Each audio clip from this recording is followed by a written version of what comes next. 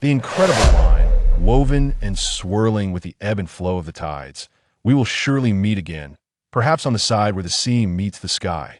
This is a line spoken by Bert in Westworld, yet it seems to foreshadow the fate of this land. After the apocalypse, the sea and sky have turned upside down, land has become a vast ocean, ancient cities are resurfacing from the deep sea, and human civilization has entered a new cycle. Here, I am a fairy, a serious fairy.My ancestors can be traced back to ancient Kunlun, and I extracted from the DNA of a skeleton found at the foot of Kunlun Mountain, reproduced and cloned through genetic engineering of later generations, have become who I am today. This is the fifth generation of human civilization on planet Kepler, 22b, where technology is rebuilt from the ruins of the apocalypse and reaches new heights. Like others, I read books, prepare for exams, and strive in competition. But none of this changes the fact that I am a fairy. A powerful force from ancient times is awakening deep within me, bringing unimaginable abilities. Zestra Juliana Nevik-Ostrov, a lecturer well-versed in humanity, officially take the stage today. And from my name, you can see that the Soviet Red Army genes left by the last generation of fairies have taken root in my heart like a sickle. Chapter 001. A major social death scene at the opening ceremony. Kepler Doors University, in a lecture hall. All right, students, that concludes our lesson for today, Juliana said, closing the book with a smile. Please tidy up. We still have to attend the opening ceremony shortly. Zestra Juliana Nevik-Ostrov, commonly known as Juliana, works at Doors University and is a well-known biology lecturer responsible for teaching the diverse biology course, The Evolution of Fairies, this semester. This is the year 3025 on planet Kepler, 22b, which can also be called Earth, as the real Earth fell silent hundreds of years ago, leaving only this water planet in the universe. Kepler Doors is the most prestigious institution of higher learning on this planet, and Juliana succeeded in becoming a lecturer not because of her impressive resume, but because she knows the evolution of fairies and its related knowledge by heart. Juliana, the serious fairy, is said to have ancestors from the Kunlun Mountains of ancient Earth. The lecture hall is packed with students, many of whom are drawn by her reputation. Teacher, I have a question, that a cool male voice suddenly rang out from the back row, causing Juliana to pause as she was organizing her lesson plan. Students stopped in their tracks, looking towards the sound, and saw a handsome young man with a cold, expressionless face raising his right hand, causing a stir. Kid, you're done. For no one dares to ask questions in teacher Juliana's class. Juliana didn't mind, offering a kind smile and gently asking, classmate, what question do you have? Feel free to ask. The boy spoke calmly and emphatically. Teacher Juliana, you mentioned earlier that there was a prophecy about the apocalypse on Earth hundreds of years ago, but the apocalypse did not happen. I believe there are two possibilities. 1, the apocalypse did not happen, and everyone is a survivor. 2, the apocalypse has already occurred, and the reason the author believes it hasn't is that the author is not a survivor. His words stunned everyone, leaving them speechless. Bystander, what a bold kid, daring to put teacher Juliana on the spot. He's got a whole semester to wait for it. Bystander B, what does he mean by that? If the author is not a survivor, then who wrote the book? Juliana smiled faintly, placing her organized lesson plan back on the lectern. Then, glancing at her watch, she smiled harmlessly at everyone and said, all right, it's getting late. Let's head to the opening ceremony. That if you have any questions, come find me in my office later. Everyone, oh no, handsome guy, you're in trouble. On the way, Juliana pondered the boy's words. The apocalypse has already occurred, and the author is not a survivor. This statement is actually easy to understand. It means people have died in the apocalypse but still think they're alive, suggesting that these individuals are trapped in a place similar to a barrier. Thinking this, Juliana self-deprecatingly chuckled and shook her head. Today's students spend all day thinking nonsense. Maybe they have too little homework. Her colleague Liao Jingyao caught up and patted her shoulder. I heard that a student challenged you just before class ended. No one expected that the notorious top lecturer Juliana would be left speechless by a student. As Liao Jingya said, it's already spreading in the office. Upon hearing this, Juliana's expression changed, her cheeks flushing with anger. This new student was clearly doing it on purpose. At the opening ceremony, students had taken their seats, and Juliana and Liao Jingya were relieved to sit in the back row. After all, Who wouldn't want to slack off during a 2-hour opening ceremony with speeches from leaders? However, a quarter of an hour later, Juliana was no longer calm, because a familiar face appeared on the podium. "Isn't that the boy from earlier?" Juliana murmured. "I didn't catch his name when the host called it." "Jingya, do you know him?" "I don't know him." Liao Jingya shook her head. "Got it, that kid dares to bully you. Give him a score of 58 this semester." Juliana shot her a glare and turned back to the podium. In just a short while, the boy had changed into a crisp white shirt and a well-fitted suit. Juliana thought to herself, "He's probably giving a speech as an outstanding new student representative. It seems this student has some substance." The boy said, "I believe the essence of education is not to cultivate people, but to explore and enhance the educator's own cognition." Liao Jingya scoffed. "Today's young people are getting more arrogant. He's only in his 20s and dares to talk about education in front of the big shots. He really doesn't know his own weight." Juliana, realizing she was also in her 20s, shrugged helplessly. Half an hour later, the boy concluded his speech with thanks, and the host took the microphone, beaming, and said, "All right, let's give a warm round of applause to thank the new chairman of the board, Mr. Wu Yun Xiaojiang, for his wonderful speech." "What?" Juliana and Liao Jingya exchanged wide-eyed glances. This person was actually the new board member. Oh no. Where did the old board member Wu Yun Xianfeng go? "Don't ask me, dear aunt. I was just planning to give him a score of 58, and if he finds out, it'll be a disaster." Liao Jingya turned pale, looking distressed. Juliana scoffed at this, as she had never taken the powerful seriously. She casually asked, "Is it that serious?" Before Liao Jingya could collapse in her arms crying, the slick host had already walked up to Juliana with a smile. "Teacher, our board member wants to see you in his office." In the back row, her colleagues looked at her with sympathetic eyes. Juliana felt anxious. Could it be that they want to fire me? She knew very well that with her professional skills, she could find a job anywhere. But if targeted by the Wu Yun family, she would inevitably face industry-wide ostracism, and she'd struggle to even beg on the streets. The Wu Yun family is well known across the entire Kepler 22b planet, a powerful technology company dedicated to scientific research.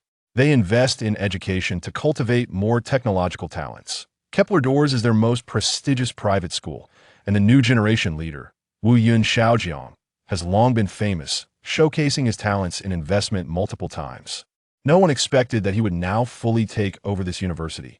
Knock, knock, knock. "Come I in?" At the same time, the secretary opened the office door, and after Juliana entered, she discreetly stepped outside to wait.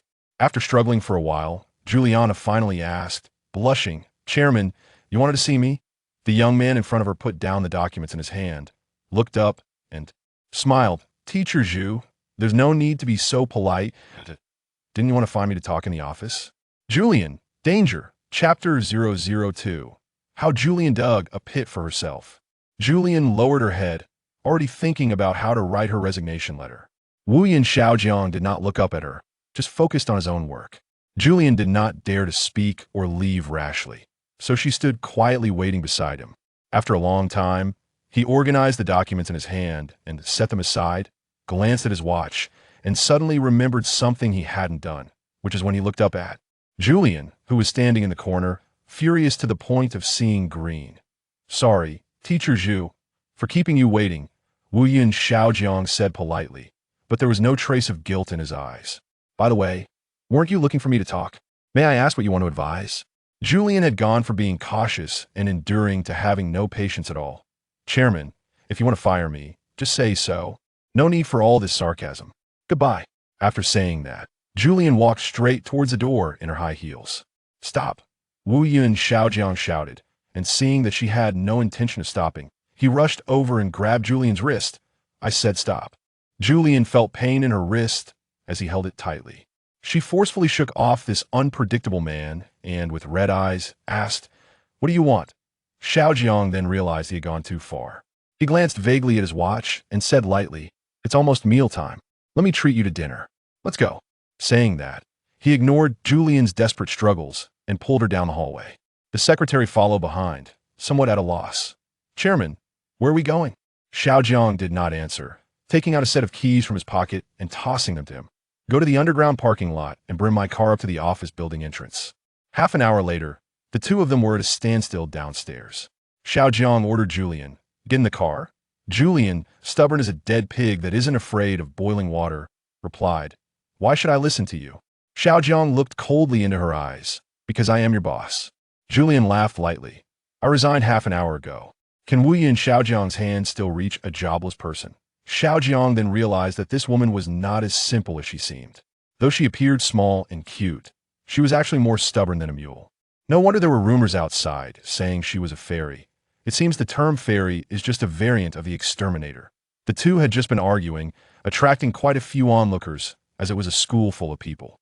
Xiaojiang sighed, thinking, "Damn, what am I thinking?" He organized his thoughts, leaned down closer to Julian's small face, looked directly into her eyes, and threatened, "You dare say you've resigned without even submitting a resignation letter? Don't blame me for not reminding you. My legal team is the top elite on this planet, and they've never lost a lawsuit that, if you don't want to end up losing everything, you better get in the car and come meet with me. I'll treat." Though Julian was angry, she also knew her own weight.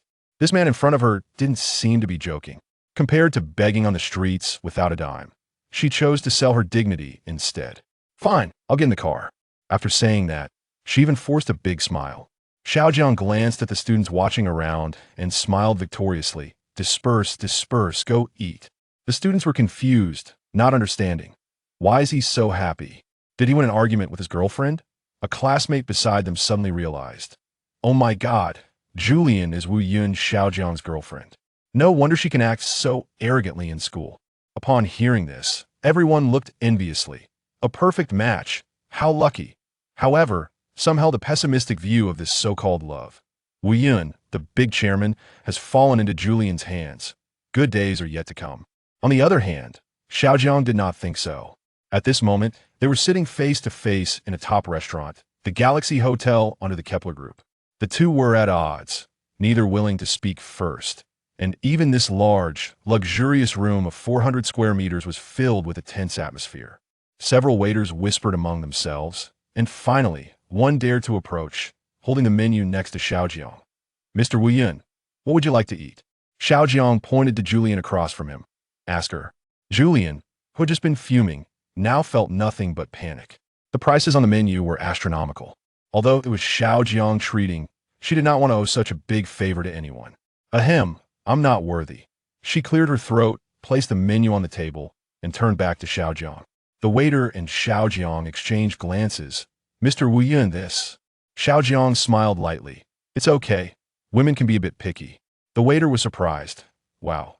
When did you gain this awareness?" Xiaojiang did not notice the waiter's unusual reaction, returned the menu to her, and said lightly, "Please order for us. I don't know what women like to eat." The waiter breathed a sigh of relief, nodded, and hurriedly left. In the elevator, several female co-workers whispered, "Waitress 1, who is this girl? Could she be the chairman's girlfriend?" Waitress 3, "Haha, I can't believe he actually has a girlfriend." Waitress 2, "I just joined and don't understand what Ji-Mei is saying. Our boss is young, handsome, and incredibly rich. Isn't it normal for him to have several girlfriends?" Waitress 3, "Wow, several. He's already 28, and this is the first time I've seen him bring a woman to dinner." Waitress 2 was puzzled. "Why?"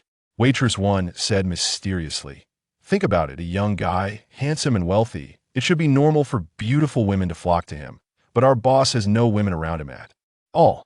Why do you think that is?" Waitress 2 thought for a moment and tentatively answered, "Does he have a hidden illness?" Waitress 3 couldn't help but laugh out loud. "He is a hardcore straight man, can't hold a conversation with women without it going awry. If you get a chance to chat with him, it'll make you want to jump into a river." Waitress 1 hurriedly added, "Someone has already jumped. Previously, a waitress in our group was so offended by him that she jumped from the 24th floor of this hotel. Her suicide note was filled with criticisms of the boss, ending with, 'I would trade 20 years of my life for Wu Yun Xiaojiang to remain single for a lifetime.' It's absurd." Waitress 3 nodded. "Right, so this might be a curse. No one dares to date him." Waitress 2 felt a chill. "Is it really that spooky? Is it too late for me to resign now?" In the restaurant, Xiaojiang was watching the surveillance footage on the big screen, clenching his fists in anger. Chapter 003. Such a low-probability event can happen to me? At the dining table, Xiaojiang stared at Julian, who was devouring her food. Suddenly, he unexpectedly asked, "Why aren't you talking?" Julian's cheeks were stuffed, and she mumbled indistinctly, "Hurry up and eat. Let's leave quickly. I have class in the afternoon. Xiao Jiang, do you think I would deduct your salary if you don't go? He dialed the academic affairs office. Hello, this is Wu Yun Xiao Jiang. Please adjust teacher Julian's afternoon class. She doesn't need to attend this week. Julian was stunned. Her chopsticks halted midair, and her eyes turned red. Xiao Jiang couldn't understand and asked, "What's wrong with you?" After being tormented all morning, Julian finally couldn't bear the inner turmoil and broke down in tears. "Chairman, you wouldn't really fire me, would you?" Xiao Jiang was amused by her reaction and quickly denied. "How is that possible? Not only will I not fire you, but I also want to promote and raise your salary. The reason I'm treating you to dinner today is for this. Our group has a project that requires someone with your talent. Are you interested in participating?" Julian had just been crying halfway when she heard about the promotion and immediately perked up, asking, "Really? How much of a raise?" Xiao Jiang couldn't help but laugh again. This woman was really money-oriented. His eyes squinted into slits as he smiled, looking like a cute child. After thinking for a moment, he held up 5 fingers and said, "Multiply your current base salary by this number. How about that?" The woman in front of him gasped, "Mr. Director, are you saying 5? Upon hearing this, Xiao Jiang's expression darkened. "Do you think I'm a fool?" She quickly shook her head. "I wouldn't dare. I just wanted to confirm. If that were the case, her monthly salary would multiply 5 times, and she'd be a little rich lady." Xiao Jiang smiled. "So, Teacher Zhu, does that mean you agree?" Julian nodded, feeling a bit shy. "No need to call me Teacher Zhu. Just call me Xiao Zhu." Xiao Jiang smiled as he raised his wine glass. "All right, Xiao Zhu. Then let's have a pleasant collaboration." Julian originally didn't want to drink because she had never had alcohol and didn't like the taste. However, sitting across from her boss, who was waiting with a raised glass, she reluctantly lifted her glass and downed it in one gulp. She thought, it's just a beer. It shouldn't be a problem, right? Half an hour later, Julian sat dazed in the passenger seat next to Xiao Jiang. Xiao Jiang asked with some concern, "Teacher Zhu, are you okay? Where do you live? I'll take you back." He had never seen someone in such a state before and had never taken a girl home. So he didn't know what to do. He carefully reached out to help Julian fasten her seatbelt, but accidentally brushed against the open collar of her suit jacket, as if touching something soft. Xiao Jiang felt a bit at a loss and awkwardly asked, "Where do you live? Or should I take you back to the hotel?" "No." Unexpectedly, the dazed Julian suddenly grabbed his hand and bit down. "Take me back to school. I still have work to do." Ouch.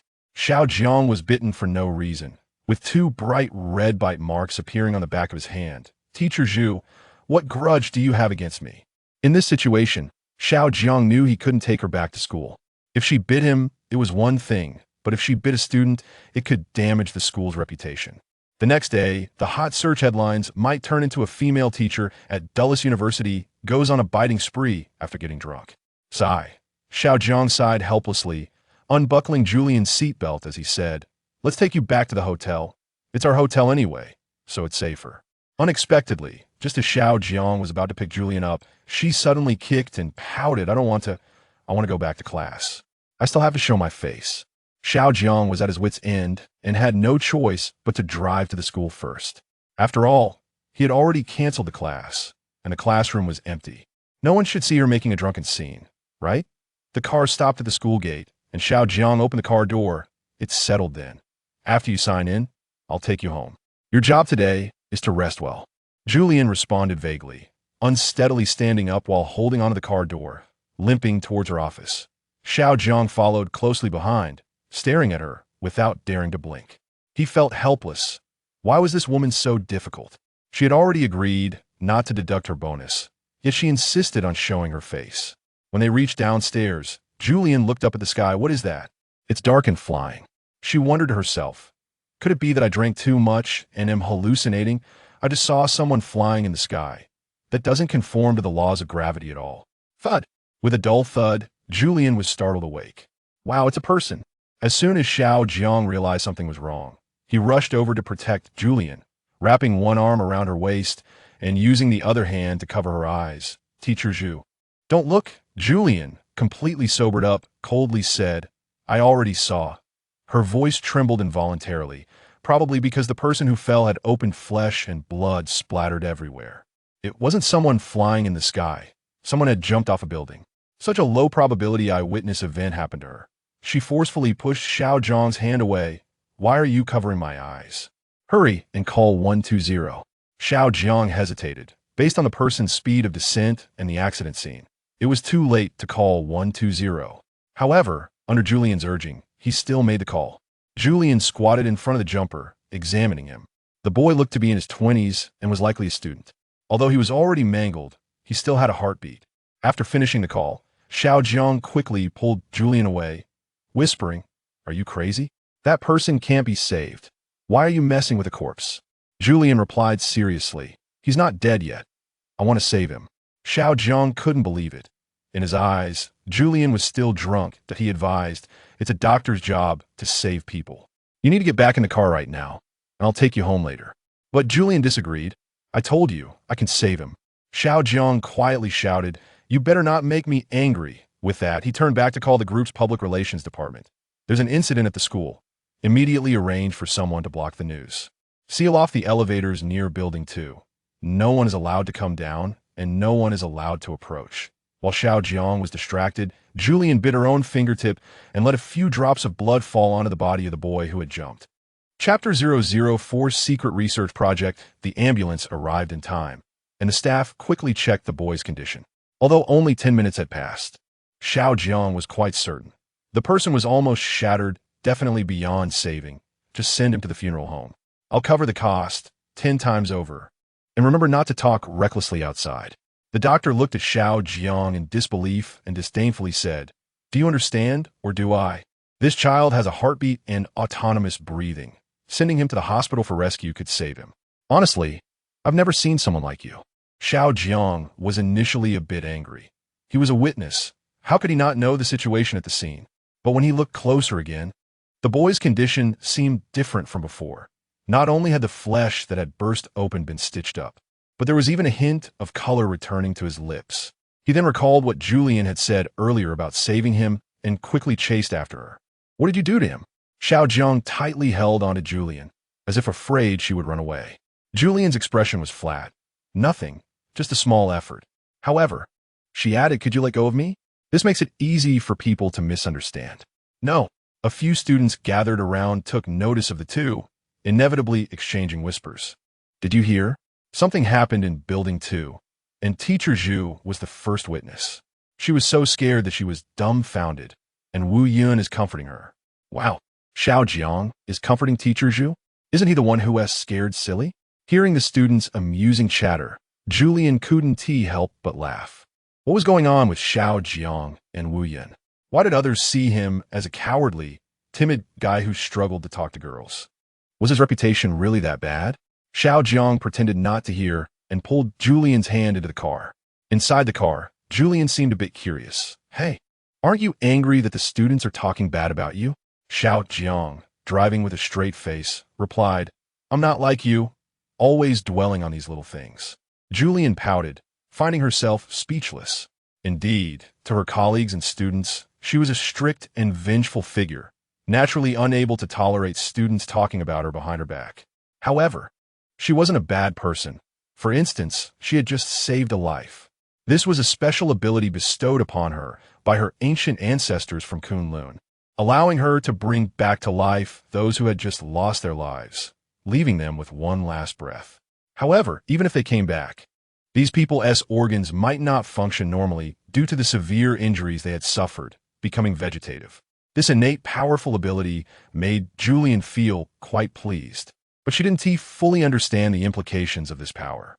Once activated, it would mark the beginning of a nightmare. On the road, Xiao Jiang tentatively asked, "You are not an ordinary person, right?" Julian laughed. "You're my top boss. You should have heard about it by now. I'm a fairy, a real fairy." When she said this, Julian's face beamed with pride. She wasn't lying. According to the family genealogy, she was a fairy of pure bloodline from ancient Kunlun on primitive Earth, a claim that was worth 10 times its weight in gold. Although fairies appeared no different from ordinary people, their energy was far beyond that of common folk. Xiao Jiang had also heard from the elders in his family that pure-blood fairies were extremely rare, possessing extraordinary powers that would be activated in times of disaster or emergencies, resulting in miraculous effects. He recalled that the reason that male student had been brought back to life was likely because of Julian's actions. Xiao Jiang instructed, I don't care whether you're a fairy or not. As my employee, you have an obligation to remain silent about everything that happened just now. A student jumping off a building, with Julian as the first witness, would definitely attract media attention, and Xiao Jiang didn't want to say anything wrong. Julian thought for a moment and said, "Isn't it just about keeping quiet? Then in exchange, you should also help me keep a secret." Xiao Jiang understood, and the two shook hands to reach an agreement. Suddenly, Julian remembered what had happened at noon and looked at Xiao Jiang in confusion. "You said your group has a project that you wanted to participate in?" Xiao Jiang couldn't help but chuckle. This woman was quite eager when it came to money, signing the contract without even understanding what the project was. Not worried about being deceived. Looking at Julian, who was slow to realize, he explained, "Our researchers discovered a treasure, an ancient relic. We've been researching this relic for months, but recently we've hit a wall at the gene sequencing stage, and we'd like you to help us out." Julian was taken aback. "A relic? Gene sequencing? Are you talking about a fossil?" "Not an ordinary fossil." Xiao Jiang smiled mysteriously as he drove into the courtyard of the Kepler Group Research Institute. Here, the atmosphere in the laboratory was tense. "Professor, this bone is glowing."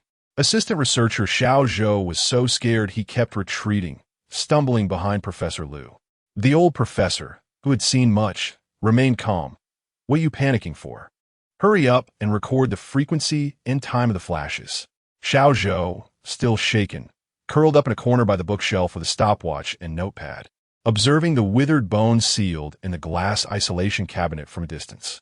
He remembered that this bone had shown no changes since it was dug up from the ground, and the professor could not determine its age, so the researchers had been observing it.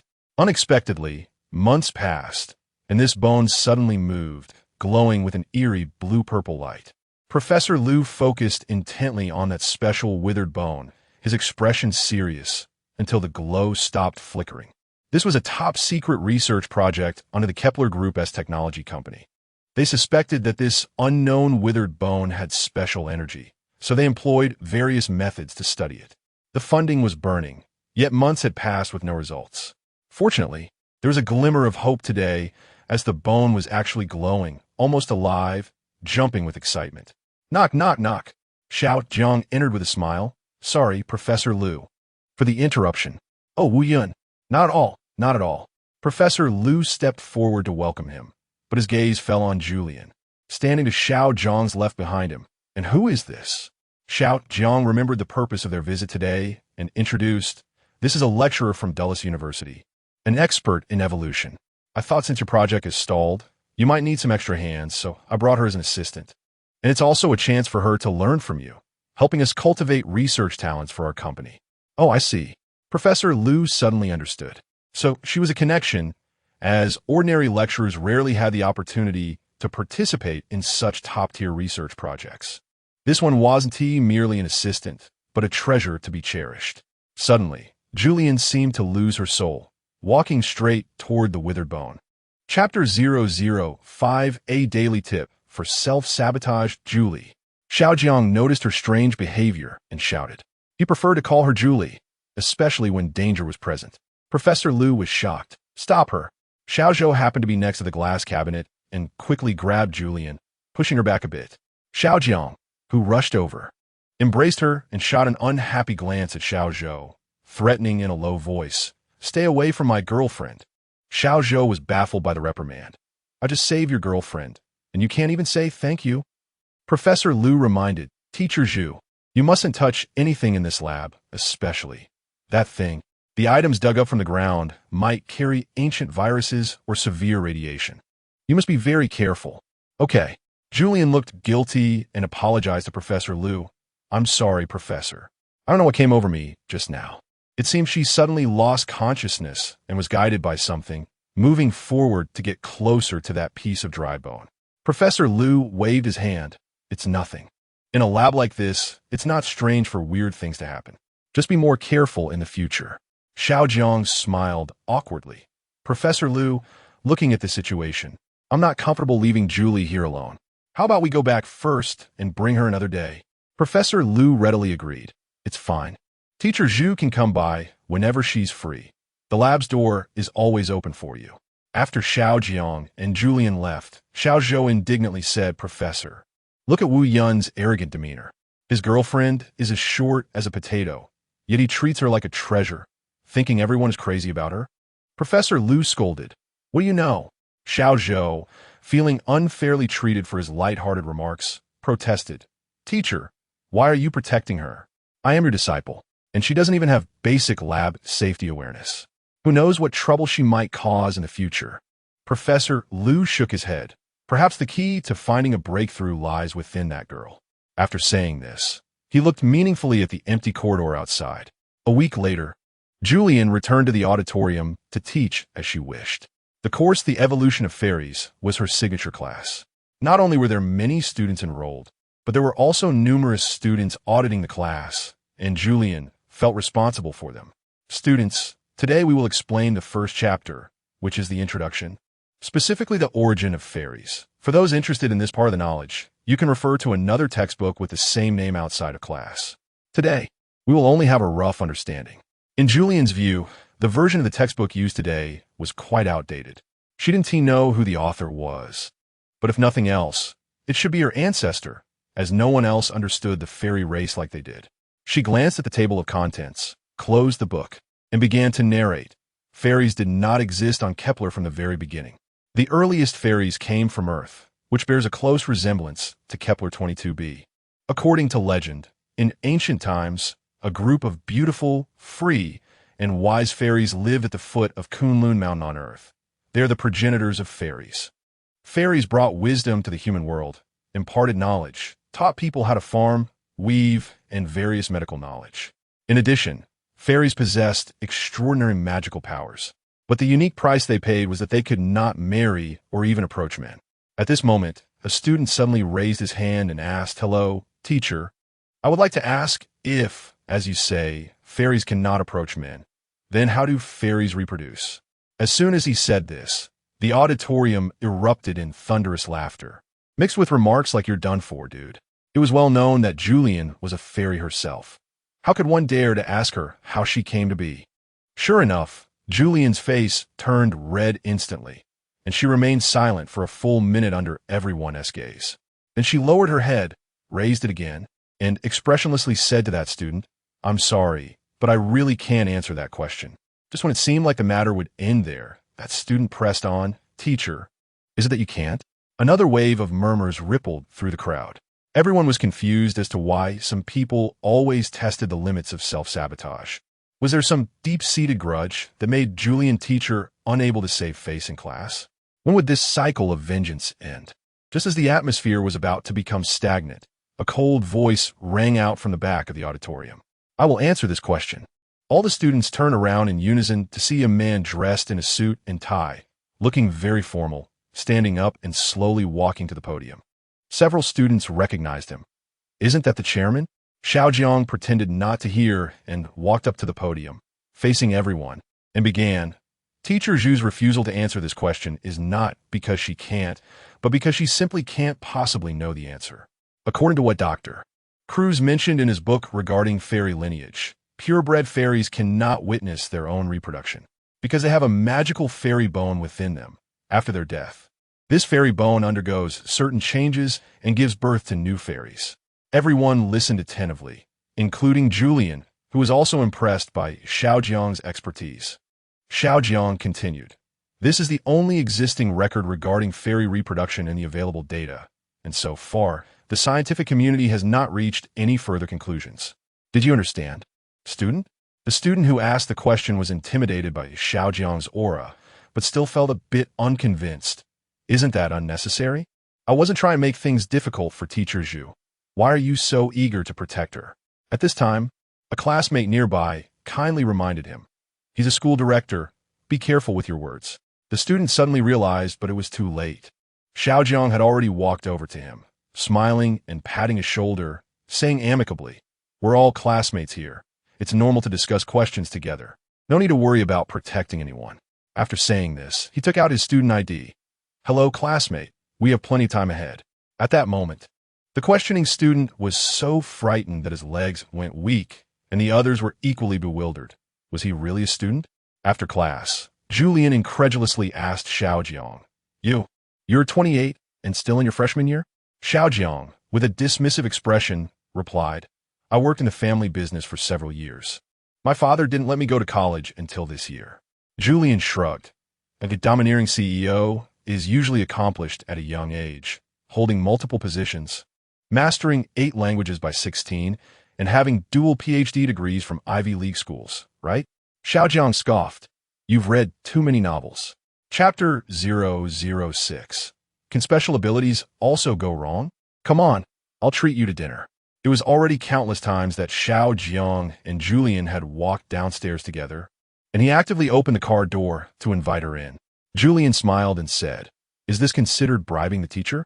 Xiao Jiang gave a charming smile. This is caring for subordinates. Unfortunately, his phone suddenly rang. Wait a moment, I need to take a call. He awkwardly gestured for Julian to get in the car first. Julian sat in the car, idly picking at her nails.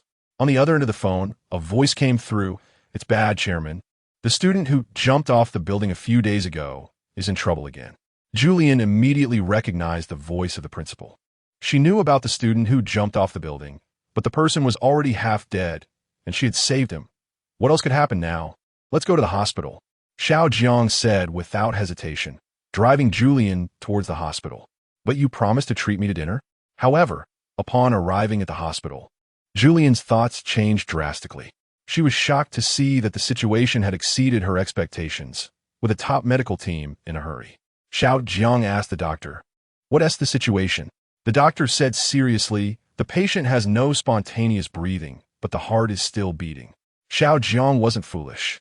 How could a person without spontaneous breathing take in oxygen?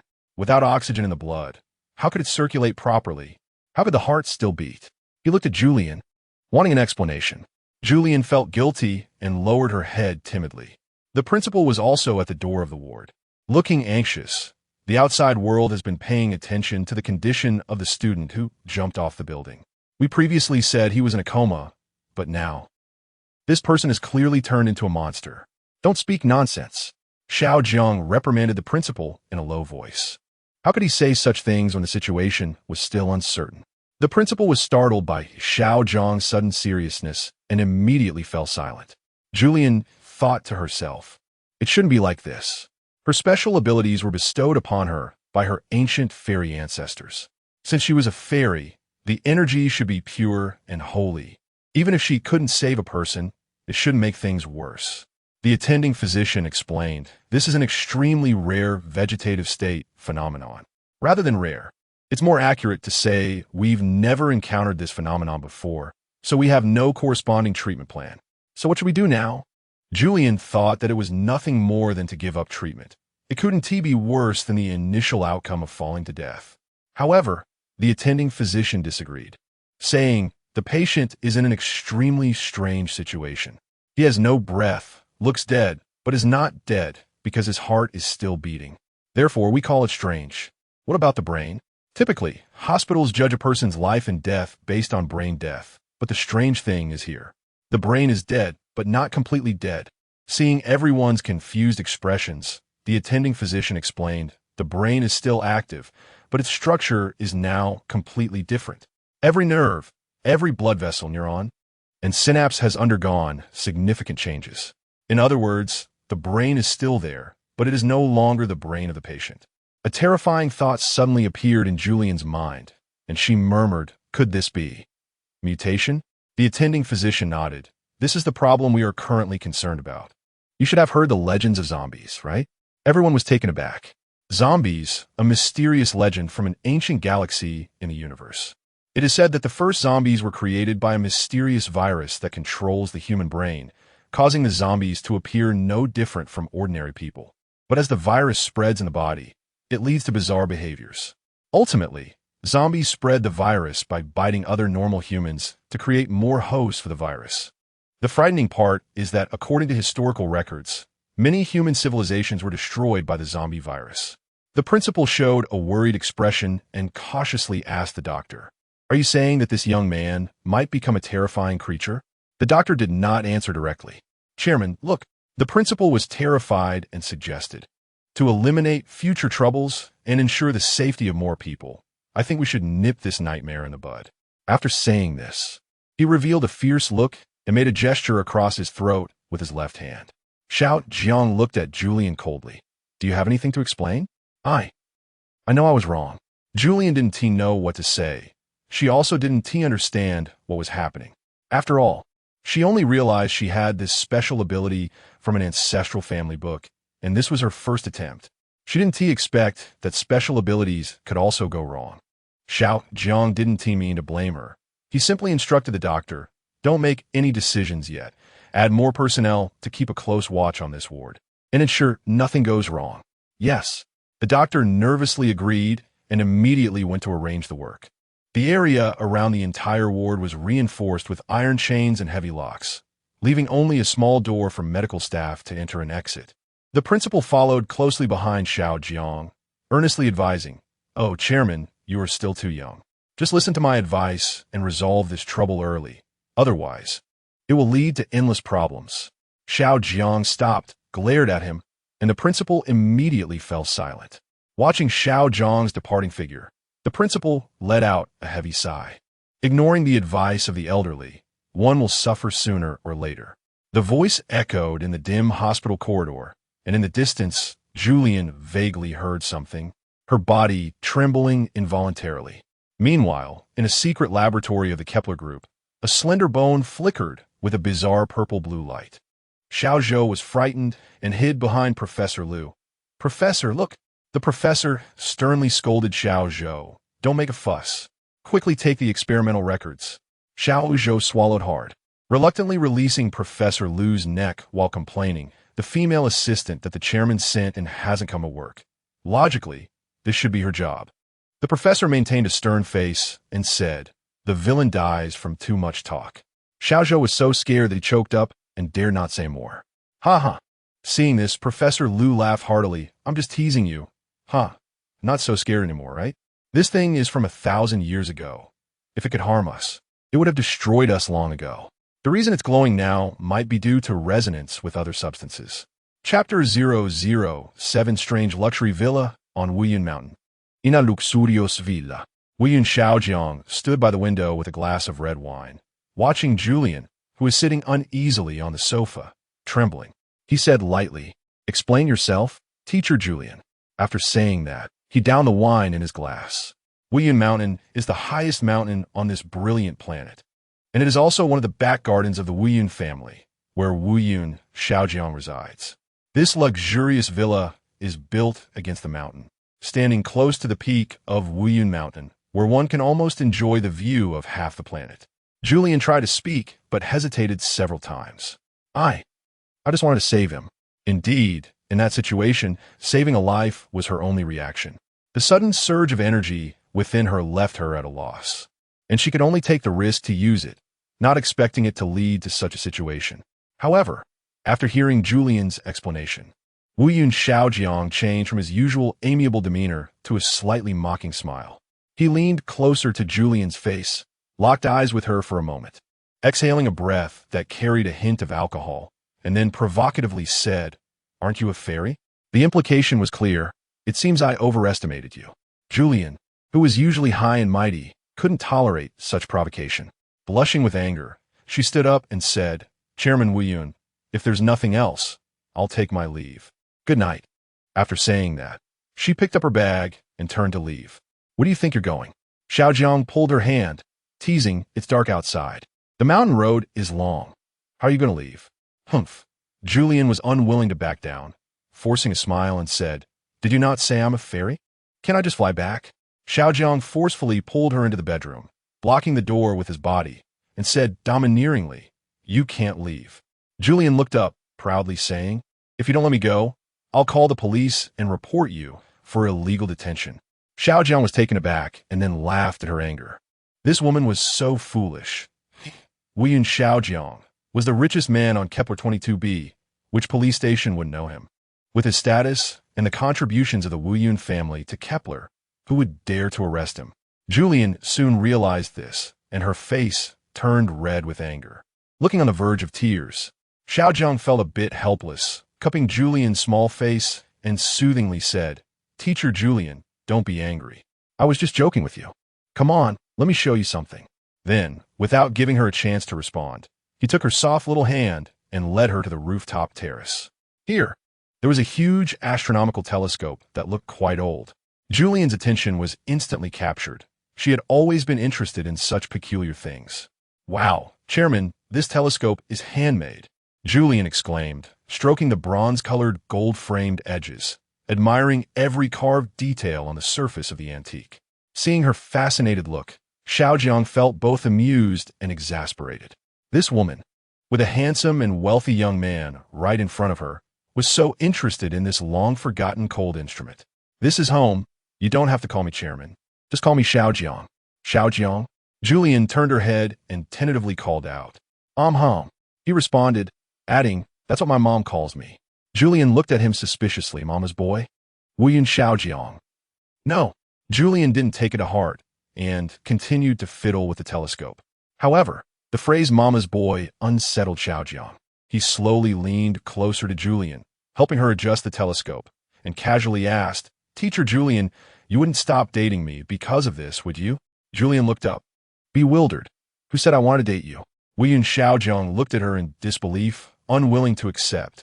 We eat together every day, go to work together. And now you're in my house. What else is this if not dating? Julian shrugged nonchalantly. Contract couple. Xiaojiang reached out. Where's the contract? Julian was left speechless. She was just joking, not expecting him to take it so seriously. However, she never thought of their constant companionship as dating. She simply believed that the chairman needed someone to fend off idle gossip at his age, while she was merely a replaceable tool. But now, facing Wuyun Xiaojiang's burning gaze, she was at a loss for what to do. The school doesn't allow teacher-student relationships. Wuyun Xiaojiang, but I'm your boss. Julian, then that's even worse. Wuyun Xiaojiang, why? Julian, office romances are frowned upon. Wuyun Xiaojiang. Do you really not want to date me? Miss Julian, may I ask what exactly makes you think I'm not good enough for you? Hearing this, Julian was taken aback, flustered. No, boss. It's me who's not good enough for you. To be fair, in Julian's eyes, Wuyun Xiaojiang was indeed outstanding and without flaws. However, Julian, who was wholeheartedly focused on her career, had no thoughts or energy to consider romance, marriage, or children. She truly felt unworthy of Wuyun Xiaojiang. He was the young chairman of Wuyun Group, not to mention his wealth, which was almost equivalent to owning the entire Kepler 22b planet. As for her, she was raised by foster parents, and, aside from knowing she was a descendant of fairies, she was unclear about her own background. This had troubled her. Figuring out her origins and finding her biological parents was a dream she had pursued for 20 years. I'm talking to you, and you can still be distracted? Seeing Julian's dazed expression, Wuyun Xiaojiang was even more irritated. Oh no, nothing. Julian suppressed the tears that were about to burst forth. She didn't want to appear so sentimental in front of this man. However, this small detail did not escape Wuyun Xiaojiang's keen eye. You cried? Was I too fierce just now? At this moment, Wuyun Xiaojiang felt he was in the wrong. He loved to argue, yet he couldn't bear to see her cry. All right, I won't say anything. Just don't cry anymore. Wuyun Xiaojiang gently held Julian's hand, sitting on the spacious sofa on the rooftop, taking out a clean white handkerchief to wipe Julian's tears. Julian had not intended to cry, but his actions moved her to tears. Wuyun Xiaojiang froze, unsure of what to do with the handkerchief in midair. Teacher, did I do something wrong again? Woo. Julian shook her head while crying. No one has ever been this nice to me. Chapter 008. What happened last night? The sunlight on the mountaintop was blinding, and in front of the floor-to-ceiling window was a huge sun glowing with golden light. Julian woke up, only to find herself completely naked, and immediately wrapped the pure white quilt around herself haphazardly. Wuyun Xiaojiang, get up, you big jerk! The man was sleeping soundly and was suddenly scolded. So he opened his eyes in confusion, his big innocent eyes rolling in their sockets. What is wrong? Julian's face flushed, both embarrassed and angry. What did you do to me? Wuyun Xiaojiang was puzzled. He saw Julian's expression and thought it was a bit strange. Was the woman always this temperamental in the morning? Looking down, he happened to see his own naked body and shouted, Ah, Julian, you drank a whole bottle of Lafite. Just as Julian was about to explode, she froze, following Wu Yun Xiaozhang's gaze to the coffee table, where indeed several wine bottles were scattered. Wu Yun Xiaozhang wrapped himself in a bathrobe and stepped forward, heartbroken as he touched the wine bottles. Julian, this is 1982 Law Fight, not 2982 Law Fight. It's Law Fight from the year 1982, shipped from Earth, and they're 1 TB anymore. Do you understand? You can't buy it for any amount of money. Julian, who had initially had the upper hand, was suddenly intimidated. She really didn't understand why the man in front of her was so angry. Meanwhile, it seemed she had some recollection of last night. It was just a bottle of wine, right? A bottle of wine. Wu Yun Xiaojiang, wearing slippers and holding the wine bottle, walked up to Julian and questioned her. How can you say it's just a bottle of wine? How dare you? This is the only bottle of 82 Law Fight in the universe, my dear. With that, Wu Yun Xiaojiang knelt on the ground, crying out to the heavens.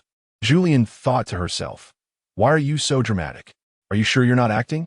After the pain, Wu Yun Xiaojiang, with no tear stains on his face, glared at Julian, holding his slipper and pointing at her. Speak. How will you compensate? Julian thought for a moment. Since he said this wine was priceless, then she definitely couldn't compensate with money. How about I throw up what I drank? Ugh. After dry heaving, Wu Yun Xiaojiang looked at her resentfully. Woman, don't even think about dodging your debt. Hey, your bath towel fell. Seeing Wu Yun Xiaojiang's half-naked body, Julian was furious, retorting, I dodging my debt? Didn't you pour alcohol down my throat last night just to take advantage of me? A hypocrite taking advantage of a female colleague, a lewd boss with ulterior motives. Wu Yun Xiaojiang. You can check the surveillance. To prove his innocence, they both sat in front of the big screen in the surveillance room. The footage jumped to around midnight, showing a man and a woman chatting on a balcony. The woman in the video was crying about the misfortunes she had faced over the years, from being abandoned by her biological parents, taken in by an orphanage, bullied by other children, to being adopted by foster parents. Until both foster parents passed away, she was left alone in this world, living a hard and difficult life. The man in the video occasionally handed her tissues and offered her fruits and snacks to comfort her. Suddenly, the woman got emotional, knocked over a box of candies, and threw herself into the man's arms, insisting on drinking wine. Julian's face flushed as she stared at the surveillance footage. Is that me? Wu Yun Xiaojiang gave her a roll of his eyes. What do you think? Then, the woman in the video snatched a bottle of expensive red wine from the hesitant man and, ignoring his attempts to stop her, opened the bottle and drank it down in one go. Wu Yun Xiaojiang turned off the surveillance playback, helplessly spreading his hands. See? You drank my wine and still won't admit it? Julian felt a bit embarrassed, but she still didn't understand why she was lying naked on someone else's bed. So she insisted on watching the next part of the video. Wu Yun Xiaojiang sighed. All right, but don't regret it after watching. The footage opened, showing Julian finishing off the antique wine, licking her lips, and climbing onto Wu Yun Xiaojiang's shoulder. He kept retreating, but Julian pushed him against the wall, mercilessly nibbling on his neck. At this point, Julian did not stop her crazy actions and even reached to tug at his clothes, until inappropriate paid content appeared. Julian was stunned. She then noticed the several pink marks on Wu Yun Xiaojiang's fair neck. Unexpectedly, it turned out to be like this. After watching the surveillance, Julian stammered an apology. Chairman, I'm really sorry. What happened last night was indeed my fault. How about you? Have your lawyer draft a compensation plan and see if I can afford it? Wu Yun Xiaojiang lifted his head, revealing his pale neck, and proudly said, But you took advantage of me. How will you compensate? Julian gritted her teeth and forced a smile. You tell me. What would be appropriate compensation? Be my girlfriend. Wu Yun Xiaojiang was fully energized, as if waiting for this opportunity. Julian hesitated. Is there any other choice? No. Xiaojiang firmly refused. This once-in-a-lifetime opportunity. How could he let it slip away easily? Watching the hesitant Julian, Wu Yun Xiaojiang pressed on, adopting a pitiful posture. Teacher Zhu, not only did you take advantage of me, but you also drank my wine. If this gets out, it could be said that you accepted bribes from a student. Julian's eyes widened. What the heck? Didn't you just say you were my boss? Now you're a student? Wu Yun Xiaojiang smugly replied, SC chart Dinger S student existing between is and ISNT. Julian. Fine. I can't win against you. I admit it, all right? Okay, I agree to you. Really? Wu Yin Xiao Jiang was as happy as a child whose conspiracy had succeeded. He immediately took out a prepared agreement from the drawer. Here, sign this contract so you 1T regret it later. Julian was shocked. You even prepared contract? She took the papers and saw the huge Cloud Group seal, along with Wu Yun Xiaozhang's signature and handprint. The contract contained nothing more than some dating clauses, such as the obligations and responsibilities both parties needed to fulfill during the relationship. The most eye-catching was a bolded clause. If either party unilaterally terminates the relationship, the contents of this agreement will automatically extend by 100 years. Julian was in despair. What is this? If we're dating, can't we break up? Wu Yin Xiao Jiang smiled mysteriously. Thinking about breaking up even before dating, Teacher Zhu, you're not a sea king, are you? Enough with the name calling. Julian picked up the pen and boldly signed her name at the end of the contract. There, I signed it. ISNT that enough? Next to her, Wu Yun Xiao Jiang presented the prepared ink pad. Teacher Zhu, how about pressing your handprint too? Wanting to cry, but having no tears, feeling hopeless. Julian gritted her teeth and spat out a few words. Fine, I'll press it. Chapter 009.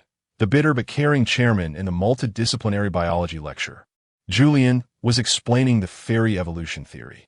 The students occasionally glanced towards the back of the classroom, where a young man dressed neatly and with a serious expression sat. Ever since the last time Wu Yun Xiaojiang had come to Julian's rescue in class, everyone knew that this well-known heir of the Wu family was the boyfriend of the devilish lecturer, Julian. With this double buff, no one dared to ask questions in this class anymore. In the classroom, a few female students were whispering, the chairman actually comes to class, right? Even if he doesn't, Julian wouldn't fail him, would she? Hee, hard to say. Cough, cough. Julian put down her textbook and said loudly, this student, can you answer the question I just asked? The girl who was called on hadn't been paying attention at all. She stood up slowly and said softly, sorry, teacher, I don't know. Julian smiled and gently said, then can you repeat what the teacher just said? The girl. Julian smiled warmly. It's okay.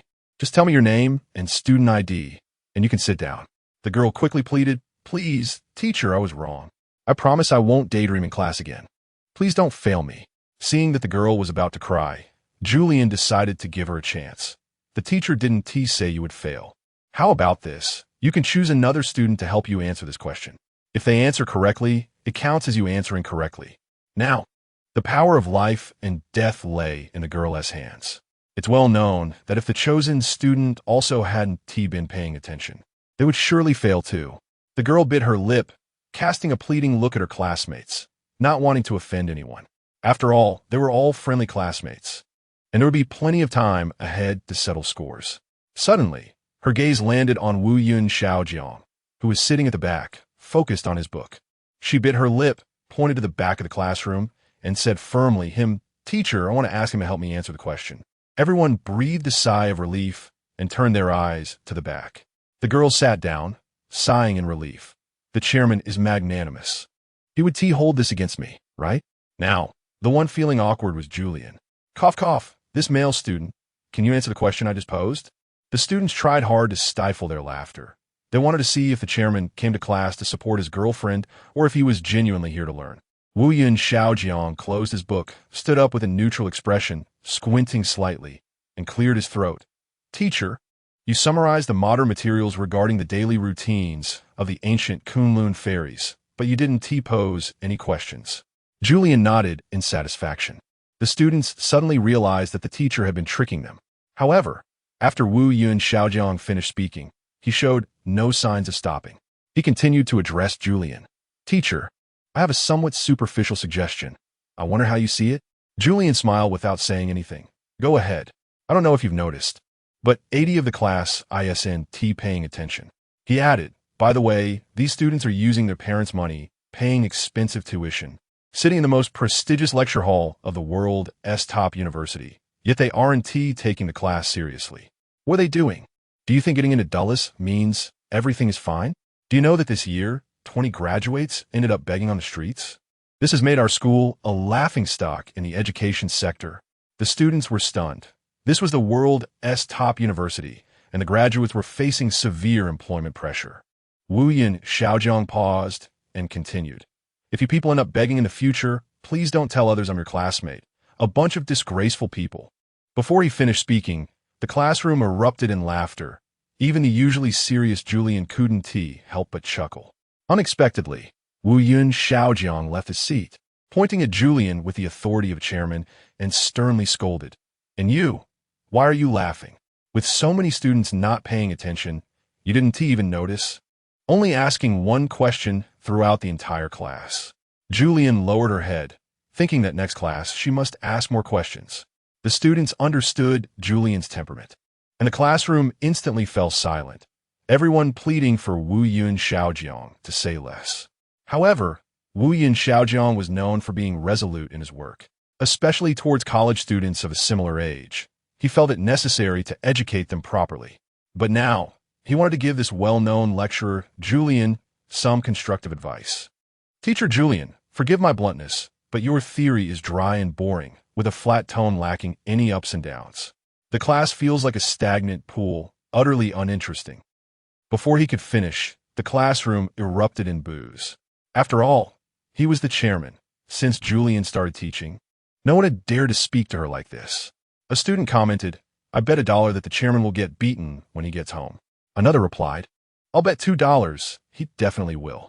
Wu Yun Xiaojiang's sharp words fell like raindrops on Julian, and she could no longer endure it, throwing her textbook down and running out of the lecture hall in tears. The students cheered, Chairman, go comfort teacher Julian.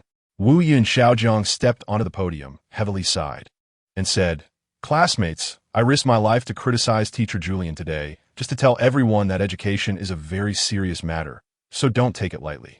All right, self-study now, prepare well. The school will arrange a pop quiz in next class. Everyone, huh? Following this, a chorus of desperate wails and the sound of flipping pages filled the room. After leaving the classroom, Wu Yun Xiaojiang immediately called his secretary. My girlfriend ran away. I need you to find her within 5 minutes. Secretary. Which one? Wu Yun Xiaojiang replied, a bit anxious. Julian, the teacher from Dulles University, my girlfriend. The secretary was not surprised. Ever since he started working under Wu Yun Xiaojiang, he had never seen this boss keep any woman around. Even the women with the best temperaments would be driven away by him, never to return, let alone someone like Julian, who already had a bad temper. With no other choice, the secretary had to call the campus security. Captain Liu immediately locked down all exits at Dulles University. Send your men to check the surveillance. And find teacher Julian within 3 minutes. Captain Liu. 3 minutes? Secretary. 2 minutes. Captain Liu. Okay, I'll go right away. Chapter 010, Emergency Situation on the other side. Wu Yun Xiaojiang was not idle either. Besides repeatedly calling Julian, he was also searching along the route Julian usually took when she got off work. However, he was still unaware of his own problems at this moment. This woman is really too pretentious. Can't others say anything? Can I say a few words? Is that even human language? The secretary couldn't help but mutter, then immediately realized he had said the wrong thing and quickly covered his mouth to silence himself. Wu Yun Xiaojiang shot him a glare and scoffed. Your bonus for this month is gone. Secretary. Harsh words are hard to hear. Wu Yun Xiaojiang paused. You still have something to say? The secretary thought to himself. If I can't even speak the truth, can I just resign? Sigh. Working people really have it harder and harder. Watching Wu Yun Xiaojiang walk further away from him, the secretary sighed and hurried to catch up. Suddenly, he saw a familiar figure standing in front of building number 2 in the distance. That figure was small and bright, easily memorable. Boss, look over there. The secretary shouted to Wu Yun Xiaojiang, pointing in the direction of building number 2. Why is Fairy Julian standing there? Upon hearing Julian's name, Wu Yun Xiaojiang suddenly turned around and strode toward the entrance of building number 2. Julian. Wu Yun Xiaojiang shouted as he walked, but not far away. Julian stood, dumbfounded at the bottom of the building, motionless. Suddenly, a dark shadow appeared in the air, crashing down to the ground with a loud noise. And in an instant, blood and flesh flew everywhere. Both Wu Yun Xiaojiang and the secretary, who arrived at the scene at the same time, were dumbfounded. The secretary quickly reacted, stepping in front of Xiaojiang and covering his face.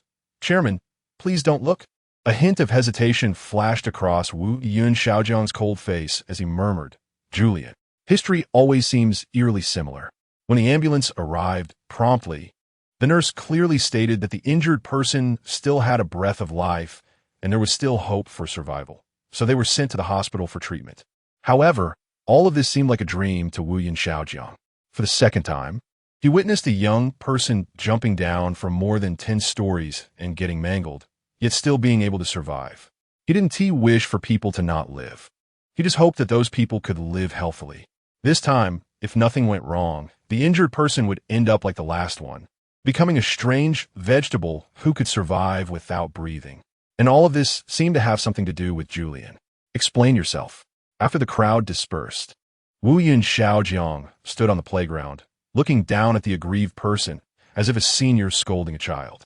Julian looked up at him, her eyes red, glistening with tears. Wu Yun Xiaojiang turned his head away and lit a cigarette.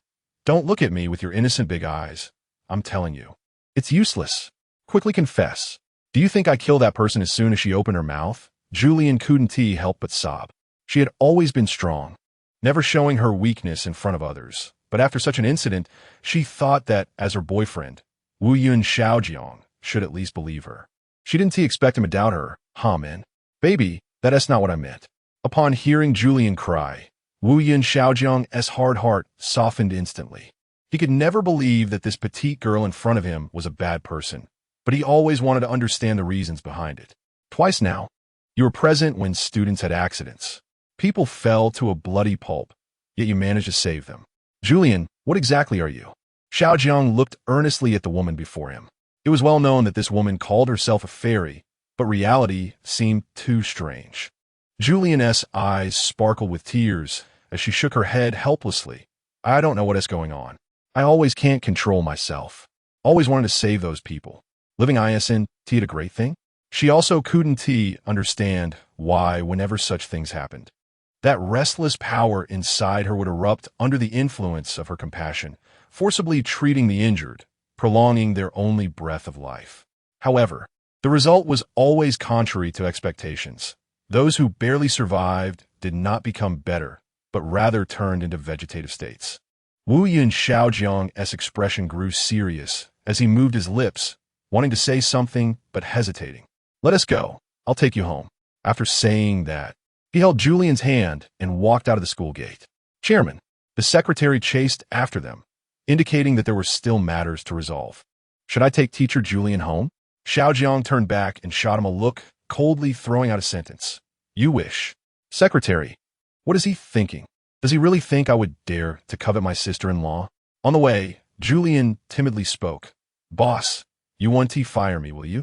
To be honest, this was Julian's favorite job. Although something so big had happened recently, it had not affected her work progress at all. She was a well-known gold medal lecturer and didn't want her career to be ruined by these unexpected bizarre events. Wu Yun Xiaojiang didn't look back, smiled lightly, and said casually, What are you afraid of? If you don't work, I'll support you. After all, you're my girlfriend. Julian retorted, Is it the same? Work is work, and making money is making money. These two are fundamentally different. If work is just for making money, then why do billionaires still work? Isn't it because they love their work? Listening to Julian's explanation, Wu Yun Xiaojiang couldn't help but laugh. Haha, let me tell you a harsh truth. The reason rich people still work is because they want to earn more money to solidify their social status. Julian blinked and countered. Are you the same? Xiaojiang pursed his lips and shook his head lightly. I'm different.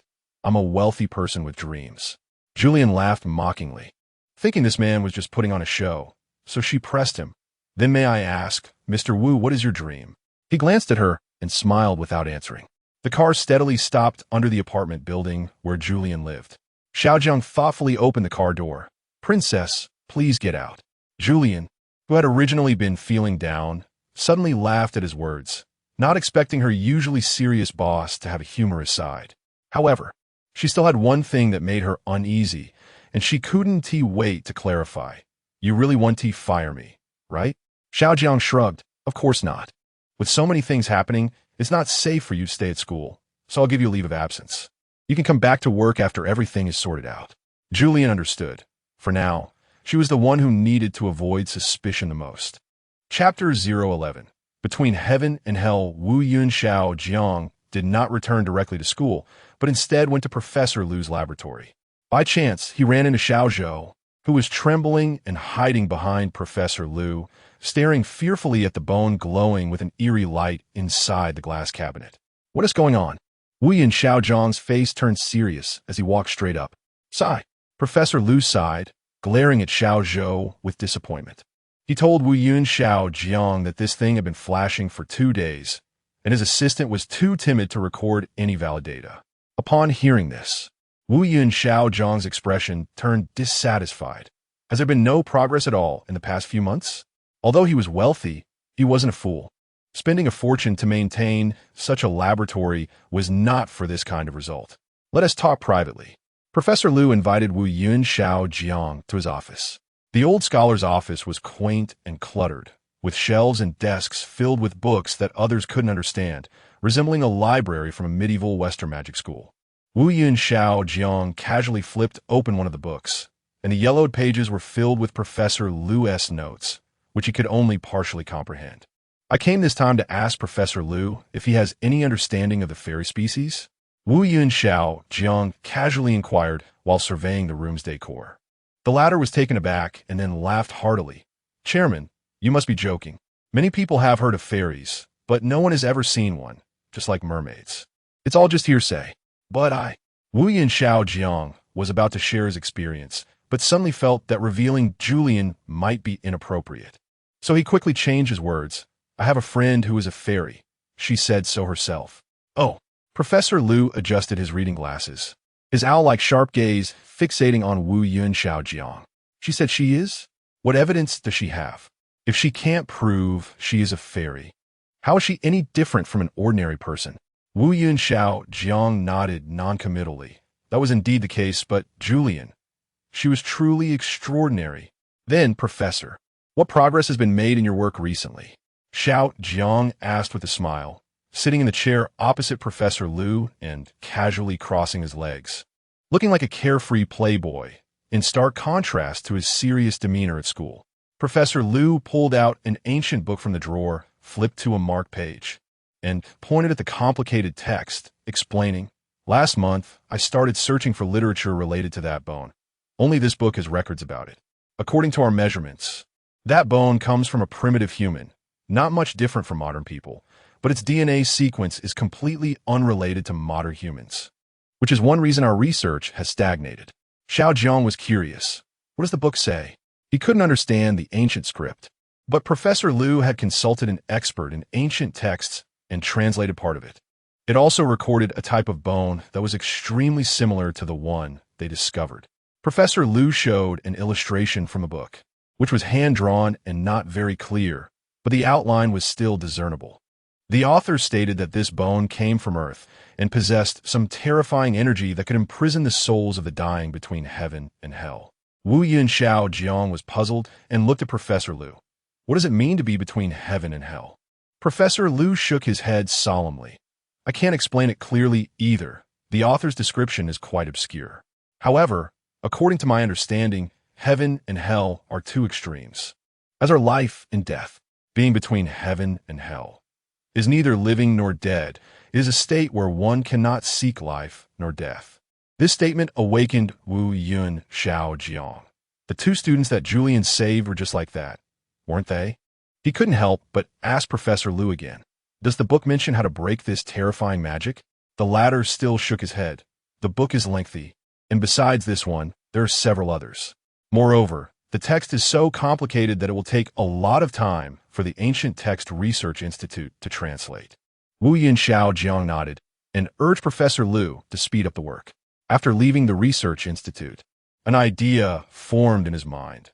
Could the energy within Julian's body be the same as the energy recorded in the book? So if Julian's ancestors came from Earth, then her claim of being an ancient Kunlun fairy was likely true. But he couldn't understand why the fairy's power seemed so evil. Meanwhile, at the hospital, a group of doctors and nurses exited the operating room. Facing the principal's earnest gaze, the attending physician shook his head sadly. Sigh. The situation is still the same as last time. The patient is not dead, but we can't save them either. The principal was horrified, then self-comforted. This is a good thing. At least the person is still alive. The doctor took off his glasses, wiped his sweat, and looked at the principal helplessly. I'm now worried that this is caused by some terrible infectious virus, which only infects the dying and turns them into vegetative states. For the hospital, maintaining the nutrients and vital signs of these vegetative patients will require a lot of funds. If we give up treatment, the family will definitely disagree. The principal's face turned pale, an infectious disease. The incident occurred at the school. If the situation worsened, the school might have to shut down. Now, the principal had to worry about those healthy children, the talented pillars of a nation. If anything happened to them, he, a mere principal, wouldn't be able to bear the responsibility. Don't worry too much. This is just my conjecture, the doctor explained. Many unknown infectious diseases didn't receive enough attention in their initial outbreaks, which led to severe consequences. I'm saying this in hopes that we can strengthen our prevention in advance. Okay. The principal swallowed hard. Feeling apprehensive, I'll consult with the chairman during the meeting tomorrow to see if we can close the school. The doctor shook his head. In my years of clinical experience, closing the school will inevitably cause panic. The principal was a bit anxious. Then what do you suggest we do? The doctor seemed very calm. After all, he was only suspecting that it might be an infectious disease at play, and he wasn't afraid. If this virus could infect the living, then the entire medical team in the clinic would have already been lying in bed, motionless, but that hadn't happened. This was enough to show that even if the virus existed, it couldn't spread among healthy people, which was reassuring. After explaining this to the principal, he made a request. We hope to consult with the chairman to use Wu Yun Group's top technology team to assist our hospital in researching the virus. Chapter 012. The unfortunate neighbor. Before the doctor finished speaking, the assistant hurriedly arrived. Not good, Vice President Zhang, the assistant said, running and panting, wiping sweat as he spoke in a fragmented manner. The emergency center called, saying they received a report of a fall at the Xylan Mountain apartment. The doctor anxiously replied, Then hurry and send an ambulance. They've already gone. The assistant gestured for the doctor not to panic. Vice President Zhang, let me explain. After they arrived, they were quite frightened, saying it was the same situation as last time. Hearing the mention of a fall, Zhang Shouqing felt a sinking feeling in his heart. He didn't expect it to be true. Having practiced medicine for over 20 years, he had never encountered such a tricky problem. It seemed that this time, the heavens were not going to spare him, and getting through this would be extremely difficult. Let's go see the scene, Zhang Shouqing said, driving with the assistant and the principal to the Xylan Mountain apartment. Upon arriving downstairs, they ran into a limited edition luxury car belonging to Wu Yun Xiaojiang, with the window open and Xiaojiang inside, holding a trembling woman. Zhang Shouqing was startled. He recognized the girl who had accompanied Wu Yun Xiaojiang to the hospital last time. When Xiaojiang saw him, he gave a signal, indicating that the incident was on the other side. He saw a group of nurses in protective clothing surrounding the injured person and their family. The family consisted of a young man and a middle-aged woman, both kneeling beside the injured person, crying uncontrollably. The young man was saying, Qing, it's all my fault. I harmed you. I shouldn't have argued with you. The middle-aged woman was also blaming herself. My poor Qing, it's my fault for not raising Zhuang properly. I shouldn't have let him argue with you. If I had known you were so fragile, I would have taken better care of you. My poor child. Curious. Zhang Shouqing stepped closer and squatted in front of the woman. Sister, you just said the child has some illness? The woman excitedly grabbed Zhang Shouqing's hand, shaking her head and crying, Doctor, the child is in trouble. We don't blame anyone. It's all our fault. This girl has depression. I just found out. If I had known she was so fragile, I would have watched over her every day. Upon hearing this, Zhang Shouqing glanced back at Julian, who was sitting in the car, and asked the woman again, Why is that girl so scared? The woman explained, That child is also pitiful. She is our neighbor. She went out to buy groceries this morning and happened to be downstairs. She saw it and kept muttering, It's all my fault. It's all my fault. Don't blame her. She was scared too. The woman then looked at her son, Zhuang. Go comfort her. How can we blame her for this? The young man, called Zhuang, nodded with tears in his eyes and walked towards Julian. From Zhuang's fragmented account, Julian learned that the girl who fell was his cohabiting girlfriend, who suffered from severe depression and would often attempt suicide after minor arguments. Girl, don't take it to heart. De Zhuang wiped his tears and comforted Julian. This isn't the first time my wife has done this. Earlier, she tried to cut her wrist with a kitchen knife and took sleeping pills, but we saved her. I'm really sorry you had to witness this. Wu Yun Xiaojiang tightly hugged Julian and gently said, Did you hear? It's not your fault. He then told De Zhuang, Go back and check on your wife. There might still be a breath left. De Zhuang forced a smile. He had watched Qingqing fall and get hurt so badly. How could she still be alive? However, with a sudden scream, De Zhuang completely lost his composure. Please, you must save my wife. She is still alive. Even though De Zhuang had just witnessed a horrific scene, he preferred to believe it was a dream, because now Qingqing's skin was intact, and there was even a faint breath. The doctor, however, sighed helplessly. He had seen this situation 3 times already this year.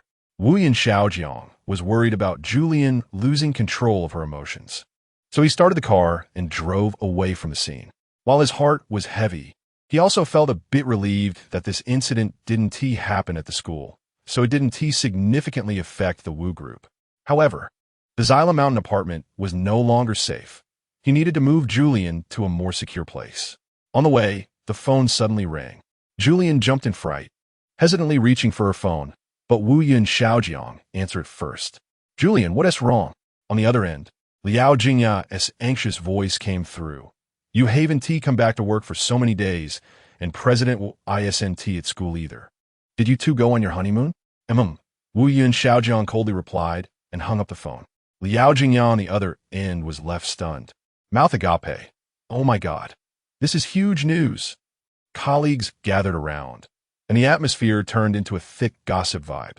Meanwhile, sitting in the luxury car, Julian could not feel happy at all, even though the man beside her was doing everything he could to minimize the negative impact of the incident. She still felt an overwhelming sense of guilt. Chairman, it's all my fault. Julian bit her lip, dried tears stuck to her face like a little raccoon. Wu Yin Xiaojiang originally wanted to scold her a bit. After all, as the chairman, he couldn't help but criticize his subordinates. But seeing Julian like this, he felt a pang of sympathy, knowing she couldn't control her emotions. Don't think too much. Your only task now is to rest well and avoid crowded places. Wu Yin Xiaojiang understood what this meant for the lively and passionate Julian. Keeping a lecturer who loved to shine in front of thousands cooped up at home was unrealistic. So his initial plan was to stay home with her. The car wound its way up the mountain and stopped steadily in front of Xiaojiang's private villa. It was secluded with no tall buildings around, so such a tragedy wouldn't repeat itself. Julian was incredulous. You're going to keep me under house arrest? No. This is called a golden house to hide a beauty. Xiaojiang cleverly thought of a nice way to say it. Julian, who had been feeling down, slightly relaxed her frown and walked into the villa as if she were returning home. After all, this wasn't her first time here. Wu Yin Xiaojiang followed behind, calling out, Hey, teacher Julian, you really don't hold back, do you? Hearing this, Julian turned around and rolled her eyes. I'm feeling frustrated. You better not irritate me. Xiaojiang knew that given everything that had happened, it was normal for Julian to be emotionally unstable. For now, he wanted to set aside work and accompany her until there was some clarity from the research institute before moving on to the next step. Chapter 013 Forced Leave in the Large Villa. Julian crossed her arms and stared blankly out the window. Wu Yin Xiaojiang looked at her lonely figure and felt a pang in his heart. Come, have a cup of coffee. Julian turned around and looked at him suspiciously. This coffee. It won't be expensive, and you'll make me pay for it, right? Xiaojiang chuckled, knowing that Julian was teasing him about the last incident with the red wine. After taking the coffee, Julian took a big sip, involuntarily wrinkling her brow as she gazed at the sunset outside the floor-to-ceiling window, lamenting, It's really bitter, just like my bitter life. Before Xiaojiang could respond, Julian continued, Do you think I look like a monster? Wu Yun Xiaojiang's originally bright face darkened immediately at the word you. He lowered his head and roughly pulled the petite Julian into his embrace, asking in a deep voice, What did you call me? You? Boss. Julian hesitated slightly. Sometimes she couldn't tell the difference between you and you. To her, Xiaojiang was her boss, so it would be better to address him more formally. I'll give you another chance. Although Julian couldn't see Xiaojiang's face, she could feel that he was about to get angry. But who was Julian?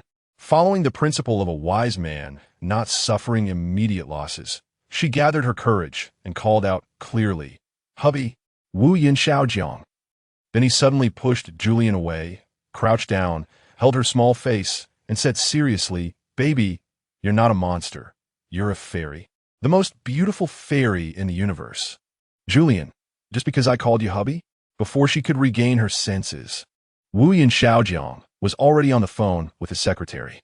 "Hey, you need to go buy every luxury bag from all the stores in Kepler City Center right now. And jewelry too." Xiaojiang spoke on the phone while unconsciously pacing the room. "What? The staff said buying more won't get a discount? Then buy the store." "Oh, right. Just buy the most expensive red wine." Finally, he revealed a satisfied smile. "Yes, buy the store."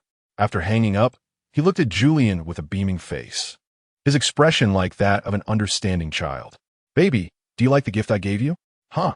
Julian nervously clenched her small fists, her cheeks slightly flushed. "I like it." Julian's inner thoughts. Is it really that easy to deceive rich people into spending money? Overwhelmed by the expensive gifts, Julian's previous hint of melancholy vanished. In this room, she suddenly realized that she was indeed Wu Yun Xiaojiang's girlfriend. Damn, why did it take me so long to notice? In a daze, she looked at Wu Yun Xiaojiang's profile and found another issue. Her boyfriend was actually very handsome. So, she couldn't help but tiptoe and give him a light kiss on the cheek. At that moment, the man who was preparing dinner in the kitchen was surprised. His mouth agape, looking incredulously at the petite girl beside him, a glimmer of joy flashing in his eyes.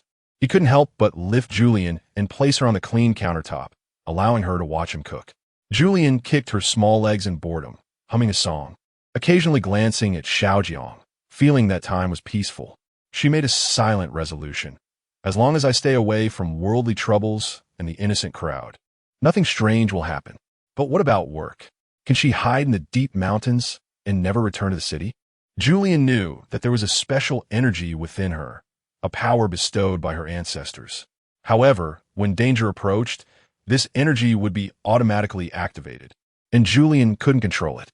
She thought, if I could find a way to control this energy, wouldn't everything be fine? At the dining table, Wu Yin Xiaojiang sat across from her, and through the flickering candlelight, he suddenly asked, "You spaced out while eating. What are you thinking?"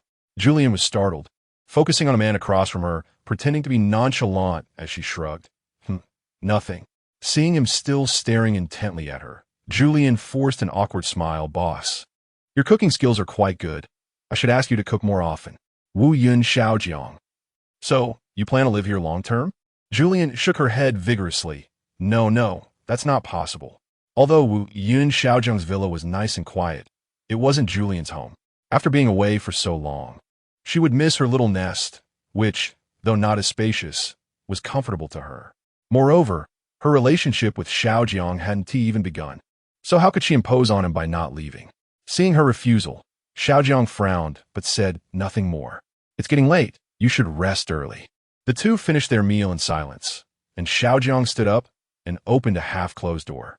Inside was a pink princess bed with many soft decorations, exuding a strong sense of girlishness. Xiaojiang gently said, "You'll sleep in this room tonight. Have a good rest." Julian nodded awkwardly and returned to the room under Xiaojiang's gaze. "What's this? It's not like what's written in novels." She touched her little head, unable to understand why. According to the novel's plot, something indescribable shouldn't happen next. Forget it, never mind. She changed into the pink fluffy slippers that Xiaojiang had prepared for her, sat down at the pink computer desk, and secretly laughed. "I'm not a 16-year-old girl anymore. Is this really prepared for me?" After opening the computer, a news window popped up. Just as Julian was about to click the close button, she was drawn in by the headline. Kepler Capital's first hospital outbreak of zombie virus, possibly related to Dulles University jumping incident. Zombie virus? Julian couldn't believe it. The people she saved had turned into mindless zombies, harming innocent people. Could it be that all of this was caused by her? Aren't I a fairy? For the first time in her life, she looked at her hands and began to doubt her identity. Fairies are beautiful, bringing happiness to people, not causing disasters. Zombie virus. Julian murmured these 4 words and opened the search engine. It was a highly contagious virus with a rapid infection rate that had appeared multiple times over the past hundreds of thousands of years, touching almost every stage of human civilization. Those infected with this virus had no independent consciousness and would actively attack normal people with strong lethality. Heavens, what have I done? Chapter 014. The secret room in the villa. Julian, bewildered, rushed out of her room, wanting to ask Wu Yun Xiaojiang if the situation was as reported in the news. However, outside the bedroom, the hall was empty. Where is everyone? Julian turned and went downstairs, her sharp gaze scanning the surroundings. Had this big man really gone back to sleep so quickly? Didn't he want to watch some TV or play games? However, she searched the entire villa and found no trace of Wu Yun Xiaojiang. Could he have gone back to work late at night? Julian's heart tightened, and she walked to the glass door on the first floor. Sure enough, Xiaojiang's car was gone. At that moment, she cursed 1,000 times in her heart. What kind of man leaves her alone in this deep mountain forest at night? Meanwhile, Julian's legs trembled slightly.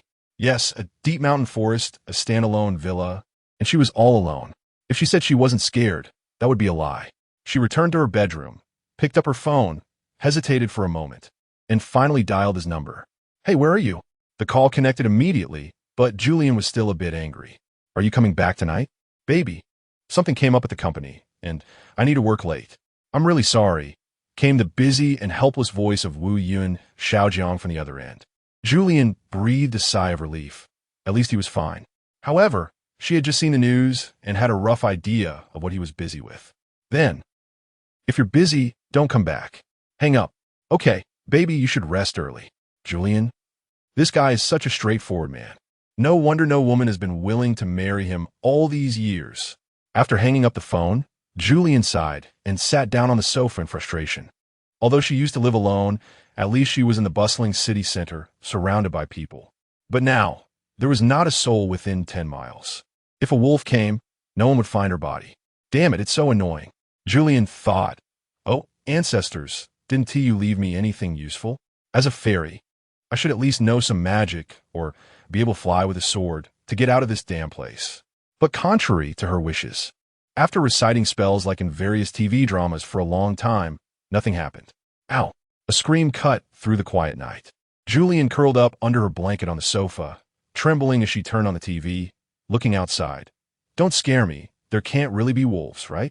Suddenly, she remembered there was an old astronomical telescope on the terrace of the 3rd floor. She wondered if she could observe the surroundings from there. So, Julian shuffled up to the 3rd floor in her slippers. However, the villa was too big. Apart from the few rooms she had been to, the other places were like a maze. No matter how she wandered, she couldn't find the terrace with the telescope. Could it be that Xiaojiang had put it away? Breathe. Don't be scared. Julian comforted herself, surveying the luxurious 3rd floor. The various antique furnishings resembled those of a medieval European noble family. She didn't expect this guy to have such taste. As she walked around, she saw a finely carved wooden door.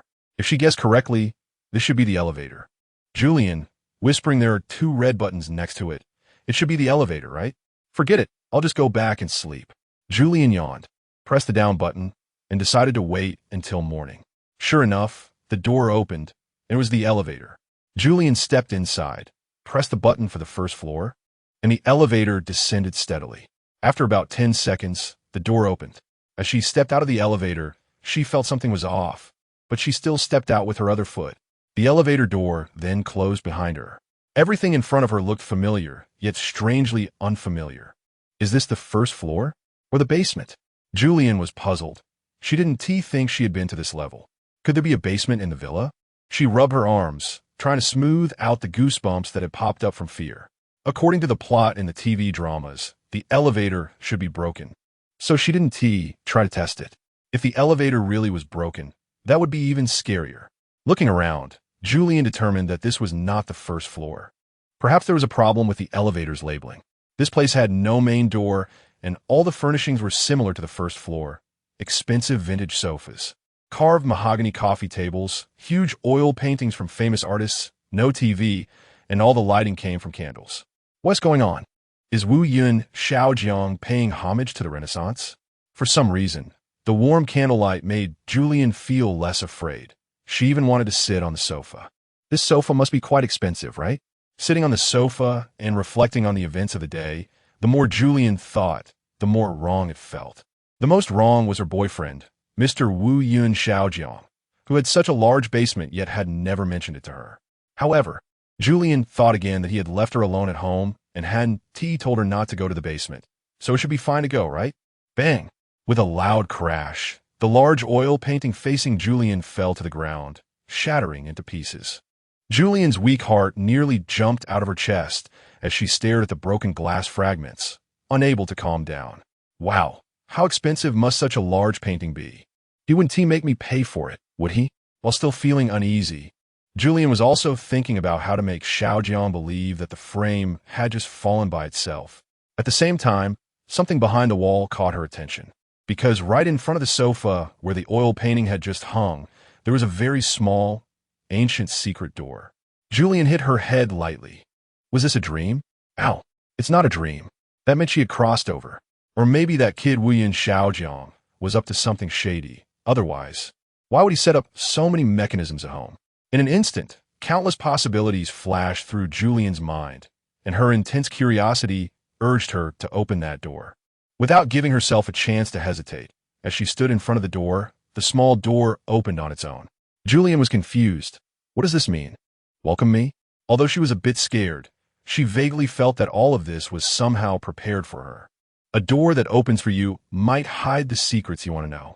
Thinking this way, Julian unknowingly walked inside. The same style, the same candlelight, brightly illuminated. There was nothing to be afraid of. A ghost. Chapter 015. Portraits of women, portraits, all portraits. She walked down the corridor, only seeing ancient books displayed in the rooms. But she didn't notice the oil paintings of women hanging on the walls of the corridor.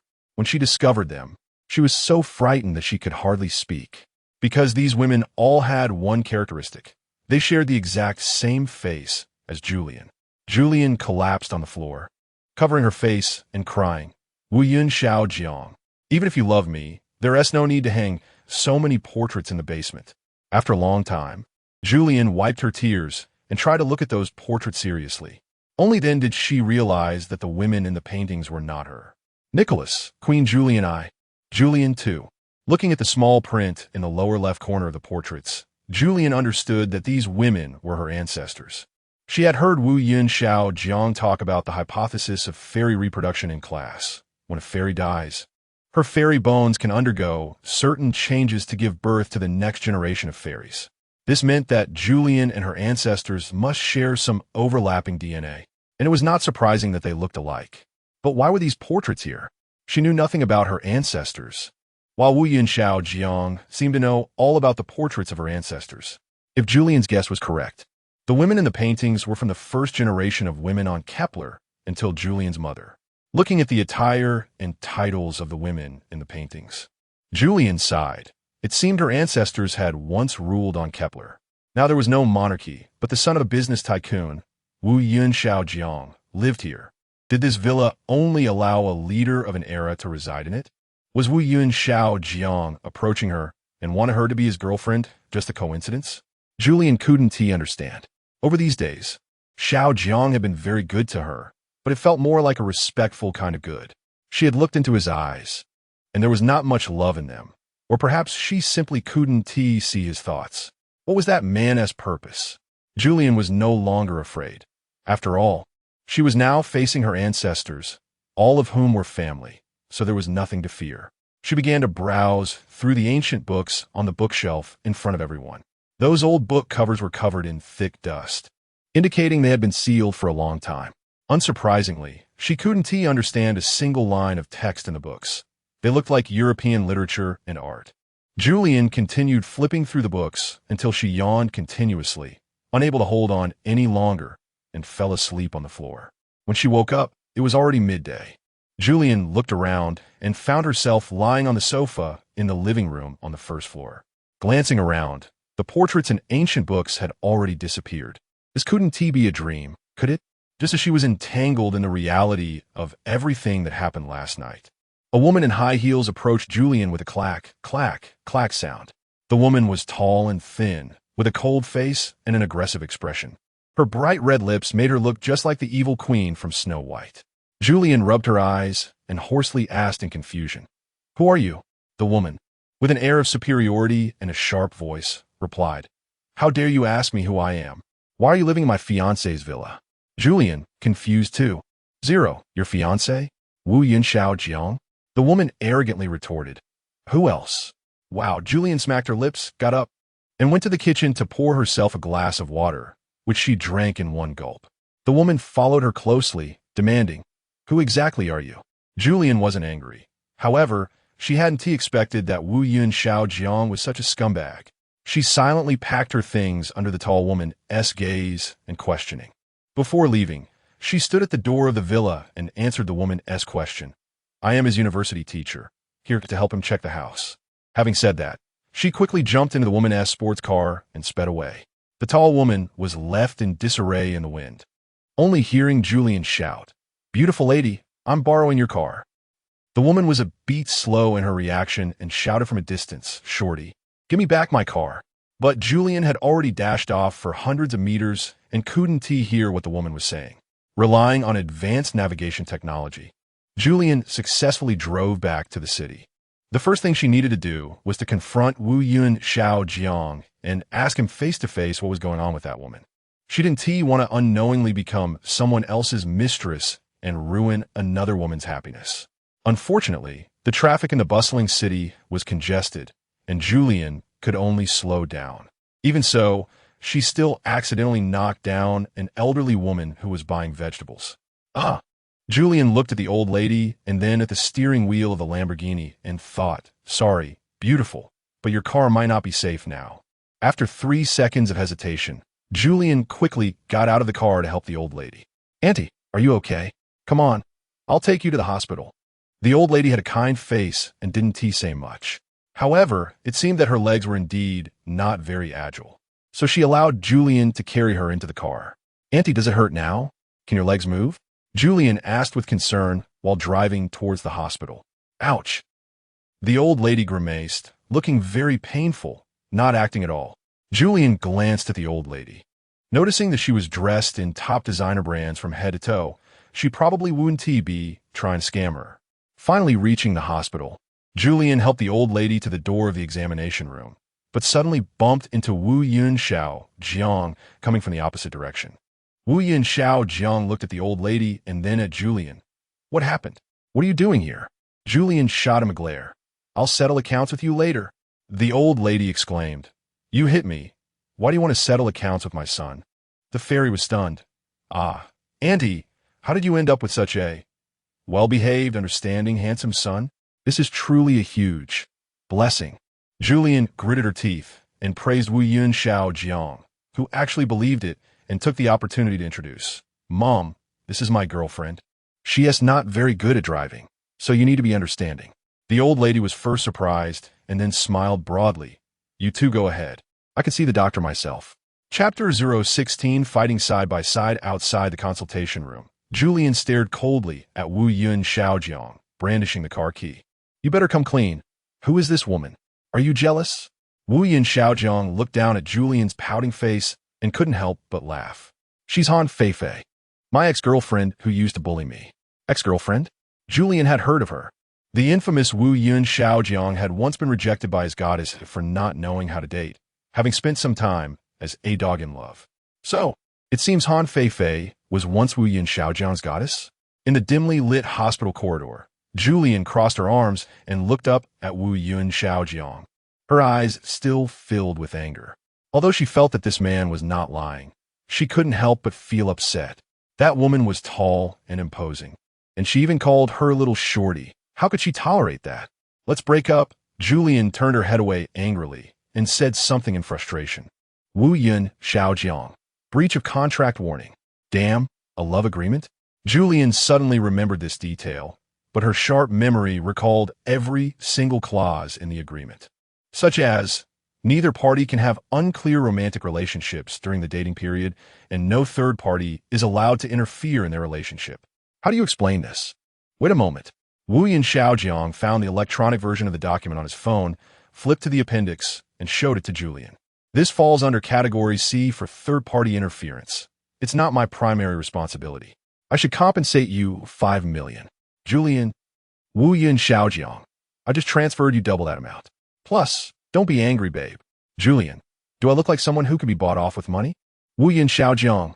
Yes, very much so. Julian, Wu Yin Xiaojiang. Classmates, you have missed more than a third of this semester. You want to have to take the exam. Just wait for the retake. Wu Yin Xiaojiang. Are you taking personal revenge?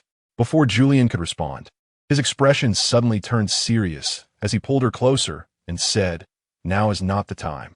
While Julian was still confused, she felt a cold wind blow past her. Turning around, she was so frightened that she wanted to start over. Coming towards them was a disheveled figure, hard to tell if it was male or female, walking slowly, with sharp teeth and long, dirty fingernails that looked like they hadn't tea-washed in eons. Despite this grotesque appearance, Julian recognized at once that this was the student she had saved. Zombie? Remembering the news she had seen last night, Julian shivered. Yes, a zombie. Wu Yin Xiaojiang shielded Julian behind him and calmly said, "You go hide in the consultation room at the back. I'll take care of this." "How will you deal with it? With a gun? With a knife? Destroy its brain?" Julian recalled having watched enough sci-fi films.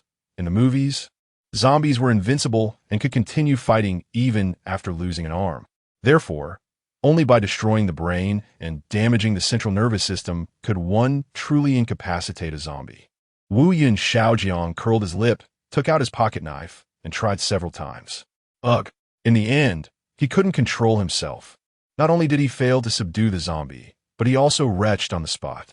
Julian couldn't bear to watch and quipped, "Are you even a man?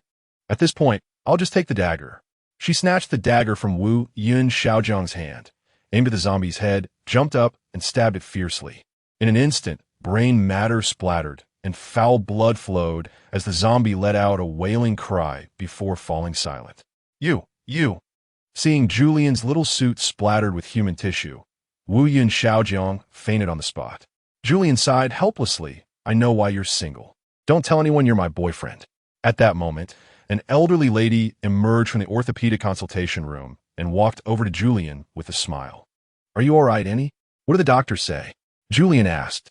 The old lady smiled and took Julian's cold hand, saying seriously, "I'm fine, my good daughter-in-law. Our family will depend on you from now on." Julian, what have I done to deserve this? The old lady was quite familiar and affectionately pulled Julian aside to talk about her family matters. "I'm not young anymore, and I don't have much education, and my legs aren't very nimble. It's a bit sad to say, but I used to be just a small employee under my husband. After we got married, I couldn't get pregnant. I went to many places to find doctors and specialists, but still nothing. When I was in my 40s, I had almost given up hope, but unexpectedly, I became pregnant." At this point, the old lady revealed a blissful smile. Julian envied her. "You must love him very much, right?" The old lady shook her head. "I do feel sorry for the child. His father is very strict with Xiaojiang since he was little, which made him very introverted. He still hasn't brought home a wife." Don't be too modest. You being with our Xiaojiang is his blessing. If he dares to throw a tantrum with you, just tell Annie." "No, aren't you?" Julian looked at the old lady's face full of affection and dared not say anything bad about Xiaojiang. "Wu Yin is good to me." Chapter 017. Han Feifei causes a scene at the hospital as they spoke. More than 20 bodyguards and doctors rushed in. "Chairman, old lady, Teacher Zhu, is the chairman okay?" The secretary hurried over to ask when she saw Julian. Julian rolled her eyes. What could possibly be wrong with him? At that moment, Wu Yin Xiaojiang lay unconscious on the ground. After examining him, the doctor concluded immediately, "He's fine, just fainted from fright." Everyone. The old lady was quite easygoing. She knew her son's temperament. He was timid. Therefore, she was very satisfied with Julian, her daughter-in-law, who could fight off zombies. With her around, Xiaojiang wouldn't be bullied by anyone. The nurses carried Xiaojiang to the ward for rest. Before they got far, a woman came rushing down the hallway. Although her face was unclear, the sound of her high heels clicking made Julian anxious. If nothing unexpected happened, it should be that woman. "Shorty." After walking up to Julian, the tall woman arrogantly tossed her bag aside. "You took my car? Do you know how much it costs to take a taxi back from that godforsaken place? Give me back 2,000. Puffed. Julian laughed and shook her head. You're driving a limited edition Lamborghini, and you're arguing with a poor person like me over 2,000? You shorty, give me back my car. Julian just wanted to borrow her car to return to the city. Now that she was back, of course, she had to return it. She pulled out the keys from her bag and opened her mobile payment app. Should I scan you, or should you scan me? On the other side, the old lady had already signed the check with a smile. Here, this money is for you, Annie. Is it enough?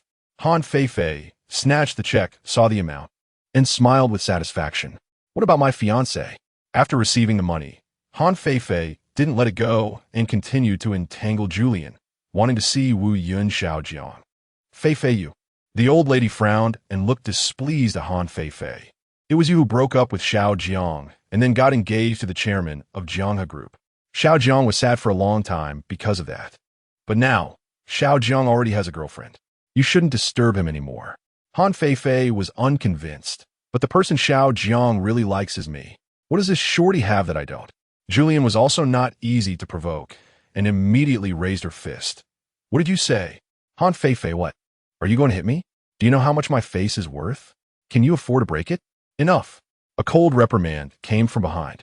The tall and thin Wu Yun Xiao Jiang stood weakly behind Han Fei, his face pale and lips colorless. In an instant, Han Fei trembled in fear, her thin legs almost buckling in her high heels. Xiao Jiang. She calmed down and couldn't help but hug the man in front of her. Do you know how much I missed you? Get away. Xiao Jiang pushed her away forcefully, causing her to stagger back a few steps, nearly falling to the ground. Han Fei couldn't believe it. She questioned Xiao Jiang. Am I not the woman you love the most? Xiao Jiang. Don't you remember what you said before? You only love me. She pressed on, pointing angrily at Julian. Is it because of this shorty? Han Fei. Wu Yun Xiao Jiang coldly looked at the unreasonable woman in front of him and said faintly, My love for you vanished the moment you recklessly left me and threw yourself into that old man's arms. Wake up. It's over between us. Han Fei cried out in a spoiled manner. No, you misunderstood, Xiao Jiang. I was forced to. My dad forced me to get engaged to him. Wu Yun Xiao Jiang replied. But at that time, you were already engaged to me. Before Han Fei could finish speaking, he interrupted her. Xiao Jiang could no longer stand this woman's pretentious act. Han Fei still thought he was the same man who would return to her with just a beckoning finger. Unbeknownst to her, after his previous relationship and family changes, Wu Yun Xiao Jiang was no longer the naive, rich second generation, but had become the capable head of the Wu Yun Group. I beg you, don't give up on me. I regret it. And Fei pleaded it. After being with him, I realized that the man I truly love is you. Didn't you ask me if I wanted to spend my life with you? Now I answer I do. Wu Yun Xiao Jiang remained expressionless and coldly said, It's too late. After that, he no longer allowed Han Fei to make a scene, but ordered the bodyguards, take Miss Han home. Without further discussion, the bodyguards dragged Han Fei out. As she was leaving, she shouted, Wu Yun Xiao Jiang, you will regret it. Have you fallen for that shorty? What is so good about her? Do you think she doesn't love your money? Fool. Watching the furious and retreating Han Fei, Julian opened her mouth wide. So this is what it looks like when a beautiful woman goes crazy. The secretary had a look of disdain. Ever since Mr.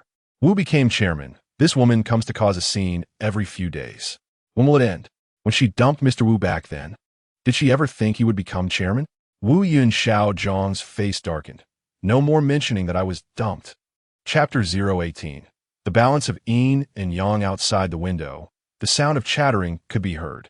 Wu Yun Xiaojiang's expression changed, and he quickly walked out. He saw that various media reporters were surrounding the hospital entrance, tightly packed with cameras and microphones. As soon as Xiaojiang stepped outside, the cameras focused on him. Mr. Wu, are you here to address the issue of the zombie virus? Chairman, is it true that the rumors claiming the zombie virus leaked from a research lab under Wu Yun Group are accurate? Chairman, is this petite lady next to you your girlfriend? Is the blood on her clothes from a zombie attack?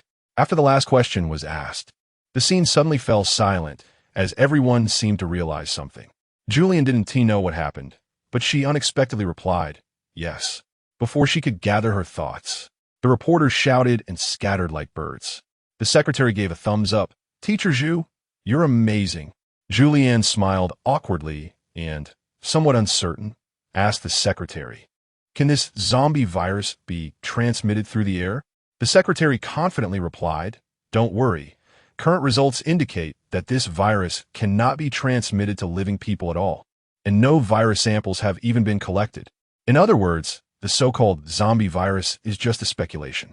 Oh, Julian finally breathed a sigh of relief and got into the car, preparing to go home. Which home? Xiaojiang slightly turned his face, a mysterious smile on his face, implying something.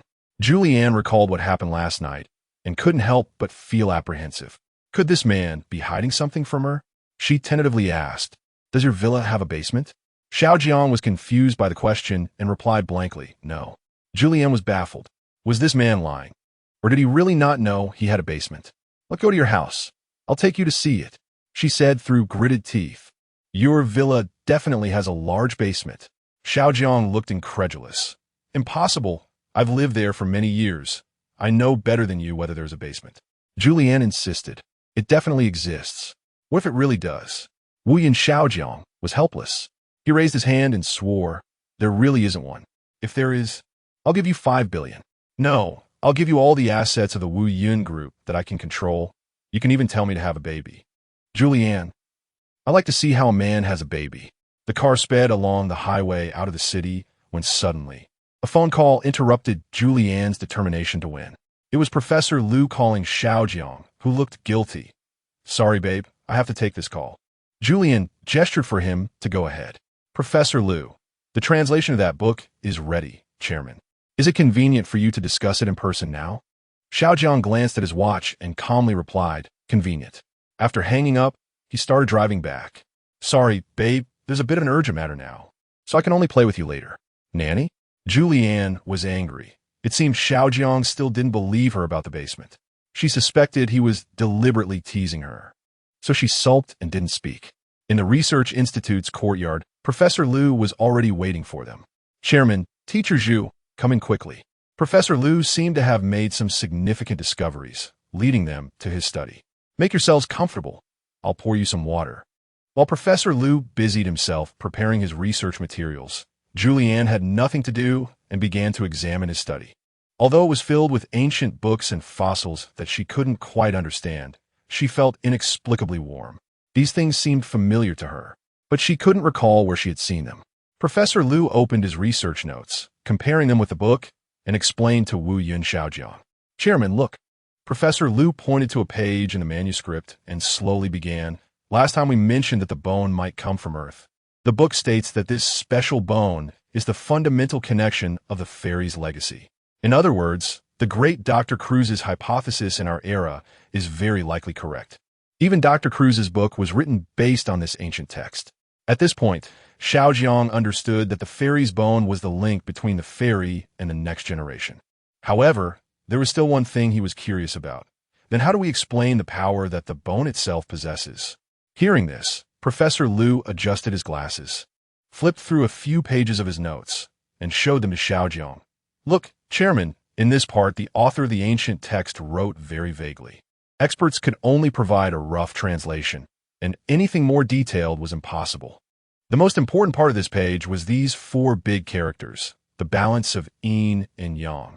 Yin and yang? Julianne suddenly became interested because she saw the Bagua Taiji diagram in the ancient book. Wasn't this something from ancient times? Exactly. Professor Lu's eyes were filled with admiration. He explained, Ancient people spoke of yin and yang. South of the mountain and north of the water is yang, while north of the mountain and south of the water is yin. Everything has 2 aspects of yin and yang. According to the explanation in the book, the function of this bone varies between yin and yang. In my understanding, there should be a positive side and a negative side. Julianne suddenly understood. She asked Professor Lu, So, old sir, is the north side of the building also yin? She vaguely remembered that the 2 students who had jumped off the building had both jumped from a north side, which had shadows blocking it, giving a heavy yin feeling. Professor Lu nodded approvingly. In a city without mountains, the north side of a tall building is naturally yin, while the sun-facing side is yang. Chapter 019. The fire pit of pursuing a wife. After listening to this, Julianne was completely unsettled. She was indeed a fairy, and the energy within her body should be similar to that of a fairy's bone, thus also divided into yin and yang. The reason she failed to save someone last time was probably because she was in an yin position. If she changed locations, would the outcome be different? Everything has its yin and yang. Therefore, living beings should belong to yang, while the deceased belong to yin, including zombies and the undead. Thus, because Julianne was saving someone in the wrong place, she mistakenly turned the injured person into a zombie. While several people were conversing, Professor Lu's assistant Xiao Zhou suddenly burst in, sweating profusely and panting heavily. Professor, no, it's bad. Xiao Zhou, out of breath, must have run down from upstairs. That thing is flashing again with a purple light. The frequency is very high. It seems to be angry. Professor Lu scolded. Ridiculous. It's just a piece of dry bone. How could it have human emotions? Xiao Zhou, somewhat anxious, replied, Professor, I'm really not lying. But that thing gives me this feeling. It wasn't flashing before, but within half an hour it started to flash, and it's getting faster. I even feel that thing is moving by itself. Upon hearing this, Julian couldn't help but shiver. Last time she was drawn to that bone and unconsciously moved closer. Do you think it's possible that the dry bone is that piece from the fairy? Julianne squinted her eyes and voiced her bold speculation. The people present suddenly realized, and Xiaojiang's expression became somewhat complex. He wanted to say something, but hesitated. Julian looked at the expressions of those present and immediately understood something.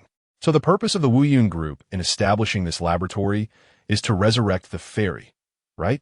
Julianne stood up and paced the room, boldly speculating the numerous ancient texts you discovered in archaeology and that bone should all come from the ruins of the last generation of fairies, which is the fairy immigrants from Kepler. According to the records in the books, the earliest fairies appearing on Kepler should have originated from Kunlun in ancient Earth. Professor Lu listened with great interest to Julianne's story, as this aligned perfectly with all his recent research findings.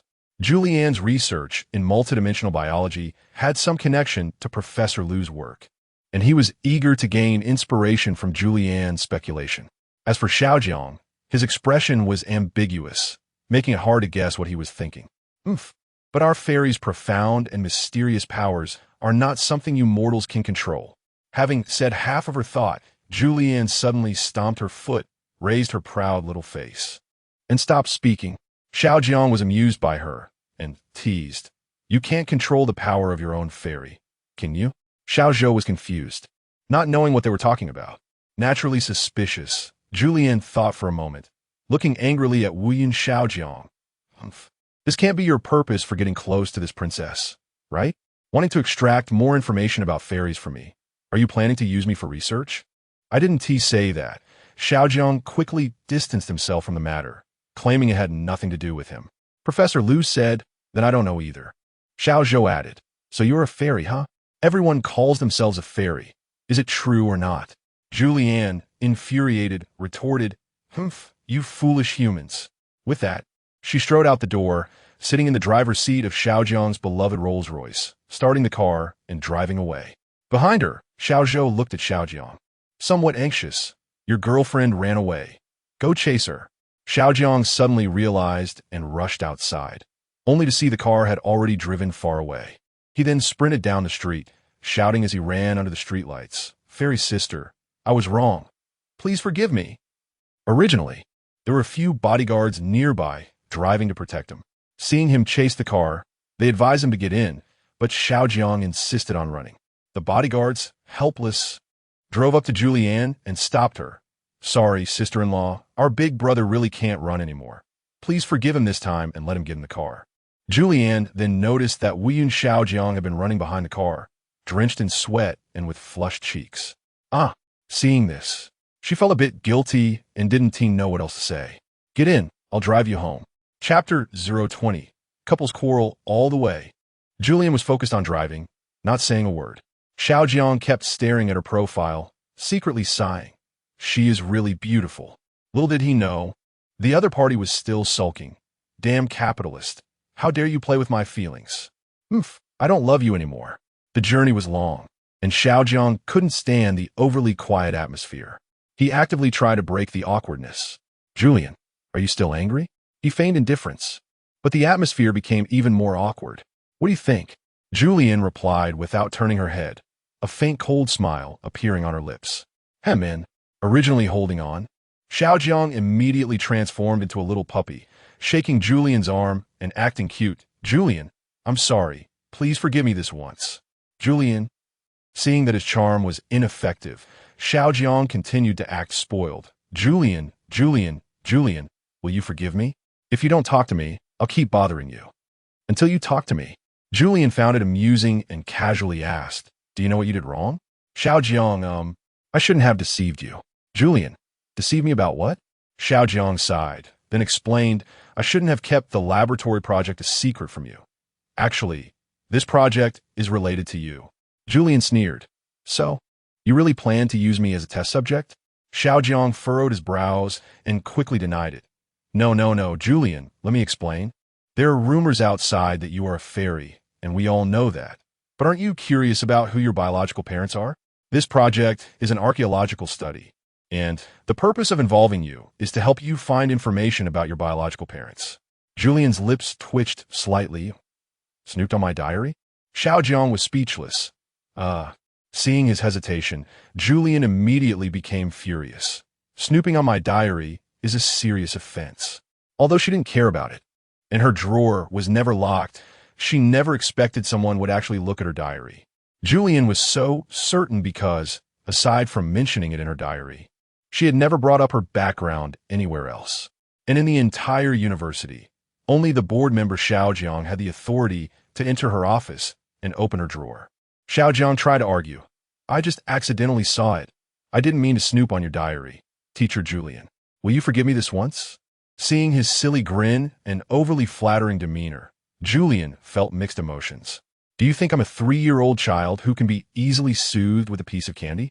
Xiaojiang pondered for a moment and said, how about a villa in Jinjuan?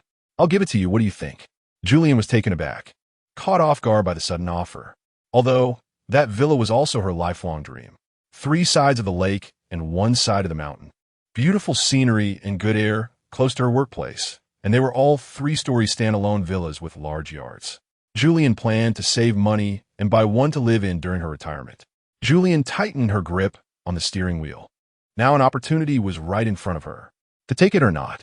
Seeing her stop the car and remain silent for a long time, Xiaojiang nervously probed. Teacher Julian, you won't blame me for insulting your character with money, right? If so, I take back what I just said. No, Julian shouted angrily. I want the villa. Okay, whatever you want, Xiaojiang sighed in relief. He was never short of money. After all, who on this planet was richer than the Xiao family? So, for Xiaojiang, problems that could be solved with money were not problems at all. Can you forgive me now? Xiaojiang sat in the passenger seat, blinking his big, watery eyes, eagerly looking at the aloof Julian, filled with hope. Julian couldn't help but chuckle. All right, I forgive you. I'll take you home. She then started the car and drove into the mountains. On the way, Xiaojiang suddenly had an idea. I'll give you this car too. You can pick me up from work in the future. Julian, just take a nap. There's everything in dreams. Xiaojiang was dissatisfied. The love agreement states that when one party in a relationship doesn't have transportation, the other party has the obligation to pick them up and drop them off wherever they want to go. Julian, that's hilarious. You have so many cars. And you dare to say you don't have transportation? Xiaojiang looked at her seriously. I'm talking about you. Julian immediately couldn't smile any longer. Xiaojiang, either accept this car, or I'll pick you up and drop you off at work. Julian, I'll choose the car. Xiaojiang, when will you choose me? Julian, we'll talk about it later. Xiaojiang was puzzled. When will that be? Julian, when I'm in a good mood. Xiaojiang felt wronged. When will you be in a good mood? The former chuckled without answering, while Xiaojiang sighed and slowly opened an electronic document on his phone, flipping to a specific page to show Julian. Look, the love agreement stipulates that both parties must fulfill the obligation of intimate contact at least once a week. Julian was speechless. There is such an obligation. Chapter 021. Looking at the Milky Way amidst the noise, the car unknowingly arrived at the foot of Wuyun Mountain. Young man, we're home, Julian said as she opened the car door, kindly inviting Xiaojiang Wuyun to get out.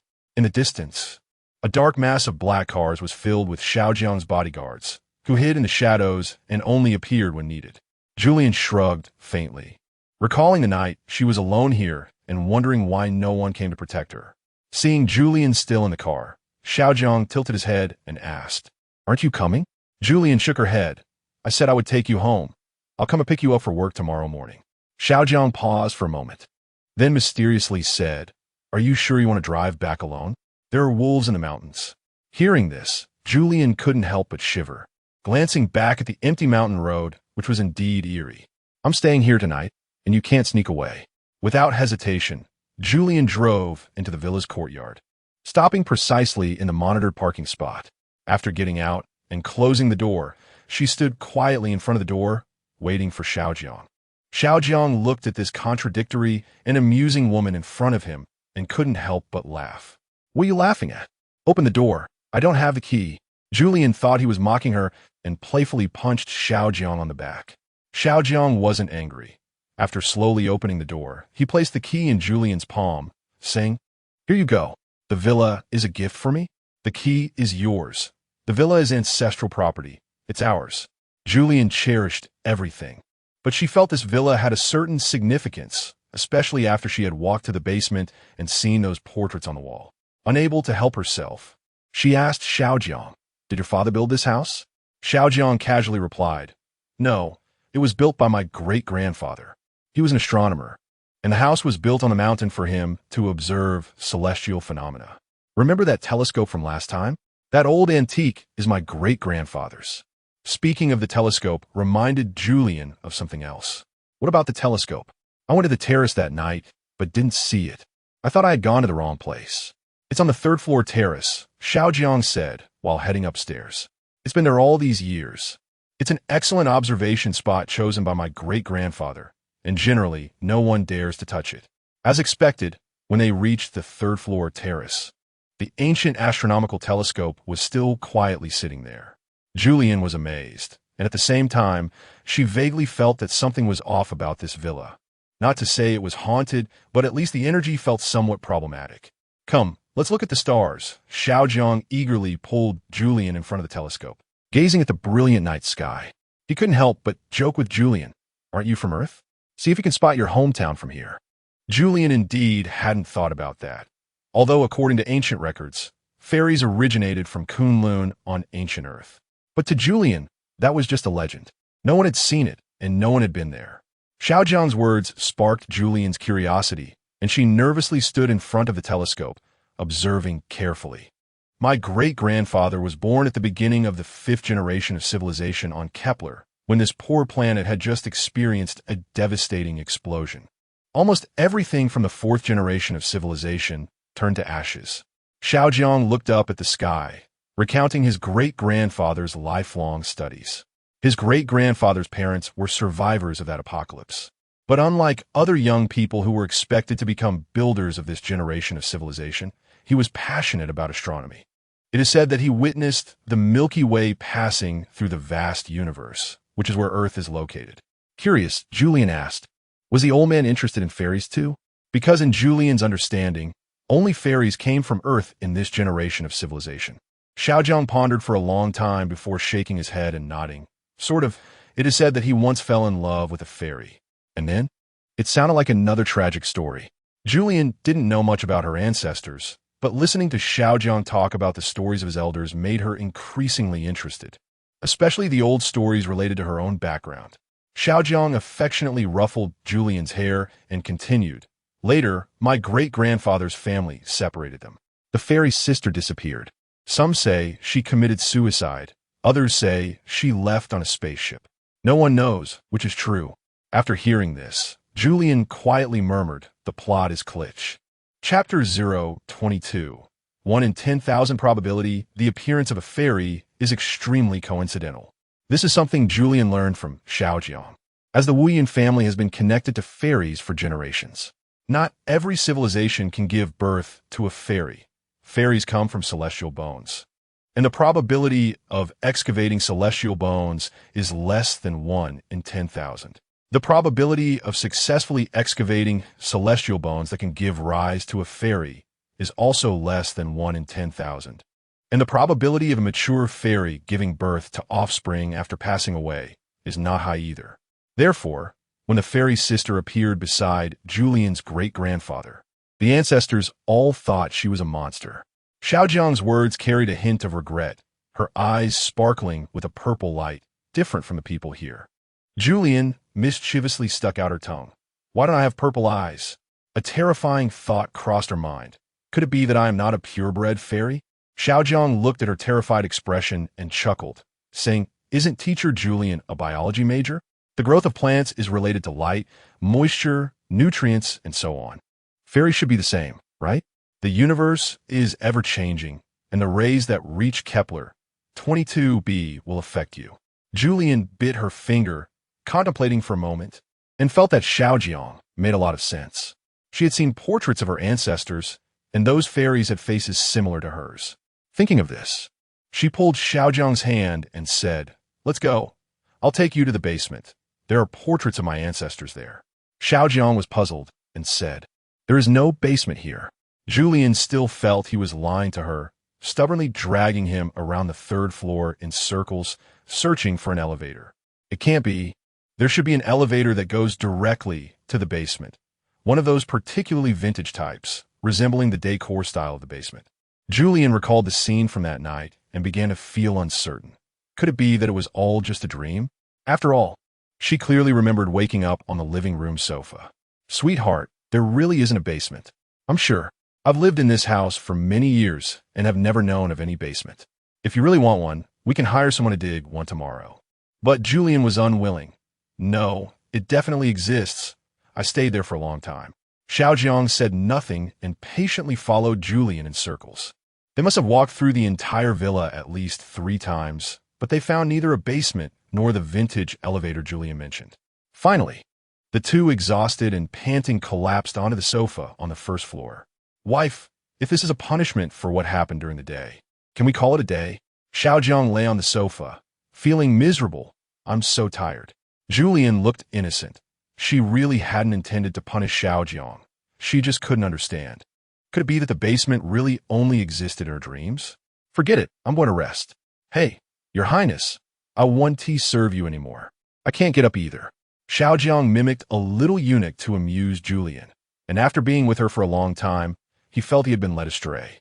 To be honest, although Xiaojiang was not very useful, Julian didn't feel scared when she was with him.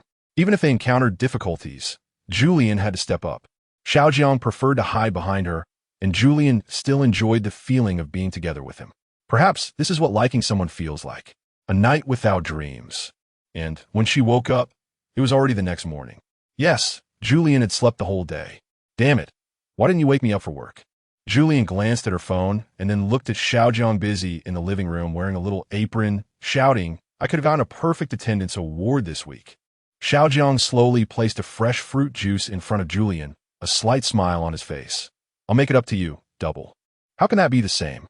Oh, just take a few days to rest easy. Xiaojiang sat beside Julian, earnestly advising, You've been too tired these days. And you haven't been sleeping well, so I didn't wake you up yesterday. I just thought you could sleep a little longer. I had nothing to do anyway, so I could take care of you anytime. Julian, what have I done to deserve the chairman, who earns millions every minute, serving me? Xiaojiang, just accept it. Consider it my way of repaying your life-saving grace. Life-saving grace? She was referring to that time with the zombies, right? Just as she was about to speak, Xiaojiang covered her mouth. No mentioning that. Don't tell anyone. I fainted in front of the zombies. But speaking of which, during this day and night, Julian slept very soundly, without dreaming. Strange. Was that time really a dream? Julian couldn't make sense of it. So she sought Xiaojiang's help. Do you think my great-grandfather left any records about this house? Like the blueprints of the house, or his astronomical data? Xiaojiang nodded noncommittally. However, what you mentioned belongs to important ancient documents, and they are currently kept in the Wuyun Group Museum. They're more precious than diamonds. Not something you can just see. Really? Julian was overjoyed. Can you take me to see them? Aye. Xiaojiang hesitated. I need to ask my father first. Julian waved her hands repeatedly. Forget it then. I'm afraid of him. Xiaojiang's father was not a stranger. He was Julian's previous boss, Wuyun Shanfeng, the founder of Wuyun Group. Under his leadership, The Wuyan family had transformed from a small company into a globally leading technology group, with subsidiaries in various industries. Julian felt a bit intimidated by this elder. Chapter 023. The Drama Performance Kepler Dorels University, Drama Performance Art Center. Ah, my dear fairy sister, please don't leave me, okay? Oh no, Lewis, this time, I must leave you and return to my hometown where my family is waiting for me.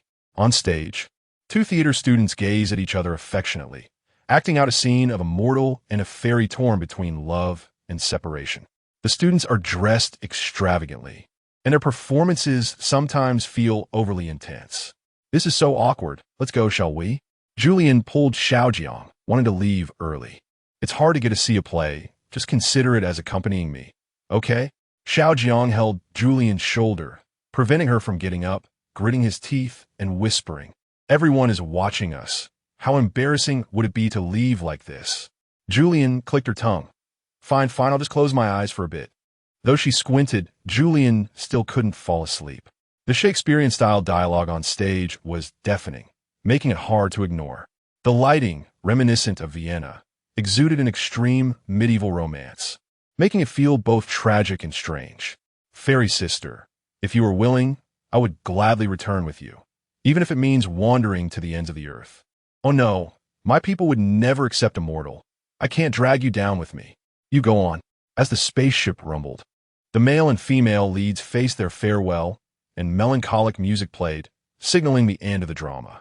The audience erupted into enthusiastic applause. The host smiled as he took the stage, reading from his script loudly.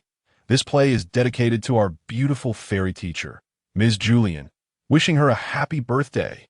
Then, another round of thunderous applause followed. Julian was stunned.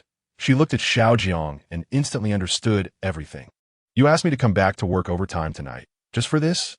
However, under everyone's gaze, she had to stand up and smile to thank everyone. Feeling embarrassed, Julian pinched the flesh on Xiaojiang's shoulder to express her dissatisfaction.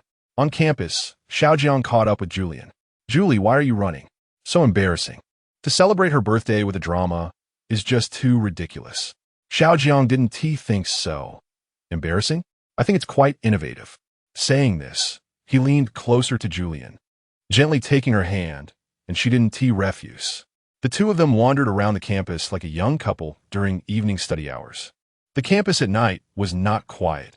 Study rooms and laboratories were brightly lit everywhere, and the stars rewarded those who worked hard. Watching these diligent young people, Julian recalled her own student days. Boss, you were so handsome. There must have been many girls chasing you in college, right? Julian looked up at Xiaojiang's profile, her tone slightly gossipy. Xiaojiang, this is my college life. Isn't it about dating a teacher? Julian, no offense meant, don't worry. I won't let you down. Xiaojiang stopped and looked at Julian seriously. So it's a promise? Julian generously extended her pinky. Pinky swear.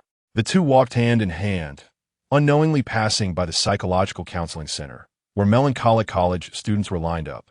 Are there really that many students with psychological problems these days? Looking at this scene, Julian felt uncomfortable. It turned out that young kids also had it tough. Xiaojiang said calmly, I think I have some problems too. Let's go in and take a look. After saying this, he pulled Julian to the front of the line and squeezed through the door. Wait, are we cutting in line? By the time she spoke, Julian was already standing inside the counseling room. The psychology teacher was very enthusiastic. Oh, Ms. Julian, what is wrong? Is the work pressure too much lately? No. I'm here to inspect the work. Why are there so many students with psychological issues recently? Upon hearing that a board member was here to inspect, the psychology teacher became much more serious. Today, as students face pressure from all sides, so having some psychological issues is quite normal. As the psychology teacher spoke, a student seeking counseling sat opposite her. Student, what problems are you facing? A slender boy hesitated, then suddenly burst into tears. I broke up with my girlfriend, and I don't want to live anymore. Chapter 024 Various Reasons for Psychological Problems in the World. Things that have been separated for a long time must come together, and things that have been together for a long time must separate. Young man, open your mind. Julian said, patting the young man's shoulder and advising him earnestly. The psychologist shot her a glance, initially wanting to say something, but seeing Xiao Jiang there, he dare not speak and only murmured, "Teacher Zhu, do you really comfort students like this?" Julian felt embarrassed and immediately fell silent, retreating to sit on the side of the sofa. The psychologist gently looked at the student sitting across from him and said in a calm tone, "Child, breaking up is not necessarily your fault alone. Tell me what happened between you and her." After crying, the young man poured out his grievances all at once, shocking everyone in the room. The psychologist said, "You just mentioned that your girlfriend graduated a year earlier and left you to marry a rich man. But this is not your fault. She abandoned you. You will definitely find a girlfriend who truly loves you in the future. Why must you be hard on yourself?" The young man felt a pang in his nose. "That's easy to say, but I love her too much. Even if she betrays me 100 times, I can't persuade myself to give up loving her. I really don't know what to do, which is why I came to seek your help." The psychologist suggested, "You could try to shift your focus. Read more, participate in social activities, travel, work out, and so on." The young man shook his head. "I've tried, but no matter what I do, I'm always thinking about her. I can't concentrate at all." The psychologist smiled. "That's okay. I suggest you try to make a few more friends. That way, you'll have company, and your attention won't be too scattered. You can also engage in some slightly risky sports activities to keep your focus sharp. Remember, this is just the first stage. When you think about her less, quickly develop your interests and hobbies to shift your attention. By the way, young man, do you have insomnia?" The young man nodded. "Teacher, how did you know I have insomnia? I can't sleep until 2 or 3 in the morning every night, and I don't even want to play games." The psychologist nodded. "That's right. I'll prescribe you some granules to soothe the liver and relieve stress. Take 1 packet with hot water before bedtime and come back to see me in a week." The young man nodded vigorously. "Thank you, teacher." Julian clapped and praised, "Wow, you're so professional."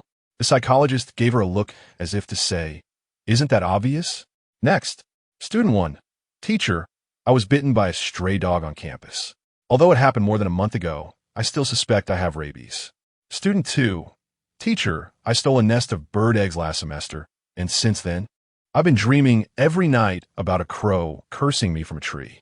Student 3. "Teacher, I got together with my brother's girlfriend, Xiaohong, and now Xiaohong is pregnant. My brother thinks the child is his and is overjoyed. Should I tell him? I feel guilty if I don't." Student 4. "Teacher, I ranked first in the final exam, and I feel like my roommates are isolating me because they are jealous." Student 5. "Teacher, my girlfriend Xiaohong cheated on me with my best friend. I want to kill her, but I'm afraid my friend will be hurt. What should I do?" Student 6. "Teacher, I think I have hysteria. I always feel like I'm a fairy." The psychologist smiled. "It's not a big deal. Some teachers have similar fantasies." "Julian, what are you looking at me for?" After sitting quietly for 2 hours, the students finally dispersed. Julian Xiaojiang. "There are all kinds of odd things." The psychologist. "We are here to help students solve problems. No matter what issues they face, they should be treated with respect." Xiaojiang. "The school culture is deteriorating. The students are becoming more outrageous." The psychologist. "Oh, may I ask, Chairman, do you have any secrets you wouldn't want others to know?" Xiaojiang, angry, replied, "How dare you? Your bonus for this month is gone." After saying that, he pulled Julian out the door. "Let's go." Outside, Julian coaxed Xiaojiang, "Boss, don't be angry. This is how psychologists are. In their eyes, all lives are equal, whether it's a criminal after reform or an ignorant teenager who made a mistake." Xiao Jiang retorted, "The school is supposed to cultivate talent, not slackers. If they want to indulge in drinking and partying every day, they can go elsewhere." Julian marveled, "Wow, you're quite principled. Aren't you running the school to make money?" Xiao Jiang explained, "I'm running the school to cultivate talent for Wu Yin Group, and now look at this."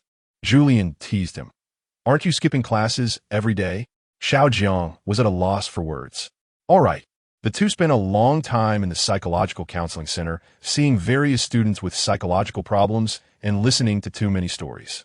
Late at night, they walked hand in hand through the quiet campus, and Julian asked Xiaojiang, "Why were you so angry just now?" Xiaojiang sulked. "Isn't it because of that self-righteous psychologist?" Julian, "You got angry because she guessed right." Xiaojiang, "In this world, How many people don't have a secret they don't want others to know? Julian nodded. It's just that those secrets have been pressed in their hearts for too long. They can't bear it anymore. Turning around, Julian playfully asked Xiaojiang, "You keep saying you love me, but can you tell me what your secret is?" The latter shook his head, firmly declaring no. Chapter 025 Abnormal Meeting, Kepler-Doles University Faculty and Staff Meeting Center. A group of leaders sat solemnly at the main podium. Julian sat among the audience, separated from Xiaojiang for the first time this semester. Liao Jingya took the opportunity to sneakily sit down beside her in an empty seat, bringing a whiff of gossip. "Hey, Julie, how's it going with him?" This woman glanced at Wu Yun Xiaojiang on the podium, wishing the woman in front of her would marry him immediately. Julian found her question amusing yet exasperating, responding nonchalantly, "It's all right." But Liao Jingya wouldn't give up, continuing to ask, "Julie, when are you guys having a baby?" "I want to be an aunt." Julian replied, I also want to be an aunt. How about you marry someone first?" Liao Jingya playfully hit Julian on the shoulder, pretending to be angry. "You just like to joke. Ever since that man took your soul, you stopped going shopping and eating out with the girls. Tell me, how long has it been since you called me?" Indeed, love-struck women, TSK, TSK. Ahem. Xiaojiang's gaze shot over, and he cleared his throat twice. Liao Jingya immediately turned around, sitting up straight, pretending nothing had happened. "Oh no, that man didn't hear us, did he?" The principal cleared his throat and sat up straight. "Teachers, please be quiet." The previously bustling hall immediately fell silent. Teachers feared the principal more than students feared their teachers by hundreds of times. Although the principal rarely lost his temper, just looking at his fierce appearance made everyone shudder. With single eyelids, small eyes, and a few furrowed lines between his brows, he looked like a tough gang leader. When he spoke, it was all bureaucratic jargon. "Everyone, the reason we called you here today is for a particularly serious matter, unrelated to promotions or titles, but very serious nonetheless. You may have heard that recently, students have been experiencing significant academic pressure, leading to mental health issues and occasional drastic actions." The principal adjusted his glasses, occasionally glancing down at his notes. "So we are holding this meeting today to urge everyone to pay close attention to students' mental health. If you notice any unusual situations, report them to higher authorities promptly and arrange for the counseling center to observe the problematic students." Liao Jingya, is that it? Is it worth calling everyone over for this? Your boyfriend just sat up there as a mascot without saying a word. After the meeting, Liao Jingya linked arms with Julian as they walked out, not forgetting to criticize her best friend's boyfriend. Who is the mascot? Behind them, a cold aura approached, and Liao Jingya sneezed, hurrying away without saying goodbye. Seeing him come over to her side, Julian smiled and said, "Director Wu, finished with the meeting? Aren't you going back to rest?" Xiaojiang put his arm around her shoulders and whispered, "Did you forget? We have class later." It had been a long time since they had attended class together. "Julian, if you don't come, I want to fail you." Xiaojiang replied with a hint of threat. "Then you would be committing favoritism, and I'll have to deduct your bonus." Julian's smiling face. "What is it like to have a boyfriend who is both your boss and your student?" Moments later, Julian stood at the podium of the biology lecture hall, an open book placed in the center of the lectern. "Hello, students, long time no see. I know I've missed classes lately and delayed your studies. I'm very sorry, and I want to apologize to everyone here." Over 100 students were touched, wondering when the strict teacher Julian had become so considerate, repeatedly waving her hands. "Teacher, no need to apologize. You are too kind." Julian smiled. "So, I plan to make up for the classes we missed this weekend, so everyone should not rest this weekend. Please cooperate." The students. "I knew she wouldn't be that kind. A leopard doesn't change its spots. Julian's nature is hard to change." "All right, students. Today we're going to learn about the survival rules of ancient fairies. The content of this lesson is quite simple. You don't need to take notes. Just listen carefully and be ready for classroom interaction with me." The students groaned. "We still have to ask questions." In the last row, Xiaojiang lowered his head and chuckled. This woman always finds a way to torture her students. Just as the class was about to begin, a sharp shout suddenly echoed in the hallway. "Not good. A meteor is going to hit Doles." Instantly, the outside sounded like a stampede, with students fleeing in panic. Then, The sky outside turned dark and ominous, as if something was indeed about to fall. "Run!" In a moment of panic, someone shouted, and Julian's students all got up and scattered. 5 seconds later, only Julian and Xiaojiang were left in the classroom, looking at each other in astonishment. Chapter 026 Asteroid Fall. The sky was gloomy, even though the sun was still shining. Everyone could see that a huge object was blocking the sunlight, making the weather dark, as if it were a cloudy day. The principal rushed over and collided head-on with Xiaojiang. "This is bad, Chairman. If this thing falls on our campus, it will cause at least billions in losses." "What did the Astronomical Bureau say?" "What is it?" The principal explained. "We thought it was a meteorite at first, but as it got closer, we realized it was an asteroid. We've never seen anything like it before. We don't know where it came from, and suddenly it just fell on our planet." "Asteroid." Xiaojiang's expression didn't change as he pronounced the word slowly. The students nearby heard this and immediately spread the word. Soon, students from the astronomy department rushed to the rooftop with their equipment, eager to capture the precious moment of an asteroid colliding with Earth. The principal shouted angrily, "What are you doing going upstairs at a time like this? Are you trying to get yourselves killed? Hurry up and evacuate." The students were anxious and no one could dissuade them. This was the best time to observe an asteroid. It was a rare occurrence that wouldn't happen for hundreds of years. If they missed this chance, they would never have it again in their lifetime. "Principal, don't worry about me. It's worth it to die for observing the asteroid. Dying under an asteroid, even as a ghost, would be cool." A bystander commented, "The astronomy students have gone crazy." Julian stood on the open grass, resting her chin on her hands, gazing up at the sky with a sense of melancholy. Xiaojiang looked worried. "It doesn't look good. You should come with me." Julian shook her head. The speed of the asteroid falling is just like a meteor sliding across the sky. Not too fast and not too slow. I really want to see what the impact of the asteroid on Kepler-22b looks like. Xiaojiang helplessly smiled. "You're just like those students. Curiosity killed the cat." Seeing that Julian was unmoved, Xiaojiang leaned beside her, watching the sky together. Earlier, staff from the Astronomical Observation Department had contacted him, and if nothing unexpected happened, this asteroid would fall exactly on the land of the new real estate development by Wuyun Group. All workers there had already been evacuated, so there shouldn't be any major losses. Therefore, Julian wanting to stay and watch wasn't something to worry about. "Aren't you scared?" Julian leaned on Xiaojiang's shoulder and tilted her head to ask him. Xiaojiang looked at her gently. "If the sky falls, I'll be here with you. Although this time, the sky won't fall." Julian felt a surge of emotions. Although the words were cheesy, hearing them from a usually inarticulate Xiaojiang felt different. With him around, the sky wouldn't fall. In fact, this sense of security was mutual for Xiaojiang, as Julian gave him an unprecedented feeling of safety. Soon, the open grass they were on was filled with people. A few art students carried easels and pen holders, finding a suitable spot to focus on the impending asteroid, preparing to sketch. There were also photography students who brought well-dressed models, ready to take apocalyptic photos. Xiaojiang tilted his head towards Julian and whispered, "Hiring a model at this time must cost a lot, right?"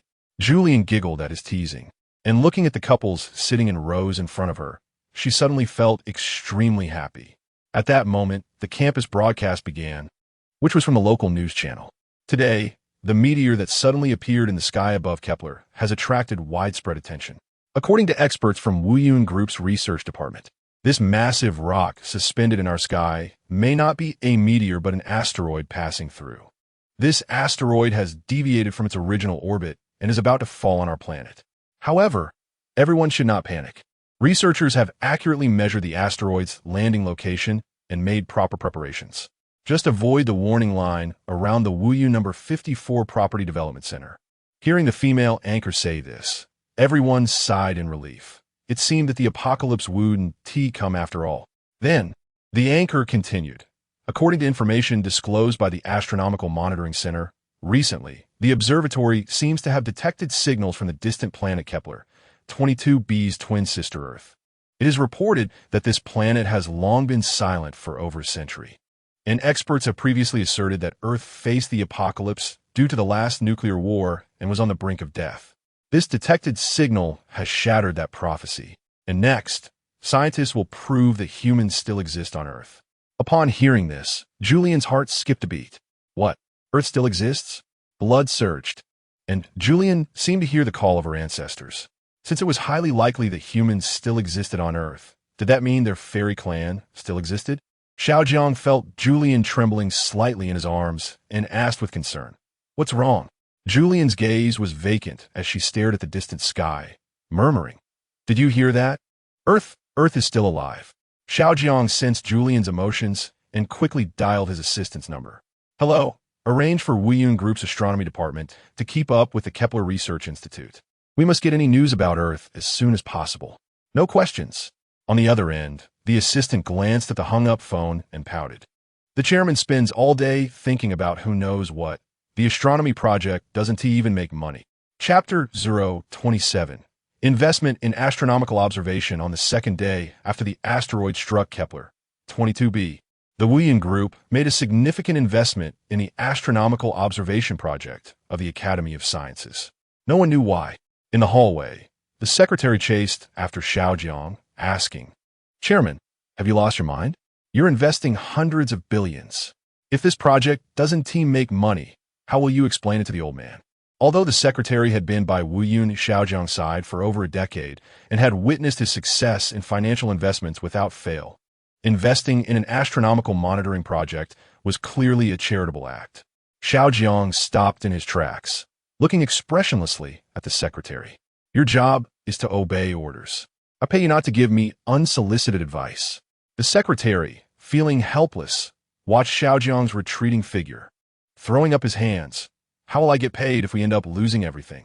Reluctantly, the secretary immediately called a meeting with the shareholders to announce the investment in an astronomy research project.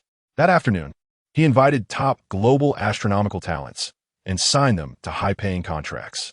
Meanwhile, Julian was in the Wuyun Hotel on the 1111th floor, arranging flowers in a floral dress.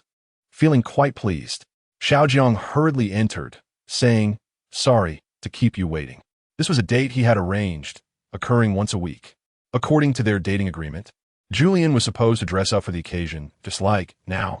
Looking at Julian in her light yellow floral dress, her well-groomed golden hair, and her sweet smile, Xiaojiang felt extremely satisfied, though he was somewhat at a loss for words. "You, Ms. Julian, you look beautiful." "Oh, really?" Julian smiled shyly, tucking a stray hair behind her ear with her pinky. "I think I look quite pretty too." They had lunch together, which was the first step of their date. Xiaojiang fiddled with the meal. "Here, this is hexagonal bear paw. I don't know if you like it, but I heard girls generally like this."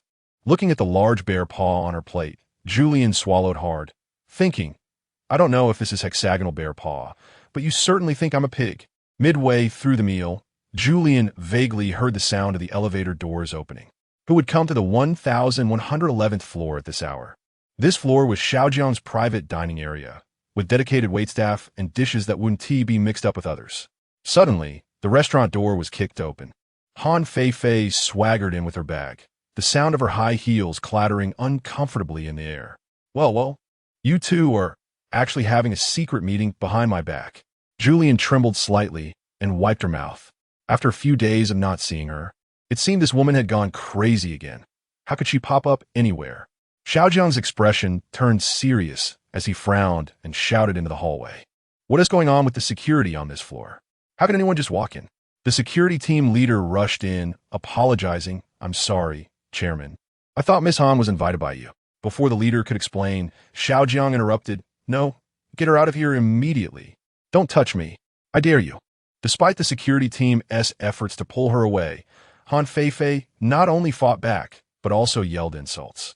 "Wuyun Xiaojiang, how could you treat me like this?" Refusing to leave, she threw herself on the floor, rolling around and lamenting how irresponsible he was. "Wu, I'm pregnant with your child, Xiaojiang. You're going to be a dad." Julian looked up at Xiaojiang with a blank expression and took a big bite of ice cream, seemingly unaffected. Xiaojiang, feeling guilty, glanced at Julian before turning to Han Fei. "Stop spouting nonsense. Nothing happened between us." Han Fei immediately burst into tears, sitting on the floor and pounding her thighs, energetically accusing Wuyun Xiaojiang. "Xiaojiang, How can you be so irresponsible? Don't you remember that night when we... Ah, you were drunk, Xiaojiang. I'm really pregnant, just look. Saying this, she wiped her tears and pulled out an ultrasound report from her bag. Xiaojiang picked it up and looked at it. To his shock, there was a huge Ultraman faintly visible in the blue ultrasound image. He coughed lightly and said coldly, I swear on the honor of the Wu Yun family. That child is not mine. Everyone present. Security team leader. Even a domineering CEO has moments of impulsiveness. Is it really necessary to make such a serious oath? Bystander. Chairman, having an extra child is not a big deal. You can afford it. So why make such a harsh vow against yourself? Looking around, everyone had different expressions. Xiaojiang asked, so you all don't believe me? Chapter 28. Woo-woo. You don't love me, Wu Yun. Xiaojiang's expression was cold as he sat opposite Julian. He stared intently at her and asked why. Julian was startled by him, unsure of what to do. She put down her knife and fork, forcing herself to swallow the raw bear meat she hadn't chewed properly, and mumbled back. What do you mean, why? Xiaojiang questioned. Your rival ruined our date, and you aren't even a bit jealous? Before Julian could respond, Xiaojiang concluded, You woman, simply don't love me. Julian. No, I don't, okay, I have no argument. The man in front of her seemed genuinely angry, like a wronged husband who wouldn't stand up for himself. Looking at his furious expression, Julian wanted to laugh but didn't dare to. Xiaojiang was even more upset, banging on the table and asking, Julian, do you still have me in your heart? Ouch, that hurt. But his delicate hand couldn't withstand the hard marble tabletop, and after a few hits, it became too painful, turning red. Julian feigned seriousness and confidently said, Of course I have you in my heart. I love you. It's not just for fun. Xiaojiang expressed confusion. Then why aren't you jealous? Julian retorted, Jealous of whom? Han Fei. That's ridiculous. Han Fei is a shrew. I can't be bothered to compete with her. Xiaojiang was incredulous. He couldn't stand Julian's calmness. That woman said she was pregnant with my child. Aren't you worried that your man has a child outside? You said the child isn't yours. Julian shrugged. You're my boyfriend, so of course I should trust you. Besides, how much truth is there in Han Fei's words? Emotionally, Julian wasn't as complicated as other women. Since Xiaojiang chose to be with her, she would believe him. If one day he stopped loving her, he would leave on his own, and she wouldn't say anything, letting everything unfold naturally. Xiaojiang finally relaxed. His tone slightly softened, not as agitated as before. All right, let me explain. That child really isn't mine. There's nothing between me and her. I know. When Julian heard Xiaojiang say this, she felt reassured. After spending so long together, she could tell that Xiaojiang wasn't the type to charm girls. And sometimes he could be quite infuriating, so the idea of him having an illegitimate child was utterly impossible. Julian felt very secure with him. It's okay. My good boss. Julian coaxed Xiaojiang to eat obediently. She didn't want their lovely date to end in an argument. Also, your ex-girlfriend causing trouble shouldn't be blamed on you. Shouldn't you have handled your relationship better? Julian tapped her fork on the plate, gently guiding Xiaojiang. This left him speechless. Xiaojiang. I'll pay more attention to that in the future. Although on the surface, Julian was scolding him. This was exactly what he wanted. He hoped to be cared for by the woman in front of him. Especially, he wanted to see her get jealous for him. Julian broke into a big smile, sincerely praising Xiaojiang's realization. All right, let's eat first. In the afternoon, don't you have work to do, Mr. Wu Yin? Yes, after we finish eating, Miss Julian, please accompany me to the Research Institute. Sure. When Julian smiled, her eyes squinted into a line, looking beautiful like a crescent moon. Xiaojiang took a bite of the hexagonal bear meat and, gazing at the beauty before him, felt a wave of daze wash over him. Julian felt something watching her, making her skin crawl. She looked up and caught Xiaojiang's mesmerized gaze. What are you looking at, boss? She raised her palm and waved it in front of him. Xiaojiang suddenly came back to reality. In nothing, Julian, you are really beautiful. Another unexpected flattery left Xiaojiang blushing as he praised Julian so much that she felt embarrassed. Although in Julian's heart, Xiaojiang was sometimes obsessive and overbearing, he could also be very gentle, which was enough for her. At this moment, Xiao Jiang looked tenderly at Julian, who was gobbling down her food, and softly said, "If you can't eat anymore, don't force it. You might choke." Though he was trying hard to stifle his laughter, seeing Julian's cheeks puffed up like a little hamster was too much for him to hold back. This woman, serious in front of others, was just a funny girl in front of the one she loved. Ding dong. A text message popped up on the phone from the Research Institute. Xiao Jiang glanced at the time and realized it was already 2 o'clock. The Research Institute is back in session. Let us go. Okay. Julian gulped down a few more pieces of bear meat, tossed the clean bones into the trash can, and awkwardly held her oily little hands in the air, looking somewhat cute. Seeing that Julian had almost finished eating, Xiao Jiang suggested they leave now. Just moments ago, Professor Liu had sent a message saying that the ancient script expert had made a significant discovery. So this time, Julian must accompany him. This discovery might very well uncover the secrets surrounding Julian. Chapter 29, The Other Side of Heaven and Hell. Professor Liu, as always, preferred to sit in his study when he wasn't conducting experiments. When he saw the two of them arrive, he smiled warmly, adjusted his glasses, and invited them to sit down, appearing very amiable and not at all like a stern old professor. Although his work usually required him to be serious and focused, outside of work, during meetings, Professor Liu would change his demeanor and become more approachable. Especially in this warmly lit study, everything seemed so natural and gentle. Julianne enjoyed this atmosphere and admired the meticulous and friendly elder in front of her. "Professor Liu, long time no see," she greeted with a bright smile, speaking very politely. Professor Liu also smiled back. "Teacher Zhu, long time no see. You look even more beautiful." Coughing awkwardly, Xiao Jiang sat closely next to Julianne and whispered to her, "Is it appropriate to compliment someone's girlfriend's beauty in front of them?" Julianne shot him a disdainful look. "He's just being polite. Why are you so petty?" Xiao Jiang said, "Professor Liu, thank you for your hard work. May I inquire about the latest progress in your research?" "Of course."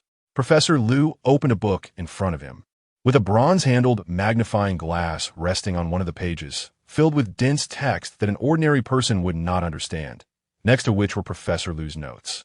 The old gentleman leisurely took a sip of hot tea and cleared his throat.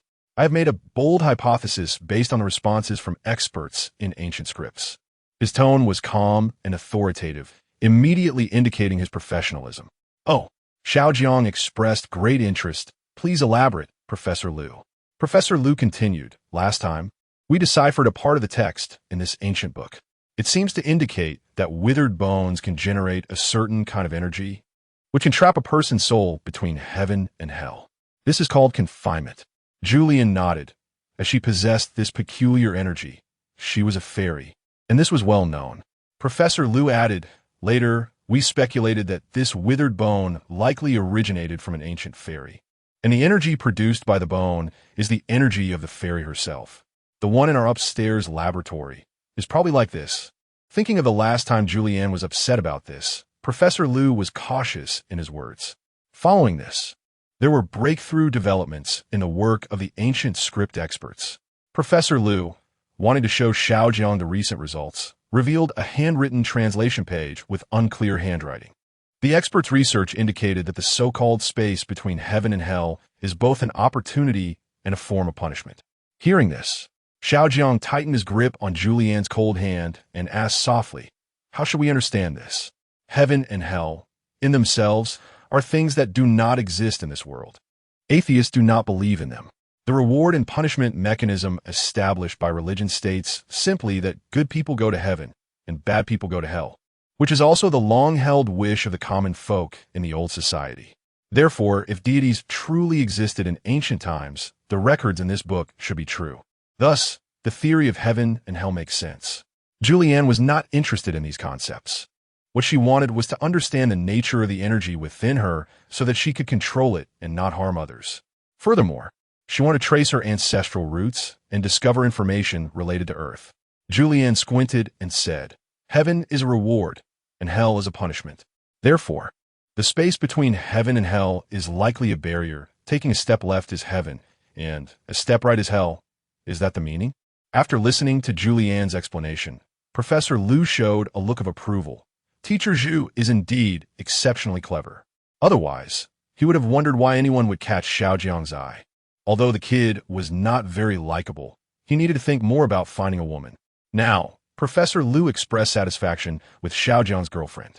Although she had no family background, she was completely deserving of Xiaojiang. You two are a good match, with beauty and talent. Professor Lu couldn't help but praise. What? Xiaojiang frowned.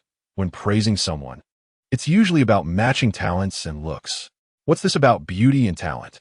Julian was quite happy. That means you look good, and I'm talented, which is why I found such a handsome boyfriend. Right, Professor Lu? Professor Lu nodded, showing an approving look. This girl was not only quick-witted but also eloquent. She was indeed a gem. Seeing the two of them chatting so happily, Xiaojiang was somewhat reluctant. Let's not get off topic. Let's talk about serious matters. Professor Lu also didn't beat around the bush and quickly laid out his research findings. My hypothesis is that opportunity and punishment are relative, complementary, and exist in a state of balance. The book states that hell is a punishment for those who do not cherish life. At the same time, suicide is also a form of not cherishing life, so these people should go to hell. Meanwhile, those who die accidentally or those who did many good deeds but died with regrets may go to heaven. At this point, Julianne suddenly understood.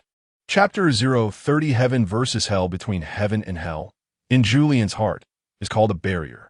According to Professor Lu's explanation, those who die by suicide should go to hell, but previously, Julian saved them, trapping them between heaven and hell.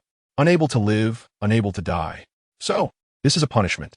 But what if the people she saves are not those who committed suicide? Julian dared not think about it. The powerful energy within her made her hesitate to act recklessly. Professor Lu spoke very ambiguously, as if there was some information that Julian needed to guess for herself. And Professor Lu dared not tell her directly. Those who reveal heavenly secrets will face God's punishment. Who would have thought that Professor Lu is a staunch religious believer? This was what he said to Julie just before she left. However, Julian is a fairy, a person who fears nothing. On the road, Julian held the steering wheel, looking at the night sky, once again entering Wuyun Mountain at night. She asked Xiaojiang, "Why do you like living in the mountains? The city is so convenient, with so many villas, you could live anywhere, right?"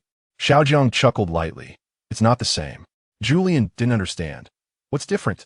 Xiaojiang propped his chin and stroked his newly grown beard, reminiscing.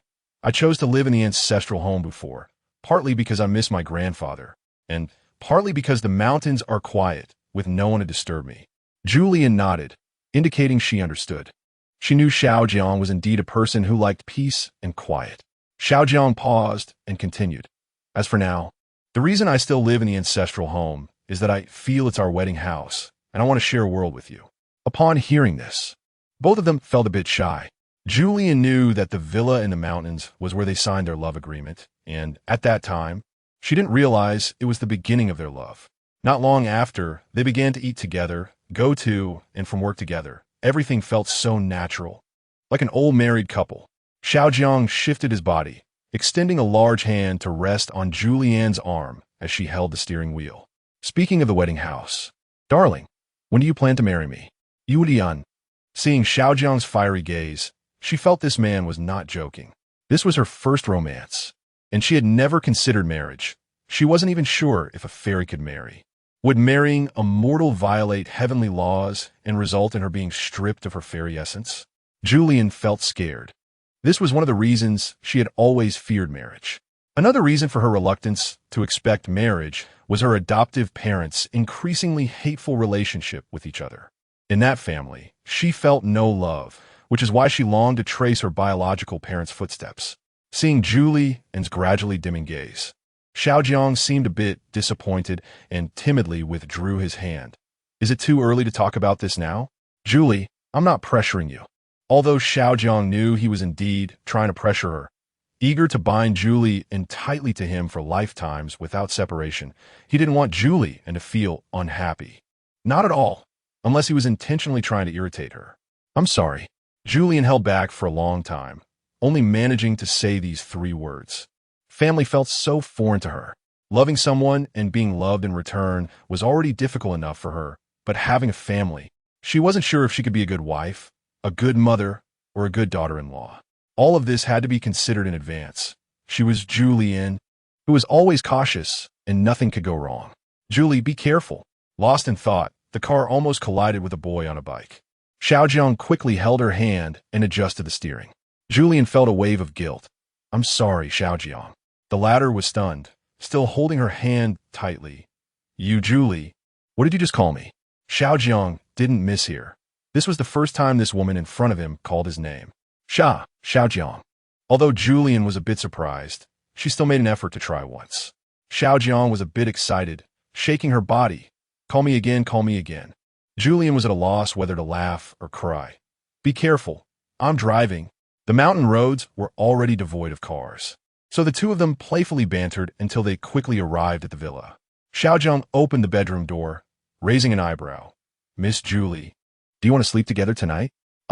Julian's mouth fell open. Ever since that unpleasant night, they had signed a love agreement, but had never shared a bed. Xiaojiang looked down and threatened. What? Do you want to refuse? The love agreement states that couples must fulfill their obligations. After saying that, he emphasized again, sleeping with me is also your obligation, you know? Julian clenched her fist. Damn it, that agreement again. However, when the door to the large bedroom opened and she saw the rose petals scattered on the floor and flickering candlelight, Julian's heart skipped a beat. She didn't expect this man to be so romantic. Xiaojiang gently held Julian's waist, swaying gently to the soft music. Julian felt a surge of electricity pass through her body, unable to help but tremble. This was her first time being so close to a man, and then they started to dance. Chapter 031. Rose night in the spacious bedroom. A fragrant aroma permeated the air. Soft light spilled over the light, gray plush blanket, adding a hint of ambiguity to the already large double bed. Julian wrapped her arms around Xiaojiang's neck, unable to help but bite her lower lip tightly. Gently closing her eyes, she slipped slightly underfoot and fell onto the bed, pressing closely against Xiaojiang, the atmosphere becoming quite suggestive. Xiaojiang.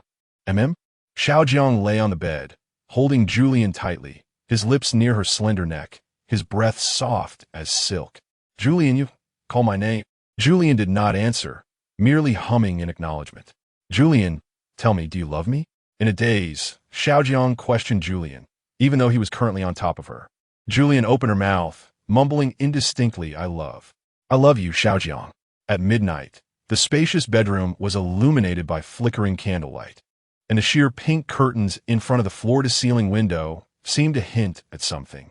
The low-cut light yellow dress Julian wore during the day slowly fell amid a bed of blooming rose petals.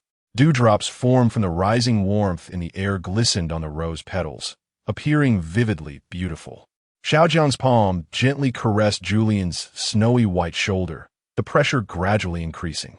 A drop of blood oozed from Julian's tightly bitten lower lip as she lightly kissed Xiaojiang's cheek, leaving behind a bright red lip print. We must never part.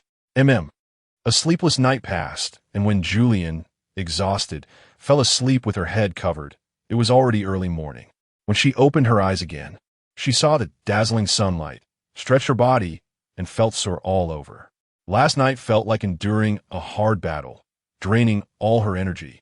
At this moment, she lay lazily on the bed, not wanting to think about it. Baby. Xiaojiang had personally prepared an exquisite breakfast and thoughtfully placed it in front of Julian to wake her up. Julian lifted her head, initially wanting to eat breakfast, but her gaze unconsciously fell on Xiaojiang. The Xiaojiang before her was smiling, tall and slender, wrapped in a white bath towel, exposing his bare upper body with snowy skin and well-defined arms that looked powerful. Julian found herself lost in thought, realizing she had spent the night entwined with such a handsome man. Thinking of this made her cheeks flush. Teacher Julian, why is your face so red? That's. The air conditioning is too hot. I have the air conditioning on cold. Julian was left speechless, her face turning even redder. You're really annoying. Xiaojiang raised the corners of his mouth and smiled slightly. You weren't saying that last night. You love me, right? Julian shyly lowered her head and softly replied. She dared not look into Xiaojiang's burning eyes, but unexpectedly, as she got up, the blanket slipped off, leaving her completely exposed in front of him. She screamed in shock. Ah! Xiao Jiang swallowed hard, immediately rushing to the window to draw the curtains. In an instant, the bedroom was once again enveloped in a suggestive darkness. Black, too black. Don't you like it? Xiao Jiang seated himself beside Julian, kicked off his slippers, loosened a bath towel around his body, and slipped under the blanket. Julian, don't you think it's a bit cramped? Xiao Jiang tugged at the blanket. Not at all, I think it's great. After saying that, he wrapped Julian in his arms and began feeding her bite by bite. Julian casually turned on the television, watching a Korean drama while eating breakfast, enjoying the leisurely moment. Wasn't this the perfect state of life? Julian thought. No, Xiao Jiang wants to keep me trapped in this gentle paradise to trick me into marrying him. As the saying goes, born in worry, die in comfort. Julian realized this and decided to escape quickly. Dress. Xiao Jiang, momentarily confused, asked, It's Saturday. Where are you planning to go?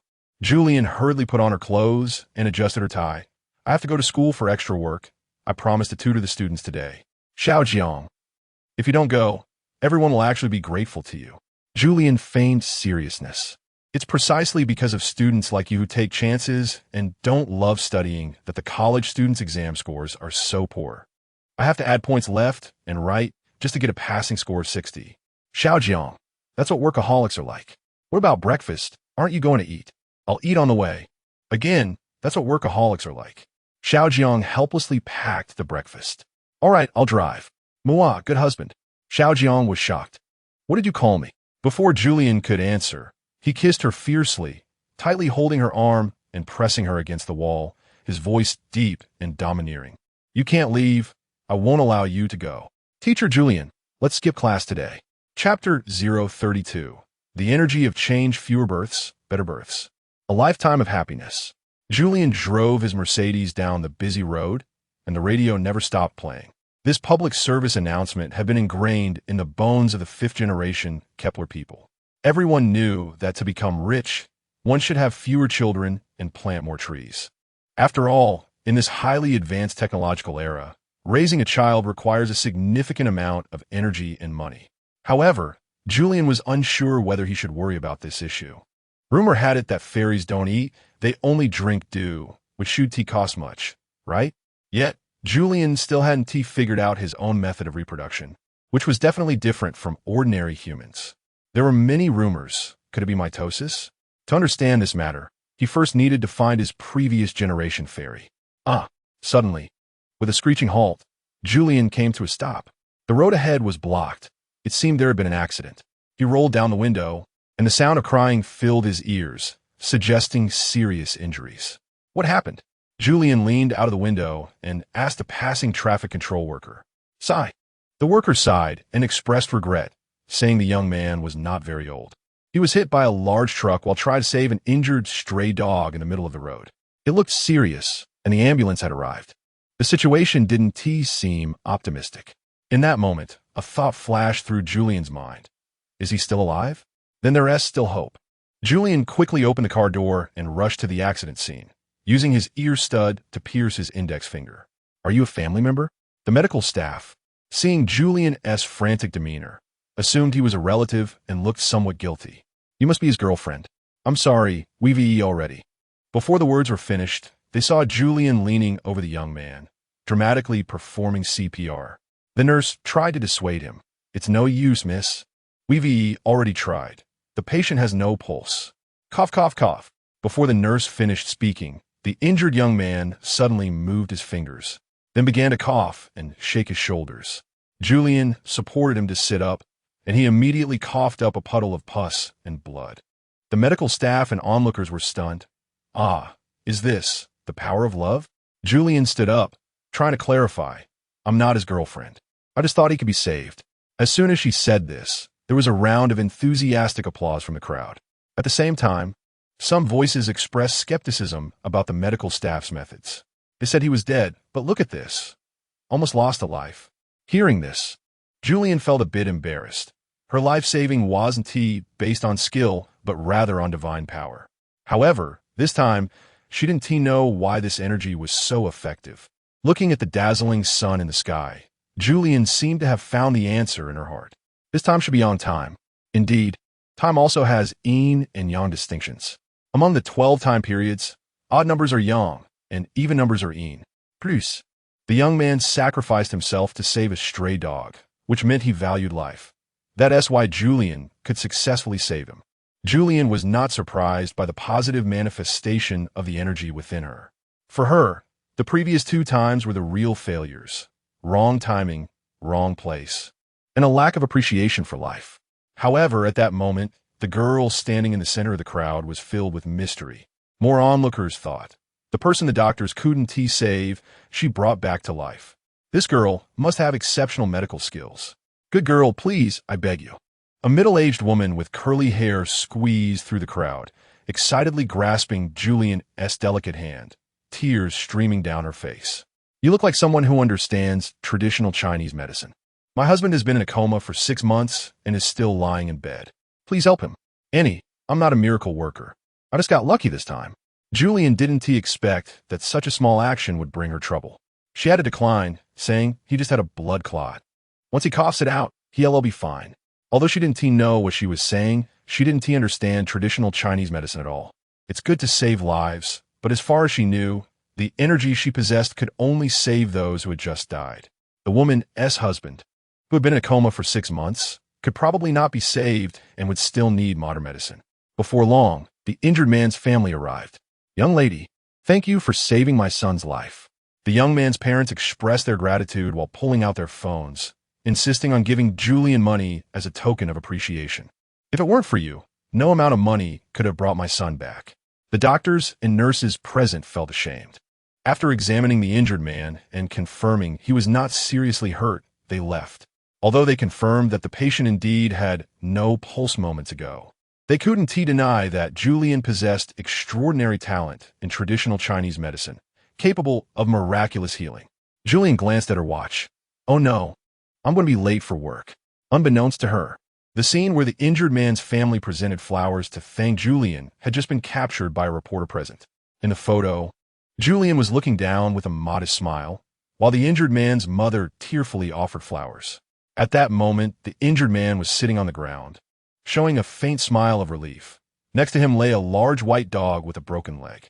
Chapter 033. Teacher Zhu is late. What a shocking first time.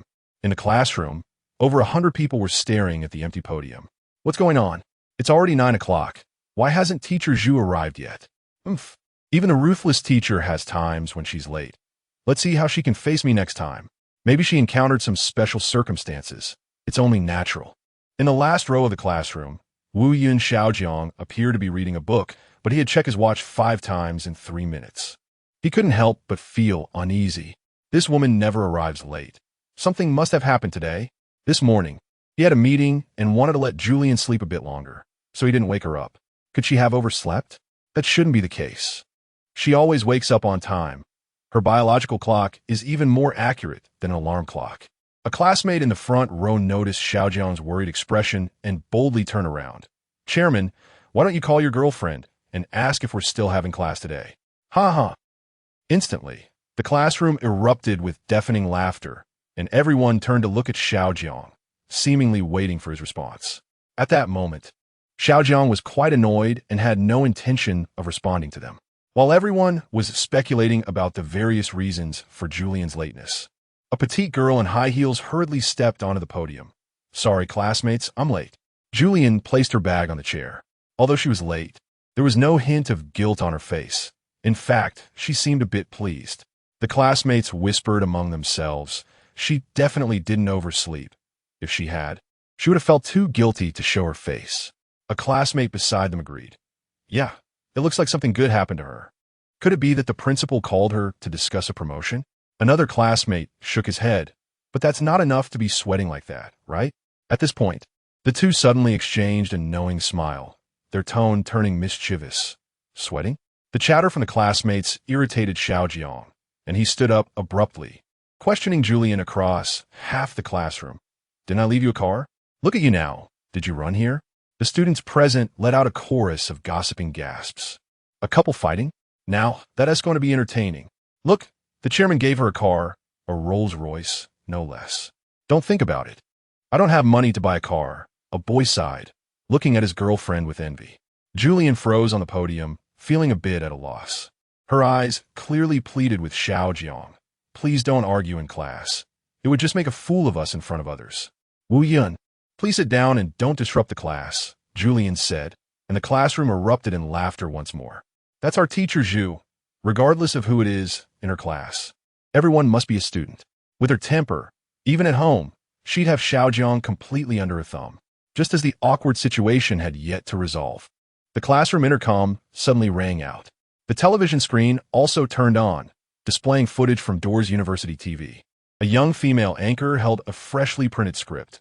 We interrupt this broadcast to bring you news that our young lecturer Julian encountered a car accident scene during the morning rush hour and bravely rescued the injured, saving a life.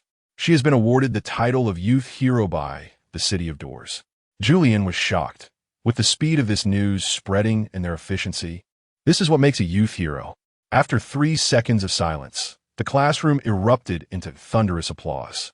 The students shouted in unison, Julian, Julian, Julian. In the last row, Xiaojiang stood awkwardly, his surprise gradually turning into relief. He felt embarrassed as he walked up to the podium, wanting to publicly apologize to her.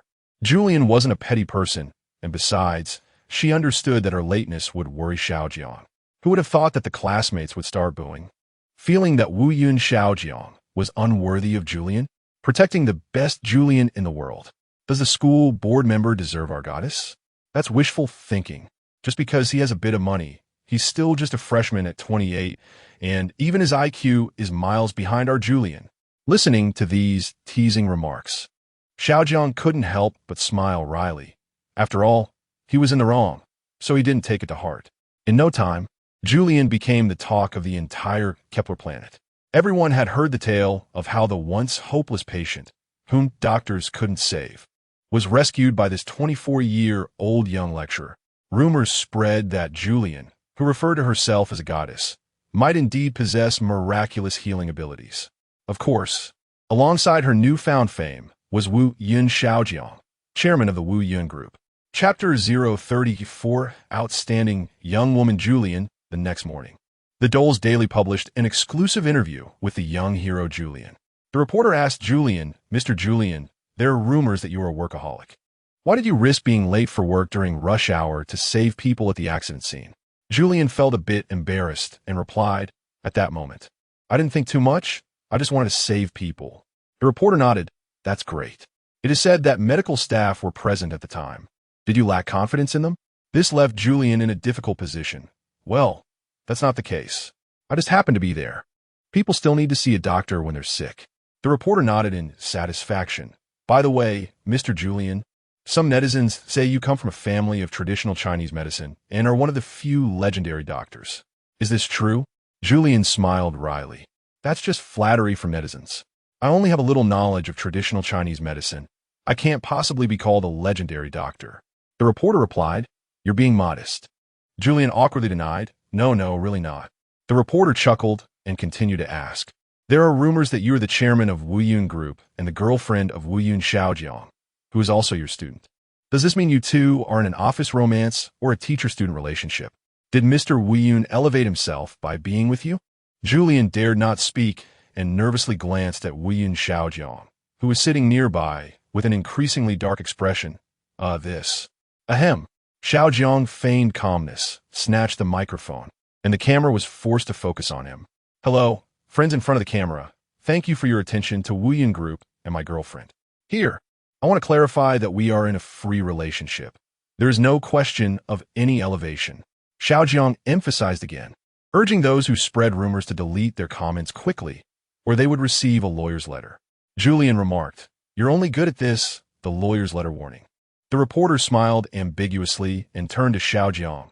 Mr. Wu Yun, last time there was a zombie virus infection incident at your group's top hospital. I heard you fainted from fright.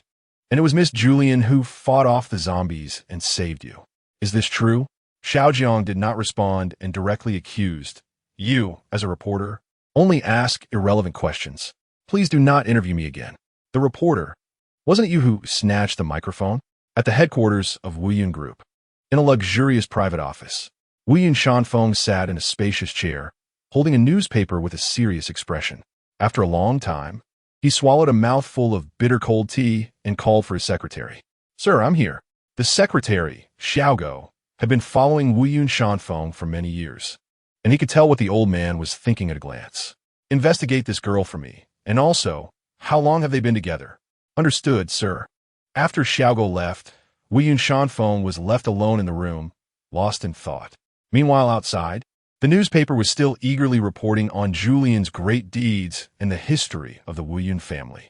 In the year 3025, Wu Yun Xiaojiang rose to the top of the dole's rich list with personal assets of 500 million Kepler coins, becoming the richest person in the world. How did Wu Yun Group, starting from a small astronomical observatory, become a real estate giant and step into various industries?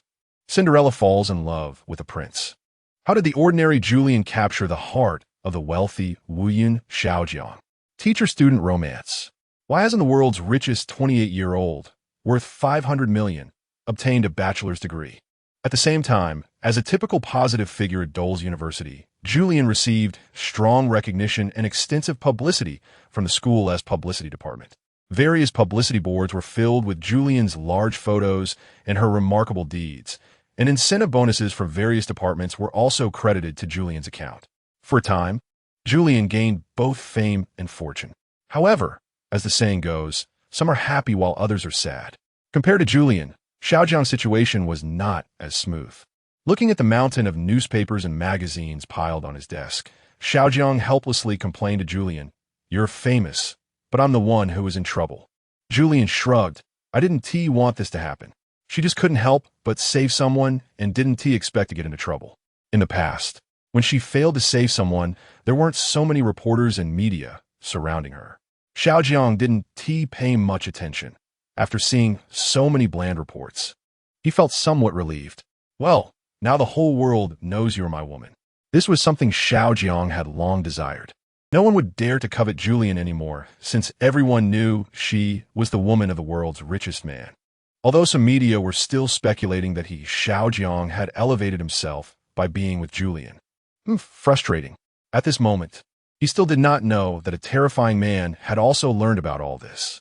Chapter 035. I disagree with this marriage. In the office of the chairman of Dulles University, Wu Yun Xiaojiang was preparing for a news interview scheduled for next week.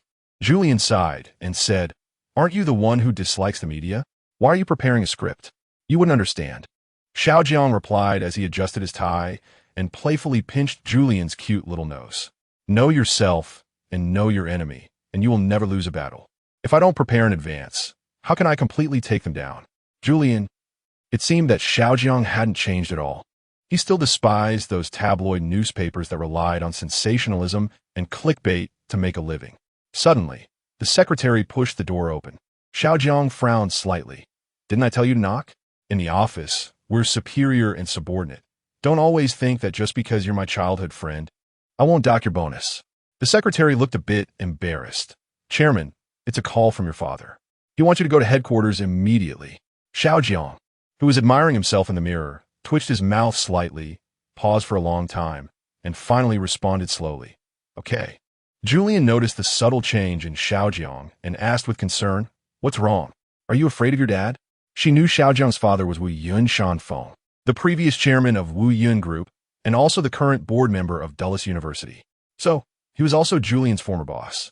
Wu Yun Shanfeng always had a serious expression, and even the usually arrogant Julian had to show him some respect. In front of him, she had to behave like a little bunny. So, when Xiaojiang asked, "Do you want to accompany me?" Julian shook her head in a fluster. No. You should go by yourself. If he finds out that I took his precious son away, who knows what would happen?" Just the thought of a scene where he offers her $1 million to leave his son made Julian feel thrilled. However, given the size of Wu Yun Group, it would have to start at 100 billion, right? Xiaojiang gently held Julian's shoulders, his eyes sincere and full of affection. "Julian, just wait here. I'll be back soon. I only have one question." Julian hesitantly raised a finger. "Is the internet speed fast in your office?" "As long as you want. You can access all websites and channels in the universe." "Really?" After Xiaojiang left, Julian excitedly turned on her computer and logged onto the top research website in the Kepler galaxy to browse the latest scientific achievements. She wanted to see if there were any new results in the academic world recently. There was a global evaluation of the top 10 outstanding scientists. If you don't have new results, don't blame me for posting papers like crazy. Julian, who was focused on work, had no idea that Xiaojiang was about to face a storm. Outside the headquarters building, the secretary bid farewell to Xiaojiang at the car door. Chairman, I can only take you this far. You'll have to take the elevator by yourself. This matter can only be faced by you alone. Xiaojiang flicked his sleeves and coldly looked at the secretary. That's what a good brother is, huh? After saying that, he walked into the building without looking back. Watching Xiaojiang's lonely figure, the secretary chuckled and shook his head. This kid finally dared to face his father alone. In the luxurious office on the top floor, an elderly man with white hair and a commanding presence was already waiting for his arrival. As soon as he entered, Xiaojiang felt an intense pressure. Although Wu Yun Shanfeng had his back to him, looking out at the scenery, just his silhouette was enough to fill the office with an overwhelming aura. Xiaojiang remained silent and politely knocked on the door. You're here. Sit. Without any unnecessary expression, Wu Yun Shanfeng walked to his desk and slowly threw a stack of newspapers in front of Xiaojiang, saying, read. Xiaojiang didn't need to look to know what was on the newspapers. He had seen the stories about his and Julian's love affair countless times already. Father, I was just looking for an opportunity to confess to you. You still have the nerve to call me father. The volcano finally erupted. If I hadn't called you here today, you probably wouldn't have come to see me even if you had a child outside, would you? Xiaojiang shrugged, too exhausted to argue. Father, what are you talking about? Although deep down, Xiaojiang was indeed afraid of his authoritative father. He had long since decided that it was time to tell his father about his relationship and future plans. Father, did you call me here just to blame me for not telling you? If there's nothing else, I'll leave first. I have work to do. Wait. Wu Yun Shanfeng stopped Xiaojiang, who already had one foot out the door. I disagree with this marriage. Xiaojiang turned back, seemingly unable to believe his ears. What did you say? I said. Wu Yun Shanfeng repeated, I disagree with your marriage to Julian. Why? Xiaojiang couldn't understand. Was this father, who always controlled his life, now interfering with his marriage as well? Do I really have no freedom here? Wu Yun Shanfeng replied. That's not the reason. Wu Yun Shanfeng continued. Julian, she's a fairy. Chapter 036, Why can't you marry a fairy? What's wrong with the fairy? Wu Yun Xiaojiang couldn't understand why his father opposed his marriage to Julian. Earlier, when he hadn't succeeded his father as chairman, his father had worked with Julian. So, his father should know Julian's character. Wu Yun Shanfeng sighed and began to explain. You should know, your great-grandfather once fell in love with a fairy. The consequences were devastating. Xiaojiang asked, what happened back then? Wu Yun Shanfeng shook his head, indicating that he wasn't clear. I only heard your grandfather say it. After all, I didn't witness it myself. But our Wu Yun family has since had no dealings with the fairy clan. Xiaojiang was puzzled. Then why was Julian still working at Dulles University? But you also know, due to a fortunate coincidence, our group is currently involved in research related to Earth's biology, which includes sequencing the genes of fairies. So, we had no choice but to keep Julian at the university. Xiaojiang looked coldly at his father. So, you just want to use her, right? Wu Yun Xiaojiang dismissed this. She works for me. I pay her. How is that using her? That's employment. But I absolutely will not agree to you marrying her. Xiaojiang smirked. But Mom has already agreed. Wu Yun Shanfeng sneered. Your mom doesn't have the final say over me. This statement felt like a bucket of cold water poured over Xiaojiang's face. He knew that since childhood, only his mother had truly loved him. Wu Yun Shanfeng's wife was one of the richest women on this planet. However, she didn't like to dress up or attend various wealthy women's gatherings. She devoted all her love and time to her only son, Wu Yun Xiaojiang. What his father brought him was only strictness. He didn't want to let his father dictate him anymore. He was already 28 years old and should act like a man. Father, if you don't agree to my relationship with Julian, then we will sever our father-son relationship. Wu Yun Shanfeng was taken aback by this statement, then immediately flew into a rage, grabbing a broom to beat Xiaojiang. You brat, you dare to threaten me. Just watch me beat you to death. Xiaojiang didn't dodge. Instead, he raised his voice. You know, my shares in Wu Yun Group have now exceeded 50%, and I am the legitimate chairman. What about you? If I unite with other shareholders against you, father, what do you think the consequences will be? Wu Yinshan Feng was stunned.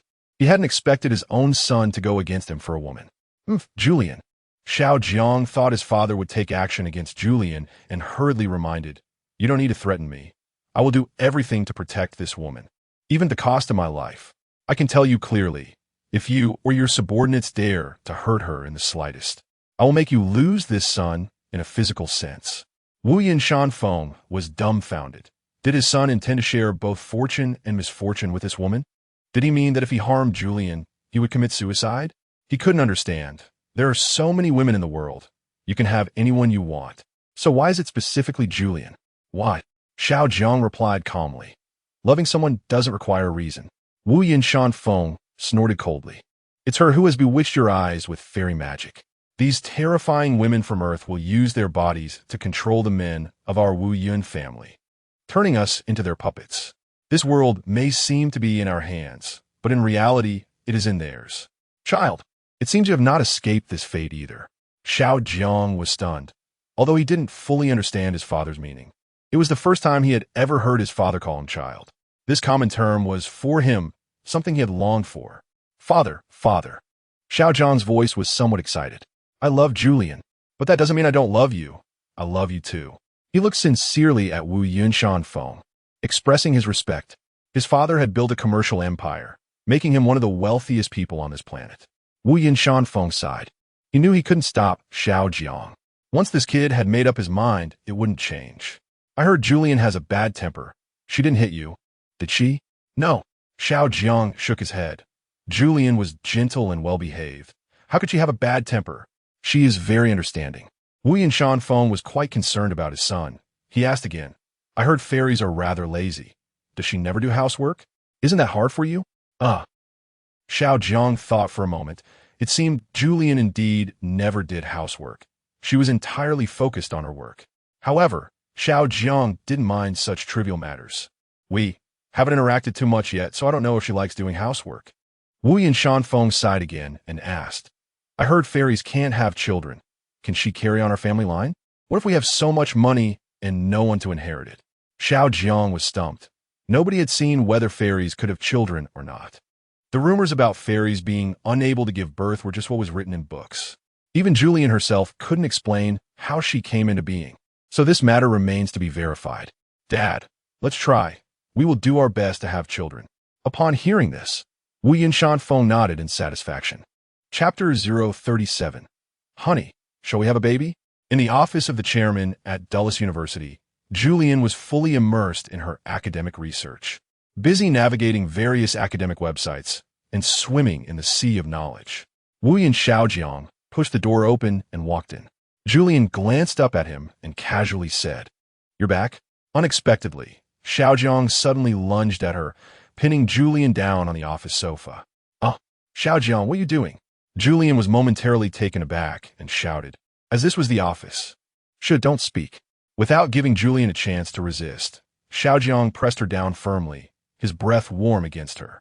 Julian felt a ticklish sensation near her ear, but she still retained a shred of rationality. No, don't, Xiaojiang. However, the rejection that should have come out of her mouth turned into heavy gasps, echoing in the not-so-large room. Her palms were pressed against Xiaojiang's, and a slight sweat began to form in her palms. Xiaojiang, what are you trying to do?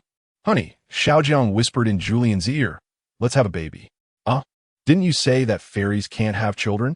Julian's tone shifted from ambiguous to confused, but Xiaojiang had no intention of waking up from this moment. We have to try to know. At this moment, Julian had already drafted a new academic paper title in her mind. The Theory of Fairy Evolution Practical Schemes and Experimental Results for Fairy Reproduction. A great breakthrough. At this moment, Xiaojiang was eager to start practicing, pulling Julian's short skirt up deeply. Cough, cough. The secretary appeared at the door at some point, lowering her head, looking embarrassed. Xiaojiang, beads of sweat on his face, flushed with anger. Why didn't you knock before coming in? The secretary replied, This is the performance report for the first half of the year that you asked me to organize this morning. Get out of here. Yes. The secretary dropped the report, closed the door, and fled in embarrassment. Julian looked at her disheveled appearance. Didn't everyone see her like this? Word would spread. And how could she continue to work at Dulles University? It's all your fault. She no longer had the interest to continue, pushed Xiaojiang away, and quickly tidied her clothes. Before long, the sound of Julian's proud footsteps echoed in the hallway. After thinking for 3 seconds, Xiaojiang chased after her. 10 minutes later, in a black Rolls-Royce in the parking lot, the scene from The Office replayed. Julie, there's no one here. It'll be over quickly. But this is a parking lot. What if someone sees us? Julian was very worried, but despite her desperate refusals, Xiaojiang tore at her clothes until she was almost stripped bare. Xiaojiang, Xiaojiang. Julian completely lost her reason, calling out his name as she nestled against him. The car windows fogged up, filled with the sweet atmosphere of a couple in love. Xiaojiang held the woman in his arms, his chin resting on her neck. Slowly starting the car. Xiaojiang, don't. Julian anxiously grabbed his open shirt. Don't go. She leaned on the Rolls-Royce steering wheel, gasping heavily. The underground parking lot was dimly lit, and no one would notice the hazy, romantic yellow glow inside the luxury car. One of Xiaojiang's large hands wrapped around Julian's slim waist, lifting her up and placing her in the passenger seat. He leaned back, drenched in sweat. What just happened? Julian was confused and inclined to forget what had just occurred. 3 minutes, why does it feel like half a century? Has it started? Is it already over? Half dreaming and half awake, Julian said a series of things that made Xiaojiang furious. He quickly started the car and drove out of the city at nearly the speed of light, heading towards the villa in Wuyun Mountain. Julian dozed off in the passenger seat, utterly exhausted. In her hazy state, she was embraced by powerful arms and placed on a soft bed. Accompanying that was the solid chest of the person. Xiaojiang, I need to sleep. I have work tomorrow. Teacher Julian, I'll give you a day off. Xiaojiang squeezed onto the small bed with Julian, obediently sticking to her back, with a tone that carried some pleading. So, Teacher Julian, can we not sleep tonight? Julian replied, I can't hear you. I'm dead. Chapter 038, Rare Vacation. Julian, when the sun rises, I'm still sleeping. Julian, wake up. I'm dead. I can't hear. Wuyun. Xiaojiang tried every possible way to coax Julian to get up, but the latter wrapped the quilt tightly around herself, covering her ears, and slept even more soundly. Watching the hour and minute hands of the clock overlap, Xiaojiang sighed helplessly. Suddenly, he remembered his father's advice. I heard fairies are lazy. They won't do housework, right? Now Xiaojiang had the answer in his heart. Julian really never did housework, and she didn't even get up on time. However, today was Saturday, and he originally wanted to take her to the mountains to see the beautiful scenery nearby, but she refused. Julian, if you won't get up, I have a way. Xiaojiang grabbed Julian's long, fair legs, and without the cover of the quilt, Julian felt a bit cold. No, Xiaojiang, what are you doing? I don't want to get up. Julian kicked her legs, refusing to obediently get up and get dressed. Until Wuyun. Xiaojiang suddenly pulled off her quilt. Julian woke up completely, covering her body with her hands, her little eyes darting around, cautiously looking at Xiaojiang. This made Xiaojiang both amused and helpless. It's not like I haven't seen it before. We've done everything. So what's the point of covering up? Julian carefully fumbled for her clothes from the side and slowly put them on. Let's go. Xiaojiang picked up Julian, and before she could react, he tossed her onto the back seat of the luxury car. Xiaojiang, where are we going? Xiaojiang said mysteriously to the mountains. Julian couldn't understand even more. Aren't we already in the mountains? Xiaojiang explained. There's a tourist attraction in these mountains, didn't you know? A few years ago, I invested in developing this place, but it's on the other side of the mountain, not too close to where we live. Oh, Julian suddenly realized. Wealthy people really know how to have fun. Casually developing a scenic spot on a mountain, she felt quite envious. It was a good day to take a break and go out to play and relax. The car drove along the mountain road to the other side of the mountain, and the scene before Julian's eyes indeed opened her mind. Surprisingly, under the sunlight, there was a dazzling golden beach in this dry inland area. Wuyun. Xiaojiang had actually created a private lake. Wow! People of all ages came to play, wearing swimsuits. Although it was hot, it wasn't particularly scorching. Watching the beautiful women with curvy figures lying in the arms of muscular boyfriends, Julian thought to herself, is it really just because it's hot? Looking at her own extremely plain floral dress, Julian felt a bit embarrassed to face anyone. Maybe we should go back. I have social anxiety. I want to fit in with them. Julian said shyly, clutching the hem of her dress, no longer the proud and confident person she was in class. Xiaojiang took her hand. Come on, get out of the car. You're my girlfriend. Who would dare to ostracize you? Seeing Julian's hesitation, Xiaojiang, eager to protect his girlfriend, coaxed and led her to a crowded place, introducing her to everyone present. This is my girlfriend, Mr. Wu. Mr. Wu is amazing. Visitors dressed in various styles cheered with bottles of different drinks, instantly creating a chaotic scene. Although Julian was not good at socializing, she enjoyed the lively atmosphere. She had never been to such a lively gathering before, especially when night fell. Someone lit a bonfire by the beach, and everyone sang and danced around the fire while drinking. Wu Yi and Xiaojiang opened 2 bottles of cocktails, handed one to Julian, and sat beside her, watching everyone play. If you want, we can dance like them. Maybe not. Julian shyly smiled, rubbing her hands together. I'm not a very lively person. In the night, Xiaojiang looked at Julian's flushed little face, and his heart couldn't help but flutter. She was just too beautiful. Teacher Zhu, you're as beautiful as this lake. What kind of metaphor is that? Hearing Xiaojiang's cheesy compliment, Julian shyly lowered her head. She suddenly realized that she was not just dating her boss.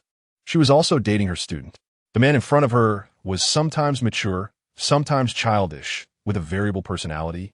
Yet he brought her warmth she had never experienced before. Teacher Zhu, have you ever seen snow? Wu Yi and Xiaojiang suddenly asked Julian, looking at the distant coastline.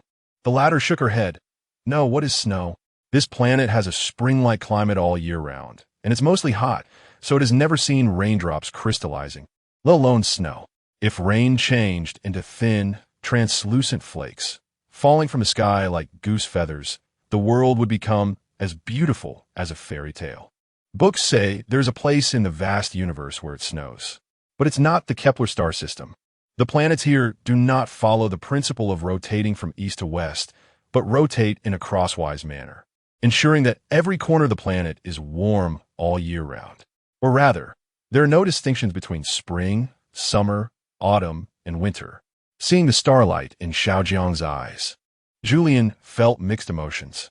The question of what snow was, like a charming and attractive lady, constantly captivated her.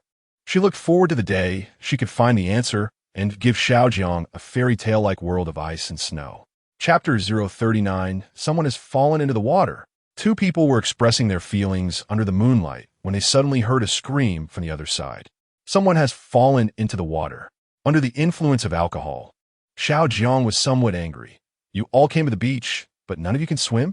From now on, anyone without a swimming certificate is not allowed to enter this attraction. The onlookers responded, we can swim, but that person is too far from the shore. Look at Wu Yun.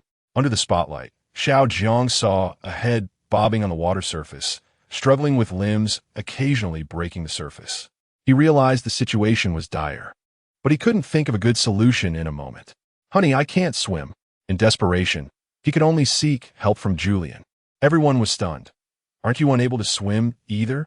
A big man is actually asking his wife to go into the sea to save someone? Julian rolled her eyes at Xiaojiang in frustration and jumped into the sea without saying a word. Behind her, Xiaojiang shouted, Honey, be careful. I'm going to find a small boat to come get you.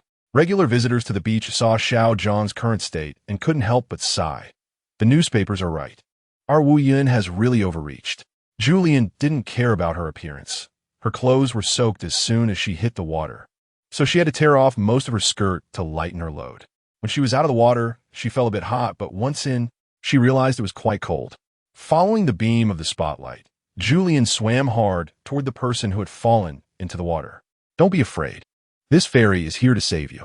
However, when she got close, the drowning person suddenly thrashed a couple of times and sank. Damn! Seeing this, Julian swam desperately toward the spot. Soon she reached where the person had gone under, but after searching underwater, she couldn't find any trace of them. It's too dark underwater. I can't see, she murmured softly, hoping that even if she failed to save the person, they could forgive her. Xiaojiang shouted from shore. If you can't find them, then stop looking and come back. But Julian didn't care. She knew she was a fairy, and the seawater couldn't drown her. Thinking this, she dove deep, and at that moment, she suddenly felt a surge of power within her.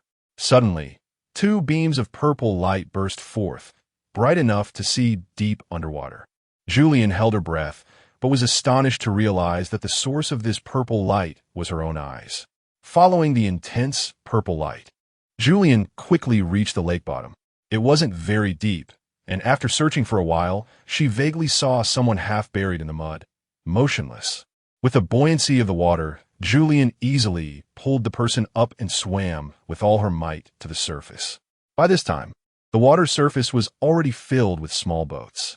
Julian, where are you?" While protecting his clothes from getting wet, Xiao Jiang desperately called out Julian's name. "Julian, you mustn't be hurt.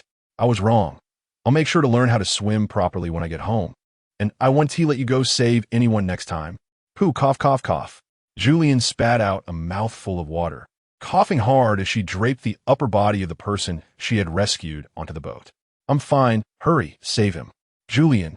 Seeing the drenched Julian, Xiao Jiang couldn't help but break down in tears. "You finally came back." He carefully pulled Julian onto the small boat, took off her soaked floral dress, and wrapped her tightly in his coat. When they reached the shore, a group of people laid the drowning man flat on the beach and began performing CPR. "This guy has breath, but just won't wake up." "Forget it. While he's still alive, hurry and call 120. Don't waste the best rescue time." At this moment, Xiao Zhang's attention was fully on Julian. "Honey, are you okay? Are you cold? Why aren't you talking? Are you mad at me? By the way, you look pretty good in my suit. Just need to adjust it a little." "Julian, can you be quiet for a moment? Let me rest." Her annoyance at this moment was not due to Xiao Zhang's incessant chatter, but because her eyes were glowing. Was this the powerful energy bestowed upon her by her ancestors? When faced with danger, this energy would be activated to help and protect her. In a daze, she recalled the ancient bone kept in the research institute. Every time she got close, that bone would also glow, and it was purple too. Was this some kind of resonance? This time, Julian was even more determined to uncover the energy hidden within her. Chapter 040, the most influential female scientists in the world. Xiao Jiang. "How is that person who fell into the water that day?" Julianne asked. She knew that the person had been sent to a hospital under the Wu Yun group, but she didn't know what happened afterward. Xiao Jiang vaguely replied, "Babe, I have a meeting now. I'll call and check after work." Julianne, also in a hurry to get to class, didn't think much of it and said, "Okay, you go ahead." After finishing her class step by step, she happened to run into Wu Yun Xiao Jiang waiting for her downstairs. "Come on, get in the car. We're going to eat together." "What's going on? Why did you come downstairs to pick me up?" Julianne was a bit surprised. Usually, they would meet in the underground parking garage after work. But this time, Xiao Jiang actually came to the teaching building to get her. If those gossiping students saw them, they would definitely talk behind their backs. Xiao Jiang smiled, and after the car left the school, she slowly spoke. "Next week, the school will hold an event to select the most influential female scientists in the world. Give me your materials, and I'll help you prepare them." Julianne was taken aback. She knew about this event. The selection of the most influential female scientists is one of the most renowned academic activities on Kepler, with an influence comparable to that of the Nobel Prize. Although this event targets women, male scientists and those concerned about the research community will also pay attention, as Dorrance University is one of the top institutions on this planet. Many professors and associate professors have considerable research strength, and some female faculty members would choose to participate in this selection. Now, Xiao Jiang unexpectedly threw an olive branch to Julianne, leaving her momentarily unsure of how to respond. Julianne believed she had some strength, but here was an opportunity that could guarantee her selection. "No need. I can't get first place anyway. Getting selected should be fine, right? There are a total of 10 people being selected." Julianne smiled indifferently. She didn't really care about these titles and benefits, these external things. She enjoyed the process of working hard step by step. So for her, being selected was better, but not being chosen was also fine. Xiao Jiang asked again, "Really don't need it?" Julianne shook her head. "No need, no need. Thank you for your kindness." As Xiao Jiang's girlfriend, she naturally had the advantage of proximity.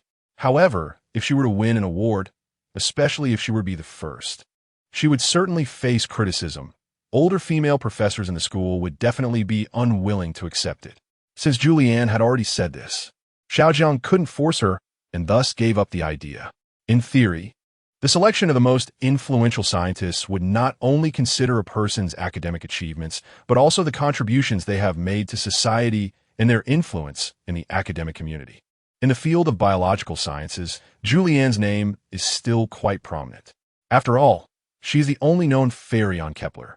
Not long after, Liao Jingyao called, "Hey, my dear, can you ask your Mr. Wu Yin to help me with a backdoor? The materials are needed urgently. It's for that most influential female scientist selection."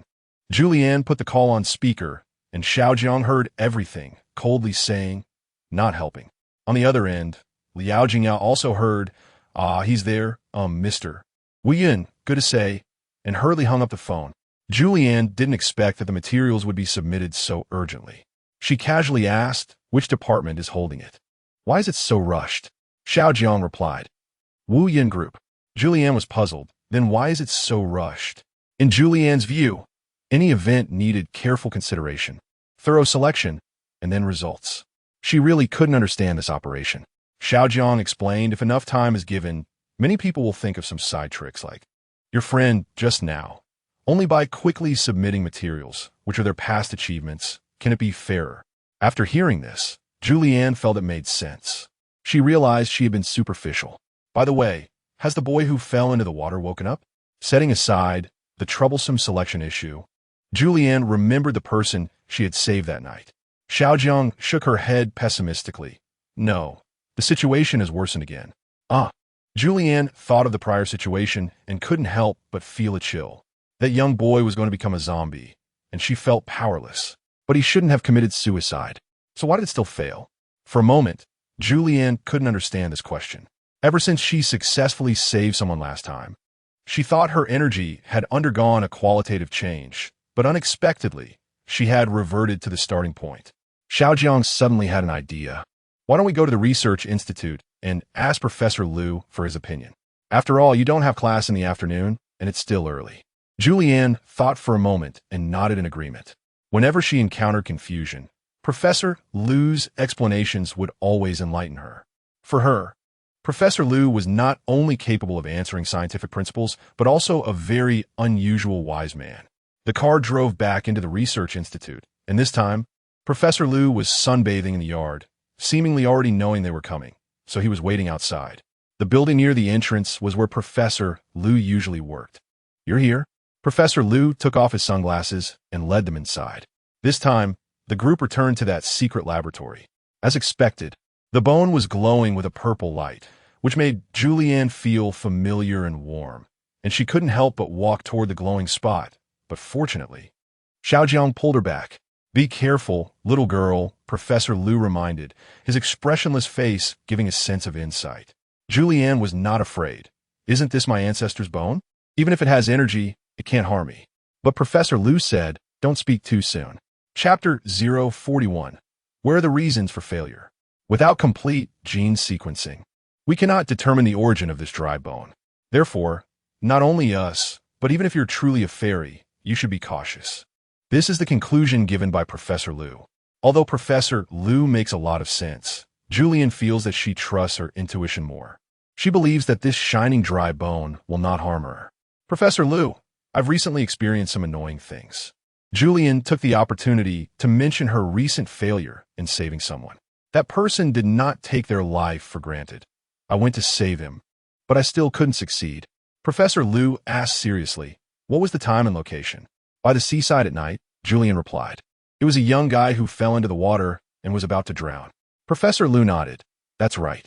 According to the theory of yin and yang and the 5 elements, water belongs to yin. It was inappropriate for you to try to revive him in the water because the surroundings were filled with yin energy. A living person needs yang energy." After saying this, Professor Liu rummaged through his bookshelf and handed Julianne a book. "This book is one I recently found from a friend that explains yin and yang and the 5 elements. It's something every fortune teller on the street has. You can take a good look at it to help you save people in the future." Julianne expressed her immense gratitude. Xiaojiang took the book from Julianne, flipped through a few pages, but couldn't understand it, so he shook his head and put it down. He had seen similar books in his great-grandfather's bookshelf. His great-grandfather not only enjoyed astronomy, but also studied yin and yang, the five elements, tai chi, and bagua. These ancient civilization topics were considered peculiar at that time. Recently, have there been any advancements in research? When it came to work, Professor Liu became serious again. He explained to Xiao Jiang some characteristics of the dry bone based on the assistant's records. This object sometimes emits blue light and sometimes purple light. Although it emitted purple light when Teacher Zhu was present, it occasionally glowed even when she was not there. Professor Liu meant that the glowing of the bone might not be directly related to Julian. The pattern of its glow remains unknown. Julian firmly believed that she was indeed an ancient fairy without a doubt. However, Professor Liu said it was the bone's issue, not Teacher Zhu's. On this planet, those who could be considered ancient humans are not only the fairy clan, but also the first and second generations of this planet itself, whose histories are equally long. Professor Liu explained in detail that after thousands of years of sedimentation, we do not know if they also possess special powers. Listening to Professor Liu, Julian realized that the various energies in this world are intricately intertwined, which is truly perplexing. Speaking of the predecessors of the Kepler people, Julian suddenly recalled the strange scene she saw that night in the villa on Wuyun Mountain. In that basement, there were portraits of her ancestors. However, when she went to search for it the next day with Xiao Jiang, she couldn't find it anywhere. Moreover, Xiao Jiang also asserted that there had never been a basement in his villa. Taking this opportunity to visit Professor Liu, Julian expressed her doubts. "Professor, I've seen things that others have never seen. I clearly remember that Xiao Jiang's house had a basement. I even went in, yet he has never known that there was a basement in his house." Hearing Julian's doubts, Professor Liu was not surprised at all. This matter is actually quite normal. There are only a few possibilities. First, you were in a dream or had a hallucination and everything was not real. Second, the scenes you described can only be seen by you, meaning this space was specifically opened for you. Julian didn't understand. What does that mean? This confirms your statement that you are a genuine fairy. Think about it. Are the unique things you see all related to fairies? Chapter 042 Signals from Earth. Julian thought carefully, and it seemed to be true. Most of what she saw in that basement was about fairies. What could this mean? Is Wuyan always around? I saw his car in the yard. A tall, thin young man with fair skin and glasses burst into the room, as if he had something important to tell Xiao Jiang. Xiao Jiang recognized him. "You're Xiao Wu from the Astronomy Institute, right? We met at the last meeting." Xiao Wu was a young scientist he had promoted, responsible for a newly added astronomical research project. The person called Xiao Wu nodded excitedly. "Director Wu, our team has made a significant discovery." Upon hearing this, Xiao Jiang quickly stood up from his chair. Julian followed Xiao Jiang and went to the nearby Astronomy Institute. It wasn't far, and at Julian's invitation, Professor Liu also went along. In the yard, a nearby building was filled with various astronomical facilities, including high-precision telescopes that Julian had never seen before, aimed at every corner of the sky. There were also some instruments she had never seen or heard of. Xiao Wu explained, "You wouldn't believe it, but this project has really yielded results. Recently, we've detected ancient signals from Earth." "What? Earth?" Julian exclaimed, her mouth agape in surprise. This was the second time she had heard about signals coming from Earth. Could it be that the planet rumored to have perished has come back to life? "Yes," Xiao Wu affirmed, "but this signal is from 500 years ago, when the fifth generation of civilization on Kepler just began. I wonder if there's any connection between the two." The fifth generation of civilization Xiao Wu referred to was when this place had become a wasteland due to nuclear war, and the first blades of grass were just beginning to sprout.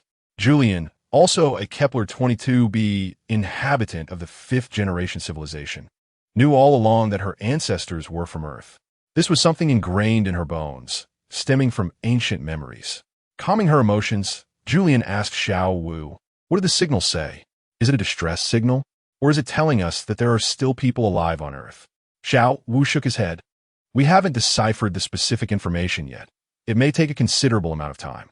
However, it is certain that the information coming from Earth contains details about fairies." Fairies? Julian became restless again. To her, anything related to fairies was related to her. She didn't know what to say. What if this message was searching for all the fairies in the universe, calling her back? She instructed Xiao Wu, if there's any news, please contact me immediately. This. Xiao Wu glanced at Xiao Jiang. He didn't know Julian, but from the looks of it, he guessed that she was his boss's girlfriend. Even so, he still sought an answer from Xiao Jiang with his eyes. Xiao Jiang directly nodded in agreement. You can contact either of us, but no matter who you call, we'll both come together. Originally, Xiao Wu wanted to note down Julian's phone number, but seeing the affection between the two, he felt it inappropriate to intrude. Professor Liu listened to their conversation while deep in thought. 500 years, that's a long time. If there were people on Earth back then, it doesn't mean there are still people now. So for Julian, hope seems bleak. Professor Liu patted Julian on the shoulder and comforted her. Don't have too much expectation. That way, even if we don't discover anything in the end, it won't be too bad. Julian nodded excitedly. She was happy to hear what Professor Liu said. Moreover, she understood the reasoning, but she was too eager to clarify everything. Since childhood, she had known she was different from others. Furthermore, coming from a loveless family only intensified her desire to trace her roots. Noticing Julian's emotional state, Xiao Jiang said goodbye to everyone. It's getting late. Everyone should head back. Julian, let's go get something to eat. Under Xiao Jiang's careful comfort, Julian got into the car. Xiao Jiang seemed to be talking to himself. This trip would have been better not taken. I came to make you happy, but instead, I'm even less happy. Julian retorted, I'm not unhappy. I just think this world is too strange. I'm just too eager for the unknown. Hearing her say this, Xiao Jiang also seemed a bit unhappy and asked with a straight face, do you desire me? Julian, Xiao Jiang, I'm your boyfriend and the only dream of girls worldwide. You got me a wealthy husband with cars, houses, and villas. You can eat whatever you want. Can't we just live our lives well? Julian was taken aback. Xiao Jiang had never said such things to her before. She didn't know he was such a person who longed for a peaceful life. She had thought he would unconditionally support her dreams. After a long silence, she calmly said, Xiao Jiang, maybe we aren't suitable for each other. After saying that, she got out of the car and took a taxi back to her original apartment, leaving behind a bewildered Xiao Jiang. On the way, a wealthy man driving a Rolls-Royce pressed the gas pedal to the maximum while shouting out the window, Is it easy for me? We've been together this long, and I've always been accommodating you. You're a fairy, this and that. Am I not? I'm the richest person on Kepler. I've been accommodating you all day long. You're still not satisfied. What more do you want? I cook for you every day, and you're still not satisfied. What do you want? All day long, thinking about those irrelevant things. Why not focus on me? And that beautiful, charming Earth. Am I not charming? I'm your man. What is this? Did she dump me? Ha, women are all the same. The next day, the news spread through the university somehow. Wu Yun and Xiao Jiang were dumped by Julian. I told you, no woman can stay by his side for more than 3 months. It's over now. Xiao Jiang is definitely going to fail this course. Chapter 043, Julian's Journey of Disappointment, Dulles University Conference Center, where all major selection events begin. Present are globally renowned scholars, experts, and prominent figures in academia. On stage are the judges, guests, and hosts of this event, forming the most influential selection committee for female scientists in the world. Dulles sits among the audience, with her best friend, Liao Jingyao, beside her. Julie, you broke up with Xiao Jiang. Do you think you can still be selected this time? In response to Liao Jingyao's gossip, Julian rolls her eyes. She never intended to ask Xiao Jiang for help. Not being selected this time is normal, and if she is selected, it would save her from the gossip of others. I'm not an influential female scientist. As she speaks, Julian raises both hands and makes a quotation gesture with her fingers.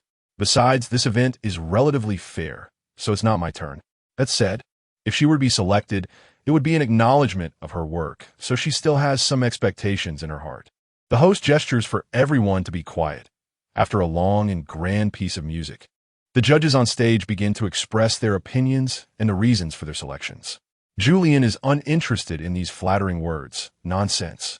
So she leans back in her comfortable seat and drifts off to sleep. Julian, Miss Julian. Suddenly, the host calls out Julian's name. She is slightly taken aback. Am I selected?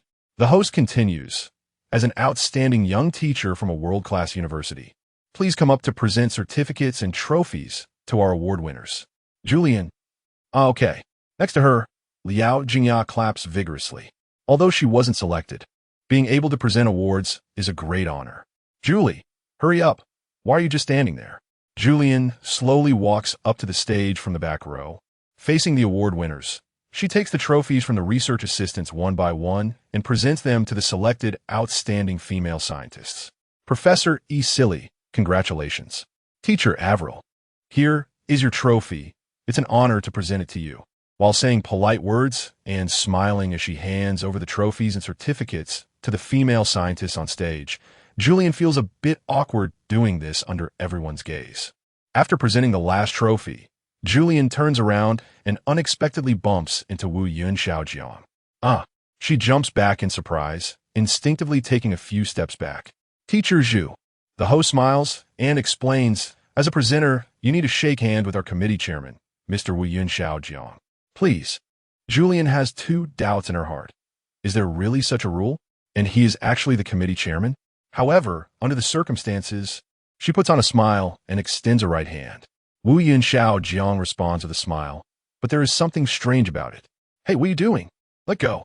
After being firmly grasped by Xiaojiang, Julian angrily whispers. Fortunately, the noise on stage is loud, and the audience cannot hear what she is saying. But Xiaojiang disregards Julian's struggles and directly pulls her hand down, disappearing from the audience's view. Backstage, Julian's face turns red with anger, and she quietly shouts, "What do you want?" Wu Yun Xiaojiang smiles triumphantly. "What do you think I'm going to do?" "Xiaojiang, I need time." Julian breaks free from Wu Yun Xiaojiang's hands, slightly calming her anger and trying to explain, "I want some quiet time alone, and if possible, I want to take a long vacation. I really need a rest." Wu Yun Xiaojiang. "Sure, you can take as long a vacation as you want. Your salary will still be paid, and I'll be with you." "Julian, do you really not understand? I want to be alone, to have some quiet time." Xiaojiang, looking wronged. "So, are you really planning to get rid of me?" Chapter 044, Temporary Departure in Julian's eyes. Although she and Xiaojiang had feelings for each other, the gap between them was too wide. Xiaojiang treated her well, like any boyfriend who loves his girlfriend. However, Julian felt that he seemed unable to understand her. If you don't understand someone, then all your efforts for her can only be called tolerance. "Xiaojiang, I don't understand. Is it just because of what you said yesterday? I was wrong. I take it back now. Let us pretend nothing happened. Okay?" Julian looked seriously at the man in front of her, who was 4 years older than her, and for a moment realized that he was just a child who hadn't grown up. "Xiaojiang, you seem not very suited for dating. I choose to leave not because I don't love you. I just feel a bit tired and need a break. When I miss you, I will come back." Xiaojiang pressed. "When will that be? You want to leave now? Could it be that you've fallen for someone else?" Julian sighed slowly. "There's no third party. I said, I still love you, but right now, I need some time to rest and think clearly. Perhaps I also did some things wrong these days, and I might have ignored your feelings. So, I need to reflect on myself." "You don't need to reflect," Xiaojiang said excitedly. "You know me. As long as you say something nice, sweet-talk me a bit, I'm still willing to be your loyal dog. I'm willing to accompany you in any unrealistic endeavor." Hearing Xiaojiang say this, Julian couldn't help but smile bitterly. These days, it seemed she had changed this man. Xiaojiang, who used to be a bit proud, had become insecure and so emotional. She hated herself and told Xiaojiang, "I don't want you to be a loyal dog. I want you to stand and have a relationship." After saying that, she forcefully pried open Xiaojiang's hand that was holding hers and turned away with determination. In the hall, the show had already gone on for 3 rounds, and the backstage staff stood behind Xiaojiang, all showing expressions of sorrow and gossip. Finally, has President Wu Yun really driven Teacher Zhu away? The host pretended to wipe tears. "This is too tragic. My Teacher Zhu, where are you going? Everyone, we will miss Teacher Zhu the most." Xiaojiang angrily shouted, "Who is your boss?" The host pouted and shook his head helplessly. "What are you standing there for? President Wu Yun? Go get your girlfriend back." Everyone thought, this boss is really unreliable. Without our help, he might never find a girlfriend. Under everyone's urging, Xiaojiang still ran out. No one understood why Xiaojiang, who was usually decisive at work, became so timid when it came to women. Only Xiaojiang himself understood that all his carefulness had its reasons. However, this matter wouldn't be understood until many years later. Outside, the long road stretched endlessly, and Xiaojiang looked at the high sun, unable to find Julian's trace. At this moment, Julian had already parked her car in a hidden underground parking lot. This place was the first basement of the Interstellar Execution Center. With a mind in chaos, Julian eagerly wanted to escape this planet. A staff member asked Julian, "Miss, how long do you plan to take off for your vacation? And which planet do you want to travel to?" Julian asked seriously, "Can you provide interstellar travel? To any planet?" The staff member smiled awkwardly. "Due to current limitations in aerospace technology, we can only offer travel within a light-year range, which includes nearby planets of Kepler 22b, such as Blue Star, Green Star, and Scythe Star." Julian didn't understand. "I've heard of Blue Star, but what is Scythe Star?" The staff member mysteriously reminded Julian, "Miss, we don't really recommend you go to that planet, as Scythe Star is currently in a state of war and is quite dangerous. If you really want to go, we will need to sign a waiver. If your personal property safety is threatened on that planet, our insurance won't cover it." Julian thought to herself, "Are travel companies this irresponsible now?" However, the more they discouraged her, the more she wanted to try. I'll sign now." The staff member cheerfully handed her a contract. "Miss, please sign here, and here, and here. By the way, since this project is still in the trial phase, you need to personally pay for the round-trip fare or tickets." Without thinking, Julian signed her name. After finishing, she realized, "Free travel? Then I'm not going. Free things aren't good. And such a trial interstellar travel project should be quite dangerous." But the staff member took the contract back. "Dear, once our contract is signed, it cannot be changed." "You?" Julian was somewhat annoyed, but also puzzled. What kind of trash company is this? In the 31st century, in such an advanced and legally sound society, how can such forced sales happen? However, Julian didn't have the energy to dwell on it. "Fine, I'll go then. After all, I'm a fairy, not afraid of death. When do we leave?" "Let me check." The staff member glanced at the schedule and exclaimed, "Oh, there's a flight to Scythe Star in 5 minutes. This way, please." Saying this, the staff member bent down and respectfully handed Julian a ticket. Julian, confused, thought, "Isn't this a trial project? Why are the flights so frequent?" "It's all because you're lucky, miss. Congratulations." "Fine."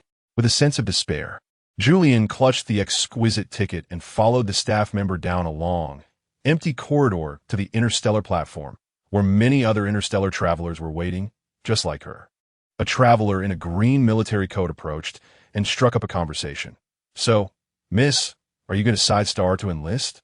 "Oh no." Julian suddenly remembered that the staff member had said Scythe Star was at war. I'm a war correspondent." Chapter 045. Interstellar Travel. The spaceship slowly ascended, and the scenery outside changed infinitely. This was Julian's first time on a spaceship, and she didn't experience the nausea and dizziness she had anticipated. The spaceship was fast but stable. The outside scenery flashed by, and in the blink of an eye, everyone found themselves in the vastness of the starry sky. A few young men and women dressed in military coats were chatting nearby. "Are you afraid of war?" "No, we fight for glory." They had the spirit of youth. And Julian felt that this was exactly what she lacked. Therefore, leaving her comfort zone to travel to a strange planet felt like an incredibly correct choice. Unfortunately, even though she was a fairy, she couldn't feel the heart-wrenching pain that Wuyun Xiaojiang was experiencing at that moment. Interstellar Travel Center. Wuyun Xiaojiang watched the spaceship rising slowly outside the skylight and shouted, "No. Where did that lady just go? I want to buy the same ticket." Xiaojiang didn't hesitate and took out his electronic identity card, which contained his credit record and digital savings. The young girl who attended to him was the same one from before, dressed in a uniform and probably around 17 or 18. You're Mr. Wuyun Xiaojiang?" The girl was shocked when she saw Xiaojiang. "Sir, I must remind you that this is just a trial travel program and carries certain dangers. It would be best if you didn't go. Our planet needs you." Xiaojiang paused for a moment, then roared in anger. "Then why did you let her go?" "She? You mean that lady just now?" The girl suddenly realized and remembered Julian's appearance. That girl was extraordinary. God would bless her. Seeing the girl's bewildered expression, Xiaojiang couldn't help but frown.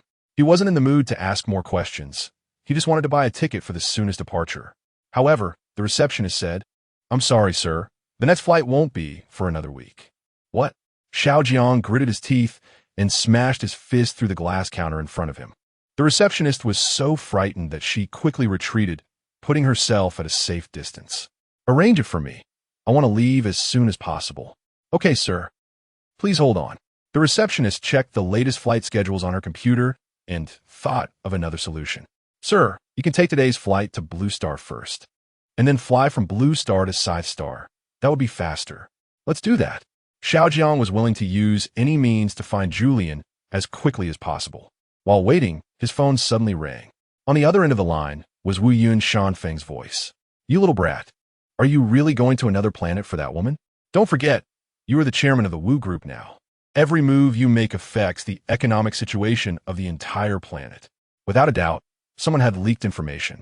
Glancing at the receptionist, Xiao Jiang didn't explain much, just said, Father, give me some time. I promise to bring her back. Wu Yun Shanfeng, however, ignored this. That's just a woman throwing a tantrum. Don't pay her any mind. She'll come back on her own once she's had her fun. But it's dangerous where she's going. I have to protect her. Xiao Jiang's tone was firm, leaving no room for negotiation. Who can you protect? Upon hearing this, Wu Yun Shanfeng became furious. Just because it's dangerous, you should go even less. She is a fairy. She won't be in any trouble. But you, a mere mortal, cannot withstand the wind and rain. Listen to your father. Come back quickly. The last sentence was noticeably softer, almost pleading with Xiao Jiang. Chapter 046, The Farthest Distance. Wu Yun Xiaojiang did not follow his father's instructions and gave up on searching for Julian. So his father's last words to him were, Are you really going to fall out with me over a woman? Xiaojiang didn't say much and hung up the phone directly. That day, he boarded a spaceship to Blue Star. Blue Star was close, but he couldn't understand why Julian had to go to Scythe Star. Was it just to escape from him? In Xiaojiang's view, they had only experienced a small argument that all couples go through. Looking at the vast universe, Xiaojiang thought about a lot. What was this woman really pursuing? Was it true that a fairy's way of thinking was different from that of normal people? He recalled his father's words. Our family has never escaped the fairy's curse throughout generations. Sure enough, he too was haunted by a fairy. Julian, oh Julian, he thought. Perhaps this is fate, but why did it have to be a fairy? If Julian were an ordinary person, maybe the possibility of them being together would be greater, and there wouldn't be so many obstacles. However, fate had chosen a fairy for him, and this concerned his family. Before long, even Wu Yun Xiaojiang hadn't realized it. The spaceship landed. This was Blue Star. The tour guide was excitedly introducing the place, but Xiaojiang already knew about it. He had been here years ago, but back then, it was all wilderness. This time, however, there were some steel-structured houses around. The place where the spaceship landed was a station funded by the Kepler-22b people. They were the guides of the Kepler star system civilization. Apart from that, Blue Star seemed like a poor remote area that had just transitioned from a primitive society to a civilized one. Passengers traveling to Blue Star were now orderly leaving the spaceship under the guidance of the staff. Passengers preparing to transfer to other planets were asked to wait at the platform. The next spaceship would arrive soon. Following the instructions, Xiaojiang could only take a distant glance at the scenery on Blue Star before hurriedly boarding another spaceship heading to Scythe Star. This journey would be relatively long. Bro, are you going to fight? A person dressed in a green military coat asked Xiaojiang on the spaceship. He looked like a Blue Star native. Xiaojiang awkwardly replied, What fight? Several others in green military coats turned their gazes towards Xiaojiang, surprised that he didn't know. Aren't you aware? Scythe Star is currently in chaos. He was astonished, and amidst his surprise, he felt worried. Wasn't Julian going to her death? Previously, he had vaguely heard that the Scythe people were launching a revolution, resisting oppression, fighting for independence, and demanding equal human rights. But he didn't understand. Do you have relatives there? The people in green military coats shook their heads. No. Xiaojiang was even more confused. Everyone hates war and wishes to stay far away from it. Why are you all rushing forward? Those people looked at Xiaojiang disdainfully, as if his understanding was not profound enough. Where there is oppression, there is resistance. We are not fueling the fire of war. We are here to expedite its end because we stand on the side of justice. The oppressed laborers there need us for their freedom. We are willing to sacrifice our lives. Hooray! Seeing this group of passionate young people, Wu Yun Xiaojiang felt inferior. He wanted to see what kind of situation Scythe Star was facing amidst its suffering. At that moment, Julian had already arrived on Scythe Star, where dark clouds loomed, and everything was gloomy, resembling a doomsday painting. The sound of fighter jets echoed in the sky, and soldiers in green military coats wielded rifles, engaging in a fierce battle against nobles dressed in luxurious attire, riding expensive horses. The nobles arrogantly sat on their horses, waving their swords. You blasphemers! The gods will punish your souls, and you will never be reborn.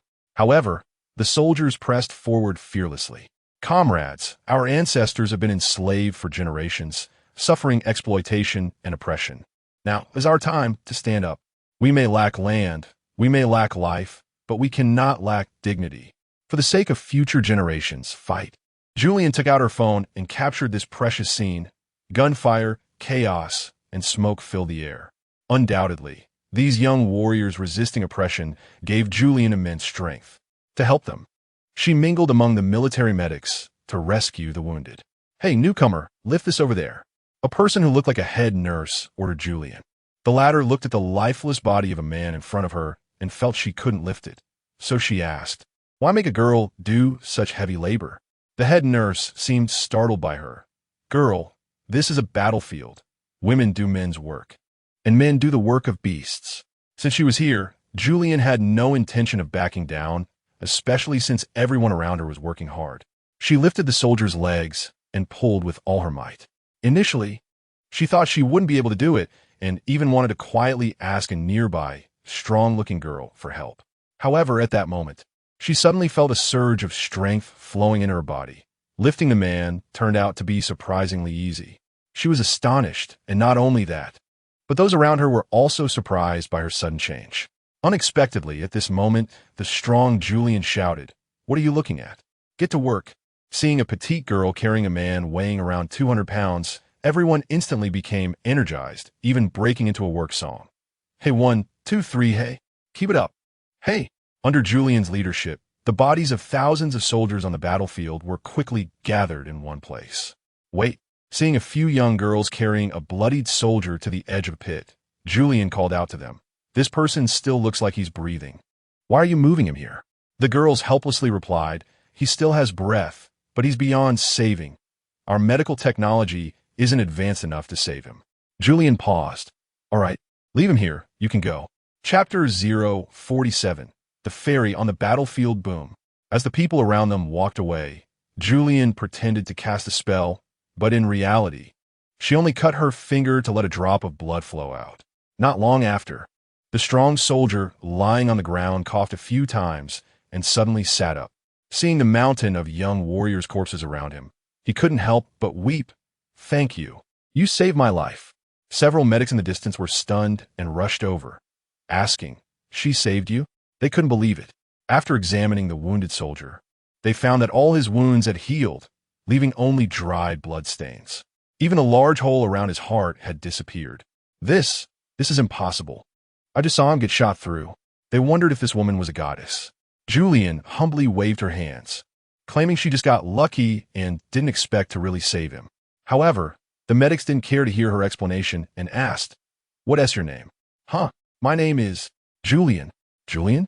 The medics repeated her name a few times before shouting, "Julian! Long live Julian!" Hearing this, the crowd echoed, "Long live Julian! Long live Julian! Long live Julian!" This scene completely shocked Julian. She never expected that such an unconscious act would draw so much attention to herself. Overnight, Julian became the spiritual leader of the soldiers. At night, the camp was lit by bonfires, with some soldiers bathing and others cleaning their beloved rifles. "Julian, where are you from?" A fair-skinned woman chatted with Julian in broken language, her eyes sparkling with hope. Julian shrugged. "I'm from Kepler-22b." The fair-skinned woman exclaimed, "I know that planet. It's the leader of the galactic civilization. Many of our soldiers came from there to support us. Thank you." Upon hearing that Julian was from Kepler, everyone eagerly bombarded her with questions. Is there a war there too? What do the people eat? Are there many delicious foods? Are there tall buildings? Is it very wealthy? Our space station was built by them. There are some civilizations and intelligent humans there. Listening to these curious and admiring voices, Julian smiled helplessly. This journey was truly incredible. Someone asked her, "How could you save someone who was about to die? Do you know magic?" Seeing the eager gaze of the young girl, Julian didn't want to disappoint her and simply replied, "Just a little bit." The little girl clapped excitedly. "So amazing, so amazing." But then she fell into sadness. "Sister, I wish you had come earlier." Julian didn't understand what she meant and asked, "Why?" An older, fair-skinned woman explained. "Her father was also our comrade. He died at the front a few days ago while covering our retreat." Upon hearing this, Julian couldn't help but feel sorrowful. But her energy couldn't bring the dead back to life. Why must there be war? She didn't understand. Once war begins, there are never any winners. The sacrifice of any soldier shatters a family. For the sake of survival. The woman looked sorrowful. This is the effort of generations of us, Scythe Star people. To avoid exploitation, to stand up and breathe the same fresh air as the rich under the sun. Oppression makes you feel that nothing could be worse than losing your freedom. After listening to the older woman's words, Julian felt deeply shaken. Chapter 048. Strategic Planning. Julian, from the advanced civilization of Kepler-22b, led the rebels on Scythe Star with her exceptional intelligence and strong adaptability, deploying a meticulous combat plan to launch a fierce strike against the slave owners. "I will go to the front lines with you, because I'm not afraid of getting hurt." Julian suggested charging alongside the young soldiers, so she could provide timely medical aid to any wounded soldiers still breathing on the front lines. However, everyone disagreed. "You should stay in the house and enjoy our offerings. You are a deity." Julian felt helpless, but no matter how she explained, these people were convinced she was a celestial being. Moreover, the senior officers regarded Julian as the spiritual leader of the army. She had to stay alive, and her existence was to inspire the soldiers to continue fighting. "I can help you end this war quickly and reduce casualties. Listen to me." The officer replied, "No, you can give us ideas, but you cannot go to the front lines to die." The officer believed that a weak woman like Julian could not withstand the artillery fire on the front lines. In fact, Julian herself did not know if she would die, as she had never tried it before. "All right, our opponents ride on fine horses and shoot at us arrogantly." Julian analyzed the battle situation in the tone of her comrades, saying, "Listen, while they are fast, their weapons are not more advanced than yours. What they have is a lofty spirit. This confidence gives them strength, but can also break them." The officer strongly agreed with what Julian said, but he had another question. "But they are numerous, and our war has just begun. Many poor people have not yet awakened and are willing to fight for them. Even so, we do not want to harm these people. They have it hard too." Julian did not share this sentiment. As a teacher of biodiversity, she understood the survival laws of this world, survival of the fittest. If you do not shoot, they will shoot at you. On the battlefield, there are only enemies and comrades. There's no such thing as benevolence or morality. You cannot show mercy to the enemy. At that moment, a bandaged soldier strongly agreed with Julian's words. "General, let this girl lead us and command the operations. My parents and brothers have been ruthlessly killed by the enemy. I need revenge." However, the officer remained silent and walked out of the tent with a heavy heart. Julian lit an oil lamp and stared at the map in the tent for a long time, finally figuring out the terrain. The rebels wore green military coats, their insignia, scattered across this small planet. Although there were not many of them, their distribution was vast.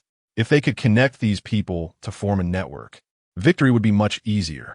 However, on this planet, there were no radios, not even wires. At this moment, Julian remembered Wu Yun Shaojiang, the wealthiest person on Kepler. If she could gain his assistance, victory for the rebels would be just around the corner. But back then, it was Julian who insisted on leaving and even brought up topics like breaking up with Shaojiang. Now, how could she find the courage to approach him? Suddenly, a blue star appeared in the sky, shining brightly in the darkness. "The deity has descended," someone shouted outside. "That's a spaceship," someone corrected. "A spaceship?" Julian jumped up and walked outside with everyone to look at the sky. It really was a spaceship. She didn't know why. Even though she had chosen to leave, she still felt a bit of anticipation. Would that person come? The spaceship landed steadily on a wide, grassy field. and the hatch slowly opened. The blue light on the outer layer of the spaceship gradually faded away, and warm yellow light spilled out from the hatch. This was the first time Julian had seen such high-tech equipment since arriving on this planet. It made her somewhat nostalgic for her hometown.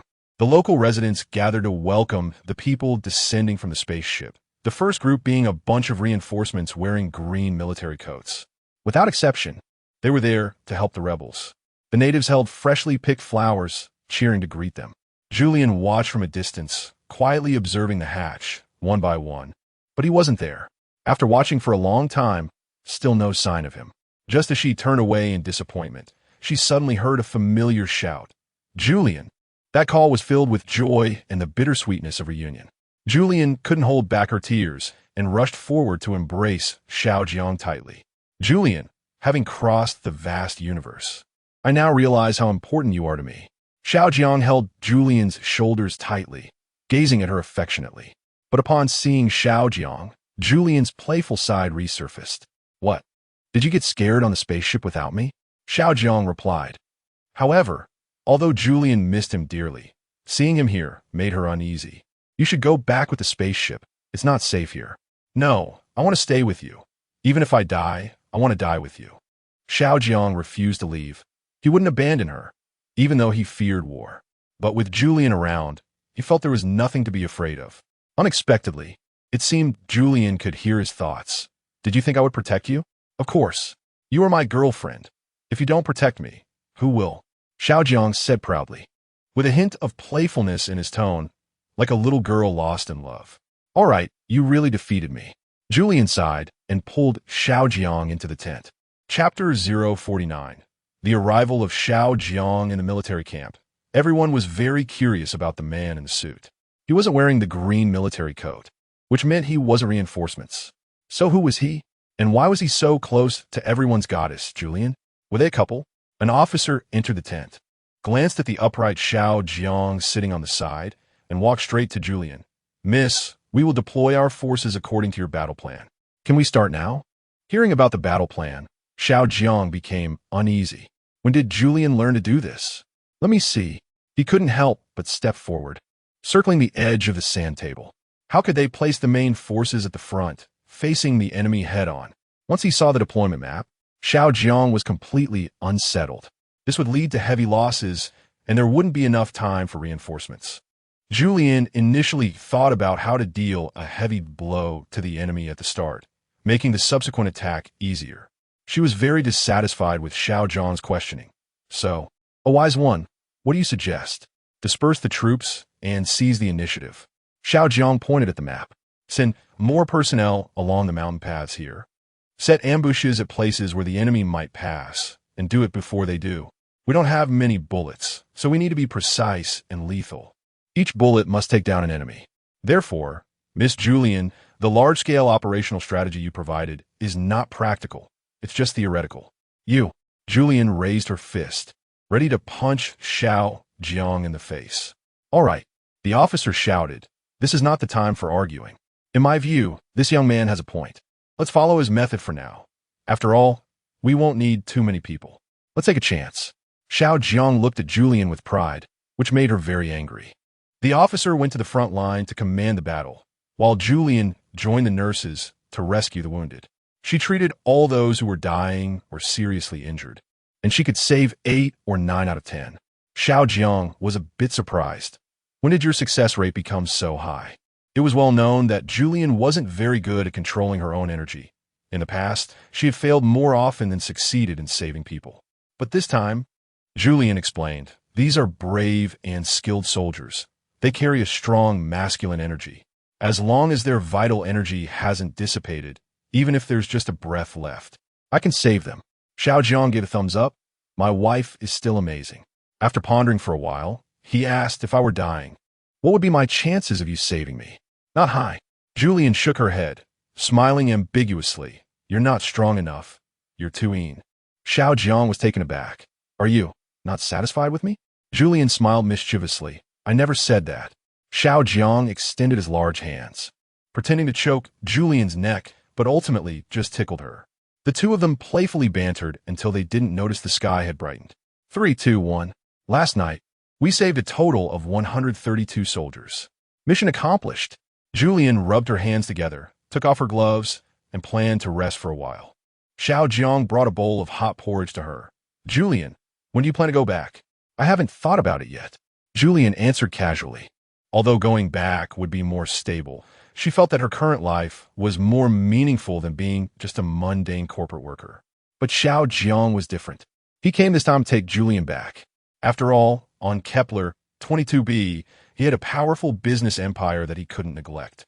In the past few days, his father's interstellar calls had already come in several times. By the way, interstellar calls? This planet has a signal? Xiao Jiang suddenly realized this point. This was a project from the Wu Yun group a few years ago. We connected all the satellites in the Kepler galaxy, and the entire galaxy's radio communication was seamless. There's a signal? Why didn't you say so earlier? Julian exclaimed. This makes things much easier. I just remembered. Are you planning to build a base station? To unite the entire Scythe Star's rebels? Julian nodded vigorously. Yes. This time, the two really thought of the same thing, which was rare to have such a tacit understanding. Chapter 050. The victory of Scythe Star with the divine assistance of the Wu Yun group. The rebel army quickly got back on track. All the soldiers wearing green military coats on Scythe Star became one cohesive unit, fighting for freedom and dreams. At this point, it had been half a month since Julian first arrived on Scythe Star. Have you made up your mind? Xiao Jiang asked casually. When will you go back? I don't know yet, Julian replied, flipping through a leather-bound notebook, densely packed with her observations since arriving on Scythe Star. The war is about to be won. You wouldn't want to stay here and help them establish a new regime, would you? Xiao Jiang asked half-jokingly. Julian thought for a moment and nodded. You know what? There is indeed that possibility. For some reason, the rebels in green military coats were very appealing to Julian. They exuded a special kind of strength.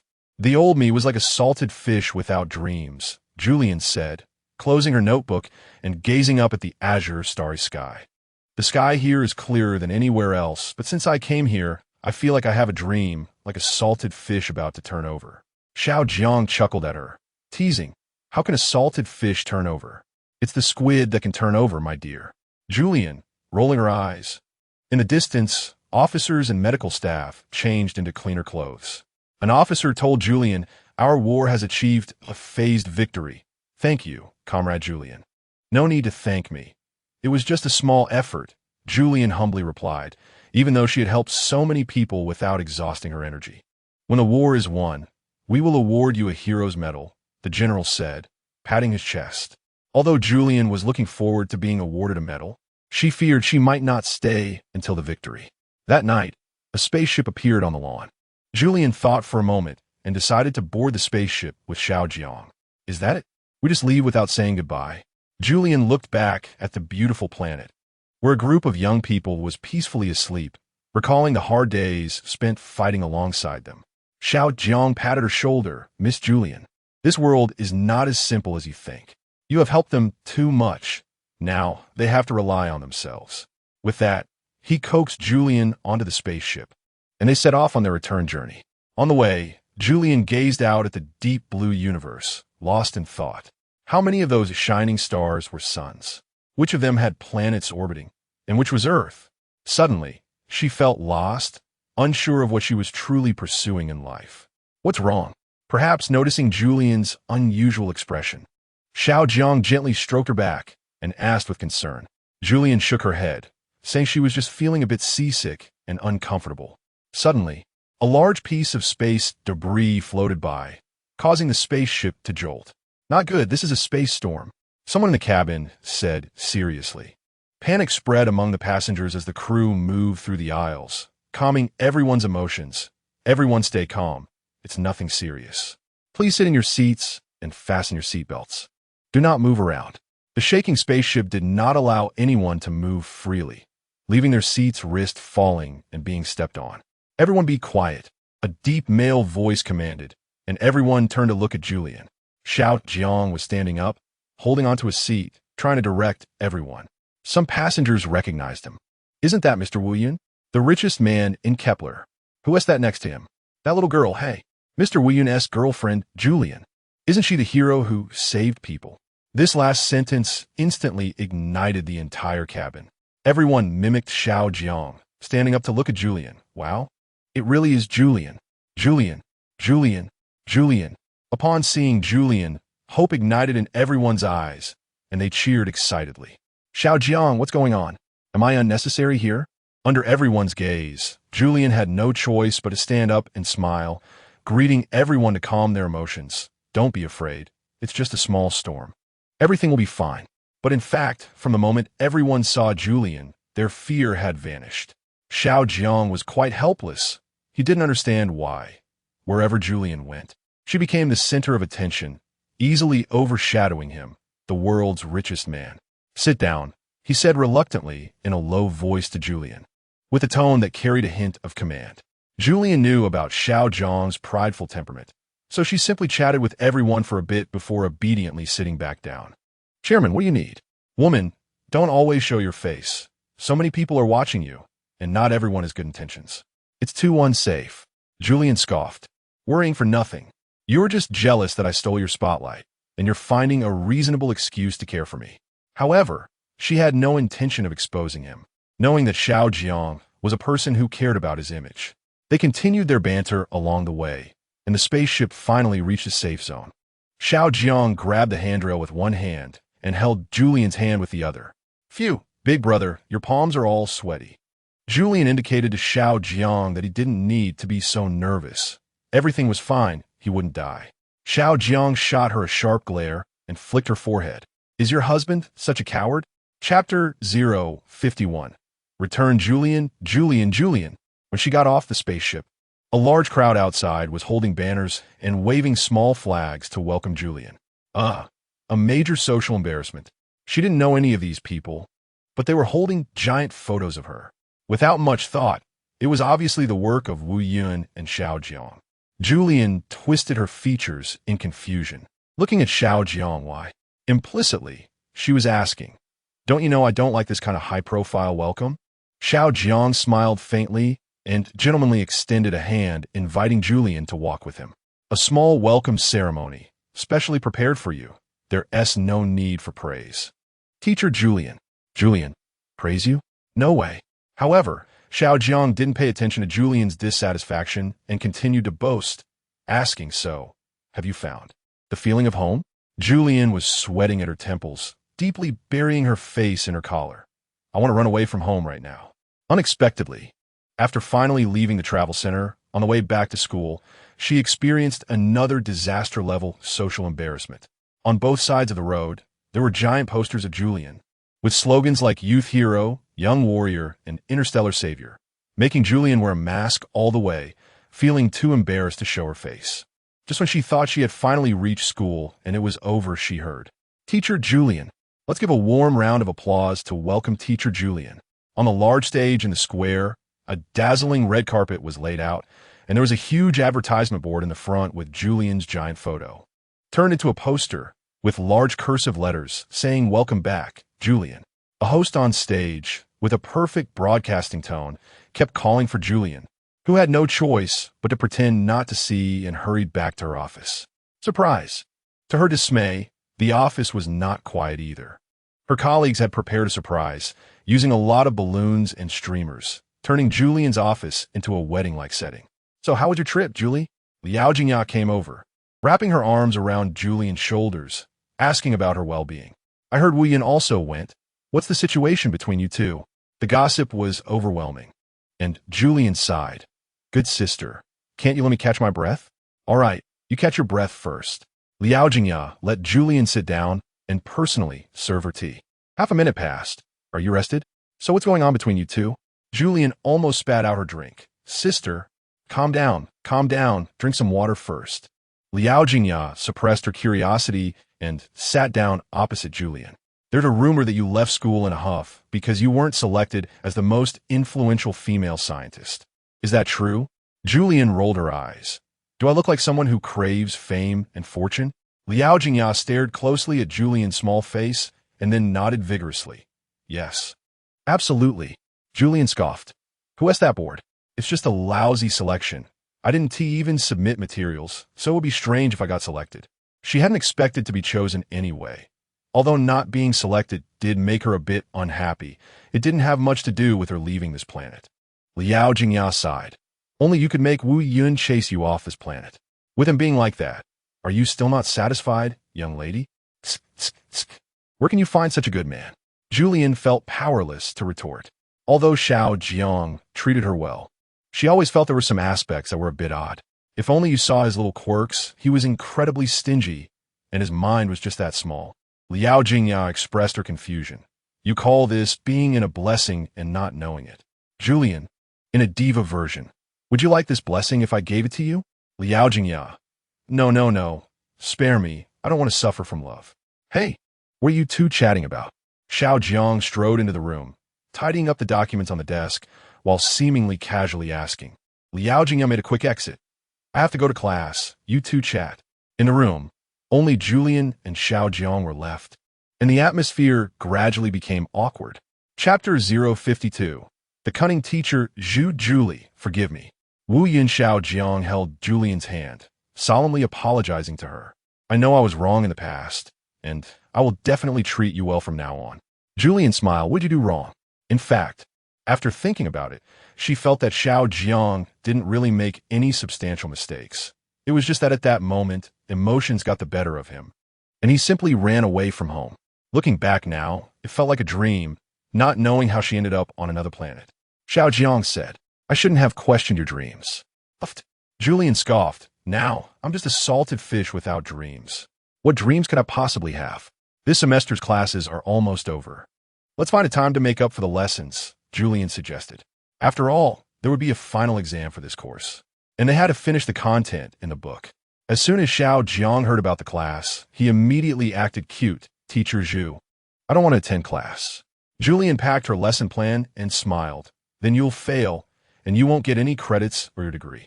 Xiao Jiang. Teacher Zhu, I was just joking. I love attending class the most. 3 minutes later, the two walked into the classroom. Coincidentally, it was Julian's class today, so the students could skip their self-study. Teacher Zhu is here. Everyone be quiet. As soon as she entered the classroom, someone shouted this, instantly freezing Julian's expression. But soon, she regained her smile. Long time no see, everyone. Did you miss me? The crowd replied, we miss. The word miss was filled with hesitation and uncertainty, full of helplessness and grievance, which made Julian furious. It seemed everyone wanted to retake this course next semester. No.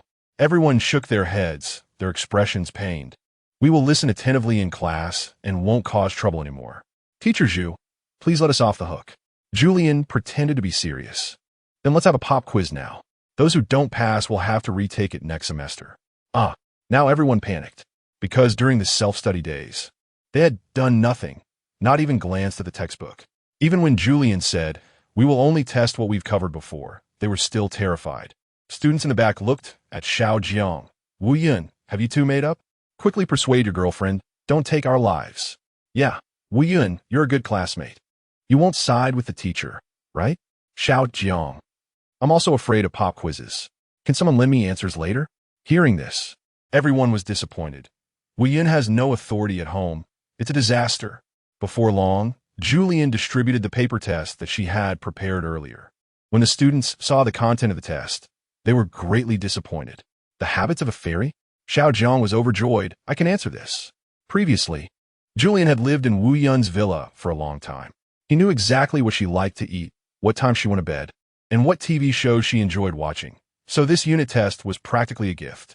Damn, other students couldn't help but glance over. How does he know everything?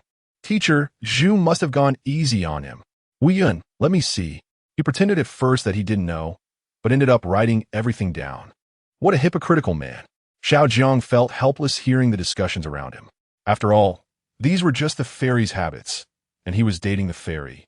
Is there anything wrong with being close to her? Thinking of this, Xiao Jiang reluctantly covered his paper. Since you guys are gossiping about me, you can't look. The students were in despair. By the time they turned in their papers, each white sheet was marked with various phrases like long live Julian, I love Julian, which made Julian both angry and amused, and she could only tearfully give them all a 0. Please, teacher, give us a chance. The students pleaded, explaining how precious time was and that they couldn't retake a semester.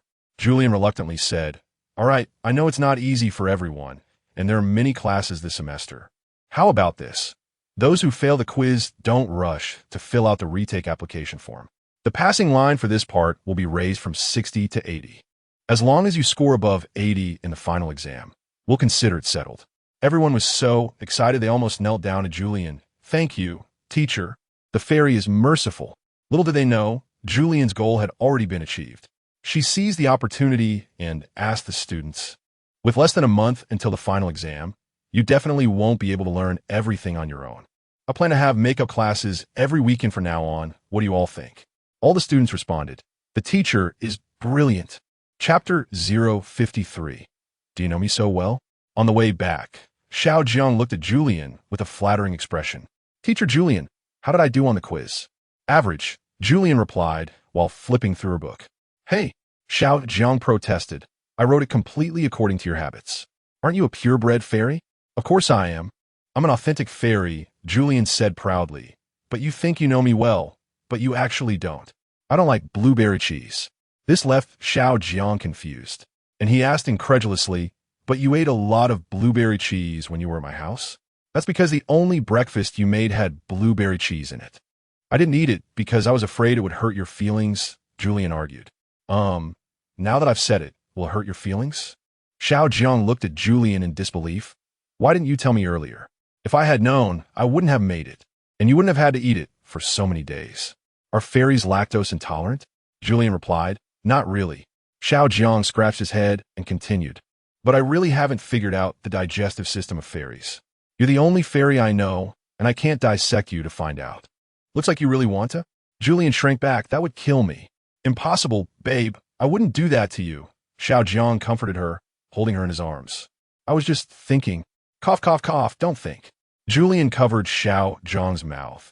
People often fantasize about bloody scenes, which can become addictive, and they might even act on them. As a biology teacher, it's basic literacy to stop criminal thoughts. Julian wasn't afraid of death.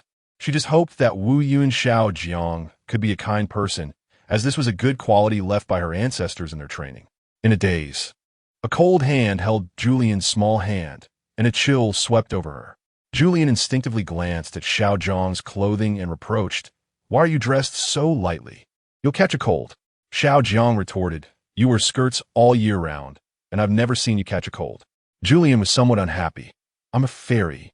You're immortal. How can it be the same? Xiao Jiang. What? Are you saying we're not a match? I'm not good enough for you? Julian stomped her foot. That's not what I meant. I just hope you dress thicker so that other girls won't take notice. Oh, is teacher Julian jealous? Xiao Jiang said in a teasing tone. Aren't fairies supposed to be super confident? Julian looked at Xiao Jiang oddly, and after realizing he was teasing her, she raised her small fist and hit him hard on the back. Xiao Jiang unexpectedly didn't dodge, and Julian's fist hurt from the impact. She scolded Xiao Jiang. You're too thin, and why didn't you dodge? Xiao Jiang had no words to respond. You want to hit me and still ask why I didn't dodge? If I dodged, wouldn't you ask why I dodged? Women's thought processes are truly hard to understand. However, Xiao Jiang willingly endured it all. On the way, he suddenly asked Julian, if we don't eat blueberry cheese tomorrow morning, what cheese should we eat? Julian didn't understand. Can we not eat cheese? No. Xiao Jiang.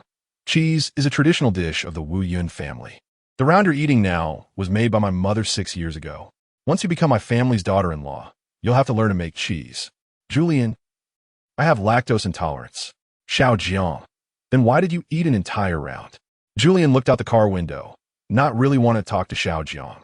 She felt that this man next to her was becoming increasingly difficult to get along with. She also knew that the more she thought this way, the bigger the rift between them would grow. Why aren't you talking? I want some quiet time. You're angry. Do you know me well? Of course. Who told me I'm your husband? We're not married yet. It's only a matter of time. Julian fell silent. She just wanted some quiet time, but Xiao Jiang kept talking. She didn't understand why someone who was so aloof in front of others could become so chatty in front of a woman.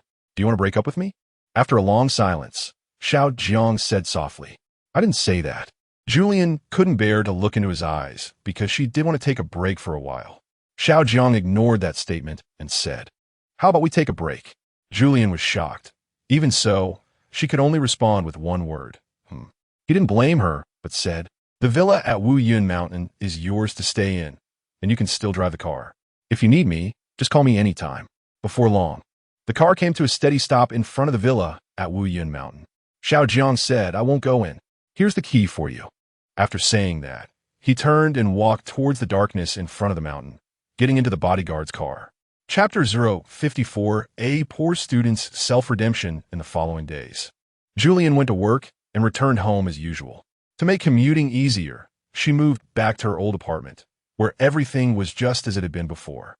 To be honest, she hadn't returned much since the girl with depression jumped off the building. She always thought it was her fault. The villa at Wuyun Mountain became a haven for Julian to escape reality. Living there, enjoying a carefree life full of love and attention. It was as if nothing had ever happened. But everything changed upon her return. "Teacher Julian, long time no see. I thought you had moved away." The security guard greeted Julian warmly, as usual. He mentioned that many residents had moved out since that Family S incident. Julian was a neighbor of that family, and others assumed she had left due to the immense psychological pressure. But this time, she gathered her courage to come back. She had successfully saved many people, enough for her heart to forgive herself. Sitting in her study, she reminisced about the past. Countless nights, she had sat here under a desk lamp preparing lesson plans.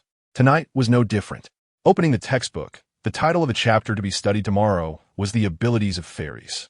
Since this textbook was compiled from folklore, Julian found much of the content to be inaccurate. The strange powers of fairies were categorized into various types, each extremely powerful, but their specific strengths were indeterminate due to the passage of time. Julian read the line from the book and nodded silently. Energy isn't like electric current, which can be measured with a watt meter. The energy of fairies is divided into positive and negative energies. Positive energy is defined as helpful, beneficial to society, while negative energy is harmful to others or destructive to buildings. Reflecting on her past, Julian indeed had experiences of saving lives and dealing with the undead. Perhaps that was the distinction between positive and negative energy. As one of the oldest beings in the universe, fairies have countless connections with the cosmos and nature. Thus, pure-blooded ancient fairies, through later learning and self-cultivation, can control the miraculous forces of nature like wind, rain, thunder, and lightning. Wow! Seeing this line in the textbook, Julian couldn't help but exclaim, "That's quite exaggerated." Although Julian once thought of herself as an ancient Orthodox fairy from Kunlun Mountain, she also didn't know her origins. Was it possible that she was born from the love between a fairy and a mortal? Because so far, she had not discovered any ability to control wind, rain, thunder, or lightning. Late at night, Julian yawned, closed her book, curled up in her small bed, and fell asleep. In her dream, it seemed that someone with an identical face appeared, looking at her kindly and gently, without speaking. Ding, ding, ding, the alarm clock rang. Julian lazily washed her face, hurriedly changed clothes without putting on makeup, and rushed out the door. 7:58, 7:59. Standing at the podium, staring at the last row of the classroom, that man indeed arrived as expected. "All right, class, let us start our lesson. Today we are going to study Chapter 8, The Abilities of Fairies. As we all know, as fairies, we possess some unique energies. This section was very interesting, and the students listened with rapt attention as if they were hearing a story. Although Julian appeared serious and focused at the podium, it didn't stop the students from joking and chatting. "Teacher Julian, you're a fairy. Can you perform for us?" "Ha ha!" Everyone couldn't help but burst into laughter. It was well known that Julian's title of fairy was 80% self-proclaimed. In everyone's eyes, the student who asked this question was just digging his own grave. Julian, who was usually quick-witted, found herself at a loss when she heard this question. Indeed, she didn't know what special ability she had. So far, she had saved the living and revived the dead. But in class, there was no one in need of rescue. Julian muttered to herself that if only she could control the energies of wind, rain, and lightning, as described in the book. She would first use wind to blow away the student's homework, then soak it with rain, and finally use lightning to spark a fire and turn it to ashes. "I'll do it." From the back row, that person raised his hand. "I'll be the guinea pig." Wuyun Xiaojiang walked up to the podium expressionlessly. picked up a craft knife from the desk, and displayed it in front of the students. Everyone, this is a sharp little knife. The students nodded, their eyes glued to him, wanting to know what he would do next. Suddenly, he dragged the blade across his back forcefully. A sharp cut appeared, and blood seeped out 3 seconds later. Hiss, Mr. Wuyan, what are you doing? Do you know how much a hand that can stir the entire stock market is worth? Look, a man like this shouldn't be married. Self-harm indicates an extreme personality. However, Xiaojiang ignored everyone's protests and held his bleeding hand in front of Julian, letting it bleed. Julian coldly said, immature, but she still extended her small hand, as white as jade, and tightly grasped the back of Xiaojiang's bleeding hand. Xiaojiang closed his eyes, feeling a warm current flowing into his arm, an unprecedented strength. Before long, Julian's small hand slowly released, and she softly said, all right. Xiaojiang looked at his hand, smiled, and then raised it to show the entire class. What the heck? What is going on here? Are these two performing magic? Teacher Julian, that's not magic, that's magic. In an instant, the classroom erupted with deafening cheers. Chapter 055. The teacher's little sycophant classmates. Please hand in the homework assigned by the teacher last lesson. Xiaojiang stood at the podium, tapping the desk to signal everyone to be quiet. The students groaned in unison. Can't we not submit it? Xiaojiang was really just a bootlicker of a class representative. It seemed like no one had chosen him to be the class rep, right? Did he think he could overstep just because he acted like the chairman? Truly, he was Julian's little sycophant. At this point, everyone disregarded Xiaojiang's identity and started cursing directly. They had no idea how he had become so eager these days. Could it be that he had displeased Julian at home? The students chuckled wickedly, wondering if this guy might be inadequate in that aspect. Xiaojiang took all these remarks as if he hadn't heard them and continued. Those who don't submit their homework will be reported to the teacher, and 2 points will be deducted from your usual scores. Everyone knows that the usual scores account for 30 of the final exam, right? What? Why didn't you say so earlier? It's written in the syllabus. Without changing his expression, Wu Yun stared directly at the student who had questioned him and emphasized, the syllabus was distributed in the first class of this semester. You can check it in the class group now. Now, those students who had been smirking earlier could no longer smile. They were desperately scrambling to finish their homework. After all, this course was about to conclude, but most of them hadn't completed the weekly assignments. Even the student who had just mocked Xiaojiang directly knelt in front of the podium. Good brother, I was wrong. Can I borrow your homework to copy? Xiaojiang remained expressionless, pretending to know nothing. Who asked your good brother? It's break time now. I'm your school director. You're not allowed to copy homework. Below the podium, the students who had been copying homework all stopped writing. This guy was switching effortlessly between being a classmate and a school director. Look, it's intentional. He is punishing us. If we all fail, it won't he look good for Julian. Will he let him off? It's just a deduction of bonuses, right? Wu Yin has plenty of money. He could just make it up. At this moment, Julian walked into the classroom in high heels, and the room immediately fell silent. Teacher, here are the submitted assignments. And this is the list of students who haven't submitted theirs. Teacher, you mentioned in class that those who actively volunteer to be class representatives would get an extra 2 points. Does that still count? Julian replied without hesitation, of course. It counts. The students suddenly realized, damn, this guy sold us all out for 2 points. Truly, there's no business without deceit. Wu Yin usually acts brotherly with us in class, but as soon as it's near exam time, he immediately goes to curry favor with the teacher. Damn it, I'm not taking a class with him again. TMD, charging me so much tuition, and 1T even let me copy homework, but he reports me. I 1T take him along when playing games in the future. Everyone agreed emphatically that they would never play with Xiaojiang again. Julian walked to the podium as usual, opened the textbook, and placed it on the desk. All right, class, let us begin. By the way, we VE had class for 3 consecutive days. Are you all tired of it? No, we're not tired. Everyone laughed. We really love your class the most. Julian revealed a big smile, which carried a hint of something eerie, making the students break out in cold sweat. What was she planning? Ahem. Julian held up her book. Let us ask some questions about the content from the last class. What? The crowd gasped in shock and hurriedly started flipping through their books. Julian smiled faintly. Then let us start by asking the students who haven't submitted their homework. Here's the list. Below, there were murmurs of discontent. Wu Yun, you caused us a lot of trouble. At this moment, a brave student who didn't want to be questioned stood up boldly and said loudly, Teacher, I believe that a class representative isn't just anyone who can take the position.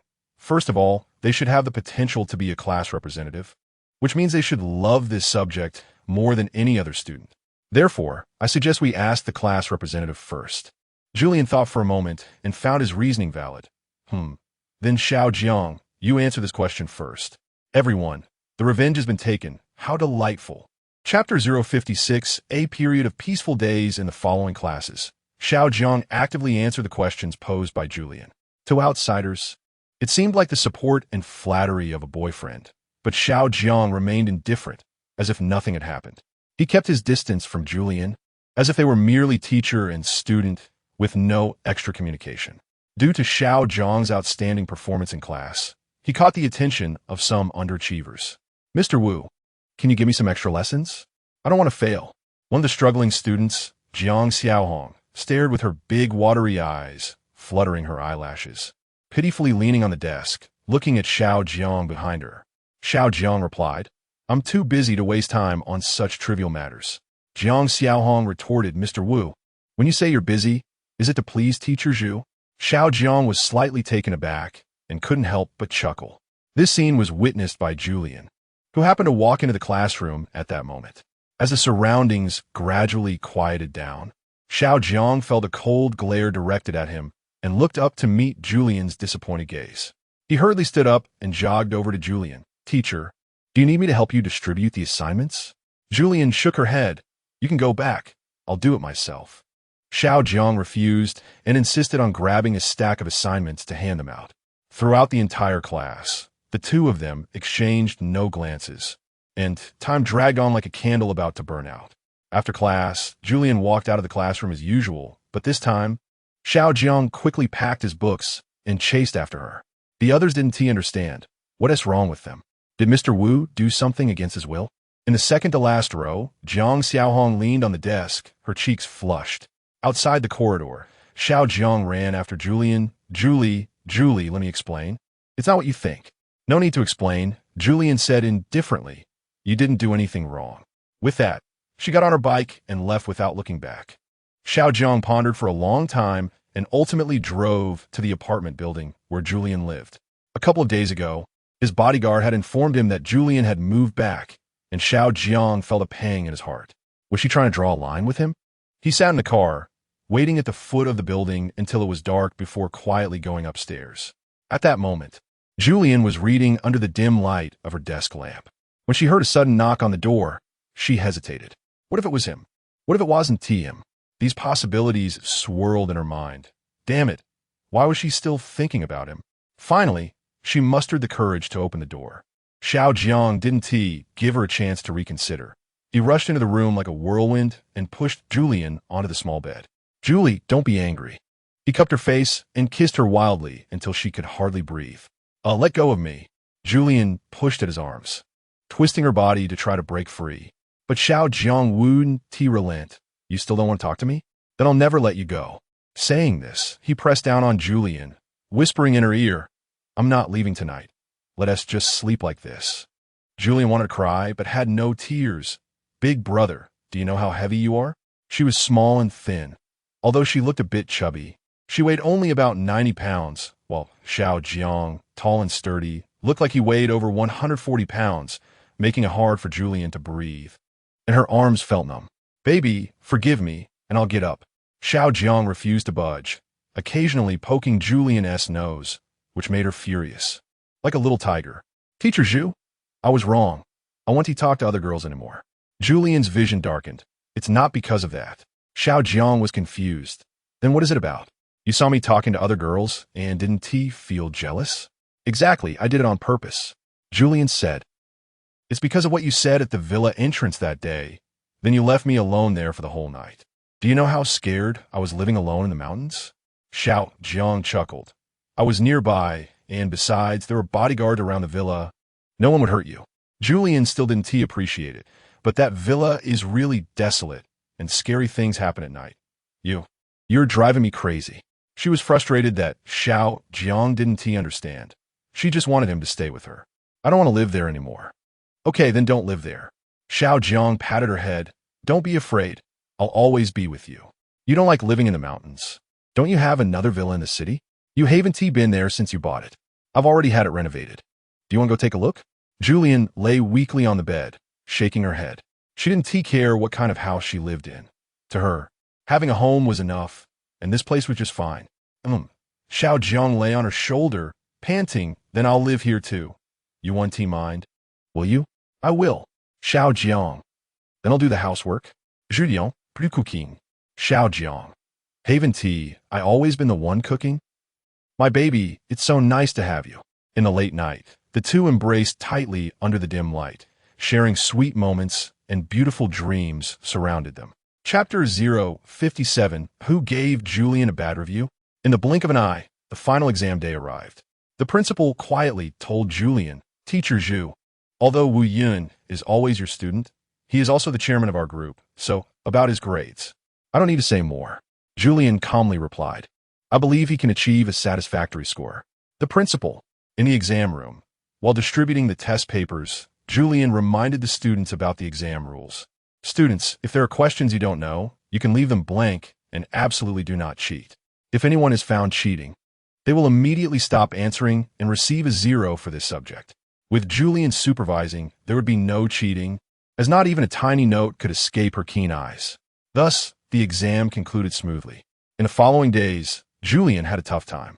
She needed to grade the papers, but students kept bombarding her phone with calls. Teacher, come out for a meal. Please give me a chance. Under the dim light of the desk lamp, Xiao Jiang rested her chin on her hand, looking at Julian grading papers. Julie, you are really beautiful. Besides serving Julian tea and water, Xiao Jiang spent most of her time sincerely praising her. After getting tired of the phone calls, when another one came in, Julian directly handed it to Xiao Jiang. Teacher Zhu, please. Hello, I'm Wu Yun. Teacher Zhu is busy. The person on the other end was taken aback. Then the crying intensified. Wu Yun is pleading. Please persuade Teacher Zhu. Don't let her fail me. If I have to repeat a year, I can't even afford the retake fees. Xiao Jiang waved her hand dismissively. Then just retake it. The fees are waived. The other party, beep, beep, beep. Julian scoffed from the side. Well done. With Xiao Jiang's help, Julian quickly finished grading the papers and uploading the scores. Then, she opened the teacher evaluation system to see how the students rated her this semester. Some students checked their scores first and then rated the teacher, giving low ratings to anyone who gave them low scores. Ridiculously, although Julian often gave students low scores, she had never received a bad review before. But this time, a bad review. A heart-wrenching scream echoed throughout the apartment building, and Julian fell into deep despair. Someone actually gave her a bad review. What was even more frustrating was that the evaluation system was anonymous, so Julian couldn't find out who the reviewer was. Anticipating the impending storm, Xiao Jiang quietly covered her ears and said loudly, Teacher Zhu, you don't have to worry. The upcoming promotion evaluation will definitely be fine. The students' bad reviews won't have much impact. However, Julian didn't care about the promotion. What she cared about was that blatant bad review. In one night, Julian called the Academic Affairs Office 108 times. Who gave me a bad review? The head of the Academic Affairs Office replied, I'm sorry, Teacher Zhu. We cannot disclose students' personal information because the evaluations are anonymous. Although we all know you teach very well and are very responsible, the bad review is a personal act of the student, and we cannot interfere. After several rounds of back and forth, Xiao Jiang finally couldn't help but say, How about I talk to them and get that bad review deleted? Julian angrily said, Do I care about that bad review? I care about which student. Why did they give me a bad review? Why? Xiao Jiang comforted her. You should also think about it.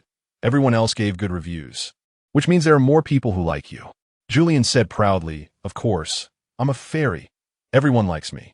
Xiao Jiang, the most narcissistic fairy in the universe. The next day, Julian sat on her bed, staring blankly ahead. Xiao Jiang made a pot of soup, baby. Drink some soup and go to sleep. You haven't slept all night. I won't eat, Julian said weakly. I must find out. Who gave you the bad review? That bad student. The one who gave the bad review might not necessarily be a bad student. They could be a good student too, Xiao Jiang reminded her. I think that the most handsome guy in class, Luringia, seems to have a problem with you. He talks bad about you all the time. Xiao Jiang said it so seriously that it earned her a big eye roll from Julian. Are you jealous of his looks? Xiao Jiang. No way. How can you be more handsome than me? Suddenly, Julian's eyes shot out two fierce glints. Could it be? You who gave me a bad review? Xiao Jiang es fastin bal. Impossible, impossible. I love you the most. How could I give you a bad review? Julian clenched her fist. Nonsensical. You must be guilty. Let's see. Chapter 058. Julian, can you be a little more ambitious? Julian ultimately failed to identify the student who had given her a negative review. She initially suspected that it was Xiao Jiang taking revenge on her, but after checking his rating record, she found no negative reviews. After the semester ended, the principal tossed a stack of documents onto Julian's desk. Pay some attention to the promotion evaluation. All right, it was that time of the year again. The principal, frustrated, said to Julian, "You've been working for several years and are still just a lecturer. I say you have good abilities and a great reputation. So why aren't you preparing properly? Just throw together a few papers and you'll definitely get promoted." Julian, expressionless, asked, "Will being promoted to associate professor give me a raise?"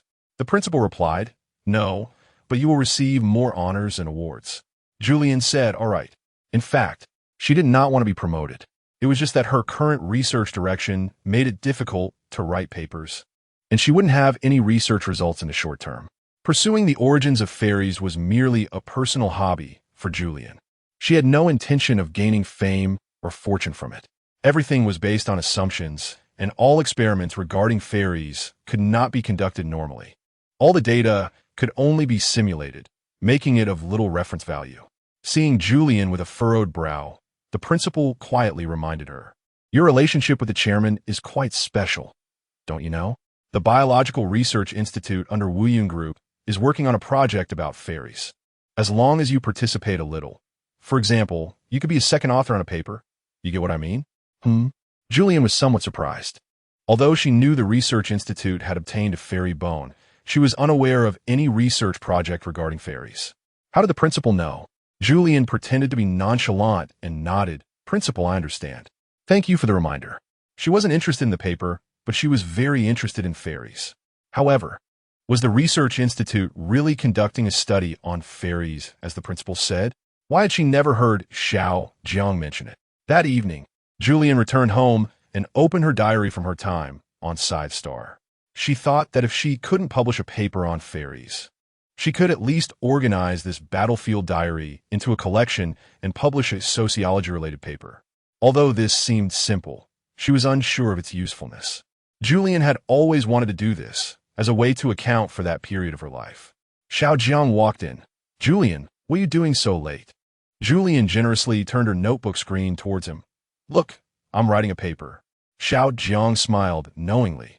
"Preparing for the promotion evaluation? Huh? You could have just told me." Julian closed her notebook, took a deep breath, and said, "But you didn't tell me about the Research Institute project." Xiao Jiang's expression clearly showed a moment of surprise, as if he felt a bit guilty. Seeing Julian's sharp gaze, he dared not lie. "Julian, you already know?" "Uh-huh." Julian nodded. "So, why did you hide it from me?" Xiao Jiang explained, "Julian, listen to me. I really didn't mean to hide this from you. It's just that we don't have any results yet. And I was worried you might get angry if you found out. We're trying to resurrect a fairy with that fairy bone." This statement completely dropped Julian's jaw. Immediately, Xiao Jiang realized he had let something slip and hurriedly fell silent. "Wait, what did you just say?" Julian asked incredulously. "You really believe in legendary things?" Using a fairy bone to resurrect a fairy is a method recorded in ancient texts, but there is currently no experiment to prove it. Moreover, as a lecturer in multidimensional biology, Julian believed that reviving a being from a bone could not rely on simple DNA cloning technology for mindless replication.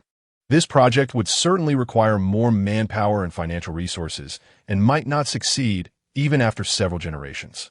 Xiao Jiang wore a mysterious smile. "Babe, think about it seriously. This project is currently not being pursued by anyone, so as long as we make even a tiny bit of progress, we can gain a lot of fame and fortune, even if that so-called progress isn't very solid."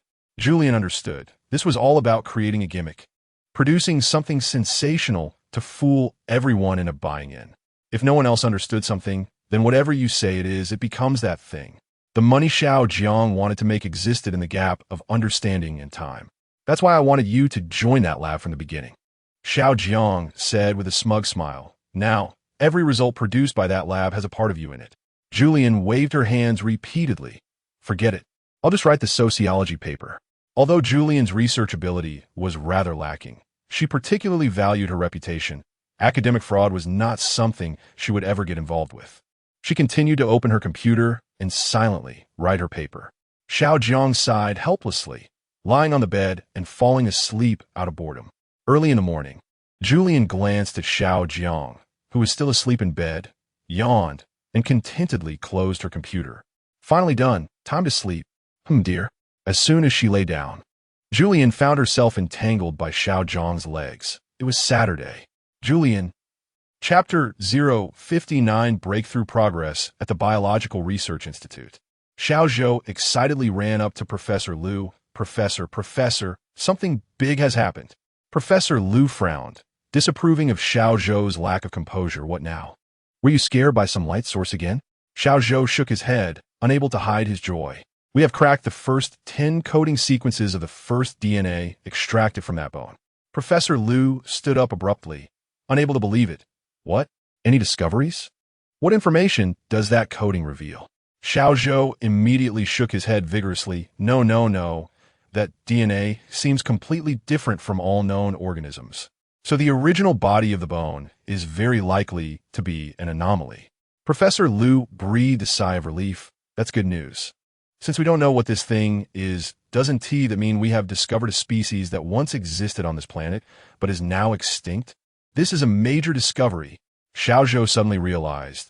Then we should quickly apply for a patent and make sure no one else gets ahead of us. Professor Liu shook his head.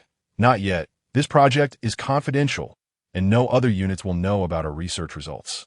I'll inform Chairman Wu Yun first and ask for his opinion. Soon, Chairman Wu Yun arrived at the laboratory. What's going on? Professor Liu explained everything they had discovered, although it seemed like just a small progress. Wu Yun advised, don't make it public yet. Wait until the results are confirmed before proceeding with the next plan. As he spoke, he handed Professor Liu a strand of hair. Test the DNA sequence of this hair and see what you find. Professor Liu hesitated. This isn't that girl's hair, is it? Chairman, you aren't enchanted by her, are you? There are no fairies in this world. Throughout, Professor Liu refused to believe that Julian was a fairy. However, under Wu Yun's insistence, Professor Liu accepted the decision to conduct a DNA test on Julian's hair and compare its sequence with the DNA sequence extracted from the fairy's bone. Because there was a large quantity of DNA in the hair and it was very fresh, the results came out quickly. Professor Liu appeared somewhat incredulous. It's different, but the girl's DNA, although different from the DNA extracted from this bone, is also unlike that of ordinary humans. Is this a mutated new human? Wu Yun smiled. I told you, she's a fairy. But no matter how fantastical Wu Yun's words were, Professor Liu refused to believe that fairies existed in this world. He believed that all incredible phenomena could be proven by science, and the so-called fairies were merely gimmicks, products of feudal superstition. Of course, among top scientists, some genuinely believed in the existence of fairies. Wu Yun did not refute the old professor's viewpoint, but said, continue researching this strand of hair, but don't tell Julian. Meanwhile, Julian successfully achieved the title of Associate Professor in Sociology with her sociological paper. The audience was in an uproar. Is it possible to do that? Impressive. Does this mean she won't be teaching biology anymore? No, she's still a lecturer in the biology field. What is the point? Changing fields like this means she can never achieve anything significant. No, she is a fairy. She can live off her reputation forever. In the audience, many colleagues who disapproved of Julian mocked her. Sitting at the edge of the row, Liao Jingya suddenly turned around. Shut your filthy mouths. Faced with a sudden shout, the group was so frightened that they didn't dare to breathe. Liao Jingya was known for her fierceness. Julian successfully completed and published her paper using a battlefield manual, and she was appointed as an associate professor. The dean of the social college immediately invited her. Would you like to come over and be a lecturer? The students are looking forward to it. Julian did not decline. I'll think about it. Outside, Wu Yun was waiting for her. How did it go? Seeing that Julian looked pleased, Wu Yin guessed that she had received the title. Pretty good. How about you? Julian asked about the progress at the Research Institute, showing her concern for the bone. Yes, we have indeed made some progress. Wu Yin didn't elaborate, but change the topic if you need to. You can publish papers using this research result at any time from multiple angles and directions. You could publish dozens of papers. Julian replied, That's not what I'm concerned about. Chapter 060. The familiar yet dangerous road after learning that the research on the bones had yielded results. Julian decided to return to Wuyin Mountain once again. For some reason, she always had a vague feeling that the villa on Wuyin Mountain was unusual. Not just because of the suddenly appearing basement and the portrait of the fairy ancestor she saw last time. It was a strange feeling that drew her to explore. If she wasn't mistaken, there should still be many secrets hidden inside. Do you have anything going on these days? If not, could you accompany me to Wuyin Mountain? Julian casually asked Xiaojiang. Nope. Upon hearing that the fairy wanted to go into the mountains with him, Xiaojiang immediately became interested. It was still early, so why not tidy up and set off? They could stay in the villa for the night as a vacation. Julian rolled her eyes at him. Is the chairman not used to living in a small apartment? Xiaoqiang replied, Not at all. Anyway, we have to go sooner or later. We just happen to have time now. So shall we? Julian nodded and grabbed her bag, leaving the apartment. On the way, she drove the car. This isn't a vacation. I just feel like something's off about that place. Xiaoqiang thought she was overreacting. What's off? Before I met you, I lived there for many years and never encountered anything strange. Julian said, Do you remember the last time I told you there was a basement there? Xiaoqiang nodded. But, sweetheart, it's very likely that you were just too scared and imagined it. I'm going with you to find it. There's no basement. It's my family's ancestral home. Julian understood that Xiaojiang meant he knew this house better than she did. But she always felt that these strange occurrences appeared only after she arrived. Did that mean some things were only related to her?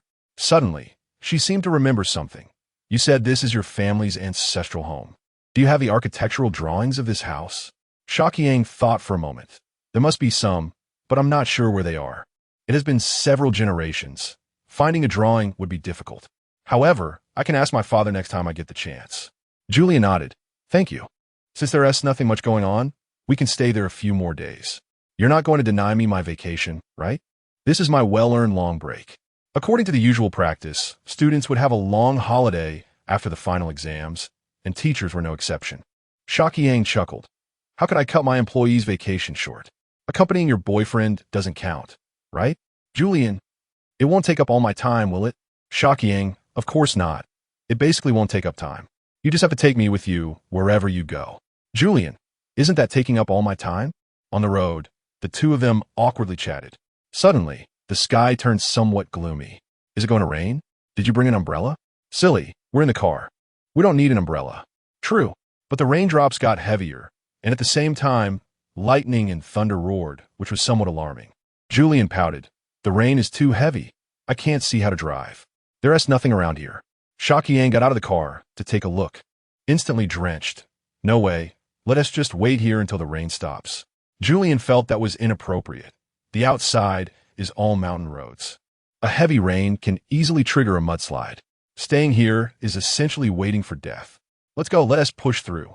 Saying that, she pressed down hard on the gas pedal and sped through the storm. Even though she couldn't see the road ahead, fortunately, there was no one on the mountain roads. And Julian wasn't afraid. She closed her eyes and charged ahead. But not long after, she got lost. Where's this? Julian slightly opened the car window, looking outside at the pouring rain, unable to tell the direction. You know this place? Quickly give me a hint on the way. Xiaoqiang looked around the car and raised his phone high. This is bad. The bodyguards are gone, and there is no signal on the phone. This is ridiculous. No choice. We can only wait here and die. Meanwhile, inside the Biological Research Institute in the city, Professor Liu was observing the bone with his assistant, Xiao Zhou. Now, it was glowing with a purple light. Xiao Zhou, could this have something to do with that girl? Professor Liu shook his head. Although that girl is indeed extraordinary, she is not a fairy. Her so-called abilities surely have scientific explanations. As for why this bone glows, that is another matter. Xiao Zhou, but Julian's genes are indeed very different from those of normal people. Professor Liu, This can only be explained from the perspective of genetic mutation. Apart from that, her appearance and other aspects are no different from ordinary people. However, we still need to conduct further research on that girl. Those abilities are equally important for scientific research. Xiao Zhou, understood, Professor. Then, the two of them stared at the flickering bone, lost in thought. Chapter 061. The storms you can control. I guess this is what it means to sit and wait for death. In the car, Julian lay half reclined, helplessly staring at the sunroof, occasionally glancing at the electronic map with no signal. Xiao Jiang took a deep breath. Being able to die with you. I think it's worth it. Julian rolled her eyes. Forget it. What time is it to be cracking jokes? Achoo. Xiao Jiang suddenly sneezed a few times. Achoo woo. Are you sick? Julian finally noticed that Xiao Jiang was already dozing off, looking dazed. All right. You got caught in the rain earlier. Are you running a fever? Julian touched her own forehead, then touched Xiao Jiang's forehead. Wow, you have a fever. But they were in the wilderness, and they were lost. Where could they find a hospital? Hang in there, okay? If anything happens to you, I can't take responsibility. Your dad would definitely skin me alive. Julian mumbled, wiping away the rainwater with the wipers, trying to sense the direction. But on a mountain road, surrounded by mountains, she really had no idea where they were. The phone still had no signal, and the compass was useless. This is driving me crazy. Julian turned on the car lights, angrily got out. God, am I not a fairy? Why are you treating me like this? She let out a furious shout towards the sky. Suddenly, thunder struck, and the rain started to lessen. Julian was stunned. Just like that, unintentionally, Julian triggered her ability to control wind, rain, thunder, and lightning. She felt a strong power bursting inside her. With a gentle wave of her hands, the wind would whip in the direction she waved, and she could even control the strength of the wind. Wow, I'm the god of wind. Next, the rain stopped. Sure enough, after a while, the rain became lighter and then slowly stopped. Wow, I'm the god of rain. It seems I really am a fairy. What the book said is true. I've already controlled the energy of wind, rain, thunder, and lightning. Realizing this, Julian immediately returned to the car. At this point, Xiao Jiang was already dozing off, but his cheeks were unusually hot. Hang in there, baby. I'll take you back. We're almost home. Talk to me. Julian saw the road ahead clearly, restarted the car, and, based on her unfamiliar memory, searched for the original path. After some twists and turns, they finally returned to the villa at William Mountain. Xiao Jiang, where's the key? But Xiao Jiang was in a deep sleep and couldn't respond at all. Julian had to rummage through his pockets and found a set of keys in the soaked pocket of his suit. After opening the door, Julian drove the car inside and locked the door again. We're home. Xiao Jiang, wake up. Julian tried to wake Xiao Jiang while using all her strength to drag him inside. Darling, you're too heavy, especially since he was wearing a soaking wet outfit. It added a lot of weight. Sorry, I really can't move you. Realizing this, Julian unbuttoned Xiao Jiang's suit and took off all his clothes that could be removed. Sorry. Bro. Now, it was much easier to drag the bare Xiao Jiang across the floor. Julian pulled Xiao Jiang onto the bed, covered him with a blanket, and, feeling exhausted, lay down herself. It's all my fault for insisting on coming back today. Staring at the ceiling, Julian muttered, No, it's your fault for insisting on coming back today. It's all your fault. But since you have a fever, I won't hold it against you. By the way, your constitution is too weak. A little rain and you catch a fever. You're a grown man. Forget it. I won't talk about you. What soup do you want? The fairy will make you some nice soup. Xiao Jiang, can you wake up? Julian gently placed her cold hand on Xiao Jiang's forehead. Feeling a wave of intense heat. Xiao Jiang, it seems you're getting worse. What should I do? I'll go boil some hot water. Where's your medicine cabinet? Can you respond to me? But no matter how Julian asked, Xiao Jiang showed no reaction. Anxious, Julian had no choice but to rummage through the cabinets herself to find some medicine. Before long, the room was in a complete mess. Julian searched every corner, including but not limited to the TV cabinet, the kitchen cabinet, the bedside table, and the liquor cabinet, but found no amoxicillin. Phew, I'm exhausted. Your house can't possibly be out of medicine, right? Am I supposed to learn how to treat someone? Well, fine. Julian soaked a towel in hot water, wrung it out, and placed it on Xiao Jiang's forehead. Little baby, feeling better now? If you are, just say a word, okay? Do you want some water? I can feed you. Usually, Anyone would find it annoying to be babbled at by Julian like this. Even a dead person would wake up. But Xiao Jiang had no reaction at all. You dog man, you're really something. Does it make you happy to worry me? Chapter 062. The basement reappears in the end. Julian was almost in tears. She climbed to the second floor and searched every room, but still couldn't find the anti-inflammatory medicine she needed. Xiao Jiang was still running a fever. What was she going to do? Suddenly, Julian saw a familiar elevator door. Could this be the passage to the basement? Julian felt a bit scared but gathered her courage to open the door. With a ding, the door opened. She hesitated for a moment, then walked in. There were no numbers in the elevator, but it continued to descend, stopping only after a long time. When the doors opened, Julian found herself back in that familiar room. It was the same basement as last time. I knew it. This place really exists. Unfortunately, Xiao Jiang was not by her side. Julian rummaged through the basement, but the place looked like it belonged to a medieval noble family. Where would there be any anti-inflammatory medicine? All the decorations were so antiquated, completely out of sync with the outside world. If she hadn't seen it with her own eyes, Julian wouldn't have believed there could be such a place in the villa. Just as she was about to leave, she realized the elevator door had disappeared.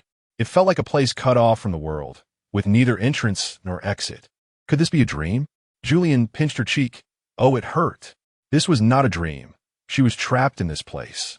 Just like last time, she saw portraits of her ancestors and shelves filled with books. It was like a magical world. But what should she do if she couldn't get out? Right now, the top priority was to find an exit. Julian remembered that she hadn't found an exit last time either, but when she woke up, she was sitting on the sofa in the living room. Could it be that sleep was the way out to the outside world? At this moment, Julian couldn't sleep. Wu Yin Xiao Jiang, she shouted, but no one heard her. Oh no, she was trapped here. This place didn't feel like an illusion, but a very real existence. That's the problem. The books and paintings stored here really existed. Therefore, it was unlikely that there would be anything Julian needed. Now, she wanted to understand why there was a basement here. Since she couldn't get out anyway, she might as well read. However, with so many books in this room, she didn't know which one to start with or which would be helpful to her. It felt like a huge, ancient library, filled with thousands of ancient texts. Meanwhile, Julian was still worried about Xiao Jiang, who was burning with fever in the bedroom. Was he okay now? Had he woken up? What if he woke up and couldn't find her? But among these books, there wasn't a single one that described how to treat a cold. And Julian couldn't even understand the writing on them. However, the more she read, the more she could feel waves of energy surging into her heart.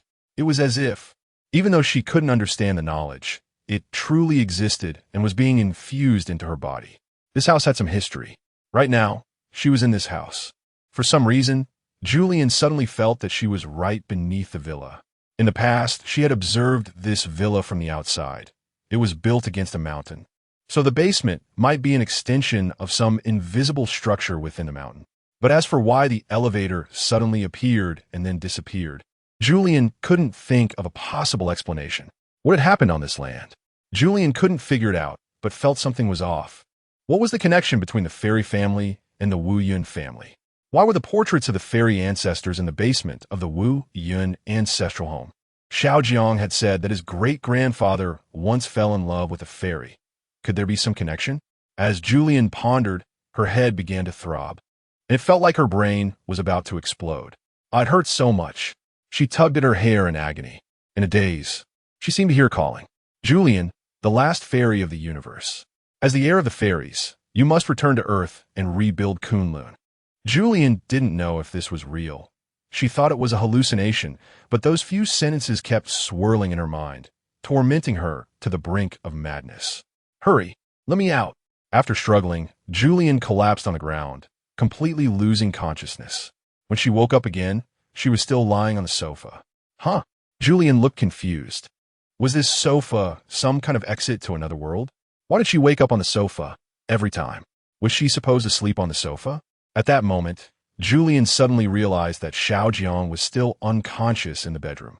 When she left, his face was still hot, and she wondered if he was better now. Julian, a tall, thin man, emerged from the bedroom, holding a towel. I was sick. Why didn't you take care of me? Now I'm all better. Xiao Jiang complained. You left me alone in an empty house all night. She didn't know when it had started, but it was already bright outside. I remember coming to take care of you. Otherwise, who put the towel on your head? Julian tried to defend herself, but Xiaojiang shot back the towel. It's already cold, and you still have the nerve to say that. Chapter 063. Strange speculations about the basement, however, after Julian took a trip around the basement and came back. He found that Xiaojiang's illness had surprisingly improved. You can't blame anyone but yourself for this. You insisted on coming back last night. Julian pretended to complain. Xiaojiang explained. Who knew it would rain so late? The weather forecast clearly said it would be sunny all day. That's not my fault. It's an act of God. Julian rolled his eyes. Only you can make excuses. By the way, while you were asleep, I went to the basement again. Xiaojiang was puzzled. There is no basement here. I've taken you to look for it so many times, and we never found it. Julian felt a bit displeased. He thought his boyfriend lacked patience. Just listen to me first. When I got there, I found it looked exactly the same as the last time, which means the basement really exists. Xiaojiang shrugged. Since you say the basement truly exists, why don't you take me to see it? Of course, Julian couldn't take him to that place because only she could see that elevator door. Usually, it couldn't be accessed. That door only appeared at specific times. Do you believe it? Only unbelievable things happen in this world. Xiaojiang self-deprecatingly said, Of course I believe it.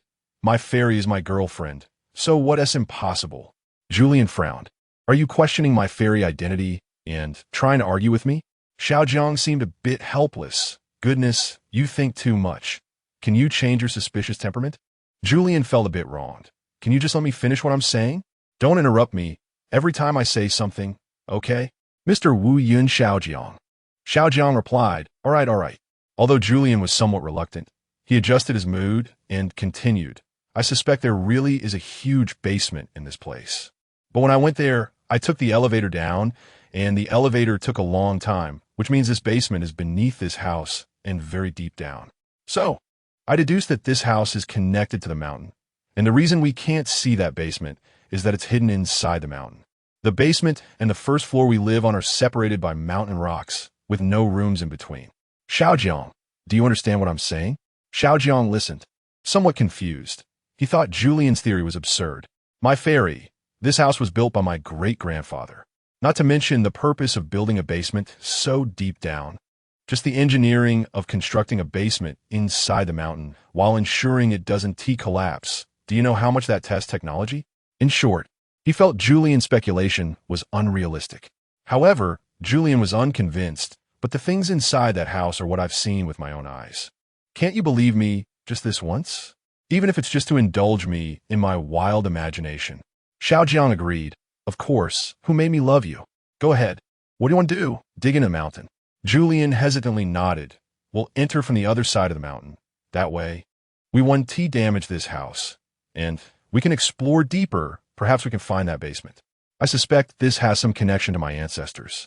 Xiaojiang knew that Julian had always wanted to trace her ancestors' footsteps. So if he didn't agree this time, this woman wouldn't let it go easily. So, he gritted his teeth and agreed.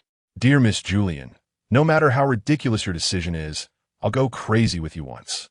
That day, Wu Yin Xiaojiang contacted the engineering department of his company and had them bring in a lot of heavy machinery, including but not limited to excavators, bulldozers, and cranes. The scene was quite shocking.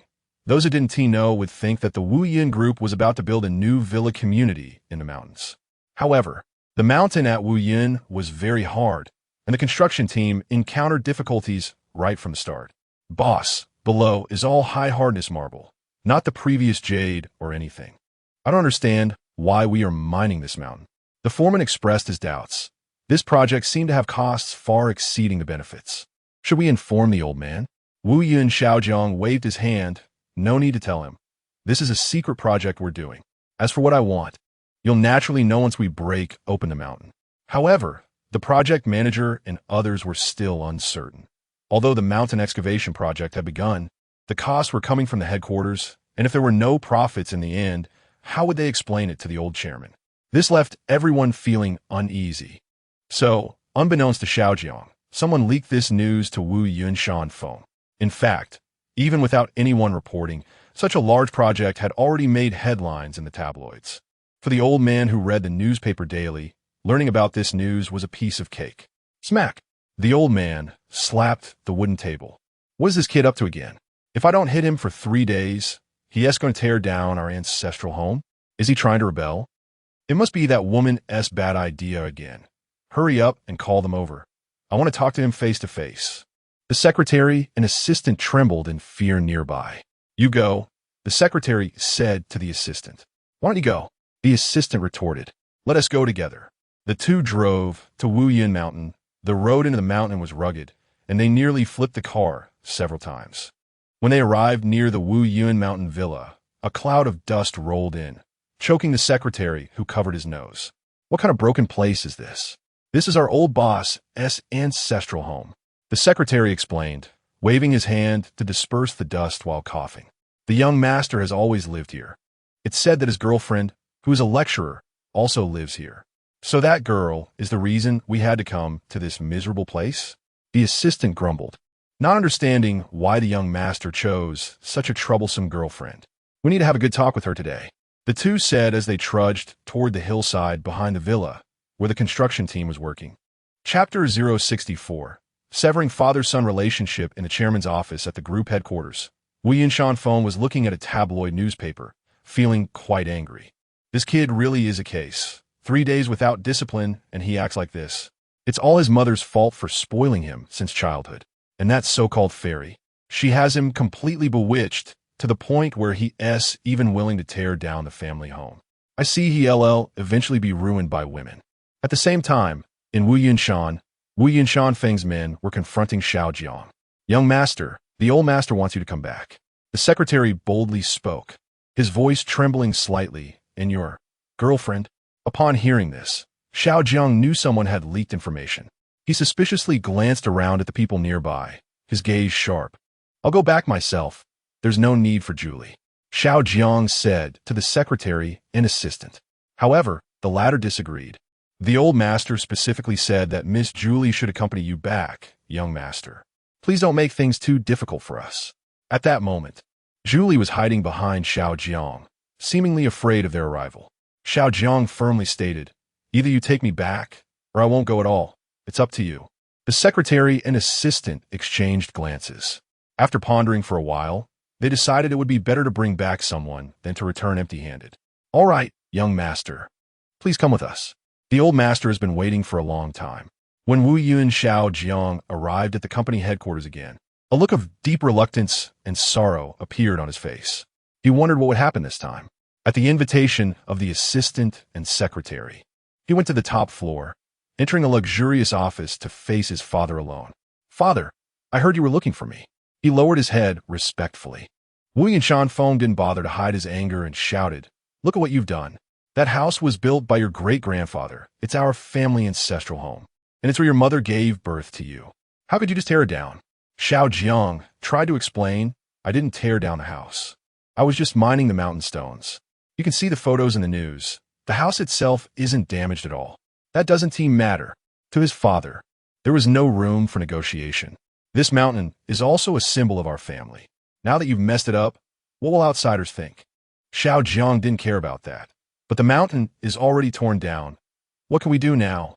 Moreover, in the deep mountains and forests, outsiders even notice these things.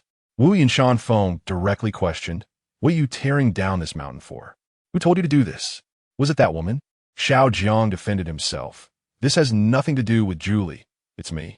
I need to develop a project here and build a secret factory in the mountain. Nonsense. Wuyun Shanfeng didn't believe his words at all. What kind of factory needs to be built inside a mountain? Tell me the truth. What did that woman make you do? Wuyun Shanfeng questioned. Did she tell you that there is something hidden down there?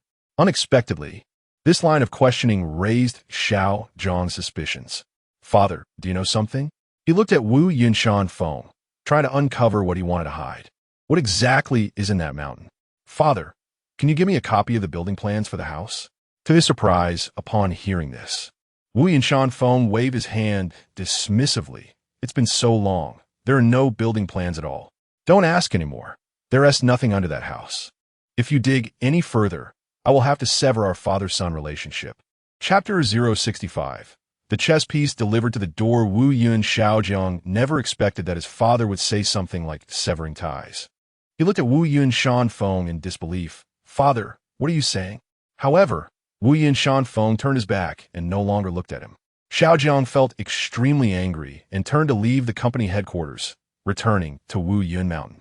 The assistants and secretaries outside had no idea what had happened and looked at each other as they watched him leave the building and get into his Rolls-Royce. Xiaojiang drove back to the mountain alone.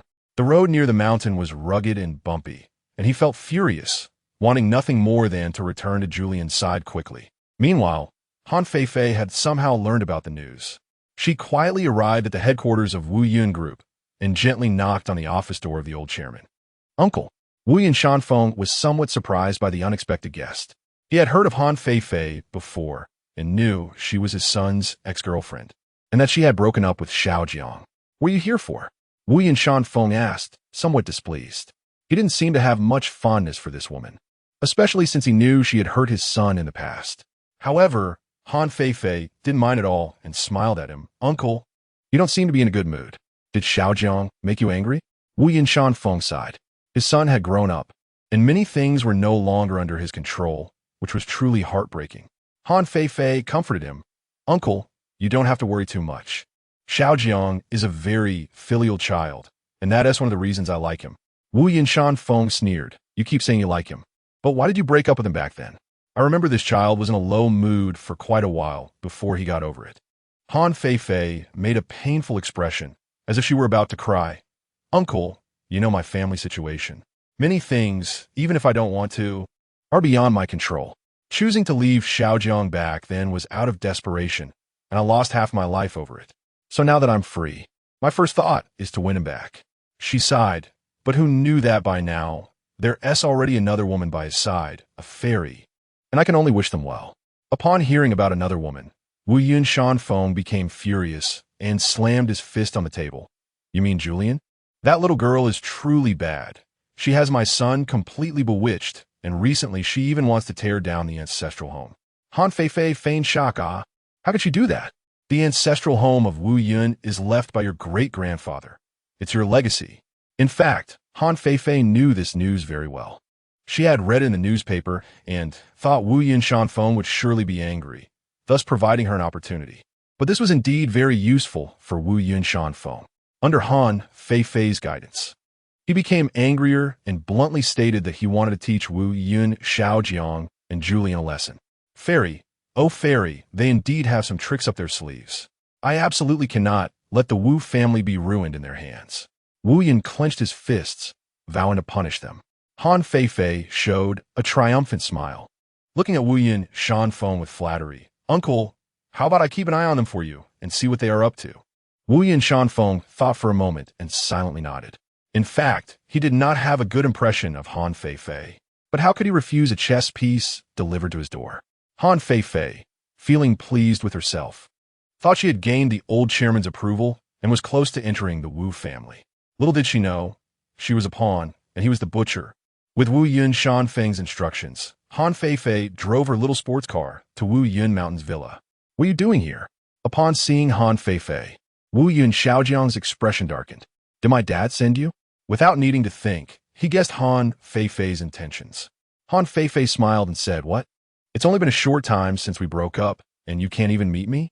Wu Yun Xiaojiang didn't have time to waste on her and said flatly, If there's nothing else, you can leave. If my girlfriend sees you, she'll definitely get jealous.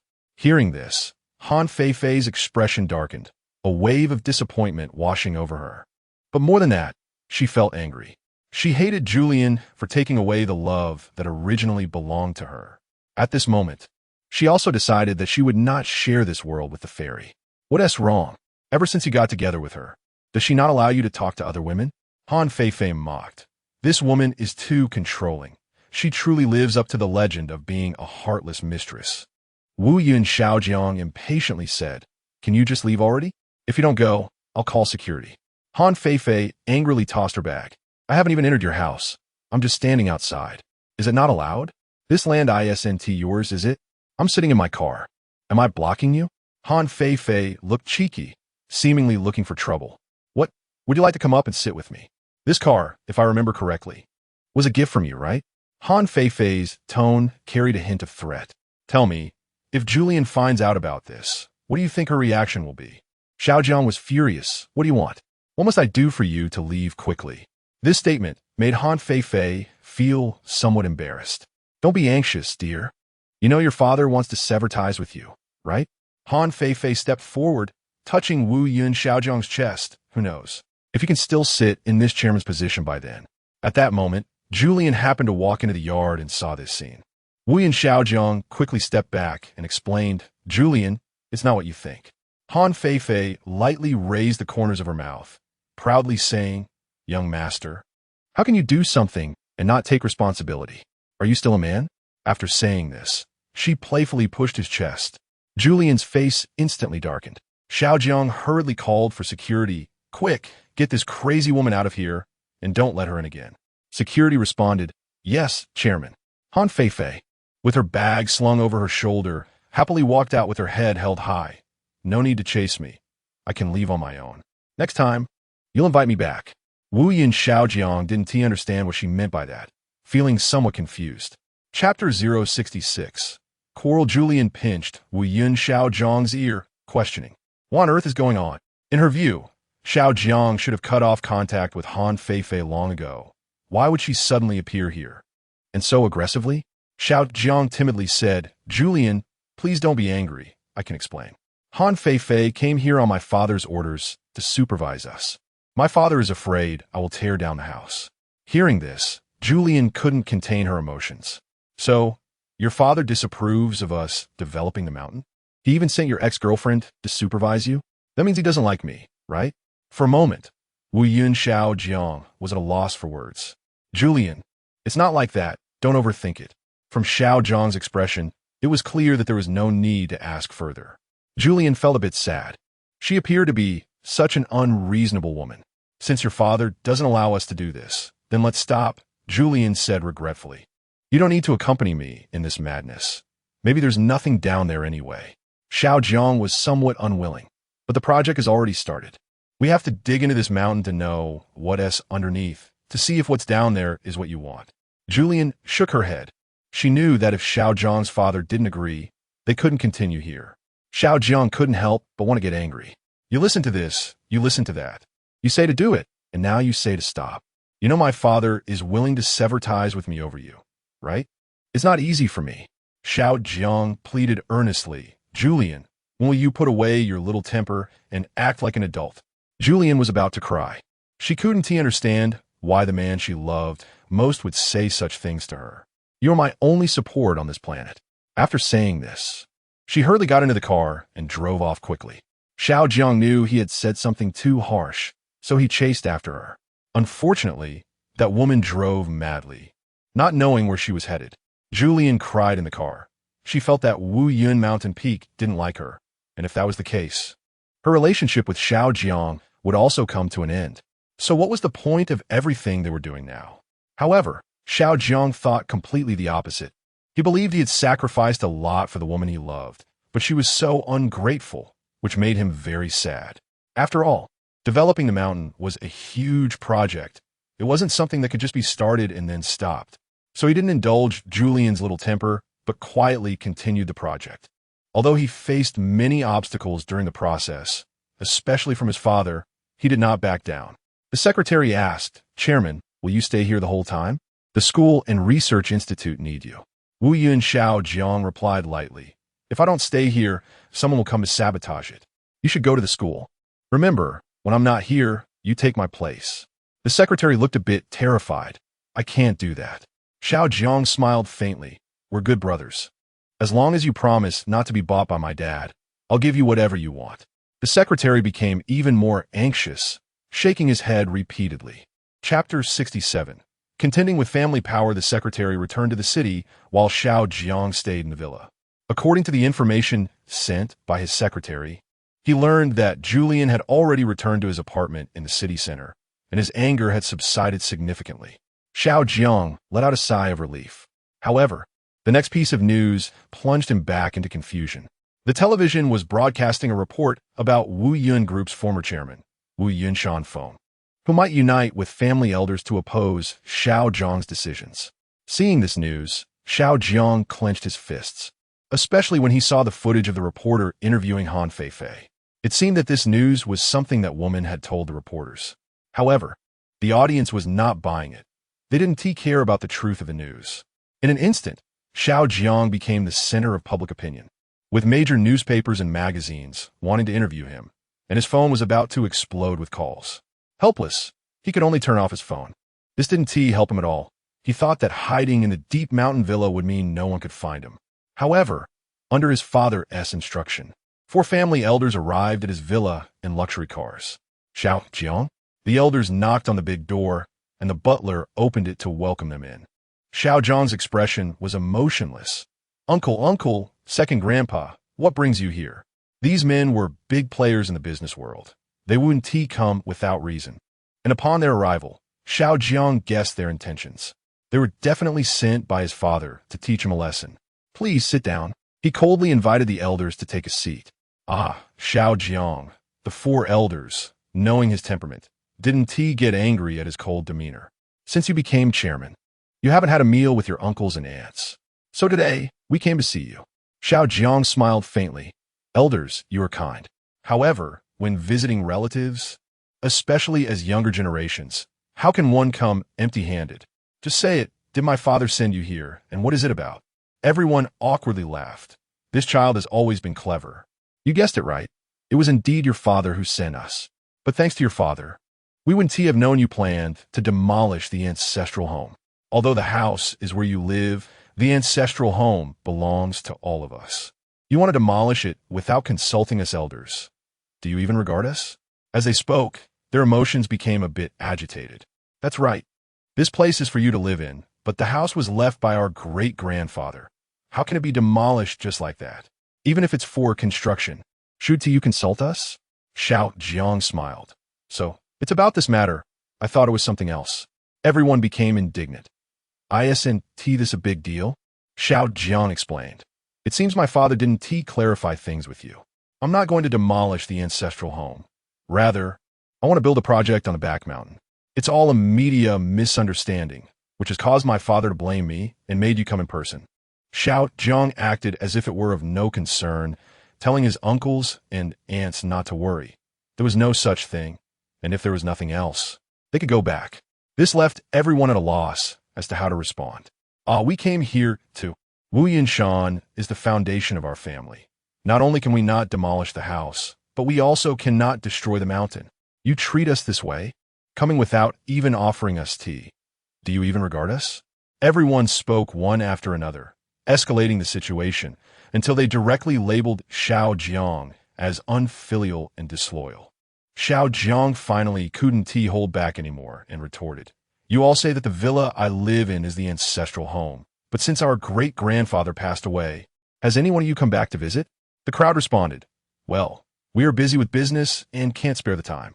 Xiao Jiang, excuses. All excuses. The position of chairman was voted on by all of you. Now, every decision I make is for the family. If you don't like it, you can remove me from this position. The crowd, well, that is something you can't say. In the Xiao family, there was only him as a child in this generation. Therefore, the position of chairman was inevitably his. If he resigned now, the company would be left without a leader, drawing ridicule from outsiders and throwing the group's business into chaos. Child, why do you insist on demolishing this mountain? You say it's for the company, but your father told us it's to please that woman. Faced with the elders' doubts, Xiao Jiang revealed the truth. That woman was none other than the only fairy on this planet. Everyone was astonished. A fairy? There are still fairies now? Xiao Jiang nodded. According to her, she saw something beneath this villa. The elders exchanged glances, ultimately coming to a unanimous conclusion. If that were the case, then this mountain must not be excavated even more. Xiao Jiang didn't understand. If there is likely something down there, why can't we excavate it? Shouldn't we dig to see what it is? Everyone hesitated, ultimately deciding to say nothing. After all, if he persisted in his own way, his father would publicly sever ties with him and reclaim his rights. The elders used their final trump card. Without your power, this project naturally cannot continue. Xiao Jiang's expression changed. The more they concealed something, the more curious he became. Under pressure from everyone, he reluctantly agreed. All right, You can go back and tell my father that this project is on hold. Everyone couldn't believe their ears. Child, are you serious? Shout Jiang. Call me chairman. Chapter 068. Severing father-son relationship from the words of the family elders. Xiao Jiang could basically confirm that there were secrets beneath Weiyun Mountain. In other words, what Julian said was very likely true. If what she said was true, then what was actually hidden down there? Xiao Jiang promised the family elders that he would not continue to dig deeper. However, his curiosity kept driving him, making it impossible for him to stop. Thus, every nightfall, he began to secretly carry out his work. This matter was kept from the entire family. But in the end, it did not escape the eyes of a small newspaper reporter. The media speculated that Xiao Jiang was digging into the mountain possibly because it concealed some kind of jade or other treasure. Weiyun Group was mining Weiyun Mountain, which, according to reports, was the ancestral home of the Weiyun family. So what was the purpose of Weiyun Group's actions? The new generation chairman of Weiyun Group was mining the site of the ancestral home just to please his girlfriend. The news quickly reached Weiyun Shanfeng's ears, and he was furious, slamming the table and declaring that he would immediately sever his father-son relationship with Xiao Jiang.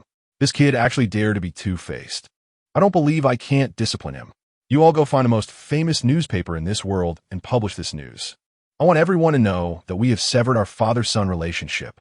The secretary hesitated, saying, Sir, do you want to think it over again? Weiyun Shanfeng retorted, What? Now you're going to go against my wishes too? Hurry up. Don't go inform him. The secretary did not dare to say more and immediately contacted the largest newspaper. That afternoon, the news that the previous head of Weiyun Group had severed ties with his son, the current chairman, spread throughout the streets and alleys of the city. And people began discussing. You don't think it's because of that fairy, do you? I know the chairman is still into Julian, but I heard the old man seems reluctant to accept this daughter-in-law. Really? But it is said that Weiyun is very fond of this girl, infatuated with her. That's really unfortunate. Now the father-son relationship has soured. On the other side, upon hearing this news, Xiao Jiang held the newspaper with 2 fingers, remaining silent. The secretary asked with concern, Chairman, are you okay? Xiao Jiang lightly shook his head and expressionlessly said, Have the construction team on the back mountain speed up the progress. Since it had come to this, it was better to tear apart the facade.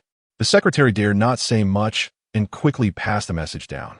Thus, the construction team on the back mountain began to work every night, with the speed of construction skyrocketing. The workers complained, What is the chairman trying to do? The rocks here are so hard. At this rate, when will we finish digging? Who knows? Maybe there's some treasure buried down there. No way.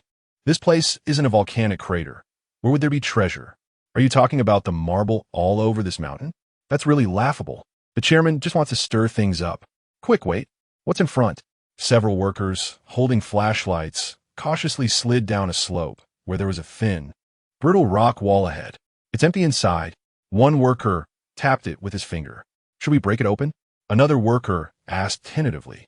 Let's inform the chairman first. What if there's something terrifying inside? Okay, I'll go tell the chairman. You keep an eye on it. Make sure not to break this rock. If we damage whatever treasure is inside, we can't afford it. At this moment, the two suddenly had an idea. What if there really is treasure inside? Then You mean we should sneak it out? What do you think? But that's not right. What are you afraid of? It's late at night. And there are no cameras here. No one will know. Chapter 069. Love rivals, just as the two workers were still undecided. A stone of moderate size suddenly slipped and fell, striking the thin, fragile rock wall. The wall cracked, and a large hole was created. A landslide followed, and the two workers were buried under thick layers of soil before they could escape. Those nearby realized something was wrong and quickly went to call for help. When Weiyun Xiaojiang arrived at the scene, he seemed to understand what had happened. Did they dig something up? But the witnesses had already been buried. A worker informed him that there seemed to be an accident, and 2 people were trapped underground. Xiaojiang urged, Hurry, dig it open. Get everyone to gather here and remove the soil that has collapsed. The worker nodded and promptly went to carry out the orders. At that moment, Weiyun Xiaojiang felt both anxious and excited. Perhaps he hadn't been working in vain all these days. What was hidden down there? It was related to Julianne. Meanwhile, Julianne was on vacation in the city. She sat in her apartment's small study, reading under the dim light of a desk lamp. However, she couldn't concentrate on her book because Earlier that day, an uninvited guest had shown up, Han Fei. Thinking back to the scene earlier, Julianne was still quite angry. The news of the Wu family severing ties with Xiaojiang had made headlines in various newspapers, with some reporters speculating that it was because Wu Yunshan Feng did not like Julianne, the prospective daughter-in-law. Julianne, already furious, happened to run into Han Fei, causing a scene. Han Fei, strutting in her high heels, waved the newspapers unfavorable to Julianne in front of her and bluntly told her to break up with Xiaojiang. However, Julianne was no pushover. The two nearly got into a fight due to Han Fei's arrogant demeanor. Han Fei insisted that Julianne should break up with Xiaojiang, even claiming that it was his father's wish. If his father doesn't like you, you won't be able to enter the Wu family's door, she said haughtily. You might as well give up and let me take your place. Julianne scoffed. You shouldn't be telling me that. Why not go tell Xiaojiang directly? If he agrees, what can I say? Han Fei, however, was unwilling to accept defeat, as she had already approached Xiaojiang before and had nearly been thrown out. Therefore, she wanted to find a breakthrough through Julianne. Do you have no conscience? The one he loves is me, yet you steal him away from me. What are your intentions? Julianne was not about to let her bully her. Why don't we go find him together? She grabbed her car keys. Oh no, you drive. I'm afraid if you sit in the car, you'll just keep making noise. But Han Fei refused. No, I can't find you. You've been expelled from the Wu family, and you have nothing to do with Xiaojiang now, so you're even less qualified to look for him. Julianne smiled and remained silent. When did I ever enter his family's door? The weather had been gloomy these days, and Julianne initially wanted to stay home and sleep in, but the arrival of her rival disrupted her peace. However, she wasn't particularly angry with Han Fei. She presumed all of this was her boyfriend's father's doing. Thinking of this made Julianne feel a bit disheartened. If her boyfriend's father didn't like her, did that mean there would be no future for them? Perhaps there would be no future at all. Julianne dared not think further. She couldn't understand why Wu Yunshan Feng couldn't accept her. They had worked together before without any issues. The things Han Fei mentioned today were never brought up by Xiaojiang. Julianne didn't understand why, if Wu Yunshan Feng disagreed. Xiaojiang hadn't told her yet. Was he afraid it would hurt her feelings? Or had he already made up his mind to fight for their future together? Having finally shaken off Han Fei, Julianne's mind couldn't settle down. She pondered whether there really was a basement beneath the Wu Yun Mountain Villa, or if it was all just her imagination.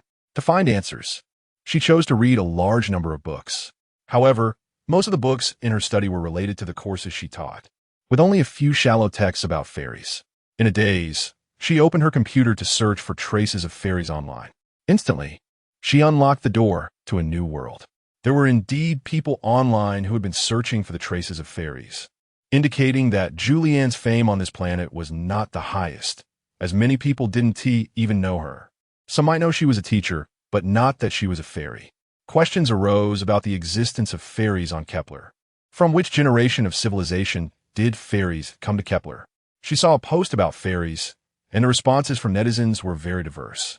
One person proposed the idea that since fairies belong to ancient humanity, they existed at the dawn of the universe. According to the information we currently have, fairies first appeared on Earth. But why do we not see any news about fairies on other planets? It was said that there was once a catastrophic disaster on Earth, and to escape, the ancestors of fairies sent them on a spaceship to Kepler. Based on this information, we could infer that the time when fairies first arrived on Kepler was likely during a period of silence on Earth. Julianne pondered over these comments, lost in thought. If this person's hypothesis were correct, then there should still be traces of fairies on Earth. The last time Julianne was at the Astronomy Research Institute, the researchers there had received signals from Earth that were speculated to be related to fairies. Just as she was thinking, her phone suddenly rang. It was Wu Yun Xiaojiang. Julianne hesitated to answer or not. After a long while, the call stopped, but not long after, it rang again. Julianne eventually picked up. Hello. What is the matter so late? Xiaojiang replied. Phew, you scared me. I thought you didn't want to answer my call. Julianne said, spit it out. Xiaojiang continued. Don't hang up yet. Let me explain. We were digging at Wu Yun Mountain and discovered that a section has indeed collapsed. We just rescued 2 workers, and they are barely hanging on. It seems like something is hidden inside. Could it be a tomb? Julianne listened to the phone. completely stunned. Chapter 070. Tracing the origin of the fairy. Don't move, I'll be right over. Wu Yi and Xiaojiang quickly stopped her. It's so late, you shouldn't drive over. I've sent someone to pick you up, just wait at home. Julian thought for a moment and nodded vigorously. Okay, I'll wait. On the other side, Wu Yi and Xiaojiang arranged for someone to pick Julian up. He wanted to go too, but the secretary wouldn't allow it. Chairman, what will happen here if you go too? The secretary glanced at the ground, where two workers were lying. How about we send them to the hospital first? The secretary asked tentatively. But Wu Yi and Xiaojiang shook his head. No, the hospital is too far from here. It would take a long time for the ambulance to arrive. Let's lift them into the car, and I will take them into the city. The secretary felt it was a bit inappropriate. Is that really safe? The bumps on the road won't be friendly to them. And besides, Chairman, aren't you afraid? Wu Yi and Xiaojiang grinned mischievously. What do I have to be afraid of? Aren't you coming with me? Secretary. So that's how it is. Thank you. A few people got into a stretched business vehicle, and the two barely breathing individuals were placed in the trunk. Wu Yi and Xiaojiang instructed the secretary to keep a close eye on their condition, making sure they didn't lose their breath. He knew that as long as there was still a breath of life left in them, even if their bodies were decaying, Julian would have a way to save them. The car drove for a long time and finally arrived at Julian's apartment building. By this time, Julian was already waiting downstairs, holding her usual laptop. Hurry. Xiaojiang was a bit anxious. Julian, come to the back. There are two people who need you to take a look. The accompanying people were puzzled. Why not go to the hospital? Instead, they were asking teacher Julian to help with a medical issue. Xiaojiang scolded. Don't worry about that. She will definitely have a way. Under the confused gazes of everyone, Julian opened the trunk door and gently touched the chests of the two individuals. Next came the moment of witnessing a miracle. 5 minutes later, everyone had fallen into despair, thinking Julian was just a quack who didn't understand traditional Chinese medicine. But at that moment, the two injured individuals suddenly sat up with a bang, startling everyone present. Oh, what is happening? Did Julian really save them? The two men looked at everyone with bewildered eyes, repeatedly mumbling, don't catch us, we didn't intend to steal anything. Please let us go. The secretary and a few others supported their shoulders. Please calm down, you're fine now. What was hidden in the mountains? What did you see? How could you be so scared? The secretary kept asking. He knew that the area buried by the collapsed soil had now been excavated, containing things that others couldn't understand. The two men spoke in a daze, their words jumbled and unclear. Yes, human faces, so many human faces. Ghosts. As soon as this was said, everyone present was startled. They were afraid that this excavation had released the demons hidden in the mountain. The Wuyan Mountain Villa might just be a trap. As everyone trembled in fear, Julian revealed a satisfied smile. She knew that the basement had been excavated. It was not just her illusion. Chapter 071 Fourth Generation Civilization. That night, the few people were too scared to return to Wuyan Mountain. The two workers who were injured were sent to the hospital, and Julian also felt a bit unwell. She initially planned to go to Wuyan Mountain, but Xiaojiang suggested that it would be better not to rush there overnight. Have you forgotten? The last time we went, it suddenly poured rain. Let's wait until tomorrow morning when it's bright. Although Julian was anxious, she wasn't unreasonable and thought that what Xiaojiang said made a lot of sense. Plus, since she wasn't feeling well, she decided to return to the apartment first. In the study of the apartment, Julian's notebook was open. Xiaojiang curiously flipped through a few pages. Is this what you wrote? What is it about? It looks so messy. Julian rolled her eyes and disdainfully said, as long as I can understand my own notes, that's enough. It's not for others to see. Xiaojiang smiled helplessly. If I can't understand it, can't you explain it to me? I flipped through a few pages, and all I see is the word fairy. Julian replied, yes, I wrote about my own information. Xiaojiang slumped into an old-fashioned chair, crossed his legs, and wore an ambiguous smile. Then tell me, what does it say here? Julian said, these are extremely precious things, summaries I made after working day and night. You know, this planet is currently in the 5th generation of human civilization.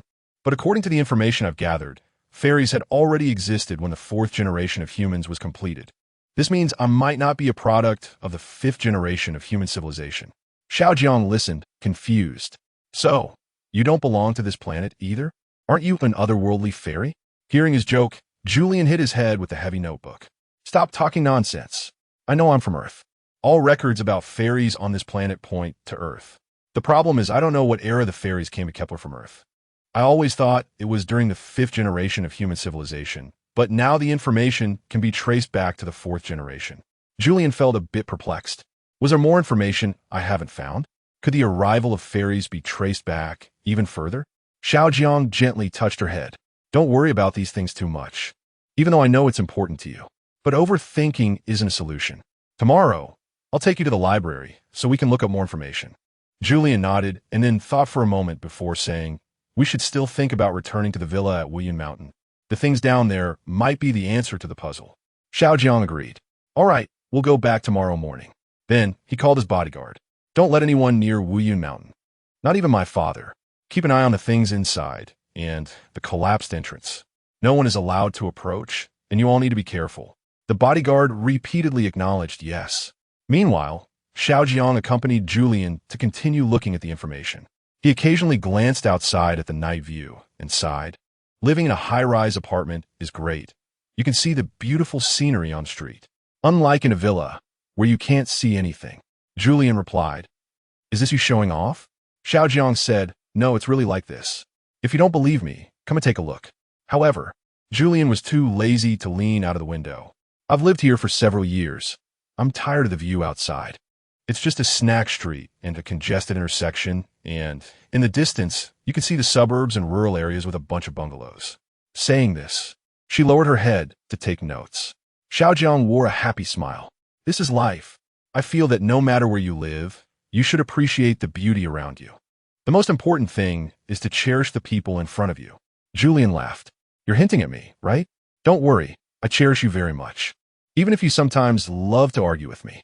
Look, I don't take it to heart. How magnanimous I am. Xiaojiang retorted, What do you mean? I've been very tolerant of you. You have so many little tempers, getting angry at the slightest inconvenience. Do you know what I've been through with you? Hearing this, Julian became unhappy. What? You actually have so many complaints? Then you could just not be with me. Anyway, your father doesn't agree with us. Xiaojiang was stunned. Who told you this? Did Han Feifei tell you? Have you seen her? This woman must have been bribed by my father, always causing trouble. I need to find an opportunity to teach her a lesson. Julian's expression fell a bit. It seems your father prefers Han Feifei. If that's the case, why don't you two just get together? Xiaojiang scolded, Don't say that. Love requires both of us to work hard together. At critical moments, we shouldn't blame each other. At times like this, we should be united against external enemies. Our current enemies are my father and Han Feifei. Julian asked, What? Are you going to fight him today? Or do you really want to sever your father-son relationship from me? Xiaojiang clenched his fists. What's there to be afraid of? It's just severing a father-son relationship. He's the only son he has, and the decision is also his. Let's see who ends up unhappy in the end. Besides, most of the family group shares are in my hands. He only has a hollow title now, with no real power. What can he do to me? Julian didn't understand this family infighting. She always felt that as her former boss, Wei and Shanfeng didn't want her to become his daughter-in-law for some other reason. She uncertainly said, How about I find an opportunity to visit your father personally? Xiaojiang didn't quite agree. Why do you want to see him? He's an old, stubborn man, an antique, who won't listen to a word. Julian replied, Don't say that about your dad. It's not easy for him either. The company he built ended up in his son's hands. And now he has to sever ties with his son. If there are no reasons behind it, I don't believe it. Xiaojiang sighed and hesitated. All right, I'll tell you one thing. It seems my father really doesn't like your identity as a fairy. He doesn't hate you. He just doesn't want our family to have any ties with fairies. Julian was shocked. Is there such a thing? Chapter 072. Progress at the Astronomy Institute. It's already the year 3025, and there are still people who don't like fairies. Julian finally understood what the stubborn old-timer meant by old antique that Xiaojiang referred to. In that case, she didn't dare to recklessly visit Wu Yunshan at the group's headquarters. The urgent matter was to first clarify her identity. Only by knowing the origin of the fairy would she understand why he didn't like fairies. That night, Julian couldn't sleep at all. The next day, she packed her things early, preparing to head to Wu Yunshan. Xiaojiang was still asleep, and Julian stood silently at the foot of the bed, quietly watching him. Suddenly, he woke up, eyes wide open, clearly startled. He sat up abruptly in bed. Julian, what are you doing? Are you trying to scare me to death? Julian said sweetly, darling. Didn't we agree to go to Kunshan today? It's morning now. You should get up. Xiaojiang looked at his watch. I usually get up at 7 to make you breakfast, and it's only 5:30 now. Can I sleep a little longer? Julian stood still. Okay, you sleep. Then, she continued to stand there, watching him. Xiaojiang, can you move aside? I'm scared with you standing there. Julian, woo, I'm your girlfriend. And you're even scared of me? Do you not love me anymore? Woo. Xiaojiang, I'm really scared of you. All right, get up and let's go. He instantly shook off his sleepiness, took half an hour to get up and wash up, then grabbed the car keys and hurried downstairs. Let's go, babe. Get in the car. Xiaojiang drove handsomely, occasionally humming a little tune. As the sun rose, his mood improved significantly. Just then, his phone suddenly rang. Hello, Astronomy Institute? Xiaojiang, who answered the call, was clearly taken aback. It's me. Do you have any new discoveries? Really? You decoded a signal from Earth? Xiaojiang was stunned, and Julian, beside him, also became anxious. Xiaojiang looked into Julian's eyes. Babe, should we go to the Astronomy Institute first, or Kunshan? Julian urged, of course. We should go to the Research Institute first. We're in the city, and it's closer. Xiaojiang nodded, turned the car around, and headed straight to the Research Institute. On the way, he gave Julian a heads up. But don't get your hopes up too high. Research progress is often just a little bit. I estimate that if they can decode one word, that would be impressive. Julian remained optimistic. That's okay, as long as there is progress. I just hope the result is good. Please find my ancestors. If not, that's fine too. Just give me some useful information. Throughout the journey, Julian kept praying. Xiaojiang found it amusing. Babe, relax. No matter what the result is, I'll be here to face it with you. Just think, what if there really are people on Earth right now? Should we develop a spacecraft with a longer range? And I can accompany you to visit your hometown? Julian was speechless. The current spacecraft can't even leave the Kepler star system. To reach Earth, it would probably take decades. Moreover, even if you want to start this project, your company's shareholders wouldn't agree because it wouldn't be profitable. Xiaojiang nodded, thought for a moment, and jokingly said, how about we start a service project first? Launching people's ashes into space with rockets, charging millions each time? What do you think? Chapter 073, The Last Fairy, arrived at the Institute. The people at the Astronomy Institute knew that young Master Wu Yun would come, and they had already lined up in the courtyard waiting for him. Chairman, you finally arrived. We have made a breakthrough in our project and would like to report it to you today. Young Master Wu Yun revealed a satisfied smile and curiously asked, what kind of progress can make you all so serious? Is there any important information in the text you deciphered? At the same time, Julian was also very eager. Does it mention me? Does it mention fairies? Julian said with wide eyes, eagerly. The director of the institute looked a bit troubled. He hesitated and said, well, it does mention you, Miss Julian, but the answer might disappoint you. Julian, puzzled, asked, why is that? Tell me quickly, no matter what the answer is. I can accept it. The director responded, during this period, our research has not only been limited to deciphering texts, but we have also tackled some astronomical technical issues one by one. So far, our final conclusion is that Miss Julian is the only fairy in the universe. Julian, huh? Why is that?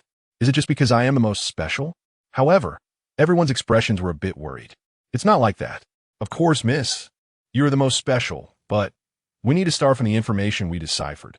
The signal we received was transmitted from Earth 500 years ago, saying that they sent the last batch of fairy seeds to the Kepler star system because it was the end of the world on Earth at that time.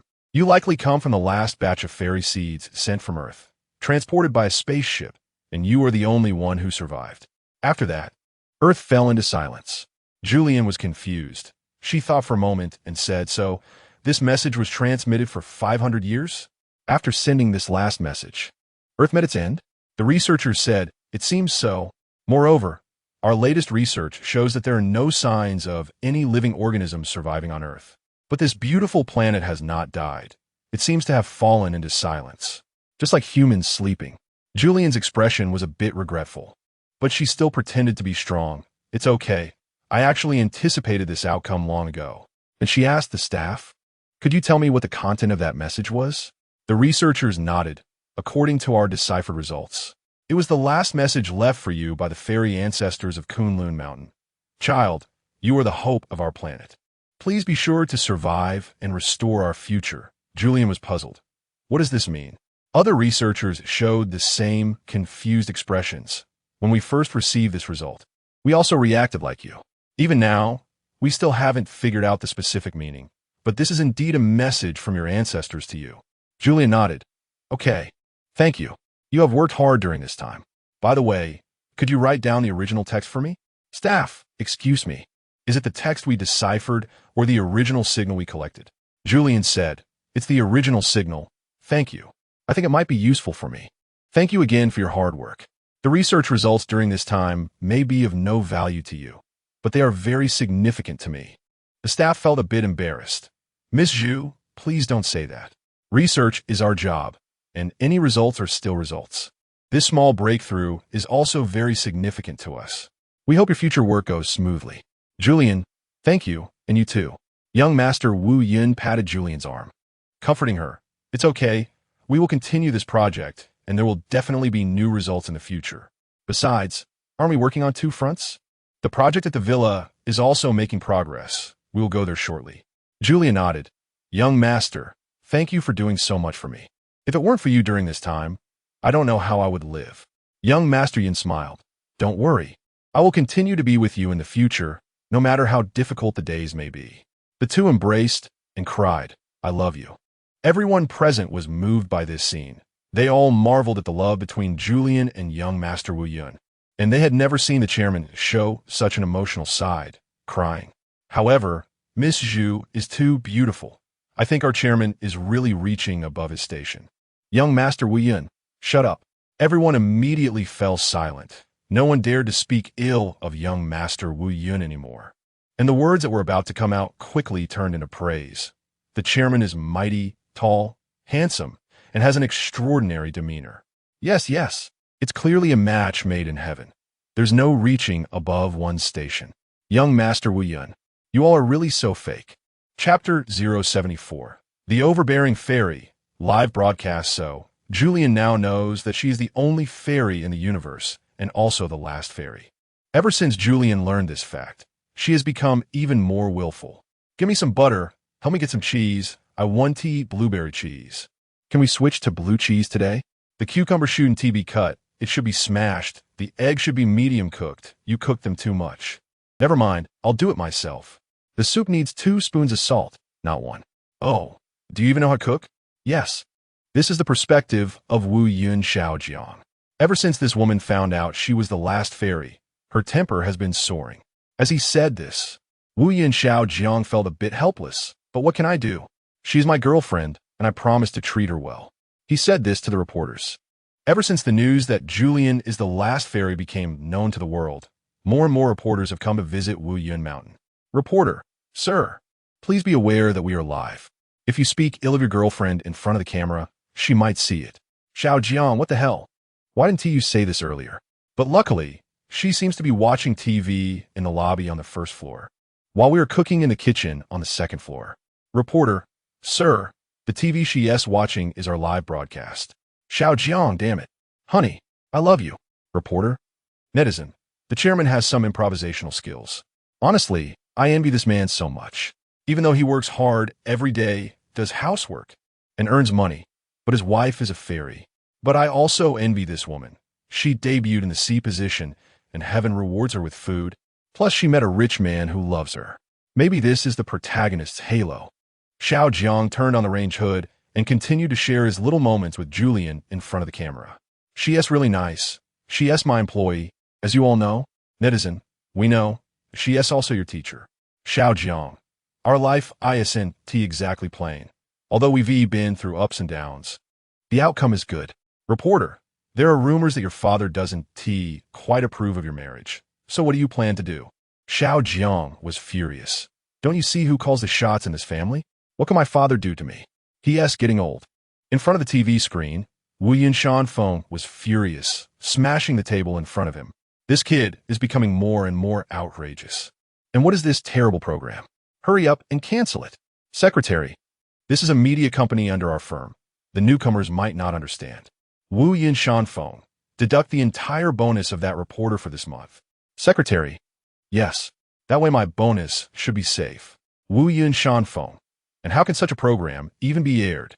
It's all your fault for not doing your job properly. Your bonus for this month is gone too. Secretary. I can't believe I'm getting shot while lying down. On the other side, Xiao Jiang sneezed. He said to the reporters, although my father is quite strict with me, I still love him deep down. I know he has suffered a lot as the founder of the group. Now he should be enjoying his old age, but I keep causing him trouble. I am an unfilial son. In front of the screen, Wu Yun Shan phone was wiping away tears in excitement. Lu Secretary, your bonus for this month is doubled. Secretary, thank you so much. Thank you, young master. Xiao Jiang complained. Oh, this taste. But my girlfriend loves blue cheese. What can I do? Darling, your cheese is ready. Xiao Jiang said while bringing the plate downstairs. Julian stared wide-eyed at the small pieces of cheese on the plate, questioning Xiao Jiang. Sir, where's my red wine? It should be from 82. Xiao Jiang. Just a moment, I'll bring it right away. In front of the screen, Wu Yinshan phone covered his face, unable to watch. What is this? Is this the son I raised? He.S. acting like a little eunuch, completely submissive to a woman. The secretary explained, Sir, times have changed. Young people in love like this. Wu Yinshan phone was puzzled. Are you like this too? Secretary. Feeling awkward. I don't have a girlfriend yet. Wu Yinshan phone pointed at the TV and said, You better learn from them on TV. That is how you keep a girlfriend. Secretary. You're really learning on the spot. Before long, Wu Yinshan phone called Xiao Jiang's mother. Dear, how long has it been since we went shopping together? You should change the ring on your hand. Let us buy a new one. Old madam, is the sun rising in the west today? After so many years of marriage, the old man has never taken her shopping. I don't know what has gotten into him today. He even took the initiative to make a phone call. Chapter 075. Beneath the villa, in fact, even before this, the project at Wuyun Mountain had already made progress. That day, Julian and Wuyun Xiaojiang left the research institute and immediately drove to Wuyun Mountain. At that time, the basement had already been excavated. However, no one understood what was inside, and it required Julian to personally inspect it to proceed with the next step of the plan. When they arrived at Wuyun Mountain, more than 20 bodyguards were waiting at the excavation entrance. It was pitch black inside, and nothing could be seen from the outside. Chairman, upon seeing Wuyun Xiaojiang, those people breathed a sigh of relief. You've finally returned. No one dared to touch what's inside. We all don't know what it is. The bodyguard explained that from a distance, it looked like some books and paintings. At this time, the dirt at the entrance had been cleared, revealing a clean passage, which was just an artificially dug dirt road. Wuyun Xiaojiang looked at Julian and asked, What should we do now? Should we go down together? The bodyguard reminded him, Chairman, be careful. There might be some dangerous things inside, like traps from tomb raiding movies. Wuyun Xiaojiang smiled and said, This is my family's basement. Could it be that my ancestors set traps to kill me? Julian eagerly walked inside, sensing that this place was the same as where she had been before. However, this was not the entrance. So where was the main door of this basement? Julian remembered that when she had come before, she found an elevator on the third floor of the villa, but that elevator was only visible to her. So, was this place only accessible to her? Was it the fairy stronghold? Julian thought as she ventured deeper, and sure enough, the decor inside was exactly as she remembered. Xiaojiang followed her in and exclaimed, Wow, how could there be this under my house?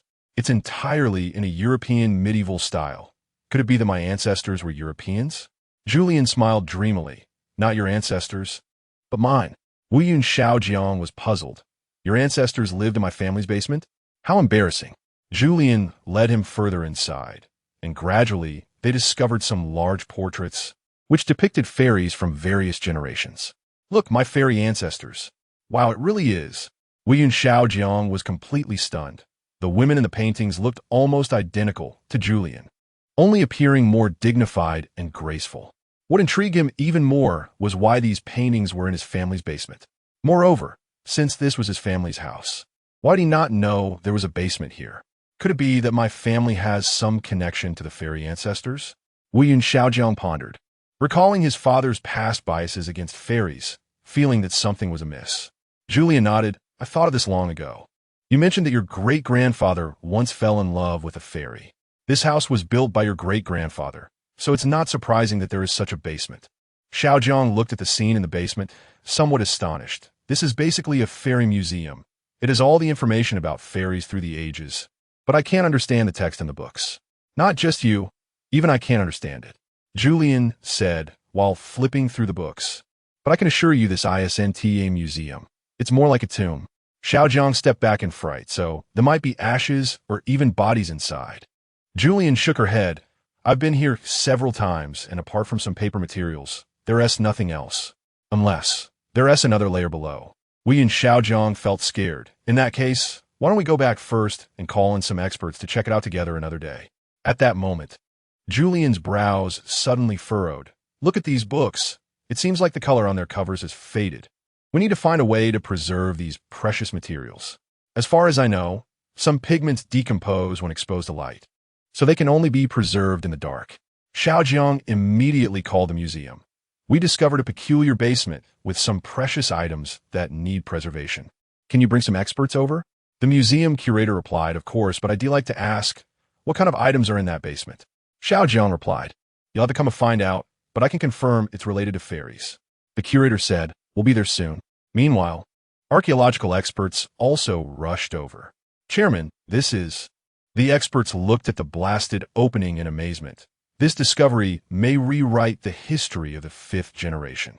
Julian was shocked. Is it that serious? The experts nodded. We speculate that the 5th generation civilization of the Kepler star system is likely related to the fairy race. This hypothesis has never been proposed before. Julian understood that, according to the known history of Kepler 22b, the 5th generation of human civilization was built by the indigenous people of this planet.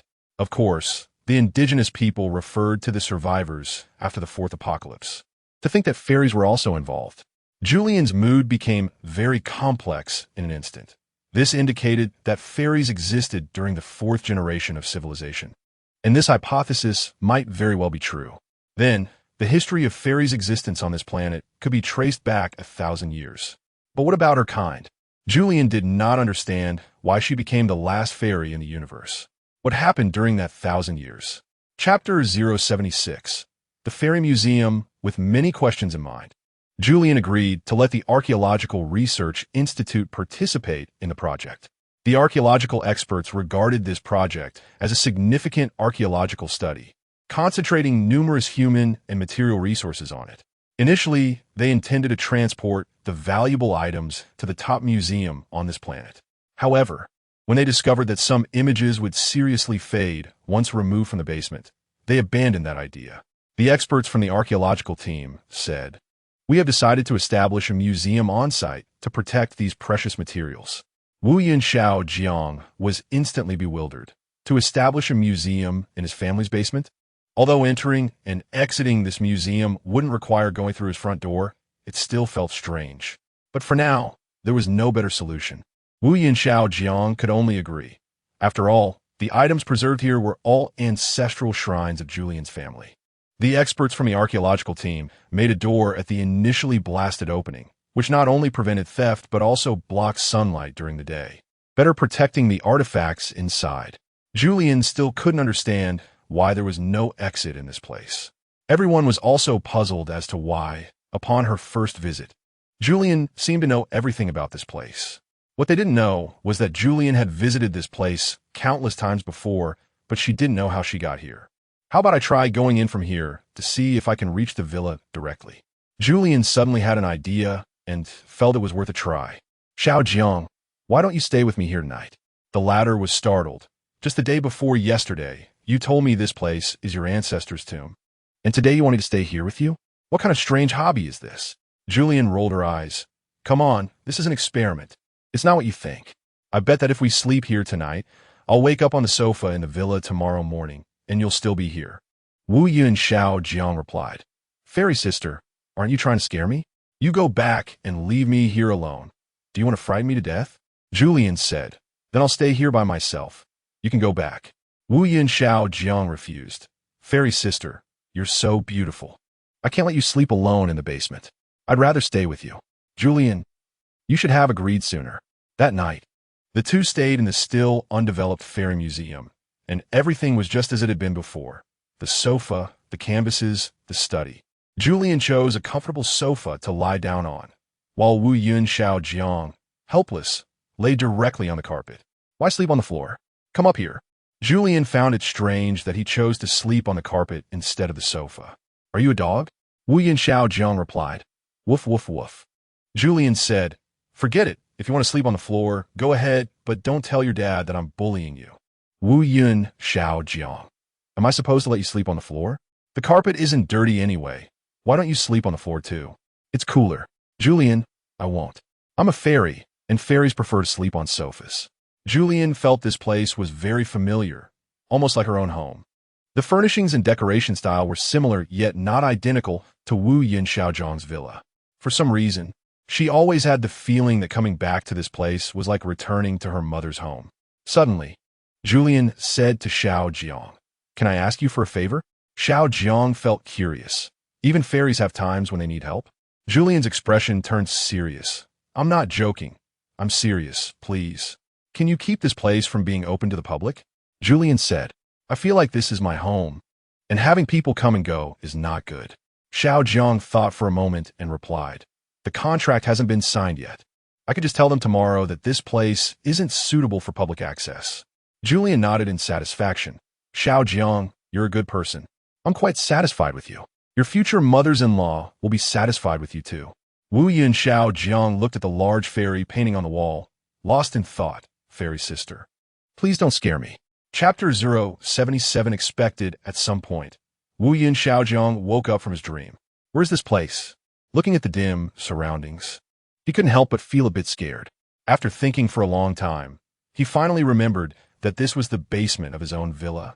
Gazing at the ceiling above, he had a feeling that although it was a basement, it was still quite far from the first floor. There was no time. He didn't know if it was already dawn. By the way, where is Julian? He vaguely remembered that before falling asleep, Julian was lying on the sofa. At some point during their conversation, he had drifted off to sleep. Now, the person lying on the sofa was him, but Julian was nowhere to be seen. Just then, the workers outside began to make noise with their construction, and Xiaojiang breathed a sigh of relief. Following the route in his memory, he walked out of the basement and happened to run into Julian, who had come looking for him. Julian, you're awake? Wu Yun Xiaojiang was a bit angry. When did you wake up? Why didn't you call me when you woke up? You just ran off. Julian shrugged. That's the point. I don't even know myself.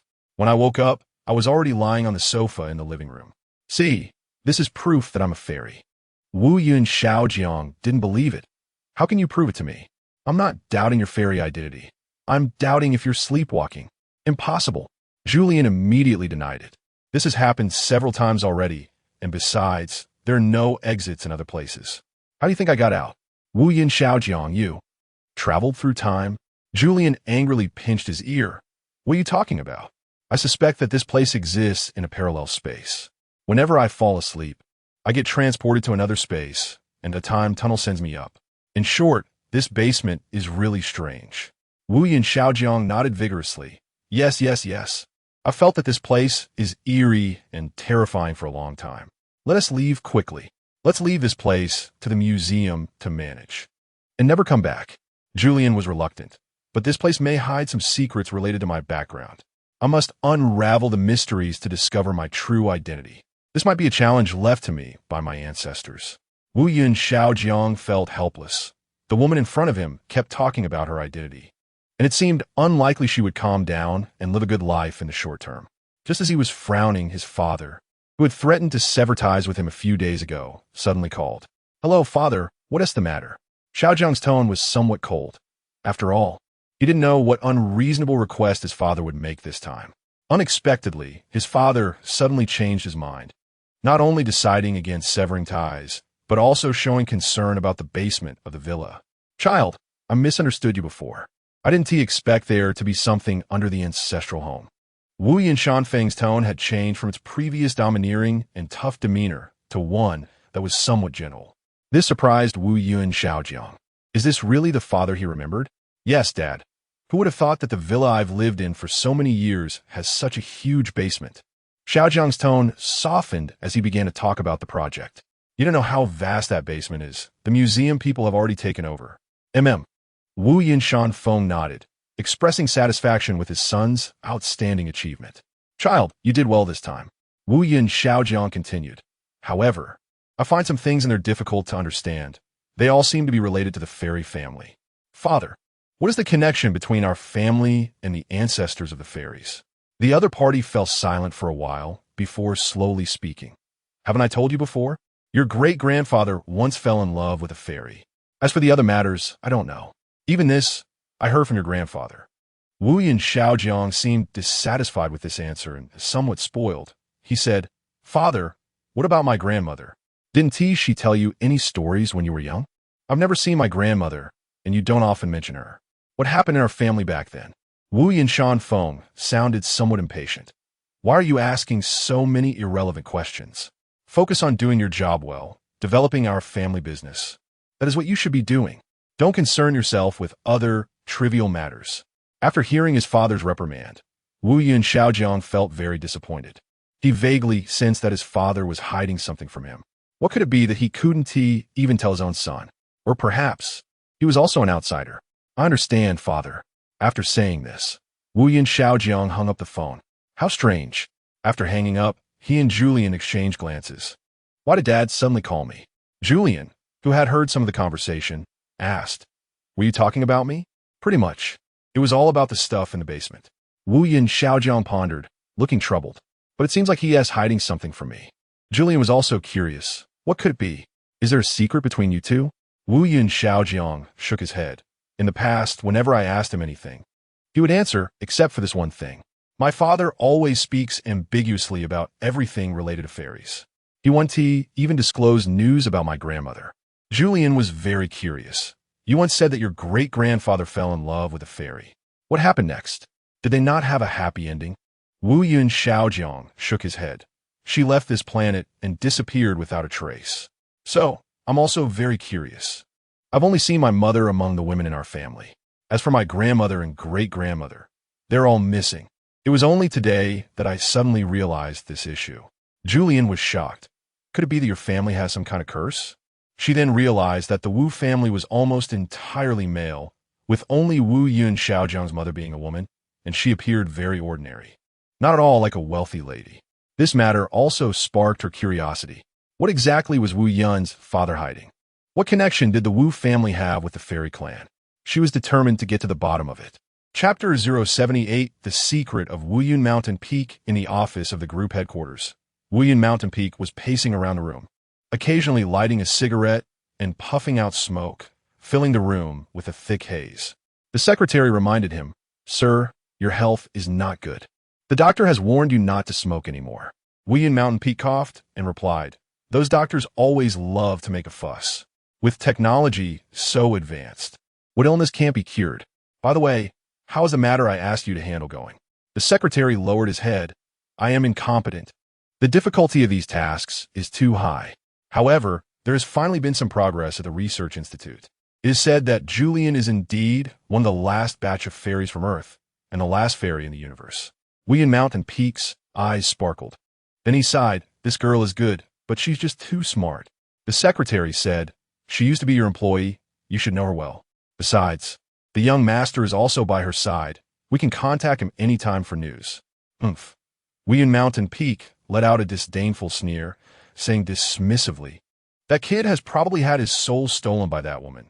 His heart is probably no longer with us. Who knows if he can still be of help then? The secretary comforted him. Don't worry, sir. The young master still cares about you. He is with that woman only for the company and for our family. Wu Yun Mountain Peak was still somewhat worried, but they have already dug open that basement. Julian won't let it go easily. She will definitely dig deep into it. If she finds out the truth, I wonder what the outcome will be. Will that woman kill my son? Faced with the old chairman's concerns, the secretary could only offer verbal reassurance. No, Julian loves our young master. How could she bear to hurt him even a little? Moreover, you know about the fairy's power. Hearing this, Wu Yun Mountain Peak nodded in satisfaction. If she dares to be against us, she can only resort to such a desperate measure. A cold smile appeared on his face. After all, whether alive or dead, fairies would unleash immense power as long as we use it properly. The two exchanged a knowing smile, as if their scheme had already succeeded. Wuyan Mountain Peak was well aware that his family had deep ties to the fairy clan, and even the rise of the Wuyun family benefited from the fairy's assistance. However, why is there only one fairy left in the universe now? Only Wuyan Mountain Peak knows the answer to this. Remember, all our actions must not be leaked, not even to Xiaojiang. We must not reveal a word to him. What Wuyan Mountain Peak was referring to was a secret plan. Isn't it true that only Julian is left among the fairies? What they need to do is to maximize the last energy of this fairy to create more of what they need. By the way, how is that thing being studied at the Research Institute? Wuyan Mountain Peak asked his secretary. The secretary replied, "It can now be basically confirmed that that bone is indeed the fairy's fairy bone, but it will take some time to resurrect her. Currently, we have activated the most advanced cloning technology with multiple teams working simultaneously, and we believe there will be results soon. What they're trying to do is to resurrect the fairy. However, the so-called resurrection is not just as simple as cloning." Chapter 079. The hidden abilities of the fairy Julian has started a live stream of a trial sleep in a haunted house. The so-called haunted house is, of course, the basement of Wu Yun Xiaojiang's villa. They're staying here for the night. Wu Yun Xiaojiang uncertainly asks, "Bauer, are you sure this experiment is meaningful? After sleeping for so many days, it's still the same as before. Tomorrow morning, Julian will disappear, as usual." Wu Yun Xiaojiang wakes up alone on the sofa, and over time, he has become unafraid. He still finds it a bit strange. Could it be that Julian isn't just teasing him? She might have just woken up early and left. However, this time they are live streaming. "Hello, everyone. I'm your old friend, Wu Yun Xiaojiang. Netizens, hello, Wu Yun. Is it true? The world's richest man is also live streaming to make money? What's this? Other people might be live streaming to earn money, but he's just showing off his love, right? Isn't that even crueler?" Wu Yun Xiaojiang looks at the chaotic comments and smiles helplessly. "We plan to conduct an experiment under everyone's witness. You may have heard, we recently started an archaeological project. This episode's challenge is to sleep in that ancient tomb." Wu Yun Xiaojiang said this entirely as a gimmick to attract broad attention. In reality, it's just a basement. "Now, let us take everyone around to see what our project looks like." As he speaks, he takes the live stream camera into the basement. "Because we installed a new base station, the internet speed here is quite good." Wu Yun Xiaojiang resembles a professional streamer. Not only is his voice pleasant, but he's also good-looking and very patient in his explanations. "Look, doesn't the decoration style here look like medieval Europe? It's ancient and luxurious, really atmospheric." With a charming smile, Xiaojiang adds, "Tonight, I will be sleeping here. The whole process will be live streamed, and I will absolutely not cheat. Everyone could supervise me." Wu Yun Xiaojiang emphasizes, "The key point is my girlfriend Julian will also be sleeping here. But I need to tell you about a phenomenon. This woman is really quite strange. We sleep here together, but the next morning she disappears, and I'm left alone." Netizens, what does this mean? Your girlfriend abandoned you? You seem a bit unhinged. What do you mean she disappears? Is our teacher Zhu too disciplined and goes for a run early? Didn't he expect Wu Yun to be so clingy, needing teacher Zhu by his side at all times? Wu Yun Xiaojiang. No, what I mean is, she is a fairy, you know? You all know Julian is a fairy. I discovered she has a special ability. She can directly pass through the ceiling in her sleep and reach our living room. You understand? When I say she disappears, that is what I mean. Netizens, what nonsense. This doesn't comply with the laws of physics. Yeah, Newton's second law can't explain this. How could someone move from below to above? Wu Yun Xiaojiang is left speechless. What are you all talking about? I'm talking about a magic-based time-space travel method. In short, just watch my live stream tonight. Netizens, the domineering president, live streaming while sleeping. Okay, let us give our Wu Yun a little gift. If you don't have money for gifts, just click a little heart. Wu Yun Xiaojiang quickly declines. No. I just want everyone to participate and see what the truth is. Netizens, so, are you wearing pajamas while live streaming your sleep? Wu Yun Xiaojiang, what else? That would violate the live streaming regulations and get me banned. What are these netizens thinking? That night, Wu Yun Xiaojiang slept in the basement. The dim lighting was already present, but for the live stream's effect, he had the construction workers install a larger chandelier. This made the atmosphere much clearer. Every corner of the room was illuminated, and it didn't seem as mysterious as before. Wu Yun Xiao Jiang usually sleeps on the sofa, which is spacious. And when Julian arrives, she can sleep on the other side. He sets up the live streaming equipment on the carpet, facing the sofa where he will be sleeping, with a huge oil painting behind the camera. Julian, what are you doing? Not focusing on your work. At some point, Julian appeared in front of him. "Oh," Xiao Jiang exclaimed. "I closed the door. How did you get in?" Julian rolled her eyes. "Of course, I came in through the elevator." Wu Yun Xiao Jiang didn't believe it. "But this place doesn't even have an elevator. You just appeared out of nowhere." "There is one," Julian shrugged. "Can't you see? Or maybe this house's elevator is only visible to me." It wasn't even midnight, and Wu Yun Xiao Jiang was already trembling. "You know I'm timid. Please don't scare me." If I were to trick you, I'd be a puppy." Julian also found it puzzling. There is definitely an elevator. Even if I can't find it now, I came down in the elevator. This house has a problem. Netizens, stop arguing, you too. Quickly get on with the live stream and sleep. Wu Yin Xiao Jiang looked at the live stream screen. "Oh, this place is too spacious. It's really a bit boring without arguing. Tomorrow, I'll have someone install a TV in this living room and throw out that big oil painting." "You dare." Julian tapped his head with her phone. "That is a precious item left by my ancestors. If I put it on the antique market, it might be worth over 10 million. You can't just throw it away. Are you too rich?" Wu Yun Xiao Jiang. "Is there even a need to ask?" Netizens, got it. This is a show of love and flaunting wealth. However, just watching the two argue, the audience found it quite interesting and kept discussing it in the comment section. As midnight approached, the two finally began to feel drowsy. "Netizens, is this it?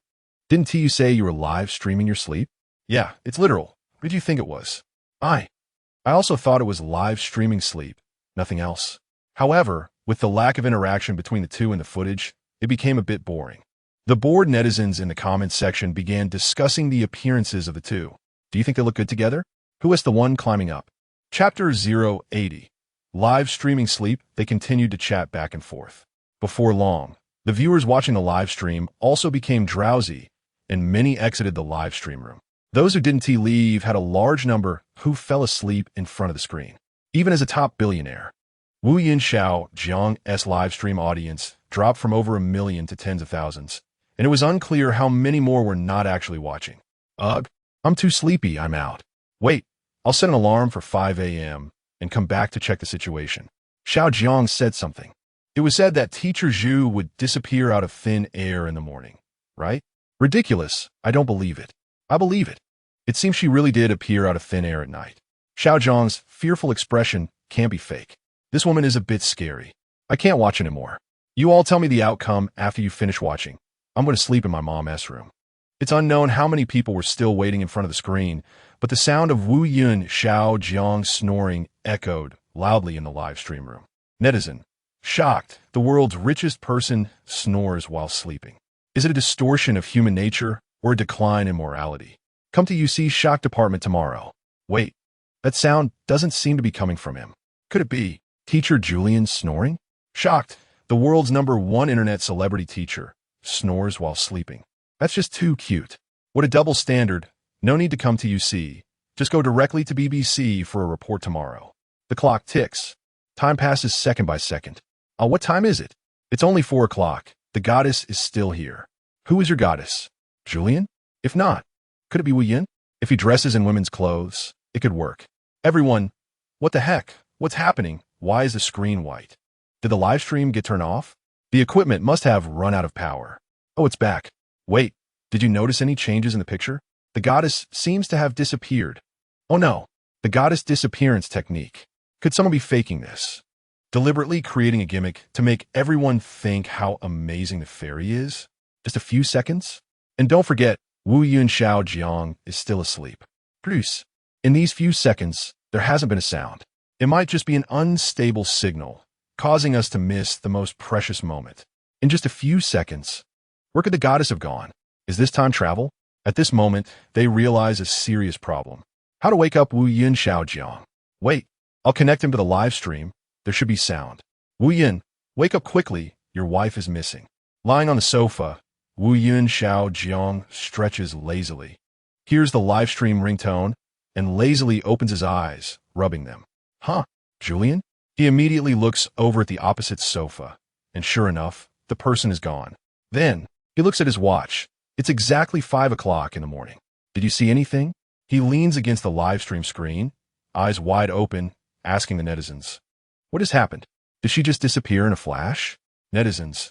You lean back a bit, your eyes are scarily big. By the way, we didn't see anything either. The screen suddenly went white for a few seconds, then the person was gone. Wu Yun Xiao Jiang. What use are you viewers to me? Chapter 081.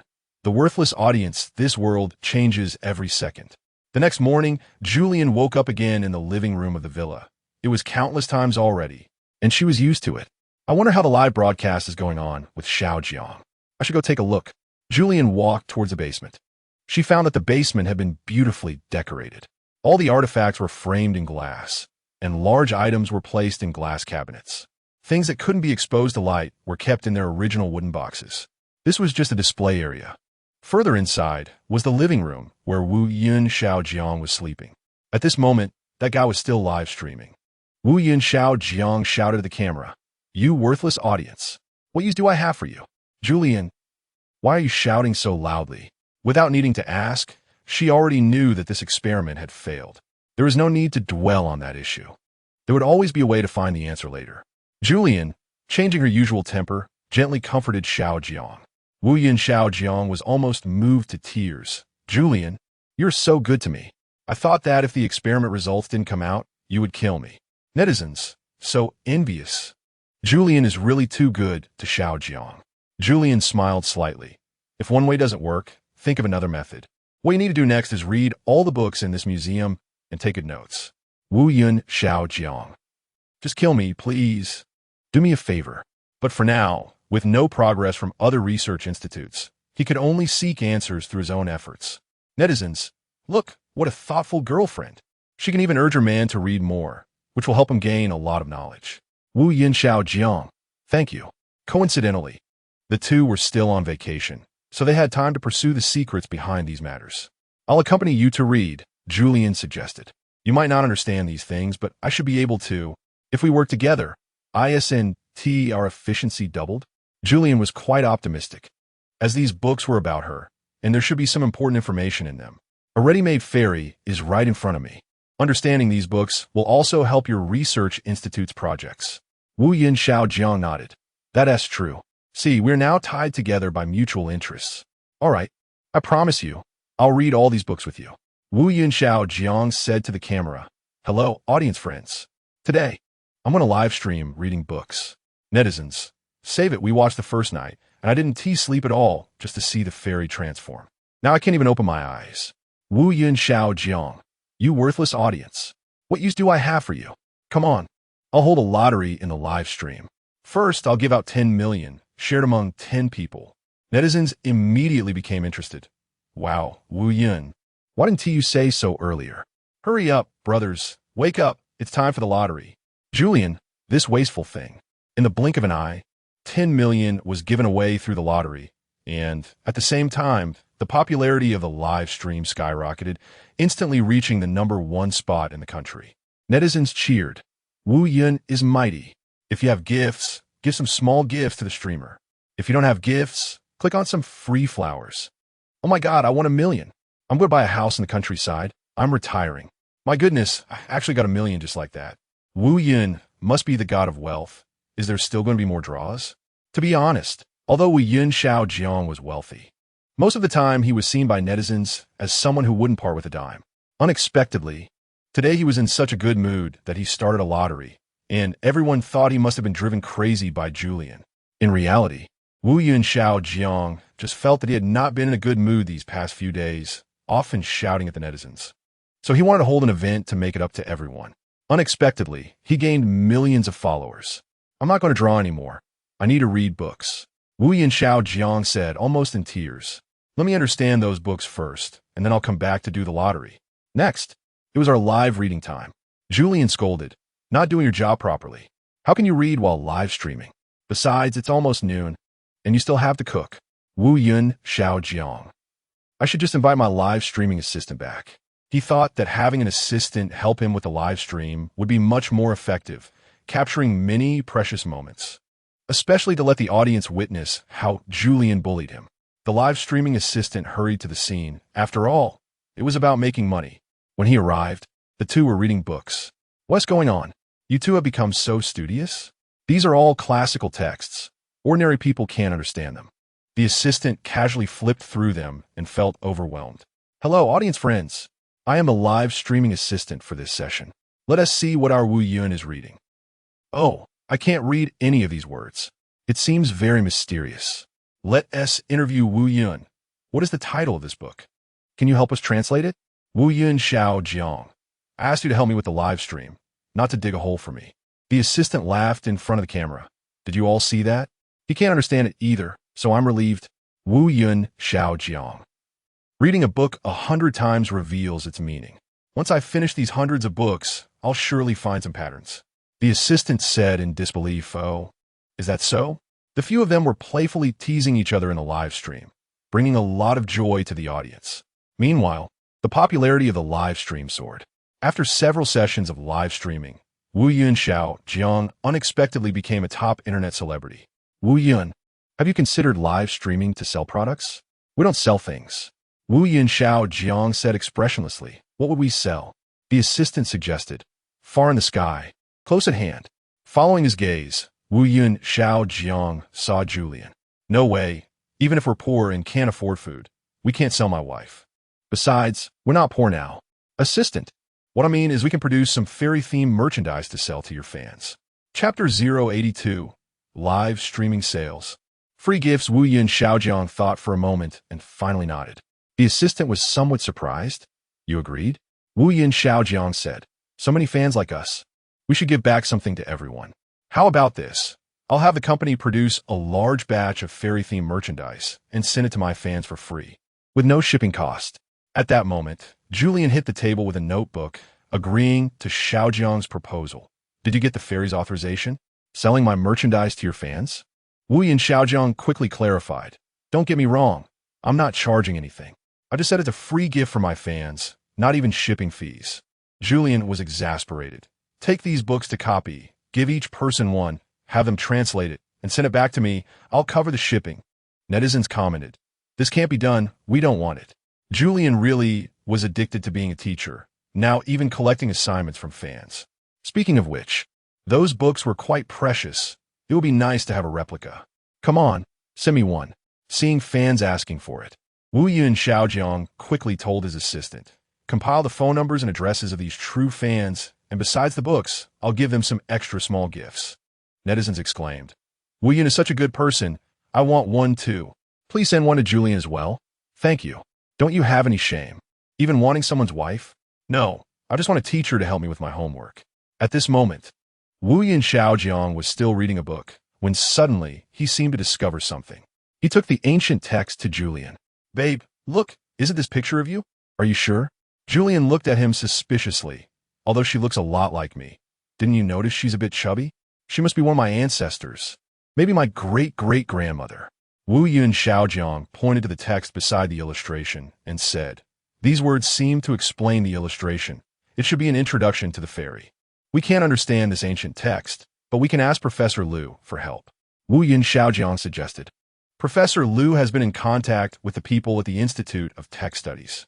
Julian looked at the large museum. So many books. Are you sure you want to move them all? Wu Yun Xiaojiang thought for a moment. No, that would be too much trouble. We can just call them over, right? Julian replied. But there's only one house here. Where will they stay when they come? Wu Yun Xiaojiang smirked. You didn't know?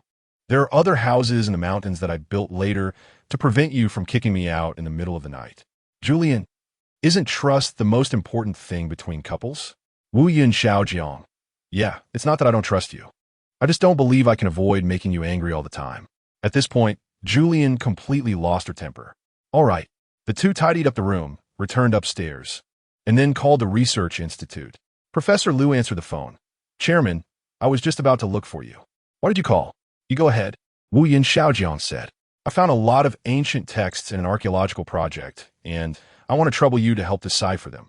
The price is negotiable. Professor Liu was delighted. What I wanted to tell you was also about that ancient book. The College of Literature has completed the translation. I'll send you the translated version right away. Wu Yun Xiaojiang. What a coincidence. Bring the ancient text experts along too. Chapter 083. Deciphering Ancient Texts that night. The experts in ancient texts from the College of Arts arrived at the underground basement of Wuyun Mountain's villa. Here, they were greeted by a breathtaking sight. All the experts exclaimed, "So many ancient books, and the characters on them can be traced back to the first and second generations of human civilization. This is unprecedented. We could apply for a world record." Everyone nodded in agreement. It was indeed a spectacular sight. I had never seen so many ancient books, and the characters were extremely old, almost completely different from what we use today. Only the rudiments of the characters could be discerned. Therefore, deciphering them would also pose certain difficulties. "Mr. Wuyun, we will need a long time," one expert said. Wuyun Xiaojiang asked, "How long approximately?"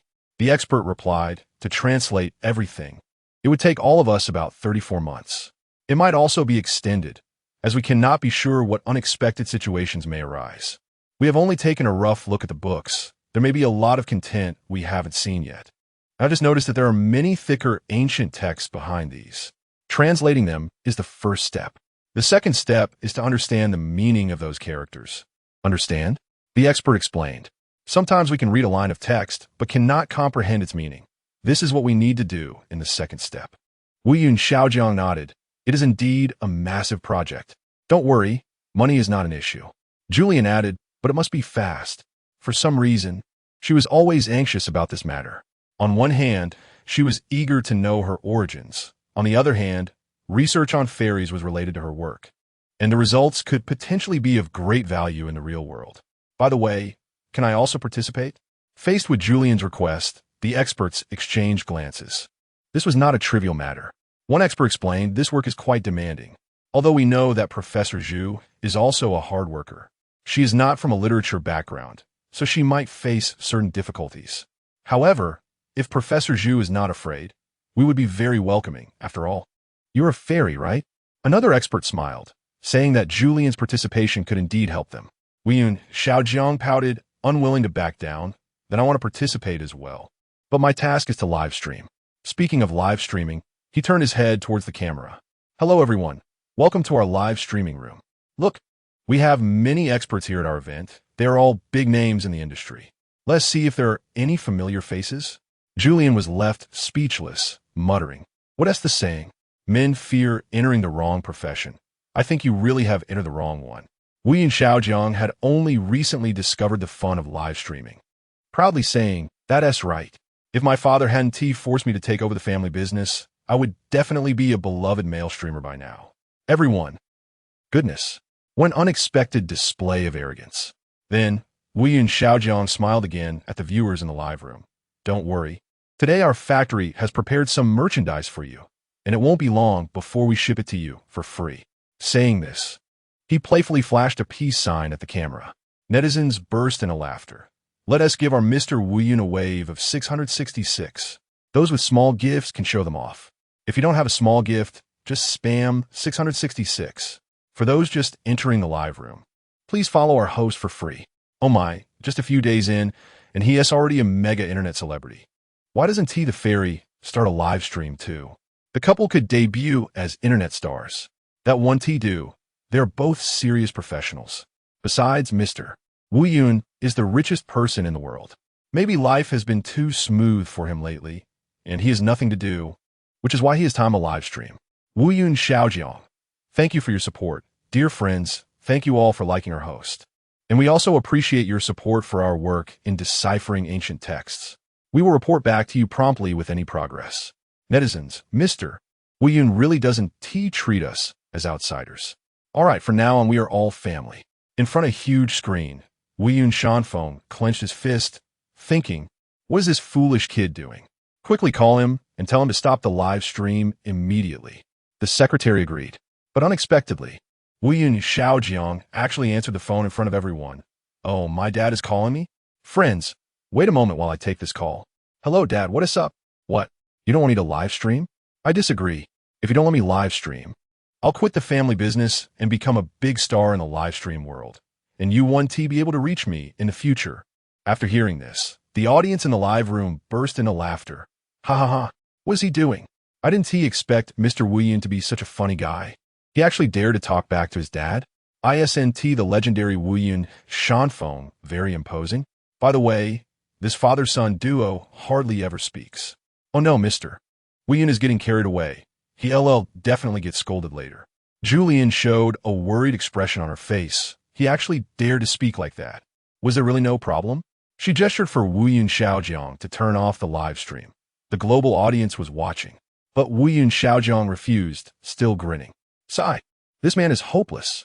Julian shook her head and turned to tidy up her books. The experts present were stunned. What is going on? According to the legendary Mr. Wu Yun's temperament, shouldn't he be begging for mercy immediately? Did he drink a little too much today? Has he lost his rationality? Who cares? Anyway, it's not us who will get scolded later. On the other side, Wu Yun Shanfeng hung up the phone angrily. This brat actually dared to retort. When he comes back, I will definitely teach him a lesson. You, go to Wu Yun Mountain's villa now and tell him to return to the group headquarters immediately. The secretary awkwardly glanced at the live stream, where Wu Yun Xiaojiang was laughing heartily. Looks like the young master doesn't want to come back. Inner monologue. Look at how happy he is. Chapter 084. Professor Lu's discovery after a day of organizing. Wu Yun Xiaojiang pretended to host a party for everyone. You've all worked hard, and I've worked hard too, so let's have Julian host this meeting. Julian, you played all day and you're tired? Well, thank you all for coming to help. The beginning is always the hardest, and although we didn't achieve much today, I'm still very grateful to everyone. Translating ancient texts is related to my family, and I have always wanted to understand my origins, so I asked for your help. As you all know, translating so many ancient characters can lead to academic achievements, right? I also hope this will be helpful to everyone. Julian, being a teacher, immediately captured everyone's attention when she spoke, and they all nodded in agreement. Teacher Zhu, we have a research result we would like to report at this opportunity. Professor Lu said. Julian was pleased and gestured for him to continue.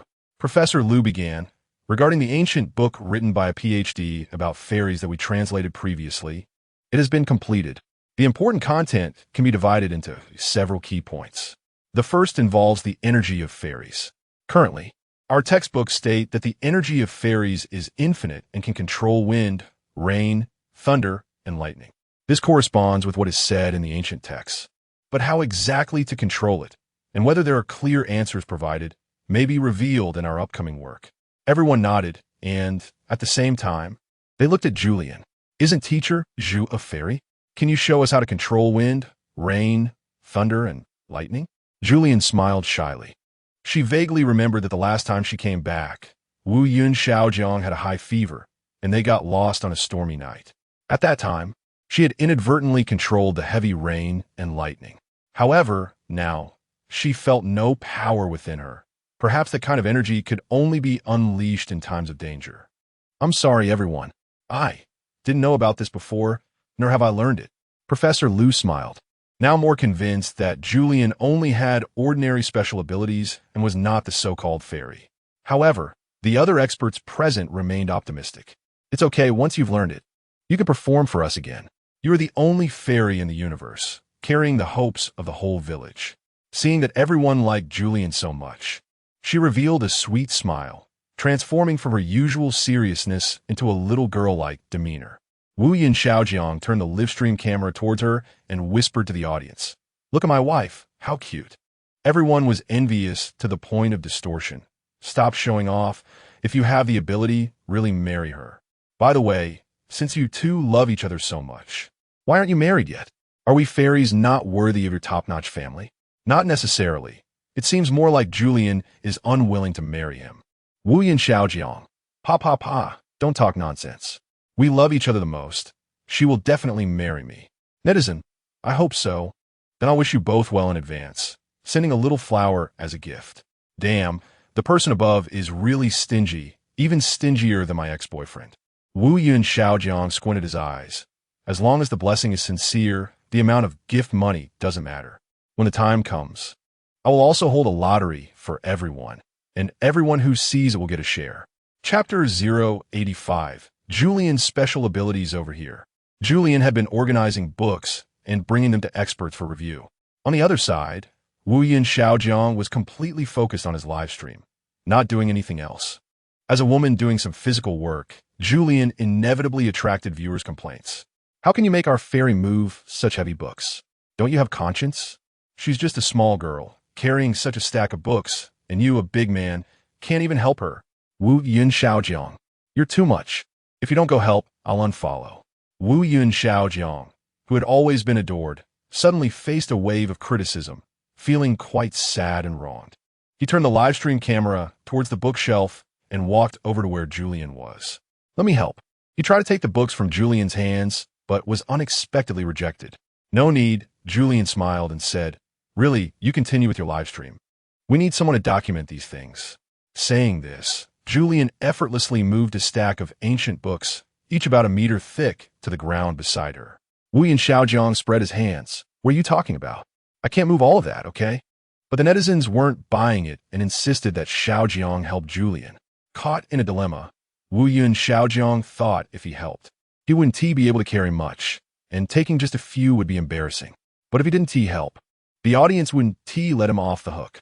He put his hands on Julian's shoulders. Dear, it's too heavy. Let me do it. But Julian replied, I don't think it's heavy at all. In fact, if I wasn't worried about hitting you, I could carry even more. Wu Yin Xiaojiang couldn't imagine that Julian's small body had such immense strength. I'm here to help. Please don't drive me away, he pleaded desperately. Julian thought for a moment and pointed to a book on the top shelf, saying, Hey, can you help me take that down? It's too high for me to reach. Wu Yin Xiaojiang was overjoyed. Finally, there was something this fairy couldn't do. He easily retrieved the book Julian pointed out, and she expressed satisfaction. All right, that's enough, you can go back now. Since he had done something, Wu Yin Xiaojiang returned to his live stream with a clear conscience. The netizens were embarrassed. She called you back, and you really went? Yeah, you only got one book. Isn't that like doing nothing? In my opinion, Julian was just giving him face, intentionally giving him an easy task. Otherwise, why didn't she take that book herself and put it on a lower shelf? Wu Yin Xiaojiang was astonished and turned to look. Indeed, the book he had just taken down was casually placed aside by Julian. At that moment, a wave of frustration surged in his heart. Julian, do you think I'm useless? In a live stream, Xiaojiang wanted to have a big argument with this woman. No, I didn't say that. Julian put down the book she was holding and stood up, looking puzzled. Did I ever say anything like that? Wu Yin Xiaojiang stood up. Yes, you didn't say it, but your actions inadvertently reveal your disdain for me. Look, you move so many books and never let me help. Isn't that because you think I can't lift them? If that is not disdain, what is it? Julian lowered her long eyelashes, looked down, then raised her head. Tell me, can you move these? Looking at the stack of books piled up to a height of 1 meter, Wu Yin Xiaojiang swallowed hard. Baby, I didn't mean to argue with you. I just hope you can care about me more and not ignore my feelings. At this moment, the once wealthy idol Wu Yin Xiaojiang had turned into a little puppy in front of Julian, humbly seeking her affection and attention. The netizens exclaimed in disbelief. Is that still Wu Yin? Has he been possessed by something? Yes, but he has already been tamed by the fairy. What a disgrace. Look, the domineering CEO, with a big presence, ends up being the one to apologize. It's all your fault, insisting he help Julian. You didn't think about who Julian is. She's a fairy. Does she really need a mortal's help? In my opinion, the idea of big men must help small women shouldn't exist. That's an outdated thought. Sometimes, a little girl's strength can be greater than a big man's. On the other side, Julian and Wu Yin Xiaojiang were already arguing. Suddenly, Julian accidentally dropped the stack of books she was holding high, and they all fell on Wu Yin Xiaojiang. With a scream, Xiaojiang collapsed to the ground, unresponsive. Xiaojiang? Julian crouched down nervously, checking his breath. Dogman, are you okay? The latter lay on the ground, bleeding and making no response. Julian scolded him. Stop pretending. Get up. I won't scold you anymore. Damn it, if I killed you with just this stack of books, would I still be a fairy? I'd be a sinner of the world.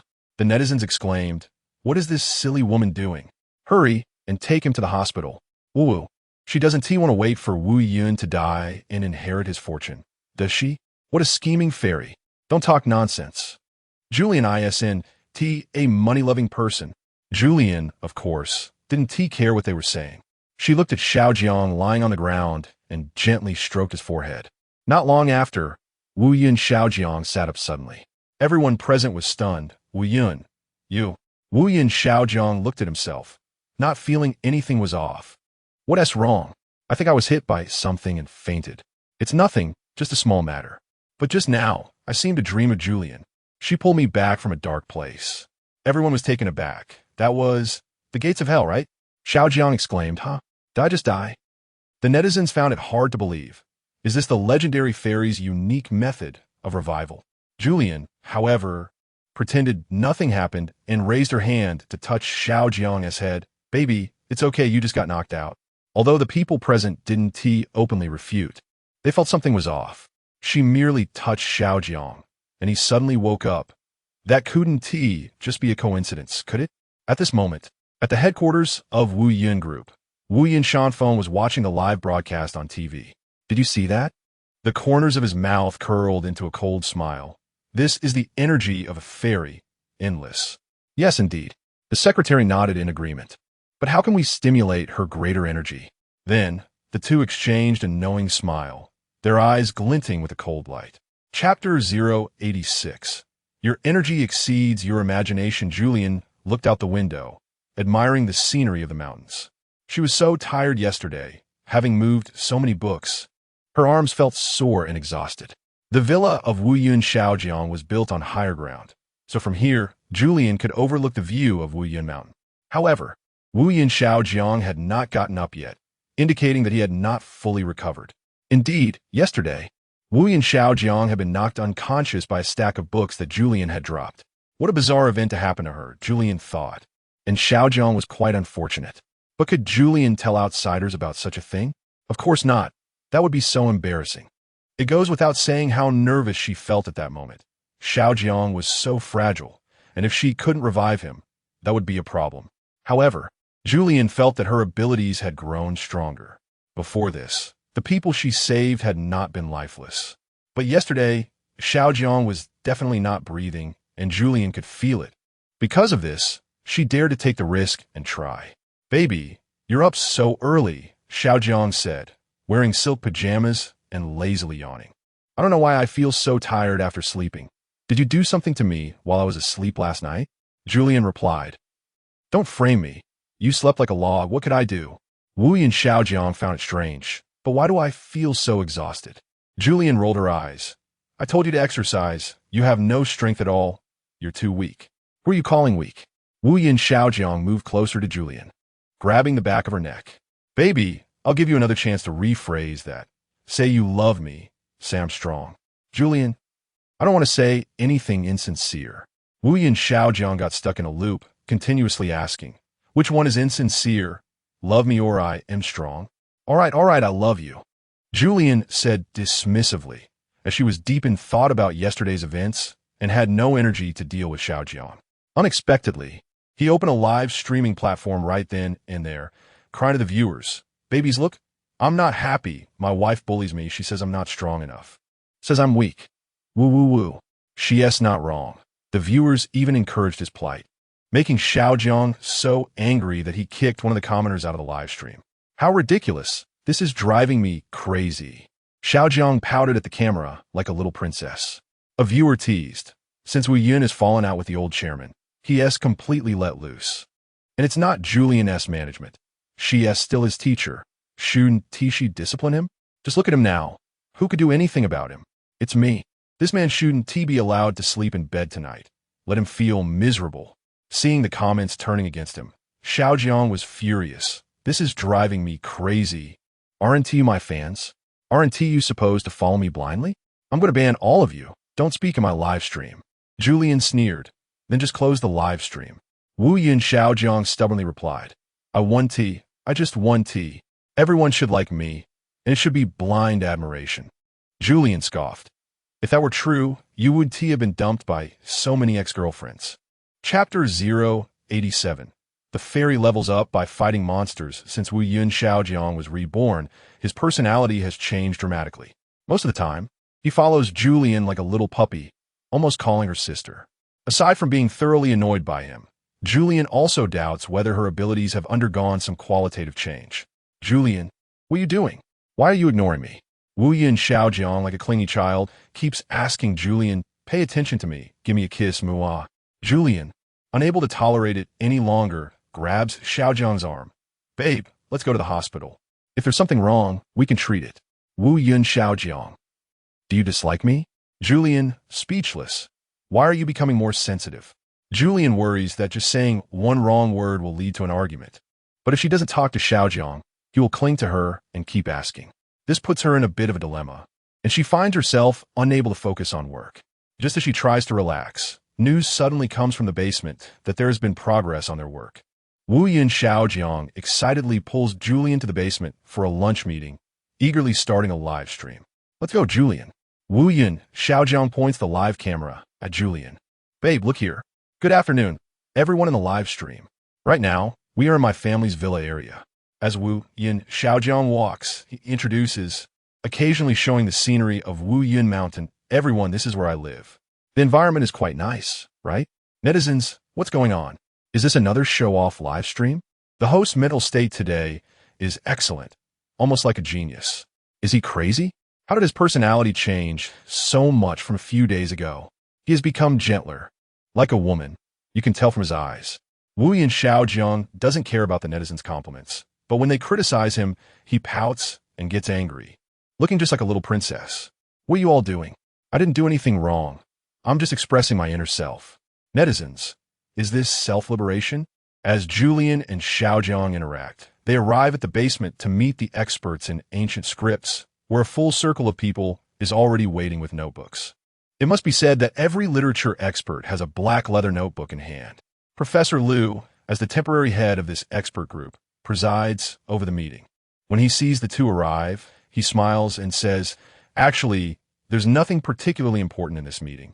Mainly, while we were sorting through books, we discovered an interesting piece of information. Julian is curious. What is it? Meanwhile, Wu Yun Xiaojiang points the live camera at Professor Liu, who feels a bit awkward. Well, it's not a big deal. We found something about fairy energy in ancient books. This so-called special ability seems to change according to time and other factors, similar to a ranking system. Julian, please be more specific. Professor Liu explains. You see, our work has job titles and levels, which means that special abilities are similar. If you use them for a long time, or if certain specific events occur, like receiving rewards, it will speed up your promotion and your special ability level will increase, becoming more powerful. Julian suddenly understands. No wonder she feels increasingly powerful these days. Her energy has upgraded. But how to measure this energy's strength specifically? It seems they will have to test it to know. I think I'm already quite powerful now. Is there anyone who can die wants to let me try? Hearing Julian's words, everyone present holds their breath, exchanging glances. They seem to be frightened by Julian. Who would be willing to die for her to see? Netizens express confusion. What is this? Does this woman want my life? All right, I'll do it. Dying under a peony, even as a ghost, is still flamboyant. Dare to provoke Julian? Before you die at her hands, Wu Yun will first skin you alive. Are you sure? Look at Wu Yun Xiaojiang now. Who do you think he can compete with? Wu Yun Xiaojiang, seeing what the netizens are saying, immediately pretends to be angry. Who said that? Watch me perform a 5-step punch. Netizens, 5 animal play is fine, but 5-step punch, forget it. Be careful. Julian might beat you up for being so arrogant. By the way, Julian can just kill Xiaojiang and then resurrect him, right? Julian looks at the netizens' comments and suddenly gets inspired. Didn't Wu Yun Xiaojiang already die once? How about trying him again this time? Seeing Julian's gaze fixed on him, he can't help but tremble. Babe, what are you going to do? Wu Yun Xiaojiang asks, shivering. Julian thinks for a moment and gives up. She really can't bring herself to do it, so she helplessly shakes her head. After all, he is her boyfriend. How could Julian bear to kill him? Forget it, let me think of another way. How about using a puppy for the experiment? That shouldn't violate humanitarian rules, right? Friends, help me think of other methods. Julian sits in front of the live camera, looking helplessly at the comments online. Wu Yun Xiaojiang, crying. You should use me for the experiment. How can you hurt poor little animals? Netizens. By the way, can Julian really bring the dead back to life? If that's the case, I want to call Chao Shuichin and ask about the ending of Dream of the Red Chamber. I want to wake up Qin Shi Huang and unify the world directly. I want to wake up my great-great-great-grandfather and ask him if there are any legacies left for me. Julian, maybe that's a bit difficult? At this moment, the experts sitting on site are all puzzled. Is Julian really a fairy? How is she so sure? If she isn't, then the person who gets killed would be in trouble. Other experts also echo this, but only Professor Liu insists on his viewpoint. There is no such species as fairies in the world. Julian only has some special abilities, which cannot be generalized.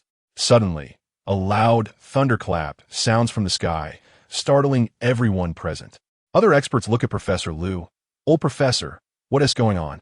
This shows that everyone suspects Professor Liu's words have offended the gods, so fairies are very likely to exist. The gazes that have been on Professor Liu gradually shift to Julian. Chapter 088. Did Sundara Wu Yun baby, get up, it's time for breakfast.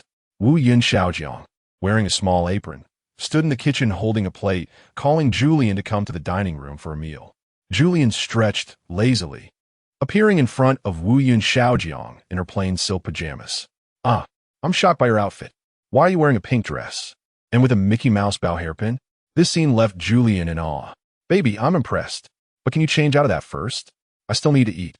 I'm afraid if I see you like this while eating, I might throw up. No way, darling. Look at me. I'm so pretty like this. As Wu Yun Xiaojiang spoke, she took out a shiny little mirror from the pocket of her apron. Wow. You know, if I were a girl, that would be great. Puffed. Julian burst out laughing. You pretty much are one now. Really? Upon hearing this, Wu Yun Xiaojiang not only didn't get angry, but became excited. Let me tell you, sister, don't you think my skin has been particularly good lately? Usually, I wouldn't tell anyone, but I'm using this new toner that I had a friend buy from another planet. It cost several $1,000s. Do you want it? I'll give you a bottle. No, that's okay. I just use a few $100 worth of hydrating products. Not as fancy as yours. Julian was both amused and exasperated. This man looked playful yet incredibly proud. Oh, my head hurts. While eating, Wu Yun Xiaojiang suddenly patted her head like a cute little princess. I'm feeling sick, fairy sister. Can you take a look for me? Julian was speechless. Just talk normally. But seeing Xiaojiang's pitiful little eyes, Julian couldn't bear to refuse. All right, don't move, I'll check. Oh dear, you have a wound on your head. At a glance, Julian recognized it as the injury Xiaojiang got a few days ago when something fell on her. It's normal to have some brain damage. Pain is nothing to worry about. Wu Yun Xiaojiang exclaimed, that sounds serious. I need to go to the hospital. Julian patted her head. It's fine, just some minor injuries. You'll be okay in a few days. Unexpectedly, after Julian patted her, Wu Yun Xiaojiang's eyes lit up. Huh, it doesn't hurt anymore? Wow, sister, your hands have magic. Julian thought. I should have known not to touch. However, although Wu Yun Xiaojiang's head didn't hurt anymore, her personality remained a bit strange. Julian frowned, wondering how this man could have changed so much. Xiaojiang, do you remember what happened a few days ago? Xiaojiang? Wu Yun Xiaojiang's expression was odd. Baby, who is Xiaojiang? I've never heard of that name. Julian was shocked. Could it be a soul transfer? Aren't you? You're Wu Yun Xiaojiang. Seeing Julian's surprised expression, Xiaojiang laughed heartily. Haha, I was just kidding. You didn't really believe that, did you? Unbeknownst to them, the live stream had been running the whole time, and the audience witnessed this scene. Netizens commented, wow, what's going on? Can I get a dozen of this treasure boy? Julian thought to herself, fine, I'll give him to you, okay? Meanwhile, standing in front of the screen, Wu Yun Xiaojiang clenched his fists. This kid. Chapter 089. How long have you not worked? Wu Yun Xiaojiang was still pacing in the room, his expression changing from serious to angry. He pointed at the secretary and shouted, I told you to keep an eye on this kid. What have you done? Not only has he not come back, but he's also gone completely crazy. Now he's acting like a girl. The secretary couldn't argue back. It's my fault. Wu Yun Xiaojiang's voice rose even higher. If it's not your fault, whose fault could it be? Is it my fault? Don't forget, I brought this child up when he was little, and you taught him to be like this? The secretary replied, but he's already an adult now. He used to be very obedient. Wu Yun Xiaojiang threw a notebook at the secretary. Do you still dare to talk back? Just because the kid is grown up, you think you can neglect him? It drives me crazy. How did my good son turn into this? Like his soul was taken away by that woman. Right, that woman. It must be her stirring up my son behind my back. I've said it before, all fairies are bad. The secretary raised his hands in surrender. So it's not my fault, right? At this point, both of them turned their attention to Julian. Wu Yunshan ordered the secretary, now, call Wu Yunshang immediately, video call. I want to scold him face to face. After connecting the video call, Wu Yunshang's cute little face with bunny ear hair clips appeared on the screen. Xiaoyang, what's going on? Wu Yunshan immediately scolded. Quickly take that thing off your head. Wu. In the video, Wu Yunshang actually cried and hid behind Julian. Sneaking glances at the screen, sister, look, that fat uncle on the phone is so fierce. Hurry and help me deal with him. Julian. This was her first time facing Wu Yunshan, and he actually wanted her to deal with him. Julian smiled widely. Chairman, is there something you need to talk to him about? Wu Yunshan, being Julian's former boss, couldn't be too harsh with her, so he cleared his throat. Ahem, Teacher Zhu.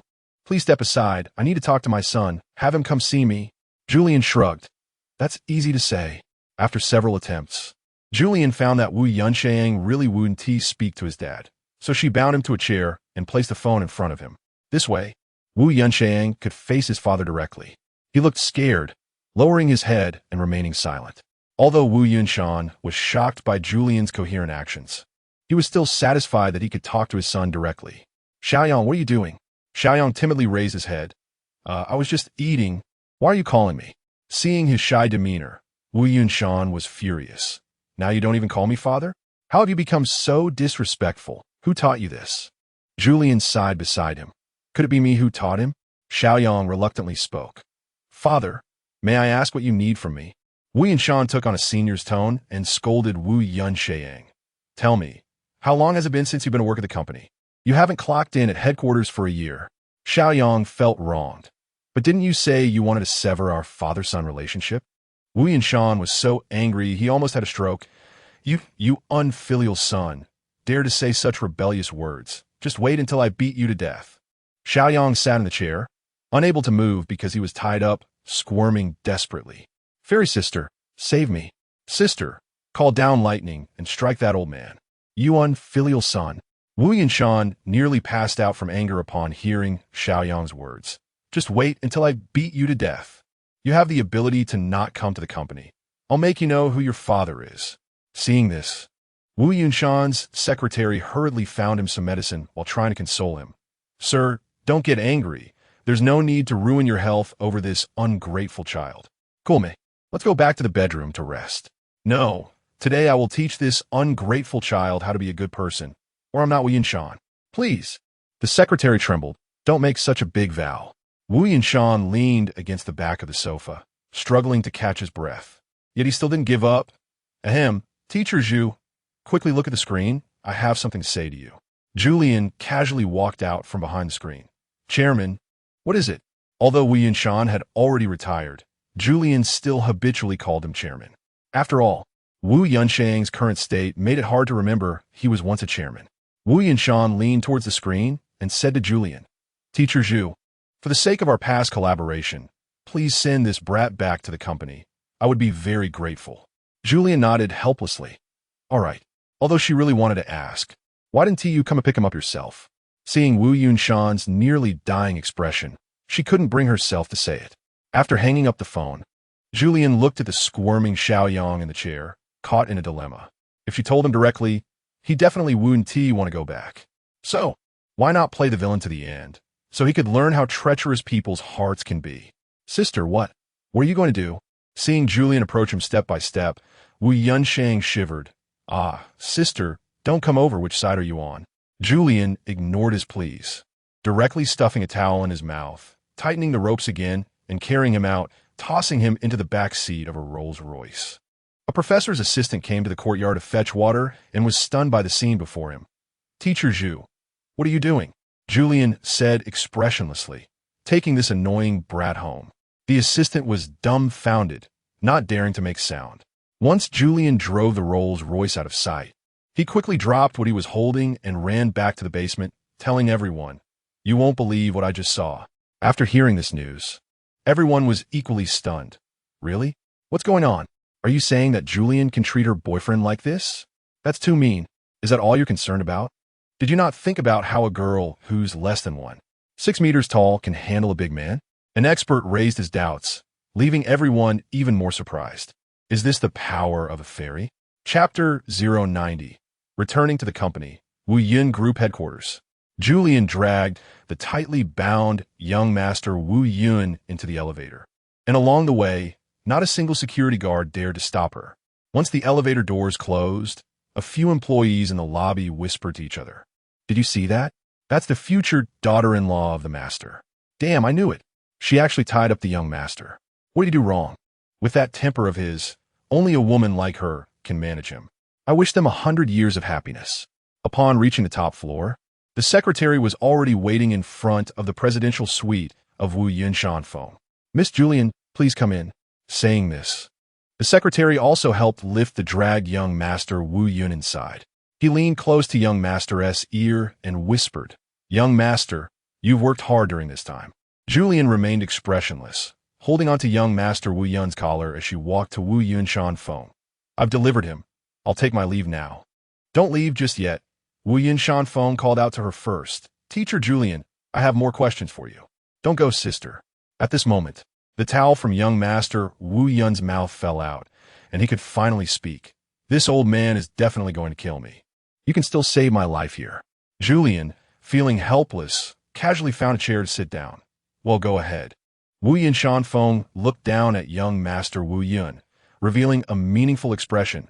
Kid, do you still remember me? I'm your dad. These few words scared young master Wu Yun to death. Don't hit me, I know you're my dad. Seeing young master in this state made Wu Yun Shanfeng furious.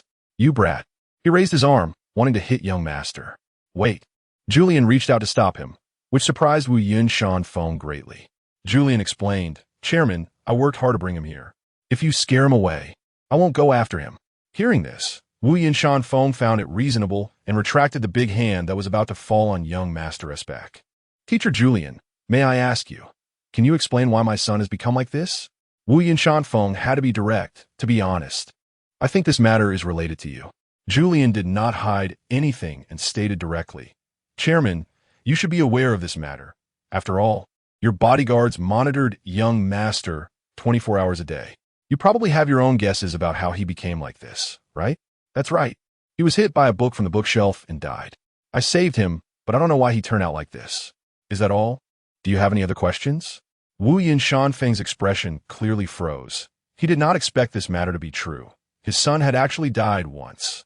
At the same time, young master was also surprised. Huh? Sister, what did you say? I died? Strange. Why don't I remember anything? Who am I? Where did I come from? Who are you? This scene made Wu Yun Shanfeng completely panic. My son not only died once, but also became mentally disabled? Teacher Julian, given this situation, should we go directly to the hospital? Or will you take a look? Julian suddenly found herself at a loss. I've never seen this kind of situation before.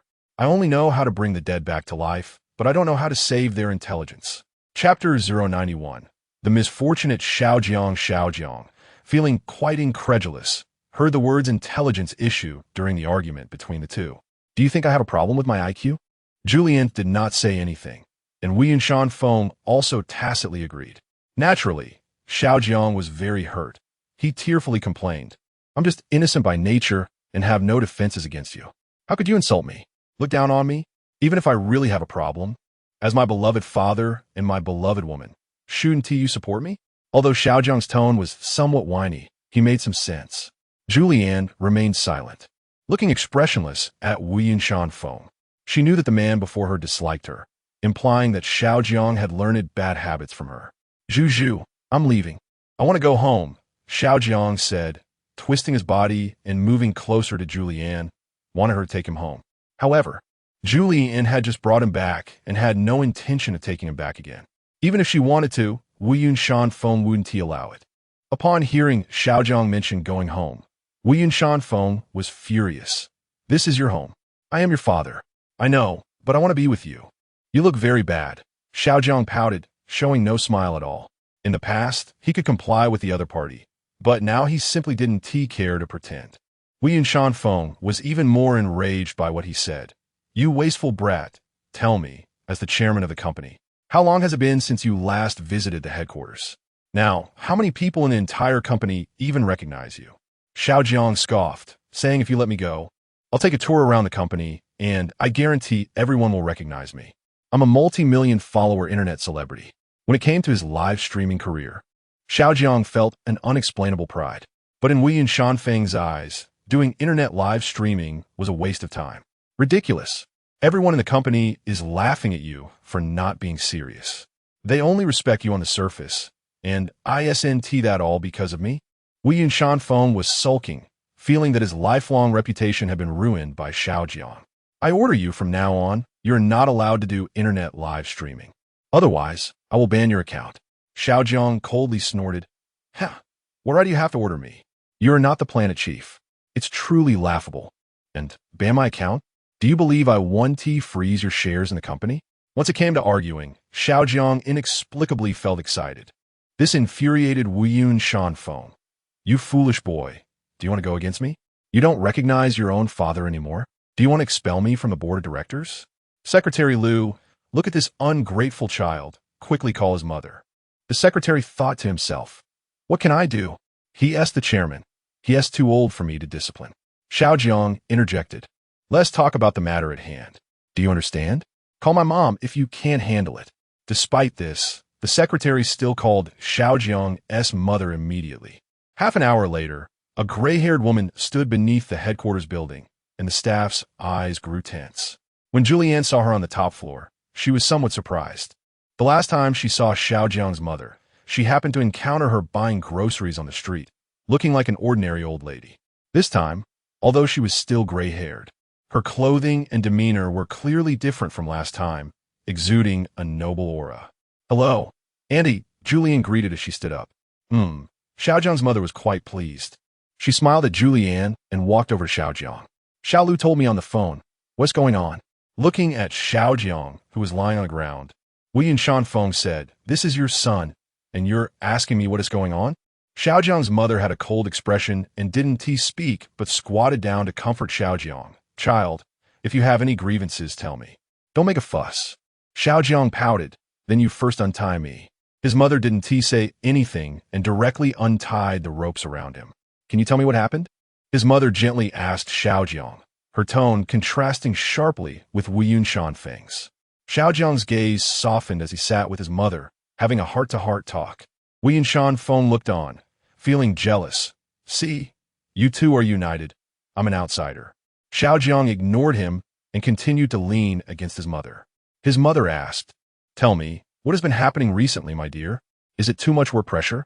Upon hearing this, Xiao Jiang suddenly widened his watery eyes. Mom, I'm so tired. I want to be pampered by everyone. I want to be a baby. I need a lot of love. Hearing his plea, Julianne was suddenly touched. Isn't this what everyone desires? It turned out that Xiao Jiang was still a child at heart. He just needed love. Julianne had never thought about how to love others before, but hearing Xiao Jiang's words today sparked a special feeling. Perhaps starting tomorrow, she could try to love others. Xiao Jiang's mother showed understanding. That is fine, my dear. If you have difficulties, just say it. I will understand whatever you do. However, Wei Shanfeng did not understand. He publicly accused his wife. See, this is all your fault. If you keep indulging him, how can he grow up to be a real man and take over our family business? Xiao Jiang retorted, but I don't want to take over your business. I just want to be a happy streamer. Dream on. Wei Shanfeng directly interrupted him. If you dare to continue live streaming, I will teach you how to behave. Cut off father-son relations? Xiao Jiang coldly laughed. Do as you wish. Without you, I can still live well. Xiao Jiang's mother scolded, don't talk to your father like that. Unfortunately, Xiao Jiang and Wei Shanfeng couldn't stand each other and would argue as soon as they met, making it impossible for anyone else to intervene. Julianne, caught in the middle, felt awkward as she sat aside, watching like she was at a show. However, continuing to argue like this wasn't a solution. How about this? I'll take Xiao Jiang with me. Chairman, you can come and see him when you have time. You want me to go apologize to him? Wei Shanfeng was extremely reluctant. No way. Xiao Jiang coldly smiled. I want to leave the door open for you either. After saying that, He quickly ran away as if oil had been applied to his feet. Wu Yunshan looked at Xiaojiang's mother. It's all your fault. Who told you to soften your heart and untie him? Oomph. Chapter 092. The runaway handsome boy. Hey, Xiaojiang, stop running. Julian chased after Wu Yun Xiaojiang on the busy street. His coat had fallen off, and his shirt was a mess. To onlookers, he really looked like someone who had escaped from a mental hospital. After Xiaojiang left the headquarters, Wu Yunshan and his wife had an argument, and Julian appeared in the scene to resolve the situation. Stop running. What do you want to eat? I'll buy it for you. Julian persuaded and coaxed. You didn't bring your phone, and you have no cash. How are you going to survive, Bea? I don't need you to worry about me. You and them are all in cahoots. Xiaojiang shouted, but his speed only increased. Julian didn't understand why Xiaojiang seemed to be in worse condition lately, seeing everyone as a bad person. Originally, Xiaojiang treated her like a sister, but in the blink of an eye, they turned into enemies. What is this? The after effects of resurrection? Then if I die again, will it be much better? Seeing the cars rushing by on the road at such high speeds, Julian felt a bit worried. But if Xiaojiang accidentally got hit, wouldn't that be an opportunity? That being said, the crazed Xiaojiang was more agile than ever, dodging the passing cars like the wind. No matter how fast the cars were, they couldn't hit him. Julian had a bad idea. Should I call the research institute and have them take Xiaojiang away? With that thought, Julian really made a call. Hello. Is this the Abnormal Humanity Research Institute? Yes, miss. How can I help you? A male staff member's voice came from the other end. Julian panted while chasing Xiaojiang. I see a man running in the middle of the road, acting crazy. You guys need to come and take him away. The staff member replied. We only take crazy people to the mental hospital. We don't handle this. Julian explained. He is not an ordinary crazy person. He was normal before, but after dying and coming back to life, he is not normal anymore. Anyway, he definitely has research value. A dead person can come back to life? The other party was stunned.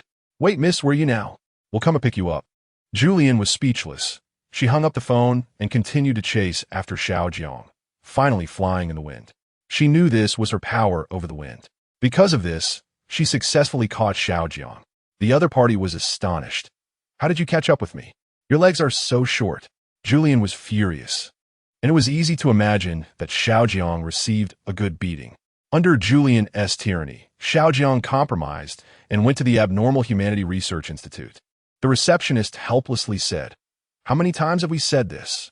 If a young couple is arguing, don't come here. Just go to the Civil Affairs Bureau for a divorce. Julian lifted Xiaojiang's head for the staff to see. Do you recognize him? The staff member's eyes lit up.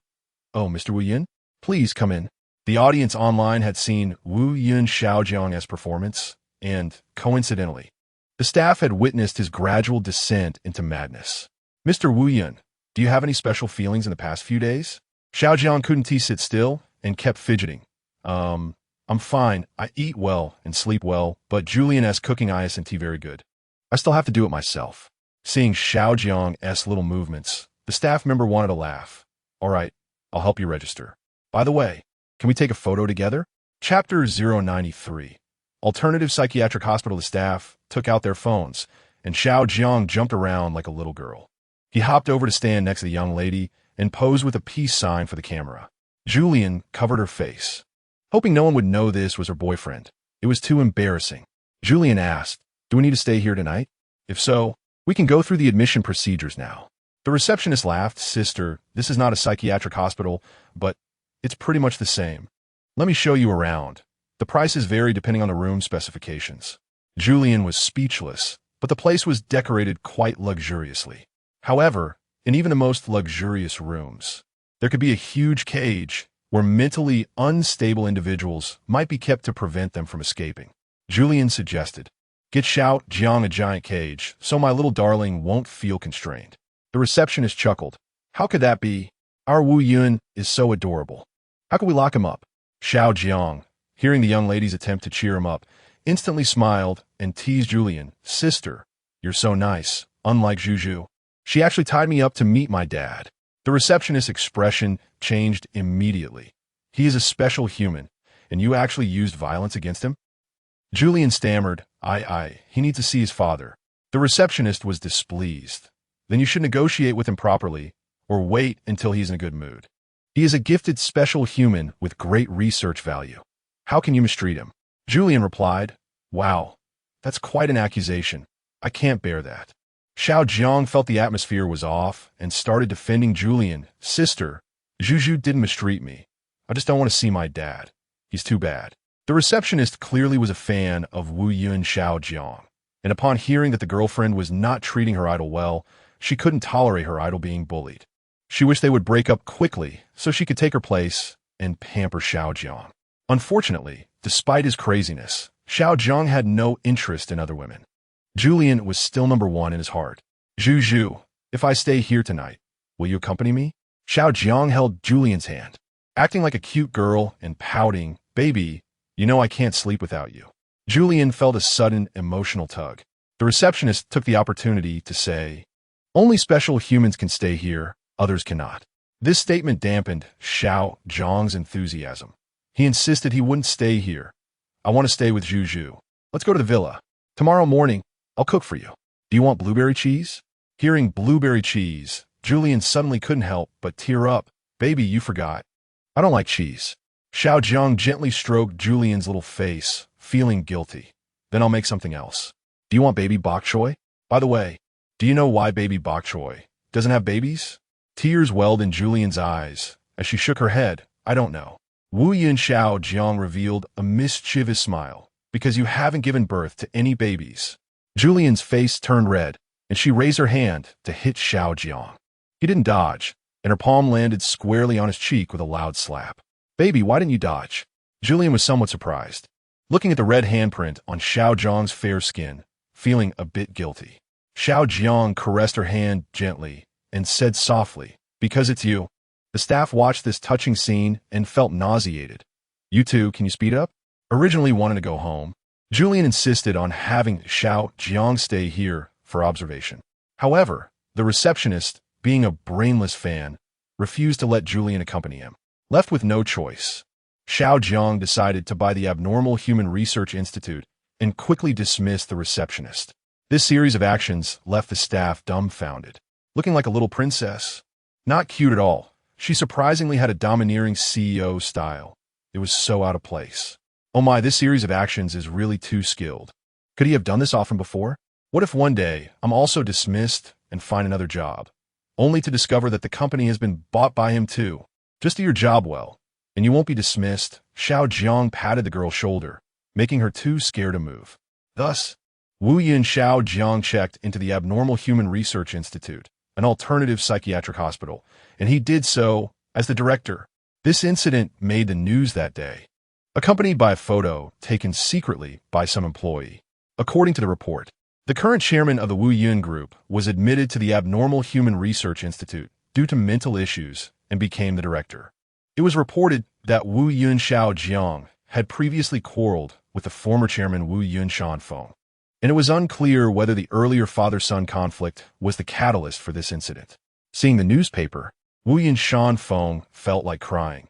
I have been accommodating and tolerant everywhere, and in the end, just because he pretended to be pitiful and cute, I became the villain in the public eye.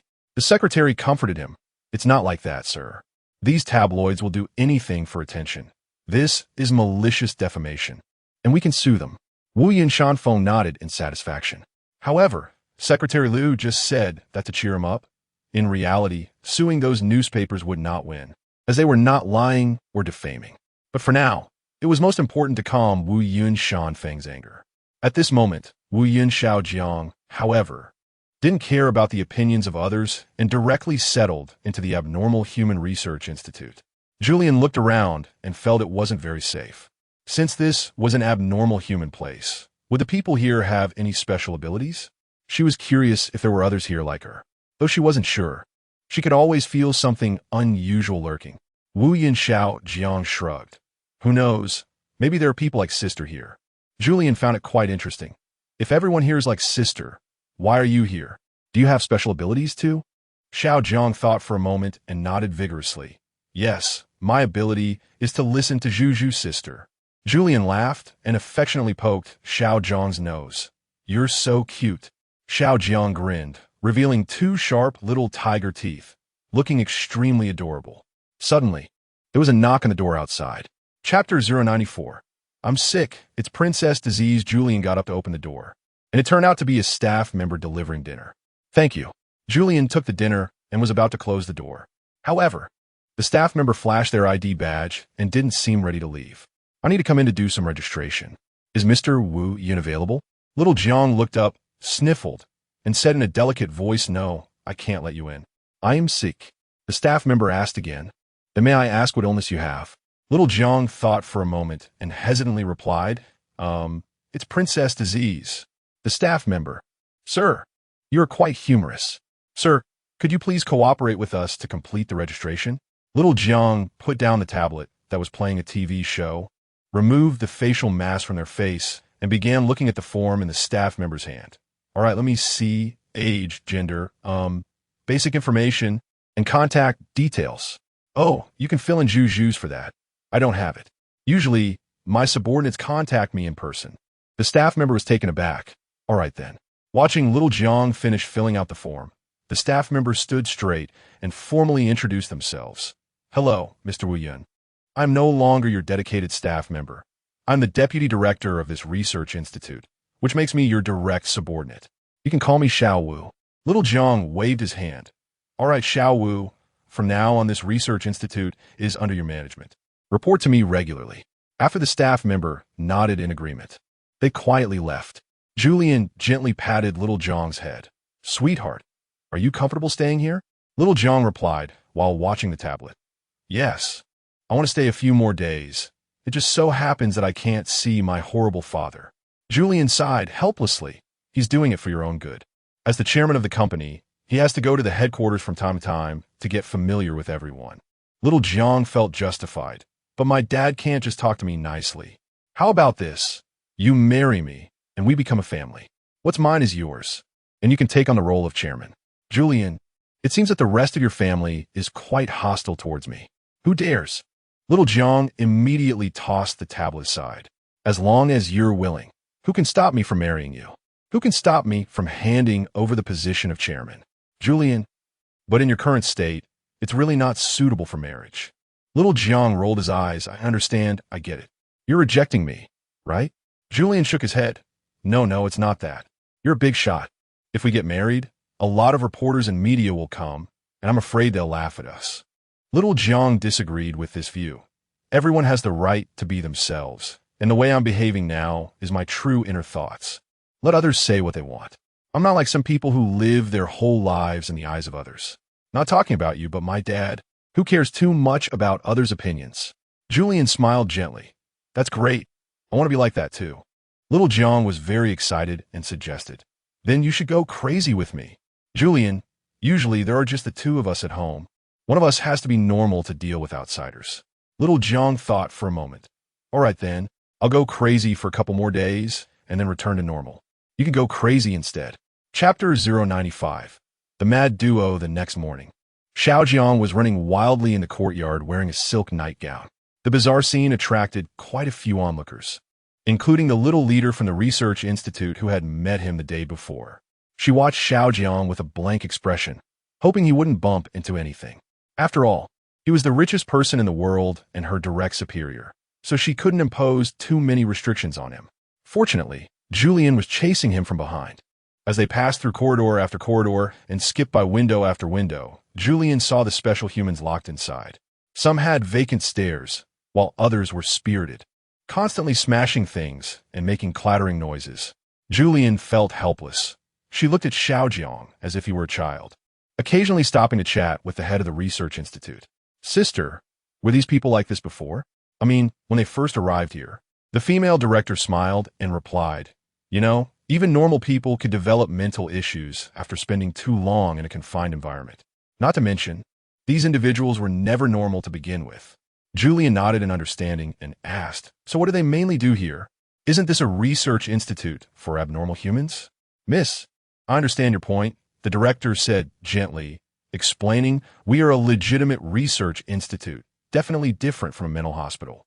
Here, they can receive the respect that normal people should have. It's not a prison. As for the main work, experts come periodically to observe them and record some information. The rest of the time, They stay here alone and can do whatever they want, as long as they don't harm others. By the way, we are very humane here and support family visits. Julian nodded, feeling a bit curious. Do family visits count as a variable in scientific observation? After all, seeing loved ones can affect human emotions. The director smiled. I don't know about that. I don't have much knowledge of science. Julian found it incredible. Aren't you the director? This Abnormal Human Research Institute looks very impressive. Aren't you a scientist? The female director shook her head mysteriously. I studied medicine. This place used to be a mental hospital. Julian was shocked. Wow, really? I need to leave quickly. I can't stay in a mental hospital. Otherwise, everyone will definitely suspect that my fairy identity is just a figment of my imagination. The director couldn't help but chuckle. You are a fairy. That's common knowledge, she reassured. You're here accompanying President Wu Yun, so you're considered family. No one will doubt that for a day. You can stay here a few more days. All expenses will be reimbursed by the company. The director smiled and added, because President Wu has bought our research institute. All expenses incurred here should be covered by Wu Yun Group. Julian was surprised. You're really meticulous about money. We don't need to pay for hospitalization. The director emphasized. Don't forget, we are a research institute, not a mental hospital. Those who stay here don't need to pay any fees. Meals are included, and luxury suites are free. Hearing this, Julian couldn't help but feel excited, mainly because the night before, Xiaojiang had told her to be herself. Julian thought, why not take this opportunity to relax completely? The masked version of herself was not the real her. Underneath the mask hid a carefree fairy. Xiaojiang, come play jump rope with us. Julian called out to Wu Yun. Xiaojiang, there are so many beautiful sisters here. Wu Yun. Xiaojiang shook his head. I don't like jump rope, and I don't like beautiful sisters. I like Juju. Come on, let's play with the flower hands together. Julian, seeing Wu Yun. Xiaojiang so happy, Julian had no choice but to indulge him. The two ran around in the large courtyard, chasing each other like two innocent children. Julian, with your long legs, why are you running so slowly? Come on, chase me. If you can catch me, I'll give you 100 yuan.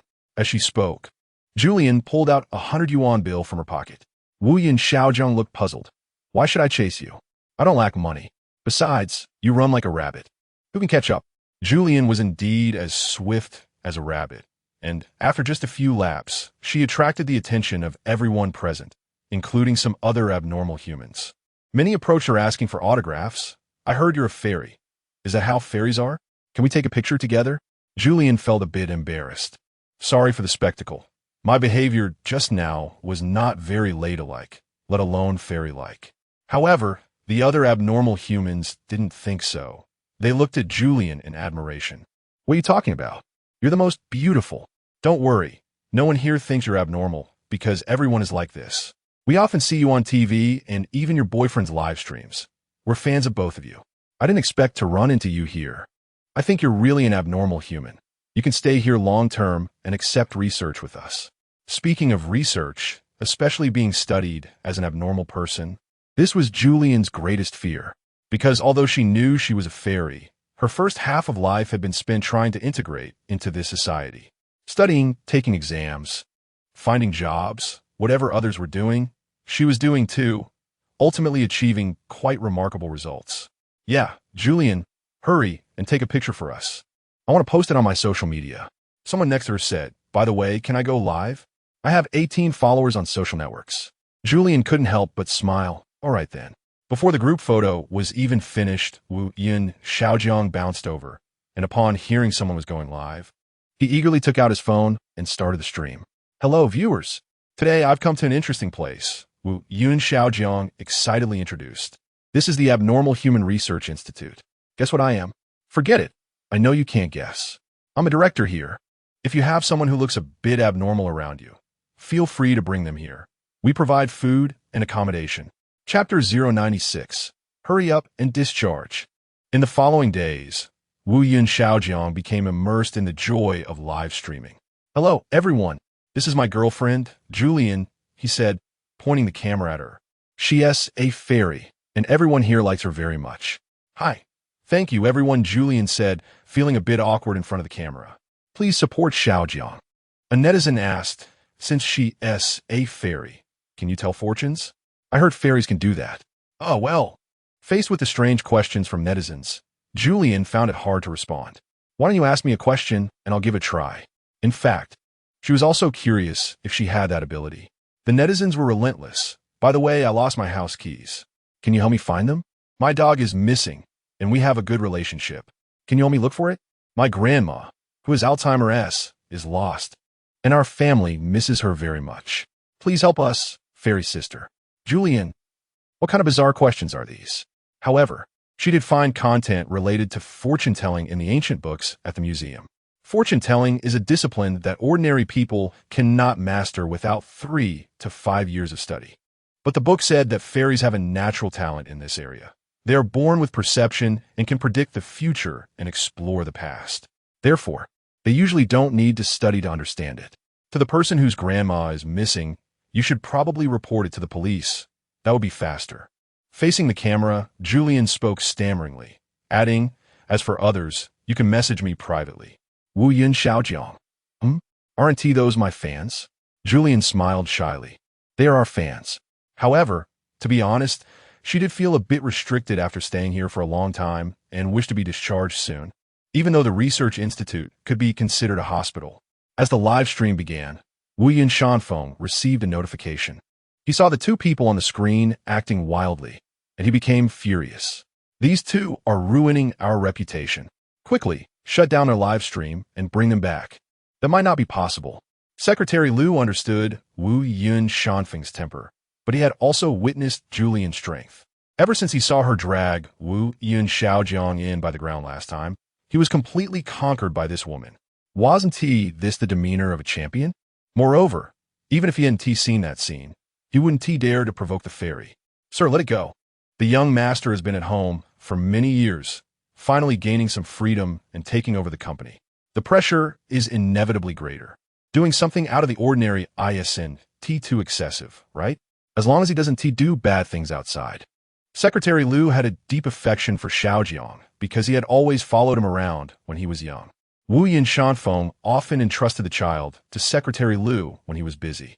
Naturally, he devoted all his love to Xiaojiang, giving a full 10 instead of just 1. He treated him like his own. Now, Xiaojiang was already 28, and he could no longer be controlled. Wu Yun Shanfeng complained, "You just keep protecting him. However, you still need to visit that research institute to see what kind of monsters are there and whether they might be in danger. I noticed there are still cages." Chapter 097 Meeting an old acquaintance, Wu Yun Xiaojiang, was live streaming.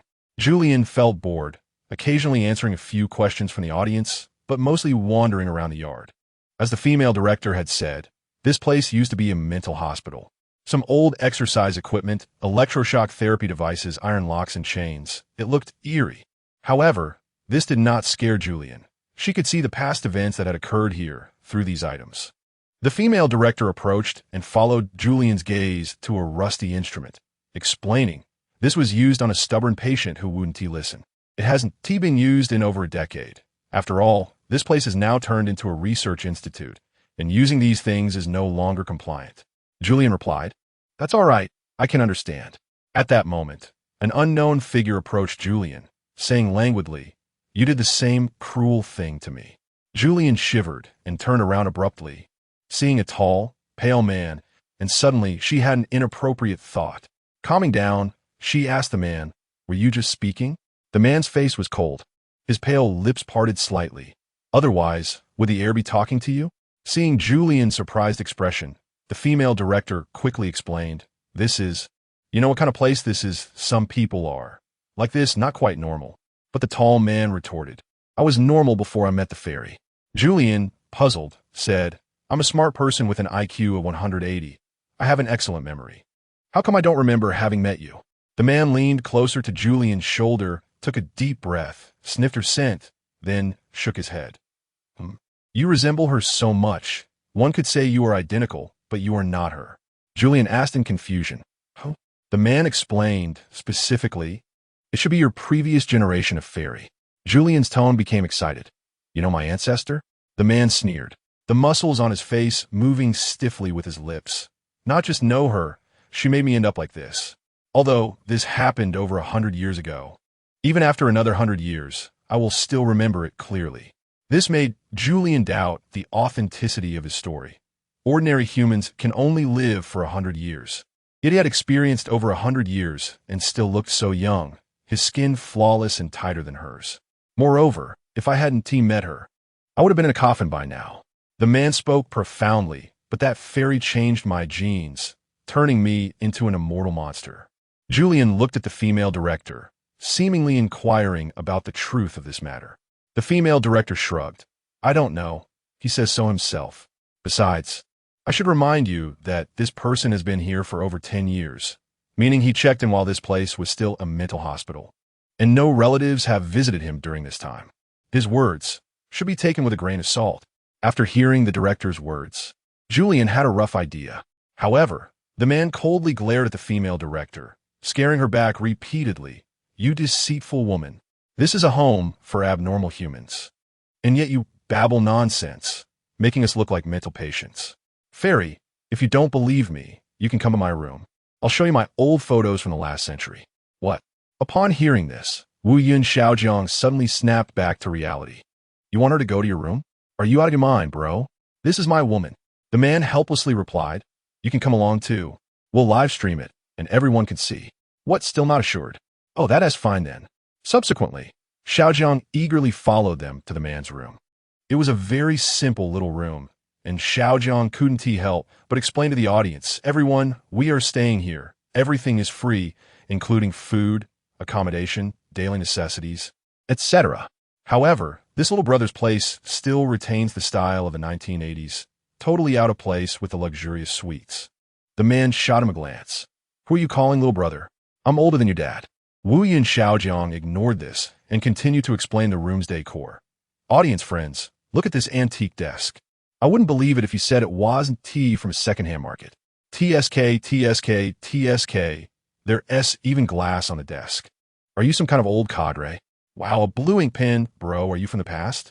When I was a kid in the countryside, those teachers in their 60s used these pens. Moreover, they would have a glass on their desks with a photo underneath, just like you. Funny, you have a photo too. Oh my gosh, this man looks exactly like you. Is this your dad?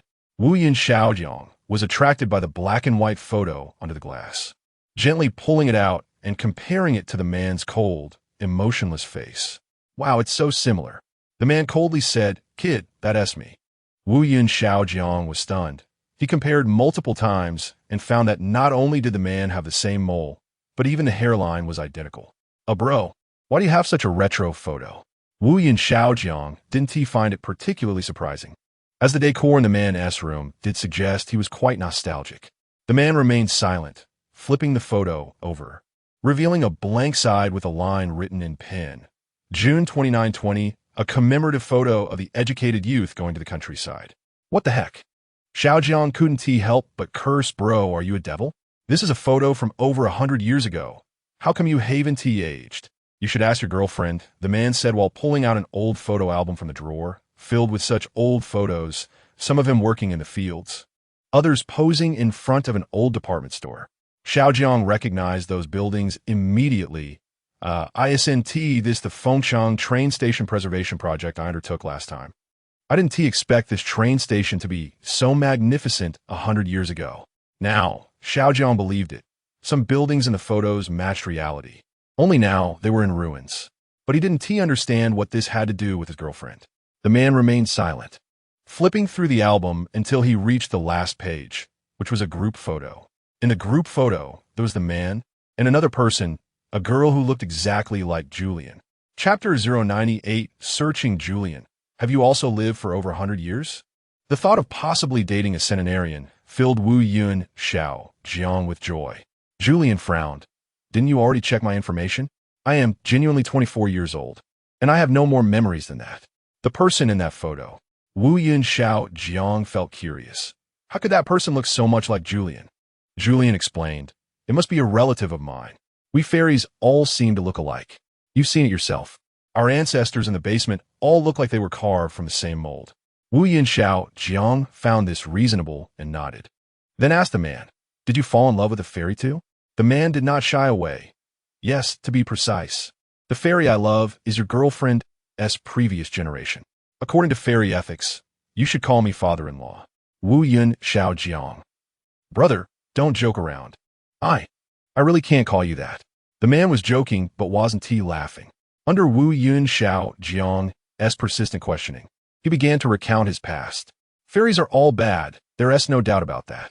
Julian, you're older, so what you say goes. The man continued. Indeed, fairies are all very beautiful, like fresh lotuses. The last fairy family in the universe, the Julian family, looks exactly the same.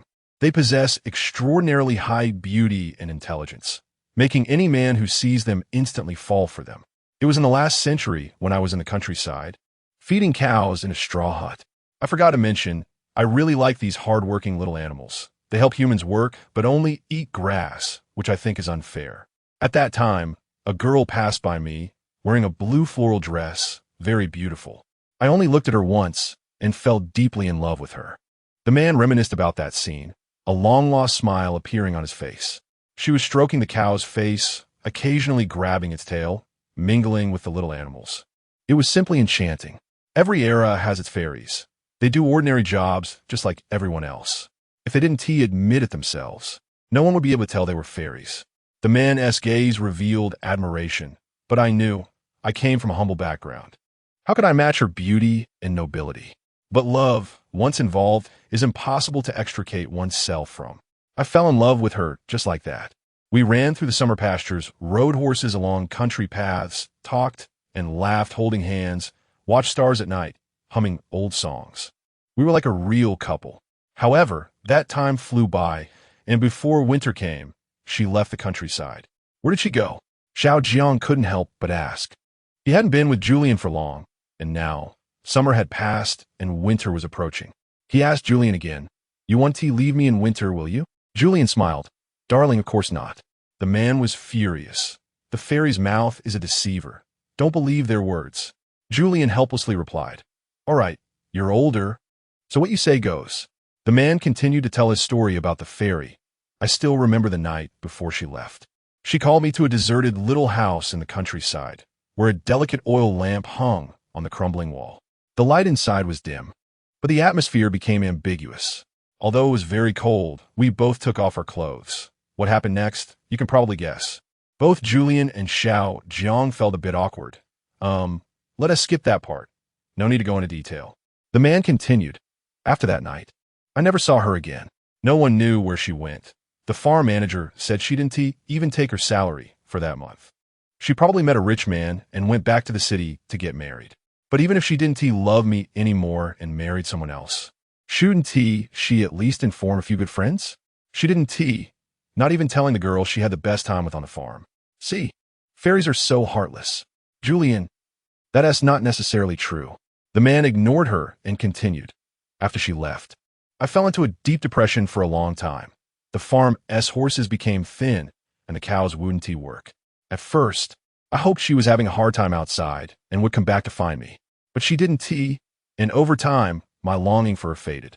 However, I couldn't help but go through photos, so I would never forget her. Just like that, I waited year after year until the end of the century when the farm system was abolished. The meadows and forests were reclaimed, and she still hadn't returned. I thought I would never see her again in this life, so I went back to the city to find a job. But upon returning to the city, I found my body had undergone tremendous changes. I just hadn't realized it while I was immersed in pain. Those who once kept me company had either left the farm to marry and have children, and their kids were already in college. The old gatekeeper, the farm manager, had all aged or even passed away. Yet my body hadn't changed at all. The man spoke, gesturing to the front and back of himself. Yet I felt weaker each day, yet I was still alive, and my appearance hadn't changed. At first, when I discovered this phenomenon, I was excited because I thought as long as I lived, I could wait for her. But I was wrong. I was lonely, yet I wouldn't die. Achieving immortality became the greatest curse, tormenting me. The man showed a pained expression, and all of this was because of her. Her possession and her departure turned me into what I am today. More than a decade ago, I discovered this place. Talking about my current life, the man seemed quite satisfied. Everyone here is like me, not very normal. Living here, I don't feel lonely, and no one treats me as a freak. Perhaps I'll spend the rest of my life here. The man finished his story, but Wu Yun Xiao Jiang said, Impossible. You have no remaining life because you can't die. The man. I just forgot about that. At this moment, Xiao Jiang remembered to take a look at the live screen, only to find that the bullet comments were all about this quirky uncle. And the man's story brought over 10 million fans to Xiao Jiang's live stream. Chapter 099. Julian's thoughts. The experience of this strange man piqued Julian's interest. This man had actually been in love with a fairy, and to this day, he still hated her. According to the man, the fairy he knew was from Julian's previous generation and looked exactly like her. So, that fairy must be Julian's mother? Although Julian, as a researcher of diverse creatures, was not clear about the reproduction methods of fairies, according to ancient texts, Julian was transformed from a fairy bone. If this assumption holds, then the previous generation of fairies must have died. Unfortunately, in this hypothesis, all parental fairies of one lineage would never meet. The next generation of fairies would only emerge after the previous generation died. And Julian had become the world's most lonely last generation of fairies. Uncle, I have some sad news for you, Julian said to the strange man. The fairy you fell in love with probably passed away before I was born. Upon hearing this, the man's eyes instantly revealed an incredible sadness, but it was very real. Julian, even though she left me, I still love her. Thinking back to that feeling, I'm still haunted by it. Julian? Wu Yi and Xiaojiang expressed dissatisfaction. What does this have to do with our Juju? All the fairies in our family are named Julian. Julian explained. It's a middle name that our family has continued. Not only do we look alike, but we also have the same name. It's just that in this lifetime, I'm the only fairy left, so I directly used this middle name. Wu Yi and Xiaojiang suddenly understood. Oh, no wonder. This name sounds nice. It will be exclusively yours from now on. Julian thought for a moment and retorted, No, my daughter can also be named Julian. Wu Yun Xiaojiang replied, Is the daughter you mentioned produced through normal human reproduction? Yes. The strange man, who had been silent for a long time, suddenly spoke. Did you forget? I said that something indescribable happened between me and the previous generation of fairies, which resulted in you. Saying this, he reached out to Julian, trying to touch her head, but Julian nimbly dodged him. What do you want? Julian looked at him suspiciously. Call me Dad. The strange man's face showed a kind paternal love, but to Julian, it seemed a bit perverted. Netizens commented, What is going on here? If what he said is true, then that sweet knight 80 years ago could really have given birth to a little being. No way, this old man looks weak. Can he really be that accurate? The probability is even smaller than winning the lottery. Moreover, isn't the reproduction method of fairies supposed to be very special? How can they combine with humans to give birth to life? Wouldn't that mean they're no longer pure-blood Kunlun fairies? Seeing the comments from netizens, Julian became a bit anxious. I am a fairy, absolutely a pure-blood Kunlun fairy from ancient times. Don't listen to this man's nonsense. He is not my father. Furious, Julian said, This man is talking nonsense. Let's go, Xiaojiang. But the man stepped in front of the door first. Hold on, don't be in a hurry. Although I look like a strange person, I am definitely not a bad person. Let me explain. You know, some animals will hide in places where no one can see when giving birth, right? Julian retorted. Oh, are you talking about my ancestors? The man neither confirmed nor denied it. I have heard of the rumored reproduction method of fairies. Although fairies are produced from fairy bones, there must be a medium involved, right? I don't know how much chemistry you understand, but for one substance to produce another, a catalyst is always needed. I think the principle is the same, and I am the catalyst for fairies. As repayment, she gave me immortal life. Wow, you understand science? Julian looked at the man with disdain. Why don't you say I'm a clone? After all, we fairies all have the same face, and even our names are the same. The man smiled and said, You know, clones are not exactly the same, right? At least they can't continue life. Besides, you don't look like her at all. Your face is much bigger. What did you just say? Julian raised her fist about to strike, but Wu Yun Xiaojiang stopped her. Don't, sweetheart. He's an old man, after all. Respect your elders. Julian replied, Fine, I was wrong. Old man, my face is big. You're right. The man continued, but I always feel she is still alive. I can feel the energy of the fairy. Everything is related to her. Julian scoffed, Come on, that part might be something you made up. You two probably never loved each other. It was just a photo together. The man said, I knew you wouldn't believe me. Do you think I'm some kind of pervert? If I hadn't met you today, I wouldn't have brought this up. You fairies are just heartless and ungrateful beings. Young man, let me give you some advice. If you two aren't deeply in love yet, I suggest you think it through and stay away from fairies for a happy life. Julian was furious. You're openly trying to ruin my relationship? Are you sure you're not looking for death? Wu Yi and Xiaojiang comforted Julian. Don't think too much, sweetheart. I want to break up with you. How could I listen to a stranger? Besides, I don't believe what he said. The man sneered, believe it or not. There will come a time when you regret it. Xiaojiang retorted, whether I regret it or not is my business. You meddling is your problem. If you say one more word, I'll hit you, regardless of whether you're 100 years old. The man felt defeated. Do as you wish. But I believe someone has already warned you that fairies are not good things. Moreover, there will be others warning you in the future. They're the most heartless. This statement made Xiaojiang's heart skip a beat. Indeed, his father had told him to be careful of fairies in the past. Moreover, his great-grandfather had once fallen in love with a fairy, and in the end, that fairy disappeared, leaving his great-grandfather to live in loneliness. If these were not coincidences, then there must be some kind of pattern. Xiaojiang asked Julian, if I promise to never leave you, will you also promise to never leave me? Julian replied without thinking. What kind of question is that? When did I say I would leave you? As long as you don't say break up, we will never break up. The man looked disdainful. The one I loved back then said the same thing, but when she left, she didn't even say a proper goodbye. Are you done yet? Julian snapped. Chapter 100 Speculations about Julian's background. Although Julian was not personally affected by the conversation with that strange man, she forgot that the conversation was broadcast live to the entire audience. Netizens began to speculate. Who exactly is Julian? If she is not a fairy, then what is she? She has always claimed to come from Earth. It's not that we don't believe her, it's just, could there be something wrong? Where did this man come from?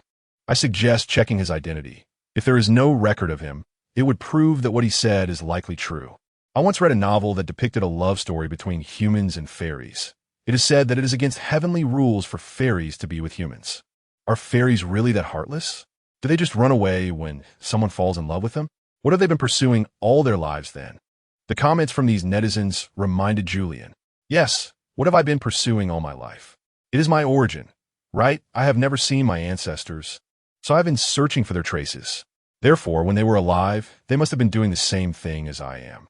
But isn't that a waste of a lifetime? Meanwhile, Julian was still feeling down, while tabloids were already buzzing with news. What is Julian's true identity? Is she really a fairy? Ancient legends of Kunlun Mountain on Earth. Where do fairies really come from? And do they truly exist? Does Julian suffer from delusions? Renowned scientists are calling for a lie detector test on her. What is the lifespan of fairy? Why can't they live longer than an ordinary human? Most of these news outlets are doubting Julian's fairy identity, while some even question her mental state, claiming that the legends of Kunlun are entirely fabricated by her.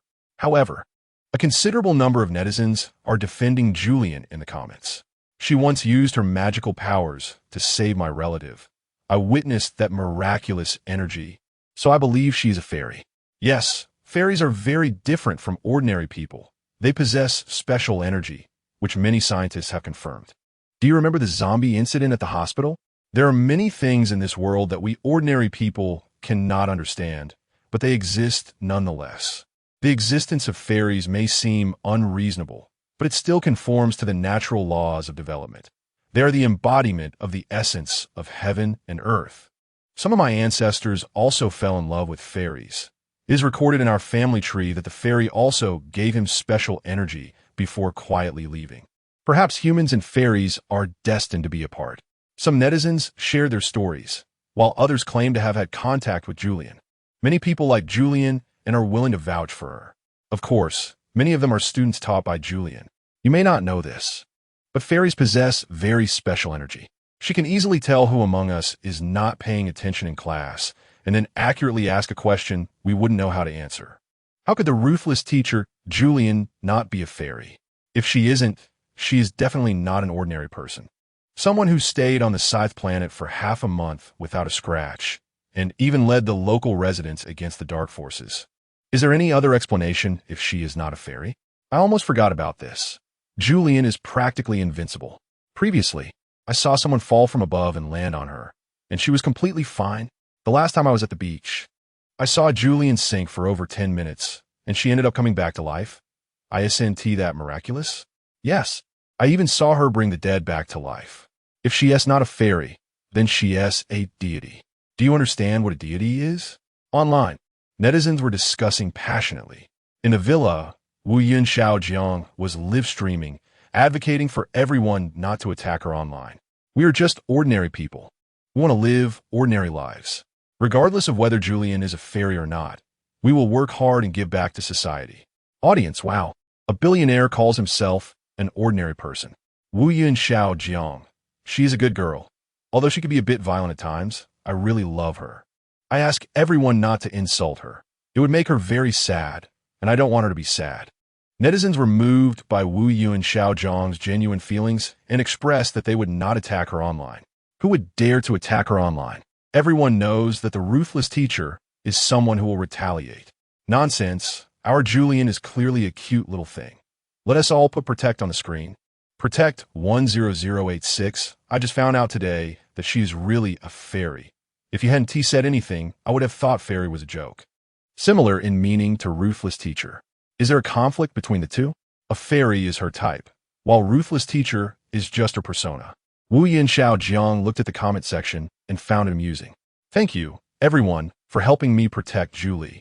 I am preparing to hold an online lottery. Everyone get ready. 321. Start. 100 red envelopes, each worth 100,000.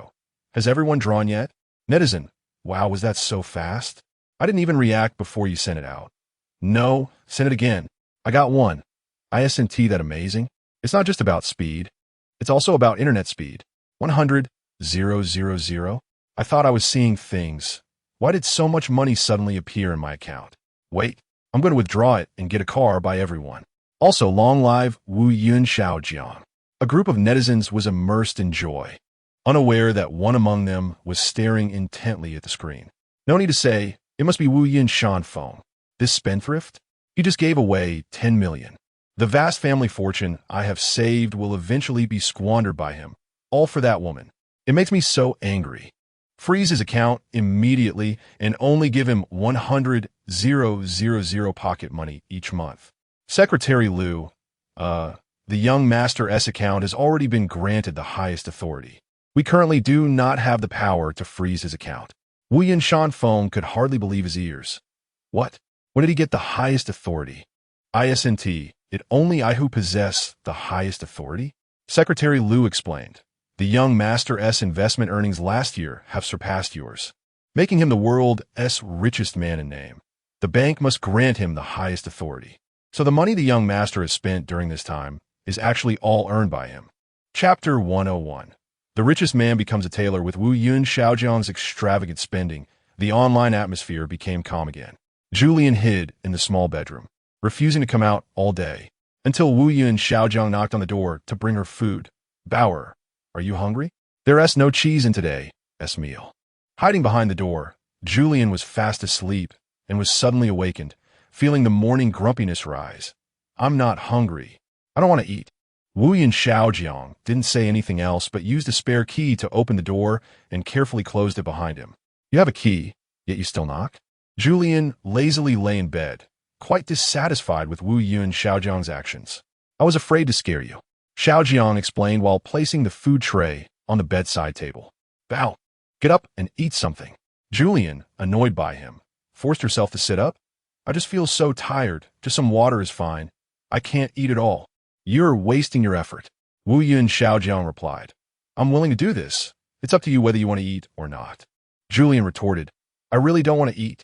Hearing her say this, Xiaojiang felt upset that she didn't even glance at the food he had worked hard to prepare.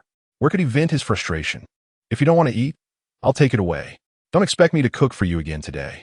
Watching Xiaojiang leave, Julian angrily yelled. Are you arguing with me again? Actually, her anger wasn't directed at Xiaojiang, but she felt restless inside.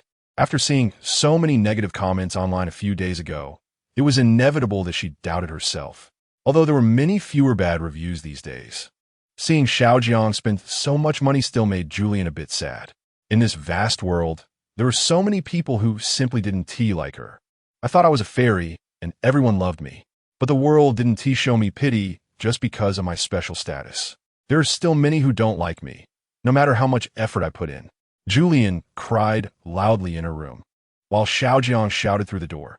At least you have someone who loves you so much and is so wealthy. I just don't understand. What are you dissatisfied with? What Xiaojiang said seemed to be a jab at Julian, but in reality, it was meant to comfort her. How many people are doing worse than you? At least in the company or at school, no one dares to make you unhappy. You have enough money to buy whatever you want. Look at those homeless people on the street. And think about the people who have lost their homes due to war. Those who have lost their lives or loved ones because of it. What about them? We're not comparing ourselves to others. I just hope you can see the better side of life. Wu Yin Xiaojiang's nagging came back online, and after hearing his words, Julian felt he had a point. She was still happy. Julian sighed. Okay, I can definitely get through this. Of course, getting through it required her to find evidence to prove that she was indeed a fairy. The things my ancestors spent their lives pursuing, and here I am, still chasing them. Who am I? Where do I come from? How did my ancestors reproduce? It's truly overwhelming. Oh, don't worry. We have a lifetime to figure this out. Fine. Julian got up, put on a floral dress, drank some water, and went to work. Wu Yin Xiaojiang stopped her. It's cold. Put on something warmer. You can't wear a dress. Julian replied. Okay, but I don't have any other clothes here. How about we go to my ancestor's museum and see if there are any vintage clothes they wore? Wu Yin Xiaojiang was taken aback. You really come up with ideas on the spot. Can't you just wear one of my clothes? I could take you to buy some. Julian thought for a moment. That's fine, but vintage clothes shouldn't cost anything. And I wouldn't mind wearing something my ancestors wore. Wu Yin Xiaojiang wanted to cover her mouth. All right, stop talking.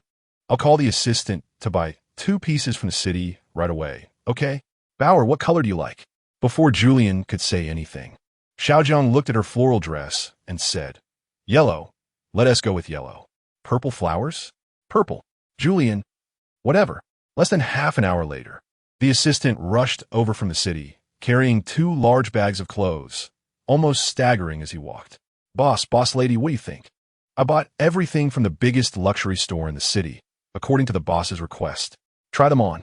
Wu Yin Xiaojiang instructed the assistant to place the clothes in the living room and started taking them out one by one for Julian to try on.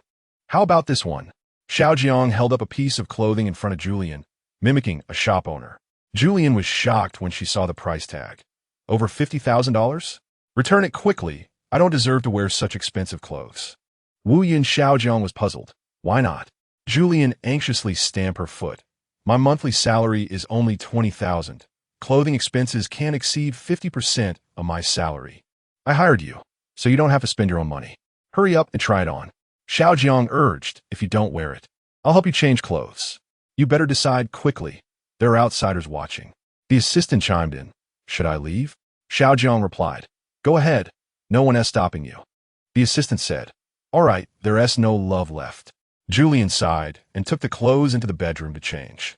A light yellow autumn coat, which was supposed to be mid-length, turned into a long coat on Julian, the hem reaching her ankles.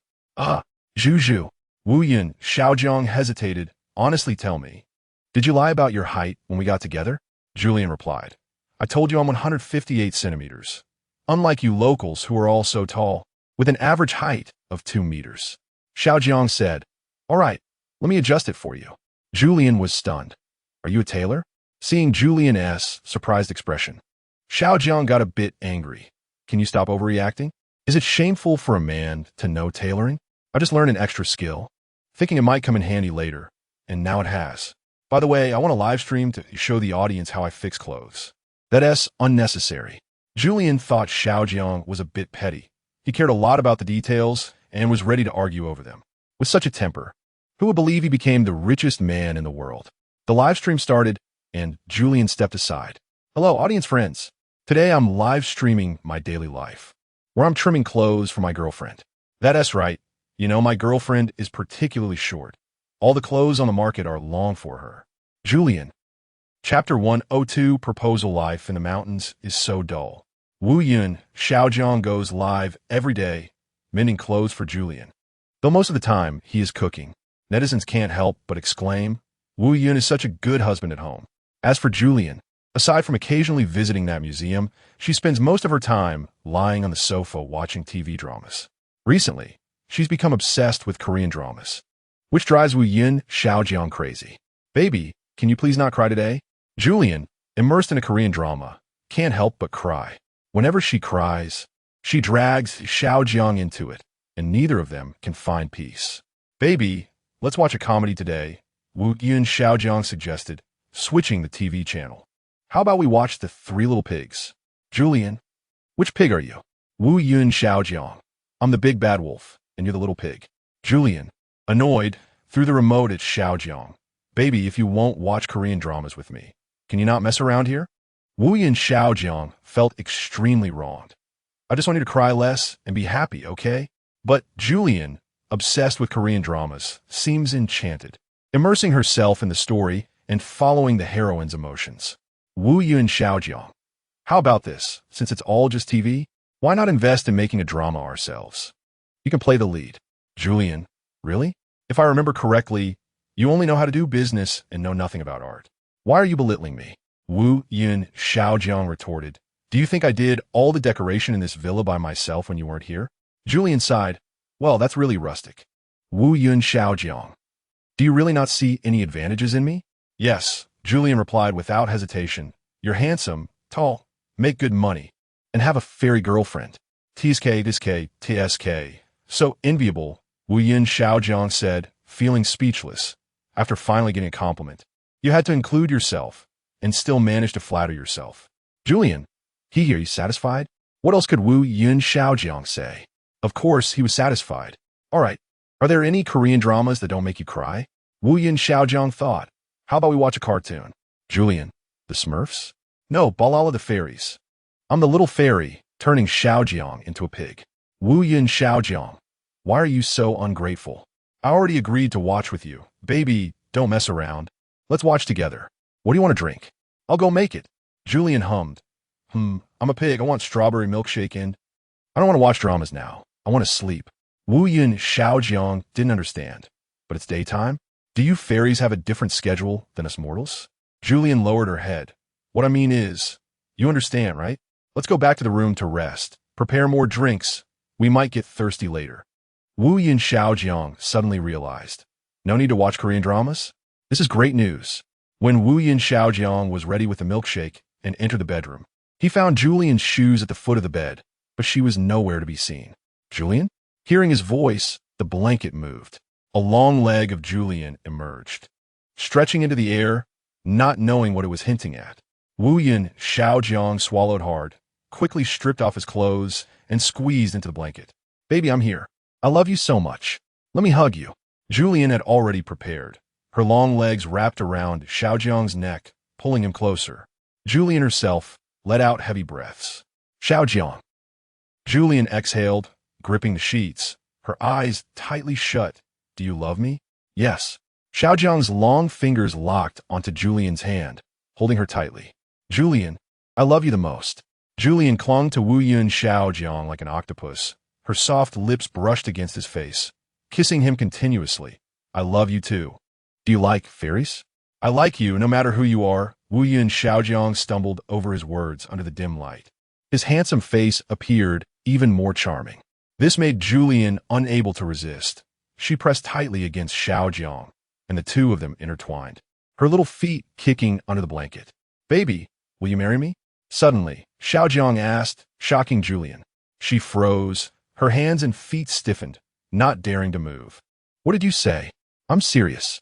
Xiaojiang took out the engagement ring he had prepared earlier from the nightstand, knelt on the bed, held Julian's hand, and said, Dear Julian, will you marry me? Although I know this situation is rather awkward. Julian glanced at her naked body and quickly covered herself with the blanket. All right, I agree. I'll marry you. Woo Yun Xiaojiang. So hasty? Julian dismissed him. What do you think? Is marriage such a big deal? Daily life will exhaust our feelings and romance. Just wait and see. Woo Yun Xiaojiang. Don't be too pessimistic. He knew that Julian's adoptive parents were divorced, and her upbringing led her to despise marriage so much. I will make you happy. I promise that life after marriage won't differ from now at all. Woo Yun Xiaojiang swore to the heavens. You can even quit your job. I'll earn money to support you. Julian, forget it. I like my job. How about you quit your job, and I'll earn money to support you? Wu Yun Xiaojiang shrugged. Sure, I don't work. The annual dividends can support our whole family. Julian, sorry, I was too careless. Is it too hasty to get married like this? Regardless, we need to have a grand wedding, Wu Yun Xiaojiang planned, wanting everyone to know that he married a fairy, especially his annoying father, since the last time he heard that man's story at the Abnormal Human Research Institute. Wu Yun Xiaojiang became particularly afraid that Julian would abandon him like other fairies. So, he couldn't wait to find an opportunity to marry her quickly. He loves her so much, he doesn't know what his life would be like if Julian left. Every meal he made, every drink he prepared, was tailored for Julian. If Julian left, he wouldn't know what the meaning of all this would be. You are my everything. Chapter 103. The Psychological Activities of Wu Yun and Little Jiang. Extra. A netizen asked me, why did I become a little fairy? Come on. Can't a man wear pink? Can't a man be cute? Must it be Julian who misbehaves every day while I can't relax a bit? Do you know how tiring it is for me to cook for her every day? All right, to be honest, I really can't cook. When I first met her, although I had a decent job and I wasn't young anymore, I was still a shy big boy. Julian was known throughout the school, and countless boys pursued her, but she never agreed to any of them. This made me feel scared while also giving me a little thrill. Can I say I still had a chance? So, under the arrangement of my secretary, I managed to attend one of Julian's classes, sneaking into her lecture hall as a student. My secretary told me that to win a girl's heart, I had to catch her attention. What could I do? Of course, I had to bravely ask questions. I remembered seeing some information about Julian and the course she taught online, so I bravely raised my hand and asked the first question. But as soon as I stood up, the entire class fell silent. The looks from my classmates told me I was doomed. It turned out that in their eyes, the strict Julian was comparable to a tyrant. She hated it when others embarrassed her on the podium. I thought to myself, oh no, it's all the secretary's fault for coming up with such a bad idea, making me embarrass myself in front of the girl I liked. However, since the opening ceremony was approaching, she was busy going to the venue, so she didn't bother me. I didn't have time to change clothes. And as the new board member, I went on stage to give a speech. I was extremely nervous because I knew Julian was right below, and if she saw me dressed like this, she would definitely laugh at me. Thankfully, she was busy looking at her phone and whispering to that annoying female colleague next to her. After the ceremony, I suddenly had work to do, so I hurried back to the chairman's office. Therefore, I couldn't meet Julian as planned. She even asked me to go to the office after class, and I couldn't miss such a precious opportunity. So, I instructed my secretary to convey the message and asked her to come to my office. After all, we would meet no matter where we went. To my surprise, after listening to the secretary, she looked quite anxious. I didn't know why, but fortunately, she came to my office as promised. I wanted to hear her speak first since she was the one who asked for the meeting, and I had work to do anyway, so I kept my head down writing documents while listening. However, she stood there in front of me, silly and silent for a long time, which left me a bit confused.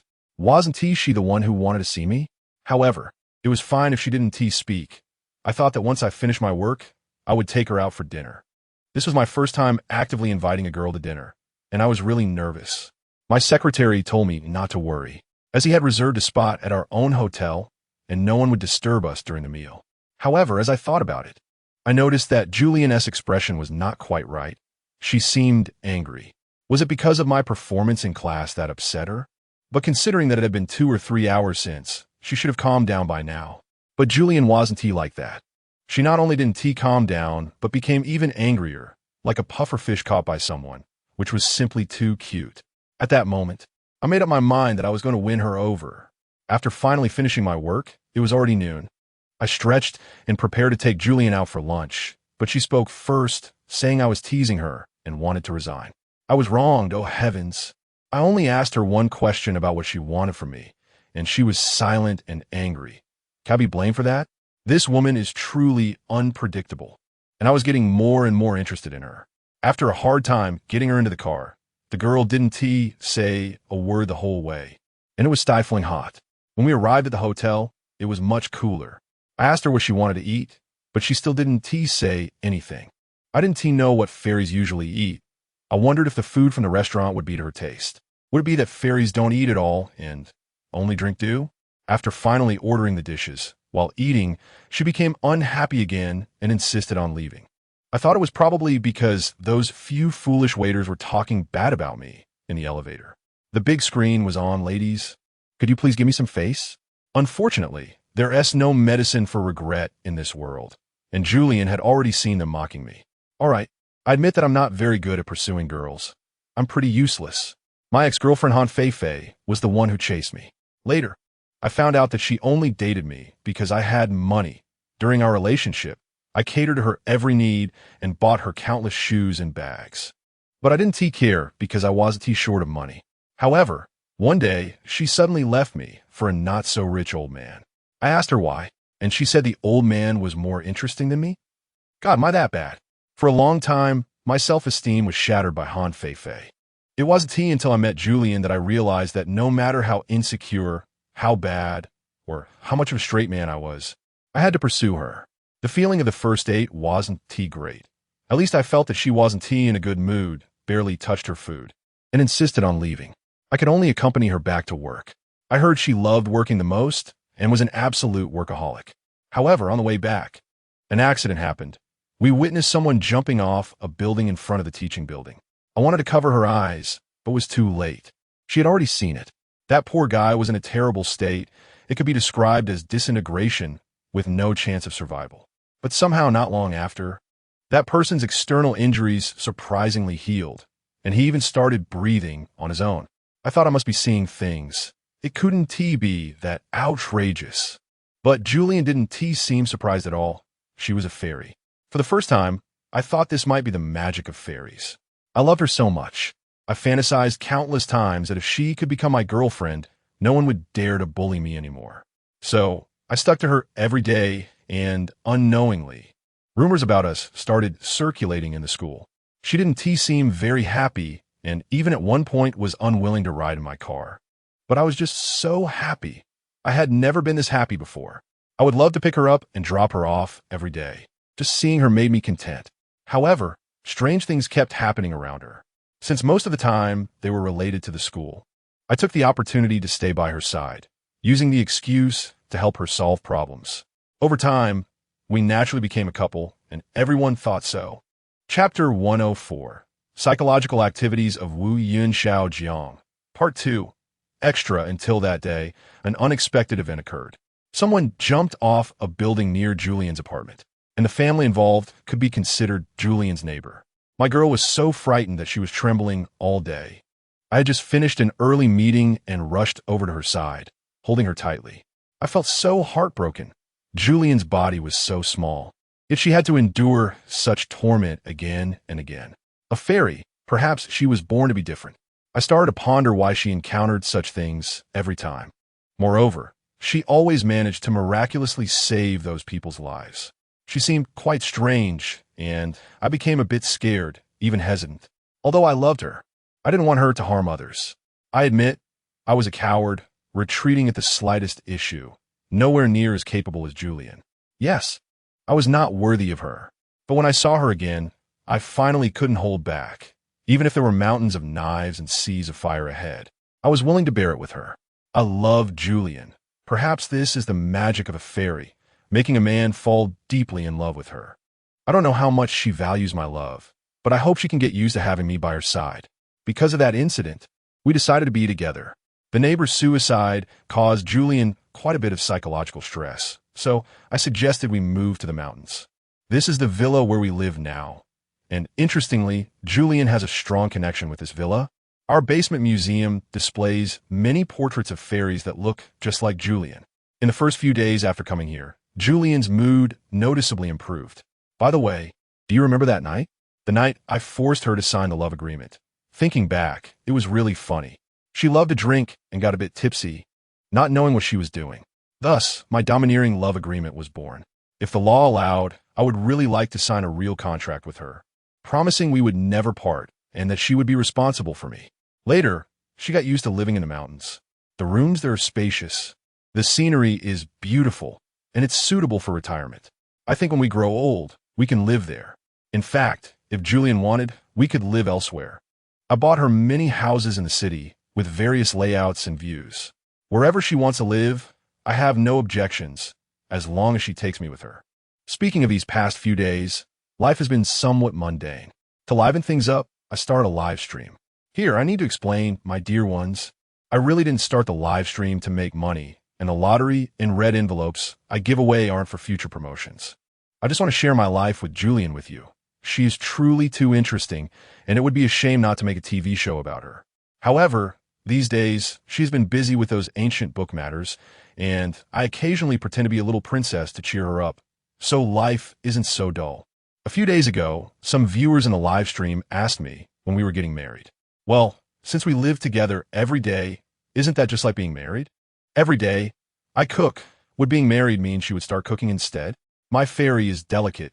She'd rather not eat than cook. But recently, I finally mustered the courage to propose to my fairy sister. At first, I was so nervous, and I had prepared many surprises, but I ended up not using any of them. Unexpectedly, I couldn't help but propose in bed. Even more unexpectedly, she actually said yes. Did you hear that? Julian agreed to my proposal. I'm going to marry a fairy. Who said Julian looked down on me? Everyone come and give me a red envelope. Are you all jealous that I am marrying a fairy? To be honest, I had wanted to propose for a long time, but I was always worried about Julian's thoughts. Because her family isn't very happy, she has a strong aversion to marriage. However, recently she seems to have changed her mind. Do you think it's because I have influenced her? I love her so much, and I thank her for being willing to marry me. Julian, I write in my diary, you are truly the greatest happiness I have encountered in my life. Julian Neos Vitov, I am willing to accompany you until we grow old, to walk with you through countless springs and autumns. No matter how old we live to be, I am willing to be with you. For you, I can give up cheese every day from now on. Although blueberry cheese is delicious, I am willing to quit for you. I wonder if you like this house. This villa is our Wu Yun family's ancestral home. If you are willing, we can treat it as our wedding house and hold a grand wedding in the mountains. We need to invite all our friends and family, including my father. To be honest, he doesn't seem to like you very much. I don't know why. But my father always has a prejudice against fairies. It might be because we have a bad history in our ancestry. My great-grandfather fell in love with a fairy and ended up without a resolution. My father might worry that I will follow in my great-grandfather's footsteps. I know you might be worried about not having your family present, but I will invite our mutual colleagues. They will definitely bless us. If you are willing, we can also invite that strange uncle from the Non-Human Research Institute. He claims to be your father. Although I don't know if he's telling the truth, I still find him interesting. At least, he is someone who, like me, has a connection with a fairy. We are truly the two happiest people in the universe. Don't you think? Julian, no matter what storms we face in the future, I am willing to face them with you. They say fairies like to avoid problems and that they are bad, but I think you are different. Although you are the last fairy in the universe and have had a bumpy experience, I think you are just like ordinary girls, capable of love and being loved. I especially love the way you act spoiled. I like it when you ask me for gifts, but you never do that, which makes me feel undervalued. Darling, from now on, we are a family. How can I make you let down your guard with me? I bare my heart to you and speak openly, but you always seem not to be so close to me. Even when we are in bed, you sometimes seem distracted. But then again, you are just too cute. No matter what you do wrong, I will forgive you. I'm already thinking about what kind of wedding to prepare and hope you won't think I'm tacky. My fashionable secretary will help me with the planning. Do we need to add any new furniture here? Everything in here is something I have replaced piece by piece over the past few years. I use them myself, and no other woman has used them, not even my mother. So, you don't need to worry. Chapter 105. Unexpected, the moon was high, and the stars twinkled in the night sky. Julian lay in bed, tossing and turning, unable to sleep. The moment she put on the ring, Julian felt a sense of unease within her. From that moment on, everything seemed different. Although there were no apparent changes on the surface, she could feel that everything had shifted. The power within her had undergone a qualitative change. That night, unable to sleep, Julian put on her slippers and pajamas and went outside to the mountain behind the villa.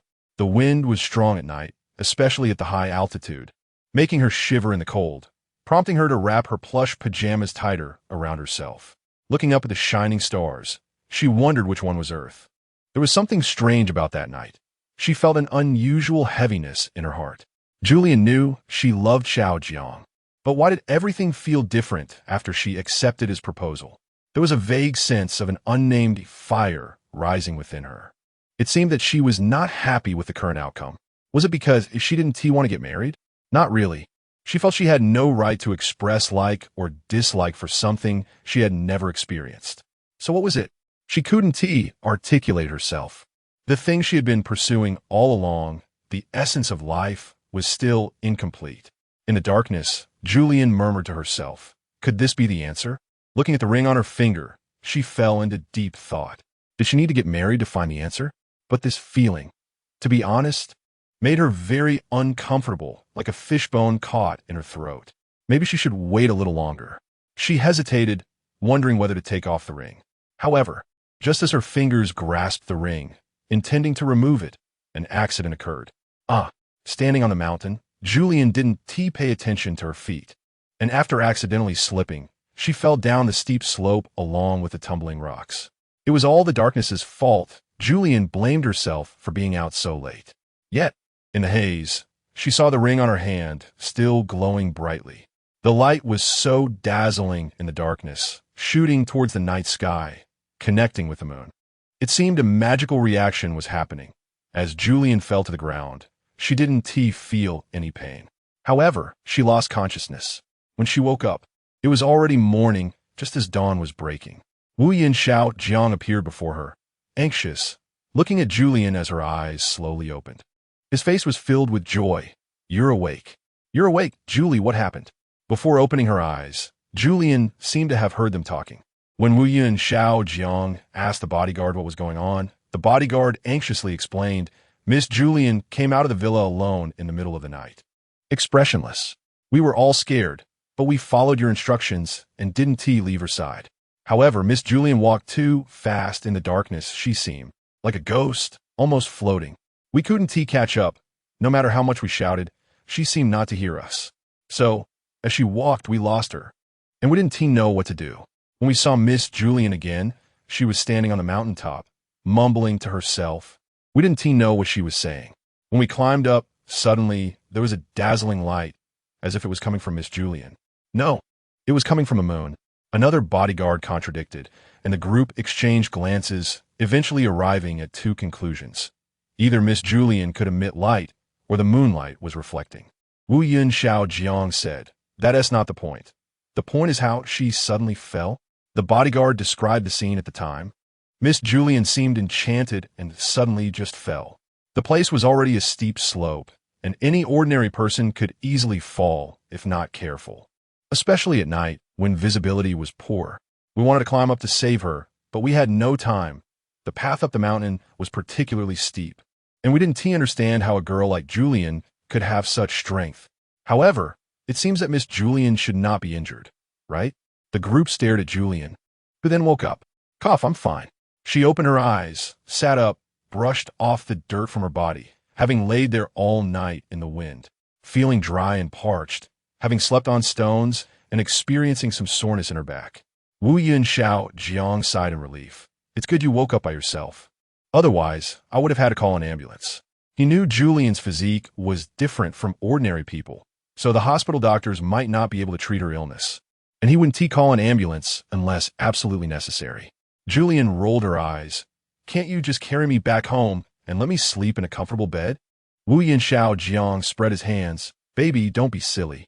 I can carry you from the sofa to the bed, but I can't carry you down from the mountain.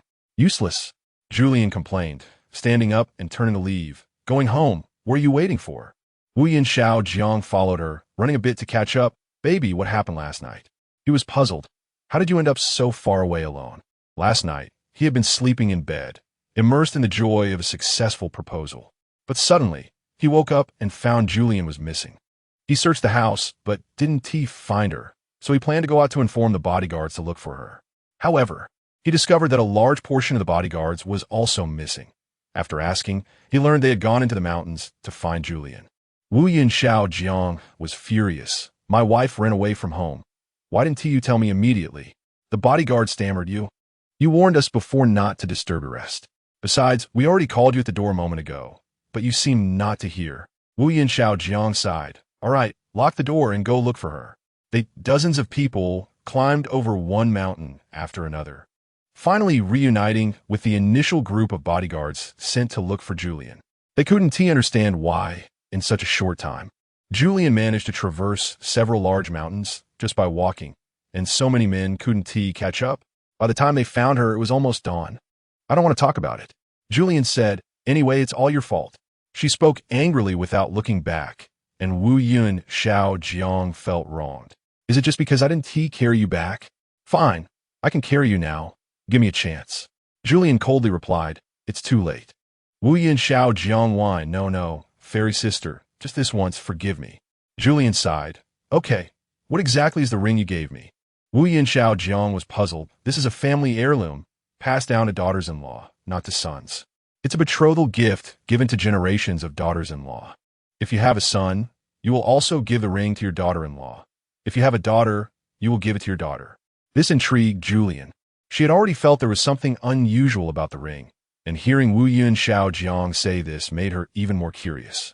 Among your many ancestors, did any of them have a daughter? This question stumped Wu Yun Xiaojiang. He scratched his head. I don't think so. I have neither cousins nor aunts. It seems that our Wu family has declined in my generation. I'm the only child. So, it was only natural that the ring was given to Julian. However, Julian felt a certain connection with this ring, as if it was meant to be hers. This was originally my ring. Suddenly, she proudly raised her finger, flashed it, and proclaimed as if declaring ownership. Yes, Wu Yun Xiaojiang nodded. I only love you, so the ring rightfully belongs to you. What's wrong with that? Julian didn't say anything more and skipped back to the villa. She ran very fast, and a group of big men couldn't keep up with her pace. Wu Yun Xiaojiang chased after her, panting, darling, wait for me, my heart condition is acting up. Oh my, could this ring be a magic ring? Would having it double one's powers? Double the happiness? Seeing Julian bouncing around, Wu Yun Xiaojiang added, this little girl is just too cheerful, like she's a different person. Wu Yun Xiaojiang knew how composed teacher Julian used to be. After all, before they became lovers, they were colleagues. Moreover, their long time together made Wu Yun Xiaojiang feel that Julian was a very capable and ruthless person. So her current demeanor puzzled Wu Yun Xiaojiang, as if she were under a spell. Do you want blueberry cheese? After returning home, Xiaojiang tentatively asked Julian. I want blueberry yogurt. Julian seemed to be in a good mood, but answered off topic. Wu Yun Xiaojiang replied, all right, I'll make the cheese into yogurt. My dear, you're becoming harder to please. Julian said, not willing? You can let me serve you instead, as long as you're not afraid. As she spoke, she gave Wu Yun Xiaojiang a meaningful glance. Wu Yun Xiaojiang was startled and shivered all over. What did that mean? This person was becoming more and more terrifying. Still feeling a bit shaken, Wu Yun Xiaojiang patted her chest and took a long time to regain her composure. Looking at the small knife in her hand for cutting cheese, she nearly cut her delicate hand. Phew, this was getting weirder. Wu Yun Xiaojiang even wondered if this woman had developed a proposal syndrome, while others were happily caught up in their engagements. This woman was hinting at wanting to murder her husband? Chapter 106. The proposal syndrome. These days have gone on for several days.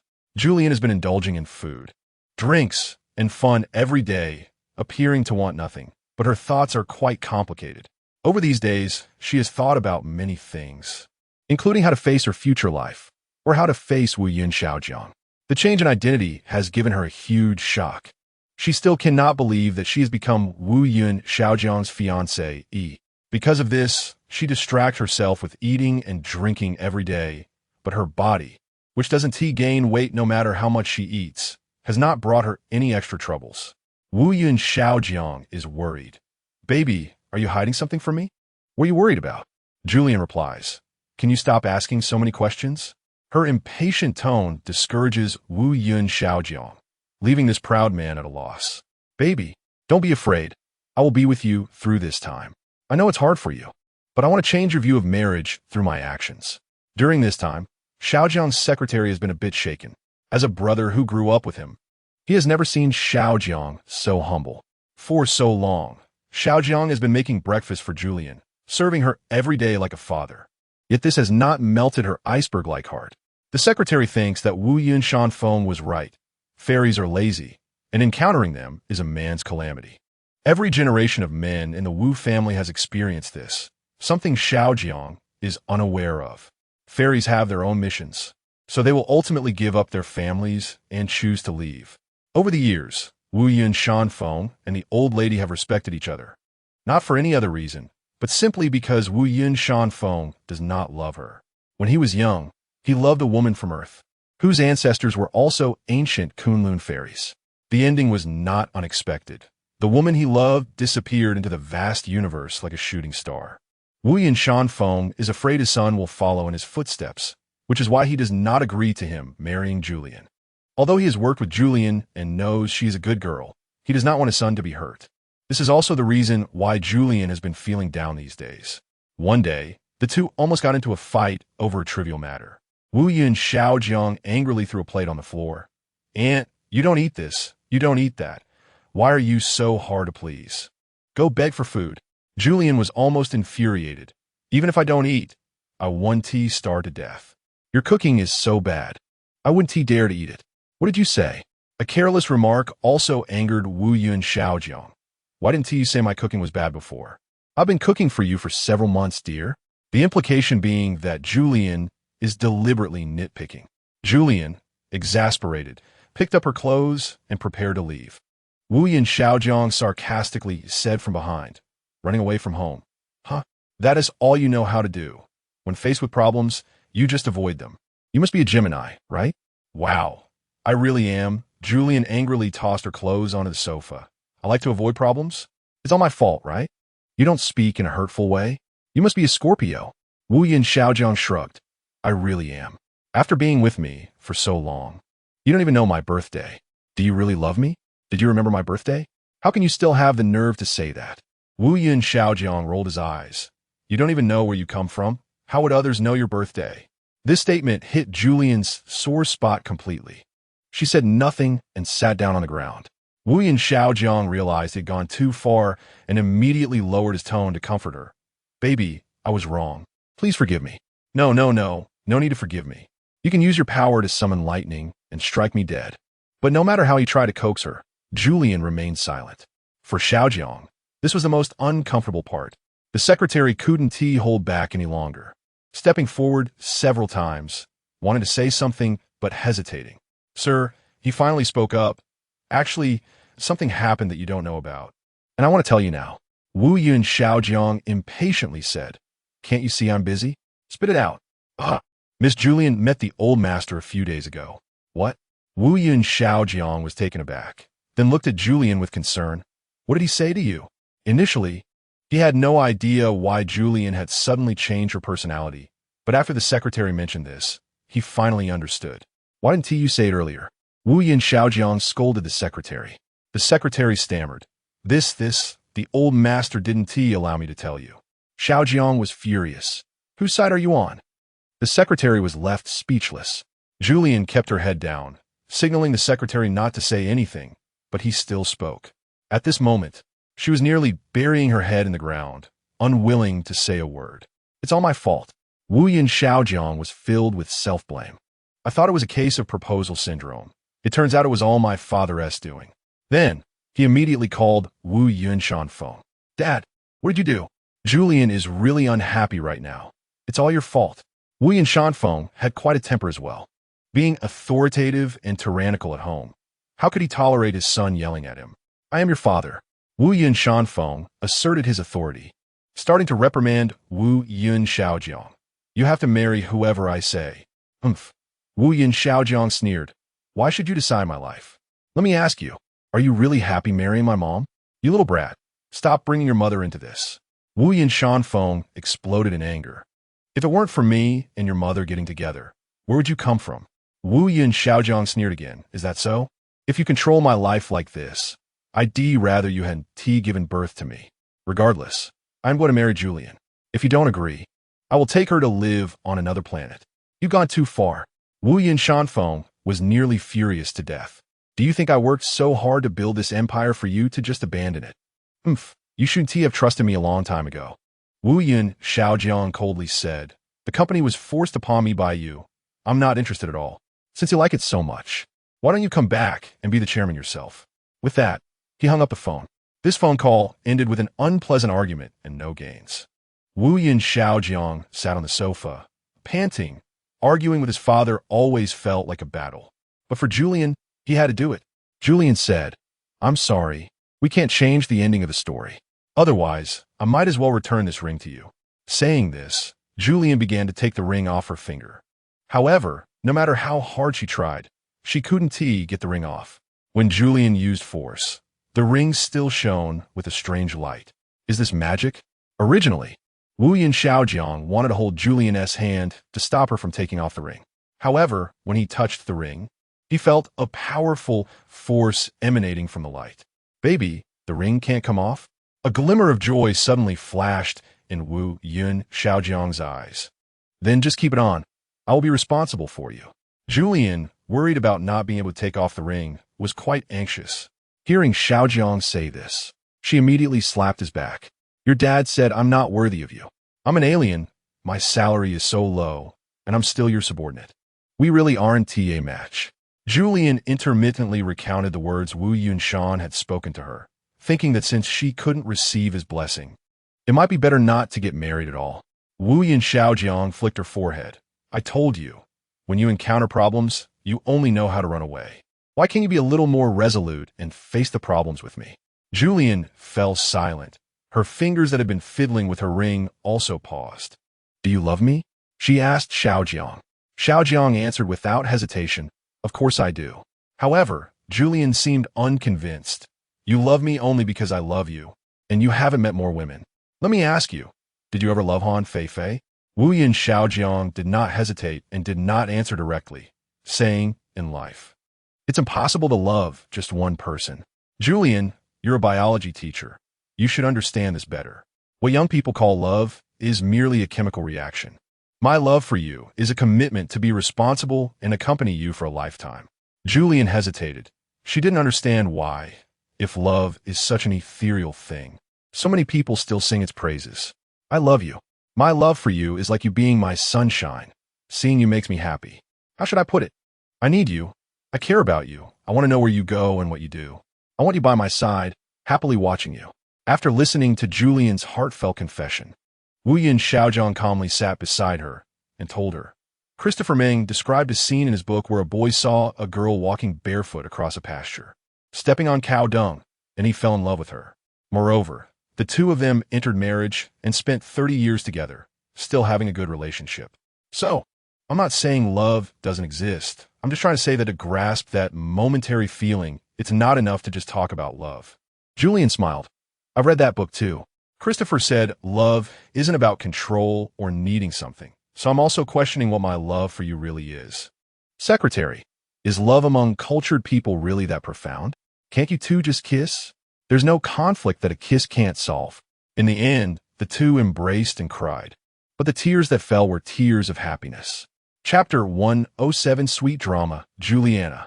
On the second floor, Wu Yun Xiaojiang shouted excitedly down. At that moment, Juliana was sitting on the sofa watching TV, and it was her favorite SpongeBob SquarePants. The obedient Juliana had been increasingly captivating Xiaojiang lately, and he often came up with little tricks to attract her attention. They were immersed in the sweetness of their new marriage, although they hadn't held a wedding yet. The impact of the proposal was significant. Since their last argument, Juliana's mood had improved a lot. For some reason, perhaps it was just that people's emotions always need an outlet. Life was still the same as usual. Wei and Xiaojiang liked to cook, often making different dishes for Juliana. Even the kitchenware had been upgraded to the latest set. "Juju, today I've made you a delicious soup." As a good homemaker, Xiaojiang's behavior made his secretary unable to look straight, and Wu Yunshan Feng felt embarrassed. "Oh dear, what should I do with this child?"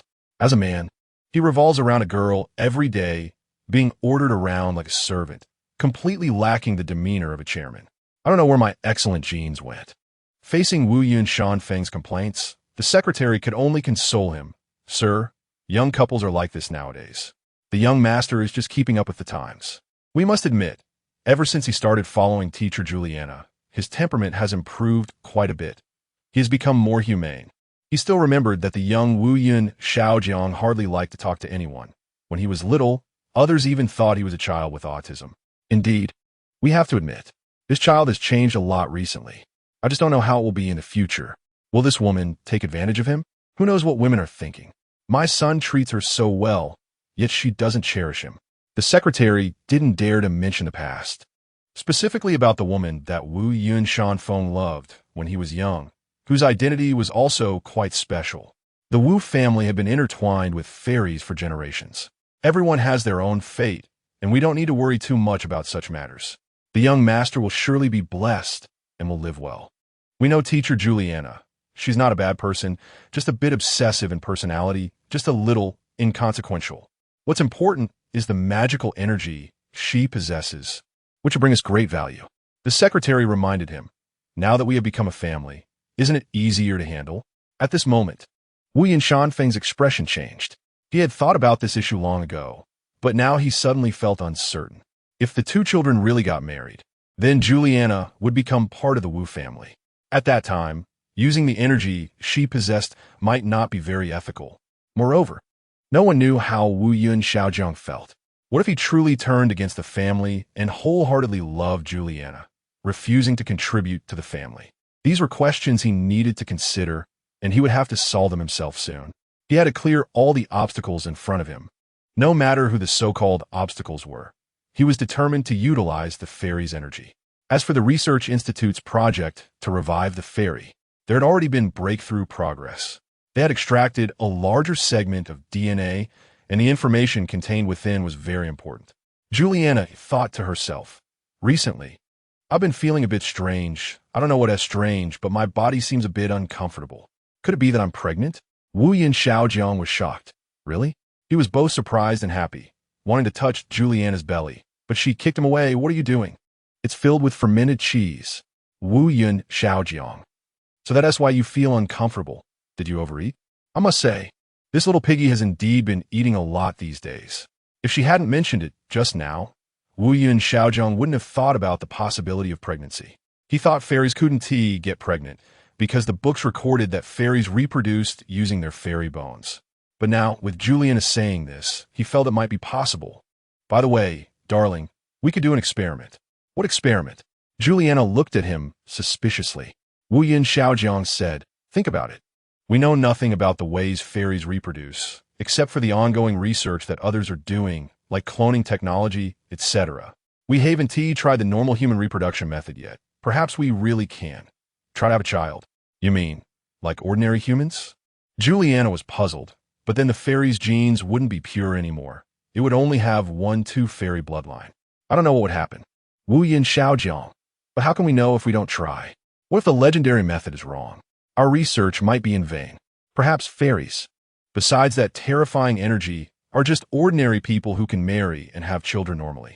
What he was worried about was simply that one day Juliana would suddenly leave him, like a butterfly flying away. He wanted to have the kind of happy family life he had always dreamed of. Since he was young, he knew his family relationship wasn't harmonious. His parents seemed like strangers living under the same roof, hardly communicating unless there was a big issue. When he was little, he always felt that his father loved another person. But as he grew up, he never saw any woman enter his house, nor did he see his father looking for other women. Since their last argument, he learned that the person his father loved had long since flown away. He had just respected the family's wishes, marrying a woman he didn't love and having a disappointing son. Wu Yin Xiaojiang yearned for family life. He wished he could be happy. However, the simple 2 words seemed so difficult to realize. He was so afraid of losing everything he had now. Therefore, no matter what excessive request Juliana made, he would agree. Beneath his strong exterior, he was just a child, desperately craving love from others, even willing to humble himself to please others to gain love. Juliana, can you promise me to never leave me? Juliana replied without hesitation, of course. But Wu Yun Xiaojiang was not satisfied. Then raise your hand and swear to the heavens. Swear to the heavens. Juliana felt quite helpless, but to satisfy her boyfriend's request, she complied. Okay. I swear to the heavens Juliana, will never leave you. How about it? If this happens, what will happen? Wu Yin Xiaojiang pressed on. Then swear a strong oath. Juliana? If I leave you, I will be struck by lightning. unless you do things like drugs, gambling, domestic violence, cheating, etc.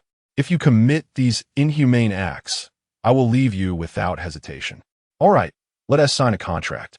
Surprisingly, Wu Yin had already prepared the contract. He took out a stack of drafted contract from behind him. You need to write your full name in the marked places. Not just Juliana.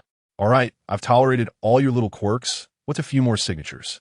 Juliana complained as she wrote her name according to his request. So, how about it? Mr. Chairman, are you satisfied? Wu Jiang flipped through the contract several times, smiling so widely that he could hardly close his mouth. I'm satisfied. I'm really in love with you. Don't forget, the contract is for 100 years. I understand, darling. Speaking of which, although Julian sometimes had a temper like she had eaten gunpowder, most of the time she was very gentle, especially towards Wu Jiang, like a patient big sister who indulged him in small matters. What do you want to eat tonight? Let's go out for dinner, Wu Jiang suggested. Julian rolled her eyes. All the high-end restaurants are owned by your family. What else can we eat? How about we go buy some stinky tofu from a roadside stall? What is stinky tofu? Wu Jiang blinked his big watery eyes, looking adorably silly. It seemed he wasn't lying. Julian felt helpless. Indeed, the domineering CEO knew nothing about food, especially these unsanitary roadside stalls. Let's go, I'll take you to eat. Driving a Rolls-Royce to eat stinky tofu from a roadside stall, that scene is quite amusing. Julian thought it was funny. Wu Jiang had grown up without ever eating stinky tofu. It seems that even the wealthy have their downsides, unable to experience even the most basic joys. If he had never eaten stinky tofu, then the so-called fat house happy water was even more out of the question. Do you want to drink Coke, darling? Yes. What's so surprising? Seeing Julian burst into laughter, Wu Jiang explained. When I was in middle school, I climbed over the wall to go online, and a classmate treated me. From then on, I couldn't stop. Whenever the bodyguards weren't around, I would secretly drink it. I didn't expect you to be this kind of person. Julian was very surprised. She thought Wu Jiang was the kind of well-behaved child, even a bit of mama's boy. She didn't expect him to do things behind his parents' backs. I'll treat you. The Coke here is cheaper than water.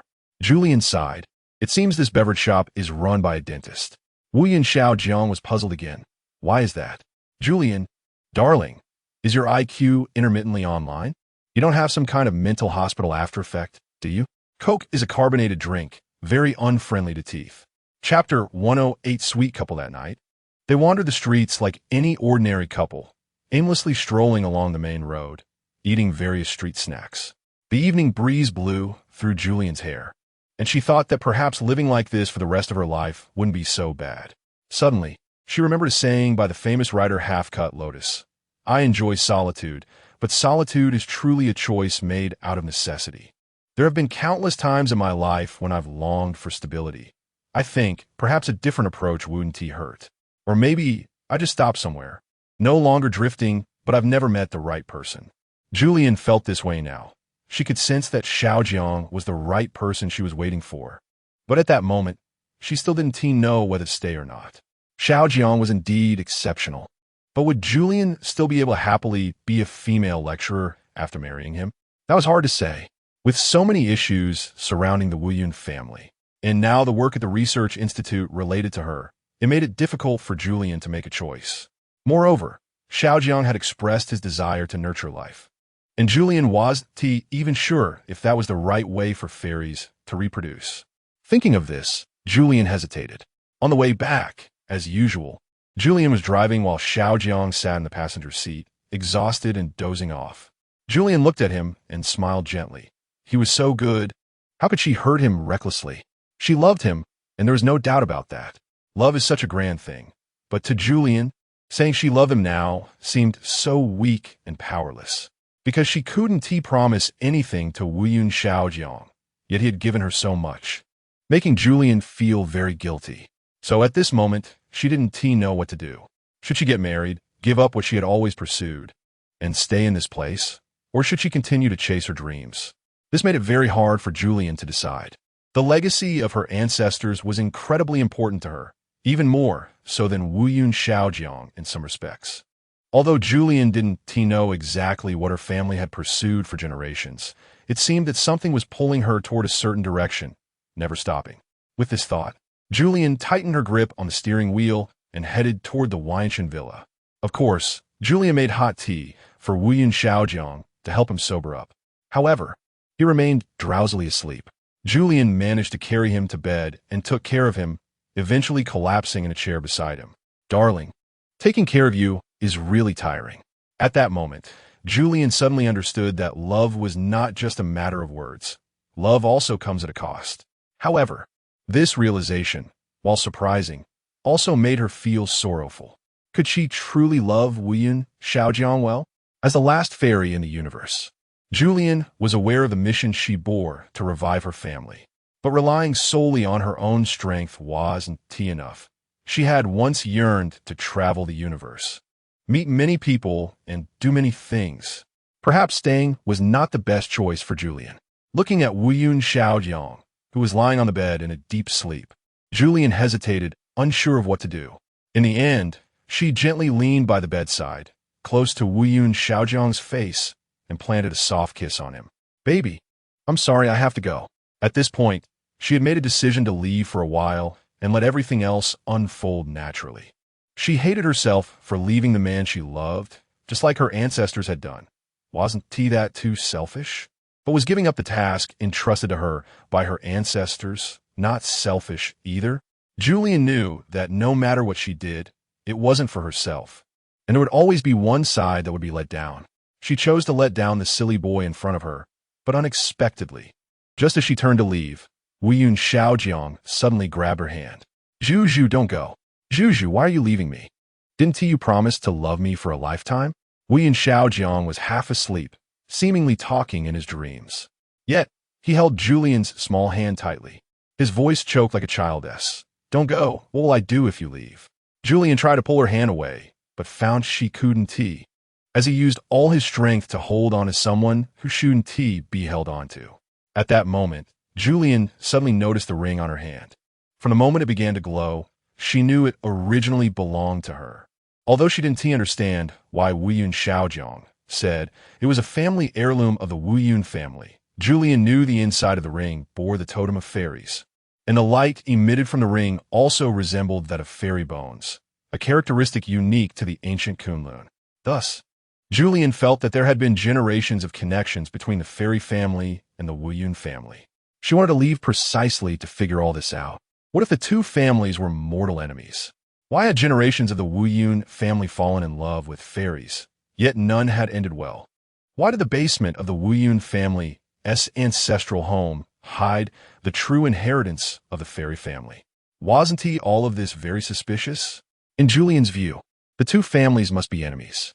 Perhaps the Wuyun family had exterminated the descendants of the Earth Fairy, which led to her being the last one. She didn't dare to think, nor did she dare to love Wuyun Xiaojiang. Their family was so terrifying that a generation's effort could dominate the entire planet and become the richest on it. Moreover, their family was currently involved in the project to resurrect fairies. All of this made Julian feel that Wuyun Xiaojiang was approaching her for her identity as a fairy. However, Wuyun Xiaojiang was holding her hand at this moment, making it impossible for her to leave. I love you. He said this, and it pained Julian's heart. She loved him too, but she couldn't give him a future. Xiaojiang you. However, the ring that couldn't be taken off seemed to imply something. Did it suggest that they were a match made in heaven? Xiaojiang, why don't you wake up first? Let us talk about it. Wuyun Xiaojiang was crying. Julian, do you want to leave me? You signed a 100-year contract with me, agreeing to be my girlfriend. Doesn't that count anymore? Julian, of course it counts. I don't want to leave. She didn't even know how to respond. After all, she couldn't guarantee anything. I want to ask, how much of the project at your research institute is something you haven't told me? Julian harbored doubts about Xiaojiang, simply because someone had told her that the project at the research institute was not as simple as Wuyun Xiaojiang had said. Wuyun Xiaojiang, this. Baby, do you think I'm lying to you? Otherwise? Julian looked at him quietly. Juju, you have to believe me. Wuyun Xiaojiang looked innocent. There are some things my father wouldn't even tell me, so I'm just guessing. The laboratory you mentioned should be working on the project to resurrect fairies and has already made preliminary progress. I'm saying if, the project is unsuccessful, they would likely want to extract living fairy cells from you. Of course, this is all speculation. Julian confirmed her thoughts, but she still looked at Xiao Jiang in disbelief. So your original intention in approaching me was to help your family? Wu Yun Xiaojiang denied it. I really like you. Julie, do you believe me? I've done so much for you, and you can see it. My love for you cannot be acted out. If I were trying to use you, why would I tell you all this? Julian, she couldn't understand either. From the aloofness at the beginning, Wu Yun Xiaojiang had turned into a clingy little puppy, and now his emotions were unpredictable, his expressions ever-changing. Which of the words spoken by this man were true, and which were false? But she loved him, and even if he might be deceiving her, she still loved him. The love from a fairy was passionate, sometimes intense, sometimes calm. Xiaojiang, I won't leave anymore. Julian wiped her tears and said to Xiaojiang. This was a huge decision for her. Thank you for believing me. Julian, Wu Yun Xiaojiang said seriously, I have never thought of using you, and in the future, I will do my utmost to protect you. Julian believed him. She could truly feel that Wu Yun Xiaojiang was by her side, and the companionship and effort over these days were worth her staying. So she stayed, although it was very likely temporary, because Julian's heart was still restless. Babe, what do you want to eat? I'll cook for you. At this moment, dawn was breaking, and it was already the next morning. Julian sighed, realizing she had hesitated all night and missed the chance to leave. This made Julian a bit regretful, but she didn't feel too bad about it. Even so, Julian still loved Xiaojiang. Fortunately, she didn't leave her beloved like her ancestors did. Thinking of this, Julian gave herself a big thumbs up. Wu Yin Xiaojiang, babe, what should we do today? Summer vacation is about to end, and we haven't had a good time out yet. Julian thought about it too, so why not take this opportunity to visit another planet? She actually wanted to say Earth, but that seemed too unrealistic. Earth was too far away, and it had already fallen silent. Nearby, the planets in the Kepler system were still active. Besides Kepler, 22b, there were the Blue Star and the Scythe Star, which Julian had already visited. All right then. Wu Yin Xiaojiang thought for a moment and said, how about we go to the Scythe Star that we built and see how it's doing? Chapter 109. Revisiting the Scythe Star this time. The alien trip was completely different from the last. Julian was smiling because this time, she had Wu Yun Xiaojiang by her side. Although Xiaojiang had also gone last time, it was to chase after her when she had left in a huff, making the situation entirely different. While waiting for the spaceship to land, Wu Yun Xiaojiang held Julian's small hand tightly, saying, babe, I'm afraid you'll run away. He flashed a bright smile, a stark contrast to his usual serious demeanor, even a bit playful. Revisiting the old place, Julian felt a bit heavy-hearted. Not wanting to disturb Xiaojiang's good mood, she could only force a smile. I won't run away, don't worry, she said, unable to help but exclaim. Look at the sky outside, it's so beautiful. This is the closest place to the universe. Although the Kepler star system is situated in the universe, its structure is different. As an interstellar travel center, it was lavishly decorated for promotional purposes, not only spacious, but also topped with a clear glass ceiling located in the mountains, thus closer to the sky. At night, stargazing here is also a good choice. Although the waiting time was long, it wasn't so unbearable after all. Look, what's that brightest planet in the sky? Julian pointed at the night sky. Is it a supernova? She asked. When a planet is about to die, it becomes very bright, emitting dazzling light, and then disintegrates into cosmic dust. You're overthinking it, Wu Yun Xiaojiang chuckled. There aren't that many romantic things in the world, and the vast universe is no exception. That's just an ordinary guiding star. Its surface is all lava, and it's very hot, so it looks brighter. Hearing this, Julian understood. Kepler wasn't that bright. It just appeared dark from afar because most of Kepler 22b's surface is water, making it look deep blue under the light. She loved this place very much, but deep down, she thought, Earth must be the same. Dazed, she boarded the spaceship, and this time, the staff didn't stop anyone. The route to Scythe Star had matured, likely because the war there had basically stopped, and everything had returned to normal.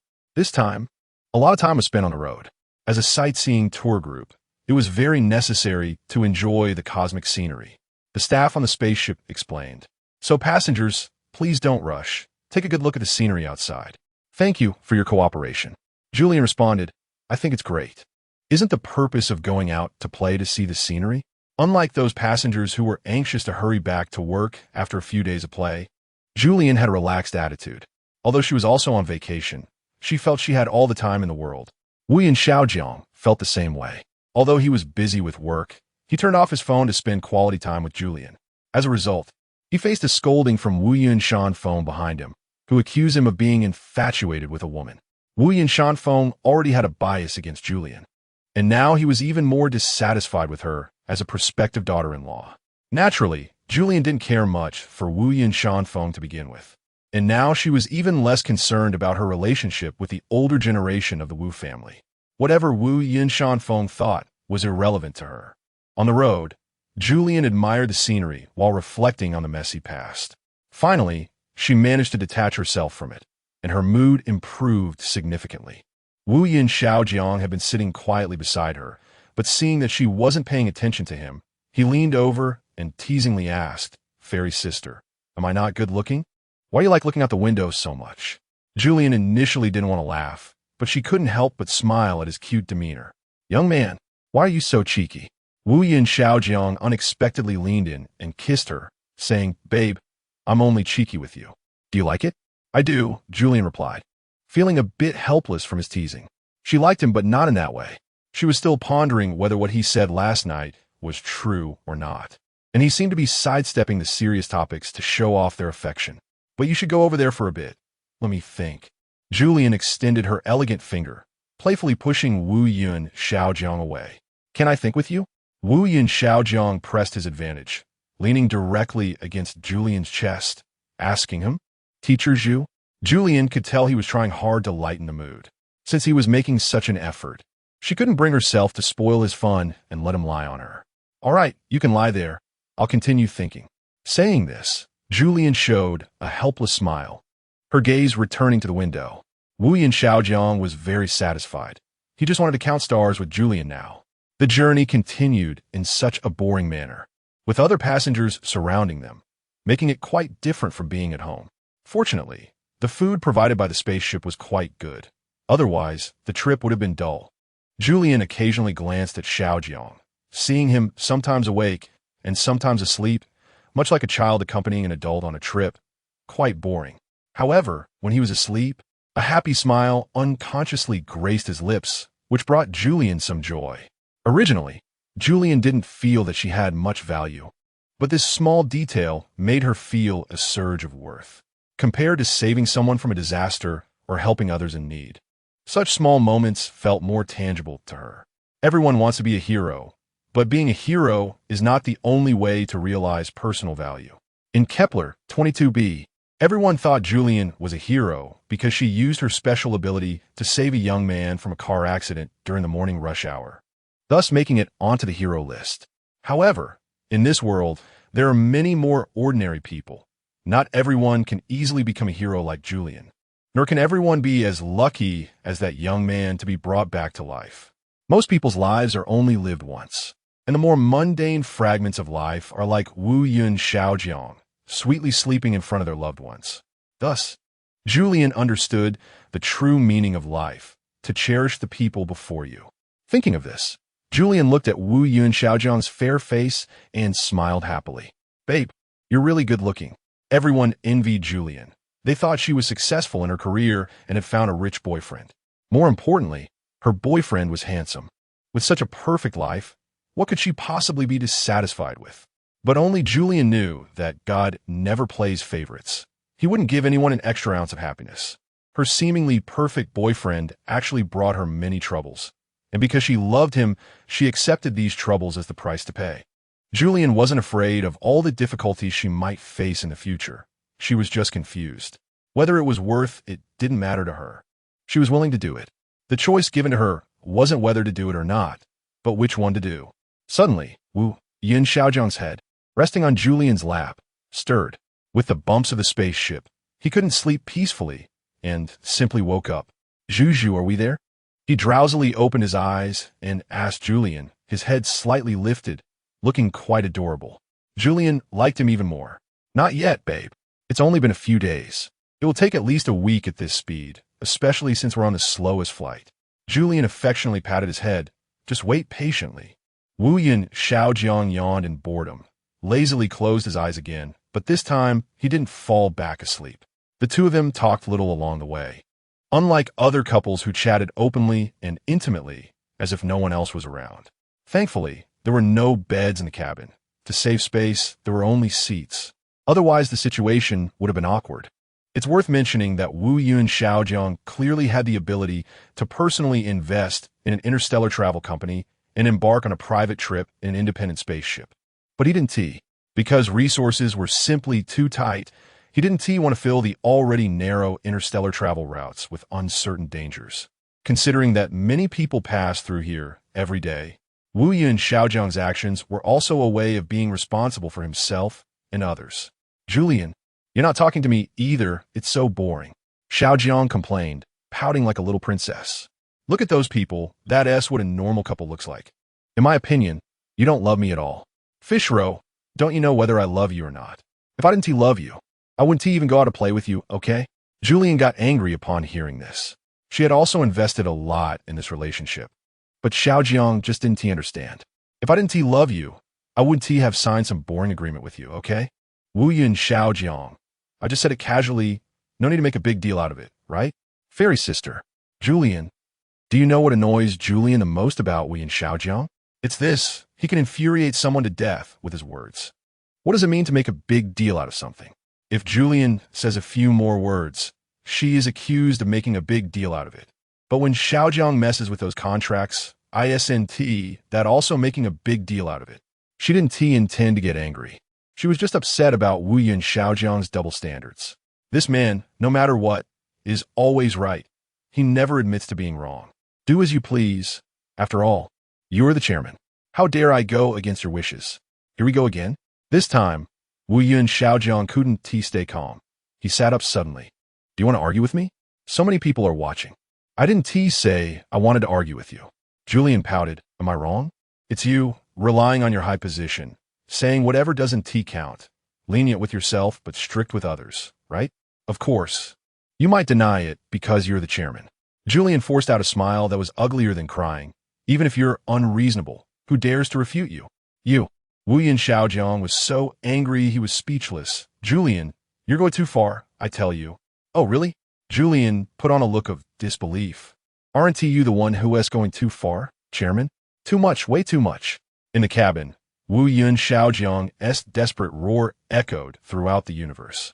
Chapter 110. Argument. The roar attracted everyone's attention in the cabin, regardless of gender or age. Everyone who had been busy with their own affairs suddenly turned their eyes toward them. Julianne just wanted to find a crack in the ground to hide in. She tightly covered her face and buried her head deep behind the seat, but still got recognized. Oh, come on, do you have to do this? You're making me so embarrassed. She cautiously tilted her head and whispered to Wu Yun Xiaojiang. They had been arguing passionately, but with everyone watching, Wu Yun Xiaojiang got even more into it. In front of everyone, he pointed at Julianne's head and said, "This is my wife. My wife is bullying me." Julianne, huh? At a critical moment. Why are you adding insult to injury? Now, she didn't even want to argue anymore.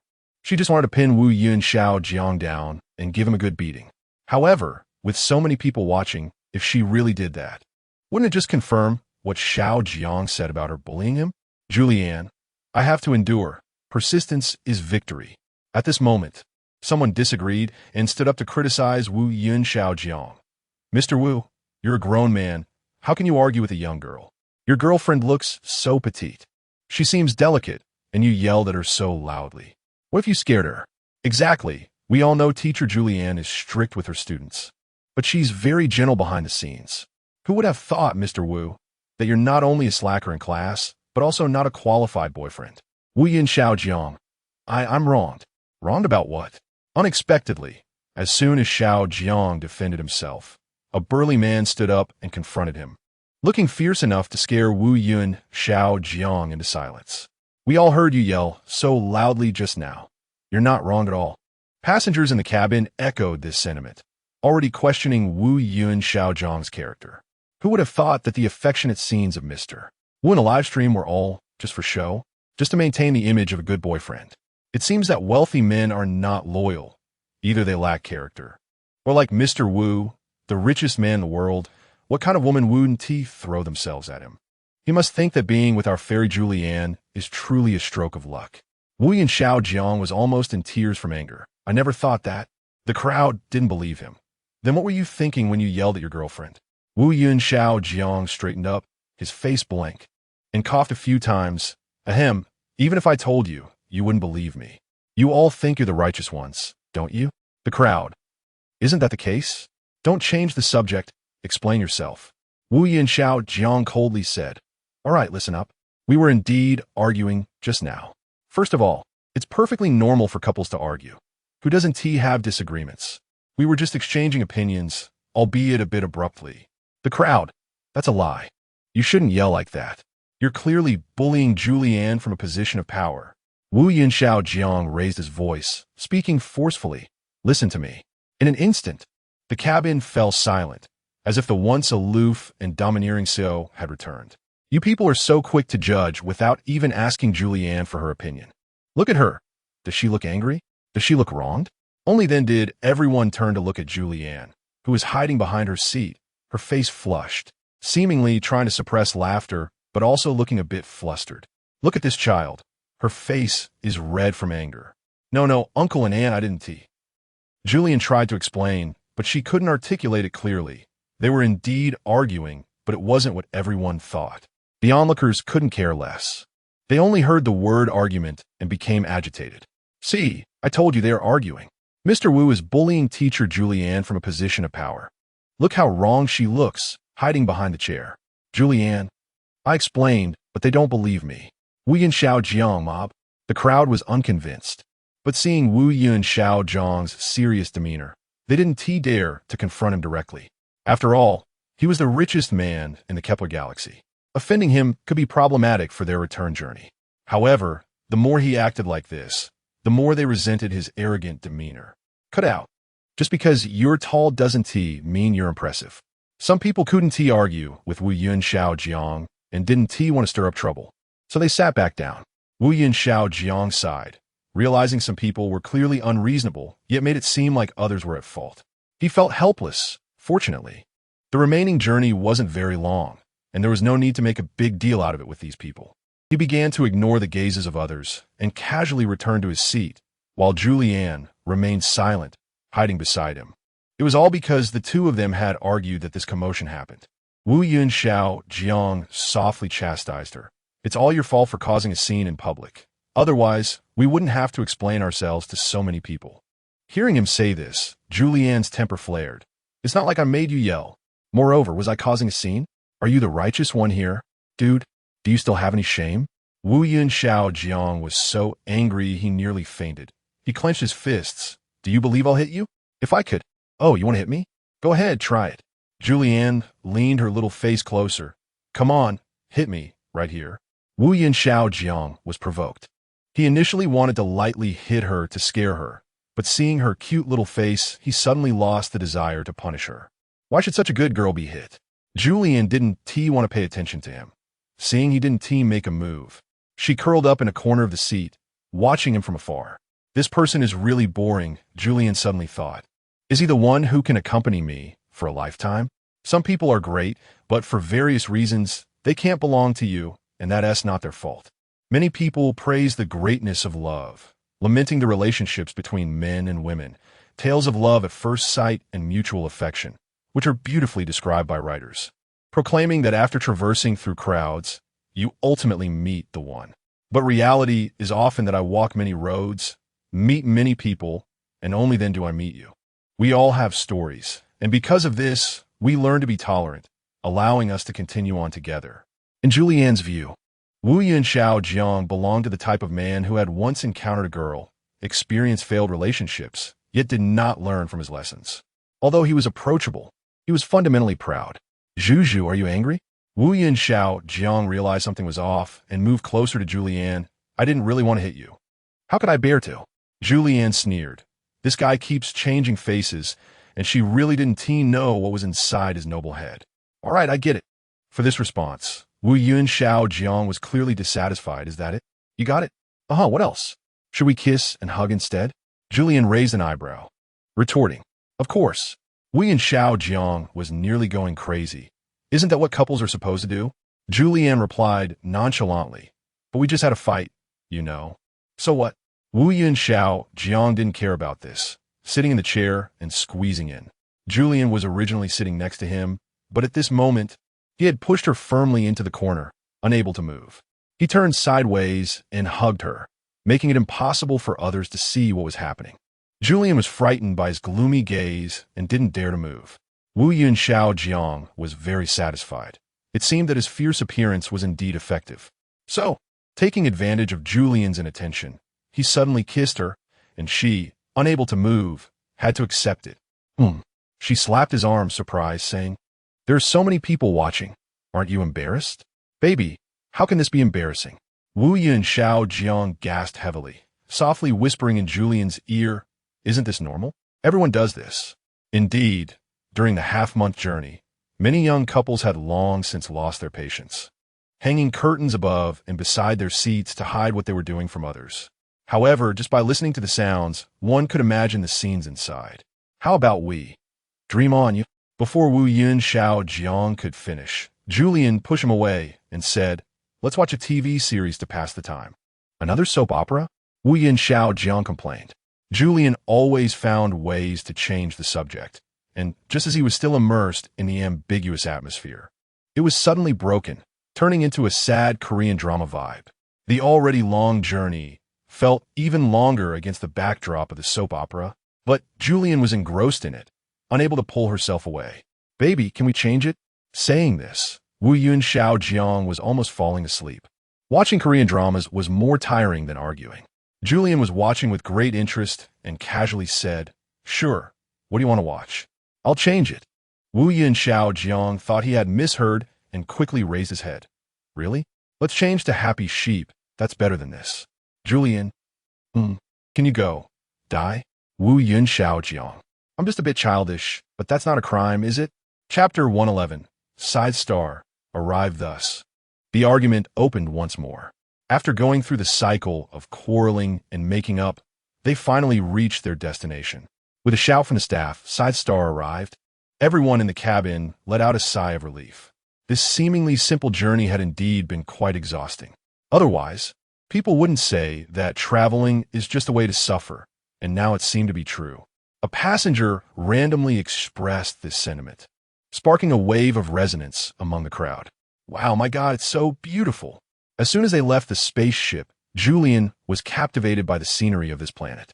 Before her was an endless expanse of green grass, dotted with flowers of various colors and sizes, butterflies and wild bees fluttering about, and several small birds and rabbits frolicking in the grass. Julian exclaimed, "What a perfect biosphere!" The crowd responded, "We understand. It's the biology teacher's occupational hazard." Fortunately, the season was just right, or rather, this place was always evergreen.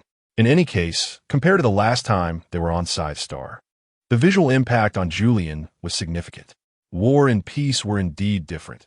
Looking at the place where she had once fought, now filled with flourishing flowers and greenery, Julian felt a deep sense of pride. Naturally, her mood improved greatly, and she pushed aside all the arguments with Wu Yun Xiaojiang along the way. Immersed in the fragrance of the green grass, Julian spun around in the field, like many beautiful girls, lost in this wonderful moment, while the men took out their cameras to capture the beautiful scenes. Wu Yun Xiaojiang pouted. He found it boring. "We are just a speck of dust in a vast universe. Even if we take photos, who will remember you?" Julian was speechless, and the crowd chimed in, "Wu Yun, can you not be such a buzzkill?" However, Wu Yun Xiaojiang remained indifferent. Julian had told him this many times, yet he was still so annoying and oblivious. "Julian, keep an eye on your boyfriend. Tell him to mind his own business. This place is not Kepler-22b. The people here are tough, so be careful not to get beaten. Speaking of not being Kepler-22b, can we immigrate here? I feel like the environment in the place we originally lived was too poor. This place seems quite nice, and besides, the war has already stopped." Wu Yin Xiaojiang reminded them kindly. If you want to immigrate, you must go through the immigration office to process the paperwork. Illegal immigration is not allowed. Why? That person seemed to be deliberately provoking Wu Yin Xiaojiang. I won't leave. I'm staying here. I'll go to the nearby village and see if anyone is willing to take me in. If a beautiful girl likes me, I might as well settle down here. Wu Yin Xiaojiang was so angry, he gritted his teeth. With your looks, you should really take a look in the mirror. Who would like you? Julian was right. He was someone who thought too highly of himself. Although this was indeed a fact, it was a stark contrast to the image he usually portrayed. This devoted husband in the live stream was far from his true self. At this moment, the tourists, freed from the constraints of the law, completely indulged their nature, casually discarding trash. Even though the grass was so beautiful, no one felt any pity for it. Julian understood that others wouldn't treat you differently just because you were beautiful. This principle applied to anything. Wu Yin Xiaojiang stepped forward to stop them, but was pushed to the ground. You are the richest man on Kepler, a wicked capitalist. Here, it's not up to you. Just because I said so doesn't mean it's okay to destroy the natural environment. You just said you wanted to immigrate here. Is this how you treat your own home? Wu Yin Xiaojiang accused the man, but was met with pushing and disdainful glances. Although Julian had just argued with him, she wouldn't allow Wu Yin Xiaojiang to be treated like this. What do you mean? Julian, though small, confronted the tall man aggressively. This place is so beautiful. Just because there are no laws, you can litter? Do you want it to become like your home? Not leaving a clean spot for the universe. Although Julian and Xiaojiang had many differences, their environmental protection ideals were aligned. However, the man completely disregarded Julian, even thinking she was quite annoying. Little girl, I advise you not to meddle. Otherwise, I'll hit you too. The tall man spoke fiercely, seemingly trying to intimidate Julian. But Julian's identity meant she wouldn't be hurt. After sensing the external danger, an energy instinctively surged within her. In an instant, the wind around them began to swirl, and the trash that had just been discarded by the tourists was lifted into the air, as if waiting for Julian's command. Everyone was stunned. What suddenly happened to the wind? It was fine just a moment ago. This place's airflow is off. It seems unfit for human habitation. We should go back. Clearly, it was you throwing trash that angered the deity here. Can't you see the trash floating? This is the deity's punishment for you. Hurry up and kneel down to beg for mercy. Some tourists noticed something was wrong and warned everyone, but the tall man who had just clashed with Julian dismissed them. Who are you trying to scare? There are no gods. Deities are just something you all made up to frighten people. I'm not afraid. Let it come and catch me, punish me. Seeing his arrogant demeanor, Julian became increasingly angry. Clearly in the wrong, yet unrepentant, she raised her arm, stirring the air around her. The man thought Julian was going to hit him and provocatively said, "Come on, hit me. I won't hit back, little girl. Let's see if your hands hurt." Unexpectedly, before he could finish speaking, the trash gathered in the air and smashed down onto the man's head. He panicked and retreated, but how could he keep up with the speed of the wind? Everyone was dumbfounded. No one dared to help the man, allowing the trash to hit him in the face. The onlookers watched in shock. Is this the wrath of heaven? Or is it the power from that girl? It's her. Julian is a fairy. Everyone knows that. The legends are true. Fairies have special powers. Really? Can she control the wind, rain, thunder, and lightning? In the end, the wind grew stronger and only calmed down after the man pleaded for mercy and weakly knelt on the ground. Meanwhile, the light in Julian's eyes also dulled, becoming gentle. I was wrong. I won't bully little girls anymore. The man knelt on the ground, repeatedly bowing his head in apology. At this moment, everyone saw his face was already scratched and covered with shocking bloodstains, making everyone feel a lingering fear, and they began to distance themselves from Julian. Julian calmly said, "What are you afraid of? Remember, don't litter again." Chapter 112. Honeymoon trip. Everyone shrank back, nodding in agreement. Some even knelt down, shouting, "Long live the fairy." Julian found it amusing and waved her hand, telling them not to be afraid. At the same time, she realized there were many ways to use the energy within her. Not only was it powerful, but the methods were also diverse. The feeling of controlling energy made Julian feel addicted, and she even wondered when she could use it again. At that moment, Wu Yin Xiaojiang stepped forward to remind her. "Julian, the powers of these ancient fairies are meant to save people, not to do bad things." "I know. You don't need to worry, Julian replied, feeling like an adult who didn't need Xiaojiang to remind her of such minor issues. Moreover, ever since she discovered her special abilities, she had always been saving people and had never harmed anyone. However, the more she acted this way, the more Xiaojiang felt danger was approaching. But Julian didn't care. As if nothing had happened just now. Apart from the tourists being more obedient, everything was the same. Julian was still immersed in the beautiful scenery, walking and stopping, occasionally linking arms with Wu Yun Xiaojiang. To outsiders, it was a lovely honeymoon scene. But only Xiaojiang knew that things were far from simple. Since leaving last time, Xiaojiang had been curious about how this place had developed. Now, it seemed that while the scenery along the long mountain road was nice, there wasn't even a railway, indicating that transportation was not well developed. But that was normal.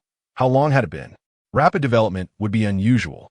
Julian wanted to find a tricycle to go to the place they visited last time, but instead of a tricycle, they found a sheep. Baba, can you take us to the former military camp? Julian tried to talk to the sheep, originally just wanted to tease it. However, Xiaojiang thought she was being foolish. But unexpectedly, the sheep actually spoke, or I'll take you there. Xiaojiang was dumbfounded. Am I seeing things or hallucinating? But the look in the sheep's eyes told him it was all real. Wow, the sheep here can talk? Xiaojiang's understanding was completely overturned. How could animals talk?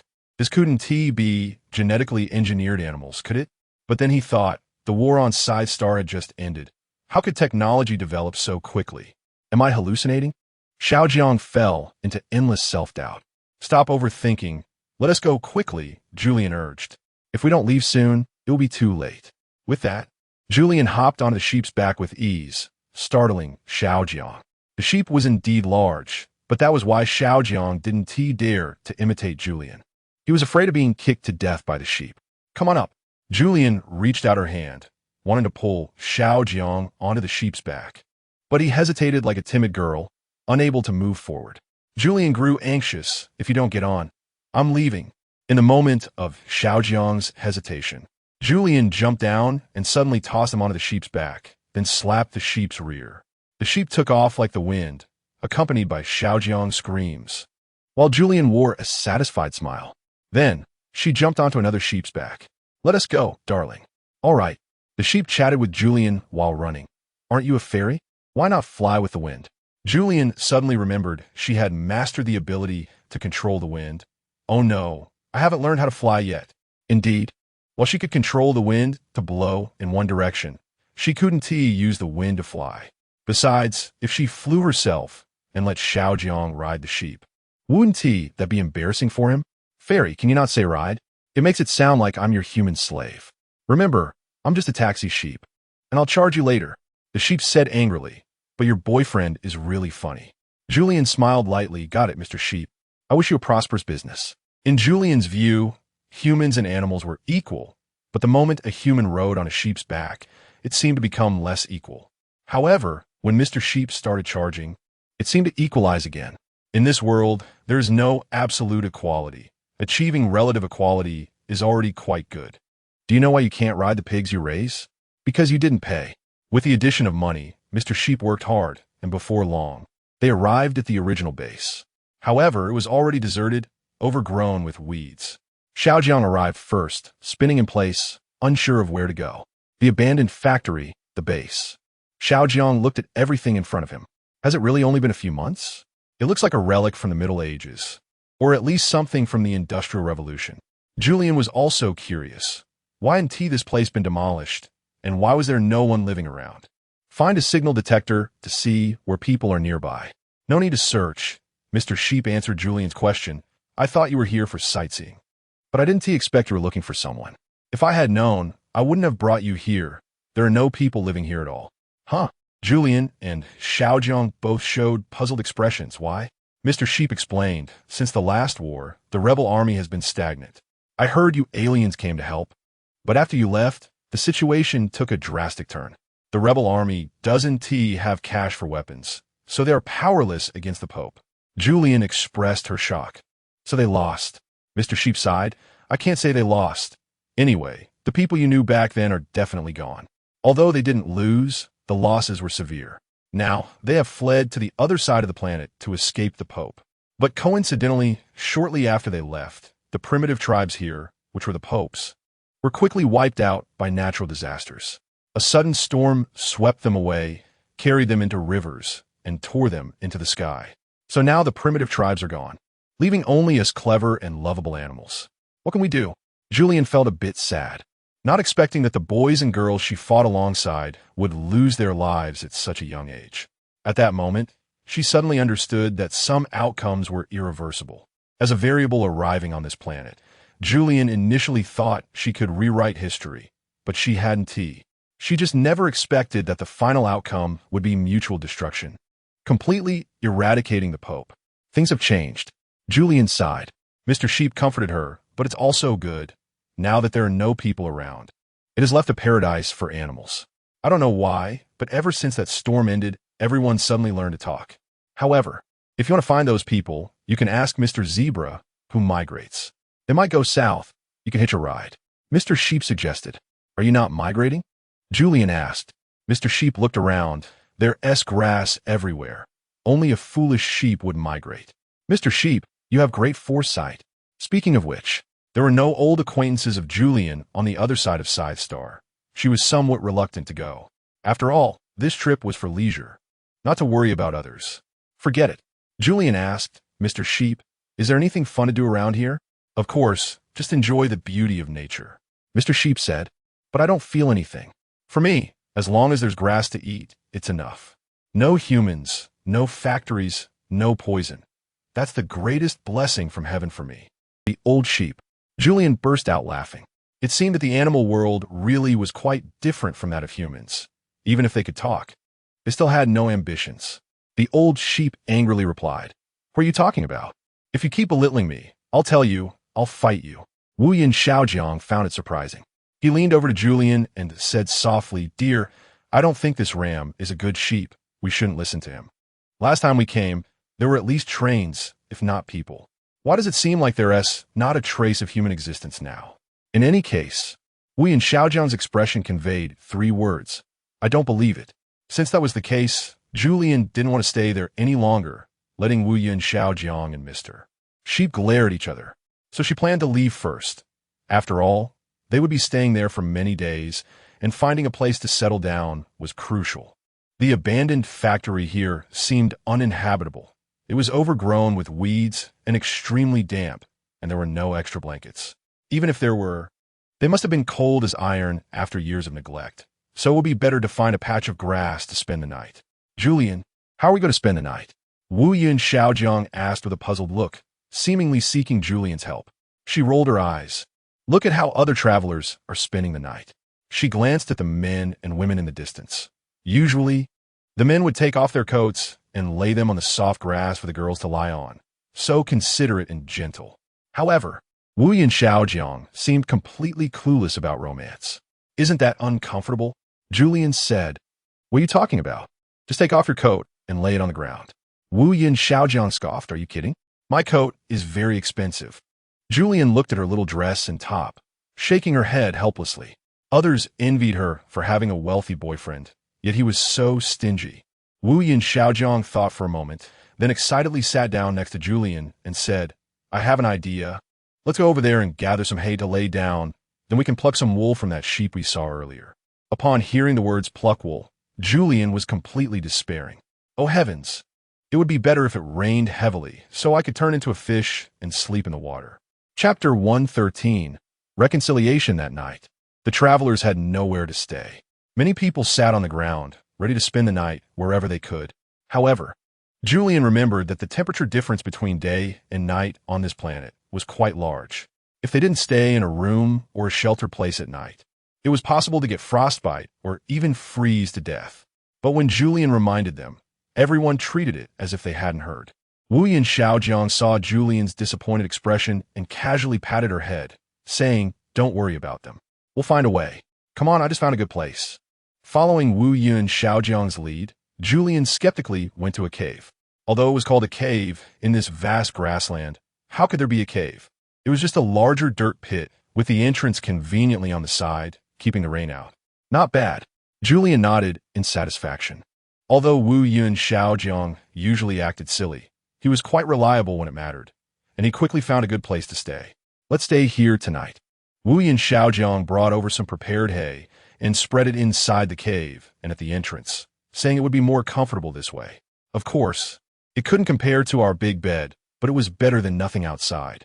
Julian smiled. All right, I'm not spoiled, but I was worried you wouldn't be used to sleeping on the grass. Wu Yin Xiaojiang pretended to be indifferent. Me? I'm a big man. What hardships haven't I endured? As he spoke, he casually tugged at the clothes covering the entrance of the dirt pit, trying to block the cold wind coming in from outside. At this time, the sky was gradually darkening, and no one could see anyone else. Julian felt the atmosphere was quite nice and thought it would be great if they could have a bonfire dance party like that day. At Wu Yin Mountain, on Wu Yin Xiaojiang's private beach, a group of people danced around the bonfire, and that day, Julian saved a person. She wondered how he was doing now. Julian murmured softly. Who? Wu Yin Xiaojiang raised his head, looking at Julian seriously, his expression resembling that of a man caught cheating in bed. He grabbed Julian's shoulders and shook her. Juju, who are you talking about? How can you care about another man? Julian felt dizzy from the shaking. Hey, listen to me. I'm talking about that boy I saved on your beach that day. Originally, Wu Yin Xiaojiang wanted to take this opportunity to act spoiled, but he suddenly froze. That boy? If Julian hadn't mentioned it, he would have truly forgotten about him. However, the last time he heard news about that boy was... Until now, Julian still didn't know. That incident happened a long time ago. He should have been fine by now. At first, when Wu Yin Xiaojiang was silent, Julian was still thinking. But upon hearing Wu Yin Xiaojiang say this, her expression suddenly changed. She leaned closer to Wu Yin Xiaojiang and questioned, Are you lying? She didn't know why she felt this way, but she suddenly had a sense that Wu Yin Xiaojiang wasn't telling the truth. Just moments ago, Wu Yin Xiaojiang had been joking around leisurely, but now he was instantly shaken. He was afraid of Julian. The woman in front of him was no longer the obedient little girl who used to cuddle in his arms. She had changed. Perhaps more frightening was that Wu Yin Xiaojiang didn't truly understand the woman in front of him. Tell the truth. Julian looked into Wu Yin Xiaojiang's eyes, her gaze suddenly radiating a blue-purple light, capable of seeing through all lies and intimidating the heart. What had happened? I don't know. Wu Yin Xiaojiang wanted to retreat, but was firmly held by Julian's small hand, gripping his collar tightly. That night, after I handed the person over to the ambulance, I went home with you. You know that. Julian certainly knew she was at the scene. But now, she had this feeling deep inside that Wu Yin Xiaojiang was lying. At least there was something he was hiding from her. So, she kept pressing, just tell me the truth. What happened afterward? Wu Yin Xiaojiang knew that his every move was under the watchful eye of this fairy's wisdom, and he couldn't deceive her. So he sighed softly and confessed, Juju, I swear, I didn't mean to hide it from you. I wanted to tell you at the time, but then something came up, and I just put it out of my mind. It wasn't until you asked today that I remembered there was such a person. Julian's gaze flickered, and she nodded. She knew that Wu Yin Xiaojiang wasn't lying anymore. For some reason, it seemed Julian had unlocked the ability to see through lies, and she felt both nervous and excited about it. After Wu Yin Xiaojiang spoke the truth about the incident, he mentioned that the young man had an accident in the hospital and had since passed away. Julian didn't blame him for keeping it from her. Instead, she revealed a mysterious smile. Wu Yin Xiaojiang was scared to death. Fairy Zhu, what? What are you going to do to me? Julian raised the corner of her mouth. Darling, now your every move cannot escape my observation. Next, I'm going to ask you a few questions, and you better answer truthfully. Wu Yin Xiaojiang didn't dare to refuse. He wished he could bow down to Julian. Grandma, how could I go against you? Your wise gaze can see through all lies. Just ask whatever you want. Good to know. Julian revealed a proud smile, and then launched her first attack on Wu Yin Xiaojiang. She looked coldly at him and asked, When you were with me, did you cheat? Does PC count? Wu Yin Xiaojiang, you think I'm sick, right? Well, woman would like me. Julian shouted angrily. Don't change the subject, just answer. Wu Yin Xiaojiang immediately became serious. No, if I did, let the heavens strike me. At this moment, Julian's eyes seemed to receive a message. She blinked and nodded. Indeed there wasn't. Wu Yin Xiaojiang lowered his head and sighed. This woman, he spent every day with her. Didn't she know whether he had cheated or not? Now, with her titanium alloy dog eyes, she had to ask about such an obvious thing. Unexpectedly, even this small action was noticed by Julian. I feel like you're quite dissatisfied with me, Mr. Wu Yun. Julian spoke softly, her voice very cold. Do you want to change girlfriends? No, no, no. I wouldn't dare. Wu Yun Xiaojiang quickly denied it. I just think it's unnecessary to ask in such detail. Wow, now it's even better. The other party can even see his thoughts. This is clearly unfair in a relationship. Julian stated directly, Mr. Wu Yun, if you have any complaints, you can say them to my face. No need to conspire against me in private. Wu Yun Xiaojiang had no choice. It seemed he no longer had the right to think. He could only say whatever came to mind without even needing to think. Fairy, I now feel that everyone has their own little secrets. I believe you have things you don't want others to know, right? Some things. I also have my own thoughts. You don't need to see my entire thought process. Julian smiled like a saint. Don't worry, I'm not that powerful. Just now, I was just scaring you a bit, using a little psychological knowledge. Julian admitted, you still don't know the fairy's abilities? Every time, it's a little bit of progress. It's impossible to suddenly go on a rampage. Don't worry. Wu Yun Xiaojiang finally breathed a sigh of relief. Just now, he was really tense to death. Although he knew he hadn't done anything wrong, he was still scared when he saw Julian's eyes. Baby, I'm so loyal to you. Let us reconcile. That night, in the dirt pit cave, Wu Yun Xiaojiang held Julian's slim waist, looking at the dirt walls, which reflected the light from Julian's eyes. Baby, why aren't you asleep yet? All right, now Julian's eyes can glow at will. Isn't that like carrying a flashlight with you? Fine, let's consider it reconciled. Julian is not as angry now as he was on the way here, but I now know your secret, the mysterious project you are researching. Wu Yun Xiaojiang explained. Zhu, I really didn't participate in that. If it's related to me, it's because my father deceived me and dragged us into it. Zhu, believe me, I'm not lying to you. If you don't believe me, you can see for yourself. Julian didn't hold back. She really looked. In the darkness, two beams of light suddenly shone on Wu Yun Xiaojiang's face, almost blinding him. He instinctively covered his eyes, and only after he adapted did he slowly open them. Baby, what did you see? My mind is filled with the image of you without clothes. Julian's little hand slapped him. No thinking about that.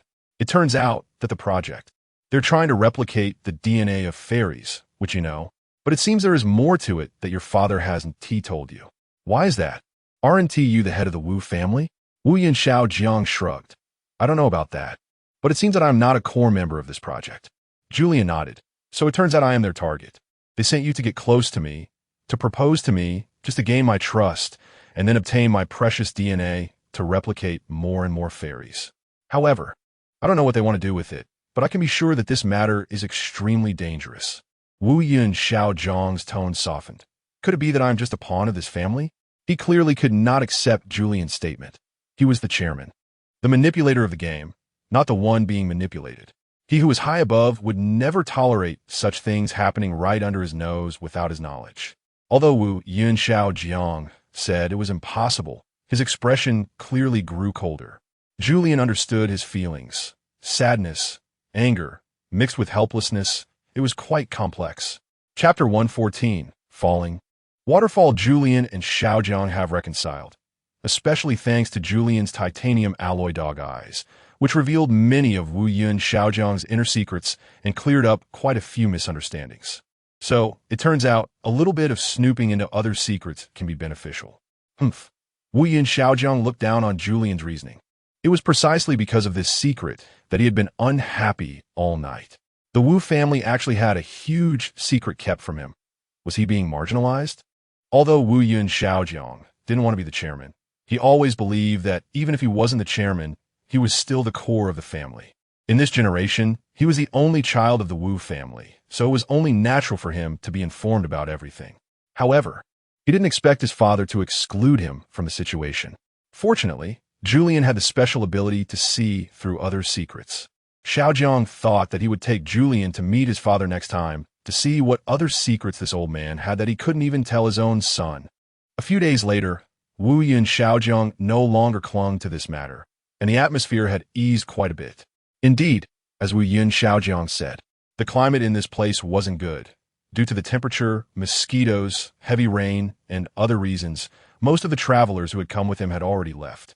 The remaining ones came to seek out Julian because they knew of her reputation. "Sister Fairy, I've heard you can heal people. My friend has a high fever. Could you please take a look at her?"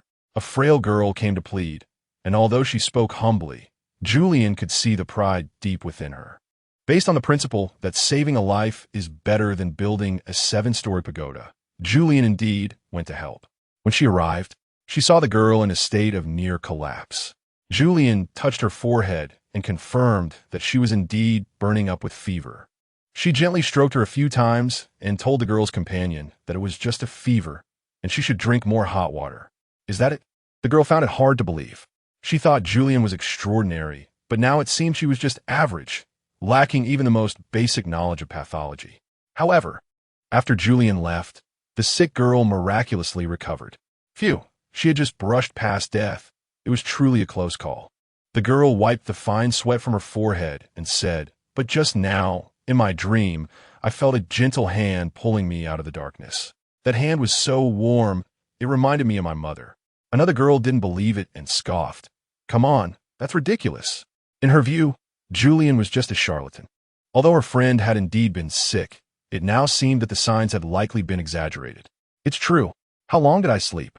I was really feeling awful before, almost losing consciousness." The sick girl rambled on about her experience in the dream, showing no signs of having just been seriously ill, which made others even less inclined to believe her. What kind of potion did Julian give her?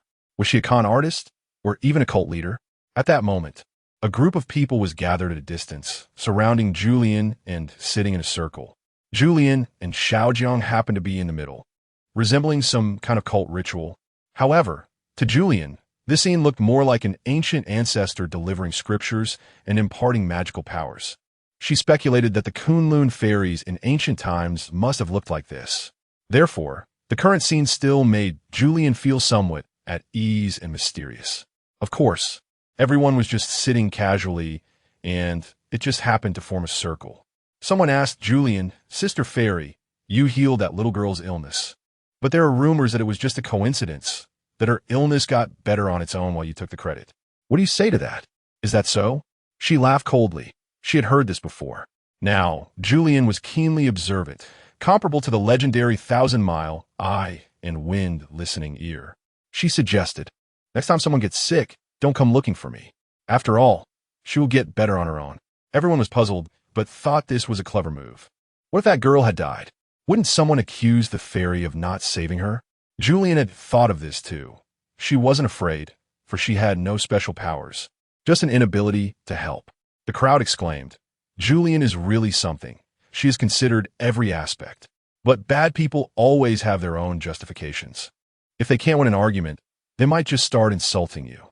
"There's no need to argue with such people," Julian said lightly. "Life is limited, and wasting time on verbal fights would be a shame. Let them say what they want. We should focus on our own matters, understand?" Got it. Everyone found Julian's simple reasoning interesting. Why not have Teacher Julian start a class to teach us these little truths? When Teacher Julian says it, we believe it more. Wu Yin Xiaojiang found it amusing. "Isn't this something a 3-year-old knows? Why would she need to teach it? Everyone understand the principles. What's rare is how to put them into practice." Everyone asked how to practice. "Of course, you just do it." Wu Yin Xiaojiang. Forget I said anything. These people weren't very bright, or they wouldn't be so easily swayed by Julian. However, everyone didn't buy it. Instead, they teased Xiaojiang. "The chairman is just like this. His head is full of business ideas, but doesn't really grasp these big truths. If you want to talk about knowledge, you still have to look at Teacher Julian." Yes, you are right. Looking at a middle-aged woman opposing him, Wu Yun Xiaojiang had nothing to say and could only agree, as he couldn't articulate his thoughts or win people over, who knew that this statement would earn him an eye roll from the woman. Her expression resembled that of a rabid fan of Julian. Indeed, the things Julian said could be said by ordinary people too, but coming from her mouth, it felt different. Wu Yun Xiaojiang leaned closer and whispered in her ear, "Baby, you could start a class and charge whatever you want. Before long, you'll become the richest person in the world." Julian twisted his ear and gritted her teeth. "Then Chairman Wu can invest now and make another profit." The latter winced in pain and quickly begged for mercy. "Baby, I was wrong. Please don't do this. People will see and laugh at me. He he he. The onlookers scoffed. There are plenty of places for a businessman to be embarrassed, so why worry about being laughed at? If you want people to remain unaware, you must first avoid wrongdoing. Chairman Wu didn't even understand this little truth. He was not worthy of our teacher Julian. Wu Yun Xiaojiang. Okay, I was wrong. I shouldn't have come out. I should have just stayed home doing housework. Seeing the crowd idolizing Julian as if under a spell, Wu Yun Xiaojiang showed a strange expression. He watched Julian with vigilance, as if trying to tell her that this was not a good thing. Before long, Julian pulled him aside. On the way, she said, I know what you're worried about. Right now, I just want to take this opportunity to experience what it's like to be a top-tier goddess. After all, I've never had that before. Wu Yun smiled. It's good that this silly girl knows what's going on. Have you finished enjoying it? Julian shrugged. It feels good. Do you want to give it a try? Forget it. Wu Yun Xiaojiang chuckled. These people see you as a goddess and me as the big bad guy who stole their goddess away. My image is beyond redemption. In my eyes, you're a great person. Julian sweetly linked her arm with his, and the two seemed to return to their sweet moments from before. The atmosphere lightened up, far from the gloom of the previous day. In the distance, the sound of water grew nearer. Did you hear that? It sounds like a waterfall. Julian perked up her ears to listen closely. Wu Yun Xiaojiang felt puzzled. Baby, you aren't experiencing tinnitus, are you?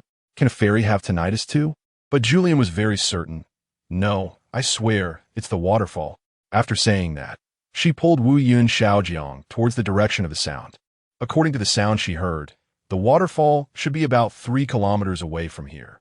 Although Wu Yun Xiaojiang had doubts, seeing Julian so happy, he could only follow her. Julian bounced ahead, cheerful and lively, while the tired Xiaojiang repeatedly pleaded, Fairy sister, could you walk a bit slower? After about 40 minutes, Wu Yun Xiaojiang also heard the sound, which was the rush of flowing water. He was somewhat surprised. It really seemed to be a waterfall. Just from that sound, Julian could hear it from 3 kilometers away, which was truly incredible. However, Julian thought nothing of it. Her hearing had always been sensitive since she was young, and it just seemed to have become even more acute now. That's why they called it sharp ears. This made Wu Yun Xiaojiang even more curious about her. He subtly asked, So, fairy sister, when you sleep at night, you must be able to easily hear the sound from the neighbors in the entire building? Doesn't that disturb your sleep? Julian thought for a moment and shook her head. I really hadn't noticed until you mentioned it. No matter how loud it is, it doesn't disturb my sleep. Even when I'm asleep, I seem to be able to hear those sounds. It's just that my brain doesn't absorb them. Commonly known as left ear in, right ear out. Wu Yun Xiaojiang replied, That's impressive. Sure enough, before long, they saw the waterfall, and there were a few people around enjoying the view. They stood right by the waterfall, which in Wu Yun Xiaojiang's eyes was quite dangerous. The waterfall was enormous. It wasn't a small river, creek, or lake, but a super large waterfall that was hundreds of meters wide, seemingly endless in length, and very steep and deep. Be careful. Julian stepped forward, wanting to advise them to move back a bit. However, those people didn't take her seriously at all, saying we know, while still leaning forward with their cameras, trying to capture more beautiful photos. Julian could only helplessly let it be. What nonsense! Wu Yun Xiaojiang's temper flared again. He was about to step forward to teach those people a lesson. Don't stand on the edge. At least stay 10 meters away from the cliff. It's too dangerous. The young people laughed. What's the big deal? We can all swim. Yeah. Are you still the chairman here? You have no right to yell at us. What will you say next? I'm thinking about your safety.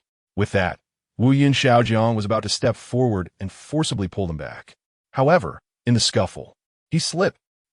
Chapter 115, My Unlucky Boy Wow. Julian was almost driven mad by Xiaojiang's reckless behavior. Originally, she used her mind-reading ability to learn what Wu Yun Xiaojiang was thinking, planning to stop him from arguing with the young people. However, Wu Yun Xiaojiang was so focused on those young people that he completely ignored Julian. Now, it was good. He didn't fall, but he did. Julian, what are you standing there for? Save me. In the water, Wu Yun Xiaojiang was thrashing about, but he was still being swept away by the waves. The current was rushing down, and even though Xiaojiang was struggling desperately, he was carried downstream by the water. At this point, the young people were panicking. Could it really drop someone? They were both scared and searching for tools to rescue him. However, the current was too turbulent, and before they could find a way, Wu Yun Xiao Jiang was swept downstream by the waterfall, disappearing from sight. Even more surprising to them was that Julian, as Wu Yun Xiao Jiang's official girlfriend, was surprisingly calm. "Fairy, are you deliberately trying to murder your husband?" The group huddled together, as they suddenly realized that if Julian was determined to kill Wu Yun Xiao Jiang, it must be for the enormous wealth of the Wu family, and surely she wouldn't leave a witness behind. Dying from a fall into a waterfall was indeed a flawless excuse. While they were contemplating various possible ways to die, Julian rolled her eyes and said, "What are you thinking?" before turning around and jumping into the waterfall, swimming downstream with the current. The group was stunned. Did we misunderstand her? They leaned forward and saw Julian swimming like a nimble little fish in the waterfall, freely gliding through the water. This woman was indeed extraordinary. Did you think she was going to save him, or take the opportunity to smash Wu Yun against the rocks and kill him completely? Was it necessary? The others shrugged. With Wu Yun's fighting ability, he would be done in a few minutes anyway. After 5 minutes of talking, everyone concluded Julian was a good girl. Even Wu Yun was too much. He never let Teacher Zhu have peace, sigh. On the other side, Wu Yun Xiao Jiang was gulping down water. He felt like he was going to drown or burst. If he had known, he would have listened to Julian and not meddled. Was he going to die again this time? Why again? Why did I have to talk? Gurgle, gurgle, gurgle. Then, Wu Yun Xiao Jiang watched helplessly as he sank. At that moment, Julian was searching in the water. However, relying solely on her fairy powers was far from enough. Although she could hear sounds from far away and see clearly underwater, determining Wu Yun Xiao Jiang's current position required a lot of physics knowledge. Julian wasn't in a hurry, because she knew that with her current abilities, even if Xiao Jiang had breathed his last, she could still save him. Right now, she was praying that Wu Yun Xiao Jiang wouldn't hit a rock and get smashed or be eaten by fish. Without a body, even if the soul could return, what good would it do? Thinking of this, Julian quickened her pace. She was afraid that if she didn't hurry, Wu Yun Xiao Jiang would be eaten by fish. Fortunately, with her keen hearing, Julian could sense that there were no big fish nearby. The young people upstream were running down to help Julian, but they couldn't see anything. The water was too deep, and there were bushes everywhere. If they went further down, they would reach the primeval forest. They couldn't help at all and could only watch. It was too dangerous, and it was about to get dark. Why don't we start a fire here and wait for them? We could also warm ourselves. One young man suggested. The others agreed. Good idea. Meanwhile, an anxious Julian was already very tired, but she knew that as a fairy, she wouldn't be in any life-threatening danger. With her strong willpower, she kept searching and finally found Wu Yun Xiao Jiang stuck between two rocks. In an instant, this weak girl swam over frantically, and at that moment, the water level had dropped significantly. Julian sighed, "My poor baby, you really are in a terrible situation. Just wait. I'll get you out." Julian used all her strength, initially thinking that the big rocks had been sealed for 1,000 years and would be hard to move. Unexpectedly, with just a slight push, the two large rocks were moved aside, and Xiao Jiang's limp body floated out, looking unconscious. "Xiao Jiang, Xiao Jiang." Julian called his name while using her slender arms to lift his body and swim toward the shore. The shore was covered with bushes, damp and muddy. But Julian couldn't care less. She found a flat spot, laid Wu Yun Xiao Jiang down, and started to compress his abdomen, then gave him artificial respiration. At this point, the young people upstream also noticed the two of them and cautiously walked over through the muddy ground. "Fairy Zhu, how is Wu Yun?" Looking at Wu Yun Xiao Jiang's pale face, the expressions of the young people were not very optimistic. "Fairy, you have such good conditions. If you can't save Wu Yun, don't be too sad. You can definitely find someone better." "Shut up." The usually optimistic Julian seemed genuinely angry this time. The young men realized they had gone too far with their jokes and immediately fell silent. Julian pressed harder on Wu Yun Xiao Jiang's chest, continuing with artificial respiration. When she got tired, she anxiously said, wake up, you silly fool." Seeing this scene, the young men were moved. They hadn't expected Julian's feelings for Wu Yun Xiao Jiang to be real. She wasn't after the Wu family's money. Oh, true love, so easy to crumble. Julian had no time to care about this and didn't notice their expressions. All her energy was focused on Wu Yun Xiaojiang. She leaned over his chest and listened carefully, as if she could hear a faint heartbeat. However, he didn't seem to be breathing. No way. He should have woken up by now.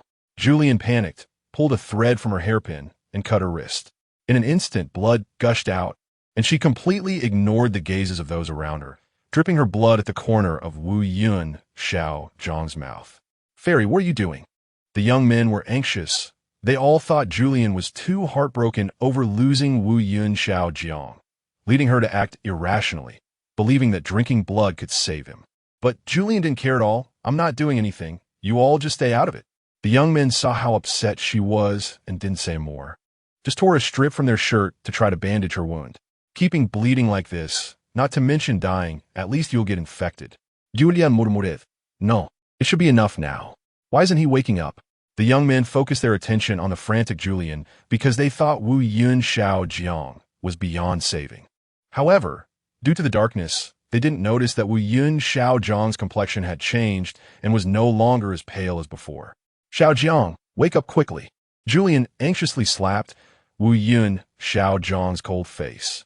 Wake up, wake up. Don't pretend to be asleep, or I'll scold you." They tried to stop her. "Fairy Zhu, don't do this. It's already beyond saving. Please accept it." In their view, Wu Yun Xiaojiang, someone with almost zero survival skills, had been drifting the waterfall for half an hour and was already dead.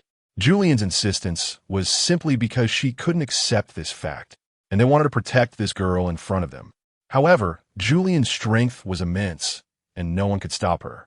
Julian leaned closer to Wu Yun Xiaojiang's heart and continued to listen. "No, he is not dead. Get up." Suddenly, Julian stood up in front of everyone and stomped hard on Wu Yun Xiaojiang's abdomen. In an instant, a huge jet of water shot out from Wu Yun Xiaojiang's mouth like a fountain, followed by a fit of dry heaving. "Ugh, Julian, you really don't treat me like a boyfriend. Cough, cough, cough." Everyone was stunned. He's not dead? Am I hallucinating? What kind of resurrection technique is this? I'm pretty sure Wu Yun just died. How could he come back to life with a face as pale as lime? It could just be ordinary drowning because a person's breathing can stop during drowning, so the lungs might not take in too much water. That's why in some rural areas, there's a custom of waiting 7 days before burying the dead because they might be in a state of false death, especially those who drowned, as they can easily come back to life. But it shouldn't be like this, right? The current Wu Yun is clearly a different person from just now. Yes, Wu Yun Xiaojiang's vitality and the color of his skin do not resemble someone who has just been pulled out of the water. Julian breathed a sigh of relief. "Babe, you scare me to death. I almost thought you were gone." Wu Yun Xiaojiang shrugged. "Didn't Ti survive? It's all your fault. Do you know how long you left me in the water? Why didn't you save me sooner?" Chapter 116. Why are you so careless? Aren't you fine? Julian shrugged, looking completely unconcerned. Wu Yun Xiaojiang was furious when she saw her like this. "Juju, you really don't care about me at all?" Wu Yun Xiaojiang began to act like a spoiled girlfriend after I fell.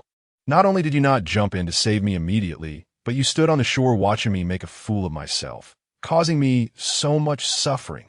I'm not talking to you anymore." Seeing Wu Yun Xiaojiang's unreasonable tantrum, Julian felt quite upset, although she hadn't jumped in to save her right away. She knew that Xiaojiang would be fine, and she was actually thinking about how to rescue her, not just standing by. Now, however, Julian was exhausted and had no strength to argue with Wu Yun Xiaojiang. She just wanted to rest. But Wu Yun Xiaojiang was the complete opposite. She looked vibrant and seemed to have endless energy, not at all like someone who had just nearly drowned. A few young men nearby were dumbfounded. They were dissatisfied with Wu Yun Xiaojiang's unreasonable behavior and stood up to speak for Julian. "Wu, aren't you fine now? Our fairy Zhu didn't just stand by and watch you. We all saw how worried she was when you fainted." "Yeah, Wu, you can't repay kindness with ingratitude. You're a grown man. It's one thing to fall into the water carelessly, but expecting a frail girl to save you is pushing it. Now that the girl has saved you and you barely escaped with your life, you're blaming her? Is it how a man should act? Wu has always been quite effeminate. Didn't you know?" Wu Yun Xiaojiang. Who said that? He suddenly shifted from his previous shy demeanor to a cold one. as if he had transformed from Wu Yun Xiaojiang into Nuhila Xiaojiang. Everyone was scared and retreated. What are you doing? What do you think I'm doing? Wu Yun Xiaojiang advanced threateningly, looking fierce, as if he wanted to hit someone. Who just called me effeminate? I hate being called that more than anything. The others looked at a thin young man, who sighed in resignation, closed his eyes as if facing death. It was me who said it. Do whatever you want. Wu Yun Xiaojiang sneered. I won't kill you, but I'm going to hit you. Julian saw the situation was getting out of hand and quickly stepped forward to mediate. Xiaojiang, that's enough. Don't hit people. They're just kids. It's normal for them to talk nonsense. Don't take it to heart. However, Wu Yun Xiaojiang was already rebellious. Julian's words only made him act more stubbornly than ever. He moved forward, raised his fist near the young man with closed eyes. And the onlookers were too scared to look, intimidated by Wu Yun Xiaojiang's momentum. Suddenly, Wu Yun Xiaojiang's fist landed heavily on the young man's shoulder. And everyone heard a thud. They thought it was over. Surely he must have broken a bone. Ouch, that hurts. It might be broken. Hearing the unusual sound, everyone finally reacted and reluctantly opened their eyes, just in time to see Wu Yun Xiaojiang jumping up and down, while Julian was comforting him. Baby, I told you not to hit people, but you wouldn't listen.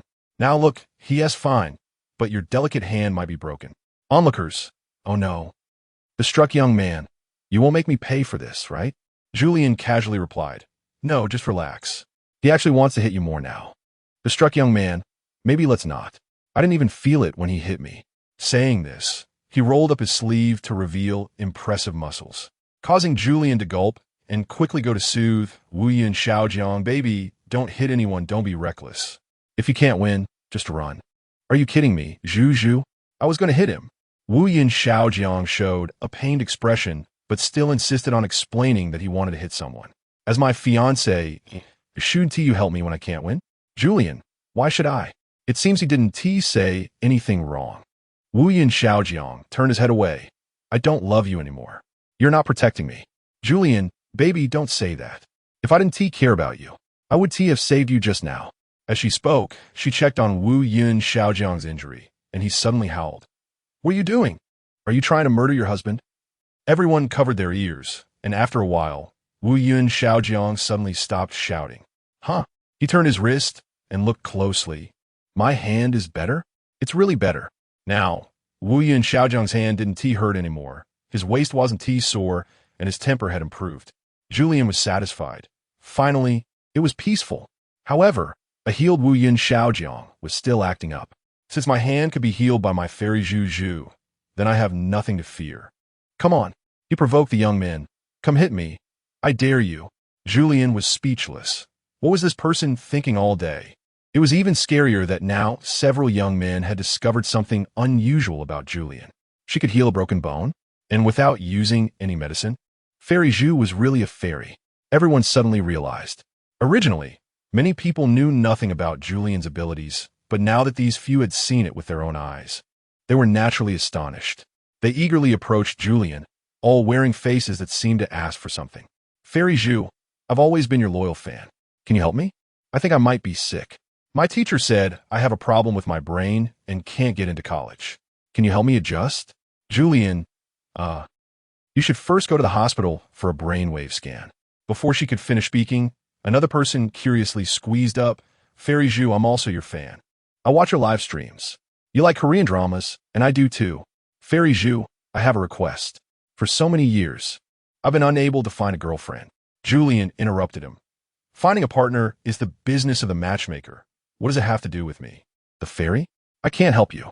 No, listen to me. The boy looked a bit anxious, saying hurriedly, not finding a partner is my own problem. An old Chinese doctor checked my pulse and said I have infertility. You understand what I mean, right? Please, Fairy Zhu, help me.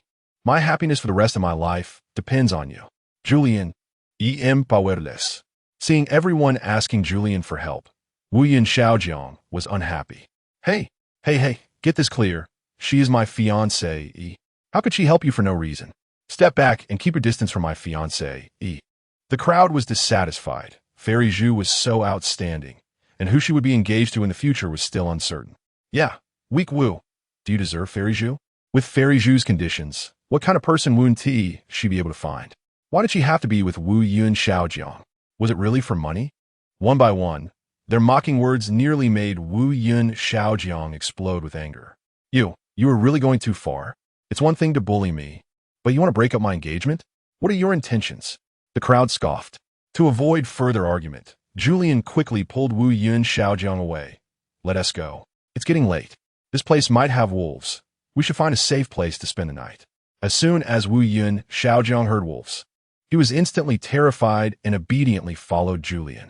On the way, he continued to complain, Zhu, you should have helped me. I can't win against them. But you definitely can. Julian helplessly said, why fight? They didn't say anything outrageous. As a fairy, the ancient rules told her to have a scale in her heart and learn to weigh right and wrong.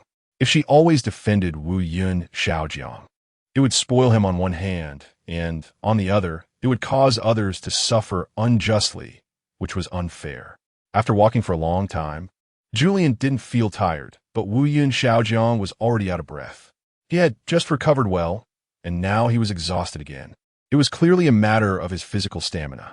Finally, after listening to Wu Yun Xiaojiang's complaints, Julian pretended to be deaf, and they finally reached the dirt pit where they had stayed before. There were some water stains, indicating it had rained during the day. No way, we can't stay here. Let's find another place, Wu Yun Xiaojiang complained. Julian initially wanted to change some hay, but Wu Yun Xiaojiang refused no matter what, so she had to give up. However, finding another place to stay was not an easy task. In this vast grassland, there weren't many places to shelter from the wind and rain, and among those people, some had tents, with many already inside. The young men joked with Wu Yun Xiaojiang. Wu Yun, let your fairy girlfriend stay with me for a night, and I'll lend you the tent. Get lost. Wu Yun Xiaojiang was very angry. He wished he could set fire to their tent immediately.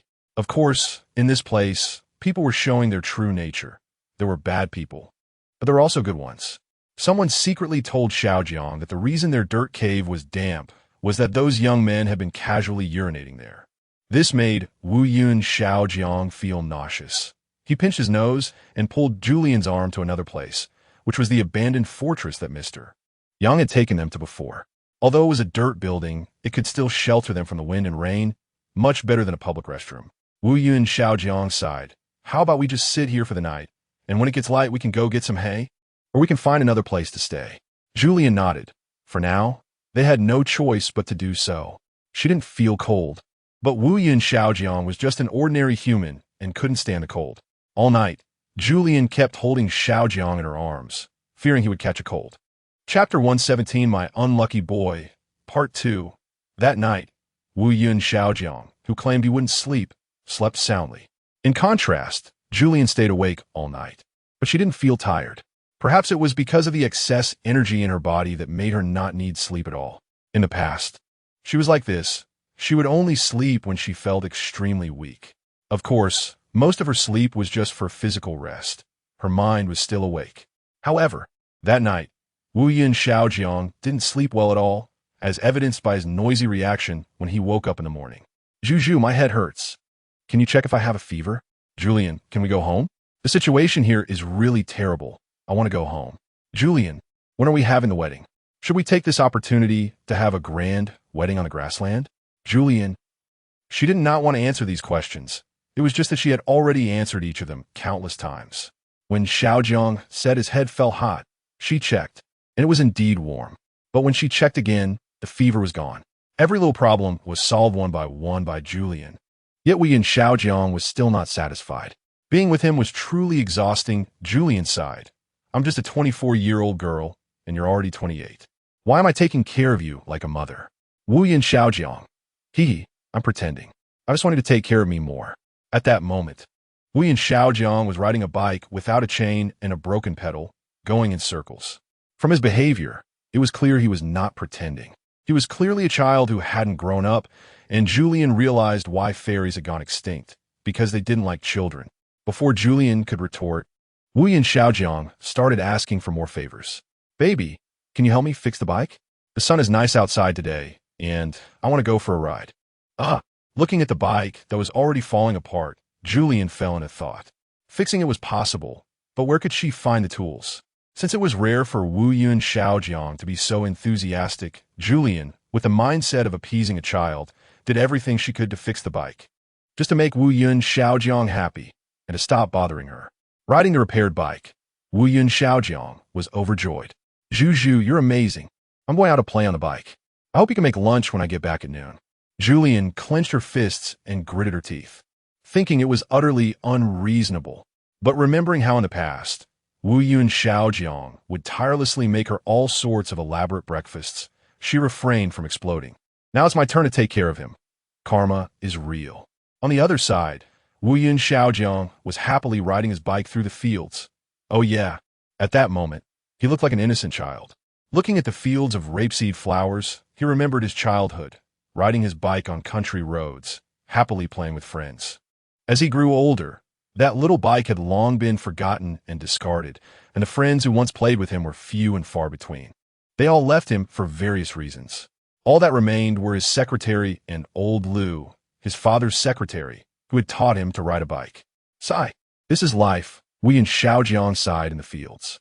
Life is about leaving one place for another, leaving some old people to meet new ones. He murmured to himself. Yet at that moment, he felt incredibly optimistic. I've already lived a third of my life. I wonder what will happen in the future. He suddenly thought, do fairies have endless lifespans? What would happen to Julian after he was gone? Would Julian find a new man? Would she fall in love with someone else and forget about him? Thinking of this, Wu Yun Xiaojiang's mood suddenly plummeted, sinking into sadness. Suddenly, he slipped and lost his balance, falling straight down. Ouch! With a cry of agony, the bike fell over, and a swarm of wild bees and butterflies took off in response. That one scream even scared away a rabbit hiding in the grass. It hurts. Julian, come save me. When something happened, Wu Yun Xiaojiang's first thought was of Julian, not just because she was the only person he was familiar with on this planet, but also because she was his girlfriend and an omnipotent fairy. In Wu Yun Xiaojiang's eyes, Julian could handle everything. However, at that moment, she was not by his side. Wu Yun Xiaojiang took out his phone, but there was no signal. Looking back, it was because the war had destroyed the base stations he had built here long ago. Damn, what to do, Julian? My leg is hurt. Come save me quickly. While Wu Yun Xiaojiang was crying loudly, Julian inside the watchtower had already covered her ears. Hearing the cries, I heard it. It's so annoying. She was chopping vegetables when she suddenly heard the distant wails, and without needing to think, she knew it was Wu Yun Xiaojiang. The old cutting board and knife were already frustrating enough, and now Wu Yun Xiaojiang was adding to her worries. She had no choice. If she didn't go immediately, Wu Yun Xiaojiang would keep howling. Others might not hear him, but Julian's keen ears certainly would. She had no choice but to follow the sound to find Xiaojiang. Let me see. Who's the little unlucky one? Upon seeing Wu Yun Xiaojiang, Julian didn't immediately go to tend to his injuries, but made a timely joke. To be honest, since coming here, Wu Yun Xiaojiang had been getting little injuries every few days, and even Julian began to suspect if this place was just incompatible with him. You're laughing at me again. Wu Yun Xiaojiang looked at Julian with a mournful expression. I'm in so much pain. Can't you comfort me? Come help me heal. Seeing Wu Yun Xiaojiang so anxious and in pain, Julian felt nervous too. She knew that while she could save him, the pain he was enduring was beyond her imagination. Don't worry, you can get a fracture just from riding a bike. There's really no one like you. Julian glanced at Wu Yun Xiaojiang's ankle, gave a firm slap, and teased, see, it's nothing serious. My orthopedic expert tells me you're not fractured at all, just a minor sprain. Huh? Wu Yun Xiaojiang didn't believe her, but it hurts so much. It must be a fracture. Rub it for me. Ugh, stand up. If you don't get up, I'm leaving. Julian directly pushed Wu Yun Xiaojiang's bike away. Wu Yun Xiaojiang had no choice but to stand up, limping after her. Hey, give me my bike back. Julian turned back and said, see, it's not fractured, right? Wu Yun Xiaojiang looked down and replied, unhappily, a sprain is still an injury. It still hurts. So you should ride me back. Julian, I'll run you over. But despite being angry, seeing Wu Yun Xiaojiang's adorable face, Julian still agreed to take him home. Sitting on the back seat, Wu Yun Xiaojiang wrapped his arms around Julian's waist, looking like a little fangirl. Baby, look. I'm smiling while riding in your bike. I'm not crying in a BMW. Julian, okay, when we get home, I'll sit in the back of your Rolls Royce and make you cry. Wu Yun Xiaojiang. Speechless, you really have no romantic sense. Bad juju, I'll hit you. Saying this, Wu Yun Xiaojiang really did clench his little fist and started punching Julian's back. Julian had no choice but to speed up her cycling, hoping this would all end soon. However, it was just an old bike, and she couldn't expect too much from it. Originally, when a person rides a bike, the speed is comparable to that of a baby stroller. Now, with an extra person, it's almost as slow as a snail. Julian said, "Why don't you ride while I walk?" She felt that walking was faster than riding with two people. Wu Yun Xiaojiang, however, pouted, "No, I don't want to. I want you to ride and take me back. Aren't you strong? You just don't want to take me back, right?" I refuse to get down. Julian. She wondered if Xiaojiang was suffering from altitude sickness or something. Having changed planets, he suddenly had a princess-like temper. Julian suspected he had a condition, the so-called princess disease. There was nothing she could do, so Julian continued to ride. She thought to herself, if only she had the skill to fly at that moment. Then she could soar through the clouds and escape from this clingy guy. Just as she thought this, Julian suddenly felt her body becoming light, as if she was about to fly the next second. Am I dreaming? Why does it feel like whatever I think of comes true? Julian gently let go of the bike handle, wanted to try this feeling again. Sure enough, with the intention of flying, Julian really began to float slowly into the air. She didn't notice that Wu Yun Xiaojiang, sitting on the backseat of the bike, was in trouble. The bike, without anyone controlling it, shot straight into a ditch. Wu Yun Xiaojiang, completely unprepared, fell straight down. "Ah, Juju, how did you fly up?" At this moment, Wu Yun Xiaojiang finally noticed that Julian, who was still riding the bike, had risen into the sky. He was about to fall into the ditch and couldn't help but look up at the sky. The outcome was predictable. Wu Yun Xiaojiang fell hard again. Ow! Another heart-wrenching scream echoed through the air as Wu Yun Xiaojiang ended up buried in the grass, fainting. Only then did Julian remember that she seemed to have forgotten something. It turned out she had forgotten to ride the bike. "Sorry, little darling. Big sister is coming to save you." Saying this, Julian lowered her body, dove into the grass, and flew to Xiaojiang's side before stopping. Puff! Because she didn't control her direction well, Julian also fell down awkwardly. Chapter 118. Rocks and cracks, why can't you be more careful? The two of them blamed each other, especially when Wu Yun Xiaojiang woke up and complained to Julian. "How could you ride the bike like that? How did it take off while I was still on it?"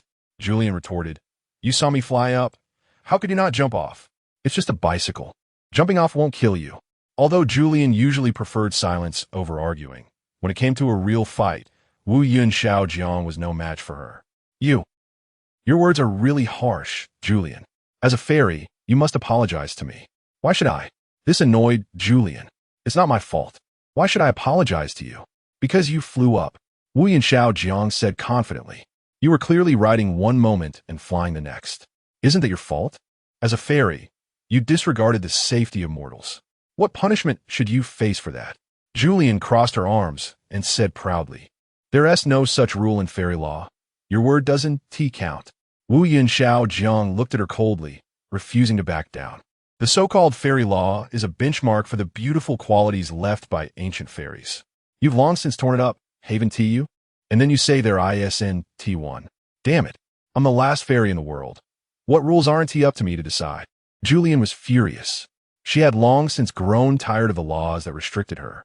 Fortunately, a fairy research organization had recently announced that Julian was indeed the last fairy in the universe. So in the fairy community, which was just Julian herself, she was the boss, and the rules could be changed at will. Wu Yun Xiaojiang countered, "You're just being unreasonable." Julian shrugged. "Say what you want. Anyway, I'm not responsible for this. As one of the most influential people in the world and the chairman of a large company, you should possess the ability to adapt to situations, especially for something as trivial as jumping off a bike." She added, "Earlier, you twisted your ankle while riding and cried like a baby. That's not how a chairman should act. What if that scene got published in the newspaper? What would people think of you?" Wu Yun Xiaojiang paused for a moment. "Are you threatening me?" "No, what are you talking about? How could a little fairy like me dare to threaten the great Wu Yun chairman? I wonder if anyone else would believe that," Julian said to herself, shaking her head as if in exasperation. Wu Yun Xiao Jiang was incredulous. Is that another form of a threat? Fine, I give up. Just let this go. Hurry up and pull me out. He extended his hands. Looking at Wu Yun Xiao Jiang's feet stuck in the mud, Julian couldn't help but chuckle. Suddenly, Julian seemed to hear something. Quick, hurry up, get on. As she dragged Wu Yun Xiao Jiang, she urged, but he still wanted to act cute. No, I want you to carry me back, and you should also carry the bike. Julian scolded, stop talking nonsense. Let us go, preferably run. After pulling Xiao Jiang out, Julian instinctively ran ahead, but he was still lagging behind. She had no choice but to turn back and pull him. Hurry up. What are you waiting for? Wu Yun Xiao Jiang didn't understand why Julian suddenly seemed so anxious, but from her expression, he could tell that her worry was justified. So, he didn't ask further and just followed her as they ran. Behind the ditch where he had fallen was a huge mountain. There were many mountains in the area, and Julian had become tense after hearing the rumbling sounds from within the mountains. She faintly sensed that something bad was about to happen. Sure enough, 5 minutes later, a thunderous roar echoed through the sky. A massive boulder rolled down from the mountain peak, crashing towards the ground.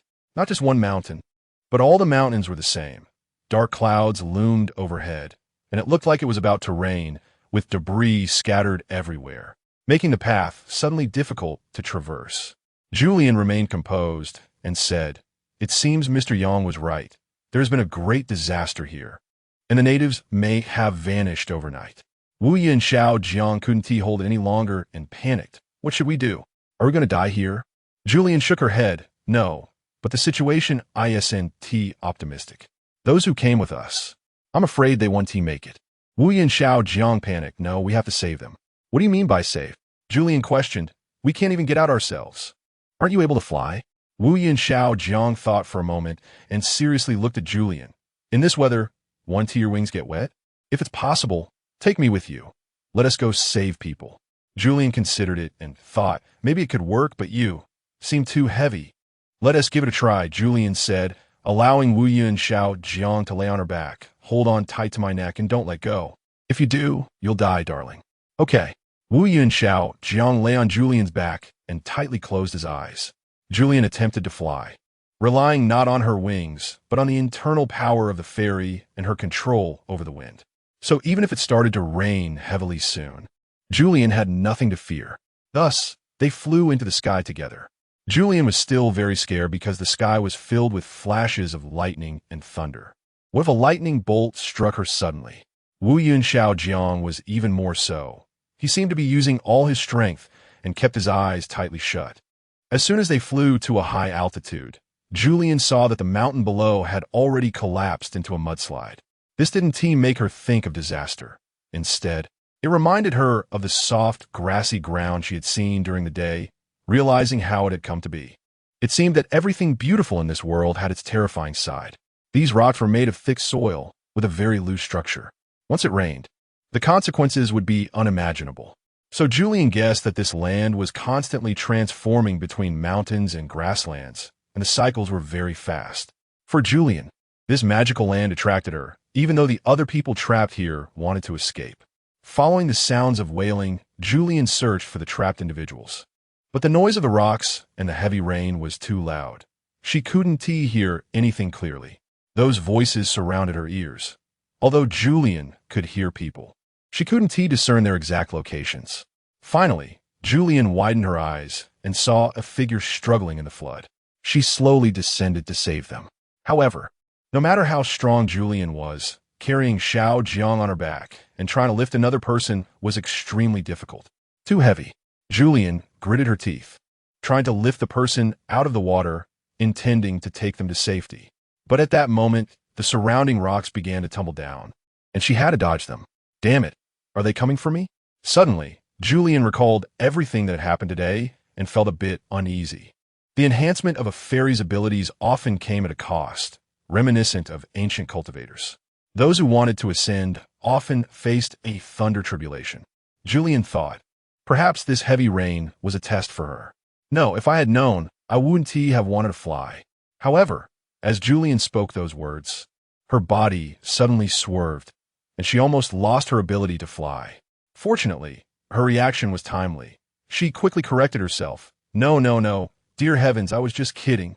I want to fly. So please test me to your heart's content. But just then, in a flash, the young master Wu Yun behind her lost his grip and fell with a scream. Julie, save me. I don't want to die. He saw a momentary daze in Julian's eyes, as if she didn't want to give up on the person she was trying to save. Torn between the two, Julian ultimately gritted her teeth and let go, diving down to save Wu Yun. However, at that moment, a massive boulder suddenly rolled down almost directly onto Wu Yun. Julian's speed was incredible because she knew that if Wu Yun was smashed into a pulp, he would truly be gone. Even so, Julian still couldn't catch up. She chased desperately and ultimately only managed to kick Wu Yun with her toes, causing him to dodge the boulder's attack. But the boulder landed nearby, sending a shower of rocks flying, which struck Wu Yun and scared him into closing his eyes tightly. Young master, Julian rushed into the muddy water at her fastest speed, using her body to shield Wu Yun, but it was clear that she couldn't escape the attack of the flying debris either. The pain all over her body told her that this was a disaster aimed at her. Crossing tribulations, this was the price of learning to ascend. Wu Yun above had already fainted from the impact of the rocks. Julian didn't have time to think about that. She first found a relatively safe place to lay Wu Yun down before turning to save others. But at this moment, there were no signs of anyone else. Not just people. Even the sheep were floating on the surface of the flood. Is anyone there? Julian didn't want to let Wu Yun leave her sight, so she could only shout, Is anyone there? I am Julian, here to save you. Stop shouting. At that moment, the flood was gradually receding, and an old goat appeared in front of Julian. There won't be anyone. This disaster will not spare any ordinary person. Then what about animals? Seeing the old goat, Julian was quite surprised. Let's see your cultivation. The old goat said indifferently, as if it had seen enough of such things over its long life. Julian turned to look at Wu Yun. He was also an ordinary person. Would he be able to survive? Chapter 119, Why Didn't You Save Me Sooner? The old sheep stroked its beard, seemingly deep in thought. This left Julian stunned. How could a hoof be as nimble as a human hand? However, the old sheep was unfazed, believing that Julian was of noble status, and thus, even if Wu Yun Xiao Jiang had no luck under Julian's protection, there would be no life-threatening danger. Give it a try, the old sheep said lightly. Other animals had encountered trouble, but why were you unharmed? Julian looked at the drifting animals, curious. This old sheep, though a bit muddy, was mostly dry. A flicker of dazedness passed through the old sheep's eyes, as if it intentionally concealed something from Julianne. Oh no, I just happened to be lucky and didn't get caught in the rain. Julianne leaned in closer, her gaze sharp. Suddenly, she said, You're lying? This terrified the old sheep. What? What are you saying? You humans are so annoying. I have no idea what you're talking about. Julianne let out a cold laugh. She hadn't even spoken yet, and the old sheep was already so flustered. It had no idea that Julianne could read minds. No matter how many lies it told, she could see through them. Suddenly, Julianne's eyes shone with eerie light, frightening the old sheep to the point of losing its composure. In that instant, Julian saw everything. This old sheep was not really a sheep. You were a human. Julianne found it unbelievable. No wonder the sheep here could talk. She pierced through the old sheep's thoughts and found fragments of its memories from when it was human. You were transformed from a human. The old sheep initially refused to admit it, arguing, Do you think this is a magical world? Can a person be turned into a sheep? Julianne retorted, If sheep can speak human language, isn't that already magical? Isn't all of this strange enough? Quick, tell me what has happened here, and make sure not to lie to me, because I can see through your thoughts and uncover all lies. This statement frightened the old sheep greatly. Then you are the magic among magics. However, it soon compromised, quieting down to tell Julianne about the changes that had taken place in the northern hemisphere of this planet. Girl, I don't know who you are, but I know you're powerful. If you can save this planet, please help us. Julianne was puzzled. If there are no flash floods, wouldn't that be good? What needs saving? The old sheep sighed. It's a long story. Perhaps you've already noticed that the animals here can all talk. This is not a great blessing, but a blatant curse. Julian didn't understand. Isn't it a good thing that animals can talk? This way, humans and animals can communicate without barriers. The old sheep's expression was sorrowful. It's too late. It was too late when we learned all of this. It happened before this month, perhaps shortly after you left. This place is filled with your traces. You helped the rebels, and at that time, they were about to win. But the outcome of history cannot be reversed. This war should not have been won by them. So they lost. The natives carried out a brutal massacre against them, wanting to crush the seed of new ideas in its cradle, ensuring that no one would ever have thoughts of betraying the Pope. The natives pressed on, leaving no survivors among the rebels. I certainly know this is inhumane. These people will ultimately face divine retribution. So, when the Pope led the natives to slaughter the rebels, disaster struck, a torrential rain like never before. You see, this place, despite having mountains, has very loose soil. Even if it's covered with grass, once the torrential rain comes, the soil will be washed away and everything will vanish overnight. Wait. Julianne realized that the old sheep was not lying, but she sensed something was off. You just said that the Pope killed all the rebels? The old sheep nodded. Yes. Not a single one was spared.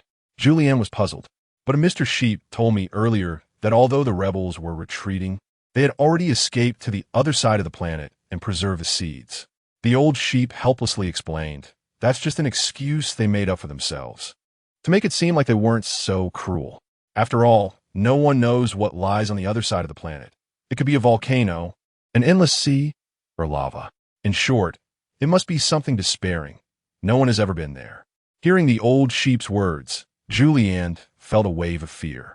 The previous Mr. Sheep wanted to send her to the other side of the planet. She couldn't fathom his intentions. The old sheep continued, so even if the Pope won, the outcome wouldn't be good. The flash floods caused significant losses to his army. Having offended the gods, the Pope and his followers were turned into livestock by God. Cows, sheep, zebras, deer, camels, and so on. Forced to do hard labor to atone for their sins and cleanse their evil souls. This is hell on earth. Upon hearing this, Julianne suddenly understood. You're a follower of the Pope, so you were turned into a sheep? The old sheep continued, stroking its beard. Not only that, I am closer to the Pope than you imagine. At that moment, a thought suddenly struck Julianne, and she was horrified. You're the Pope? Looking at the aged sheep, its eyes filled with the weight of time and stories, Julianne realized that it, too, had become a sheep. God had spared no one. The old sheep sighed. So, this war had no winners at all. Before your arrival, there were no living people on this planet. Only us animals remain, eating dry grass each day. To live a little better, we have to transport things. No one helps us. Transforming from a human into a sheep is truly difficult to adapt to. Do you know how long it took me to learn to use this hoof? 3 whole months. Speaking of this, the old sheep showed a hint of helplessness, not knowing when all this would end. But I know I've gotten used to being a sheep. If I were to become human again, I would be uncomfortable. Regarding this matter, Julianne expressed sympathy, but she firmly condemned the mistakes the Pope had made. You are not innocent. You slaughtered the people. All of this is well-deserved. You cult leader. The old sheep shook its head. Young lady, don't take everything at face value. The truth is far more complicated than what you've heard. The Pope ruled this planet by God's will. Before science emerged, everyone in the world followed religion. We were the authority. I was the Pope, the most holy and untouchable messenger of God on this planet. It was such a glorious time. But one day, the rebels appeared. They were dissatisfied with our religious rule and opposed us, even wanting to wage war. If it weren't for them, the common people would still be very satisfied with me. It was this group of rebels that instigated everything. Julian scoffed at the old sheep's explanation. That's all your imagination. You plundered from the people, and they were long dissatisfied with you. The rebels came from the common folk. The old sheep nodded. Young girl, what you say is true, but the truth is much more than that. Once the rebel leader came, he demanded that I hand over power to them to rule the world. Tell me, isn't that also a desire for power? Can they guarantee that the world under their rule will be better? They cannot. To test their capabilities, we accepted the war. If they could win, it would prove they had the skills to govern, and I would feel at ease handing the world over to them. We all know the outcome. They did not win. However, many things happened during this process. We suspect the intentions of the rebels. Their emergence disrupts the order of society. So we chose to kill the rebel leader, causing the rebels to scatter. However, what we didn't expect was that as soon as the leader died, another would immediately take their place, appearing like flies, endlessly. After we killed one rebel leader after another, war broke out on a full scale. Their seeds were everywhere in the world, spreading like sparks igniting a prairie fire. Julian expressed that the old sheep simply didn't understand this. It's called a spark that can start a prairie fire, representing a great faith, opposing you old landlords and decaying nobles. The old sheep did not deny that the past is past, and these things are no longer important. What matters is that we have also become sheep. So, once war begins, it is destined that there will be no winners, nor will there be. At this point, the heavy rain had mostly stopped, and the mountain flood was not so fierce anymore. Suddenly, Julian heard a whimpering sound coming from behind and realized that Wu Yun Xiaojiang was still lying on a large rock. "Juju, why haven't you come to save me yet?" Xiaojiang said, eyes closed and in a daze. Julian ran over to stroke his forehead. "Good. I'm here now, aren't I? Don't worry, darling, you're fine." However, Xiaojiang's voice was somewhat whimpering as he complained to Julian. "Why did it take you so long to come? Why didn't you come to save me earlier?" Julian comforted him. "Well, I had to walk, didn't I? I fly slowly when it rains and can't see the road clearly. Baby, I can assure you, you'll be fine, and I will always be by your side from now on." At that moment, Wu Yun Xiaojiang suddenly opened his eyes. "That's more like it. Don't always think that because you have the power to bring me back to life, you can leave me aside and ignore me. One day you will lose me." Faced with such a delicate and precious flower-like patient, Julian had no anger at all. She smiled gently. "You're right. From now on I will listen to you, protect you well, and come to save you at the first opportunity." Wu Yun Xiaojiang was somewhat satisfied. That's more like it. Chapter 120. Across the cliff, the two reconciled, and even the old sheep felt happy for them. Who is this? Could it be another Mr. Sheep? Wu Yun Xiaojiang looked at the old sheep, leisurely scratching itself with its hooves, feeling quite puzzled. Julian introduced, "This is the Pope. Turn into a sheep. Say hello to him." Wu Yun Xiaojiang obediently said, "Oh, hello, Pope. I am Wu Yun Xiaojiang, a super rich person from Kepler 22b. Here's my business card. Feel free to call me if you need anything." After saying that, he pulled out a wet business card from his jacket pocket. Julian said, "I just asked you to greet him, not to introduce yourself." The old sheep sighed.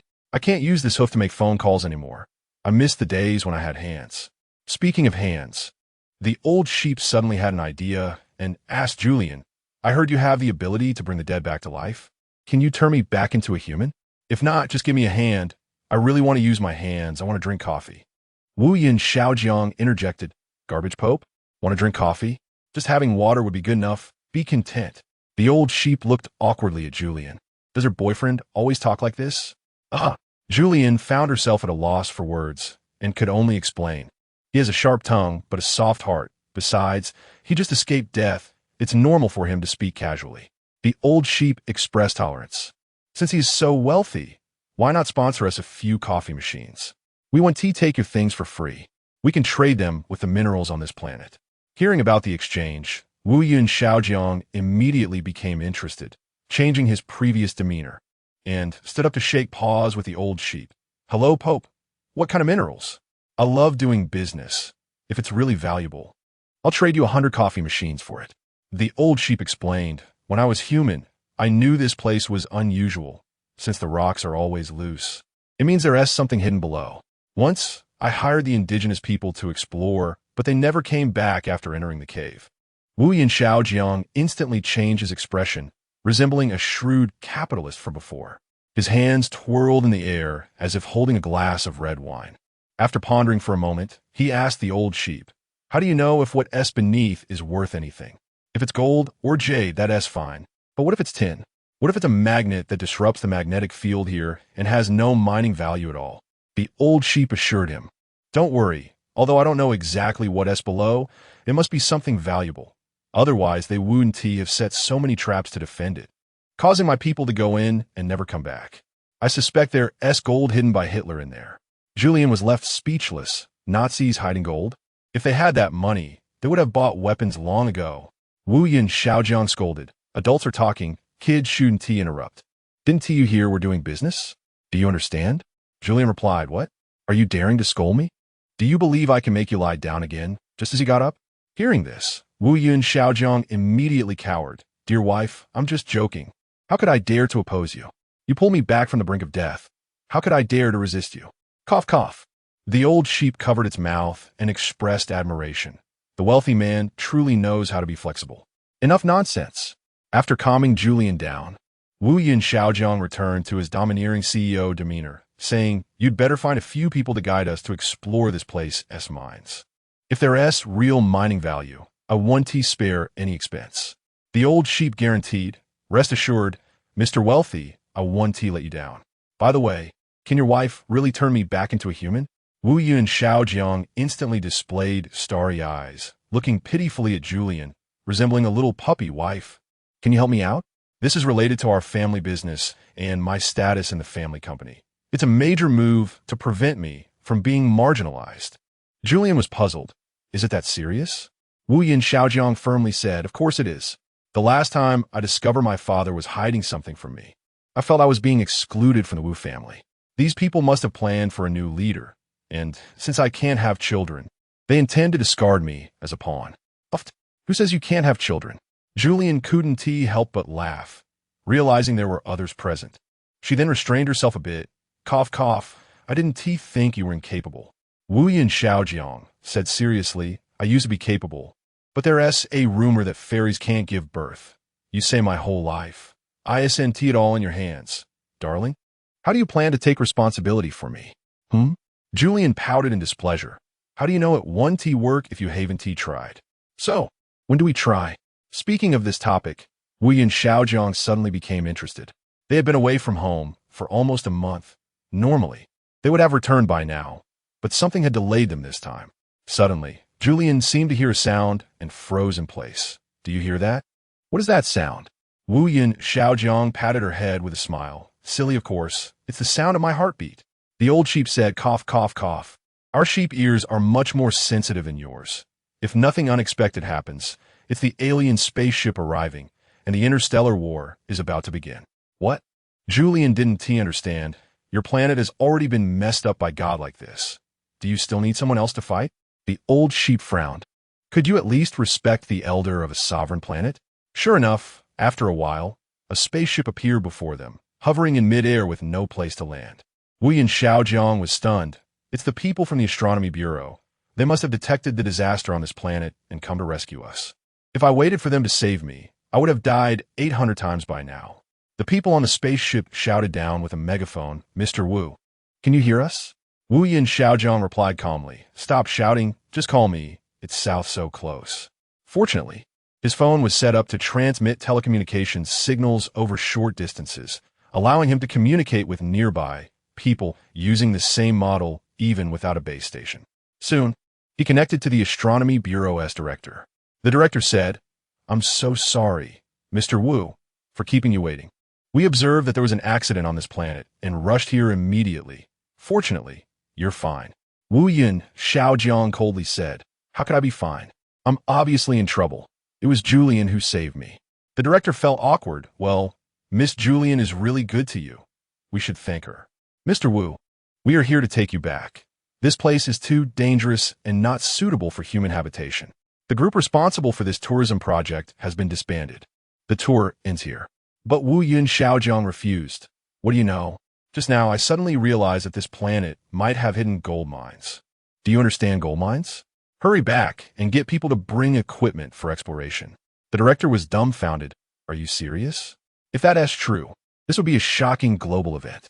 "Don't worry, Mr. Wu. I'll contact the back end right away and have them send a technical team to assist." Wu Yin Xiaojiang satisfactorily hung up the phone.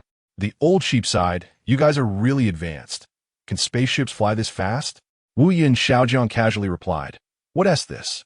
Technology is advancing. There will be even faster ones in the future."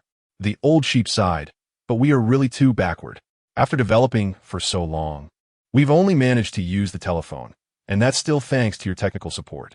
Sigh, if you hadn't come, we would still be riding horses here. Sigh, the war has destroyed everything. Now, the Pope has fallen from riding horses to being ridden himself. Although tourists don't like this old sheep, the Pope's dignity has been greatly challenged. The spaceship has left, leaving behind a long trail of sci-fi charm and roaring sounds." Julian asked, "Are you sure you want to stay here and continue mining?" The post-disaster recovery here is not yet done, and with your small build, it might be quite difficult for you to move. What she meant by difficult to move was literal. The mud underfoot was thick, and if you couldn't fly, walking would indeed be quite challenging. If you encountered a deeper pit, you might just fall into it. However, Wu Yin-Xiao Jiang not only ignored her advice, but also thought that Julian looked down on him. Just watch. Aren't you just good at a bit of magic? Does that mean ordinary people can't survive on this planet? The old sheep shook his head helplessly. If it were suitable for survival, then only cows and sheep would be left now. Wu Yin-Xiao Jiang, not believing in evil, rolled up his pants and stepped forward, struggling and looking quite comical. Julian slowly followed behind him, fearing that if something went wrong, Xiao Jiang would blame her for not being by his side immediately. Julian said, "Be careful. If you can't do it, there's no need to be stubborn. I can take you away at any time. You don't need to worry about it." Wu Yin-Xiao Jiang walked ahead defiantly. "I can walk by myself." However, at that moment, the flood had receded, and those who had suffered from the flood, silent people and animals, were exposed on the surface. Wu Yin-Xiao Jiang saw the bloated, pale corpses and screamed in fright. "Ah, what is that?" Julian sighed and stepped forward, wanting to forcibly carry him away. But startled, Wu Yin-Xiao Jiang slipped and suddenly slid down a slope in the muddy ground. What he thought was a slope turned out to have a fault line. Below was an unfathomable cliff. "Ah, Juju, I was wrong. Come save me quickly." Julian became tense. This little guy, why does he always seek trouble? Chapter 121. Snatched away by an eagle. If you want to know how amazing Julian is, just look at her flying speed. Not long after she learned to fly, Julian mastered the wind to an extraordinary level, especially excelling at diving.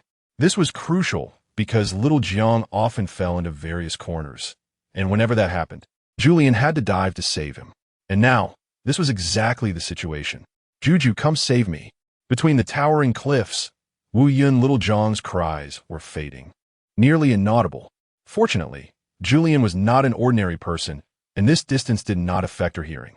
"Wait, I'm coming," Julian silently replied in her heart while speeding up.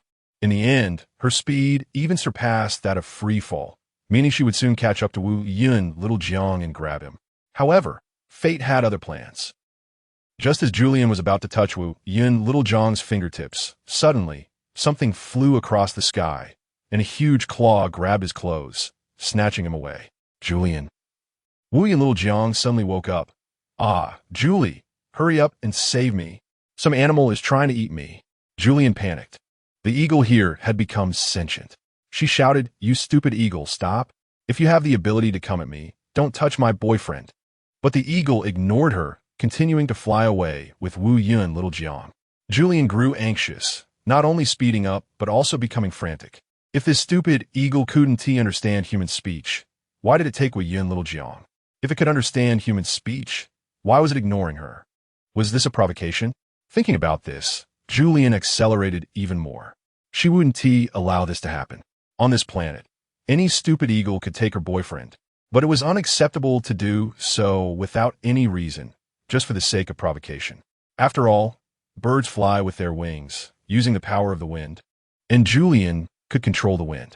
So not only did she catch up to that stupid eagle, but she also used the power within her to ensnare it in a whirlwind. The stupid eagle lost its balance and was about to fall. This was a threat to it, but for Wu Yun little Jiang, it was quite uncomfortable. He couldn't fly at all, and in the strong airflow, he swayed with the wind, unable to control himself, worried about falling. "Ah, Juju, don't do this. I'm about to fall. What are you afraid of?" Julian scolded with a look of exasperation. "If you fall, am I not going to save you?" Wu Yun little Jiang. Julian didn't have time to care about his little emotions and directly confronted the stupid eagle. "You eagle, why did you take my boyfriend?" The stupid eagle feigned ignorance. "I don't know what a boyfriend is. I only know this is your prey." "Julian, dare to eat my boyfriend? I'll teach you how to be an eagle."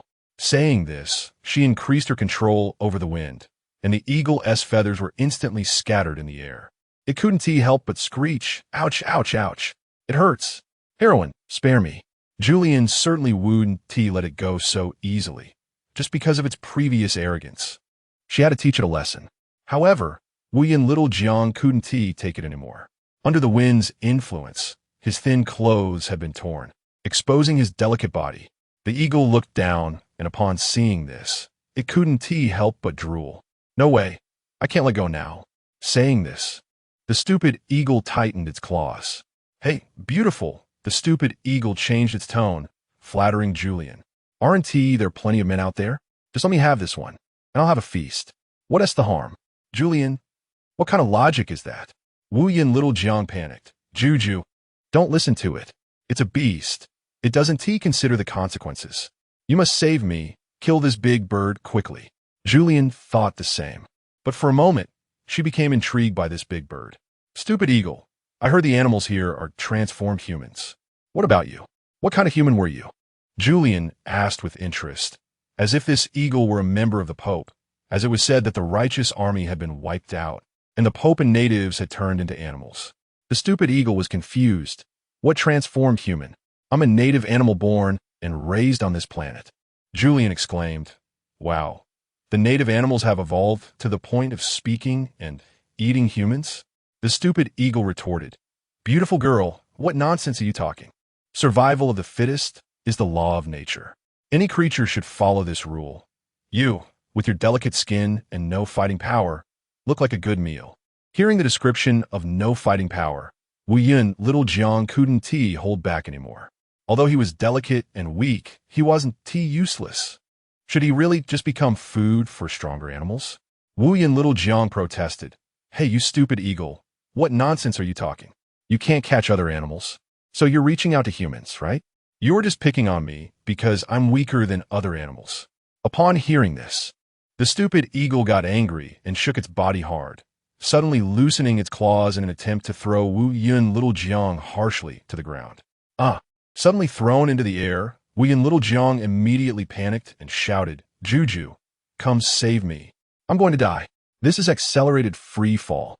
Damn it. Julian's heart tightened, and she didn't have time to tease the stupid eagle anymore. She dashed toward the ground to save Wu Yin Little Jiang, fearing that if she was even a moment slower, he would hit the ground and become a puddle of mush. Finally, just as Wu Yin Little Jiang was nearing the ground, Julian tightly caught him. Babe, you're really heavy. Having escaped death, Little Jiang cried out, Juju, you finally came? I was about to die. Julian extended her delicate hand to stroke his head. Don't be afraid. I'm here. Little did she know, due to the rapid descent, her small hand had become icy, nearly losing its warmth. The hungry, stupid eagle was unwilling to give up and flew down beside them, saying to Julian, I really don't understand the love between humans. Aren't we animals also food? Since you love him, why not eat him? The weak Wu Yin Little Jiang retorted, In your eyes, there's only food. We humans are high-level animals with superior intelligence, naturally developing things you find incredible. That's normal. Clearly, with Julian's protection, Wu Yin Little Jiang became emboldened. The stupid eagle was stupid because it didn't understand the meaning of the word beast, so it tilted its head, looking at Little Jiang in confusion. Little Jiang scoffed. Although he was proud, his trembling body betrayed him. He was still genuinely afraid of this big bird.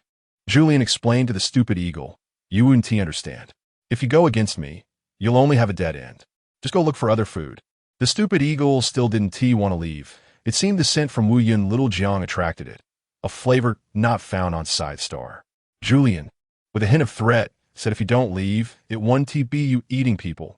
It'll be us, eating roasted eagle. Hearing this, the stupid eagle shuddered all over. Its feathers that had been blown by the strong wind fell off, clearly scared by Julian. Fine, I'll go. I'm leaving now. All right? The stupid eagle, seeing no other option, turned around and prepared to fly away. But how could Wu Yin Xiao Jiang let it go easily? Wu Yin Xiao Jiang couldn't bear the humiliation of almost being eaten getting out, so he threw stones at the silly eagle, trying to kill it. This action completely enraged the silly eagle, which stumbled and charged at Wu Yin Xiao Jiang. Fortunately, Julian was quick and immediately stood in front of Wu Yin Xiao Jiang. The silly eagle, in its frenzy, didn't care about Julian's identity or how powerful this woman was, and charged straight at her. The result was predictable. The eagle's sharp beak injured Julian's chest, blood gushing out. Although Julian was a fairy, she would still feel pain when injured. She tightly covered her chest, and the dripping blood fell into the dirt, merging into the soil. Suddenly, the soil seemed to regain life, sprouting some fresh green leaves. And the traveler buried in the mud suddenly revived, crawling out. Oh my God! The silly eagle was stunned. What was happening? Did I trigger some mechanism? Meanwhile, Julian, holding her chest, looked in great pain, and Wu Yun Xiao Jiang couldn't care about being scared anymore. He hurried over to help Julian cover her wound, asking if it hurt and what to do. Aren't fairies supposed to be immortal? Julie, tell me what to do. Julian bit her pale lips and weakly said no. Even so, Julian could still feel that the energy within her was weakening. She seemed to sense that the fresh blood contained powerful strength. So losing too much blood would deal a heavy blow to her own energy. Baby, don't be afraid. Wu Yin Xiao Jiang tried to carry Julian to the soft grass nearby that had recovered, thinking it might make her more comfortable. Your blood can save others. But can't you save yourself? Julian helplessly shook her head. I don't know either. This is the first time something like this has happened. Looking at Julian's pale little face, Wu Yun Xiao Jiang felt heartbroken. It was the first time he realized that Julian was not an invincible body after all. Let's go. As soon as the spaceship returns, we'll go home and find the best hospital. Xiao Jiang hugged Julian tightly, afraid of losing her. A tear squeezed out from the corner of Julian's eye, and she hazily asked Xiao Jiang, Aren't you supposed to be mining here? Xiao Jiang gently stroked her little head. Money is not as important as you.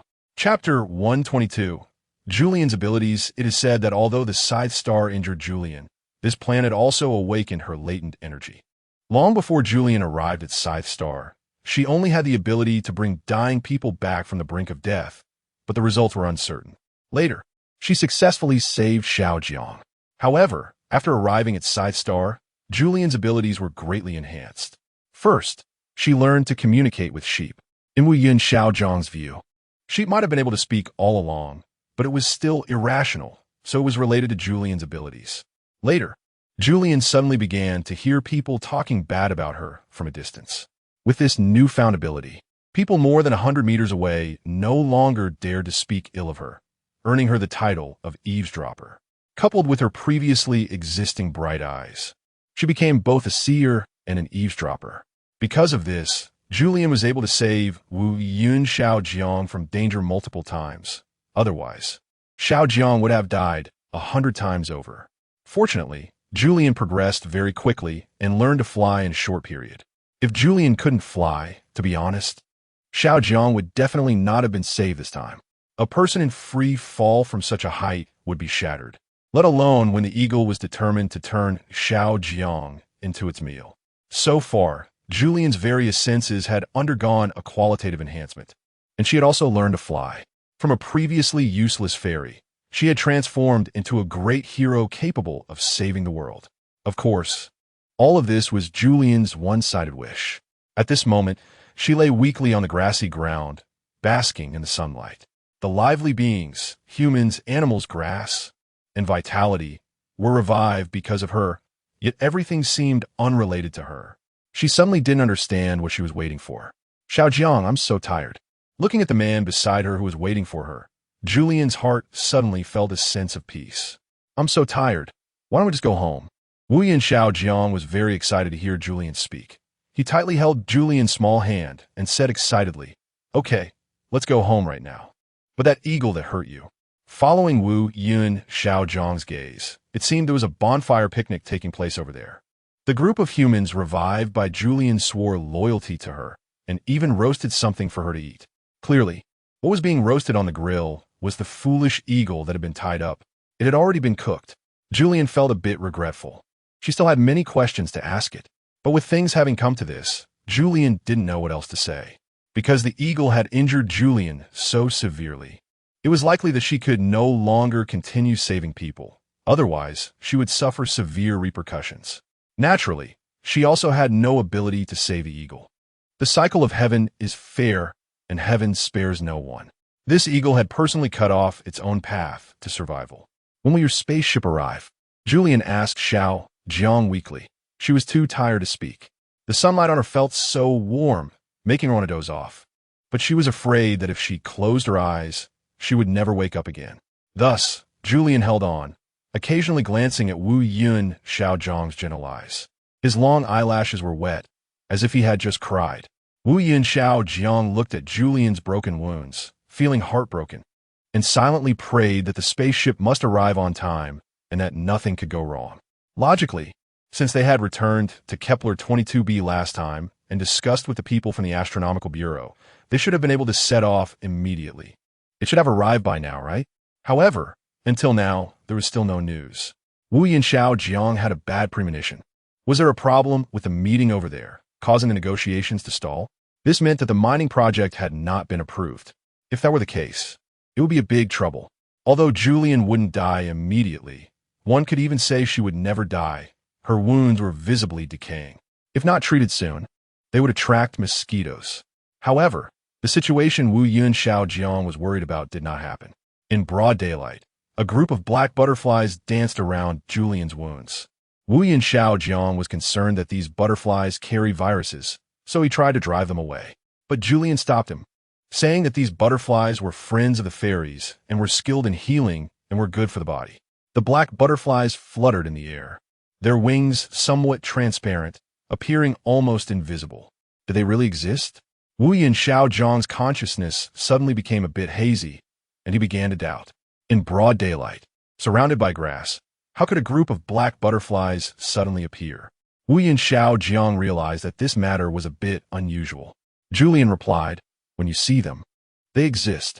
The so-called existence or non-existence is relative to you.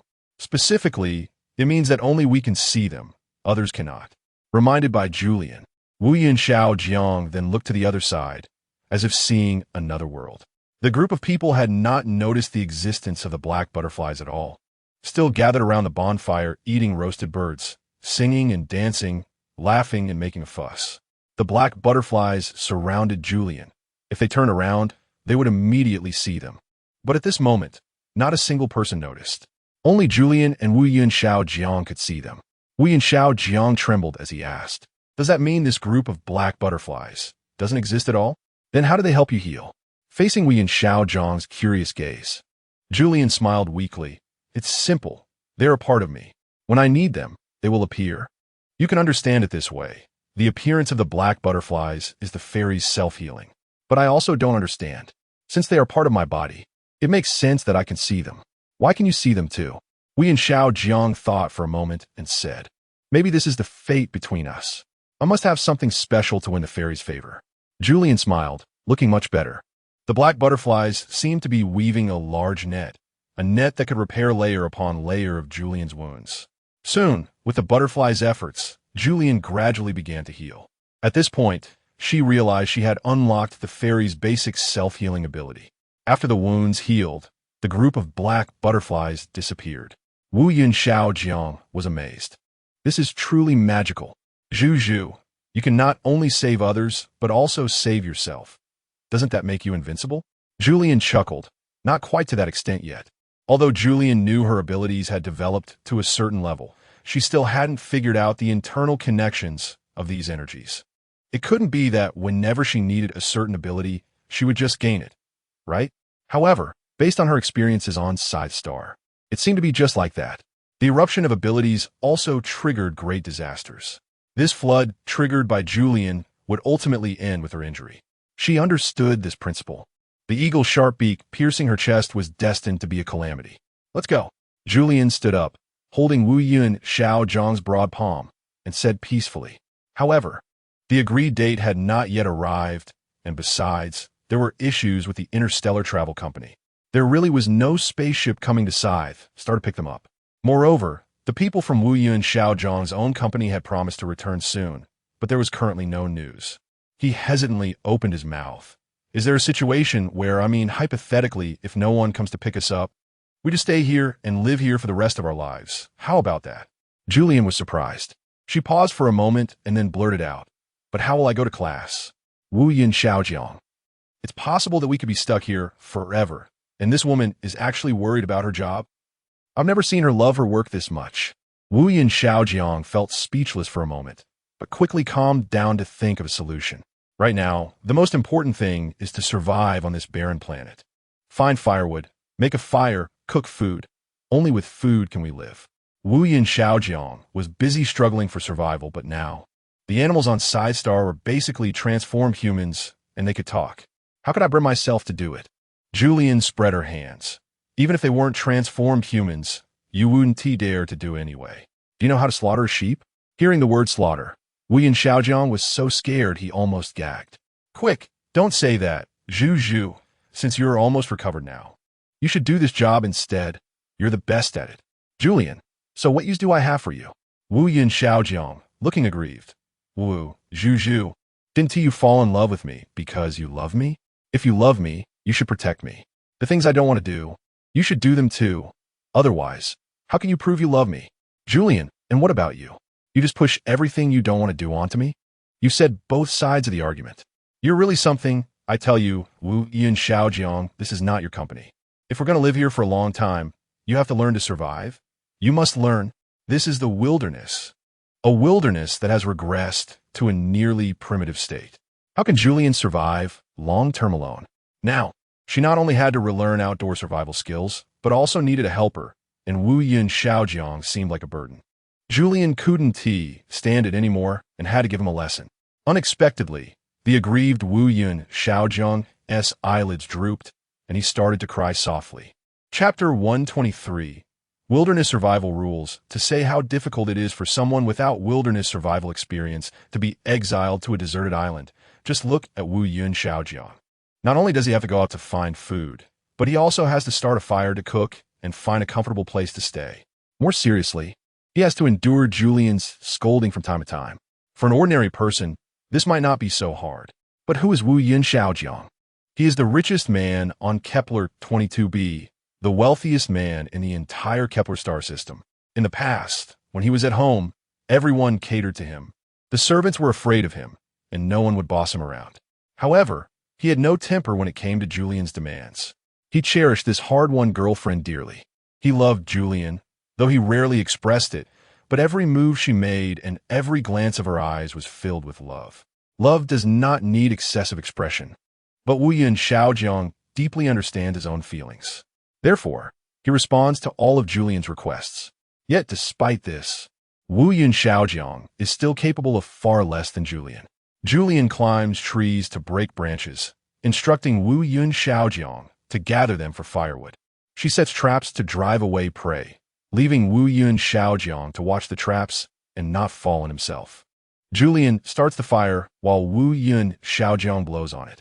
In any case, although Julian keeps him busy, the tasks given to him are merely simple little things. Even so, Wu Yin Xiaojiang still finds them difficult because he has never done them before. Zhu Zhu, can't you just use the wind to blow the firewood over? Wu Yin Xiaojiang weakly complained while holding a small bundle of firewood. It's really heavy for me to carry all this. You're a fairy. This infuriated Julian. Do you have any common sense? If I use the wind to blow the firewood, those little sticks will scatter and might even start a fire. It's not worth the risk.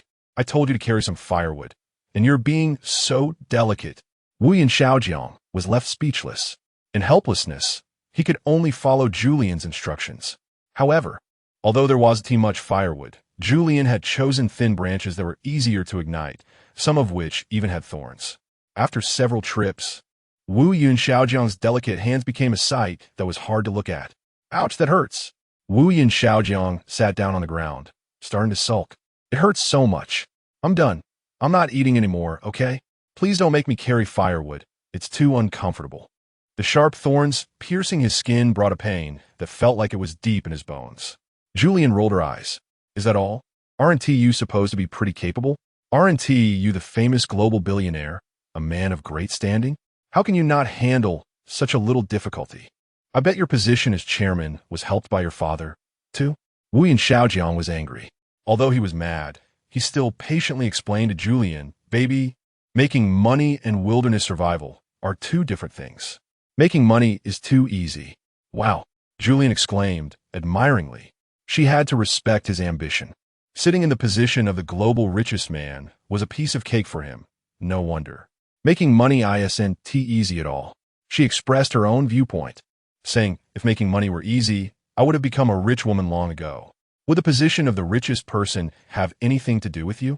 Seeing Julian's puffed-up expression, Wu Yin Xiaojiang chuckled. You little girl, you don't understand. Making money requires some talent, just like how you are a fairy. You have talent, and others do too, but talent varies. This determines what kind of work a person is suited for. Julian was stunned. Perhaps it could be said that she was completely captivated by the man in front of her. She once thought Wu Yun Xiaojiang was useless, at least not as impressive as rumored. However, some of the amazing viewpoints he occasionally expressed were so wonderful. Julian suddenly felt that the man she loved didn't seem so bad after all. Perhaps he was always like this.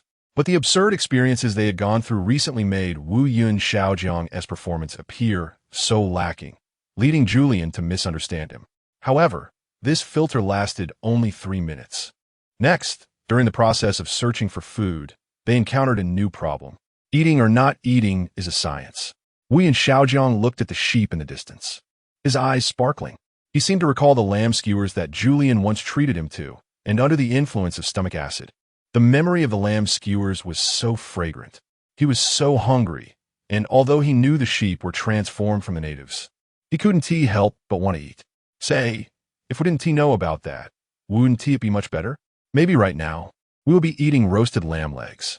Wu Yun Xiaojiang hid in the bushes, watching the flock of sheep from afar, unable to stop himself from drooling. Of course, it wasn't his fault. He was too hungry. It had been several days without food. Originally, he had never imagined he would feel this way. Hunger truly makes people do all sorts of things, Wu Yun Xiaojiang reflected. In the past, when he enjoyed various delicacies on Kepler 22b, he never thought he would end up like this. Wake up. Those are natives. Although they look like sheep, they can talk. Do you dare to lay a hand on them? In Julian's view, if they were really sheep, that would be fine, because the rules of this world are the survival of the fittest. However, those sheep were transformed from the natives, which raised a serious question. Setting ethics aside, such sheep would definitely be smarter than the primitive sheep. In other words, hunting sheep had become much more difficult. If they provoked them, they could face a fierce attack. So Julian hesitated. But Wu Yun Xiaojiang was very excited. You're a fairy. You can live by drinking dew. But I'm not. I need to eat, man. Julian pouted. Who said I don't need to eat? I'm hungry too, okay? Wu Yun Xiaojiang replied. Then let us go hunt together. Fine. Seeing Wu Yun Xiaojiang so determined to eat those sheep, Julian had no choice but to reluctantly agree, but she had a premonition that in less than 3 minutes, this guy would definitely back out. Do you have a plan now? Bullshit. Under the unbearable hunger, Wu Yun Xiaojiang's mind remained very clear. As the chairman of a large corporation, planning various strategies was what he excelled at. From now on, you'll follow my lead. Julian was shocked. Didn't he expect to see this day? Today, Wu Yun Xiaojiang suddenly turned into a domineering CEO and started commanding me. Julian never imagined that the usually overbearing Wu Yun would one day become so assertive. She secretly resolved to cooperate with him this time. Then, Julian waited for Wu Yun Xiaojiang to give orders. Wu Yun Xiaojiang pointed to the flock of sheep not far ahead and said to Julian, Fairy, I order you to go catch a sheep for me right now. Julian was confused. Boss, what if the sheep kicks me to death with its hooves? Would that count as a work-related injury? Of course it would. Wu Yun Xiaojiang patted his chest and assured her, You're the gold medal instructor of the education company under Wu Yun Group.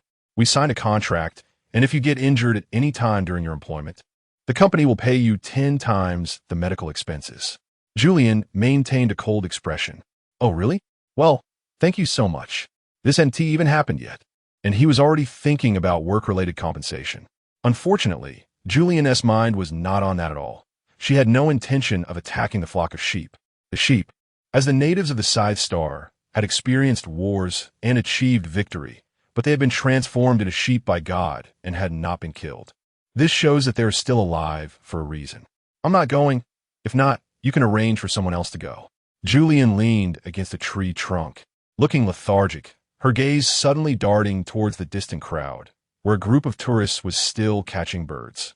She muttered, What a heartless bunch. It's me who saved your lives, and you don't even know to bring over some food. Wu Yun Xiaojiang felt a shiver run down her spine. She didn't want to encounter any birds again.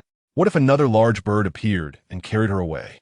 Then our little group would lose a backbone, and you wouldn't be able to survive anymore. Julian rolled her eyes dramatically. You want to catch sheep right off the bat? That's too hard. If you really want to try, go ahead, I'll protect you from behind. Hearing Julian's promise, Wu Yun Xiaojiang seemed a bit more assured. Really? Before Julian could answer, Wu Yun Xiaojiang nodded to herself. Teacher Zhu, I trust you the most. Every time I'm in danger, you always appear the first moment to save me. So who else can I trust besides you? Don't worry, leave it to me. As a man, I should take on the responsibility of finding food in a primitive society. Let's go. Good job. Julian gave a thumbs up in encouragement. After hesitating for a moment, Wu Yun Xiaojiang carefully approached the sheep with a simple fork made by Julian. God shows no favoritism, and there are no miracles in this world. Within 3 minutes, a loud shout from Wu Yun Xiaojiang was heard, followed by the chaotic sounds of birds and rabbits fleeing through the bushes. Julian's face darkened. Did he fall into a trap himself? Sure enough, Julian's guess was spot on. The reason she agreed to let Wu Yun Xiaojiang attack the sheep was because she believed in her strength. It seemed that besides making money, Wu Yun Xiaojiang would mess up everything else without exception. While Julian was still pondering why Wu Yun Xiaojiang couldn't do anything right, on the other side, Wu Yun Xiaojiang was already in tears, crying, Zhu, why aren't you coming to save me? Something pricked me, and it hurts so much I'm about to die. Chapter 124. On Why My Boy Is So Unlucky. Julian had lost count of how many times Wu Yun Xiaojiang had fallen into a trap. Long before this, Wu Yun Xiaojiang had faced tragic encounters, including falling into a muddy pit, being hit by falling rocks, crashing his bike into a ditch, and even being carried away by an eagle. Even Julian couldn't comprehend why Wu Yun Xiaojiang was so unfortunate. At that moment, Julian didn't care about any of that. He rushed to Wu Yun Xiaojiang's side and pulled him out, just like always. Despite this, Wu Yun Xiaojiang, dazed by pain, still complained, Juju, why did it take you so long to come? Do you know how awful I felt just now? You don't love me anymore. Julian replied. Yeah, I won't come next time. Wu Yun Xiaojiang jumped in anger. You are too much. Julian rolled his eyes. Isn't it all because you're too careless? You didn't watch where you were walking. Look at you, you idiot. Wu Yun Xiaojiang's face changed instantly, raising his hand as if to hit Julian. Hey, you fairy. How can you curse at people? Julian coldly joked. It's really hard to describe your stupidity. Stay away from me. I'm allergic to idiots. You know, to save you, my foot got scratched by thorns. If it weren't for you, none of this would have happened. You insisted on going after the sheep. Wu Yun Xiaojiang retorted, I went after the sheep, so you could have something to eat. Julian gave him a big eye roll. Wasn't it you who just said that fairies can survive on dew? Wanting to eat roasted lamb legs was also your idea, right? I stopped you. But you insisted on going. I couldn't stop you. Although Wu Yun Xiaojiang knew it was his fault, he stubbornly refused to admit it, saying, if you had just stopped me when I was in danger, it's because you don't love me enough. Julian sighed, all right, it's all my fault. Although Julian was a reasonable person, Wu Yun Xiaojiang's temperament had changed him quite a bit. Even when Wu Yun Xiaojiang threw a tantrum again, Julian no longer got angry with him. After all, who let themselves fall in love with such a capricious big boy? Wu Yun Xiaojiang had long changed from the obedient little class representative to a proud little princess, Julian's precious jewel. This was also one of the reasons why Julian indulged him in everything. Although she wanted him to experience some hardship, more than that, it was because she loved him too much. At that moment, the sheep in the distance had also noticed the commotion. One sheep saw people here and ran over, asking, what are you doing? It seemed the sheep hadn't noticed that Wu Yun Xiaojiang had just tried to attack them. Julian read the sheep's thoughts and, laughing, said, my boyfriend fell into a trap. I just pulled him out. The sheep looked warily at Wu Yun Xiaojiang and then at the trap nearby. Wu Yun Xiaojiang was covered in injuries, and it seemed he really had fallen into the trap. The sheep probably reached a conclusion. Julian didn't seem to be lying.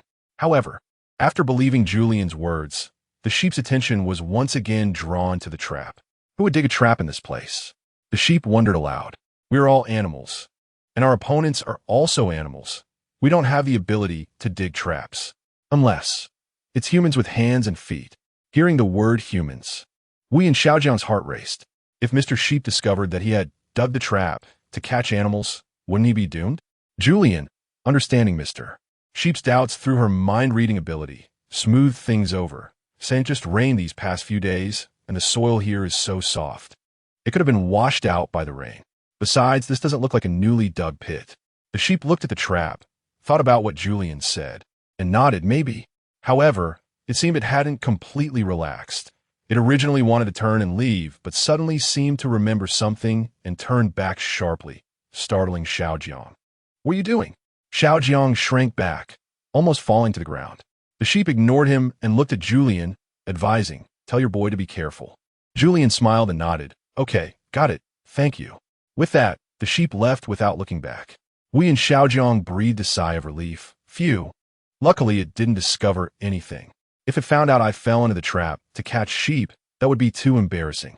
Julian lightly scoffed. "Humph. Wasn't it you who insisted on going? Big guy, look at your stupid ideas." Wu and Xiaojiang was angry. "What are you being sarcastic about? If it weren't for me, would we have found food? It's just like at home. I'm always the one making breakfast, and now it's the same.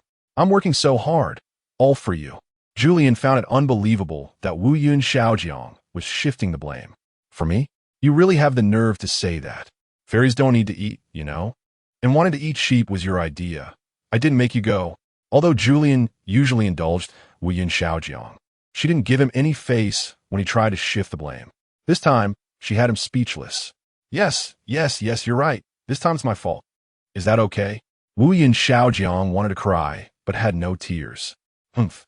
Julian let out a satisfied cold snort, and then sarcastically said, "What do you mean it's your fault? It's clearly your fault. So, big guy, what should we do next?" Wu Yun Xiaojiang felt greatly humiliated. "You go ahead if you can, stinky treasure. It's all because you can't do it. If you had caught that sheep earlier, we would already be eating roasted lamb legs." What he meant was nothing more than blaming Julian for not going hunting. But Julian had already expressed her thoughts. Those sheep were transformed from humans, and they were the most cunning and treacherous group on this planet, namely, the Pope and his followers. "We are no match for them," Julian said seriously. "I'm not joking. Those sheep are not ordinary sheep. You know, the last person who opposed the Pope has disappeared. Who knows what will happen if we do this?" Wu Yun Xiaojiang was unconvinced and retorted, "Who knows if what that old sheep said the other day was true or false? What if it was lying to us? Wouldn't we be mistaking a sheep for the Pope? That's too ridiculous." Julian calmly looked at him and said slowly, "Baby, I can read minds. I wouldn't mistake it. That sheep is the Pope." Wu Yun Xiaojiang was unwilling but asked, "Then what should we eat now?" As he spoke, his stomach started to growl. Julian found it amusing. "Let's eat some wild fruits or something, just to fill our stomachs." Wu Yun Xiaojiang mocked, "Really? Do living beings also have ranks, Teacher Julian? Just now, eating sheep was not allowed, and now you say we should eat fruit. What, is a plant's life not a life? Does it deserve to become human food?" Julian replied, "Are you done? If you don't want to eat, then forget it." With that, Julian leaped into the air and jumped onto a tree, shaking the branches, causing wild fruits to fall to the ground. Surrounding animals rushed over to snatch the delicious fruits. Wu Yun Xiaojiang, who had just been so articulate, now shouted, "Get lost! These fruits are for my wife. What does it have to do with you?" Julian was speechless. Wu Yun Xiaojiang always managed to pull off some bewildering behavior that left her jaw dropped. Other small animals, hearing Wu Yun Xiaojiang scolding, hurriedly grabbed the fruits and scattered away. But the big animals are not afraid of him at all, like the sheep. "Hey, brother, don't be so stingy. You have so many fruits, and we can't climb the trees, so just help us out a bit. Besides, we are the natives of this planet. These resources should belong to us regardless." "Yours?" Wu Yun Xiaojiang sneered disdainfully. "From the moment you turn into sheep, these resources have nothing to do with you. These delicious foods belong only to the higher animals. You only deserve to eat grass." At first, the sheep were taken aback by Wu Yun Xiaojiang's words. But Julian gasped in shock. Soon, a seemingly silly sheep asked its companions, "Did that guy just say something offensive to us?" Several old sheep nodded, saying it was outrageous and that they couldn't let him off the hook. With that, the flock rushed forward, surrounding Julian in the middle. Wu Yun Xiaojiang was isolated and helpless, and he became scared. Luckily, he was tall, so he looked at Julian from a distance with an extremely humble and pleading expression. "Baby, I was wrong. You can't just stand by and watch. Come save me." Seeing Wu Yun Xiaojiang's anxious look, Julian felt helpless again. Why does my boy always manage to put himself in dangerous situations all by himself? Nevertheless, seeing the sheep about to attack Wu Yun Xiaojiang, Julian indeed couldn't just ignore it. However, she was afraid to offend this group of sheep because she could sense that these sheep, which had turned from natives, were not simple at all. So, Julian only used the power of the wind to blow away the grass nest and haystack that the sheep had built, scattering them in the air. A little sheep noticed this and panicked, running to the leader. "King, it's bad. Our food has been blown away by the wind." "What?" The leading old sheep were shocked. "That's the hay we've been gathering for a year. Hurry back and chase." Upon hearing the old sheep's command, the flock suddenly ran in one direction. Unintentionally, that was where the haystack had been blown away. However, Julian only intended to attract their attention and did not mean to make things difficult for them. So, once she confirmed that Wu Yun Xiaojiang was safe, Julian returned the hay to its original place. Wu Yun Xiaojiang ran towards Julian with a big smile. "Zhu, I knew you would save me. You're the best to me." Julian almost slapped him across the face. "Xiaojiang, can you not be so cheap in the future?" Chapter 125. Sheep into the tiger's mouth. Regarding the fact that Wu Yun Xiaojiang always puts himself in danger, Julian was completely speechless. You really don't learn from your mistakes. Julian could only sit weakly on the side, looking utterly dejected as she scolded her man ineffectively. Although theoretically, fairies can survive without food, the effects of eating versus not eating are completely different. After a few days without food, Julian's complexion had turned slightly yellow, and she appeared to lack energy. The book mentioned that fairies need to draw energy from the spirit of the earth and sky for sustained energy. Food, coming from animals and plants, is one of the best sources of this spiritual energy. Julian mumbled as she doodled circles. "Wu Yun Xiaojiang, speak plainly." "Yulian, I'm hungry." Wu Yun Xiaojiang looked at her coldly. "Who isn't? I told you to find food, not to lecture me about morality. If I go, you'll complain about this and that.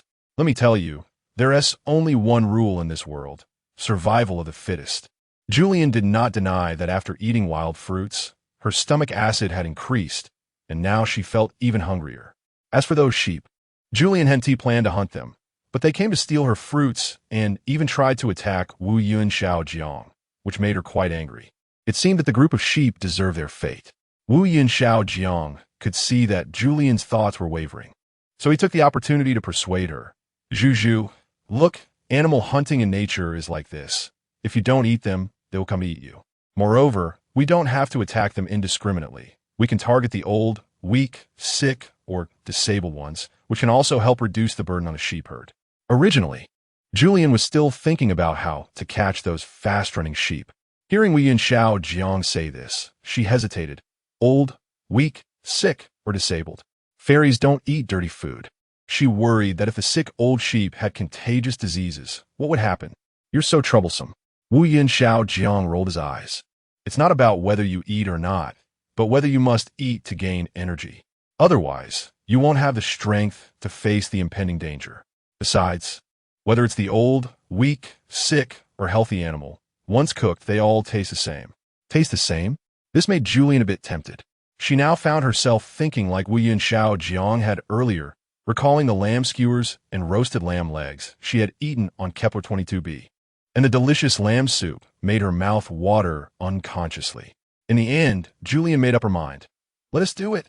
The two of them hit it off, determined to catch a lone lamb, drag it to a deserted place, and eat it without anyone noticing, so the sheep wouldn't come looking for them. Taking advantage of the fact that the sheep herd had been dispersed by Julian's whirlwind, some sheep had lost their way in the sandstorm and really had distanced themselves from the flock. On this basis, Julian used a bit of magic to make the already lost lamb wander even further away, completely isolated and helpless. Julian fully convinced herself that if the old sheep were transformed from humans, then what about the lamb? It was born a sheep, so it was a legitimate sheep, and eating it would carry no burden. Thinking this way, Julian's guilt lessened a bit more. Moreover, in the past, she had eaten steak, lamb chops, chicken, duck, and fish. Those were all lives too. Yes, the law of the world is survival of the fittest. You don't need to understand. I will use the power of wind to force it into a narrow space. Julian instructed Wu Yun Xiaojiang to guard the cave entrance. Once the lamb was too cold to resist, it would voluntarily walk into the cave, and then he could block it inside. Wu Yun Xiaojiang nodded, watching Julian's departing figure with a smile of satisfaction. This girl was finally not so kind-hearted. If she remained so kind, how would she deal with the approaching opponents? In fact, before coming here, Wu Yun Xiao Jiang had a mission: to awaken Julian's inner powerful energy. Although this was also an invisible task assigned to him by the Wu Yun group. He discovered after arriving that he was merely a pawn in his father's hands as the chairman. However, awakening the energy within Julian was indeed a common goal for both Wu Yun Xiao Jiang and the Wu Yun group. Wu Yun Xiao Jiang hoped that Julian's inner powerful energy would be awakened, so that when faced with the Wu Yun group schemes in the future, she could protect herself and also protect him. As for why the Wu Yun group wanted Julian's energy so badly, Wu Yun Xiao Jiang was unclear, but he was certain their intentions were not pure. Now, as Julian left Xiao Jiang to hunt the lamb from a distance, it was evident that her mind-reading ability could not penetrate such a distance to discern Wu Yun Xiao Jiang's thoughts. This made Wu Yun Xiao Jiang reminisce about many past events. These days, he had intentionally pretended to be weak, hoping that Julian would use the power within her to save him. He had discovered that Julian could only unleash her powerful strength when she was extremely anxious. Over time, Wu Yun Xiao Jiang found himself enjoying the feeling of being protected by Julian. Although Julian thought of him as a complete nutcase, he didn't care how she viewed him. Just like now, Julian had finally agreed to hunt. This was the result Wu Yun Xiao Jiang wanted. Julian had considerable abilities, but her only flaw was her overly kind heart, which made it impossible for her to become the capable assistant Wu Yun Xiao Jiang desired. Family conflicts and business rivalries were like battlefields. If Wu Yun Xiao Jiang was not ruthless enough, he would never have come this far. Likewise, he hoped Julian could stand on her own, so that when faced with schemes in the future, she could protect herself as well. Although on the surface, it appeared that Julian was protecting Xiao Jiang, he was secretly teaching her some things. In the distance, Julian curled her body, cautiously wielding the wind and branches. The pitiful little lamb walked towards the corner, unable to withstand the strong force of the wind. Wu Yun Xiao Jiang watched as the lamb took step by step toward the trap he had set. Suddenly, just as the lamb was about to reach the cave entrance, the wind abruptly stopped. Wu Yun Xiao Jiang was stunned. In an instant, he realized that Julian's heart had softened. Sure enough, when he looked at Julian, he saw her standing there with tears in her eyes, not knowing what she was feeling. Wu Yun Xiao Jiang sighed in frustration, not understanding what this woman was thinking. Always faltering at crucial moments. How was that acceptable? He originally wanted to help Julian from the shadows, but hesitated. Now he wanted to see what Julian would do next. Would she take the little lamb to safety? If that were the case, they might as well wait here to starve. Damn, this silly woman. Wu Yun Xiao Jiang was secretly angry, but of course, he didn't dare to lose his temper in front of Julian. So he could only silently pray for her to start the wind again. They were close to success, and their dinner would be secured. Although Julian hesitated, her reaction was still quick. At the moment the lamb was about to escape, Julian summoned the power of wind once more, making the little lamb unable to move. With no way out, Wu Yun Xiao Jiang's eyes sparkled, as if he saw hope again. Whenever he saw Julian hesitating again, he would wave his hand from a distance and shout, "Baby, you could do it, come on, get over this mental hurdle." His voice didn't have to be loud. Julian could hear him clearly. After all, good hearing wasn't for nothing. In the distance, Julian looked at him coldly, as if suddenly realizing something, a bit surprised, but then returned to normal, as if nothing had happened. She continued to use the wind to push the little lamb into the cave. The lamb, naive, thought the warm cave was safe. In fact, such an unknown cave often hides huge beasts, and today's beasts were none other than Wu Yun Xiao Jiang and Julian. It was a trap, and the poor little lamb would of course not notice. The lamb was in the tiger's mouth. Wu Yun Xiao Jiang clenched his fist in satisfaction. "Julian, you did it." At the same time, the trap set by Wu Yun Xiao Jiang was triggered just right, with large stones and sharp fences, trapping the little lamb tightly in the cave of moderate size. By the time the lamb realized it was in danger, it could no longer escape. Julian walked back alone, looking dejected. Clearly, she felt guilty about her first hunt. However, Wu Yun Xiao Jiang took the initiative to open his warm embrace, tightly holding Julian, and gently encouraged her in her ear, "Baby, you did great. This is how it should be. The law of the jungle is the truth of this world." Julian felt that Wu Yun Xiaojiang was a bit strange today, but she also thought what he said made sense.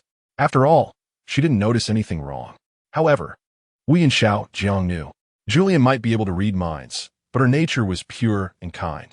The reason Wu Yun Xiaojiang could sit in the chairman's position was not due to the pity of Wu Yun Mountain and the family elders, but because he had fought his way up through unique means amid the bloody storms.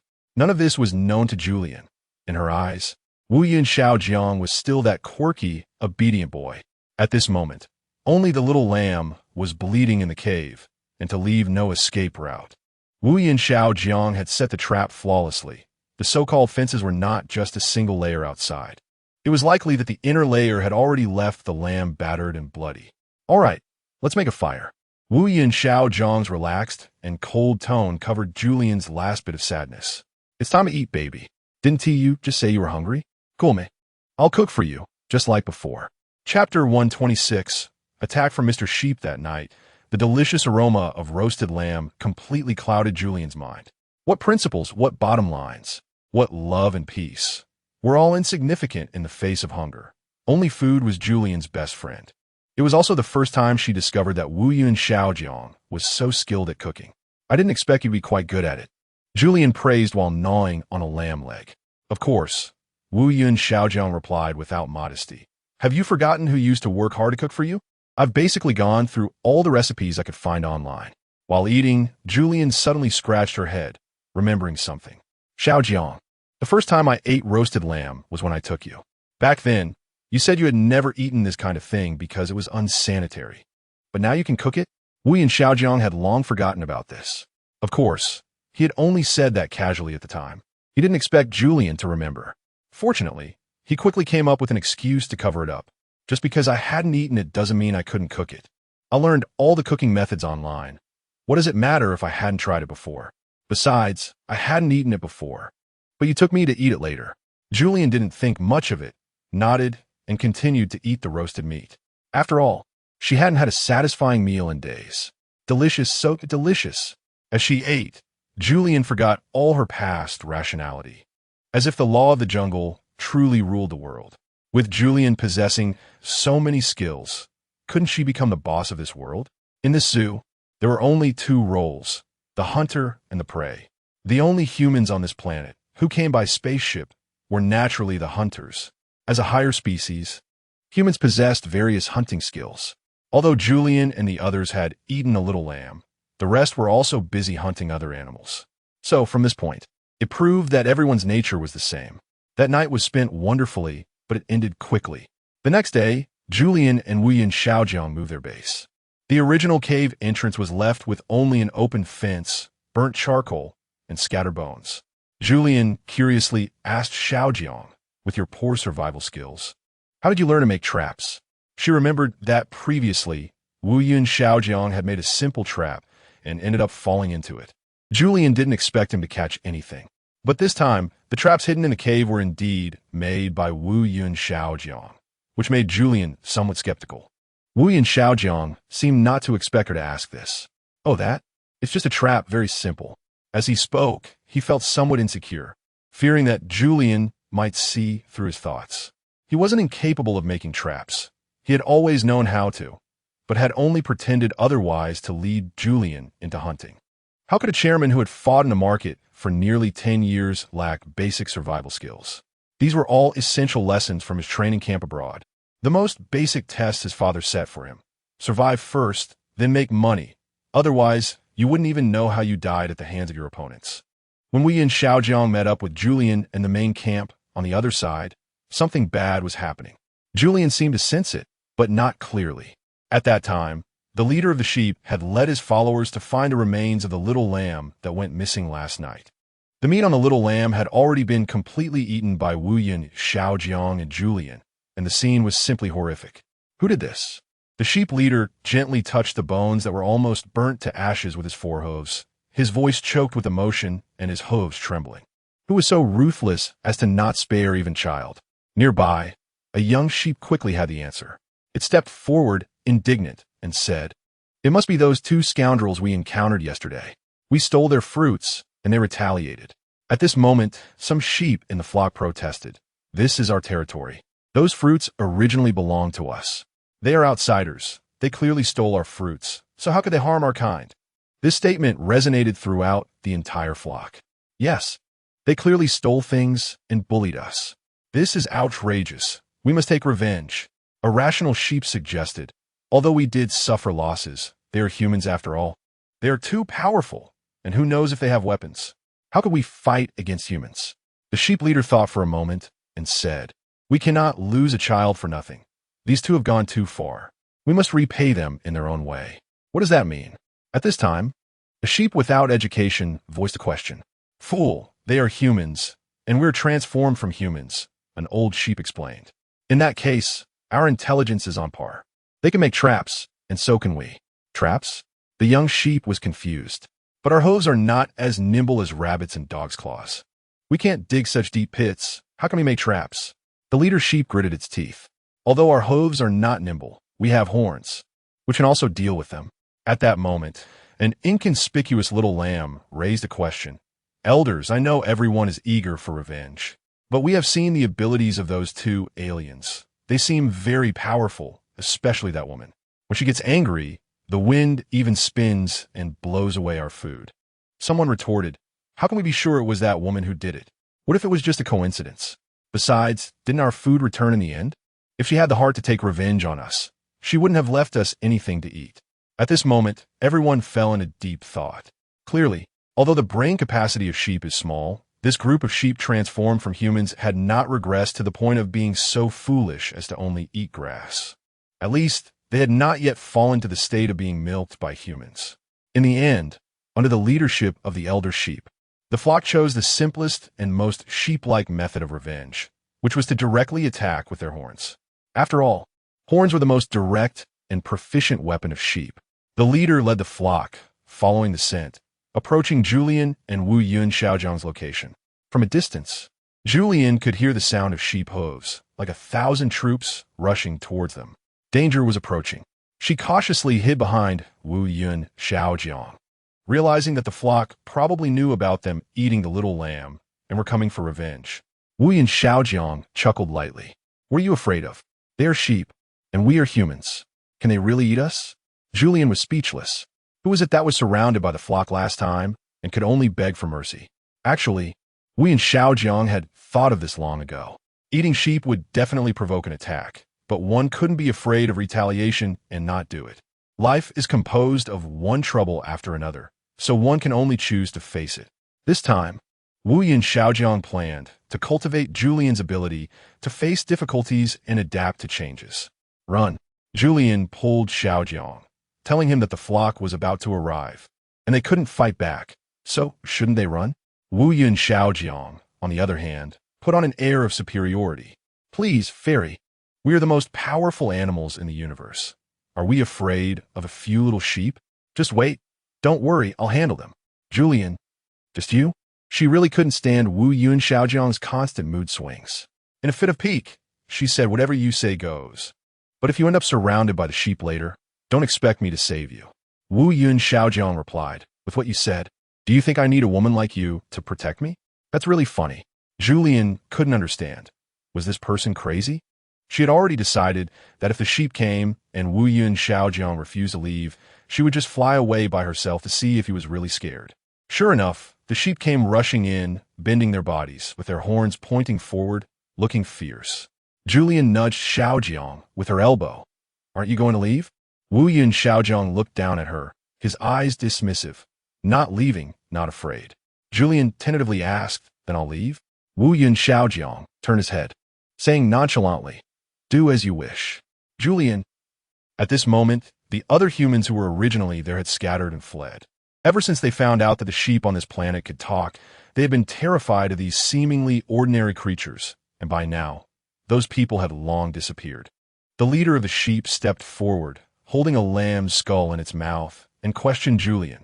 "Are you lowly beings slaughtering my descendants? Do you know what punishment you deserve?" Julian pouted. What kind of hierarchy was this? "Old Mr. Sheep, I don't know what you're talking about.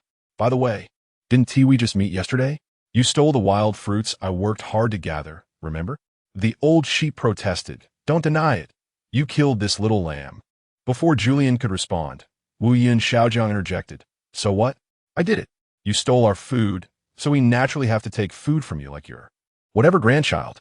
Julian, aren't you just adding fuel to the fire? They have no evidence. As long as I say a few good words, we can easily avoid a fierce battle. Upon hearing Wu Yun Xiaojiang's words, the old sheep trembled. How can it be the same? We only ate a few of your fruits, but you ate our descendants. That's unfair. We want your life in return. The sheep behind echoed loudly, yes, your life. Your life. Julian felt embarrassed. Wu Yun Xiaojiang might not be good at anything else, but stirring up trouble was his forte. Big brother, if it really comes to it, let us just leave flying. Four-legged beasts can't catch up to us. I won't. Wu Yun Xiaojiang stubbornly shook off Julian's hand, insisting he wouldn't leave. I want to see what tricks they can pull. Do they really think they can defeat us humans? Julian was dumbfounded. Big brother, where does this noble confidence of yours come from? Chapter 127. Mr. Sheep is not so easy to mess with, is he? Faced with the arrogant Wu Yun Xiaojiang, the lead sheep's tone suddenly became strange. It seemed that even though these two had previously attacked the flock, the lead sheep was not afraid at all. At this point, Wu Yun Xiaojiang felt nothing, but Julian was very surprised by Mr. Sheep's change. Sure enough, shortly after the lead sheep finished speaking, a large number of sheep appeared behind them, marching forward like an army, dark and overwhelming, like 1,000 troops. Just the momentum was frightening. The sheep's mouth twitched slightly, as if it were smiling, and Julian felt scared. She nervously tugged at Wu Yun Xiaojiang's sleeve. Babe, if this goes on, let's get out of here. There are too many, you really can't handle them. However, Wu Yun Xiaojiang completely ignored her and continued to provoke the flock. Called for reinforcements, huh? You think this will help you beat me? Let me tell you, stop dreaming. No matter how many reinforcements you have, they are still sheep. With one fire for me, you all will turn into roasted lamb. Julian was dumbfounded. Dude, who gave you the courage to speak so arrogantly? It's over, do you understand? We're all going to die. Hurry, while we can still run away. Let's go. Come on, let me carry you. I won't, Wu Yun Xiaojiang said proudly, as if he were not the one in danger, just watching someone else's joke. Of course, his goal was to provoke Julian into a fight with the flock, thereby awakening the stronger power within her. However, Julian always handled problems with the principle of making a big deal small and a small deal disappear. With so many sheep, if they faced them head-on, they might not even be a match. Just looking at the flock made Julian scared. There must be over 30,000 sheep, right? If they were from a farm, they could sell for quite a bit, tens of millions. Saying this, Julian couldn't help but drool. If it weren't for knowing the origin of the flock, she would have long wanted to sell them for money. However, the transportation cost was too high. Transporting so many sheep to Kepler, 22b, or other advanced civilizations would cost more than the price of the sheep themselves. Moreover, these sheep were not like ordinary domesticated sheep or goats. They had lived in the wild for a long time and were highly aggressive, making them unsuitable for capture. Yet, Wu Yun Xiaojiang forced Julian into this predicament, making her fight the flock. Julian felt helpless and very tired. Especially living with someone as difficult as Wu Yun Xiaojiang made it even more exhausting. She sighed and asked him, "Are you sure you don't want to leave?" "If you don't leave, I will." Wu Yun Xiaojiang replied, Go ahead, I think you just don't love me." Julian, "Fine, then I'm leaving." Every time she risked her life to pull Wu Yun Xiaojiang back from the edge of death. Now, just because she wanted to move him to a safe place. He accused her of not loving him. This left Julian speechless for a moment. "I want you to live. Is that wrong? What is love? Love means I want to go die with you, even though we could clearly live, right?" After saying this, Julian shook her body, took off into the air, and left the scene under the astonished gazes of the flock. Wu Yun Xiaojiang looked up at her, his eyes filled with loneliness. Is she really leaving? It seems she really doesn't love me. Wu Yun Xiaojiang shook his head helplessly, his gaze returning to the flock. Without Julian as a powerful support, Wu Yun Xiaojiang lost his confidence, and even his gaze towards the lead sheep softened by 3 points. Now, the lead sheep no longer felt any fear. Its gaze turned fierce, signaling its brethren to charge forward. "Family, trample this ungrateful alien to death and avenge our descendants." The flock was excited, charging forward with their hooves. Wu Xiao Jiang was surrounded. He thought, since I can't escape anyway, I might as well lie down and wait to die. Julian's departure made him feel that he had overestimated their relationship. Since Julian didn't love him, what was the point of him living? With this thought, Wu Xiao Jiang lay down on the ground, closed his eyes, and awaited a storm of blood and gore. However, the sheep were not as clever as he imagined. Due to the varying speeds at which the flock ran, a large-scale, trampling incident occurred among them. The scene turned chaotic, with dust flying everywhere, looking indeed like a battlefield. Wu Xiao Jiang couldn't sit still. He had already lain down, but still hadn't felt a hoof on him. Hearing the chaotic sound around him, he felt something was off, so he opened his eyes and stood up. Goodness! Wu Xiao Jiang exclaimed genuinely. This scene must be unprecedented in history. The army hadn't even set off, and their own people were already fighting. Truly, sheep, foolish sheep. He revealed a proud smile, knowing that this group of sheep was not as clever as Julian thought, because their brain capacity was limited. Even though they had once been human, they had now turned into sheep, and their way of thinking was that of sheep. Wu Xiao Jiang had narrowly escaped a disaster, feeling a mix of emotions. On the other side, hearing the chaotic sounds of the flock, Julian felt something was wrong.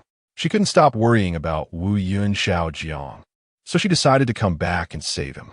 Of course, she never considered abandoning him. She was just sulking, telling him not to be so willful. Naturally, she was also thinking that even if Wu Xiao Jiang was hurt by the flock, with her current abilities, she could still save him, but it would just mean he had to suffer a bit. However, the moment Julian thought about Wu Xiao Jiang's handsome face possibly being trampled into a bloody mess, she couldn't bear it.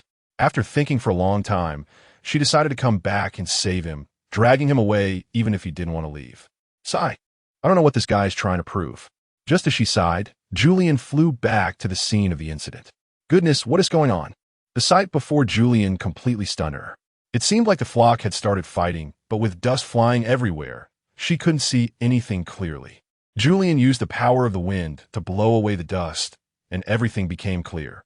What lay before her was a gruesome scene. A serious trampling incident had occurred among the flock, with many weaker sheep trampled beneath the larger ones, left in a pitiful state, blood everywhere. Meanwhile, Wu Xiao Jiang was trapped in a circle surrounded by the flock, standing innocently in the middle with his arms spread wide, staring at Julian with wide eyes. As if to say, is this my fault? Julian said nothing and flew directly into the circle, grabbing Wu Xiao Jiang and flying away. This time, Wu Xiao Jiang did not resist, knowing that any hesitation would only anger the flock further. Once they reached a safe place, Wu Xiao Jiang pretended to be relaxed, saying, "See, I'm fine. I told you I could handle those stupid sheep." Julian looked at him skeptically.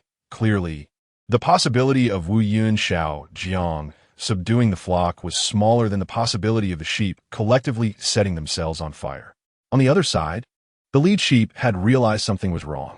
Wait, everyone stop. Our enemy has already escaped. Are we fighting among ourselves now? At this moment, everyone reacted. Wasn't he had said that they were going to trample the alien's face into the ground? How did it turn into a fight among the sheep? They all looked down and saw that some weaker sheep had been trampled into a pitiful state, almost becoming a mushy mess in the dirt.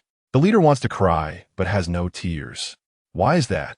Could it be that the man really has some powerful magic that can control our consciousness? The other sheep don't believe it. If that were the case, then what he said before wouldn't be considered bragging. But I clearly saw that woman looking very scared before she left. She was afraid of us, which is why they couldn't deal with us. So, does that mean our stampede is our own problem? Impossible? Absolutely not. The leading sheep does not admit that there's a problem with its strategy. The strength in numbers is the reason. They fear us because we are many, so the strategy is not flawed. If you hadn't said anything, I wouldn't have remembered. But now I realize that more numbers don't necessarily mean better. An old-looking goat said, "When I was human, I knew this principle. 1 monk fetches water, 2 monks lift water, 3 monks have no water to drink." If we only had 10 sheep, it would be easy to trample those 2 humans. But we have tens of thousands. Although our momentum scared them, it became very difficult to manage ourselves, which is the root cause of the problem. The leading sheep certainly understands. It just doesn't want to admit its mistake. It's not worth losing so many brothers just to avenge one little sheep. Is that what you're saying? Is it about casualties? This matter concerns dignity. We can't let aliens step on us and defecate on our heads. Exactly, it's about dignity. Everyone unanimously agrees that the reason they came to seek revenge on Wu Yunxiao Jiang is not about the number of casualties, but rather that the sheep they devoured symbolizes the dignity of the herd on Scythe Star. Therefore, this war must continue. The leading sheep then asks, so, no matter what happens next, will everyone continue to seek revenge? Naturally, the elders of the sheep unanimously agreed. The leading sheep nodded, and under its leadership, the flock took a moment to rest and soon continued to prepare for departure. They followed the scent of Wu Yunxiao Jiang, marching grandly across the grassland. Of course, they had already forgotten about those who sacrificed themselves due to the stampede, the old, weak, sick, and disabled. Chapter 128. You had long seen through the sheep's conspiracy before long. The sheep found the trace of Wu Yunxiao Jiang. By this time, several days had passed.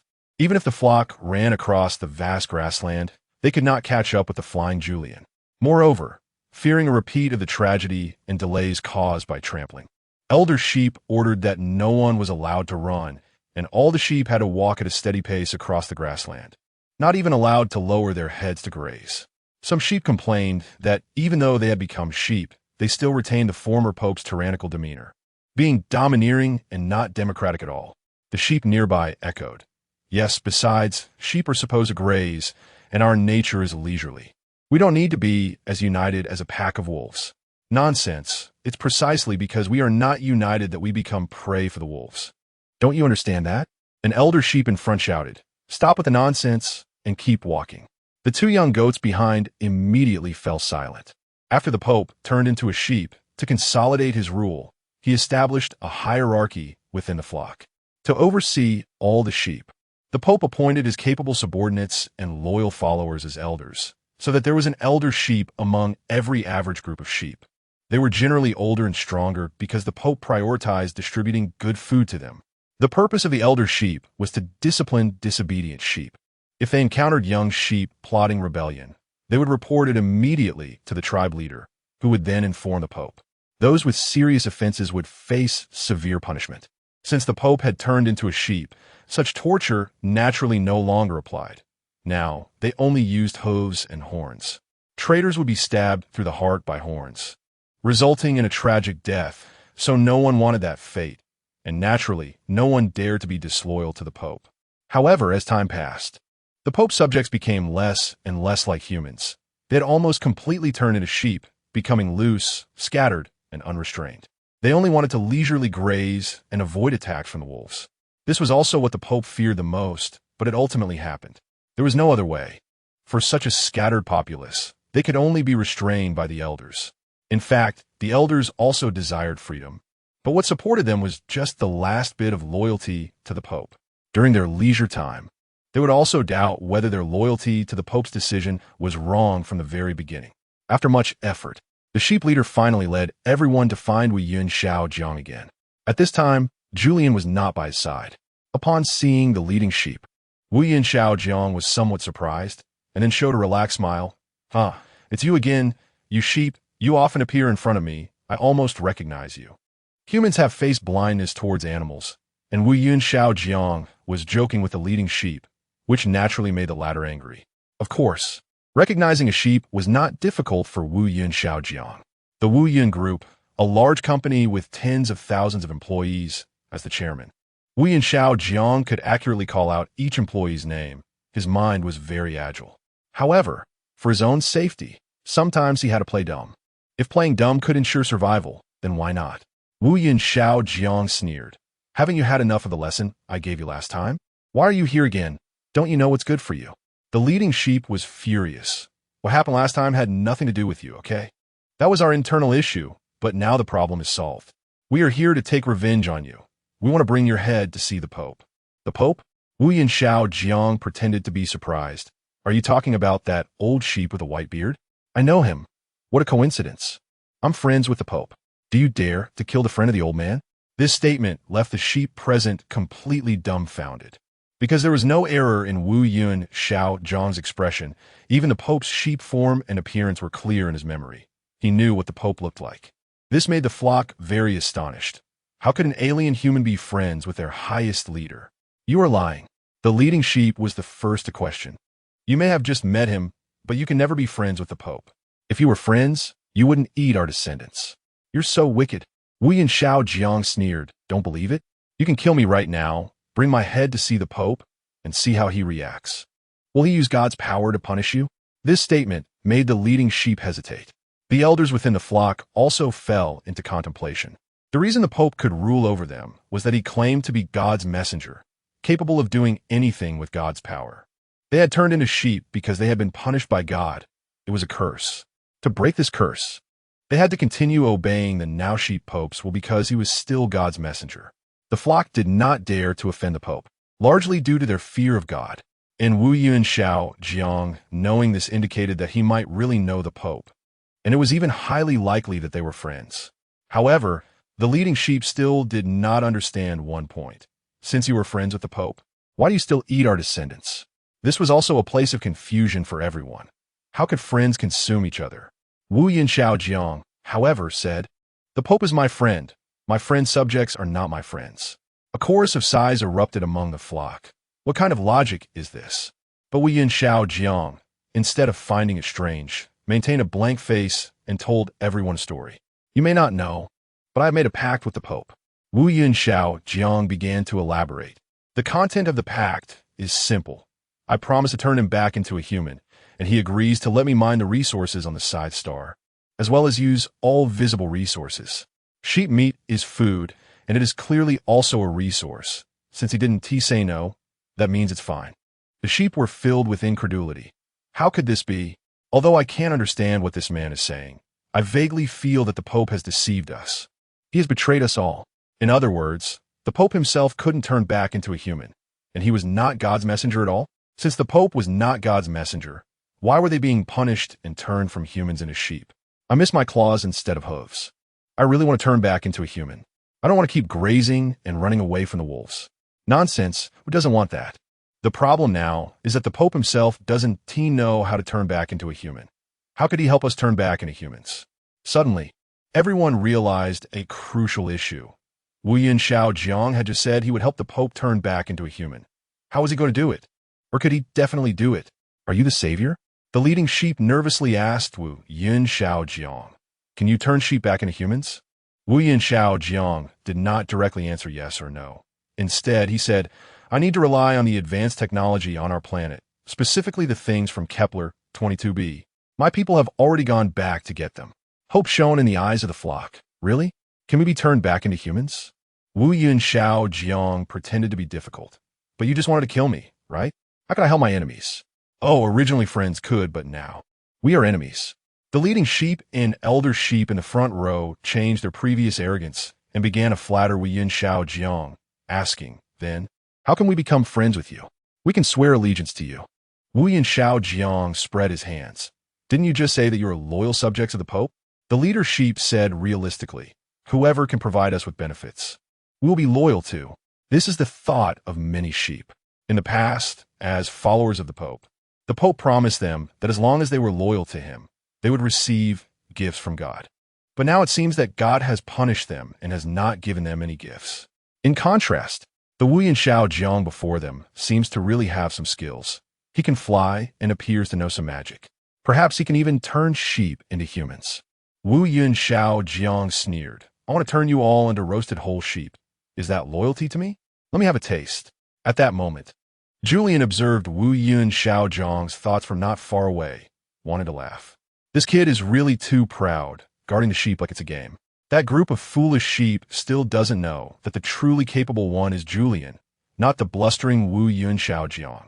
However, the sheep regarded Wu Yin Shao Jiang as a deity, which greatly satisfied his inner self, and he finally felt like he had gained some ground. Just when Wu Yin Shao Jiang was feeling proud, he saw more sheep approaching from behind. What does this mean? Could it be that more sheep are coming to seek refuge with me? Then I will soon have 1,000 troops and become the new Pope. Wu Yin Shao Jiang was pleased with himself, unaware that something was amiss. The newly arrived sheep were not at all on the same side as the sheep in front of him. They came with aggressive intent, ready to skin him alive. Upon closer inspection, the sheep in the front row that had just pledged allegiance to Wu Yunxiao Jiang immediately fell silent and turned to kneel before the new arrivals, with other elder sheep following suit. Wu Yunxiao Jiang panicked. What do you mean by this? You just pledged loyalty to me. Was that all fake? Beside him, a sheep kicked him, seemingly hinting for Wu Yunxiao Jiang to shut up and stop talking nonsense. Wu Yunxiao Jiang was no fool. He quickly realized that something was wrong.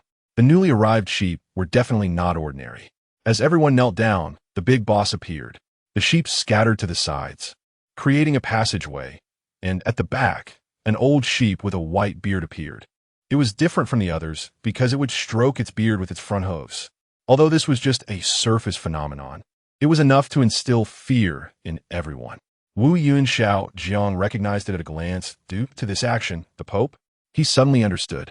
The sheep feared the Pope. It was ingrained in their bones. Although the sheep wanted to rebel and find their own way out, the moment they saw the Pope, they couldn't help but kneel down. Chapter 129. The Great Fire Spreads. Wife, come save me. It's rare that you still recognize me. The old sheep with a white beard appeared expressionless, but just by its behavior of using its hooves to stroke its beard, one could vaguely sense its mood. At least for now, it seemed not very happy. Wu Yunxiao Jiang silently cursed himself for being too complacent earlier, which had attracted the Pope. But why did the Pope arrive just when he mentioned him? Was the Pope really nearby, just now? Or was it true that the Pope was, as it said, a messenger of God? Regardless, Wu Yunxiao Jiang knew that the old sheep must have heard the contents of their earlier conversation, so he needed to continue with his plan and not make any useless explanations. He chuckled awkwardly and said, "So, what a coincidence that the Pope is here." Wu Yunxiao Jiang deliberately pretended that nothing had happened and casually greeted the old sheep. The old sheep was certainly angry, but it wouldn't show it, as it still hoped that Wu Yunxiao Jiang could help it turn back into a human. The old sheep's tone was icy, clearly not pleased. "Scythe, my subjects have been a bit disobedient lately. I feel that if I want to rectify the military discipline, I must cleanse the traitors." It couldn't say directly that Wu Yunxiao Jiang was inciting the sheep to rebel. It could only take action against its own kind. This statement frightened the flock, causing them to kneel on the ground, crying and pleading for mercy. "It's unfair, Your Holiness. We didn't rebel. No one is a traitor. We were just misled by this guy, and it's all his fault." Wu Yunxiao Jiang couldn't understand. The sheep were indeed unreliable. Just moments ago, they had sworn loyalty to him, and now they were learning to shift the blame. How superficial, how very superficial. However, Wu Yunxiao Jiang had no reason to panic. With his intellect, even 500 popes combined couldn't handle him. Besides, this matter wasn't even his fault. As expected, the Pope did not blame Wu Yunxiao Jiang, but angrily reprimanded the sheep. Nonsense. This reprimand immediately silenced the flock. Everyone found it strange. Why? After having thrown dirt on Wu Yunxiao Jiang, did the Pope not blame him, but instead protect him? Next, the Pope's words confirmed the guesses of the lead sheep and several elder sheep. "This alien is my friend. How can my friend harm me?" The sheep Pope was furious, stating that it would punish those among the flock who spread rumors. "You defame my friend, I will make you pay for it." Upon hearing this, everyone fell into a panic. Everyone knew the facts weren't as they claimed, but no one dared to speak. At this moment, the few elder sheep who had just turned against Wu Yunxiao Jiang regretted it deeply. They hadn't expected that Wu Yunxiao Jiang was indeed a friend of the Pope. The lead sheep was the first to speak. "Your Holiness, how could we possibly defame our extraterrestrial friend? We were just chatting, and everything was quite pleasant. There was no conflict." In truth, the Pope knew very well that it hadn't gathered everyone for a long time to discuss discipline, leading to lax military conduct and thoughts of defection among the flock. Therefore, the Pope also harbored resentment against Wu Yunxiao Jiang. Upon hearing the lead sheep's words, the Pope looked at Wu Yunxiao Jiang in confusion and asked, "Friend, is what my subjects said true? If it has been disrespectful to you, please do not hold back. I will punish it well." Wu Yunxiao Jiang was at a loss. Now the burden had fallen on him. In his view, the Pope was being too cunning. Saying one wrong word might lead to retaliation. Moreover, since the Pope could ask like this, it indicated that it had already grasped some evidence. Wu Yunxiao Jiang found himself in a dilemma. Should he speak or remain silent? If he spoke, it wouldn't matter but he would have to tell the truth. And the lead sheep and several elders would likely not survive. Although they had been hunting him down, upon reflection, they weren't that bad. They were only seeking revenge for their subjects. Their crimes didn't warrant death. But if he chose silence, seeing the Pope's bullying gaze, Wu Yunshao Jiang felt a wave of pressure. He couldn't help but sigh inwardly. Indeed, the Pope, even transformed into a sheep, retained that aura. No wonder the flock kneeled upon seeing it. Just as Wu Yunshao Jiang hesitated, several sheep in the flock suddenly spoke up. They said to the Pope, "It's him. He's the one who incited everyone to surrender." "No, it's not exactly surrender. It's this alien who said he was friends with you and that on his planet. There is advanced technology that can turn sheep back into humans." So, they announced their loyalty to this alien to gain the reward of turning back into humans. To be honest, they have already defected to the alien and can no longer be considered your subjects. The Pope feigned shock upon hearing this, but quickly regained composure. "What excellent acting. Oh, is that so? I had no idea that so many amusing things had happened during my absence." Saying this, the Pope looked with great interest at Wu Yunshao Jiang, who shivered all over. Even though Wu Yunshao Jiang, as a domineering CEO, was used to big scenes, at this moment, he couldn't help but blur out, "I know nothing." However, he regretted it right after. What could a sheep do to him? The pressure the Pope exerted came from its innate aura. Even though it had turned into a sheep, that aura remained. But Wu Yunshao Jiang suddenly thought of a problem. The current Pope could no longer use weapons. What was there to fear? Thinking of this, Wu Yunshao Jiang was no longer afraid. "Your Holiness, what about the most basic trust between people?" Hearing Wu Yunshao Jiang say this, the Pope's expression faltered. Although, as an old goat, it couldn't show too many facial expressions. The slight twitch of its mouth and beard indicated that it was no longer as noble as before. Seizing the opportunity, Wu Yunshao Jiang continued, "Your Holiness, don't forget our deal and your coffee machine." Upon hearing the words coffee machine, the Pope completely broke down.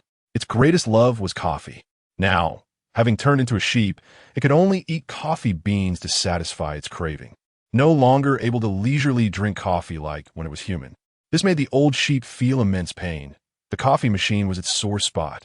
Everyone noticed the change in the Pope's expression and instantly understood everything. The lead sheep, furious, exclaimed, "You still want to blame me?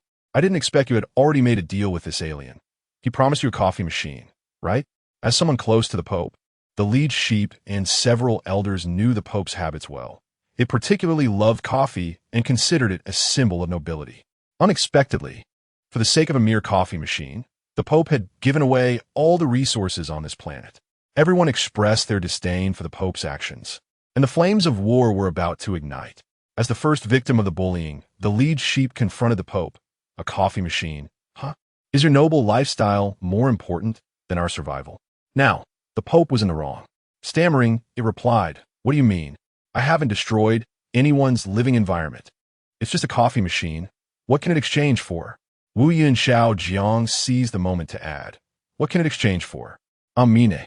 Provided I agree to give him 100 coffee machines and assist him in turning back into a human." Everyone was stunned. 100 coffee machines?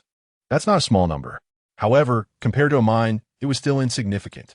The sheep's intelligence wouldn't allow them to hesitate even for a moment. Upon realizing they had been deceived, it was as if they had been toyed with by the Pope. They wouldn't allow such a thing to happen. And so they surged forward in a dark mass, seemingly awakening in an instant. The Pope panicked, feeling instantly that he had messed up this time. Although he had relied on controlling the thoughts of the ignorant to maintain his supreme position, he never expected the sheep to revolt. You have gone mad. Are you trying to go against God's will?" However, the flock couldn't hear him. They seemed to be in a frenzy. Originally, Julian was not far away listening. She felt something was off about this planet, as if the sheep were under some kind of control. Since Wu Yunshao Jiang could handle them, Julian stayed hidden behind a haystack, eavesdropping. But now, with the flock going wild, Julian was eager to find out what was happening. Before she could step out, she smelled a thick smoke that was somewhat choking. Then she heard Wu Yunshao Jiang shouting for help. "It's on fire. Wife, come save me. Zhu, where are you? I'm about to be burned alive. Woo, it's so hot." Hearing Xiao Zhang's cries, Julian felt anxious and rushed out. only to see thick smoke rolling everywhere, making it hard to see anything. Fortunately, unlike ordinary people, Julian could see clearly in the dark, even through the dense smoke. Following the sound, she found Xiao Jiang in a corner. At the same time, she noticed that some of the sheep were actually starting the fire. Julian couldn't understand. Were they trying to perish together? Luckily, she managed to rescue Wu Yun Xiao Jiang and move him to a safe place. However, seeing the billowing smoke behind her, Julian was still worried. At this rate, the entire planet would be reduced to ashes in a few days. Suddenly, a sense of mercy, like that of a savior, surged within her. She thought, since she could control the power of the wind, could she also control the energy of water? According to physics, if she could freely convert water and air, wouldn't that be wonderful? When she shared this idea with Wu Yun Xiao Jiang, he looked at her as if she were foolish. Darling, aren't you the one who can control the wind? Use the power of the wind to lift the waterfall's water, and then use the wind to bring the water over here to put out the fire. Wouldn't that be more efficient? Julian suddenly realized that this was perhaps the simplest method so far. Xiao Jiang, I have to say, you're indeed clever. Julian gave him a big thumbs up and praised him enthusiastically, saying that if they succeeded this time, he would have a share of the credit. Wu Yun Xiao Jiang secretly sighed, thinking, do you really believe that every time it's your achievement?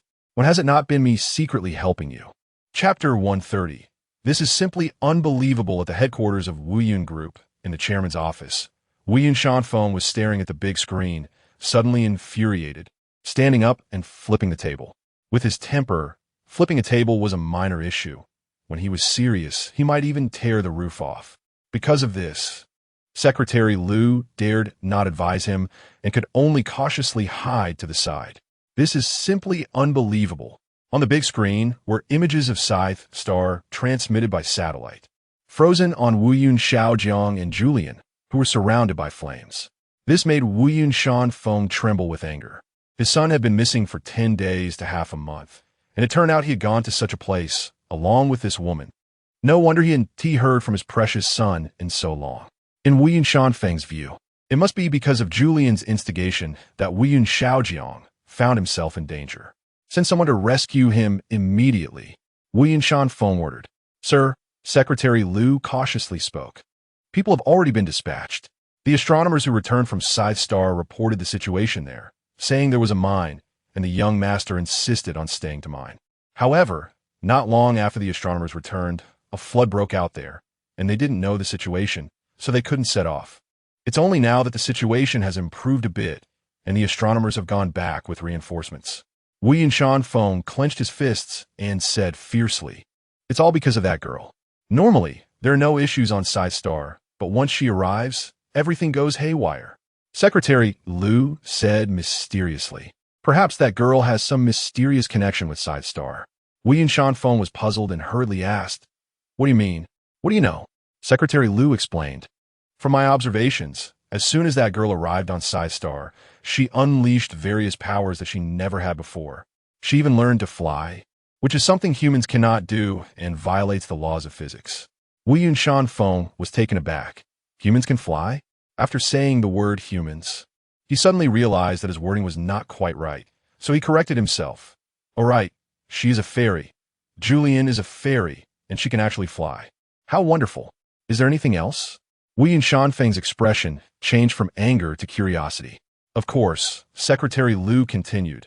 According to our reliable sources, Julian not only can fly, but her ears are also very sensitive. She can hear sounds from far away, just like someone with keen hearing.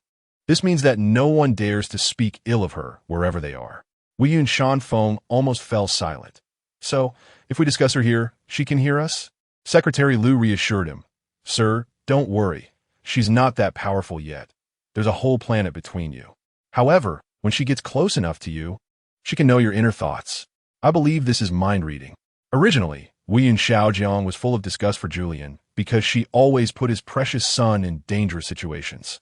But now, he was not only curious about Julian, but also felt a bit wary.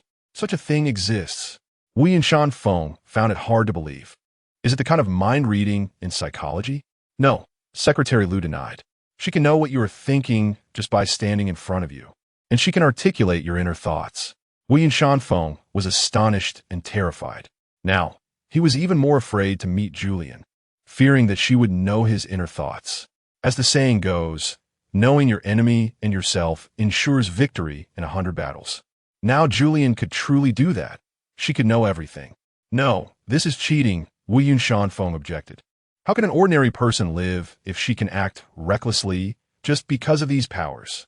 Don't worry, sir, Secretary Liu explained again. This ability is not 100 accurate, and she can only know your thoughts when face to face. Even so, Wu Yunshan was still filled with caution toward Julian. This person in the universe is a very uncertain factor. If Julian cannot be used by us, then we should find a way to eliminate her. Secretary Liu's heart sank. After all, she was your son's beloved. Could she just be killed off so easily? He explained, we are not yet completely clear about Julian's abilities. In fact, as time goes on, she may develop even stronger abilities. Therefore, I suggest not to rush to eliminate her. Moreover, with her current capabilities, even if we wanted to, we might not be her match. Sir, we must not forget that the chairman is still in her hands. Hearing Secretary Liu say this, Wu Yunshan clenched his fists again. This is simply unbelievable. We should send more people to rescue Xiaojiang now. As for that woman, it would be better to leave her on Scythe Star to fend for herself. Of course, this was just Wu Yunshan's one-sided wish. Scythe Star was Julian's paradise. At this moment, she was still unaware that Scythe Star was the place where Julian's previous generation of direct-line fairies had emerged. The previous generation of fairies had led the people of Scythe Star in a massive uprising, claiming to be the queen of Scythe Star. This same story was being replayed with Julian, except she had already failed once. The Pope and his people had turned into animals, and no one was left to fight against them. Their last seed was also gone. Julian was also thinking about what kind of order she should help establish on Scythe Star. In fact, things were quite good now, returning to nature, returning to the essence. Everything is animal, everything is nature. However, this was just Julian's one-sided wish. A crisis was brewing in the dark. The fire raged, and many sheep died in this disaster, turning into roasted whole sheep. The internal struggle among the sheep had not yet ended. But the travelers who had come to Scythe Star with Julian could no longer contain themselves. The aroma of roasted sheep made them unable to resist feasting. Even though Julian tried to persuade them that these sheep were transformed humans, they didn't care, as roasted lamb was simply too delicious. For most of the travelers, who were incapable of hunting, this was like a feast from heaven, a tremendous blessing. This made Julian feel very helpless. She had no other way and could only stand by and watch. She recalled what Wu Yunshan said, that the law of the world is survival of the fittest, and she felt a bit more at ease. Those people were just eating sheep. She comforted herself like this, sitting languidly to the side, feeling drowsy. However, this intensified the conflict between the sheep and humans. A new leader emerged among the travelers. They had long parted ways with Wu Yunshan and Julian. The new leader advocated for a wild lifestyle, intending to stay on this planet long-term and establish a new regime. This was an unprecedented opportunity. On other highly civilized planets, could they establish a nation? Of course, that would be a daydream. But on this planet, there were only animals and these few incoming humans. Rebuilding human civilization would be a piece of cake. Thus, the temptation was immense. Julian, however, was different from them. She was focused on returning to Kepler 22b to continue her ordinary teaching job. Wu Yunshan felt the same, as there was a huge enterprise waiting for him back home, and he still had many unanswered questions. The travelers had been in a standoff with the sheep for a long time, and their hearty eating of roasted whole sheep drove the surviving sheep mad. These sheep could speak. They were not ordinary low-level animals, and they certainly understood what was happening. This couldn't go on. Wu Yunshan said to Julian, with so many sheep, how can they eat them all? Just smelling the aroma makes me want to vomit. Julian, Wu Yunshan urged. Zhu, hurry up and put out the fire to minimize losses. Julian shook her head. Some sheep have already been burned halfway. It's not the best time to extinguish the fire. Although she said this, she still brought water from elsewhere and extinguished the fire on the pasture before finally directing the water towards the sheep. The sheep were already suffering greatly, especially the Pope, who bluntly stated, I don't want to see us killing each other. It was unclear who among them had started the fire. Because wool is flammable, many of the subjects did not escape disaster. This great fire caused significant losses to the Pope's faction. After the fire burned, the scene was left in ashes, and the Pope knelt among the sheep. Although, as a sheep, it could no longer cry, its sorrowful expression was still evident. Julian wanted to comfort it, but didn't know how to begin. Wu Yinshao Jiang took the opportunity to say, "The Pope isn't a good person either. The current situation is all due to its own actions, so there's no need to care about it." The Pope's family's power had already declined, and they had turned into sheep. Now suffering a heavy blow, their offensive and defensive capabilities naturally diminished greatly. Wu Yinshao Jiang sat to the side, watching the spectacle. However, the other travelers were different. Among them, the new leader demanded that the Pope submit, kneeling before him and bowing in allegiance, promising to spare the sheep populace. But the noble Pope had never endured such humiliation, so it firmly refused. The leader among the tourists then said, "We need food. Any animal that does not obey us will become food, so you can decide what to do." Humans are indeed advanced animals. Just by using the simplest method to make a slingshot, they had already frightened the birds and beasts. The Pope had to admit that even though it was once a noble human, now it only had useless sheep hooves and was no match for humans. This feeling was extremely painful. However, there was no choice. The Pope abandoned the sheep and turned to leave silently. Behind it, a group of followers followed quietly. The new human ruler said nothing, as he was confident that no matter where the sheep went, he could find them and make them his meal. Everyone called out to the new human leader, showing their submission. TCH, Wu Yinshao Jiang looked disdainful, thinking that any random misfit could claim a mountain as their own. He might as well raise a flag that read "Great Sage" equal to heaven and see if the Buddha would come and catch him. Julian advised, "You should say less. Be careful not to let them hear you." However, by the time Julian reminded him, it was already too late, as the other party was approaching aggressively. Chapter 131. Anger from Kepler Planet. The leader had an average appearance, but was strong and robust. Julian couldn't help but secretly lament that in a primitive society, being strong was indeed a sign of survival ability. People like Wu Yun Xiaojiang, who were wealthy but looked weak, had basically no competitiveness. The man approached and asked, "What are you just saying?" Julian was so scared that he trembled and grabbed one of Wu Yun Xiaojiang's big hands, ready to run if things went south. Running away was something a fairy was best at. However, Wu Yun Xiaojiang had no intention of fleeing. Instead, he looked at Julian with an extremely disdainful expression, which confused her. "We question your new regime. What's wrong with that?" Wu Yun Xiaojiang blurted out, scaring Julian into covering his mouth, explaining, We didn't question anything. Nothing happened here. You should leave quickly." To be honest, after being here for so long without shaving, the leader did indeed look like a savage at first glance, exuding a strong fighting spirit, and Wu Yun Xiaojiang was definitely not his match. But Julian was very clear about Wu Yun Xiaojiang's hobby, which was to stir up trouble. His words completely enraged the man. But luckily Julian helped smooth things over and salvage the situation. However, the man was unwilling to back down, cracking his knuckles and asking whether Wu Yun Xiaojiang and Julian wanted to submit to him. Wu Yun Xiaojiang couldn't hold back his laughter. "Submit? What do you think this is, your feudal regime?" This sarcastic smile thoroughly infuriated the man. He pointed at Wu Yun Xiaojiang's nose and questioned, "Do you believe I can knock you down?" Wu Yun Xiaojiang, however, answered seriously, "I believe it, of course. If you hit me with your physique, you would undoubtedly knock me flying. But I guarantee you won't hit me, and I'm not afraid of you at all." Julian was dumbfounded. "What do you guarantee that with?" Wu Yun Xiaojiang pointed to his head. "Of course, it relies on my extraordinary personal charm and high intelligence." Julian was astonished. "Big brother, your personal charm is completely useless on this underdeveloped planet." While they were talking, the leader was watching their exchange, stunned. It seemed that in a primitive society, his IQ had also regressed. Suddenly, the leader became furious. "I can't understand what you're saying. Stop wasting words. I'm going to kill you now." Julian pulled Wu Yun Xiaojiang and whispered, "Run." But Wu Yun Xiaojiang refused, shaking off Julian's hand and retorting, "Why run? Can't we handle a primitive man?" The leader, enraged, shouted, "Who are you calling a primitive man? Do you believe I'll tear your mouth apart?" Wu Yun Shaojiang disdainfully replied. Primitive people only know how to solve problems with violence, nothing new about it. The leader realized Wu Yun Shaojiang was mocking him and swung his fist to strike. But Wu Yun Shaojiang skillfully dodged. Julian was sweating for Wu Yun Shaojiang, thinking if things got out of hand, she would pull him away.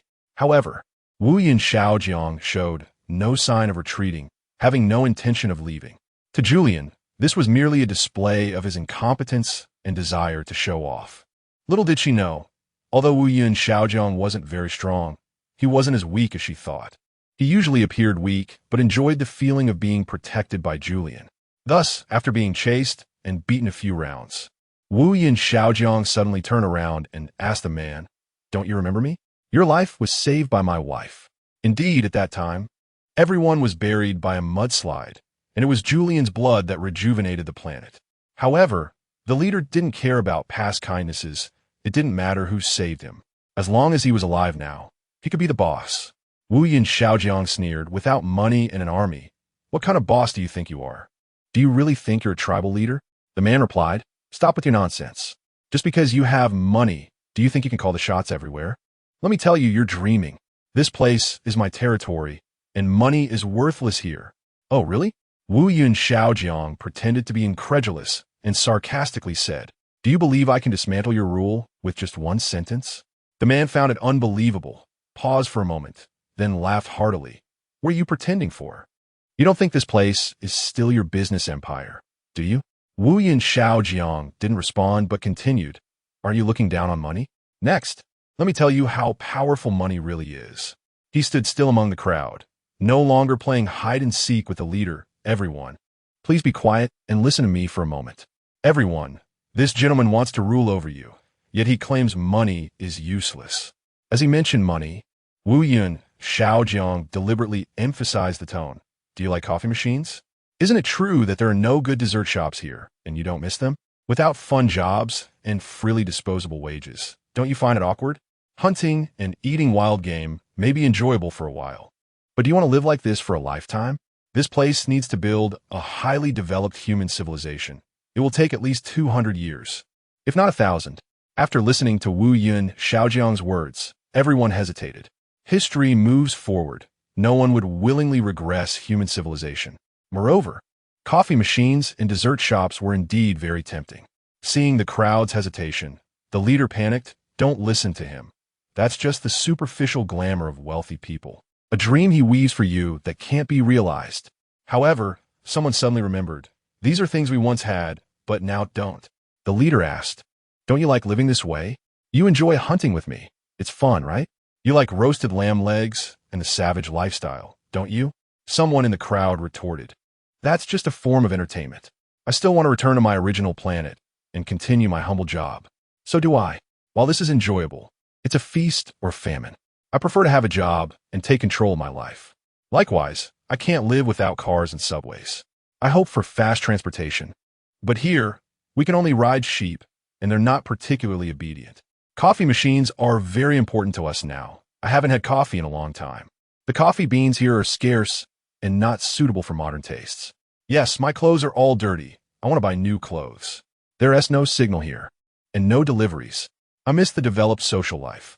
This world should progress, not regress." With just a few words, Wu Yun Shaojiang dismantled the new leader's rule, and everyone resonated with him, expressing their desire to return to their original homes. The leader was very angry.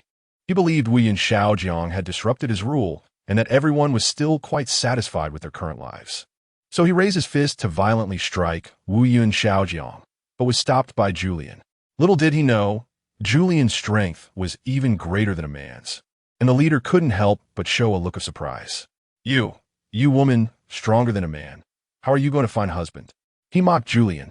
Julian was very angry about this and increased her grip, gritting her teeth and questioning, "What did you just say? Dare to say it again? I tell you, I have a boyfriend." Just as everyone hesitated, unsure of which side to take, a loud noise suddenly erupted from the sky. The spaceship had arrived. The travelers' eyes lit up with hope, and they expressed their determination to return. However, the leader refused, saying that anyone who dared to go back would be killed. Wu Yun Shaojiang mockingly replied, "If you have the ability, Try escaping from my wife's grasp first. At that moment, Julian was holding the leader's head, preventing him from moving. The latter was in great pain, but resolutely refused to beg for mercy. Julian did not intend to take his life, as this person was just a bit arrogant and had not done anything truly evil. The spaceship found a stable place to land, and first, several people in suits emerged, followed by a group in uniforms. Upon seeing Wu Yun Xiaojiang, their faces showed surprise. "Chairman, we are late, but fortunately, you are fine." It was obvious that they were from the Wu Yun group. Wu Yun Xiaojiang casually said, "It's nothing, you came just in time. Take these people back. They want to go home." The first man in a suit asked with confusion, "But Chairman, aren't you planning to go back? There is still a lot of work waiting for you at the company." Wu Yun Xiaojiang did not outright deny it, but continued to ask, "How is the research on the mining of ores going at the headquarters?" The suited man seemed troubled. "Chairman, we don't have the authority to participate in this matter. But the old master means he disagrees with the mining." Wu Yun Xiaojiang said without surprise, "As expected, every time I make a decision, my father obstructs it. He is afraid his power will face opposition." The man persuaded, "Chairman, please don't say that. The old master is also doing this for your own good. This place is unfamiliar, and we face great difficulties in surveying the mountains. The area available for mining is very limited, and it is easy to encounter danger. I think we should think twice about this." Wu Yun Xiaojiang said nothing more, only instructing them to take the tourists back and to also bind the person who claimed to be the leader. The man cried out, "I won't go back. I won't go back. I'm the great king of this planet. I am a native. Who dares to touch me?" Julian was completely speechless. She explained to the group in suits, "There are no native humans here. The natives have all turned into sheep." As she spoke, she looked towards the vast grassland where a flock of sheep was grazing, surrounded by the ashes of burning grassland and the bodies of sheep. The suited man said nothing more, but asked Julian, "Teacher Julian, do you plan to return with us? Whether the chairman goes back or not is all up to you." The cleverness of this statement was that it immediately shifted the responsibility onto Julian, who hesitated. She had never interfered with Wu Yun Xiaojiang's decisions, but this time, she felt that she really should go back. Chapter 132. The father and son both have bad luck. Wu Yun Xiaojiang still hadn't made a decision. Julian didn't know what to say either, but her intuition told her that she should be with Wu Yun Xiaojiang. So, since Wu Yun Xiaojiang didn't mention going back, even if Julianne wanted to return, she didn't say anything on the surface. However, this scene was seen by Wu Yun Shanfeng, based on the images transmitted by satellite, witnessed it. But because he couldn't hear the sounds clearly, he mistakenly thought that Julianne was pulling his son and not letting him return. This was really too much. Wu Yun Shanfeng was indignant. He already had a huge opinion of Julianne, and now that this woman wouldn't let his son come back, it made him even angrier. "I want to go see her in person." Secretary Liu was confused. "Sir, what are you doing?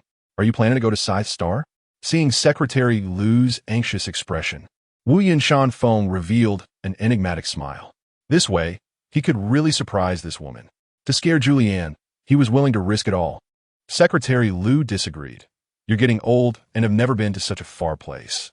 That planet is strange. It's better not to go." Wu Yun Shanfeng was displeased. "Since when can you make decisions for me? If I say I'm going, then I'm going. Prepare the spaceship for me immediately and make it fast." Seeing him so stubborn, Secretary Liu knew he couldn't change his mind and could only quietly step back. Following Wu Yun Shanfeng's request, Secretary Liu immediately called the Interstellar Travel Center. Ever since Wu Yun Shanfeng had angrily acquired this company last time, the Interstellar Travel Project hadn't been activated again, and all spaceships were for the private use of the Wu Yun Group. Therefore, ordinary people could no longer travel interstellarly. But this time, to summon his son back, Wu Yun Shanfeng boarded the spaceship. On Scythe Star, a gigantic spaceship slowly descended, attracting the attention of everyone present. Everyone rushed over, hoping the spaceship would take them home. But before they could get close, the spaceship's door suddenly opened, and a group of imposing men emerged. Wu Yun Xiaojiang was not far away. He immediately recognized that these 20-some men in black suits and sunglasses were his father's bodyguards, and he felt that something was seriously wrong. He grabbed Julianne's small hand and whispered, "Let's go quickly. Didn't you just say you wanted to go into the forest to pick wild fruits? Let's go now." Julianne, confused, countered, "Weren't you just saying you didn't want to go? How come you changed your mind so quickly? What are they looking at? Right? Those people on the spaceship aren't from the Astronomy Bureau, are they?" In Julianne's view, this group of people should be collaborating with Wu Yun Xiaojiang on a project, likely coming to finalize the mining project. But from Wu Yun Xiaojiang's anxious expression, it seemed to be more complicated. "Wait, I want to see how there can be such a large spaceship," Wu Yun Xiaojiang urged. "Don't look anymore. There will be plenty of opportunities to see later. If we don't leave now, it will be too late." Before they could leave, the black-clad men who had just come down from the spaceship quickly approached and surrounded the two of them. Julianne was extremely anxious. Her intelligence made her realize that something was off. These people didn't seem friendly. The others present were also puzzled, murmuring, "What's going on? Aren't these people here to take us back? We are stuck here. Kepler 22b won't just ignore us, right?" "Exactly. This is clearly a problem caused by the Interstellar Travel Company. No matter who has shut down the Interstellar Travel Company now, someone has to address this issue. We barely escaped with our lives, and the travel company should compensate us." "Oh my God, this isn't a private spaceship of the Xiaojiang family, is it?" "Sure enough. Having money is good. TCH, why does he get to go back just because he has money? Out of humanitarian principles, he should take us back too. Otherwise, he is heartless." Wu Yun Xiaojiang frowned. "Did I say I wanted to go back?" At this moment, the person who had just introduced himself as the leader of Scythe Star stepped forward, hurriedly directing everyone not to turn against each other. Hey, we still don't know what's going on. Those in suits might be the bad guys. Look at us, none of us are wearing suits. We are all dressed like savages." After saying that, he humorously shook his hips. Since they hadn't brought many clothes and had experienced a flood, their belongings were washed away by the rain, making them look no different from wild people. Suddenly, the crowd fell silent. An elderly man with gray hair stepped out from the crowd. Although he appeared to be around 50 years old, his demeanor exuded an indescribable imperial aura. Everyone was terrified and couldn't help but step back. At this moment, someone whispered, "This is Wu Yun Group's former chairman, Wu Yun Shanfeng." Many people had never seen him in person, but some recognized him from television. However, he looked quite different in reality. Compared to the friendly smile on screen, this man was frighteningly serious. Coincidentally, Wu Yun Xiaojiang had been keeping his head down, not daring to look at the old man. It seemed he was the most afraid among the group.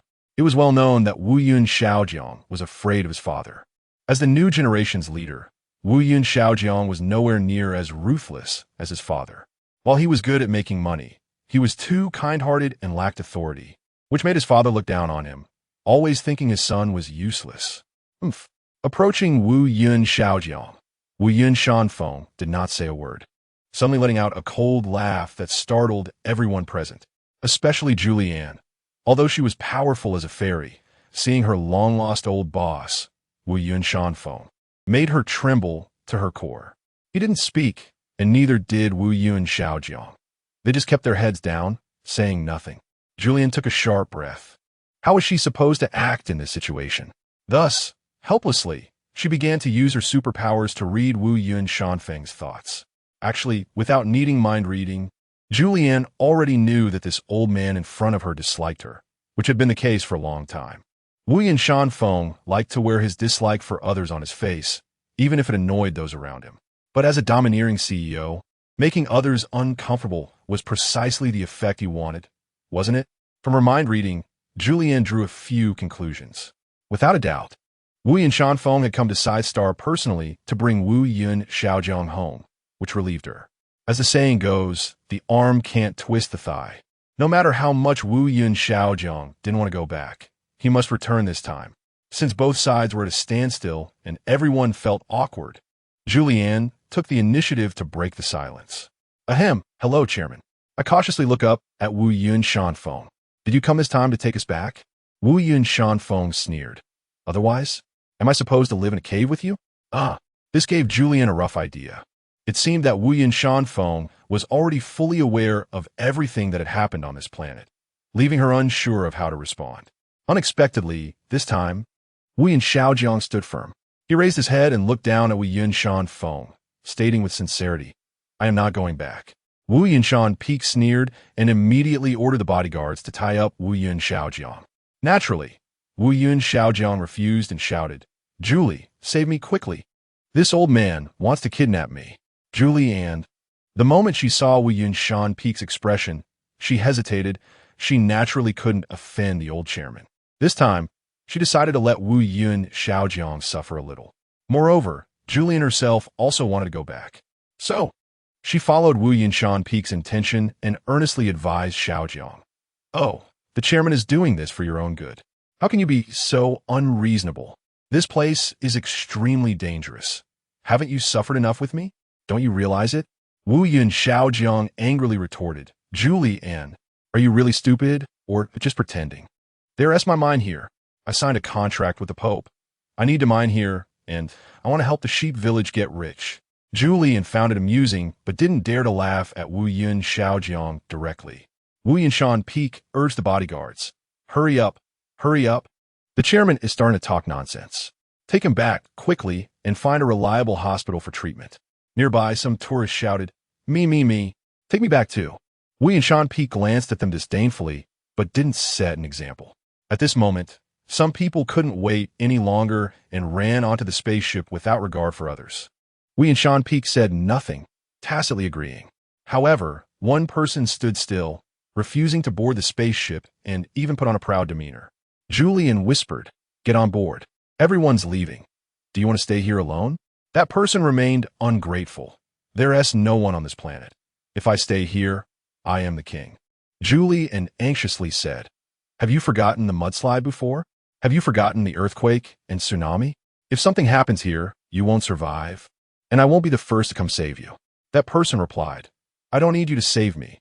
I have mastered basic survival skills. Trust me, no matter what happens, I can handle it alone." This person was the leader who had previously dominated among the tourists. At this moment, he was wearing a grass skirt and holding a trident, looking quite wild. Ultimately, after failing to persuade him, Julie and could only leap into the spaceship's cabin, which surprised Wu Yun Shan Peak. Not leaving? At the last moment before the spaceship took off, Wu Yun Shan Peak turned to look at that person and coldly asked. That person was certain, "Not leaving." I said, "I'm not leaving. You all go ahead, don't worry about me." Wu Yun Shan Peak didn't try to persuade him any further and walked straight into the cabin, closing the door. As a blue flame suddenly appeared at the bottom of the spaceship, it slowly ascended, rushing into the vast universe, instantly disappearing without a trace. Chapter 133. Grateful to Julian, the person left behind. No one knew his name. But Julian vaguely felt that if he really survived alone, he would surely rewrite history and create a myth. Therefore, she decided to name him Friday, which was the day they left the Scythe Star. After all, the reason Friday dared to call himself a leader was that he was indeed quite remarkable. Watching the spaceship disappear from his sight, Friday felt a moment of sadness. But didn't he last long? He believed it was just an illusion caused by people suddenly increasing and then suddenly decreasing. Loneliness, oh loneliness. Friday hummed a tune alone. Loneliness is a devil, but I enjoy this loneliness. Once his emotions stabilized, Friday began his wilderness survival and the establishment of a new empire. He started making hoes with stone tools, intending to cultivate and achieve self-sufficiency in this desolate place through his own labor. However, after hoeing a few times, he realized that this was not the model for the beginning of primitive agriculture. On a planet rich in resources and products, farming could exist but was not necessary. After realizing this, Friday began to gather. Sure enough, this way of life was more suitable for matriarchal clans. As a rough man, Friday did not have enough patience to pick wild fruits. Such work was too tedious and suited for patient people. He thought to himself, if only there were a woman, then would human civilization start anew? Unfortunately, heaven did not grant him such good fortune. Thus, his gaze turned to a sheep grazing in the distance. Friday enjoyed his solitary life. He felt like a king of a nation on this planet. When he was on Kepler 22b, he did not have such treatment. At that time, he was just a humble corporate slave, lacking freedom and money, bound by a multitude of laws and regulations, which was truly miserable. One day, he suddenly noticed an advertisement for an interstellar travel company. Surprisingly, the ticket price to Scythe Star was not very expensive, so he bought one. Unexpectedly, this journey completely changed his life. On this planet, there was no human civilization, no laws. He could hunt animals freely and eat various wild delicacies. The only downside was that he had not found any spices to simulate modern flavors, and didn't he know where to get some garlic, ginger, and scallions. Because of this, the wild game he ate had a more primitive taste, closer to nature, the true flavor of the food itself. If it were in the past, this would have been an unattainable luxury. Therefore, rounding it up, Friday was quite satisfied with his decision to stay on this planet. After all, there was no better outcome than this. He enjoyed being free and unrestrained. He even didn't understand why so many people, after enjoying freedom, willingly jumped into cages. Like those travelers, it seemed that freedom itself was abnormal, and a life bound in a cage was the norm for those people. As the saying goes, those who do not share the same path do not conspire together. Friday stopped thinking about them and focused on his own life. Looking at the sunlight spilling on the grass, Friday thought, what life could be more wonderful than this? After eating and drinking his fill, Friday initially wanted to build a house, but considering the frequent disasters on this planet, having a house would be less safe than not having one. So he gave up. After all, isn't a house also something that restricts human nature? As for a yard, he said it was to prevent others from stealing, but there was no one here except for him. Who would steal? It was merely drawing a cage for himself. Friday understood that because he had no fixed home, he could consider the whole world as his home. He liked his current life. That night, he stared blankly at the stars in the night sky, sighing. If only there was someone, he could dance with them. To be honest, living alone was too lonely. What fun could there be? I'm the king of this planet and my own king. No one else commands me. I can only rule myself. Suddenly, a voice startled Friday. Are you a philosopher? He looked closely and found it was a talking sheep. Oh, you scared me. So what do you want from me? Don't you have companions? You can go find them. It's too lonely for me alone. The sheep replied with some helplessness. Coincidentally, my companions have all been killed by you. Now our family only has me left. Seeing that there were no other sheep behind the sheep and no flock in the distance, Friday felt a surge of emotion. I'm sorry. I shouldn't have arrogantly burned your companions. The sheep nonchalantly said, it's okay. After all, sheep herds are not very united. Now, it's just the two of us for company. You must not eat me, the sheep said playfully. Friday sighed. I don't know what this decision will bring me. After I die, this planet will surely still have no one. The sheep reminded him, not necessarily. Didn't you humans invent spaceships? Life is long. In the future, many people will come here to travel, and maybe a few will want to stay. Friday nodded, although he thought this hypothesis was quite unlikely, since very few people were willing to stay, let alone stay to be ruled by others. Look at the stars, the sheep said, looking up at the night sky with great effort. Isn't it normal to have stars? Friday felt a bit helpless. To be honest, he thought the sheep was a bit boring, as if it had never seen the world. However, the sheep's reaction was quite unusual, as if it had never seen stars before. Sure enough, with a loud rumble, Friday couldn't help but look up, and as he did, a flash of light sparkled in his eyes. Is the spaceship back? Is this a spaceship? The sheep looked at him in confusion. As a lower mammal, sheep rarely looked up at the sky. This time, it just happened to glance at the sky and saw something shining. Unexpectedly, it was a spaceship. Friday couldn't help but feel a bit excited. Could it be that they have returned? Or is it another wave of tourists? In any case, he was very much looking forward to the people on the spaceship. Even though Julian and the others had just left during the day, Friday was already anticipating the arrival of humans. After all, talking to a sheep was really too boring. The sheep's perspective was narrow, and having been a sheep for so long, its mind wasn't very sharp. There was hardly any topic to discuss between a man and a sheep. Finally, the spaceship slowly landed, and Friday welcomed it, with the sheep following behind him. Sure enough, when the spaceship opened, he saw the familiar face of Julian. Julian and Wu Yun Xiaojiang, this little couple, were somewhat famous internet celebrities on Kepler-22b, so Friday had long known them. He just didn't expect them to come back so soon. Not even half a day had passed. Surprised, Friday approached them with curiosity. You're back again? Julian's face was full of helplessness.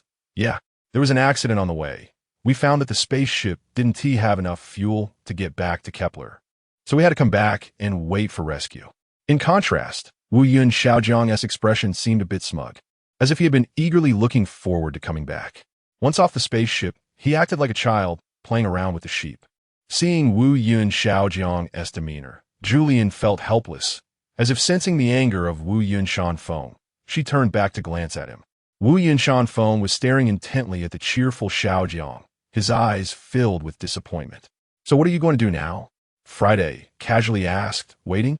Julian shrugged. "What else can we do?" Friday felt confident and nodded silently as he walked straight into the valley. After a while, the delicious smell of grilled meat wafted into everyone's noses. Following the aroma, some curious tourists found Friday, who was grilling meat, and he generously offered them food. Everyone exclaimed, "I haven't eaten all day, and after the exhausting journey by spaceship and vehicle, I'm starving." Julian also took a skewer of grilled meat and excitedly came over to feed Wu Yun Xiaojiang, who enjoyed Julian's pampering, playing for a while like a child before coming over for a bite. Wu Yun Shanfeng watched this scene with anger and scolded. "Can't he feed himself? You're spoiling him like this." Julian looked up, feeling guilty as she glanced at Wu Yun Shanfeng, not daring to move. Wu Yun Xiaojiang, growing increasingly irritated, simply avoided Wu Yun Shanfeng's gaze and ran off to play. Julian scoffed and shrugged. She felt utterly helpless.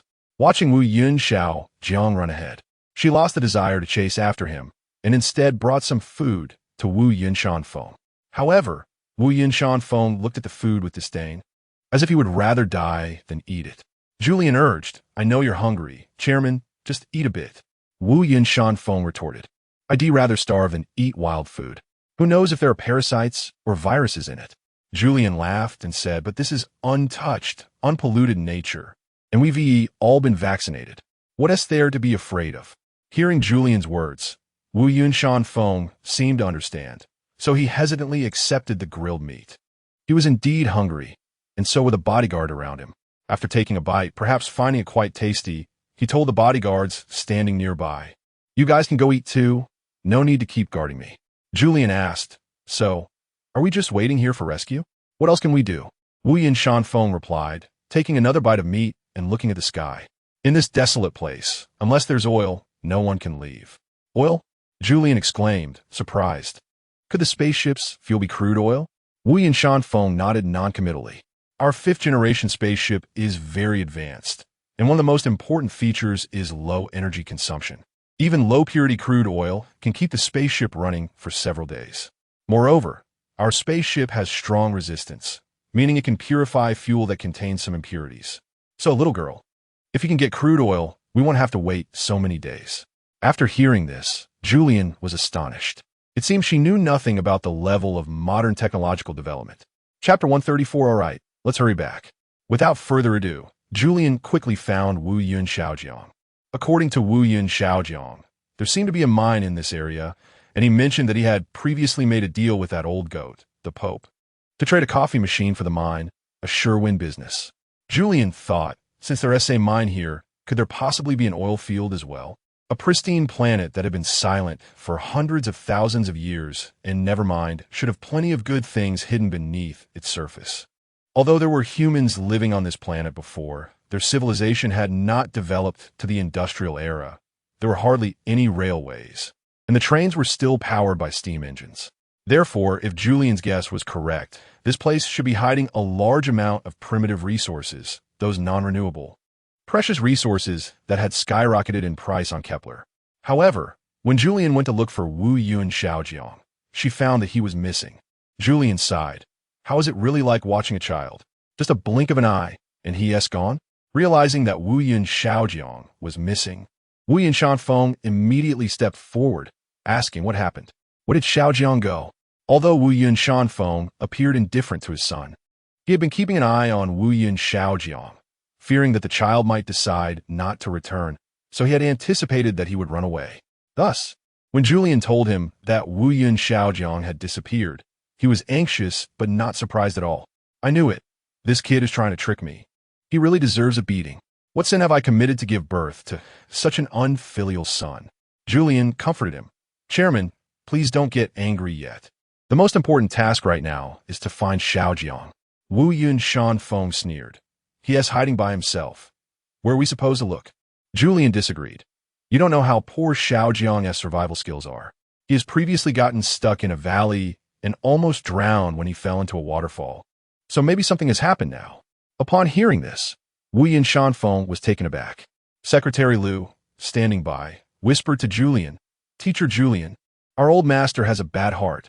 Please don't scare him." Julian anxiously stamped her foot. "Oh, I'm telling the truth. Xiao Jiang was playing just fine earlier. How could he suddenly hide?" Cough, cough. Secretary Liu helplessly thought, how can this girl be so emotionally unaware? He just wanted to keep the old master from worrying. Realizing the seriousness of the situation, Wu Yinshanfeng ordered the 20 or so bodyguards around. "Stop eating. Your chairman is missing. Go find him immediately." The bodyguards were very professional. Upon receiving the order, they immediately set out to search. Julian instructed Secretary Liu to keep an eye on Wu Yinshanfeng and not let him be attacked by any wild animals. Then she also went to look for Wu Yun Xiaojiang. Friday reminded, "You're not very familiar with this place yet. I'll let this goat lead you." Wu Yinshanfeng's bodyguard scoffed. "A goat? Lead the way?" "Naturally. I'm a native here," the goat said proudly. "Huh? Who is talking?" The bodyguards were incredulous upon hearing the goat speak. "Am I dreaming? Is this a hallucination? Did you guys hear that? The goat is talking." Indeed, this was quite extraordinary for normal people. However, Julian stated that it was nothing unusual. Most of the animals here can talk. You're not dreaming or hallucinating. This is real. Hurry up, it's urgent to find him. So, everyone, half believing, followed the goat's steps into the valley and deep into the woods. However, before they had walked long, Wu Yin Xiaojiang suddenly appeared, though the situation was not very good. Wu Yin Xiaojiang was at the front, and behind him appeared dozens of robust and fierce-looking goats. In terms of physique, these goats were not inferior to Wu Yinshanfeng's bodyguards. The most crucial part was that the leading old goat was holding a knife with its hoof against Wu Yun Xiaojiang's neck. There was no need to say more. This was clearly a threat. This scene frightened Wu Yinshanfeng and his group. The bodyguards whispered, "The goat has become sentient. It can actually hold things with its hooves?" It seems not only that. I think they can understand what we're saying. Just look at that expression, "Is the young master in danger?" By the way, what are they kidnapping the young master for? Indeed, the only calm one in this crisis was Wu Yinshanfeng. He had already realized that something was off with these goats, so he changed his expression and smiled, saying, "What are you all doing?" Wu Yin Xiaojiang, trembling and not daring to move, looked down at the knife against his neck and gritted his teeth, saying to his father, "Can't you see such a simple truth? They are clearly kidnapping me." Wu Yinshanfeng glared. "This is a tactic. Can't you see that? Stop talking nonsense." The leading goat arrogantly replied, "This wealthy man, you don't know, your son previously reached some kind of agreement with us, and now he wants to run away. What should I do?" At first, Julian was unsure just by looking at its appearance, but as soon as it spoke, she immediately recognized that the old goat kidnapping Xiaojiang was indeed the Pope. Upon hearing this, Wu Yinshanfeng asked in confusion, "My son is being unreasonable. May I ask what agreement you reached?" To maintain his dignity, the old goat glanced at Julian and said blandly, "Ask her." Julian swallowed hard and explained everything. "It's like this, Chairman. We found that there might be ore in this area. So Xiaojiang agreed to trade a coffee machine for the ore here. Now that we are leaving, we haven't given him the coffee machine yet." After hearing this, Wu Yinshanfeng was stunned for a moment and then burst out laughing. "I must be hearing things, right? A goat wants to drink coffee? Besides, even if there is cooperation, we should sign a contract with the humans here. Can your goat hoof sign? Does it have a fingerprint? You're not going to stamp it with its hoof as a seal, are you?" The goat became furious, tightening the knife against Wu Yun Xiaojiang's neck. And Xiaojiang hurriedly said, "Dad, don't talk nonsense. That's too disrespectful." Wu Yinshanfeng wanted to say something, but seeing the tension rising, Julian quickly explained, "Chairman, you don't understand. Although there are no humans here, these talking goats are humans transformed, a punishment from God for the Pope. The one in front of you is indeed the Pope." After hearing Julian's explanation, Wu Yinshanfeng initially didn't believe it, but then he thought again, if goats can speak, what else is impossible on this planet? Julian suggested, "A coffee machine isn't expensive, and besides, we had an agreement with the Pope." Let us fulfill our promise. Wu Yinshan Feng could clearly distinguish the priorities. So he immediately called the Kepler headquarters. Tell the finance department to immediately allocate funds to buy 100 top-notch coffee machines and a ton of coffee beans, and send them to Scythe Star by spaceship as quickly as possible. Huh? The female assistant on the other end hadn't understood what was happening when she was reprimanded by Wu Yinshan Feng. What do you mean, huh? Just do what I tell you. Hurry up, the fastest speed, got it? Oh, it's the chairman. I'll get right on it. After saying that, the female secretary hung up the phone. She scratched her head. Wanting coffee machines? So many coffee machines, and they need to be sent to Scythe Star by spaceship? The transportation cost seems a bit high. I don't know what is happening. I hope they're not planning to develop interstellar express delivery. That would be ridiculous. Although she couldn't understand, she still did as told. On the other side, after hanging up the phone, Wu Yinshan Feng looked at the Pope and said, "All right, I've called them to take care of it. You can let my son go now, right?" The Pope, not one to be unreasonable, replied, "Of course, but you'll have to wait until the coffee machine arrives." Wu Yin Xiaojiang gulped. "Come on, would I lie to you? We've known each other for a long time. Is this how you treat me? Let me go quickly, and once the coffee machine arrives, you can completely free me." Okay. Since Wu Yun Xiaojiang had said so, and had already fulfilled his promise, the Pope didn't want to make things difficult for him and put down the knife. Julian breathed a sigh of relief. Thankfully, nothing happened, or else she would have to use her own blood to heal Wu Yun Xiaojiang. This guy was already weak as it is, and after enduring so much fairy blood, who knows what he would become in the future. Wu Yinshan Feng's heart, which had been hanging in suspense, temporarily settled down. After all, he still cared about this son. Although this son often defied him, he was still his only child, and he would have to pass on the empire he built to him, so he had to cultivate his ability to live independently. Unexpectedly, he couldn't even handle a group of sheep now, which left Wu Yinshan Feng somewhat disappointed. He suddenly remembered something and asked the Pope, "What about the mining you mentioned? Does that still count?" The Pope was not someone who lacked credibility. "Of course it counts. As long as you can guarantee the coffee machine arrives, your people can start working now." "Really?" Julian said excitedly, as if she could sense some energy in the mountains. These days, the movement of the mountain had indeed brought many good things to the surface, and Julian's energy had become even more sensitive. Wu Yinshan Feng helplessly said, "Little girl, the minerals in a mine aren't necessarily all the jewels and gemstones that women like. Most of it is just coal." Julian shrugged. "I never said it was jewels and gemstones. Coal is good. It can provide warmth. However, if it's coal, is there still mining value? The transportation cost is extremely high." Wu Yinshan Feng thought for a moment and found it reasonable. But thinking from another angle, what if we use it on site? We could build a factory locally, consume these resources, or exchange them for something of higher value. Wu Yin Xiaojiang stomped his feet in frustration. "That's what I said back then, but you didn't believe me. As long as the temperature is high, coal can turn into diamonds." Wu Yinshan Feng sneered. "Humph. Have you considered the cost to high temperatures?" Xiaojiang angrily replied. "What? Just because you say it's wrong? Does that mean I'm wrong? The cost of coal here is extremely low. The heat generated is practically free." Cough, cough. The Pope suddenly spoke. "Want to build a factory here? That's a different price." Chapter 135. Ending this absurd farce, everyone was shocked by the commercial acumen of the sheep Pope. Although, back when there were still humans on this planet, industrial civilization had not yet developed, and even the advanced thoughts of the rebel army had been extinguished by the Pope, it was unexpected that even after becoming a sheep, he remained so sensitive to money. Indeed, as the saying goes, the older the ginger, the spicier it is. Wu Yinshan waved his hand and immediately agreed. "All right, money is not a problem. As long as our investigation shows that the profits are substantial, it's fine."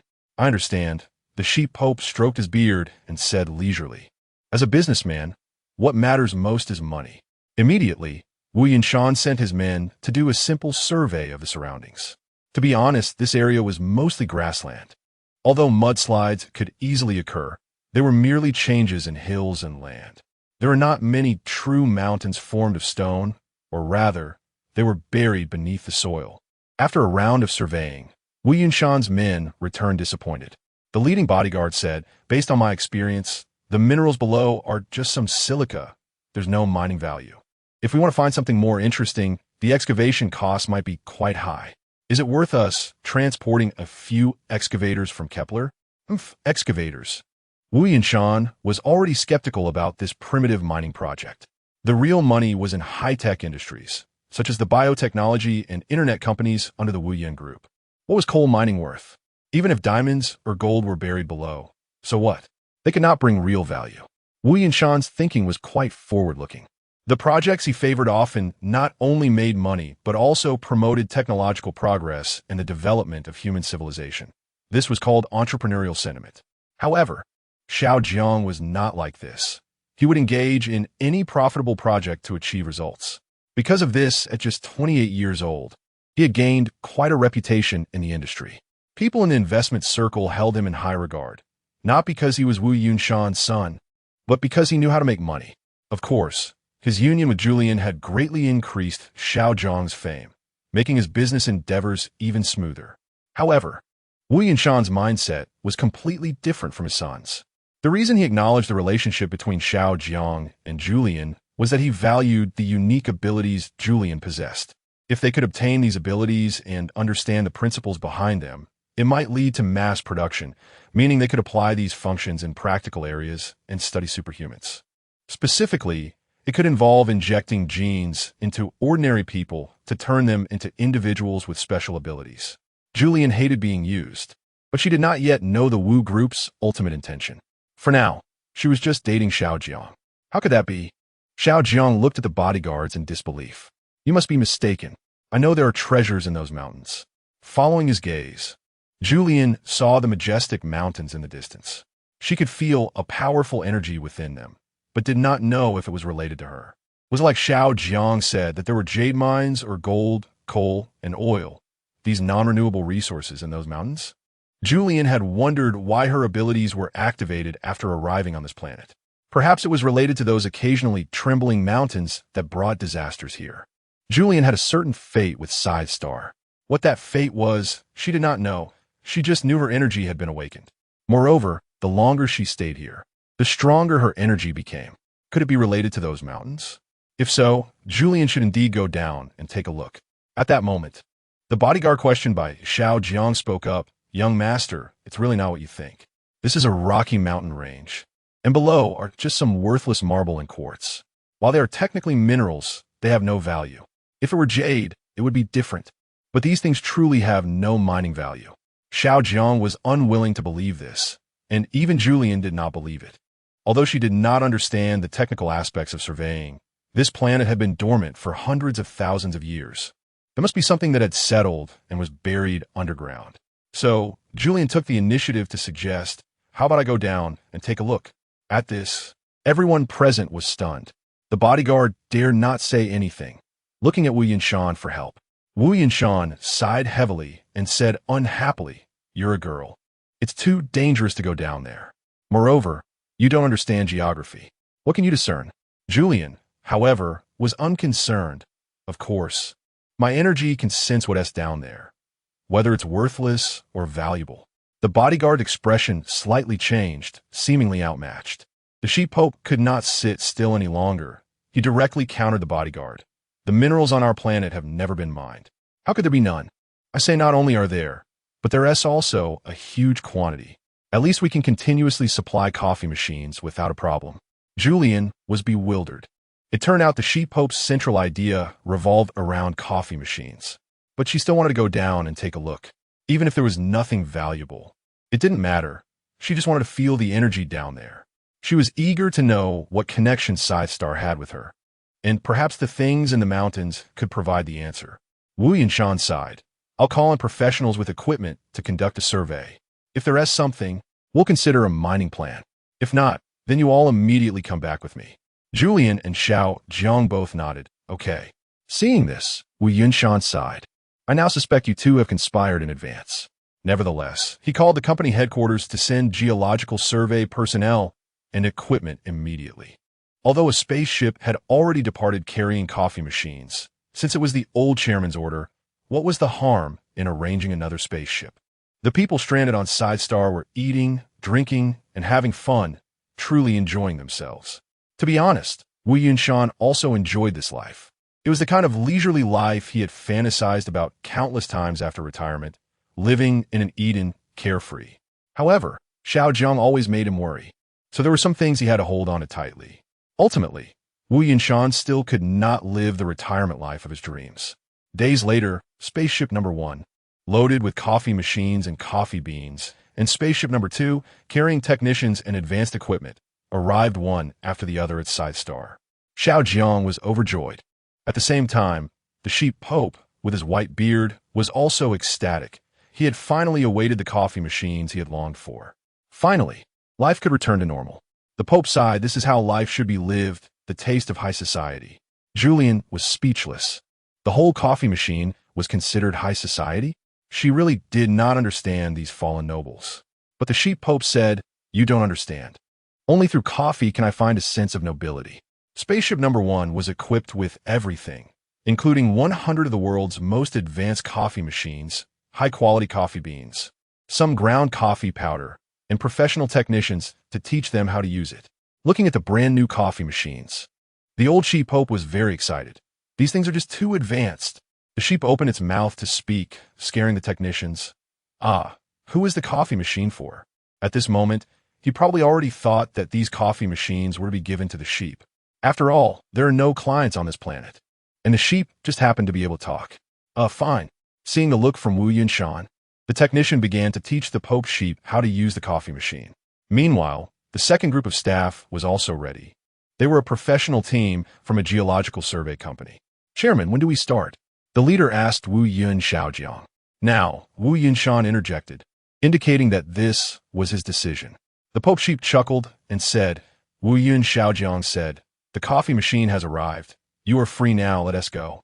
Wu Yun Xiaojiang smiled and followed the survey team into the mountains.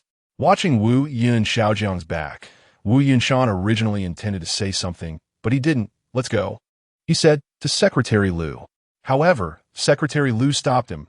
Sir, you are getting older and your health is not good. You can't keep up with the young people.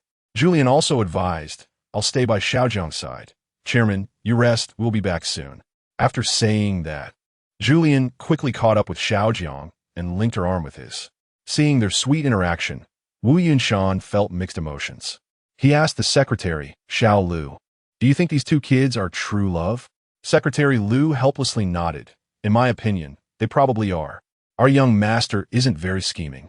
And this girl is too beautiful and smart.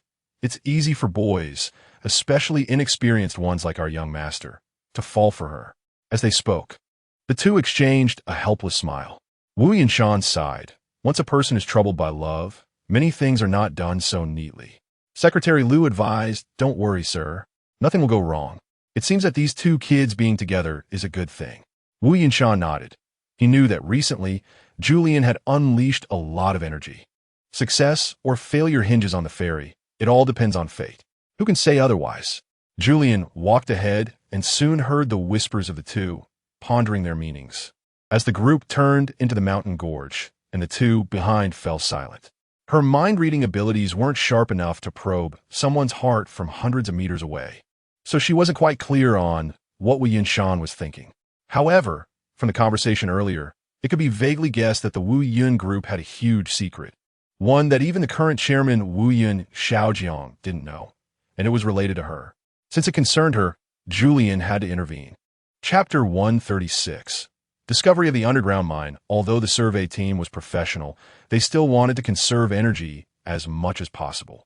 Therefore, whenever there was a cave, as long as they could confirm that it wouldn't collapse temporarily, they would lead the team inside for easier exploration. Especially since the cave in front of them had a gentle slope going downwards, it was even more delightful. The team leader said, let's go down first and see what the temperature is like inside and how far it goes. To be honest, it's quite common to find such caves in uninhabited mountains. Even if the cave is deep, there might be nothing inside, making it a wasted trip. As they spoke, a few of them changed into non-slip shoes. Julian could have skipped this since she could fly, but to blend in with the group, she put on the shoes given to her by the team leader. The group carefully walked down the slope and noticed that, due to the light, some plants were growing at the bottom of the slope. This indicated that, even inside the cave, oxygen was still abundant. The team leader put the oxygen tank he had just taken out back in his backpack and cautiously explored ahead. Is there any abnormality with the instruments? He asked the team behind him. No, the team member replied, but the instruments show that the magnetic field here is quite strong. I think this is relatively normal in ancient mountains. The team leader nodded. However, if there are magnetite deposits down there, we could be in big trouble and might not be able to get out. Julian scoffed. No matter what it is, I can get out alive. She was quite confident in the energy within her, especially now that she felt a powerful energy flowing into her body as she descended. She had sensed something unusual about this place when she entered the mountain. The closer she got to the mountain, the more she felt the energy within her stirring. Julian felt like a silkworm about to break free from its cocoon, unable to suppress her unique abilities. However, despite the uncomfortable energy surging inside her, she chose to approach the mountain. It was as if the mountain was calling to her, a voice inside her urging her to come in. This was why Julian entered the cave without hesitation. But the deeper she went, the more she felt something was off, and she couldn't help but ask the team leader, is there something incredible hidden in this place? Why do I feel so strange? Like a volcano inside me is about to erupt? Wei and Xiaojiang scoffed. Aren't you a little active volcano yourself? Who knows when you might erupt? Julian shot him a glare, and he immediately fell silent. Ahem, the team leader cleared his throat, seeing the two showing affection in front of the other single members. It's hard to say. We've encountered similar situations while patrolling the mountains before, but this mountain doesn't seem to have any abnormalities. And then he began to flick his lighter. Look, there's plenty of oxygen, so you definitely don't have symptoms of oxygen deficiency. Watching the blue flame burning from the lighter, Julian fell into deep thought. She felt a bit uncomfortable, but still wanted to continue down because this place was truly mesmerizing. Now, she could feel that below her was the answer to a question she wanted to know. It's fine. Let's go. Julian gently leaned against the wall and forced a smile. What's wrong with you? Wu Yun Xiaojiang then realized the seriousness of the situation. Julian, if you're not feeling well, I'll take you back right now. One of the team members couldn't help but complain. I said this kind of project isn't suitable for women. She shouldn't have come down here. What a hassle. The team leader advised, you should say less. We're just doing our job. And she asked the client. Wu Yun Xiaojiang glared at them, coldly saying, do you think I brought you here just for geological surveying? You're just a cover for me to deceive my father. You're of no use. Young master, are you playing us? We're a professional team. Wu Yun Xiaojiang's words infuriated the team leader. Isn't that insulting our character? Pay us and we're done. At that moment, Julian suddenly woke up, her eyes glowing purple as she began to float upwards.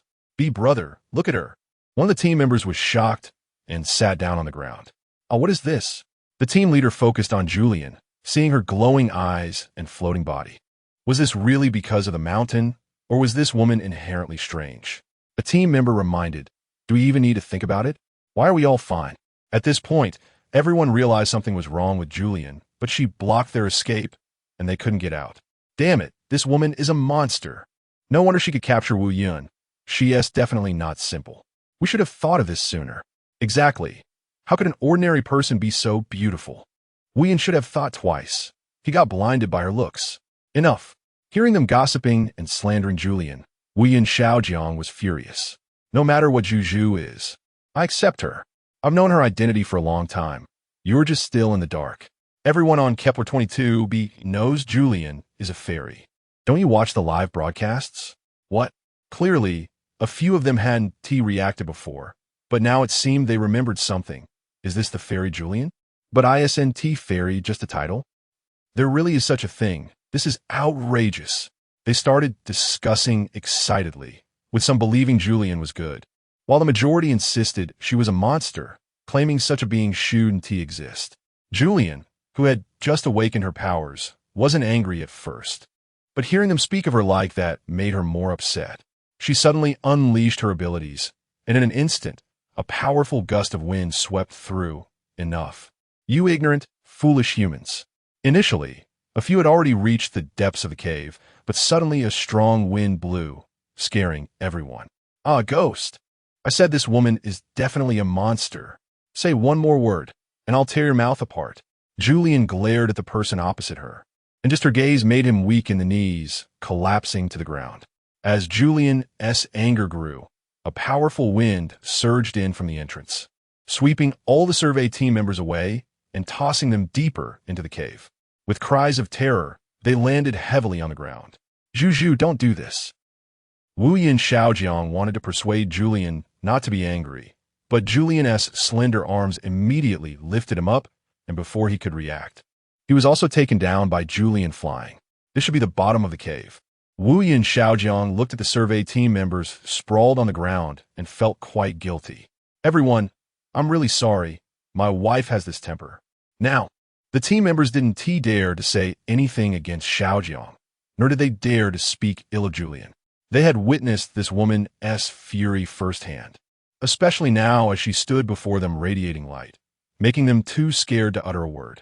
Strangely, upon reaching this place, Julian could clearly feel her energy was even stronger. She told the team members, now you can get to work. All expenses will be covered by Mr. Wu. Wu Yin Xiaojiang chimed in, that's right, I'll add $1 million for you. And from now on, listen to Juju's orders. This. Everyone looked at each other, scared to death. Although they didn't like Julian, they were afraid of her. Moreover, they were all trapped in this godforsaken place and couldn't get out for the time being. If a fight broke out, none of the 10 team members would be a match for Julian. Seeing that no one was speaking, Julian smiled with satisfaction. Since everyone has no objections to General Wu Yun's suggestion, I will now assign tasks to everyone. Everyone's inner thoughts. Do we have no objections? We dare not have any. Julian looked around. Although there was no way up, the underground passage was extensive.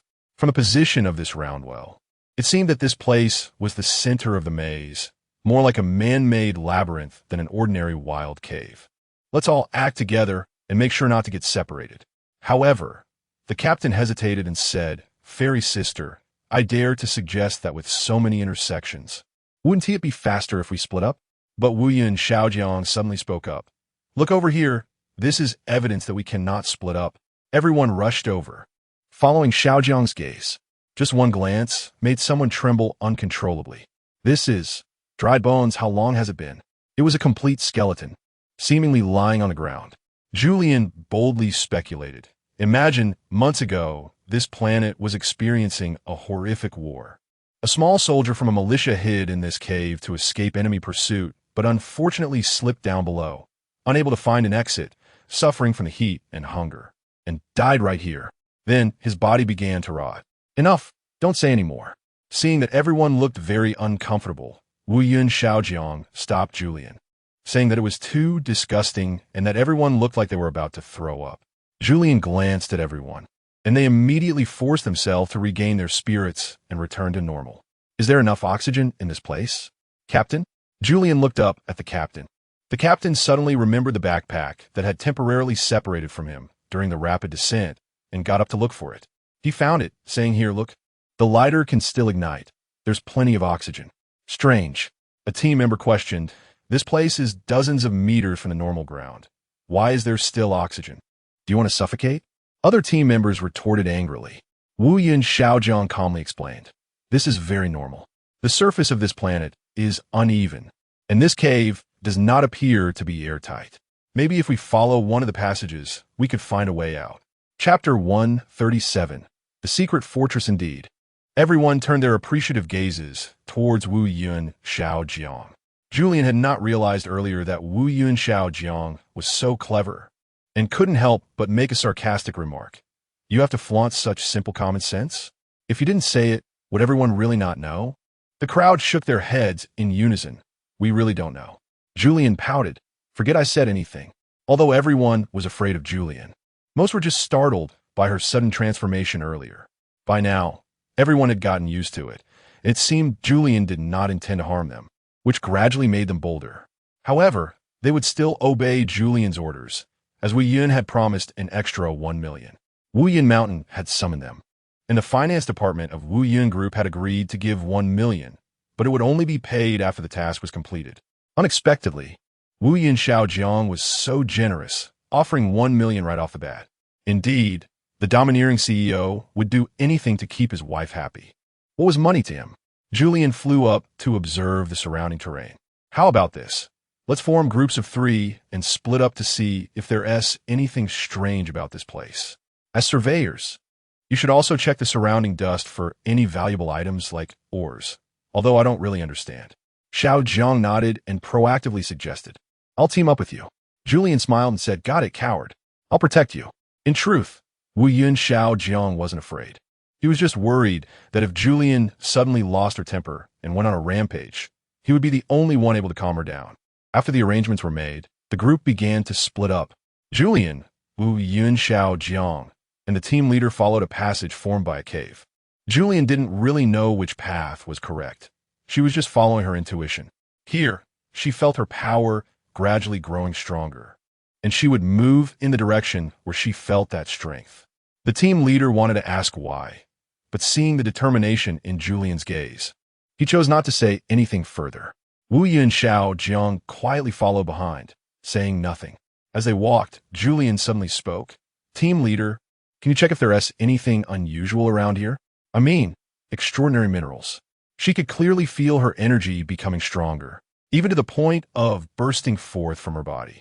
Not only that, her heartbeat quickened, as if she was about to unleash a new skill. The team leader looked seriously at the compass. Although no minerals have been detected, the magnetic field here is really off. It seems like he hesitated to finish his sentence. Wu Yin Xiao Jiang immediately understood. I know, you're talking about unnatural substances, beings from the unseen 5-dimensional space. Seeing that someone had figured out his thoughts, the team leader nodded. Julian felt very confused. Although she had long known that this planet was unusual, there were so few people here. How could there be monsters? At that moment, the team leader suddenly took out a compass. Wu Yin Xiao Jiang was surprised. You geologists carry this? Implying that researchers still believed in superstitions. The team leader smiled. When you're out in the field, you have to rely on whatever you can. I've been in this line of work for over a decade and have encountered a few extraordinary things that I still remember vividly. This compass was given to me by a master. If the magnetic field of a place is off, the needle will shake violently. So, it's not exactly superstition. It's just a handy tool. Julia nodded. Yes, the team leader is right. Carrying a compass isn't a bad thing. Look at how. The needle is shaking so violently. The position is even inaccurate. What does this mean? It means we can't get out. The team leader's face showed sorrow as he sighed. I encountered a situation like this before. I was the only one who survived that expedition. Miss Julian, you know what I'm trying to say, right? Julian coldly retorted. Nonsense, with me here, there's no way we can't get out. Although this place was indeed unusual. Julian could feel it, but she always thought it posed no danger to her. In fact, she felt a sense of closeness to it. For a few seconds, she even hazily thought that this place was her home. Impossible. My real home is on Earth. Julian continually reminded herself, as she believed this feeling was an illusion created by the magnetic field of this place, trying to lure her to stay until her life gradually withered away. Therefore, Julian often tested her energy to ensure she had enough strength to get out. However, when Julian used her abilities, she found that the energy within her not only did not weaken, but actually strengthened, which puzzled her. Could it be an illusion? As the 3 of them walked, suddenly, a stone wall appeared before them. The team leader said, No way forward, let's head back and try another passage. But Julian stared intently at the wall, momentarily dazed. Wu Yin Xiao Jiang tugged at her. Julie, what's wrong? Julian replied. We can get through. I can feel that there's a path behind this wall. Hearing this, the team leader immediately took out a drill. Miss, so do we need to break the wall? Julian didn't speak, signaling everyone to step back. She clasped her hands together, seemingly performing some mysterious religious ritual, and then a ball of flame appeared out of thin air. The team leader was stunned. What? Is there a fire source here? Wu Yin Xiao Jiang was initially surprised, then slightly taken aback. Julie, you've learned to control fire now? But be careful. The oxygen here is thin. If you use it all up, we won't be able to get out. Upon hearing Wu Yin Xiao Jiang say that, Julian slightly curled her fingers, and instantly, a continuous stream of cold wind surged in from the entrance, freshening the air immediately. Wu Yin Xiao Jiang suddenly realized, Julie, you can bring the wind in, so we don't have to worry about suffocating due to a lack of oxygen. The team leader was left confused. Wasn't Julian just a teacher before? How could she know so many spells? Could the rumors about fairies be true? If that were the case, with Julian's abilities, wouldn't the upcoming tasks be much easier? Wait, if Julian is so powerful, why didn't she enter the cave alone, but instead hired a group of surveyors? Was it to keep people from noticing? Suddenly, the team leader noticed that the ball of fire in Julian's hand condensed together and charged towards the rock blocking the entrance. In an instant, under the high heat, the rock exploded, sending flames shooting out. The team leader almost got blinded by the brightness and hurriedly covered his eyes. Ah, what is that? The shattered rocks flew everywhere, hitting several people. Wu Yin-Xiao Jiang ducked back. Although he was no longer as timid as before since he was with Julian, he still instinctively moved back in such a dangerous moment. For instance, this time, he directly hid behind the team leader, naturally receiving the leader's disdainful expression. You, a grown man, are more timid than a woman? What do you understand? Julian isn't an ordinary woman, Wu Yun-Xiao Jiang said, still feeling scared. She could take on a whole team by herself. Julian coldly laughed. Isn't there a path now? Let's keep going. Stop the chatter. Julian was very dissatisfied with the two big men discussing her behind her back. If they couldn't help, that was one thing. But being so wishy-washy like a woman was another. The two men behind exchanged glances, seemingly puzzled about who she was scolding. Julian walked ahead, occasionally tapping on rocks or leaning against a boulder to listen to the sounds inside. Right now, she felt extremely exhilarated. It seemed like some kind of energy was drawing her in, even though she didn't know where the end point was as long as she followed her instincts. She could reach where she wanted to go. As she walked, Julian suddenly stopped. Despite having gone through so many incredible things, the captain still doubted Julian's abilities. Miss Julian, are we sure we're not going the wrong way? Julian completely ignored him and continued to spin in place. Wu Yin-Xiao Jiang didn't understand, but seeing Julian so lively, he thought of two possibilities. Either Julian had made a significant discovery, or she had gone mad. Clearly, in this situation, the latter was more believable. Suddenly, Julian jumped up and began to bounce vigorously in place. Wu Yin-Xiao Jiang was confused but jumped along with her. The captain thought they had both gone insane and simply covered his face. However, Julian urged, "What are you waiting for? Hurry up and jump with us." The captain, helpless, had no choice but to join them. The three of them jumping together made for an awkward yet joyful scene. Suddenly, the captain heard the sound of rocks cracking. He was terrified and quickly dodged to the side. Then, the spot where they had just jumped collapsed, revealing a deep pit underneath. A satisfied smile appeared on Julian's face. "What are you waiting for? Let's go down." The captain hesitated, but there are no stairs down there. Won't we fall if we just walk? What is this? Julian gently raised her arms and made a flying gesture. Suddenly, the captain felt a rush of air underneath him. He was actually flying.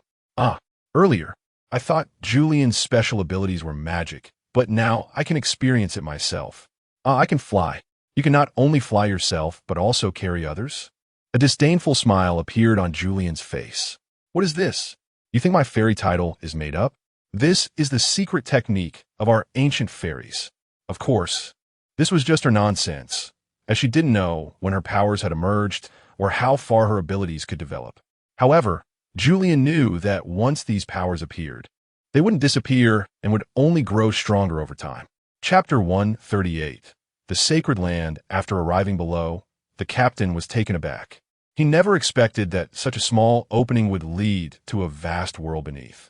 When Julian crushed the rock, he thought this place was a trap at best, just another cave.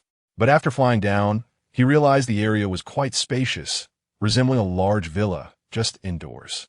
It was not only bright and roomy, with numerous pathways branching out, but plants were also growing in every nook and cranny, which was astonishing.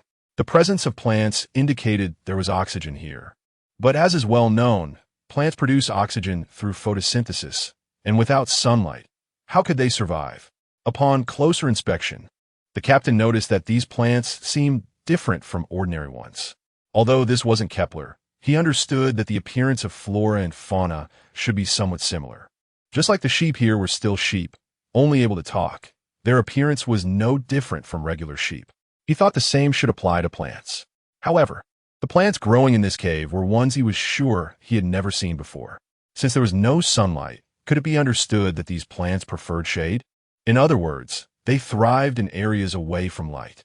This was truly unbelievable. The captain took out his camera, snapping pictures while constantly exclaiming in wonder. If he brought these photos back, they would surely cause a sensation. Meanwhile, he was also calculating how he could get rich. Julian, however, smiled and said, "Trust me, it won't cause a sensation. The photos you took only prove that there are plants in the cave. They can't prove it's an underground cave hundreds of meters deep." After hearing Julian's words, the captain felt deflated, like a punctured balloon. His dreams of striking it rich were thoroughly dashed. "So what are we going to do next?" the captain asked weakly. "Weren't we supposed to come here to treasure hunt? What minerals are down here?" He looked at his backpack full of equipment and felt it was all useless. He had carried them all this way, and in the end, only the camera was of any use. But he was told the photos wouldn't make him money. The captain began to regret coming here. If it weren't for that million, he wouldn't have come to this godforsaken place. He wondered if he could even go back. Julian looked around, and countless pathways appeared before them. She pointed to one. "Let's go, this is the way. Just follow my lead, and you won't go wrong." Wu Yun Shaojiang firmly believed in his wife. Whatever she said to do, he would do. However, the captain remained skeptical of Julian. He had a bias against this woman. If it weren't for Wu Yun Shaojiang constantly urging him, the captain would have preferred to sit and wait for them to return, effectively going on strike. "Did you forget what we saw when we came in?" Wu Yun Shaojiang ominously warned him. "If you wait here, no one will come to save you. What if you faint from carbon dioxide poisoning? You'd be rotting away before long." After hearing this, the captain stood up in fear and said, "Okay, I'm coming with you. I'll follow wherever you go." Julian smiled with satisfaction. Unknowingly, they arrived at an even more spacious cave. This cave was different from the others. The plants here were more exotic and appeared more beautiful. Julian felt that it seemed like someone had lived here before. Wu Yun Shaojiang exclaimed, "This is so beautiful. Could this be a fairy's cave?" The captain awkwardly poked his shoulder. "Wu Yun, what are you talking about?" But Julian had an idea. "Yeah, why didn't I think of that? The fairy might be related to this place." The captain scoffed. "Fairy, really? Everything in this world is related to fairies. Might as well say the universe belongs to your family." Julian shot him a glare and turned to Wu Yun Shaojiang. "Don't you find it strange? Ever since we arrived on this planet, my energy has been continuously stimulated. At first, I didn't think anything was wrong. But every time I get close to this mountain, my heart races. Although I don't even know if I have a heart, there's definitely something pounding in my chest." We were able to find this cave by following my intuition, as I had never been here before.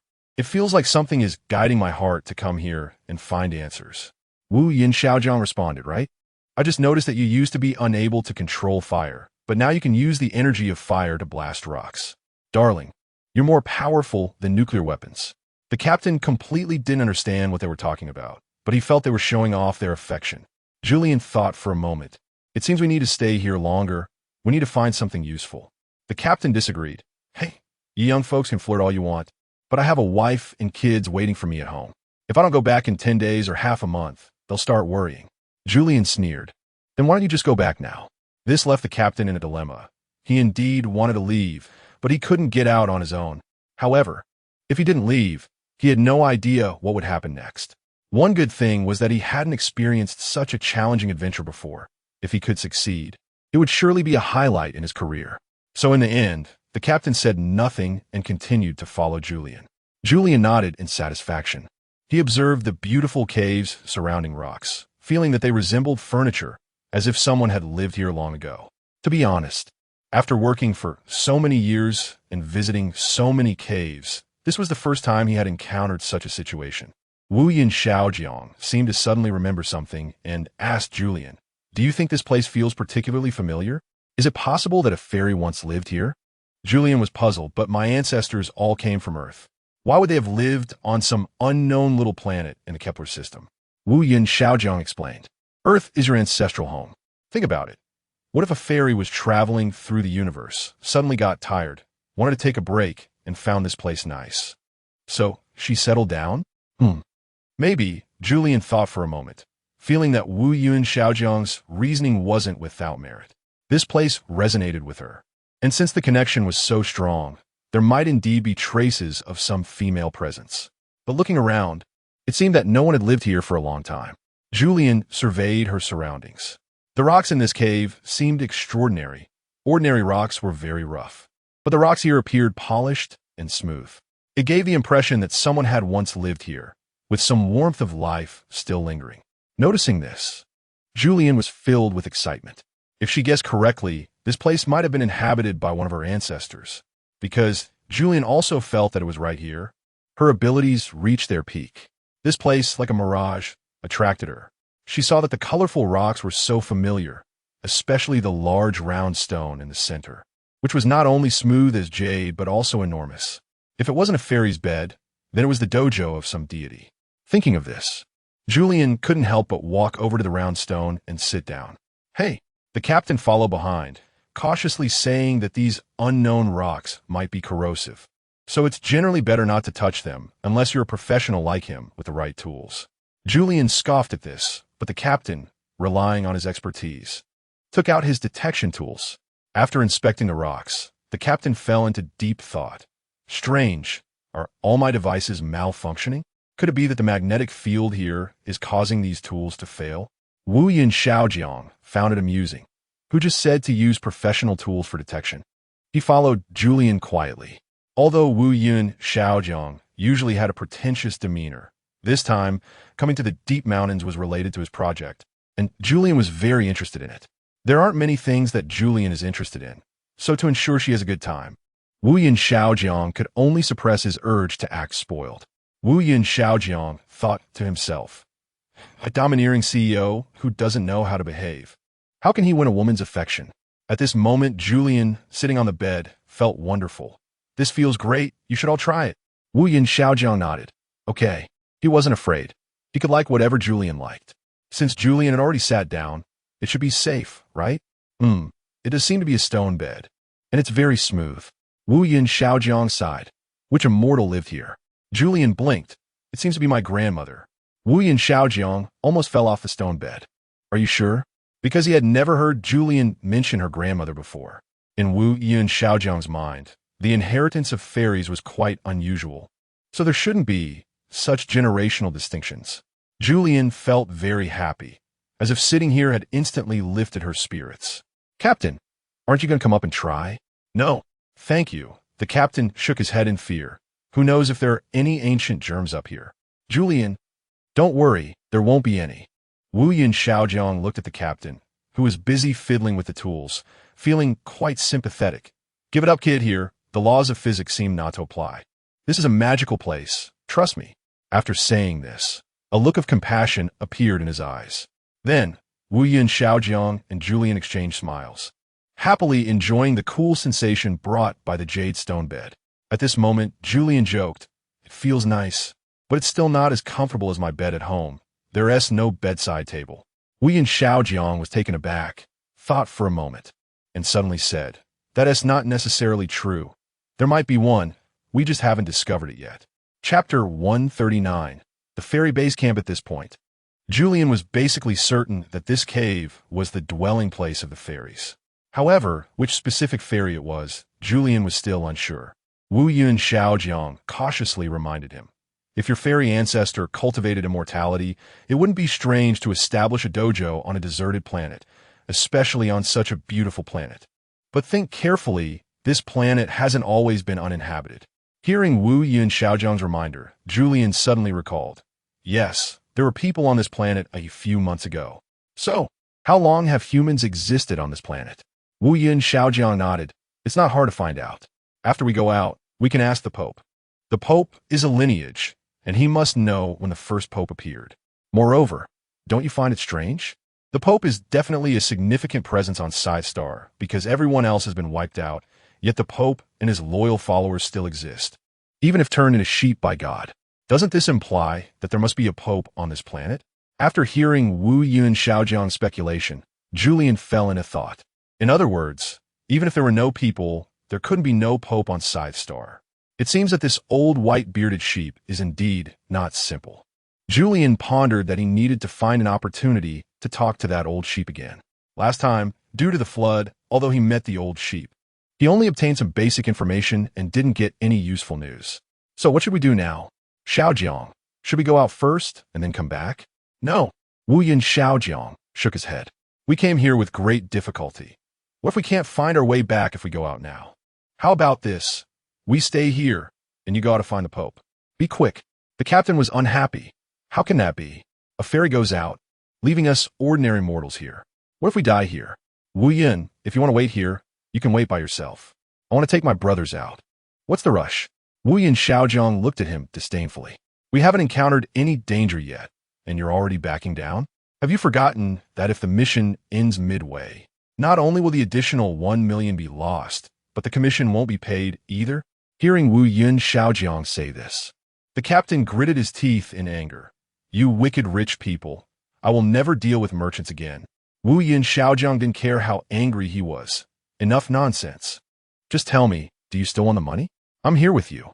If something happens to you, I can't escape either. The captain thought for a moment and felt that what Wu Yin Xiaojiang said made sense. So he gritted his teeth and endured. Fine, I'll do it. Wu Yin Xiaojiang smiled. That's more like it. Julian, then I'll go. Wu Yin Xiaojiang nodded. But be quick if something unpredictable happens while you're gone. We won't be able to handle it. All right. Julian instructed, don't leave this room. If anything happens, just speak loudly. I can't hear you. Wu Yin Xiaojiang nodded. MHM. Don't worry. The captain, however, was not so optimistic and was worried that Julian might not return. Do you really think you have ears that can hear the wind? Julian smiled and turned back. Actually, I do. Then, she gently leaped and flew out of the cave. Behind her, the captain looked incredulously at the place she left, then tilted his head to look at Wu Yin Xiaojiang. Hey, brother, you're so rich. Aren't you worried that woman will leave us here to die and then go home to inherit your fortune? Not worried. Wu Yin Xiaojiang pouted.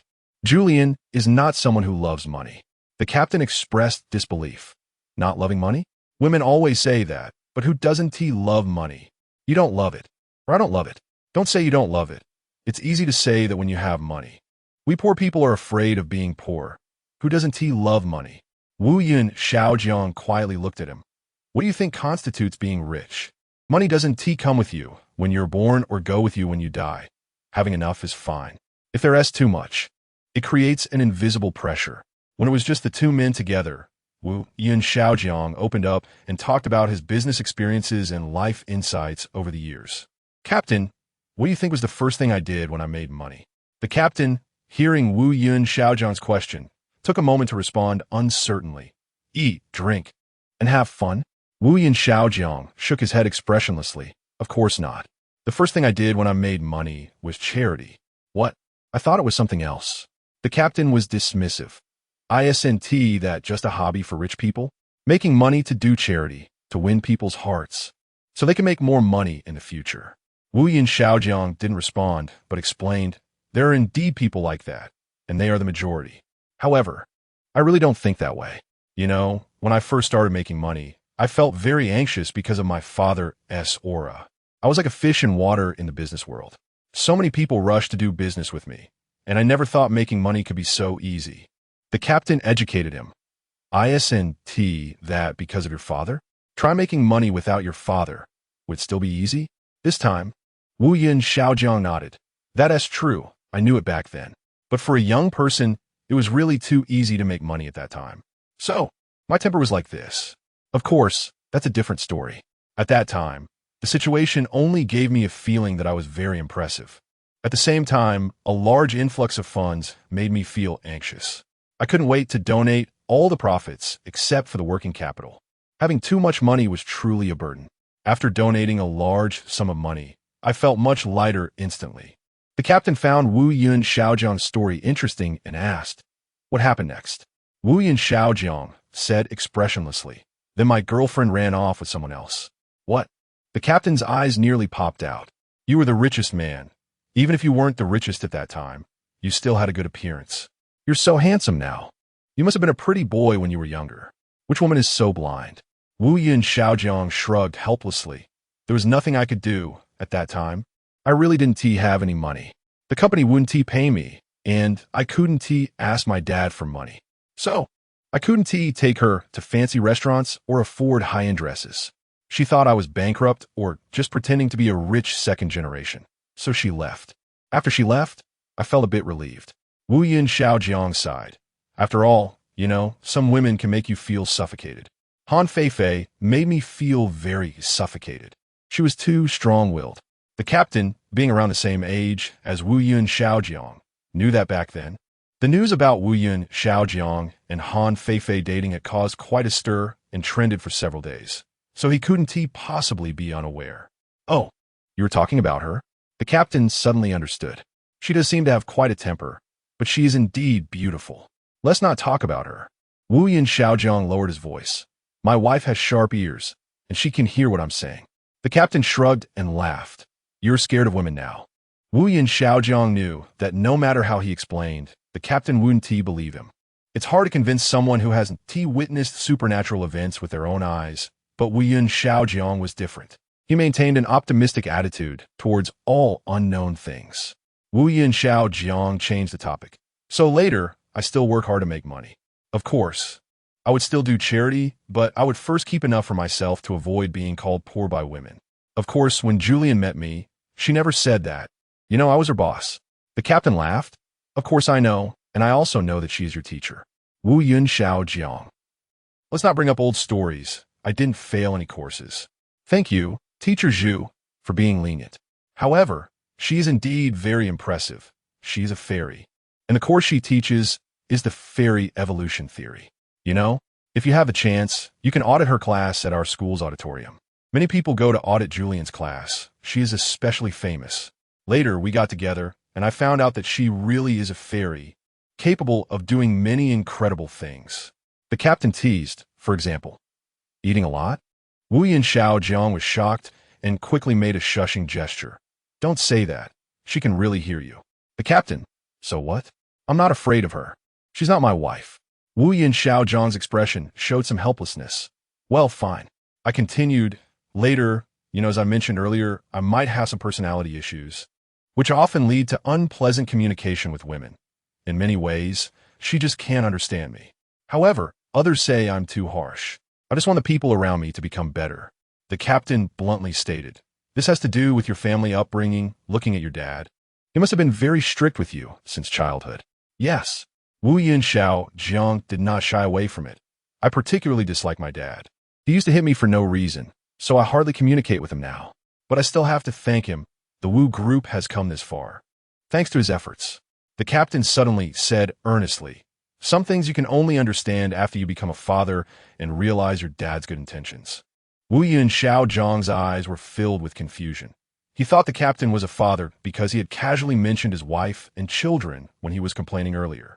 But he didn't understand why a person should be what they originally were, and why everything would change after becoming father.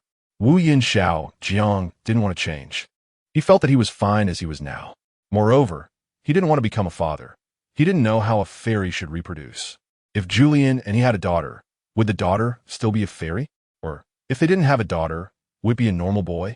Everything was still uncertain, and Wu Yun Xiaojiang looked in the direction where Julian flew out of the cave, lost in thought. Chapter 140. What did the previous generation of fairies experience at this moment? Julian was outside, walking towards the entrance of the cave. Seeing her come out, Wu Yinshan quickly approached, looking somewhat panicked. Where is young Master Jiang? Why are you the only one who came out? Julian was momentarily speechless, looking at Wu Yinshan's expression. One might think she had deliberately harmed young Master Jiang or left him inside to wait for death. She explained, Chairman, you don't need to worry. Young Master Jiang is doing just fine. I came out to find the Pope. We made some significant discoveries in the cave and need to consult him about a few questions. That's fine, Wu Yinshan readily agreed, immediately calling someone to bring the Pope over. The Pope was reluctant. Hey, what are you doing? I'm the Pope, not a sheep. How can you treat me like this? Humph. Wu Yinshan scoffed disdainfully. In my eyes, you're just an old sheep. Then, Wu Yinshan turned to Julian. What do you want to ask him? Go ahead. Julian felt a bit awkward and stammered. Chairman, could you let us talk privately? Wu Yinshan was afraid Julian would run away. So he agreed to retreat with the bodyguards, but insisted that Julian couldn't leave his sight. Julian agreed, and she began her conversation with the Pope. The old sheep felt helpless. What do you want to ask me? You're an all-powerful fairy. Why do you need to consult this old man? Julian humbly replied, Please don't say that. You're the Pope and have lived for so long. You must know a lot. The old sheep stroked its beard with its hoof and nodded. All right. What do you want to ask? Julian began. Do you know if there have been fairies on this planet? Or have you ever heard rumors about fairies? Julian recalled that when she first met this old sheep, it had never seen her before, yet it knew she was extraordinary, different from mortals, and would not die. This indicated that the Pope had some abilities. The old sheep fell into thought and said, Ever since I turned into a sheep, my brain hasn't been working well. Not only has my brain capacity shrunk, but I've also become forgetful with age. So, there are some things I don't know if I can remember. As for the fairies you mentioned, I seem to have an impression of that, but it was a long time ago. I heard my grandfather mention that there was a beautiful flying woman nearby whom all the men admired. Julian was shocked and asked, What happened to that fairy later? The old sheep shook its head and said, According to my grandfather, it seems she went into a cave and was never seen again. A cave? Julian was both surprised and delighted. Is it the one I just visited? But the old sheep indicated that it didn't know the specifics. It couldn't remember much from its childhood, and it was something it heard from its grandfather. Julian asked again, So was your grandfather also a pope? The old sheep nodded. Our family has been popes for generations. This is the family heritage designated by God, and only we can bear this responsibility. Julian felt curious. Such a papal family heritage, with only one in each generation, was quite similar to the fairy family's inheritance, right? In an instant, she felt a closer connection to the old sheep. How about this time? You come with me to the cave. Because Julian felt that the things in the cave might awaken the old sheep's memories. The old sheep hesitated. I'm old. I don't have the agility of you bipedal animals. At this rate, my old bones might shatter. Julian had a sudden idea. It's okay. I can fly and take you with me. Saying that, she took off into the air, and to her surprise, the old sheep also floated up with the flow of the surrounding air. This is too magical. I didn't expect that, as a quadruped, I could still fly without wings. The bodyguards in the cinema noticed this scene and quickly reported to Wu Yinshan, Sir, they're trying to escape. Then, a group of people rushed over, and Julian couldn't help but laugh at them. The old sheep said, They can't catch up with us, right? Julian confidently replied, What do you think? We're flying. Saying that, she summoned the power of the wind and, with the old sheep, vanished into the cave in the blink of an eye. Before long, following the voices of young Master Jiang and the captain talking, Julian found the cave. The captain immediately fell silent upon seeing them. Young Master Jiang was somewhat surprised. So soon? And you brought a sheep? The old sheep, looking displeased, coughed. It's the Pope. Young Master Jiang then recognized that this old sheep was the Pope who had previously tried to kidnap him. Indeed, humans have a face blindness towards other species. However, seeing the Pope arrive, young Master Jiang was not happy and complained to Julian, Why did you bring it here? Did you forget it kidnapped me before? What if it tries the same trick again?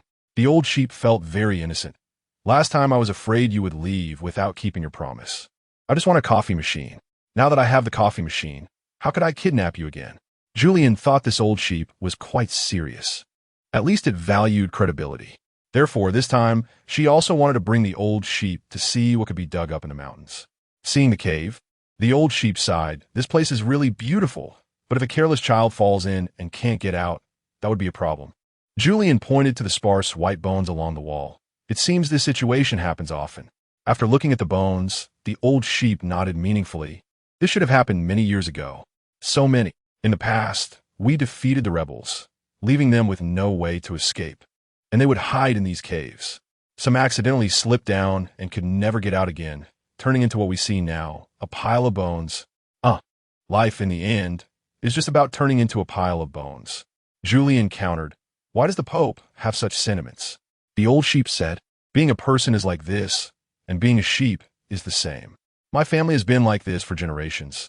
The final outcome is the same. Julian inquired, Pope, seeing the scene here, do you think of anything? The Pope thought for a moment and said, Yes, I see graves. Many people died here. Isn't this a graveyard? Upon hearing this, Julian couldn't help but break out in a cold sweat. Could it be that my fairy grandmother died here? The Pope was puzzled. That fairy appeared here. At most, just over 100 years ago. How long can fairies live? How could she be your grandmother? Julian didn't say anything, But she suddenly recalled the person she encountered at the Abnormal Human Research Institute last time. That strange man, who claimed to be her father, had Julian feeling both amused and bewildered. She remembered that the man said he was over 100 years old and had a brief romance with a previous generation of fairies. Didn't that mean that the fairy who appeared on Scythe Star could very well be that strange man's old flame, the previous generation of fairies? With this thought, Julian had a guess. Could it be that the previous generation of fairies came from Kepler, 22b to Scythe Star? The two planets are so close. This answer seems easy to guess. Julian felt her idea was quite plausible. So, the fairy who lived here should not be called her grandmother, but rather her mother. Young Master Jiang also posed a soul-searching question. Then why did she come from Kepler? Although Kepler was still developing at that time, and not very wealthy, it was still much better than this deep mountain forest. The old sheep, however, disagreed. Not necessarily. Before the rebels appeared, our place was still very prosperous. In particular, the Pope ruled everything, and everywhere was filled with indulgence, glamour, and a scene of great prosperity. Julian nodded. I know, it all came from exploiting the people, right? Old sheep, pretty much. By the way, young lady, could you not always undermine me? It makes me, as the Pope, lose face. Who will listen to me in the future? Julian, do you see anyone listening to you now? Seeing Wu Yun Xiaojiang and the captain shaking their heads. Old Sheep was deeply disappointed. Sigh. Nowadays it's not my Pope's world anymore. It's the world of you wealthy people. Oh, wealthy? Our Pope was very wealthy back in the day. If there was no money, how could the fairies come to us? Julian urged. So about the fairies, did they leave behind any beautiful legends or heroic deeds here? Old Sheep fell into deep thought again. Legends, yes. She was as beautiful as a legend. Everyone knows fairies are very beautiful. Of course, you are also very beautiful, but according to my grandfather's description, you seem to be a bit less than the previous generation of fairies. Julian's sensitive nerves were instantly stung. What do you mean? Are you saying I'm not a purebred fairy? Wu Yin Xiaojiang saw Julian about to explode and quickly stepped in to advise. Don't be angry. Didn't he say that? With the level of technology on this planet, he wouldn't understand you anyway. Old Sheep, I understand. She thinks she is the offspring of a fairy and human. So what? Did human genes let you down? Wu Yin Xiaojiang was left speechless. Wasn't he this just adding fuel to the fire? Although Wu Yin Xiaojiang had always thought about this, because Julian's extraordinary abilities were not innate, but developed step by step through learning. More importantly, the strange man encountered at the Abnormal Human Research Institute claimed to be Julian's father, and he later thought that the two did indeed resemble each other a bit. However, under the pressure from Julian, Wu Yun Xiaojiang had never dared to bring it up. Julian was completely enraged, and everything around her was lifted into the air. Calm down, calm down. Wu Yun Xiaojiang tried to mediate, but suddenly found himself being lifted as well. Baby, I didn't provoke you. Please don't take it out on me. Put me down. No, wait, not quickly but steadily. In the lab, Julian couldn't hear any of it. At that moment, she seemed to have gone mad, truly transforming into the legendary exterminator. Chapter 141. The anger of the fairy. Julian was angry, and the reason was naturally related to her identity. She had walked the martial arts world for many years, relying on her pure fairy lineage. In Julian's mind, she was a direct descendant of ancient fairies from Kunlun Mountain on Earth. Now, to say that she was a descendant of both fairies and humans was like stabbing her in the heart. Clearly, the men before her had completely angered Julian. At this moment, Julian was floating in mid-air, glaring fiercely at the three men across from her. With an angry roar, a strong gust of dark wind swept through, startling the men into a flurry of movements. Wu Yin Xiaojiang seized the opportunity to get closer. Baby, are you planning to murder your husband? You've already accepted my proposal. You're my rightful fiancé now. If I die at your hands, how will others think of it? Julian was already quite angry, and upon hearing Wu Yin Xiaojiang's words, her anger intensified. You stupid humans. I don't want to marry you. Wu Yin Xiaojiang's eyes widened. What? You want to back out of the engagement? Julie, you signed a contract. Julian became anxious, saying everything. You humans are all liars. If I marry you, wouldn't my descendants' bloodline be even less pure? Now, in Julian's view, Wu Yin Xiaojiang wanting to marry her was a huge conspiracy aimed at diluting the pure fairy genes and gradually exterminating their race to be completely replaced by humans. Fairies were the earliest beings in this world. Julian raged. It's your existence that has led to our near extinction. You ruthless killers, you destroy the environment. You litter food everywhere, making this world a mess. In Julian's eyes, all she could see were the faults of humanity, the filthy cities, the polluted rivers. In a stark contrast to this undeveloped planet, Julian believed that it was the emergence of humans that had made this world chaotic. Because humans have a limited lifespan.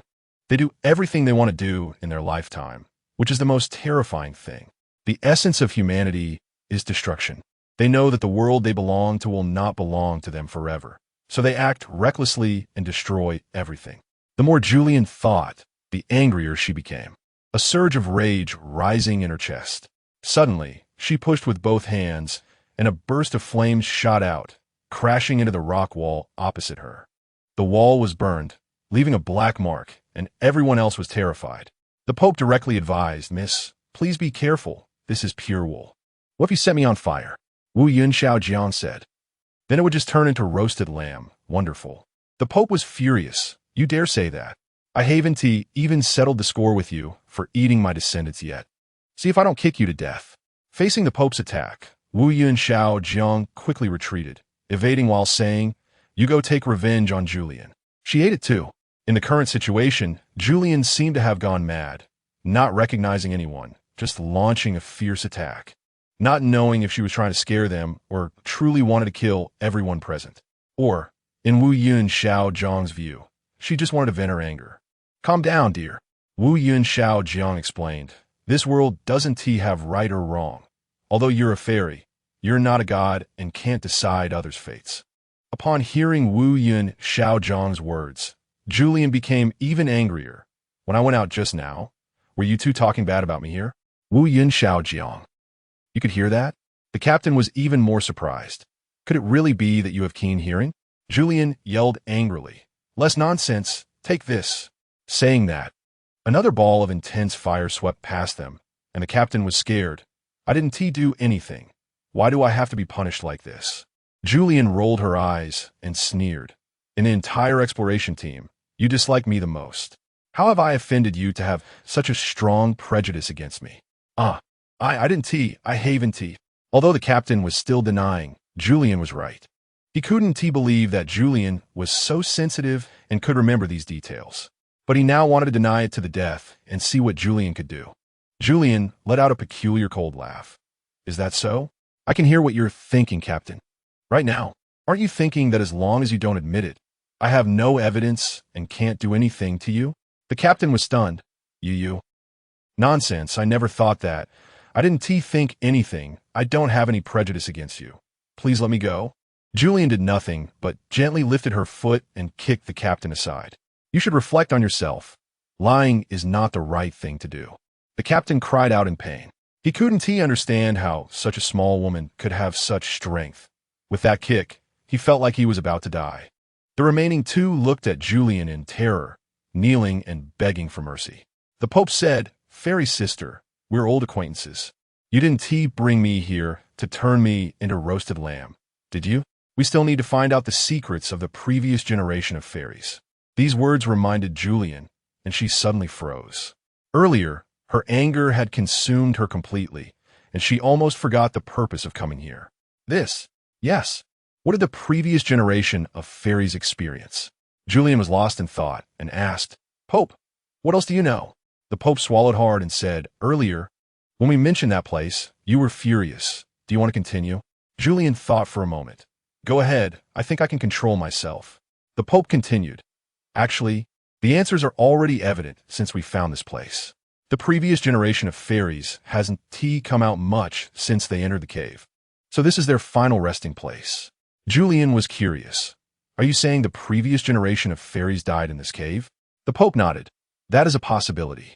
Julian suddenly thought of something and questioned, "Then there should be a fairy bone inside." The Pope was puzzled. "Fairy bone?" Julian nodded, knowing the Pope didn't understand these matters, so she explained, "You see, every fairy has a fairy bone inside them. After they die, their bodies may decay. and other bones will disappear with the passage of time. But that fairy bone will never disappear, even if buried in the ground. It will turn into a fossil and be discovered by people after 1,000 years. The Pope listened, feeling it was very magical, and asked, "So what is the purpose of keeping that bone?" Julian said, "It should be the key to producing the next generation of fairies. Only that bone can allow the fairy genes to continue." The captain finally calmed down, revealing a hint of disdain. "Come on, did cloning technology exist back then?" Wu Yun Xiao Jiang interjected. "Not necessarily. This is a project our company is researching, reviving fairies through their fairy bones. As for whether it's the original body or the next generation of fairies that is revived, there is still no definite answer." Julian looked at him in confusion. "So you mean, the bone your company is researching could possibly revive the original body, and I might see my fairy ancestor?" Wu Yun Xiao Jiang neither denied nor confirmed it, just said there was such a possibility. The Pope asked, "But how did the generation of fairies that lived on our planet come about? You came here by spaceship. Did she fly across the vast universe by herself?" Julian could only shake her head, as she was also unclear about the reasons behind it. Wu Yun Xiao Jiang thought for a moment and said, "Is it possible that she didn't come from Kepler Star at that time? Perhaps she went to another planet with more advanced technology and took a spaceship from there to come here. Now, although Kepler Star is the most developed planet, other more advanced civilizations in the universe may have already perished in a vast history." Julian nodded, but she still didn't quite understand. But then, how did she fly from Kepler Star to other planets? Wu Yin Xiao Jiang said, "Isn't that simple? It must have been 100 years ago, when there were no spaceships, but we had rockets. She might have taken a rocket to some place and simply didn't have a return ticket." After hearing this, Julian fell into deep thought. The Pope of Sheep said, "No matter how we discuss it now, these are just speculations. What can be confirmed is that the little fairy has some mysterious connection with this cave, meaning that the previous generation of fairies likely lived here. Right now, what we should do most is to look for evidence that the fairy once lived here in this cave." This remark reminded everyone, and Wu Yin Xiao Jiang slapped his thigh. "That's right. Isn't this the purpose of our coming here? Everyone, let's get moving." The Pope of Sheep glanced at him sideways. "The purpose of our coming here? Aren't you here to dig for minerals, to get rich?" Wu Yin Xiao Jiang chuckled foolishly. "What does money matter? Isn't there anything more important than making my wife happy?" Julian said nothing, shot him a glance, and continued walking forward. The captain had just been kicked by Julian and had not fully recovered, so he could only walk cautiously with his back bent. Wu Yun Xiao Jiang surveyed the surrounding stone walls, lost in thought. "You guys said that this place has experienced so many floods and heavy rains. Wouldn't the rainwater seep in?" The Pope of Sheep shook his head. "Do you know why the righteous army would rather die inside than seek refuge elsewhere? Science. The things you talk about don't work here. This land is governed by the Pope and blessed by God." Wu Yin Xiao Jiang didn't believe his reasoning, thinking it was just an excuse fabricated by the Pope to confuse people. God wasn't that miraculous. The Pope made a shushing gesture. "Be careful what you say. God might hear you, and you could face his punishment.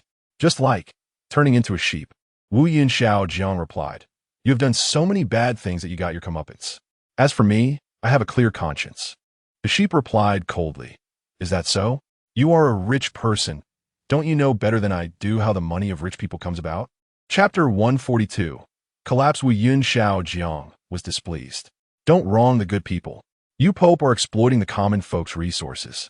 We legitimate business people engage in proper transactions and do not harm anyone's interests, unlike what you claim." "Oh, really?" The old sheep looked at Wu Yun Xiao Jiang with disdain. In its eyes, wealthy people were all bad. The old sheep knew how the Pope's wealth was accumulated, but it misjudged Wu Yun Xiao Jiang, who was one of the few decent, wealthy individuals. Although, as the richest person in the world, Wu Yun Xiao Jiang was sometimes cursed at and labeled as a vile capitalist exploiting the working class, he always stayed true to his principles. All of his company's projects were legal and compliant, and he maximized the rights of his employees. In fact, among all of Kepler 22b, the treatment of employees at Wu Yun Group was quite good. Therefore, Wu Yun Xiao Jiang believed he had a clear conscience. The group was noisy, but Julianne ignored them and continued walking ahead. As soon as things began to take shape, she couldn't wait to find evidence and didn't want to waste time arguing with them. "Hey, are you coming or not? If not, I'm leaving you here." Upon hearing this, everyone immediately stopped arguing, and the cave fell silent.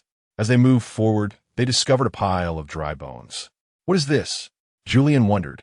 This was not directly below the cave entrance, and if an ordinary person fell and died, they shouldn't be here. Could it be? Julianne thought. Could this be the remains of her previous ancestor? Thinking about it made her feel a chill, and she wanted to kneel down to examine them. However, Wu Yin Xiao Jiang seemed to sense her thoughts and pulled her back. This should just be an ordinary passerby. Look at the bones. It's clearly a man. Besides, even if someone fell from the entrance above, they might not die immediately and could have crawled a few steps to end up here. Moreover, there might be other entrances. Julianne thought Wu Yun Xiao Jiang had a point, so she nodded and continued walking. She had a premonition that the previous generation of fairies had died in this cave, just like in certain religious rituals where fairies would find a place to quietly await death. Do you think the fairy bones are in this cave? Julianne suddenly asked everyone. She felt that ever since she entered this cave, the energy within her was rising, and it wasn't without reason. There was some kind of sensing. Wu Yun Xiao Jiang. Why are you looking at me? The remains from the Research Institute definitely don't belong to the previous generation of fairies, right? Julianne recalled. That bone was excavated from an archaeological project 1,000 years ago. It must belong to her distant ancestor. Therefore, Julianne had no doubts. Her previous generation of fairies was not on Kepler. This fact itself was suspicious. Why wasn't she on Kepler? Why did she suddenly disappear, leaving that man without a word? The question returned to the reason for the previous generation of fairies leaving, and if this matter could be clarified, the mystery of Julianne's lineage would also come to light. However, this topic might anger Julianne, and this time, everyone dared not speak. Julianne led the way, following her instincts. Suddenly, they encountered a hard stone wall. The captain quickly took out a device and checked the thickness. No, we can't push this open. Let's let the fairy do it. After the last experience of Julianne breaking through a wall with fire, the captain was now aware of the fairy's abilities. Julianne didn't hold back this time. She simply kicked the stone wall, smashing it to pieces, and everyone was stunned as stones rolled to the ground. They hadn't expected the fairy not only to possess various special abilities, but also to excel in martial arts. Surely, Wu Yin Xiao Jiang had learned a lot at home. The Pope and the captain exchanged sympathetic glances towards Wu Yun Xiao Jiang. Wu Yin Xiao Jiang looked confused. Why are you looking at me? The stones broke, not me. The captain couldn't help but laugh. Huh, is this man harder than stone? Where the stones had shattered, a dark passage appeared, and it seemed there wasn't much path ahead. Inside was pitch black, and Julianne could only widen her eyes. The purple light from her eyes illuminated the tunnel ahead like a flashlight. Everyone was amazed. The captain exclaimed, "What? The fairy's eyes can glow? I know cat's eyes glow at night, but I didn't expect. Fairy, you must have cat's eye gems in your eyes, right?" Although the Pope was also somewhat surprised, he felt it was familiar. That purple light seemed reminiscent of something he had seen before. Julianne looked at him. "Where have you seen it?" The Pope quickly covered his eyes. "Don't look at me. I'm going blind." Julianne then realized how blinding her eye-strong light was. She could only focus ahead in the tunnel and listened intently to the Pope. "When I was very, very young, someone said that when a fairy appears, it will be accompanied by various lights. Of course, this is just a legend, but the elders said that the fairies they saw when they were young had blue light in their eyes. But yours is purple. If I can still distinguish colors, it's like purple." Julianne nodded. Her eyes did emit purple light, but she had also seen blue light before, which was from the bone in Wu Yun Group's secret laboratory.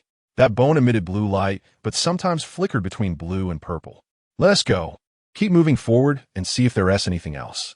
Julianne felt that ahead was a dead end. If there was nothing, she would mark this spot at the cave entrance and not return. After all, that would be the most efficient approach. However, as they walked, Julianne felt her heart racing. Wu Yin Xiao Jiang looked up at her. "What sound is that?" Julianne met his gaze, and they understood without words. It was the sound of her heart racing.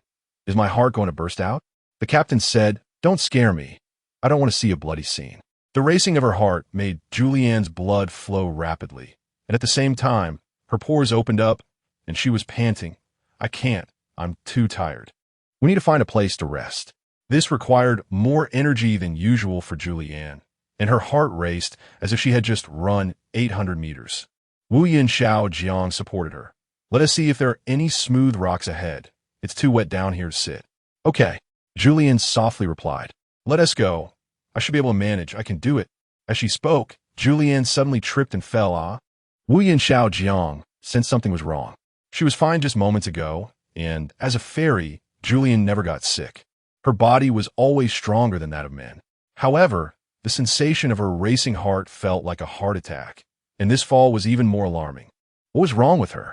What's wrong, Julie? Should we leave? Although Wu Yin-Xiao Jiang had no connection with this cave, he knew Julian's reaction was definitely related to this place. Ever since they came to this planet, she had undergone many changes. Wu Yin-Xiao Jiang held Julian's hand tightly and embraced her. But Julian kept shaking her head. I'm fine. Watch your step. As she spoke, Julian looked down and realized she had tripped over something. With the glow from Julian's eyes, everyone leaned forward to look and discovered a long bone. It's it. Everyone gasped. Could this be the legendary fairy bone? I can't believe it actually exists. But the captain remained skeptical. I don't believe it. This might just be a common person's leg bone. Didn't you see how long it is? A petite fairy like her, where would she have such a long bone? Wu Yin-Xiao Jiang reached out to touch it, intending to pick it up and examine it closely, but just as he got close, the bone suddenly emitted a blue light. What is this? He was stunned. It looked almost identical to the one in the laboratory. Julian exclaimed, My mother? Julian felt a surge of emotion throughout her body, nearly overwhelmed. Does this mean, with this bone, I can resurrect my previous generation fairy and uncover the mystery of my origins? Wu Yin-Xiao Jiang pondered for a moment and then splashed cold water on Julian's hopes. Not necessarily. The cloning technology would only revive her appearance and body, but everything she experienced is in her memories, and her memories exist in her physical CPU, which is her brain. However, her brain is clearly no longer here. If we revive her, what we'll get is a new brain without any memories. Julian appeared somewhat disappointed, but she still picked up the bone and held it close for a long time. Finally, she calmed down, her heartbeat returning to normal, and the bone no longer glowed. Julian said, The answers the Scythe Star can provide us are probably just these. Let's go. The captain asked, What? Didn't we come to dig for gold? Are we done just by finding one bone? Who's going to pay my 2 million? Wu Yin-Xiao Jiang raised his hand. I will. The captain was speechless and could only remain silent, swallowing hard as he shouldered his backpack. Julian led everyone to regroup with the other team members based on the sound she heard. Then, she exerted all her strength to help everyone out of the cave. At this moment, Wu Yin-Xiao was waiting at the cave entrance with a group of people. When he saw Wu Yin-Xiao Jiang return alive, a smile appeared on his face. Meanwhile, a group of sheep were also waiting for the Pope, and upon seeing him come out, they all knelt down, some even offering hot coffee. Wu Yin-Xiao asked, So what did you find? From his expression, he seemed to think Wu Yin-Xiao Jiang was returning empty-handed, ready to take the opportunity to humiliate him and Julian. Wu Yin-Xiao Jiang looked at Julian, signaling her not to take this silent humiliation.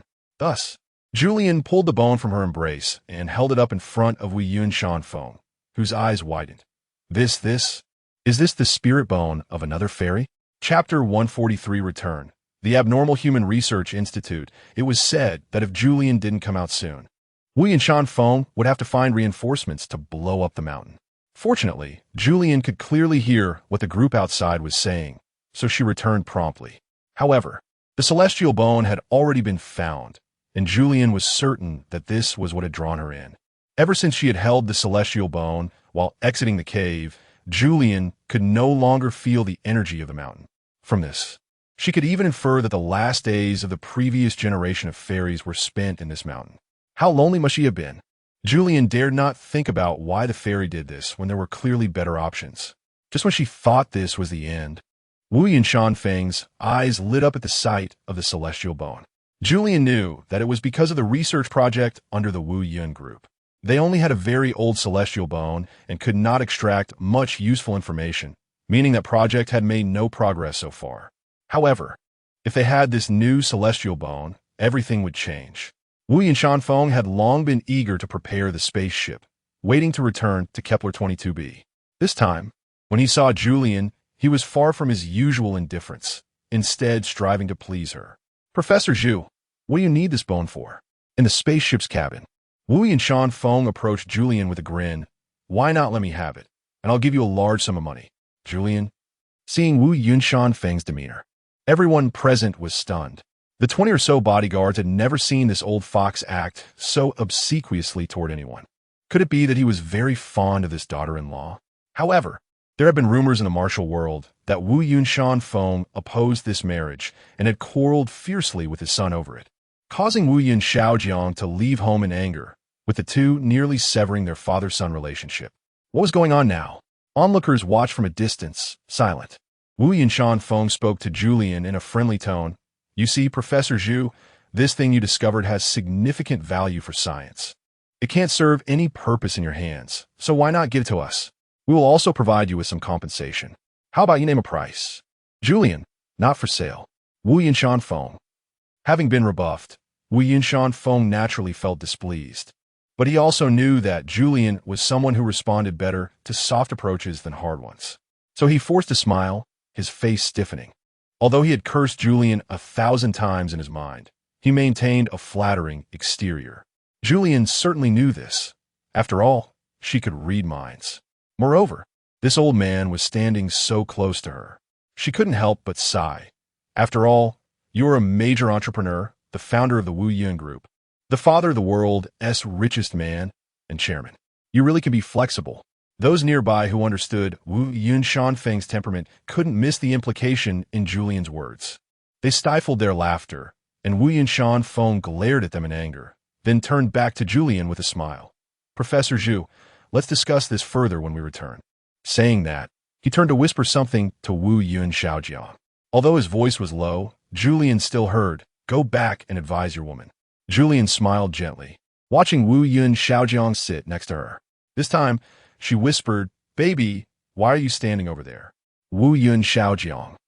Em staying neutral. I'm not involving myself in your matters. Julian, I'm afraid not. You should know that if you can obtain this bone, your position in the Wu Yun Group will be unshakable. Doesn't that attract you? Hearing Julian reveal the reason, Wu Yun Shaojiang hurriedly flattered her. Nothing attracts me but you. Zhu, the living fairy, is the most appealing to me. These antique things are not worth mentioning. Julian looked at him meaningfully. Although Wu Yun Shaojiang was her boyfriend, he was also a top figure in the food chain. Would he really give up such a good opportunity to defend his position?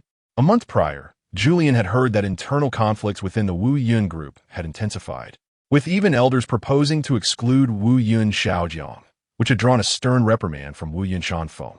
As the newly appointed leader who had been raised by his father, Wu Yun Shaojiang's relationship with Julian was criticized by family elders as a potential leverage against him. But now, Julian didn't know what Wu Yun Shaojiang was thinking. As for the treasure in her arms, she was sure it was related to her, but she had no idea what it could be used for. She thought she would need to go back and ask that person. On Kepler 22b, the spaceship landed. Still adjusting to the feeling of gravity, the next day, Julian eagerly arrived at the Abnormal Human Research Institute. The director was still the same woman, and it seemed that nothing had changed. Miss Zhu, you're here? The female director was very polite upon seeing Julian. After all, she was now the fiancée of her boss, essentially the future boss lady. She jokingly added, Miss Zhu, when you plan to move into our facility? Julian smiled and asked in return, is that strange old man still here? The director paused for a moment upon hearing Julian mention that person, then remembered which old man she was referring to. Oh, you mean him? He has quite an odd temper, and his whereabouts are unpredictable. He should be out fishing right now. Julian nodded and asked, do you have a fish pond here? The director replied, what are you talking about? We are such a large organization, and we house the most special group of people on this planet. Of course, we must meet their various needs. Having a fish pond is nothing. We even have a golf course.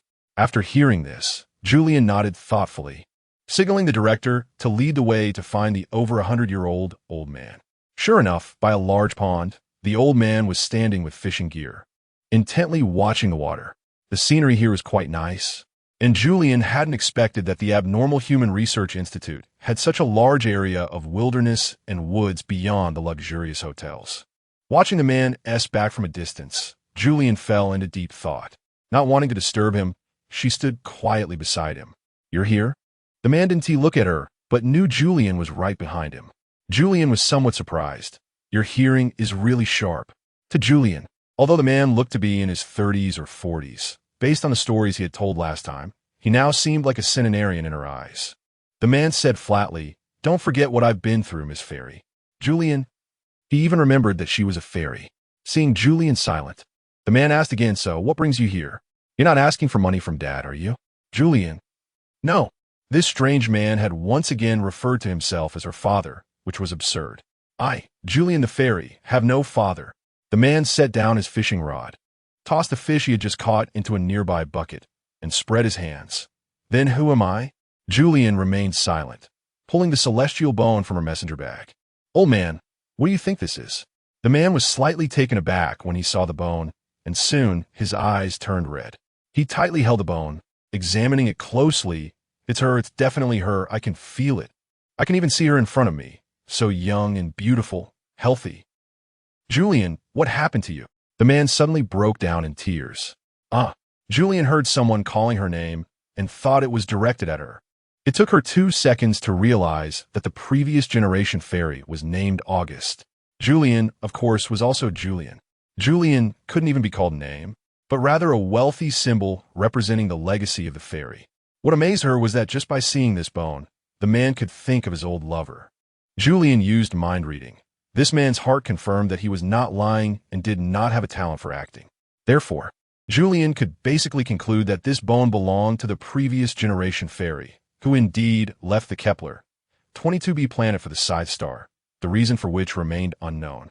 Julian cautiously asked, "Uncle, what did you see?" The man's eyes had traces of tears. He felt a bit out of place seeing Julian looking at him. So he calmed down.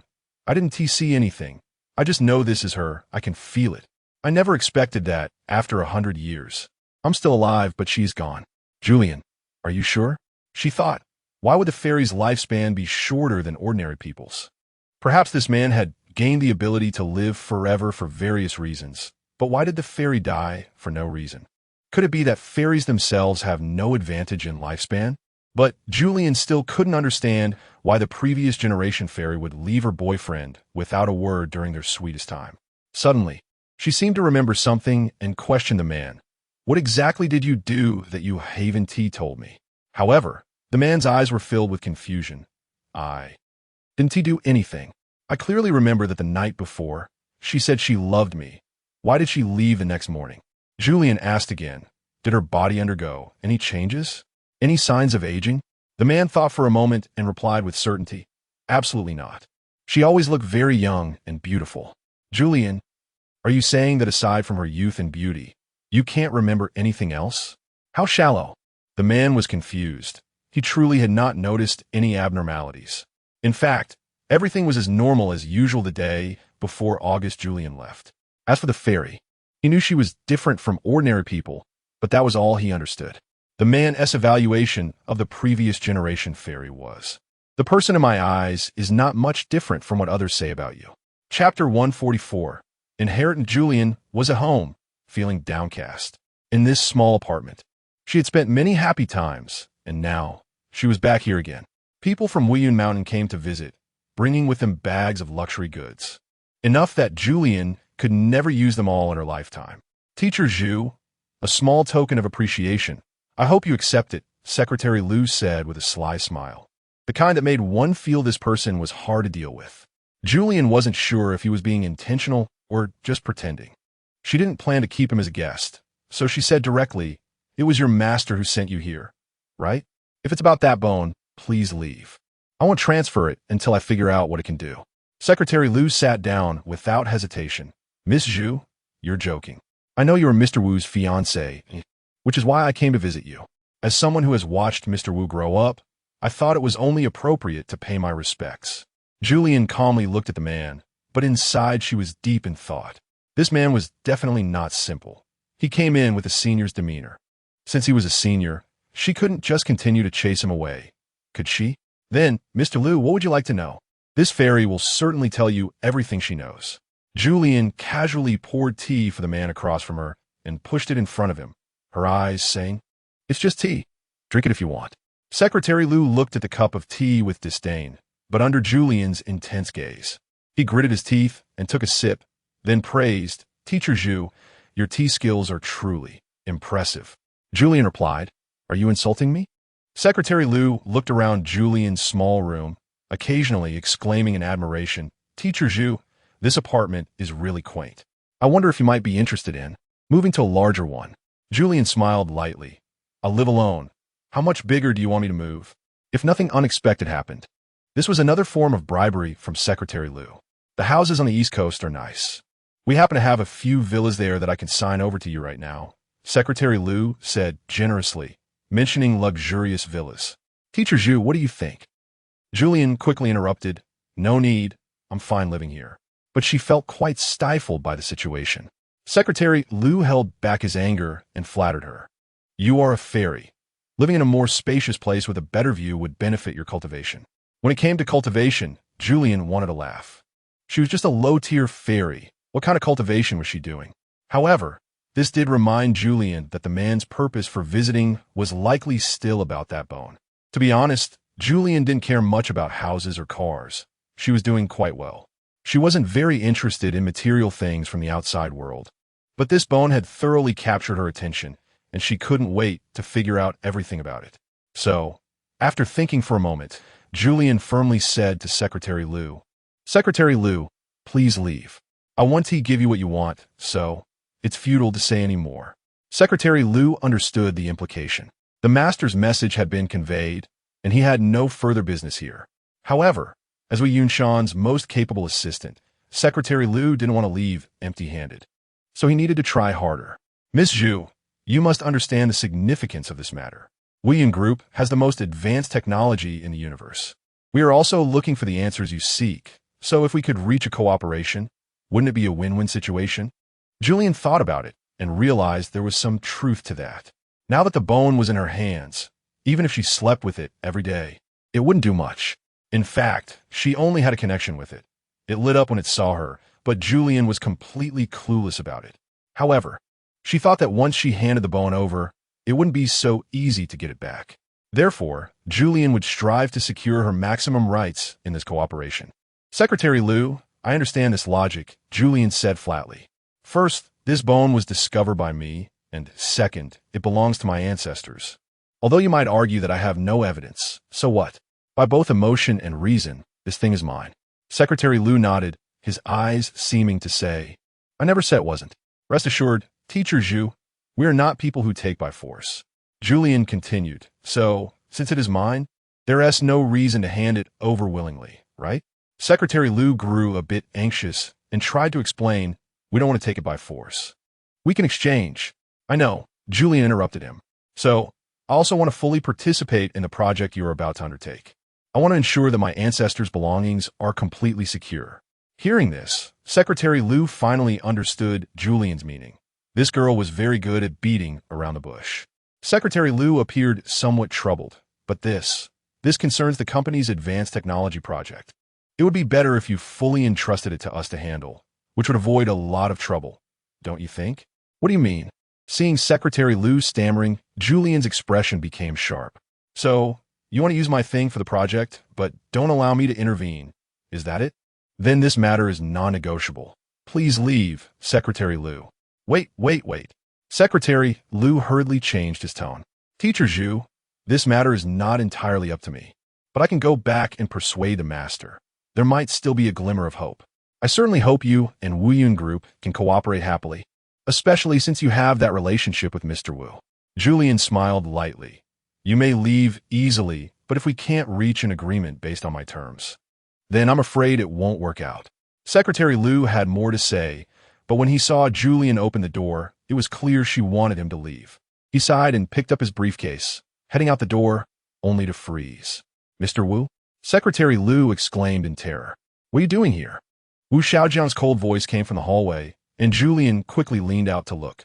It seemed that Wu Xiaojiang was quite displeased with Secretary Liu's unexpected visit. The latter immediately noticed this and hurriedly explained, "I just came to see Teacher Zhu on behalf of the master, bringing some small gifts. It's nothing unusual." Julian remained silent, and Wu Xiaojiang glanced at her, then suspiciously looked at Secretary Liu. "Are you sure? She doesn't seem very happy." At this point, Secretary Liu was looking at Julian with an extremely humble, pleading gaze, hoping she could say a few words for him. Julian, skilled in reading minds, knew exactly what Secretary Liu was trying to do, but at this moment, she chose to feign ignorance. What? Xiaojiang, did you bring back breakfast? Wu Xiaojiang held up the breakfast bag in his hand and waved it in front of Julian. Secretary Liu felt embarrassed. Fortunately, he was leaving quickly. If he had run into Wu Xiaojiang, it would have been disastrous. Mr. Wu, you all eat first. The master has something to find me for. So I won't disturb you, Secretary Liu said, turning and hurriedly leaving down the stairs. Watching Secretary Liu's retreating figure, Wu Xiaojiang seemed to be deep in thought. Back in the room, after closing the door, Wu Xiaojiang casually asked while taking out breakfast, "Was Liu uncle here for the bone? What else could it be?" Julian thought for a moment and suddenly found it amusing. No one comes to this quiet place without a reason. If someone shows up, it must be for that. Wu Xiaojiang casually asked, "So what did you say?" Julian replied, "If they can let me participate in this project, then I will agree." Wu Xiaojiang was stunned. He thought for a moment and then nodded. "Okay. Now, the chairman of Wu Yun Group is Wu Yun Xiaojiang. Isn't it just a matter of saying a word to have Julian host this project? Moreover, Julian is not only a biological expert, but also the last fairy in the universe.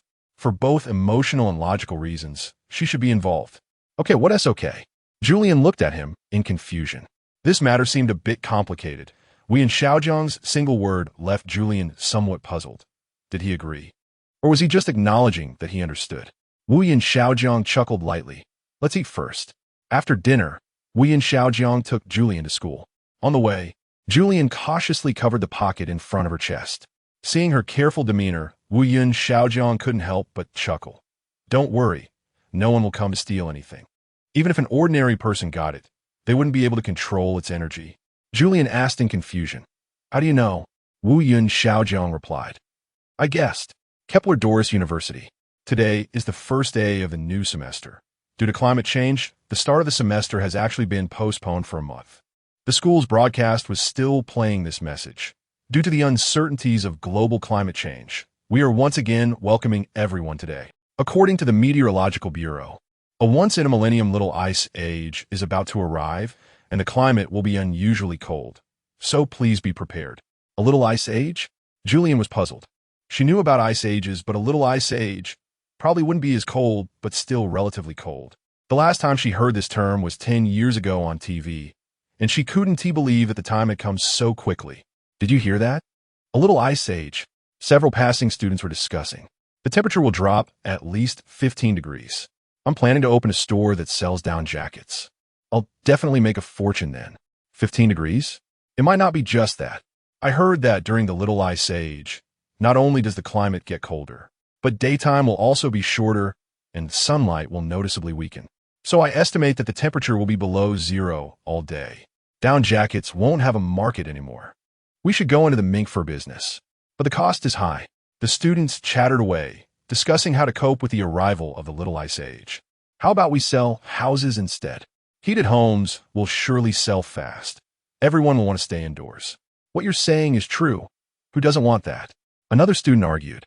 "But then who will go out to work? How will we make money and what will we eat? Someone has to produce food. So the clothing market is still very necessary. It's just that style isn't important. What matters is keeping warm. Just look at mine." Chapter 145. The Little Ice Age. Julian found it quite amusing to hear them talk about it. The concept of the Little Ice Age was something Julian had heard about many years ago, but at that time, it felt far away and she didn't take it to heart.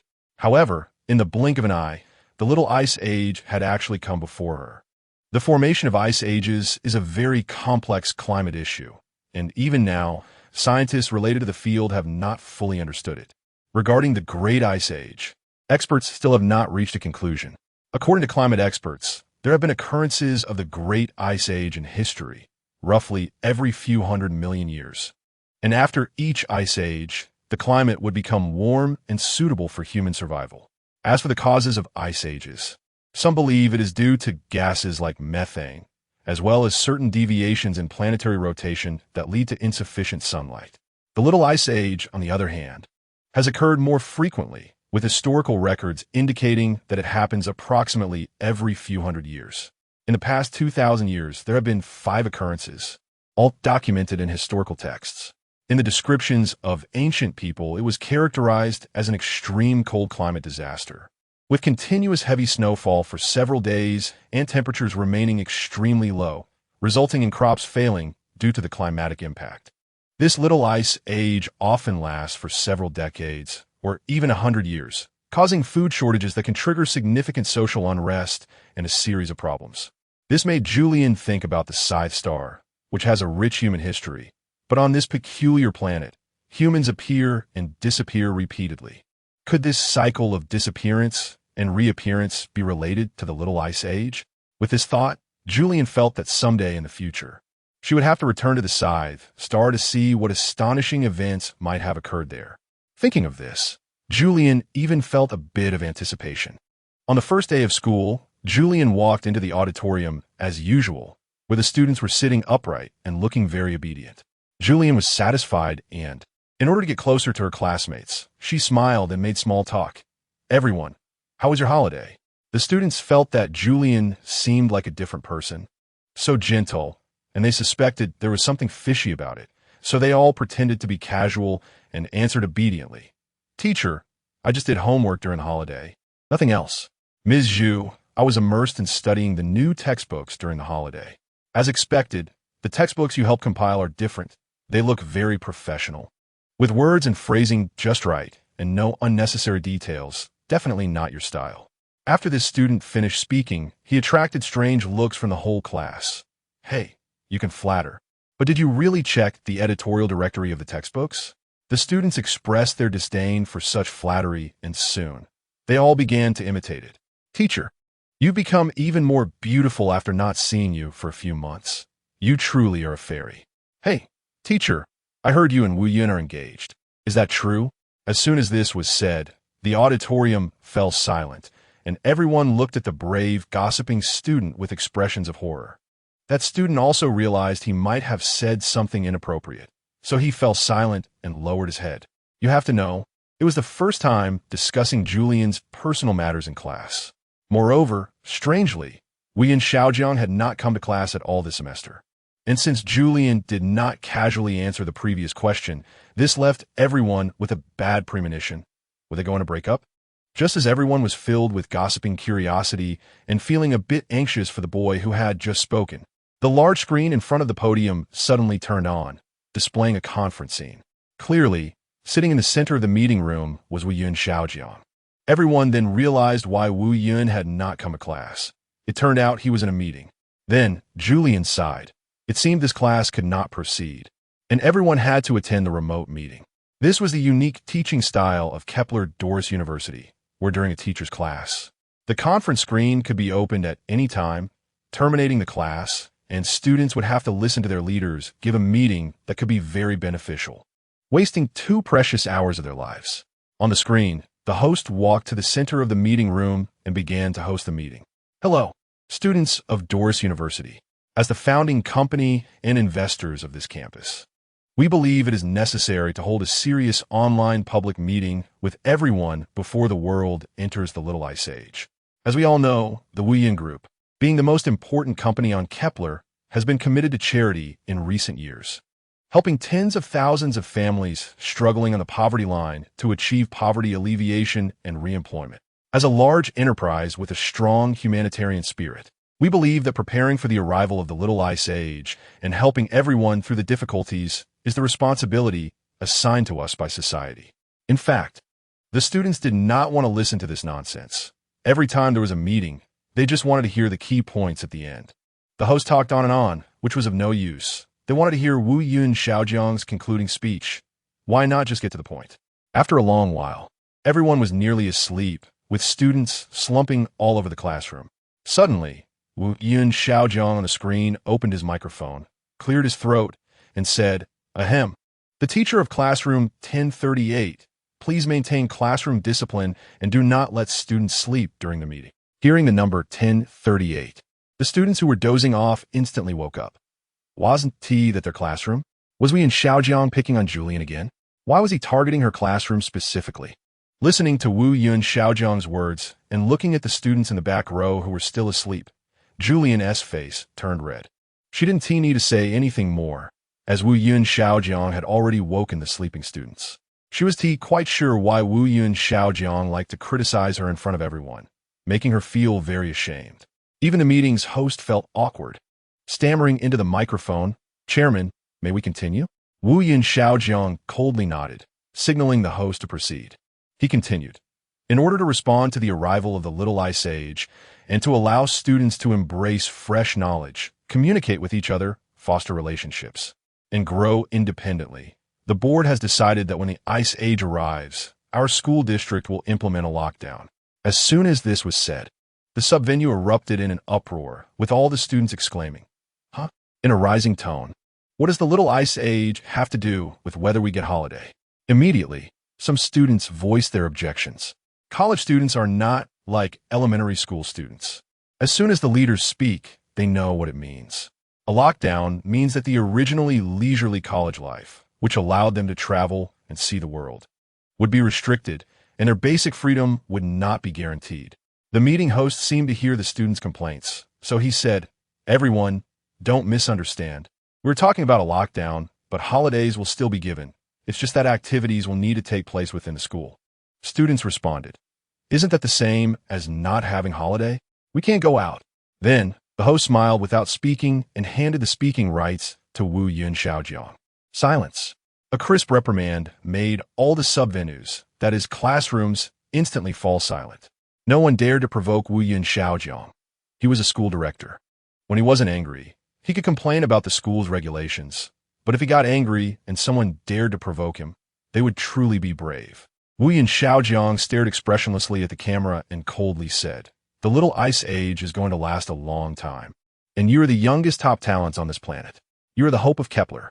Therefore, ensuring your safety is not just the school's intention, but also the will of the state and the planetary authority. Do you understand? Naturally, the concerns you have, we have already considered. You are confined to the campus and cannot come and go freely, but how large is our park? You can move around the entire science and technology park. Moreover, the surrounding uninhabited areas will also be further developed by the group into commercial streets and amusement parks to meet your extracurricular needs. The only difference from the past is that you cannot go to any outside places you want, but if you have any requests, you can put them forward. For facilities that do not yet exist, we can continue to build, such as zoos, horse riding fields, and so on. During the closed period, all of this is free. Considering that your parents may lose their sources of income, tuition will also be appropriately reduced. As for when the closure will end, it will be when you graduate and find a job. Then you can leave, with group personnel escorting you to your workplace. Well, if you haven't found a job when you graduate, you can continue to live in the dormitory, and for work, you can temporarily take up part-time jobs in our park's commercial street to meet your daily needs. After hearing Wu Yun Xiaojiang's speech, the students were amazed, thinking that everything after graduation had been clearly arranged. So, does the Wu Yun group help with finding a wife? If they have children, can they also stay in a hospital locally? However, Wu Yun Xiaojiang's words were indeed irrefutable. Kepler Doles is not an ordinary campus. It resembles a city and is quite large. So even if the school is closed, everyone won't be bored. Daily needs for food, drink, and entertainment can be met. As for the commercial street, swimming pool, and other facilities promised by Wu Yun Xiaojiang, those would just be icing on the cake. Nevertheless, the students still complained. And the only reason was that it was too restrictive, especially not being able to see their parents. It's just a little ice age. Isn't it just a bit cold? Why can't they go home during the holidays? A bit cold? Wu Yun Xiaojiang looked at the screen filled with naive young people and thought, "I forgive you." The Meteorological Bureau predicts that when the Little Ice Age arrives, it will be accompanied by massive, heavy snowfall. By then, not to mention long-distance travel, all flights and trains will be halted, and just walking outside will freeze your toes. Aren't you scared? The young students felt that this was too exaggerated. Chapter 146 Project launched. The greater the energy, the greater the responsibility. In the car, Wu Yun Xiaojiang was driving while educating Julian. "I may appear to be a businessman, but I'm a businessman with feelings. Why do I make money? For money? Of course not, but for influence, to influence more people. What we are doing seems like we're making decisions for everyone. but our decisions are undoubtedly the best and beneficial for all. Once the disaster passes, everyone will thank us. Julian, the chairman is right. Wu Yin-Shao Jiang glanced at her while driving and reached out to pat her head with his large hand. Hey, are you even listening? Julian nodded vigorously. I'm listening, Chairman. What you said makes a lot of sense, and your questions are very constructive and related to the overall situation of people's livelihoods. Where are we going to eat? Wu Yin-Shao Jiang. To be honest, although it has been a bit cold these days, Julian didn't feel much about the impending little ice age. At worst, she could just stay indoors, as her savings were enough to support her for a while. However, Wu Yin-Shao Jiang took the matter very seriously. You think you can just hide at home? Do you really think someone could deliver takeout to you? Delivery fees will have 2 extra zeros. Just see if anyone will deliver. Julian then realized the seriousness of the problem. It turned out that the cooling climate would have a devastating impact on many industries. What should we do then? Julian felt that this problem was unsolvable. What do you think your lockdown measures can solve? The cold climate? Safety? Wu Yin-Shao Jiang wasn't angry. He was just a bit anxious because he felt Julian didn't understand him. He began to tap the steering wheel. As the leader of a large enterprise, my current thought is to let more people survive. Lockdown measures can ensure maximum safety. Julian asked, You've locked down the campus, but what about the outside world? Who will provide food for the people inside? Wu Yin-Shao Jiang replied, This is just a strategy to restrict movement. The goal is to ensure the safety of our internal personnel. As for food, we can completely use artificial food as a substitute because by then, the crops on the farms will die due to the extreme cold. There is no other way. Greenhouse vegetables? Julian thought of the disgusting artificial food and felt nauseous. It didn't have the same feeling as real natural food. If one ate compressed biscuits for a week, wouldn't they also throw up? The same went for artificial food. In comparison, she thought that growing crops in greenhouses was a good option. Wu Yin-Shao Jiang shrugged. That is also possible. But the cost is too high and probably won't be feasible. Julian felt very disappointed. Does that mean we won't be able to afford vegetables by then? Just thinking about the arrival of the little ice age, with temperatures too low and insufficient sunlight, Julian could imagine the vegetables freezing to death, and the fruits becoming tiny and bitter due to lack of nutrients. Wu Yin-Shao Jiang smiled. We have plenty of ways to eat. But most people will definitely not be able to afford vegetables. That is a normal phenomenon. However, I will do my best to come up with suitable methods to ensure that everyone's lives are basically unaffected. You are really amazing. The car stopped, and Julian gave Wu Yin-Shao Jiang a big hug. So where are we eating now? Wu Yin-Shao Jiang looked outside and gestured to Julian. Look, isn't that your favorite soup place? Let us go have some soup. Julian was touched. She had always thought Wu Yin-Shao Jiang was immersed in his own world. But she didn't expect he remembered what she liked to eat. In an instant, Julian felt so moved that she wished to serve Wu Yin-Shao Jiang for the rest of her life. There was someone waiting at the hotel entrance, and upon seeing a few familiar faces, Julian immediately understood. To block me, your dad really went to great lengths. By the way, you didn't intentionally bring me here, did you? Originally, Julian saw Wu Yin-Shan-Feng's personal bodyguard, seeing the bodyguard standing at the door as if welcoming her. She had an inkling that Wu Yin-Shan-Feng had bought this place in advance. So how did Wu Yin-Shan-Feng know she would come here for dinner? Could it be that Wu Yin-Shao Jiang let it slip? Wu Yin-Shao Jiang looked wrong. Definitely not me. If I had known, I wouldn't have come. I only saw it when I entered. Julian pouted. Although she thought about turning around and leaving when she saw this scene, wasn't it bad to leave now? With that thought, Julian and Wu Yin-Shao Jiang walked in. Sure enough, the usually bustling restaurant was now empty, with only Wu Yin-Shao Jiang and Julian there for dinner. The waiter was particularly attentive. Young master, young lady, what would you like to eat? By the way, Miss Julian, our master has ordered your favorite soup. Would you like to try it? Indeed, even the staff had changed those from Wu Yin Group. Julian felt extremely awkward. Did this mean she had to have dinner with Wu Yin-Shan-Feng? That old man disliked her, and Julian didn't like him either. However, Julian was still interested in the soup. What exactly did Wu Yin-Shan-Feng order for her? Was he trying to harm her? Come on.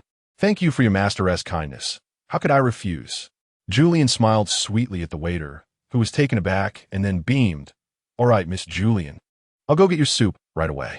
To her surprise, When the soup arrived, Julian was completely dumbfounded. A large pile. To be precise, it was a dozen bowls the size of rice bowls. Each clay pot was filled with delicious fresh soup, all of which were Julian's favorites. Julian was stunned. Didn't you say just one bowl of soup? Why are there so many? The waiter smiled. This is a new dish we've launched, and these 12 bowls of soup are served together. Julian immediately thought, well, since you're smiling, I want to turn it down. She accepted this generous gift. It smells so good, Xiao Jiang, you should try some too. Julian happily drank and extended a heartfelt invitation to Wu Yun Xiao Jiang. Wu Yun Xiao Jiang looked disdainful. He didn't want to acknowledge Wu Yun Shanfeng's kindness. This meal made him think about how long it had been since he had eaten with his father. The other party was now trying to please his son's fiancée, merely to make up for the lack of paternal love, but it was too late. Just as Wu Yun Xiao Jiang was hesitating, Wu Yun Shanfeng walked out from inside. He and Julian made eye contact, both smiling. Julian almost choked on her soup. It seemed that Wu Yun Shanfeng really came personally for that bone. Teacher Julian, does the soup I ordered suit your taste? Wu Yun Shanfeng sat at a nearby table and took the initiative to speak to Julian. It's delicious. Julian nodded while praising it.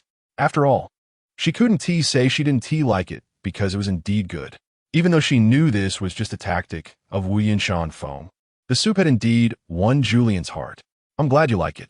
Wu Yun Shanfeng showed a more satisfied smile. Julian nodded, thinking that the other party wouldn't suddenly bring up cooperation at this moment, right? Or take advantage of the situation to force her to hand over the bone. There were so many people watching. Coercion was not the old chairman-esque style. Wu Yun Xiao Jiang, however, looked disdainful, occasionally sneering at his father's actions. I'm having dinner with Zhu. Why are you butting in? Wu Yun Shanfeng immediately got angry. I never said you couldn't eat. Go ahead, make whatever you want. Wu Yun Xiao Jiang. He was already angry, but he didn't expect Wu Yun Shanfeng to be even angrier. The two father and son quarreled as soon as they met, which showed their incompatible personalities. Simply put, Wu Yun Xiao Jiang directly stated his father's intentions. You're trying to win over Julian just to get that bone, aren't you? I'm telling you right now, without Julian, that bone is useless. Julian and Wu Yun Shanfeng looked at each other in surprise. How do you know? Wu Yun Shanfeng didn't expect that his son actually knew quite a bit about the fairy. Julian blamed Wu Yun Shanfeng for not telling him about this earlier. So, what exactly is the use of that bone? The fairy is ethereal. You can believe she exists or doesn't exist. Wu Yun Shanfeng said that the reason he said the fairy doesn't exist is because Julian once lived in a villa, and she could actually pass through the floor to reach the basement, which ordinary beings cannot do. Therefore, Julian is not something we can normally see. She can exist in other forms, and even what we see is a tangible Julian, which is determined by our brains. And the real Julian may not exist at all. Wu Yun Shanfeng didn't understand. Are you saying that the teacher Julian in front of us is our own illusion? As soon as this was said, the surrounding waiters and bodyguards were also dumbfounded. But we can all see teacher Julian. Could it be that we all collectively hallucinated? Moreover, teacher Julian is a well-known online teacher. Everyone knows her. How could there be a mistake? Wu Yun Shanfeng continued. Don't rush. This is just a hypothesis. If this hypothesis holds, then the world should be like this. We live in a post-war reconstructed world. We all experience the war, but at the same time, we think we are in paradise. In the American drama Westworld, the indigenous people are searching for their paradise, but that is a trap. Walking into the cracked sky leads to a bottomless abyss. Their bodies have died, yet their souls exist forever in paradise, enjoying the warmth of the sun. What Wu Yun Shanfeng means is that I am alive. It's my belief that I am alive. Our souls are entangled, but this is just an infinite space and time. In fact, everything we see has long since ceased to exist. Chapter 147. The Existence Paradox. There's a paradox about time travel. If a person uses a time machine to go back to the past and kills their grandfather before their father is born, then their father wouldn't be born, and neither would they. So how could they have gone back in time to kill their grandfather? This paradox relies on the premise of the time machine, and many scholars use it to illustrate that time machines are impossible to invent. Returning to when Wu Yun Xiao Jiang first took the course theory of biological evolution, He posed a question in class that Julian has yet to answer. And now Julian has thought of that question. If the apocalypse has already occurred and we are survivors, but we have no memory of the apocalypse, then we are not survivors. Julian seems a bit dazed, meaning we might already be dead but think we are still alive. This hypothesis aligns with the Eden scene in Westworld. We think everything is real, but it is all fake, virtual, non-existent, artificially synthesized. Even we ourselves are manufactured, false, and without substance. Wu Yin Xiaojiang's expression suddenly became serious. Does that mean the world we are living in now might not be real? Absurd. Wu Yin Shanfeng felt enraged, looking at the two young people discussing seemingly absurd hypotheses. He thought it was incredible. The world we exist in is the real world. So real that I can see you, and you can see me. How could it be fake? Wu Yun Xiaojiang retorted. Then how do you explain Julian being able to walk through walls, a phenomenon that violates the laws of physics? It seems that everything is reasonable. But everything is also unreasonable, based on certain hypothetical premises. Wu Yun Xiaojiang rationally analyzed everything before him. Julian looked just like any ordinary person, which is the strangest part. An ordinary woman possessing so many extraordinary abilities, yet she is no different from others. Doesn't that seem strange? Julian shrugged. What's so strange about it? I'm a fairy, and the premise of being a fairy is that I have to be a person. On that basis, I have more extraordinary abilities than you. That's all. Wu Yin Shanfeng nodded, indicating his agreement with Julian's view. But Wu Yun Xiaojiang disagreed. Why can't I explain this to you? You think everything is reasonable because you have been assimilated and lost your ability to think independently. Wu Yin Shanfeng shook his head, interrupting him. No, I still have the ability to think independently. For example, before this, I thought you weren't very bright. And now I feel even more that you cannot take on great responsibilities, and I have decided to trust your position as chairman and sever our father-son relationship. Everyone was astonished. Wu Yun Xiaojiang spread his hands. I would love that because everything I currently have is fake. The chairman's position, the title of the world's richest person, the fairy wife, all of it is fake, a system designed to confuse us. We exist in a space that we absolutely cannot control ourselves. His words left others in a daze. Wu Yin Shanfeng even thought he had gone mad, but Julian followed his thought process step by step. It could be fake, but it could also be real. Julian thought for a moment and said, if the world you live in has no problems and all the variables exist only within me, then it is likely my problem, not everyone else's and certainly not the world's. So think about it. Besides me, has anything incredible happened to you? The incredible things Julian referred to probably meant extraordinary abilities. But others didn't have that, and everyone shook their heads. Wu Yin Shanfeng even said, we don't have extraordinary abilities, which means only fairies have extraordinary abilities. This is the difference between fairies and ordinary people. Trust me, I've dealt with fairies for a long time. They are extraordinary existences. Real existences related to this world, but they are magical. Wu Yin Xiaojiang, however, was unconvinced, even though we don't have these extraordinary abilities. The extraordinary abilities of fairies have affected those around them. For example, initially, Julian used her extraordinary abilities to save people, inadvertently triggering a zombie virus. If the virus breaks out, it could lead to a large-scale infection and even the apocalypse. Don't you think what happens to ordinary people is already incredible enough? But the apocalypse hasn't occurred. Everything is hypothetical, Wu Yin Shanfeng argued. Also, can you keep your quirky little thoughts to yourself? So we can drink our soup quietly and then deal with the global cooling issue? Not mentioning global cooling would be better. As soon as this matter was brought up, Wu Yin Xiaojiang became agitated again. Is it possible that a more advanced life form is controlling the temperature of this world? The so-called global cooling is just them lowering the temperature. Wu Yin Shanfeng snorted dismissively. What do you think this world is, the Truman Show? Wu Yin Xiaojiang explained. Don't you find it strange? Why did the little ice age suddenly appear without any warning? And we all knew about it in advance and prepared for it? Isn't that strange? Julian thought for a moment and asked in confusion. Isn't this a normal phenomenon in nature? The world changes, everything evolves, and there are rules in the unseen. What's so strange about that? Wu Yin Xiaojiang snapped his fingers. That's even stranger. Just like the rules you mentioned, why should there be rules? Why is this world orderly? Have you noticed that every morning, a large group of people take the bus to work? They eat the same breakfast, do similar things, and are busy in similar jobs. Day after day, we seem like some kind of machine, like puppets being controlled by some mysterious force. Everything seems reasonable, but it is not reasonable. What's unreasonable? Julian felt puzzled. This world seems orderly, but is actually disorderly. Everyone does similar things, but if you look closely, they are actually different. But ultimately, they are the same, Wu Yun Xiaojiang said, just with slight differences that are insufficient to constitute variables that significantly influence the direction of human history. Do you understand what I mean? Whether you eat pancakes or buns today does not determine when war will come, nor does it affect who will survive or die. You think you can change many things, but you can't. We are as small as ants. That is the crux of the problem. After listening, everyone fell silent, especially Wu Yun Shanfeng's bodyguards, but looked at each other. They were all wearing black suits and sunglasses, looking alike. This is what Wu Yun Xiaojiang referred to as minor differences. So is everything we see now real or fake?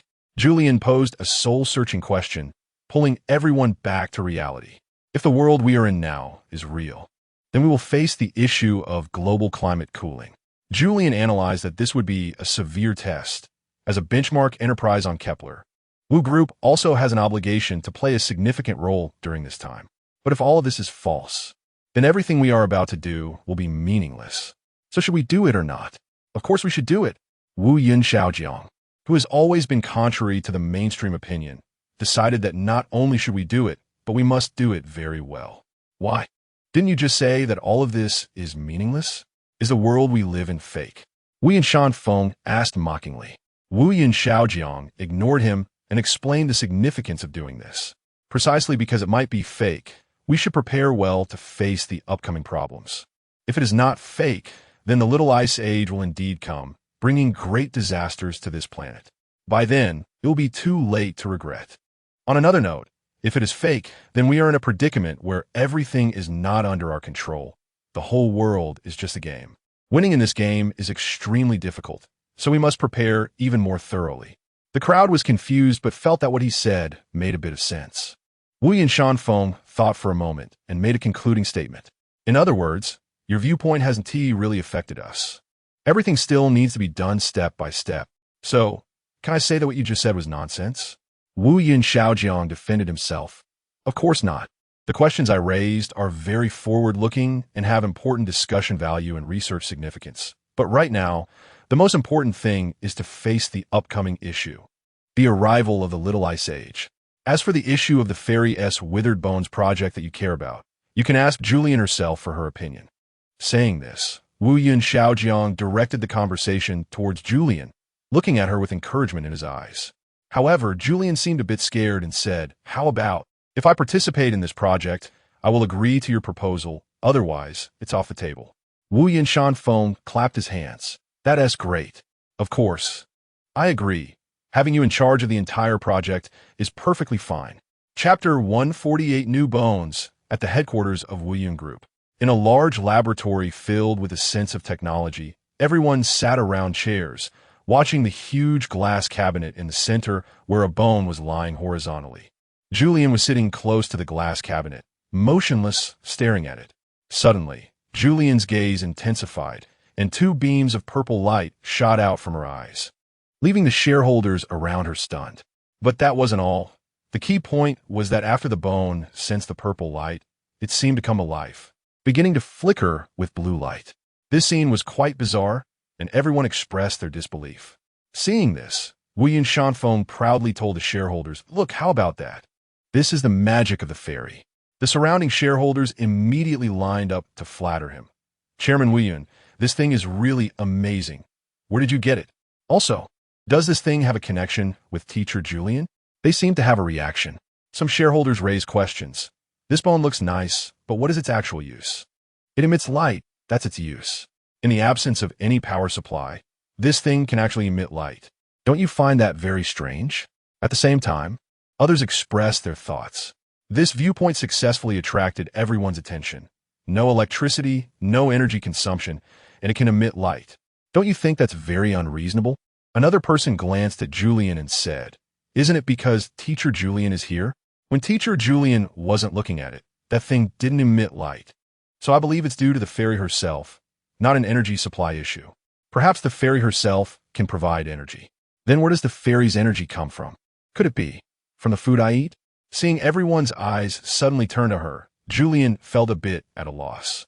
Perhaps feeling that his future daughter-in-law had made an astonishing statement, Wuyun Shanfeng appeared somewhat embarrassed. Who doesn't eat? I eat too. Why don't I have your kind of ability? Little Zhu, why don't you tell everyone what makes you different from others? In fact, everyone didn't know much about the fairy. What Wuyun Shanfeng meant was for Julian to talk about what made the fairy unique, mainly what kind of magic she had, preferably demonstrating it. The goal was to get the shareholders to invest in this project and willingly spend money. However, after thinking for a moment and rolling her eyes, Julian actually said, "Well, maybe I can eat like everyone else, but eating is a necessity for you. While I don't necessarily need to eat to live, but you can't." Wuyun Shanfeng looked at her in amazement. "Sister, what are you talking about?" He quickly stopped Julian's strange remarks, fearing that if this continued, not only would everyone not invest in the project, but they would also think that Wuyun Shanfeng had found a crazy young lady to fool them, and even think that Wuyun Shanfeng had been bewitched by this crazy woman. All right, little Zhu, what I mean is that everyone might not know much about your fairy. If possible, could you show everyone or perform? Wuyun Shanfeng gently guided, thinking to himself that this time he shouldn't stray off course again. If this continued, the serious and imposing image he had established in the shareholders' eyes would collapse. Julian scratched her chin, pondering, "Well, I just showed you my eyes glowing, but if you want to see some real skills, I can satisfy you now." Everyone stared at Julian, eager to see what she could do. "How about I perform my best skill? I can read minds and guess your thoughts. Who wants to try?" Julian glanced at everyone. In fact, at this moment, she had already grasped the secrets of everyone present and was just waiting to reveal them to shock everyone. Unexpectedly, when they heard mind reading, everyone reacted coldly. "Isn't that just a psychological thing? It doesn't count as a special ability. I know this. It's just a bit stronger than ordinary people's sixth sense. It doesn't count as a special ability. However, I'm quite curious about how Teacher Julian's mind reading differs from that of an ordinary psychologist.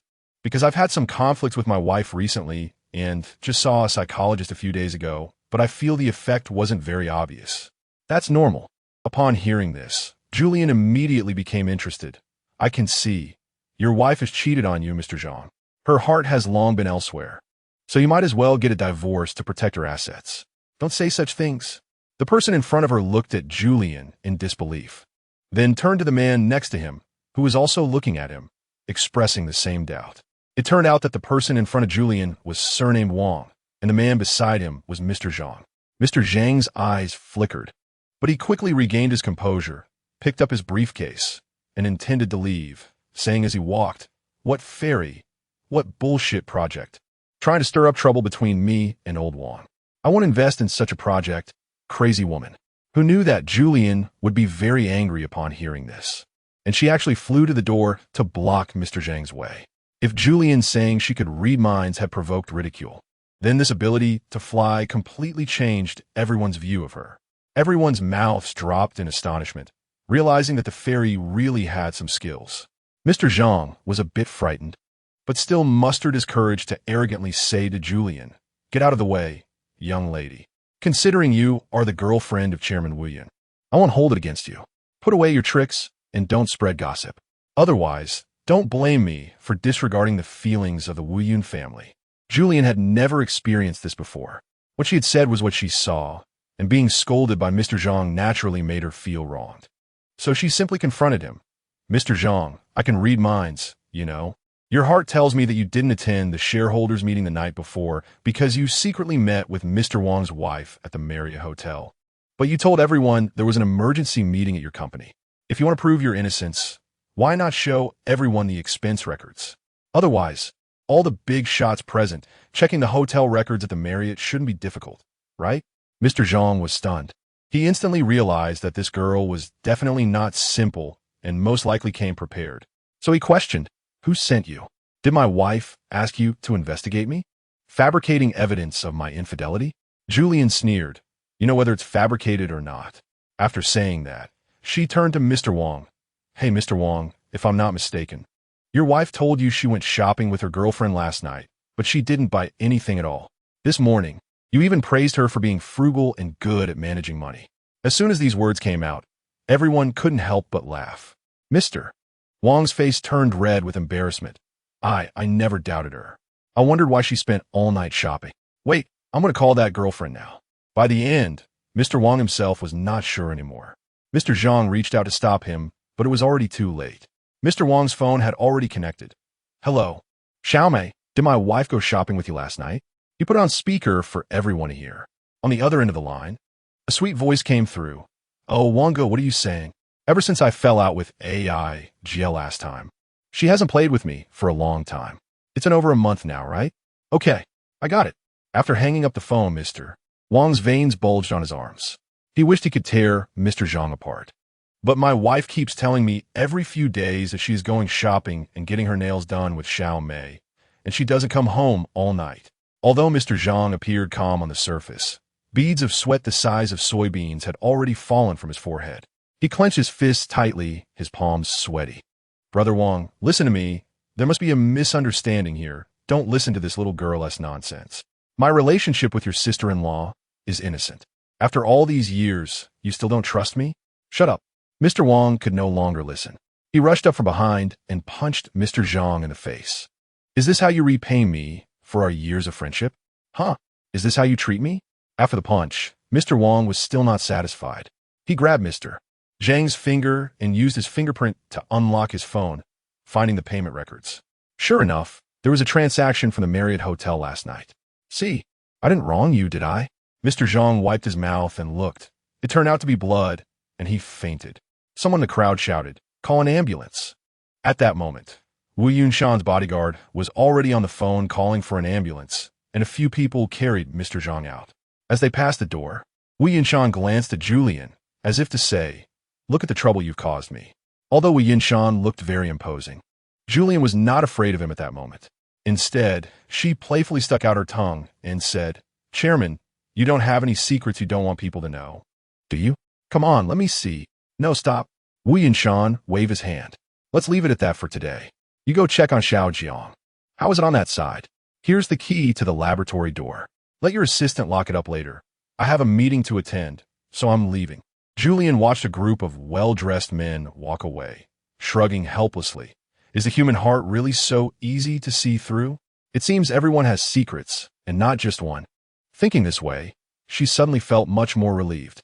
The world is inherently about mutual checks and balances. A person without secrets is very frightening, even a fairy like her.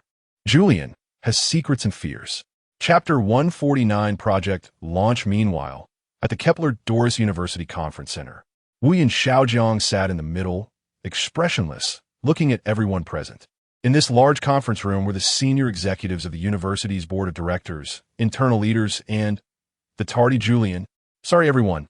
I'm late, Julian said, but no one seemed to react, as if no one had arrived late. Wu Yun Xiaojiang, sitting in the central position, curled his lips slightly, signaling Julian to take her seat, then nonchalantly began the next part of the meeting. All right, we just mentioned the global climate cooling, which is a serious issue. Wu Yun Xiaojiang's expression turned somewhat serious. Although no one feels it yet, according to meteorological experts' predictions, we will be maintaining temperatures below -15 degrees for a long time. This is an extremely low temperature, and simply put, many crops will be unable to grow. Do you all understand this principle? If crops cannot grow, food supply will be insufficient, meaning our cost of living will rise significantly. Wu Yun Xiaojiang seemed to be reasoning with everyone, appealing to their emotions. When the cost of living exceeds what the common people can bear, social turmoil will arise, and the severity of the problem is self-evident. In addition, I believe the arrival of the Little Ice Age will trigger a variety of issues, such as difficulties in transportation leading to increased traffic accidents. Moreover, people's attitudes towards work will change. In such cold weather, who would want to go out to work? Most importantly, everyone will have to face the issue of keeping warm. Perhaps many of you have heard that several large companies specializing in warm clothing have started new projects, adding a layer of new technology to their down jackets. exploring clothing that can be worn in daily life at temperatures below -15 degrees. However, I'm not optimistic about this. As everyone listened to Wu Yun Xiaojiang speak, they occasionally nodded in agreement. So, Chairman, as the finance department, what should I be responsible for to cope with the impending difficulties? Asked Finance Minister Su, raising his hand to speak. Wu Yun Xiaojiang nodded. That's a very constructive question. The finance department is the lifeblood of our group. All expenditures will significantly increase, and for quite a long time, we may face a situation of only spending and not earning. So, Xiao Su, the pressure is on you. Minister Su suggested, even if the largest warm clothing company in the world holds less than 1/10 of our group's market share, why can't we participate in the production of warm clothing? Technology is the primary productive force. Wu Yin Xiaojiang interrupted him. We don't have first-hand information. Do you think down jackets can keep warm just because they're made of down? There are layers of scientific issues involved, and, as outsiders, we cannot crack this for now. If we rashly invest in the production of down jackets, we will encounter many problems. In other words, if we set up a tech company, will consumers believe us? It's like a company that produces hemorrhoid medication suddenly deciding to make women's cosmetics. How would their sales be? Hearing this analogy, everyone present laughed. Isn't it because we hold technology that we have more persuasion? Julian suddenly raised her hand to speak, capturing everyone's attention. Some shareholders were quite confused. It was one thing for Wu Yin Xiaojiang to bring his girlfriend to the meeting, but allowing her to speak freely was another. She was just an ordinary teacher. What did she know about technology? However, Wu Yin Xiaojiang defended her publicly. Teacher Zhu, do you have any good suggestions? Julian stood up and said, as we all know, our group is a technology group. The wealth comes from the high-tech industrial chain. In this context, whatever we do will attract consumer attention. Minister Su smiled dismissively and said, Teacher Zhu, you are still too naive. Our influence doesn't mean we can succeed at everything. If we blindly invest across industries, we might even provoke backlash. Julian countered, I don't think so. Didn't the chairman just say those companies that make warm clothing have first-hand information and technology? Can't we have a new technology to make warm clothing? As long as we improve a little on their foundation and promote it with a new mysterious technological force, making consumers believe this is a product of emerging technology, different from other warm clothing, it will surely create a strong response. At that moment, a long-haired lady raised a question. So, Teacher Zhu, do you think that by adding the technology gimmick, consumers will be more willing to pay? At this, the room erupted in murmurs. Julian realized that this elegant lady in a qipao was also a senior executive of Wu Yun Group. What embarrassed Julian was that she had indeed thought that way earlier. The so-called technology was just a gimmick, but who could guarantee that other companies weren't doing the same? Ms. Yu smiled and stood up. I'm afraid I cannot accept this proposal. It is simply too absurd. Julian looked at her, feeling somewhat overpowered. Compared to this tall lady, she appeared much smaller and weaker. The tall lady exuded an elegant aura and spoke incisively, making Julian feel compelled to respect her. To ease the awkwardness, Julian quickly searched her mind for ways to enhance the warmth of clothing using technology. At this moment, perhaps realizing Julian's embarrassment, Minister Su began to persuade Wu Yin Xiaojiang. Chairman, actually, if we want to enter the clothing industry, we don't need to inject any new technology at all. We just need to start seizing market share now. There is still time, and moreover, the quality of the products we produce will definitely be guaranteed. Wu Yin Xiaojiang understood his point. Because of the upcoming Little Ice Age, the gap in the clothing sector would be enormous. If Wu Yin Group immediately built 2 factories, even if just producing ordinary down jackets, fur coats, etc., they could make a substantial profit. However, wouldn't that just be making money for the sake of making money? Thus, Wu Yin Xiaojiang began to pay attention to Julian's line of thought. What Teacher Zhu just mentioned is actually feasible. I mean, if injecting technology can really be achieved, do you know what consumers need now? They need new clothing, and clothing that is warmer than ever before. I'll ask everyone a question. Was last winter cold? Facing Wu Yin Xiaojiang's question, although everyone was somewhat confused, they still nodded, cold. Hearing their affirmative answer, Wu Yin Xiaojiang nodded in satisfaction. Right, even we. The senior management of Wu Yun Group, the wealthiest people on this planet, still do not have enough ways to resist the cold. Therefore, The upcoming Little Ice Age will not have the coldest. There will only be colder. Can you imagine coming to work in freezing weather? Aren't you afraid? Hearing Wu Yun Xiaojiang's hypothesis, everyone looked at each other. Of course, they had to come to work. What could fear do? Otherwise, could the company grant them leave? If it were paid leave, that could be discussed. Seeing the puzzled expressions on everyone's faces, Wu Yun Xiaojiang further explained. So, even the wealthy need thicker clothing. But thickness represents bulkiness. Our goal is to create lightweight, warm, and aesthetically pleasing clothing. Upon hearing this, Finance Minister Su was delighted. Could it be that the chairman now also thinks entering the clothing manufacturing industry is a good choice? Wu Yun Xiaojiang nodded. Yes, as one of the globally influential companies. We have to do this. Keeping warm during the Little Ice Age is crucial for people's livelihoods, and this is very important. Therefore, we not only need to do it, but we must also do it very well. However, we are newcomers in the clothing industry. How do we get started? General Yu felt it was inappropriate. Although Wu Yun Xiaojiang made sense, it would be very difficult to make money at the beginning, and it could even harm the company's reputation. If there were quick ways to get started, it would be to acquire the world's largest clothing brand. Wu Yun Xiaojiang shook his head. Not appropriate. Although this would provide us with first-hand production data, it does not align with our company's philosophy. After all, we are a technology group and cannot engage in such large-scale acquisitions. General Yu nodded and retorted. So what should we do? Wu Yun Xiaojiang thought for a moment and decided to hand over the speaking rights to Julian. Teacher Zhu, what are your thoughts? This blatant act of favoritism immediately caused dissatisfaction among most people present. Although no one openly voiced their opinions, their expressions and words indicated otherwise, especially General Yu, who rolled his eyes dramatically. Julian could see what everyone was thinking, and her face turned red with anxiety. She was a bit scared and almost couldn't speak.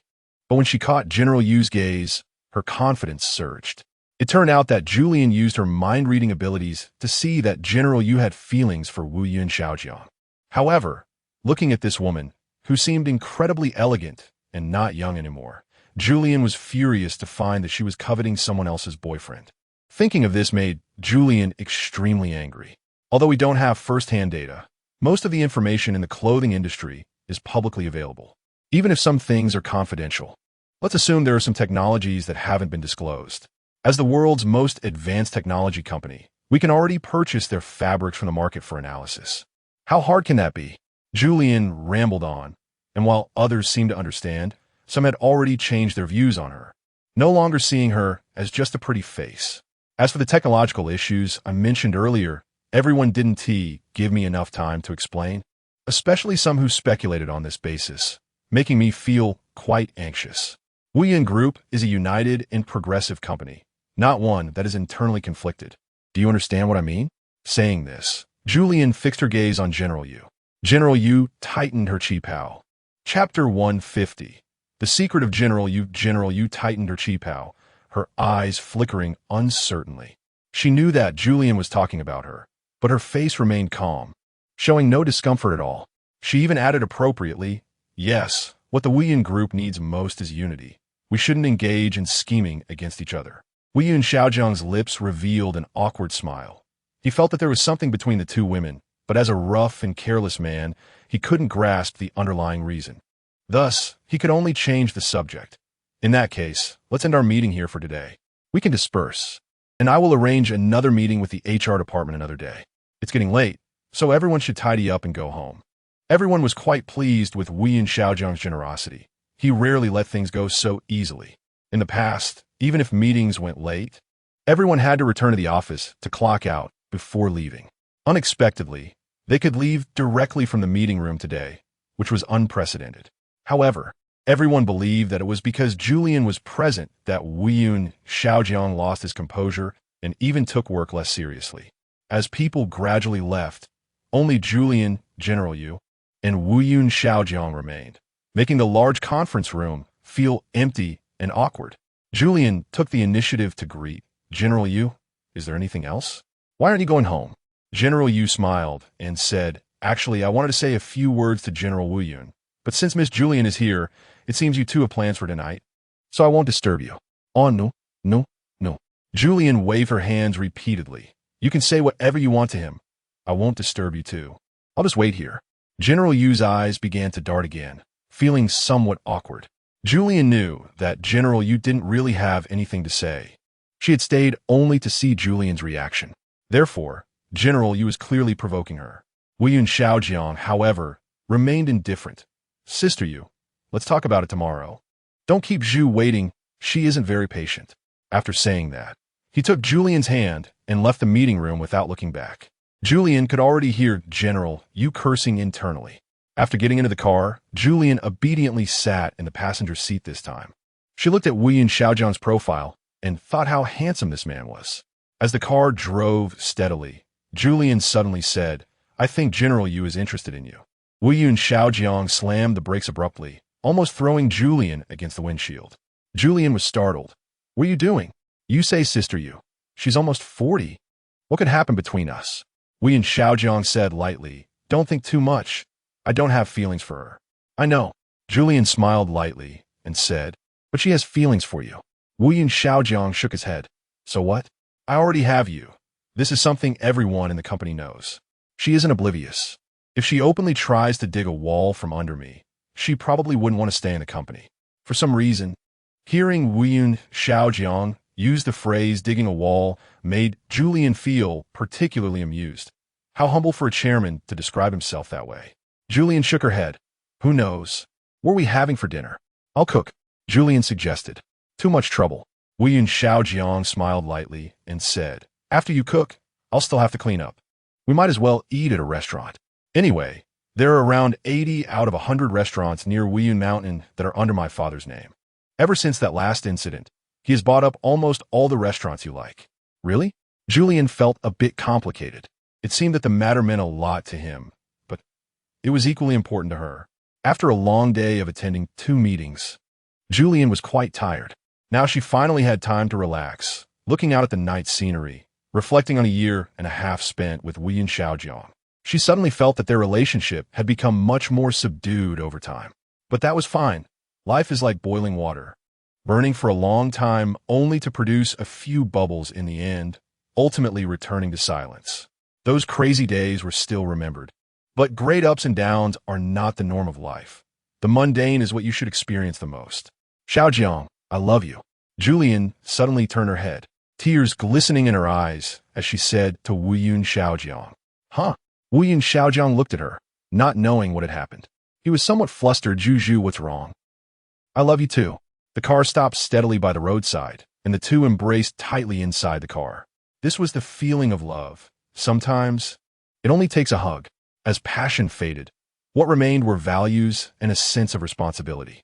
Zhu, let's get married. Wuyun Xiaojiang whispered in Julian's ear. This time, Julian did not refuse but gently agreed just like him. Upon hearing Julian's response, Wuyun Xiaojiang couldn't believe it for a moment. He gently pushed Julian away, holding her shoulders and asked, Zhu, are you serious? You agreed to marry me? Seeing Wuyun Xiaojiang's surprised expression, Julian found it both amusing and touching. She nodded vigorously, also showing an incredible smile. Are we really getting married? Although they had been together for a long time, like an old married couple, it still excited Julian a little when it came to marriage. Marriage. She now realized that the previous generation of fairies must not have married, but she actually had the chance to marry. Would married life be different? Julian was somewhat looking forward to it. How to plan the wedding? Who will organize it? Where will the wedding be held?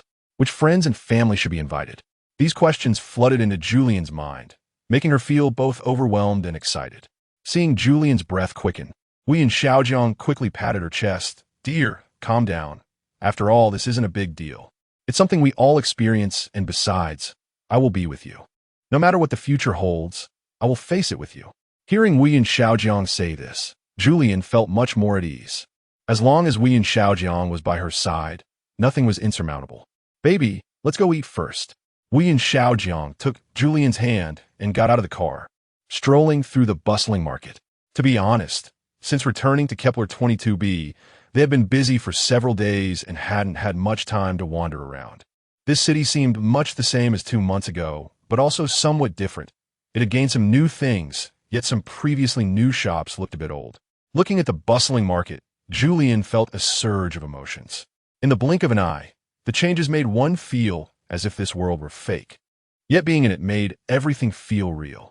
Since it was hard to distinguish between the true and the false, what difference did it make if something were real or fake? Wei Yun Xiaojiang's lips curled slightly as he quoted a classic line from Westworld, "The truth doesn't matter. What matters is that you're still by my side." Julian was moved to tears. Although Wei Yun Xiaojiang's words were always so kitsch, perhaps the surrounding scene was too captivating, causing Julian to feel something from this boring romance and unconsciously shed tears. "Why are you crying?" Wei Yun Xiaojiang asked, puzzled. "I'm not." Julian smiled faintly, mixed with tears, with a myriad of feelings. "Longing is longer than dreams. I wonder how many more nights like this we will have." "Xiaojiang, do you love me?" When Wei Yun Xiaojiang heard this question, he was momentarily stunned. What is love? Although young people like to talk about love casually, when faced with this question, Wei Yun Xiaojiang was clearly taken aback. In the thousands of proposal scenarios he had experienced before, there had never been a moment when Julian asked him, "Do you love me?" How should he respond? Love is a pseudo-concept. In the eyes of scientists, love is merely a chemical reaction that promotes human reproduction. The so-called love is something concocted by literati throughout history, an elusive and unprovable thing. So, when asked if one loves someone, the answer is often uncertain. How does one answer that? Zhu. If you were asking, "Do you not love me?" I would certainly say no. But the way you asked makes me feel strange, and for a moment, I don't know how to respond. I definitely love you, but at this moment, I begin to question what love really is. Julian saw the hesitation in his eyes, and tears were already shimmering in hers. It's okay. She had pondered these questions before. Just now, she glimpsed into Wei Yun Xiaojiang's heart. She had her moment of doubt, thinking this man did not love her at all. However, through their time together, those shared memories made Julian feel love, his existence. There is a saying that companionship is the longest confession of love. As long as he is still here, it means he still loves you. Love is elusive, indefinable, and immeasurable. Perhaps Julian had long become accustomed to Wei Yun Xiaojiang's presence. And that is love, isn't it? Xiaojiang, let's go home. Julian held Wei Yun Xiaojiang's hand, her eyes a bit forlorn. What is love? She didn't understand, and neither did Wei Yun Xiaojiang. Yet, there are so many people on this planet who have chosen to spend their lives with those they do not love. By the way, Xiaojiang, when we get married, are we still living in the ancestral home? Wei Yun Xiaojiang thought for a moment. Sure, you can live wherever you want, but since we work during the day, maybe on weekdays we can stay in the city. If you want to live in a new house, we could buy one again. No. Just the old one is fine. Julian had no specific requirements about where to live. What mattered was who she lived with. Chapter 151. The Sudden Visit from Mr. The two of them walked side by side to the villa on Wei Yun Mountain. After all, they were about to get married, and visiting the small house where they once lived brought back beautiful memories. To be honest, since returning from Scythe Star, Julian had never come back here. The room still looked the same as before, with Julian having her own pink bedroom, which was decorated by Wei Yun Xiaojiang. They had spent many wonderful times in this room, doing things couples do, like watching TV and brewing coffee. Frankly, Julian missed this place a lot. Compared to her apartment, which lacked warmth, this felt more like home. During countless days and nights of wind and sun on Scythe Star, she remembered that her home was not that apartment, but the villa on Wei Yun Mountain, the ancestral home of the Wei Yun family. It felt as if there was some kind of connection between Julian and the Wei Yun family, which was also the reason she and Wei Yun Xiaojiang were together. What's wrong? What are you thinking about? Wei Yun Xiaojiang asked with a smile, noticing Julian lost in thought. To him, his lovely and mysterious girl always seemed to drift away in her thoughts. He wondered what she thought about when she was in a daze. No, it's just that I haven't been back here for so long. It feels somewhat familiar, as if I lived here in a past life, Julian replied. And that was indeed how she felt. Looking around the house again, it had a 3-story structure and seemed quite spacious inside, with many rooms of various sizes that could accommodate many people. She and Wei Yun Xiaojiang lived on the 2nd floor, where her pink bedroom and Wei Yun Xiaojiang's gray bedroom were located. She didn't know why, perhaps it was just a habit. Yet, she had woken up countless times on the 1st floor, on the huge sofa facing the TV. She dreamed many times and crossed over to the basement, experiencing a mysterious journey. Because the room was too quiet, Julian walked to the living room on the first floor, just like usual, and turned on the TV. The sound of the TV made this place finally feel a bit like home. Sitting on the sofa, Wuyun Xiaojiang couldn't help but sit beside her, gently wrapping his arm around her shoulders. In that moment, everything returned to the way it was before, as if they had never left this place. Juju, do you miss the days we spent here before? Wuyun Xiaojiang asked gently. I really do. I loved cooking for you and hearing all your unreasonable requests. When I was strong enough, I could even massage your back and shoulders. Hearing Wuyun Xiaojiang reminisce about the past made Julian smile. Yes, that time was indeed very leisurely and carefree. Seeing the smile on Julian's face, Wuyun Xiaojiang quickly said seriously, if you want, we can go back to the way we lived before right now. Whatever you want, I can give you. We can stay here forever, for a lifetime. Julian turned around to face him. She gently wrapped her arms around Wuyun Xiaojiang's neck and kissed him softly. Huh, really? I want right now. Wuyun Xiaojiang's eyes widened. Everything came so suddenly that it caught him, a grown man, off guard. What could he do? Of course, he accepted the passionate love of the woman before him. He held her tightly and reached for the hem of Julian's skirt. Julian let out a soft sigh. Her small hands began to undo his collar, and she slightly leaned back against the soft sofa. After a moment, she asked seriously, Xiaojiang, do you still love me? Yes. He answered without hesitation. Of course I love you. Julian smiled with satisfaction. Just then, the phone suddenly rang. Who is it? A hint of displeasure appeared in Julian's eyes as she suspiciously stared at Wuyun Xiaojiang and his suddenly ringing phone. Wuyun Xiaojiang's expression didn't show the slightest bit of panic she expected, which somehow disappointed her. Julian thought, did she hope that this man had some secrets behind her back?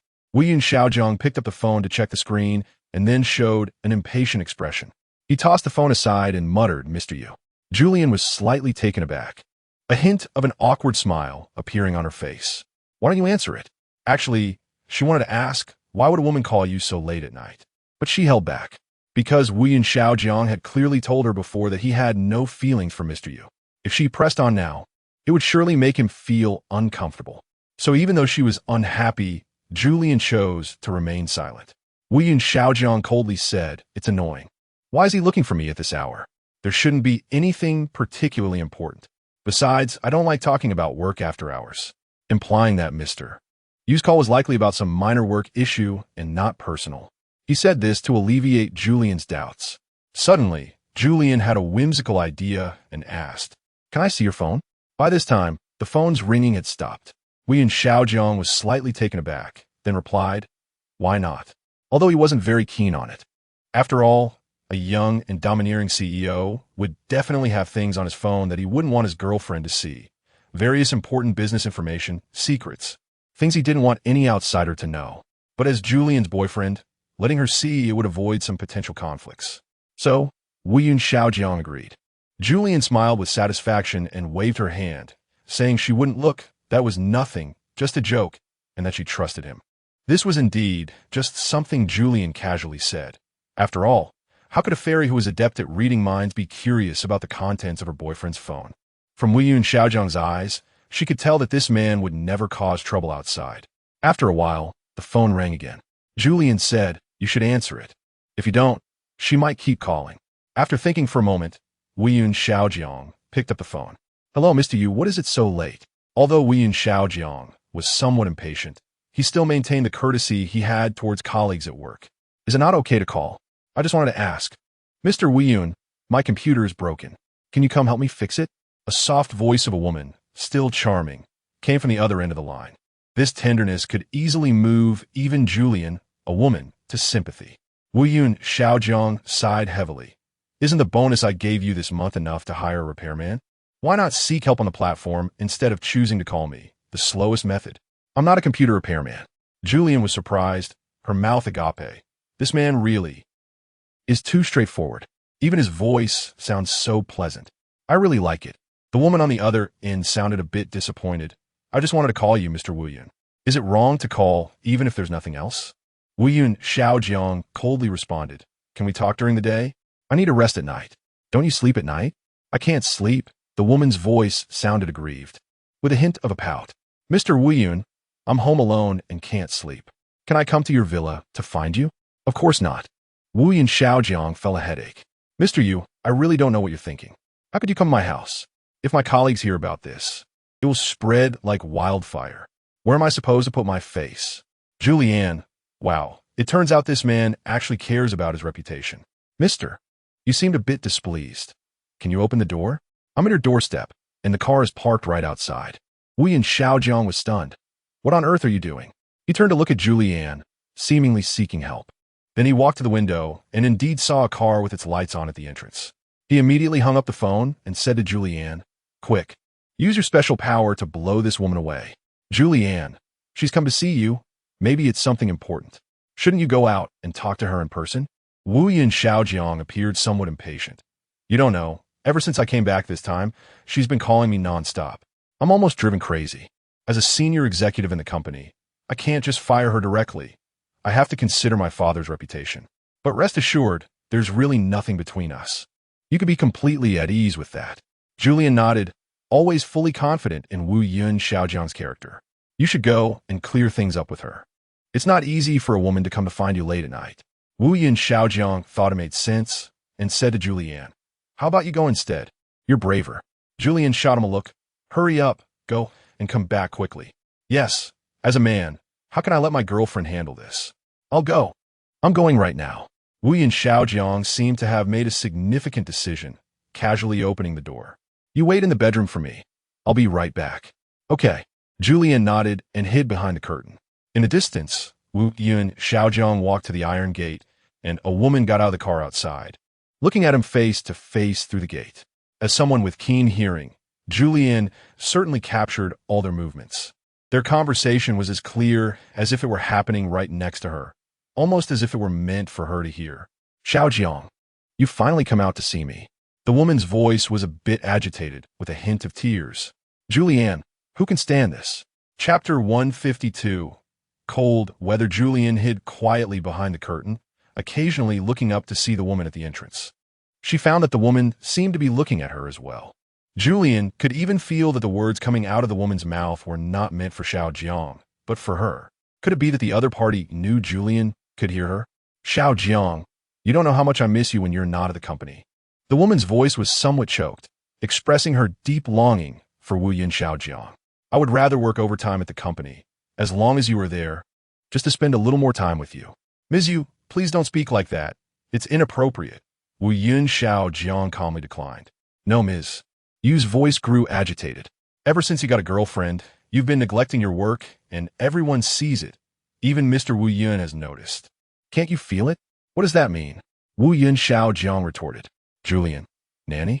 The woman was indirectly saying that her presence affected Wu Yun Xiaojiang's work, even causing dissatisfaction among the entire company and Wu Yun Shanfeng. Isn't that what she meant? What exactly did she want? Compared to what Ms. Yu was saying, Julian seemed more concerned about Wu Yun Xiaojiang's reaction. Everyone knows this girl is not suitable for you. Ms. Yu wiped her tears and calmly told Wu Yun Xiaojiang. The rumors about her being a fairy are just that. She is actually a demon, looking so strange, and her background is simply not worthy of you. Wu Yun Xiaojiang coldly looked at Ms. Yu and calmly said, Ms. Yu, that's too much. I know exactly what kind of person Julian is. It's best if you don't interfere in others' private matters. How could that be? I thought you had made your point, Xiaojiang. But Ms. Yu continued to persist. You are the richest person in the world with an unparalleled status. Every move you make could trigger a massive economic crisis. Xiaojiang, you need to think carefully. Your marriage is not just your own. It concerns the world. You cannot marry a woman of an inappropriate background. Are you sure? Wu Yun Xiaojiang's tone noticeably turned colder. Ms. Yu, who sent you here? At this moment, Wu Yun Xiaojiang began to suspect that Ms. Yu was merely a lobbyist sent by Wu Yun Shanfeng. His father had always disapproved of Julian, but now, due to project cooperation and other reasons, Wu Yun Shanfeng had to reconcile with Julian. However, it was not impossible that he secretly hired someone to cause trouble. Xiaojiang, what are you thinking? How can you doubt the old chairman? He is your father. Upon hearing Wu Yun Xiaojiang's tone, you realized he suspected she was sent by Wu Yun Shanfeng to persuade him to break up with Julian. Although she wasn't tea, she still followed along with his words. Xiao Jiang, you weren't like this before. You wouldn't tea cause unpleasantness with the old chairman over that woman, would you? Hearing Mizu ramble on, Wu Yun Xiao Jiang showed clear impatience. Don't call my name. There are clear rules in the company, right? What is the punishment for getting too close to superiors? Mizu, you wouldn't really punish me, would you? I've been an old employee of the group. I've worked at the headquarters since before the old chairman retired. I watched you step by step rise to the position of chairman. Wu Yin Xiao Jiang didn't directly answer. Indeed, Mizu was an old employee of the group, and logically speaking, he couldn't really do anything to her. So, he glanced at his watch. All right, Mizu, I need a rest. You should go back first. We could talk about anything tomorrow at work. Are you sure you'll go to work tomorrow? Mizu looked at Wu Yun Xiao Jiang incredulously, reproaching him for not being diligent. Then suddenly she threw herself into Wu Yun Xiao Jiang's arms. Xiao Jiang, it's cold. I don't want to be home alone. So, Wu Yun Xiao Jiang didn't know how to respond. So, you want to stay at my house? The other party didn't speak, and the answer was self-evident. Unbeknownst to them, light snow began to fall outside. If Julian hadn't confirmed that she had controlled her emotions, she would have thought that the snowflakes were her tears. Mizu looked at the sky, a hint of barely noticeable joy in her eyes. Xiao Jiang, look, it's snowing. Are you really going to let me go back alone? Wu Yun Xiao Jiang. I didn't let you come alone. Mizu shivered and hid in Wu Yun Xiao Jiang's arms. Xiao Jiang, just let me stay for one night. It's really too cold. If I go back alone, what if something happens? The mountains are high and the roads are far. Who knows what could happen in the deep mountains? I'm scared. Julian watched this pretentious woman from a distance, unable to suppress a cold laugh in her heart. Are you sure? Didn't you say you were scared when you came here in the dark? Unable to bear the sight of the two dragging on, Julian couldn't help but walk out and directly approached Ms. Yu and Wu Yun Xiaojiang. What is going on? Why is it so lively? As soon as Julian approached, Ms. Yu quickly distanced herself from Wu Yun Xiaojiang, her eyes betraying a hint of panic. Julian, it's not what you think. There's nothing between me and Mr. Wu. What do I think? Julian smiled slightly. What's not what I think? How do you know what I'm thinking? Ms. Yu was speechless. Julian politely said, since you're here, come in and sit. Xiaojiang, why aren't you inviting the guest in? How rude. No, it's not Mr. Wu's fault. Julian, don't blame him. It's all my fault, Ms. Yu said hypocritically, trying to protect Wu Yun Xiaojiang, as if she weren't the one insisting on staying earlier. Julian sneered. Didn't Ms. Yu just say she wanted to stay here for a night? Hurry up and come in. We have a spare room. Ms. Yu. Once again, she was left speechless, probably curious as to how Julian could hear her speaking. Walking back, Julian tightened her coat. To be honest, it was still fine when she returned home, but now it was so cold. It shouldn't be blamed on Ms. Yu. This weather was indeed cold. Seeing Julian shivering, Wu Yun Xiaojiang quickly took off his suit jacket and draped it over her. Baby, I didn't mean to keep you from coming out. What if you freeze in this cold weather? Julian tilted her head to look at him. You didn't come back for a long time, so I thought something happened to you. So I came out to find you. While speaking, Julian looked back 3 times. Ms. Yu, please come inside. It's quite dangerous to go home alone at this hour. However, Ms. Yu stood still, refusing. No need, I could go home by myself. Staying at someone else's house is very inconvenient, and I don't want to trouble Mr. Wu.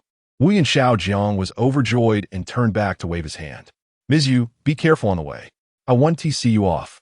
After saying this, he quickly took Julian's hand and closed the door, then hurried into the house. Ms. Yu stood alone outside the door, feeling at a loss. Watching the lights inside the villa turn off one by one, she looked somewhat desolate, turned, and got in her sports car, speeding away toward the city center. Inside the room, Wu Yun Xiaojiang breathed a sigh of relief and turned to Julian to explain, Baby, let me explain. I don't know why she came so late. There's really nothing between us. Before Wu Yun Xiaojiang could finish, Julian suddenly kissed him. After a moment, Julian looked into Wu Yun Xiaojiang's eyes and said sincerely, Xiaojiang, I believe in you. Thank you, Julian. Wu Yun Xiaojiang stroked her long hair and tucked the blanket around her. The weather was getting colder. What was meant to come would eventually come, and we needed to prepare in advance. Julian gazed at Xiaojiang's handsome face and suddenly thought of everything they had experienced on Scythe Star. She asked, Do you think this is all fake? If there really were coal mines on Scythe Star, wouldn't we be using them when the Little Ice Age arrives? It is well known that the heating costs brought about by extremely cold weather are very high. Wu and Xiaojiang thought for a moment that that's true. But we missed our chance, and we can't return to Scythe Star anytime soon, so we have to think of other ways. Resources are limited. Once they are used up, they are gone. Therefore, for the next few years or decades, global heating will be an important issue. Electricity, wind power, Julian blurted out. Where does the wind come from? Wu Yin Xiaojiang asked. Julian raised her hand. It comes from me. I can use wind. Isn't a perpetual motion machine just within reach? Seeing Julian's silly expression, Wu Yin Xiaojiang found it amusing and couldn't help but poke her little nose with his finger. Silly girl, what if the energy inside you runs out? Using it this way isn't good for you. Although this was just a guess, it was based on modern scientific principles. Even the existence of fairies does not conform to common sense, but according to the principle of conservation of energy. Even a fairy's energy cannot be generated out of thin air. It must consume something. Julian also thought of this and unconsciously nodded. It seems that to understand the principles behind this, the research project on fairies must continue to advance. I can't keep teasing those shareholders. They need to quickly establish a cooperative relationship with Wu Yun Group. Oh, what did you do? Wu Yin Xiaojiang asked. Julian scratched her head and casually replied, Actually, I didn't do much, just told the truth. Even so, they couldn't handle it. Who knows what they did themselves? I just voiced their thoughts and encouraged them to be their true selves. You know, hypocrisy is always wrong. Chapter 153. The school closure ceremony that night. Julian fell asleep in a large bedroom of the Wuyun Mountain Villa. She didn't know when she had fallen asleep, only that she had a night full of nightmares. Upon waking, her whole body ached as if she had been fighting all night. In her dreams, Mr. Yu was aggressive, and Julian felt like a naive little rabbit, utterly weak and vulnerable against this seasoned professional who had been in the workplace for years. Ugh, so annoying. In the morning, Julian buried herself under the covers and refused to get out of bed. Little princess, it's time to wake up, Wu Yun Xiaojiang coaxed patiently. But Julian still couldn't muster the energy to crawl out of bed. Helplessly, as usual, Wu Yun Xiaojiang had to bring the breakfast he had prepared to Julian, allowing the fairy to dine in bed. Julian sulked, reluctantly sitting up to eat. Ugh, do you hate me like this? She grumbled, tugging at her messy hair, feeling frustrated. I know I look terrible right now. I even hate myself. I'm just a childish brat, jealous and petty. Hearing her say this, Wu Yun Xiaojiang couldn't help but laugh. You were fine yesterday, and in front of Mr. Yu. Weren't you performing well? What are you afraid of? She's just relying on the fact that she's my dad's old employee, and she knows I won't fire her. That's true, but Julian didn't know what to think. I know I'm not scared of that woman, but I still have nightmares after sleeping. Deep down, I'm afraid of her. I'm afraid she will take you away. Wu Yun Xiaojiang shrugged. Am I really that desirable? If that were the case, why haven't any girls pursued me in the past decade? As he said this, Wu Yun Xiaojiang genuinely became curious. He had never thought about this before. Why haven't any girls pursued me in the past 10 years? Every handsome guy has someone chasing them. Am I not handsome? Handsome. Julian hesitated, not because she doubted Wu Yun Xiaojiang's looks, but because it seemed he genuinely didn't know why no women were after him. It appeared he hadn't figured out anything after all these years. Wu Yun Xiaojiang began to analyze rationally. As a man, tall and handsome, with a pleasant voice, and importantly, having money and being generous. This is the perfect boyfriend in your minds, right? Logically, 80% of women in the world should be chasing me, but now, Mr. Yu. All these years, there's only been Mr. Yu, who's 10 years older than me and almost 40 now.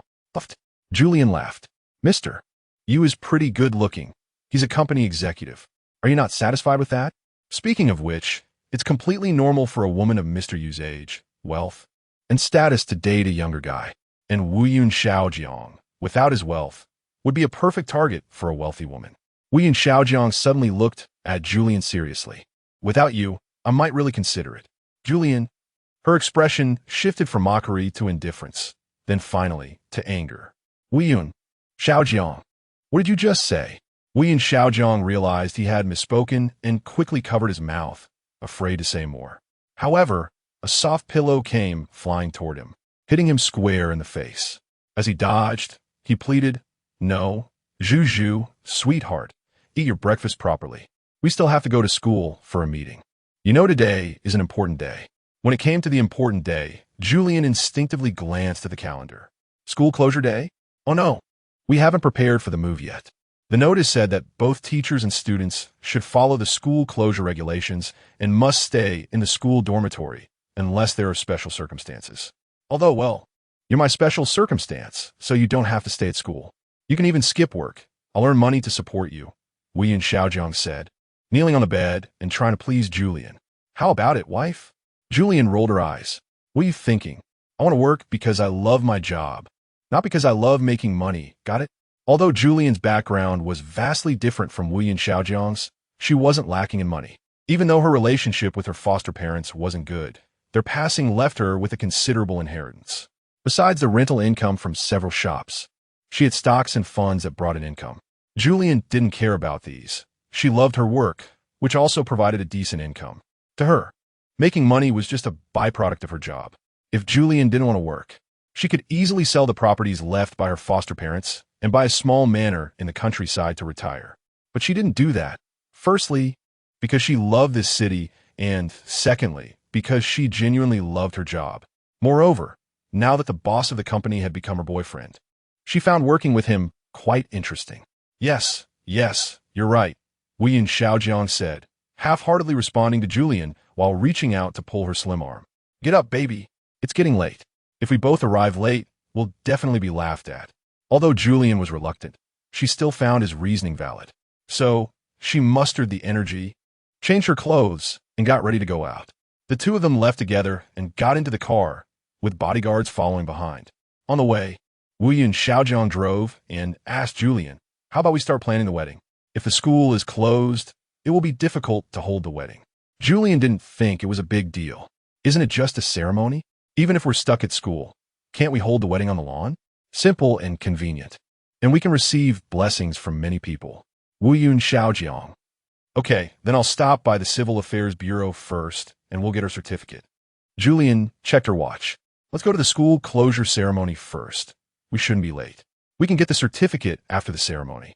Although she wasn't sure when the campus would close after the ceremony, the cold wind outside reminded Julian that a mini ice age was approaching, and life in the coming years might not be easy. Although the Weiyun group was well prepared, they didn't expect the cold air to arrive so quickly, and it seemed they would be caught off guard this time. At Julian's strong suggestion, Weiyun Xiaojiang drove to the school.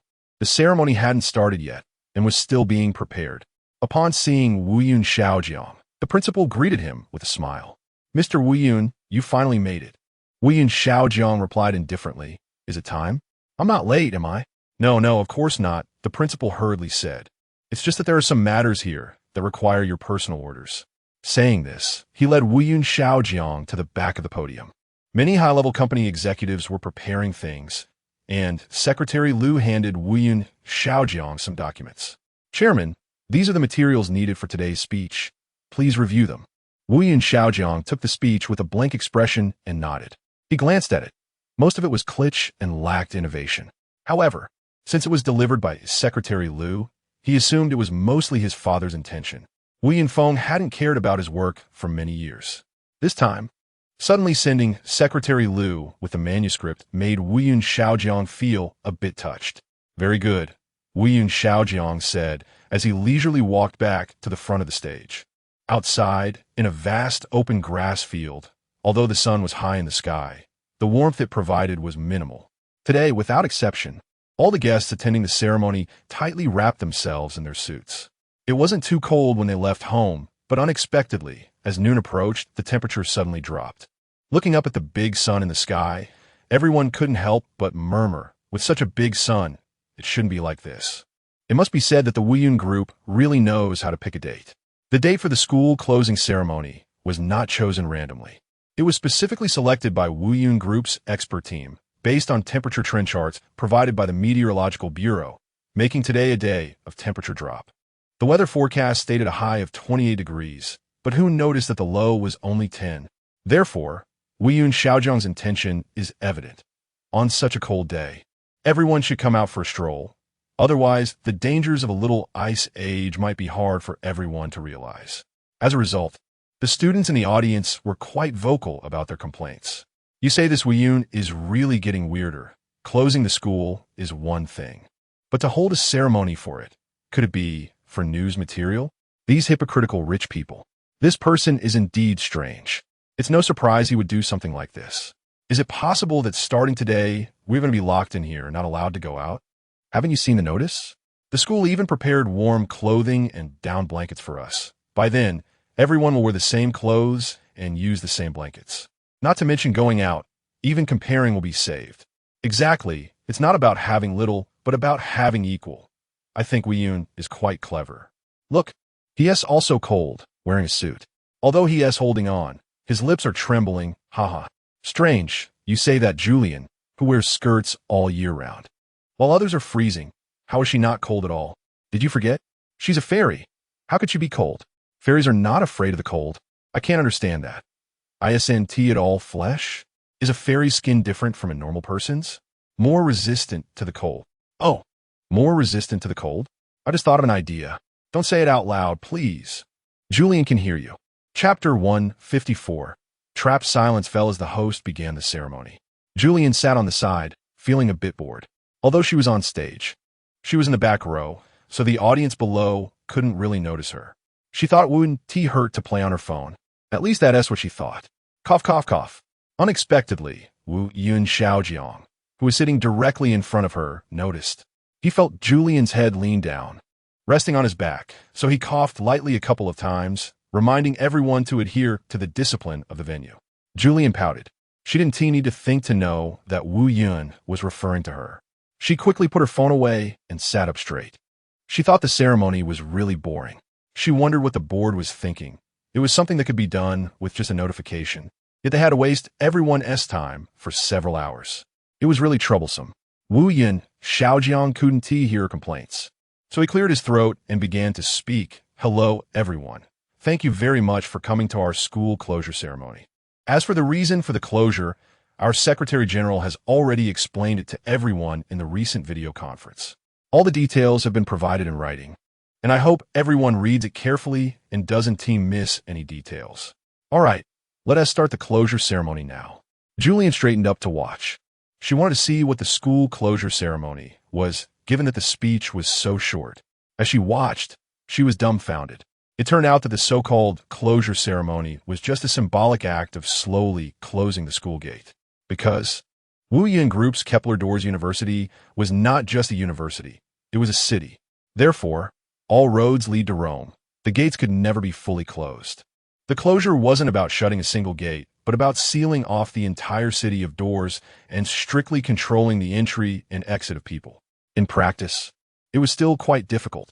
So, Julian scoffed at the board's decision and hardly listened to what they were saying.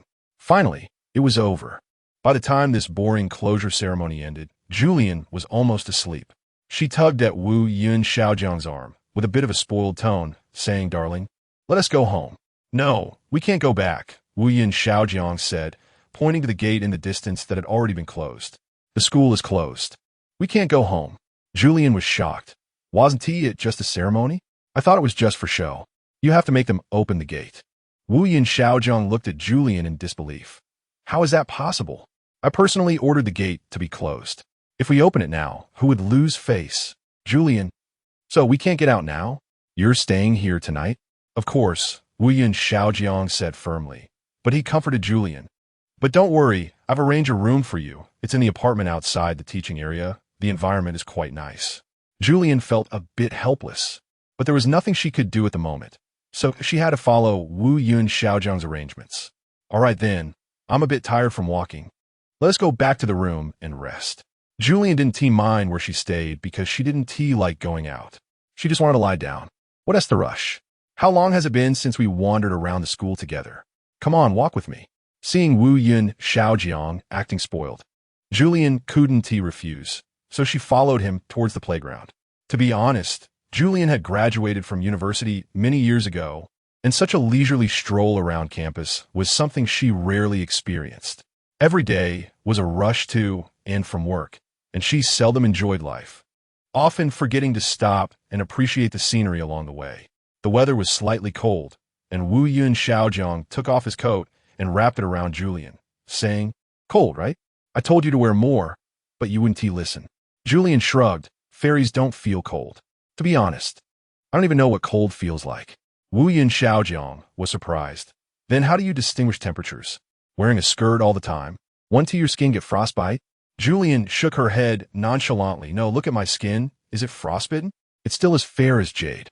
Wu Yun Xiaojiang took Julian's little hand and looked closely. Indeed, your skin is as if it's made of grease. Julian felt a bit shy. When she looked up, they had already arrived at the playground. Ah, is there an event happening here? Seeing the crowd gathered on the playground, Julian turned to leave. How about we just go? Wu Yun Xiaojiang pulled Julian back, wrapping his arms around her and leaning down to whisper at her ear, "Baby, don't go. This is prepared for you." Julian felt her ears warm up.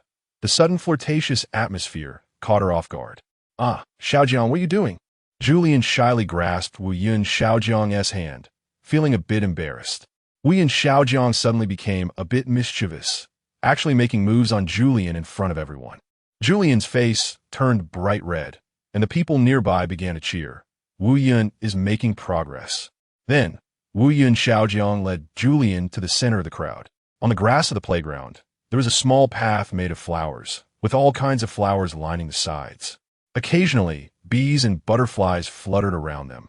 And Julian didn't shy away, only lowering her head shyly.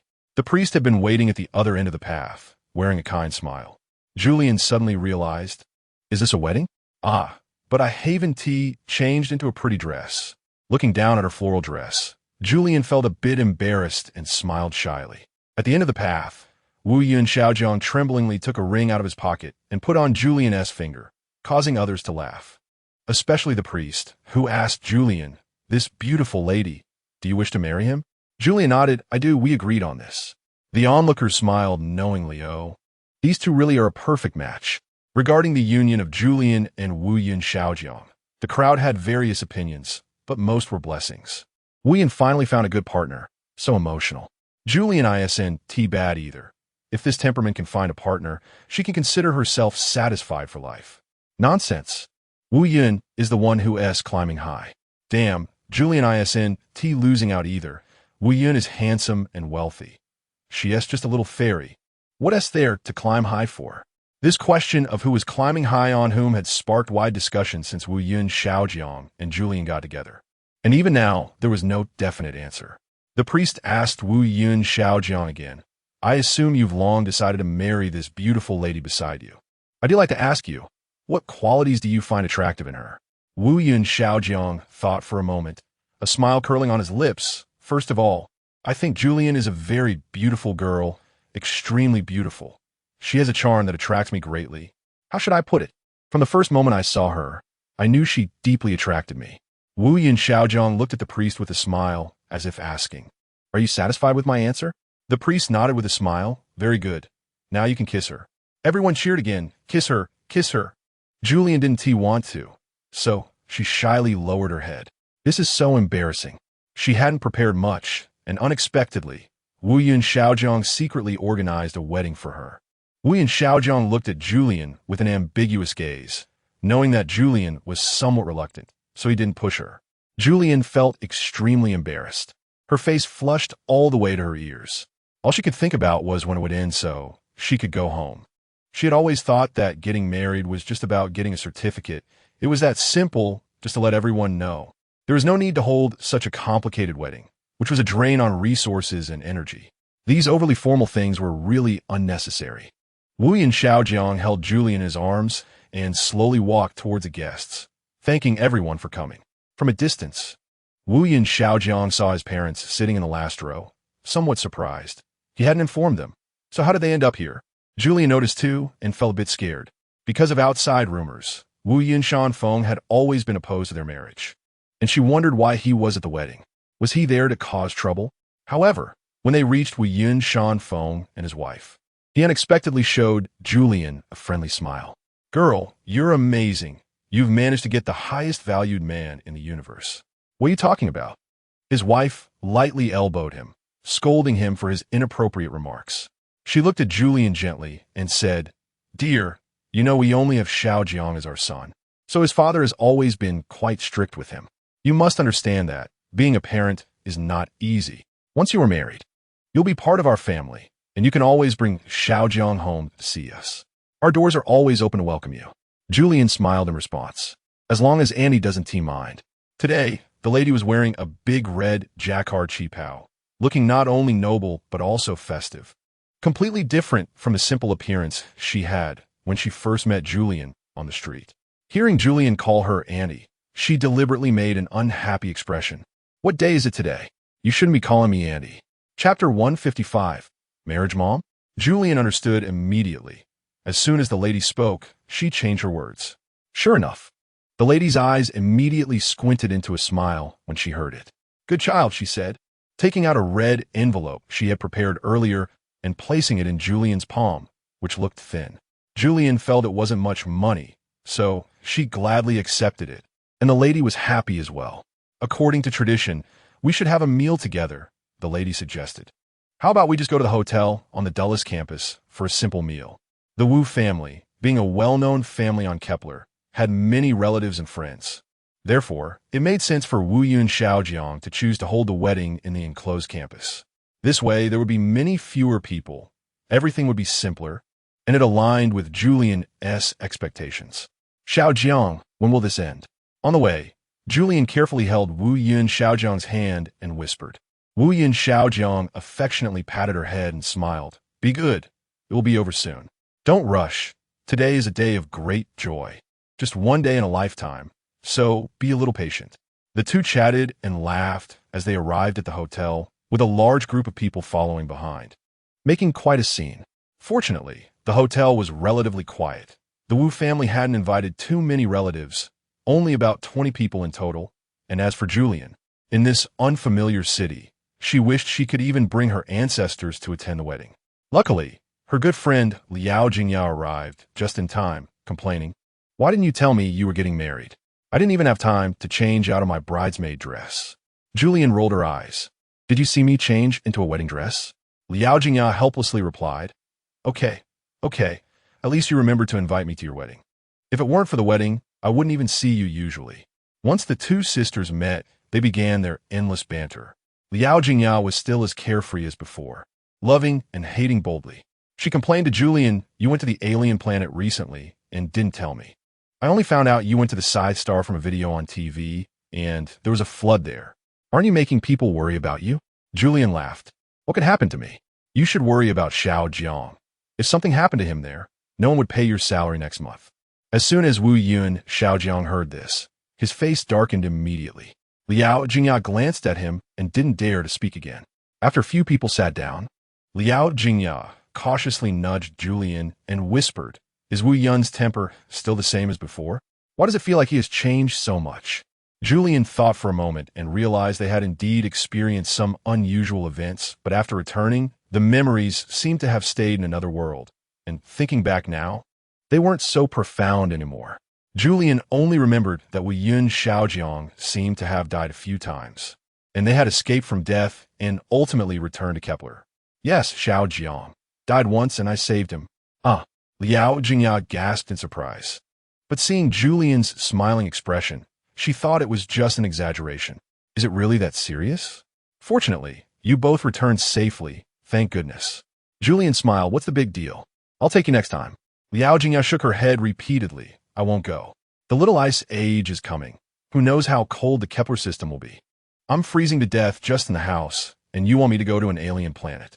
Speaking of the cold, Liao Jingya couldn't help but shiver. "Honestly, Julian, you seem to have gained some weight in the few months we haven't seen each other." Liao Jingya looked Julian up and down. Although Julian's figure was still petite as always, she now exuded a sense of health and beauty, radiating a different glow. Julian smiled shyly. "Really?" In fact, even if Liao Jingya hadn't said it, Julian had noticed it herself. This trip to Scythe Star had brought her not only various abilities, but also a feeling that her body was somewhat different from before. How to say it? She felt lighter when walking and rarely got sick, not even catching a cold or fever. It seemed that Liao Jingya was right. She had indeed become sturdier. Thinking of this, Julian couldn't help but smile with satisfaction. As a few friends chatted and laughed, time passed quickly. Suddenly, a loud crash echoed from a distance, as if something had been broken. Looking over, the door of the hall had been slammed open, crooked and likely broken. A fierce-looking woman barged in, followed by a few unruly men holding weapons, looking quite threatening. Fortunately, Wu Yun Xiaojiang's bodyguards quickly surrounded them, blocking their way. Wu Yun Shanfeng's expression changed immediately. "Who are you? Why are you here?" As the top figure on Kepler, everyone knew that he had a strained relationship with his son, but if someone caused trouble at his son's wedding, he would be the first to stand against it. The lady was also worried and stood up, peering into the distance. Julian took a quick glance and knew right away that the intruder was not good news. It turned out that the troublemaker at the wedding was none other than her old rival, Han Feifei. She had now changed into a more aggressive look, with long curly hair flowing down. If it weren't for her wearing expensive clothes, she would likely be mistaken for a beggar on the street. No wonder Wu Yun Shanfeng didn't recognize her at first glance. The transformation was indeed dramatic compared to half a year ago. "Han Feifei." Wu Yun Xiaojiang jogged over to greet her. "What are you doing here?" Although she was an ex-girlfriend, her sudden appearance at his wedding surprised Wu Yun Xiaojiang. As soon as Han Feifei saw him, she exploded with anger. "Oh, so you think this is fine? After being married, you didn't even invite me to such a big event. What does that mean? Do you think I can't give a wedding gift?" "Oh no." Wu Yun Xiaojiang quickly denied it, but he didn't know how to explain. Did one need to invite an ex-girlfriend to a wedding? He had never heard of such a thing. "It turns out to be you." Upon hearing Wu Yun Xiaojiang's words, Wu Yun Shanfeng immediately recognized Han Feifei. "How long has it been since you and Xiaojiang were together? Didn't I give you a lot of money? Why are you here causing trouble?" Hearing this, Han Feifei laughed directly. "Money? Who gave me money? You did, right? Chairman, don't you know there's a saying in this world that being too clever can backfire? Now, I'll be straightforward. I've already spent all the money, and regarding your unilateral termination of our cooperation, I've hired a lawyer and am preparing to sue you." Wu Yun Xiaojiang was utterly confused and looked at his father. "Dad, what cooperation? You and her?" At that moment, he remembered how Han Feifei had always suddenly appeared in front of him and Julian, not knowing who had leaked their whereabouts. It seemed that his father, who had originally opposed him being with Julian, must have given Han Feifei some money to break them apart. But now, Wu Yun Shanfeng was entangled with this woman. Truly a case of cleverness backfiring. "How much do you want? I'll give it to you. Just leave quickly." Wu Yun Xiaojiang glanced nervously at Julian, afraid that his newlywed wife would get angry. Unexpectedly, Han Feifei was relentless. "I've changed my mind. I don't want money anymore. I want you." Saying this, she pointed her index finger at Wu Yun Xiaojiang. "Wu Yun Xiaojiang, you can have any amount of money you want. But you know about this matter, right? I already have someone I love." Saying this, he took the little hand of Julian beside him. Julian was not to be outdone and curled her lips into a proud smile. "Han Feifei, didn't you already get married? I heard you married a wealthy old man. Why are you still bothering Xiaojiang?" Upon hearing Julian's words, Han Feifei became even angrier. "Who I marry is none of your business. You woman, you took away my happiness. I will never let you see me make a fool of myself in this lifetime." "What do you mean I took away your happiness?" Julian found it baffling. "You were the one who dumped Xiaojiang yourself. Your own happiness was ruined by your own hands." Liao Jingya, known for her bad temper, saw that Julian was at a disadvantage in the argument with Han Feifei and got up to confront Han Feifei. "What is the point of reasoning with this unreasonable woman? She's here just for money, right?" Liao Jingya stood between Julian and Han Feifei, saying, "No money? Then how about a life? Dare to fight me? Jingya, don't do this." Julian pulled Liao Jingya, not wanting to escalate the situation. Liao Jingya was still fuming. She turned to Wu Yun Xiaojiang and asked, "Explain, Wu. Why is your ex-girlfriend at your wedding with your current girlfriend? Also, isn't the school locked down? How did this woman get in? Among you people, is there really no one who tipped her off?" Liao Jingya suspiciously scanned the other guests, and seeing her sharp gaze made everyone shiver in fear, shaking their heads involuntarily. Finally, her gaze landed on Wu Yun Shanfeng's face, who shrugged and said unabashedly, "What are you looking at? It's not me. I hired her to do some work a long time ago, and I haven't had any contact with her for 2 months. Then who could it be? Liao Jingyao was puzzled. After thinking for a moment, she nodded thoughtfully. There's another possibility. Liao Jingyao said mysteriously. Did the board members come today? Chapter 156. The sudden appearance of Han Feifei. Who sent you here? Liao Jingyao kufunid Han Feifei. Unexpectedly, Han Feifei let out a cold laugh, acting like a drunken woman, throwing a tantrum and rolling on the ground. I said no one sent me. Do you believe me? If I have to name someone, it would be him. Saying this, she pointed her finger at Wu Yinshan. Wu Yinshan was taken aback, quickly shaking his head in denial. It's not me. I already explained that I haven't been in contact with her for months. This has absolutely nothing to do with me. I swear. With everyone watching. Even the old chairman swore such unreliable words, and everyone believed this matter had nothing to do with him. After all, as a former chairman of a large group, he had no need to lie in public. Liao Jingyao nodded. Chairman, I don't suspect this matter is related to you. I just speculate that this isn't her idea alone. Someone must be instructing her to do this. As she spoke, everyone's gaze turned towards Han Feifei. Han Feifei continued to deny everything, still lying on the ground and throwing a fit. As the head of the family, Wu Yunshan, concerned about the family's reputation, planned to settle it with money. Speak up, girl. We want to make it difficult for you. How much do you want? Just say a number. As long as it's not too excessive, Uncle will give it to you. Meanwhile, Liao Jingyao was still searching for that familiar face among the board members. The person she was looking for didn't appear today, which was quite surprising. Unexpectedly, Han Feifei actually relented. I want 200 million. Han Feifei opened her mouth to demand 200 million, shocking all the guests present. Was this supposed to be a way to settle things with money? It was practically extortion.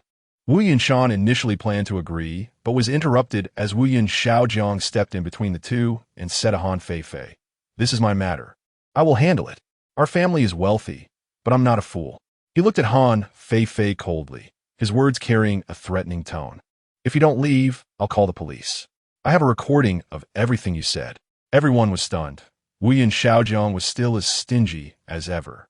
However, beyond that, people had a new perspective on him, admiring his firmness in facing his ex-girlfriend.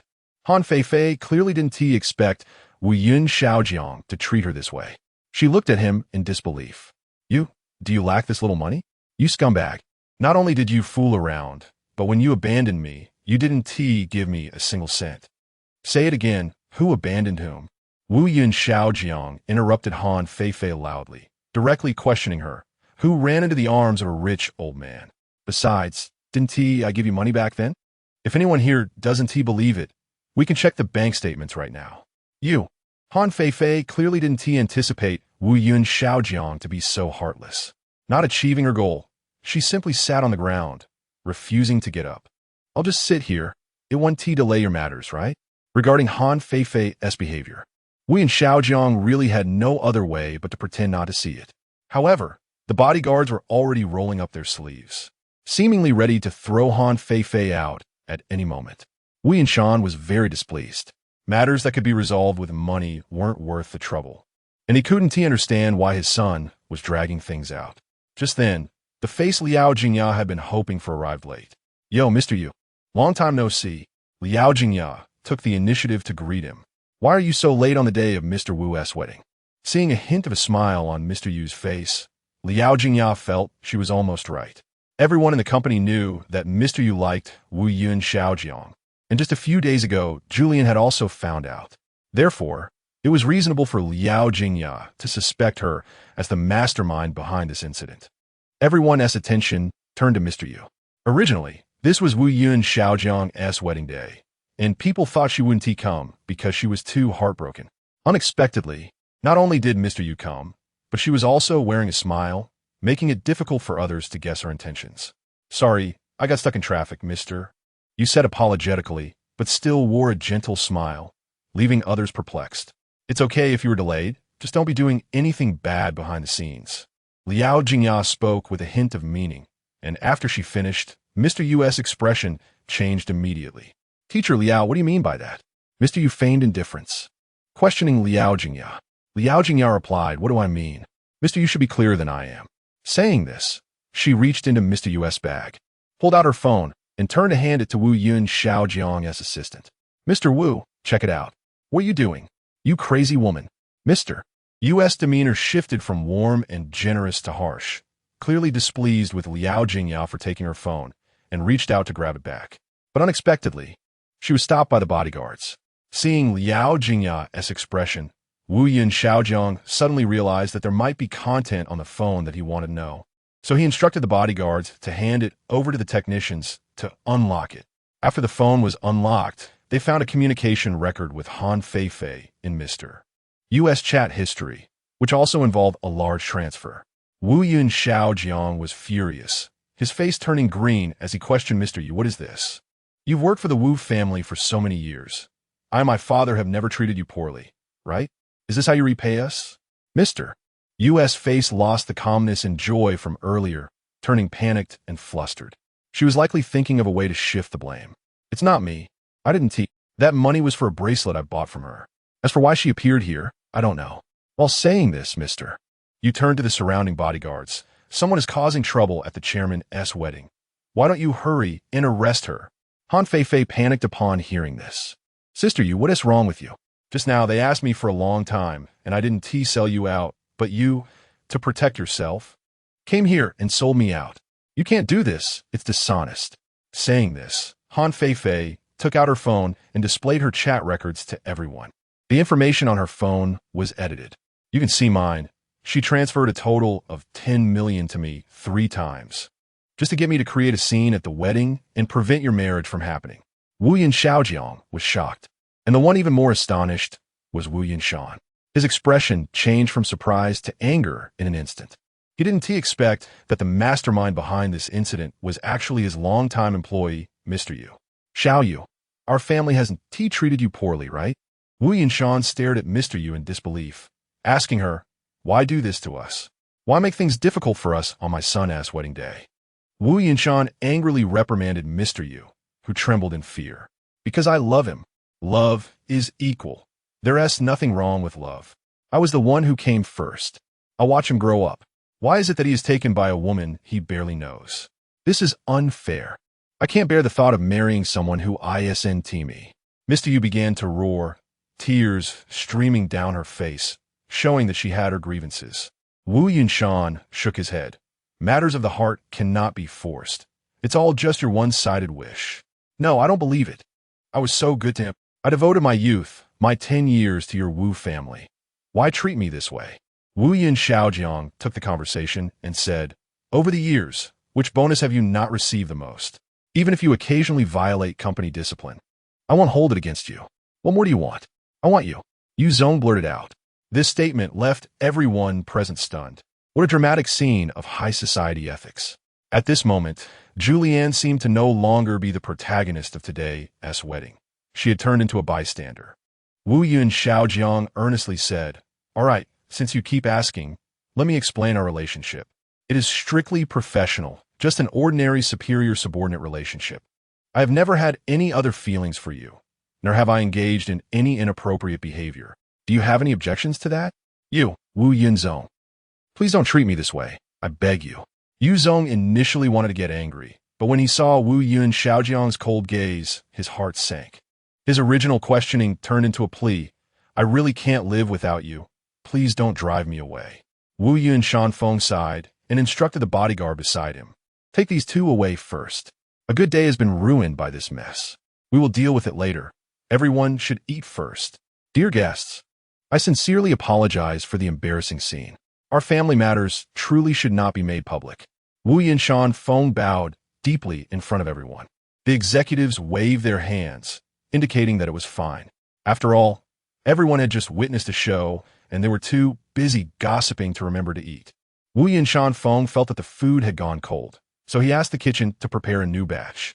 This matter seemed to come to a temporary halt. But Wu Yun Xiaojiang was seething with anger and had no mood to eat. He didn't even dare to look at Julianne, feeling utterly ashamed. Yuli, you're not mad at me, are you? What is there to be mad about? It's not your fault. Julianne smiled shyly and affectionately patted Wu Yun Xiaojiang's hair. All right, let us eat. Just pretend nothing happened. Chapter 157. The frustrated Julian this day was truly unpleasant. Back in the apartment, Julian took off her coat and began to complain. This apartment was not the one she used to live in, but rather a family apartment within the school campus. Unexpectedly, it was quite spacious. It seemed that the Wuyun group was indeed wealthy, as even the teachers' apartments were so exquisitely decorated. If it were outside, it could be considered a high-end apartment. Wuyun Xiaojiang wrapped his arms around Julian's slender waist and comforted her. It's all in the past. We are married now. And I am yours. No one can take you away from me. Julian replied. But who knows? What if someone doesn't care? Some people just like married men. Wuyun Xiaojiang chuckled lightly. You're worrying about things that haven't happened. Let me teach you a trick. Don't worry about things that haven't happened yet or things you can't change. Worrying only wastes time and makes you unhappy, so cherish the present, my little fairy. As he spoke, Wuyun Xiaojiang playfully poked her pouting little nose. Julian sulked, seemingly unsatisfied with this outcome.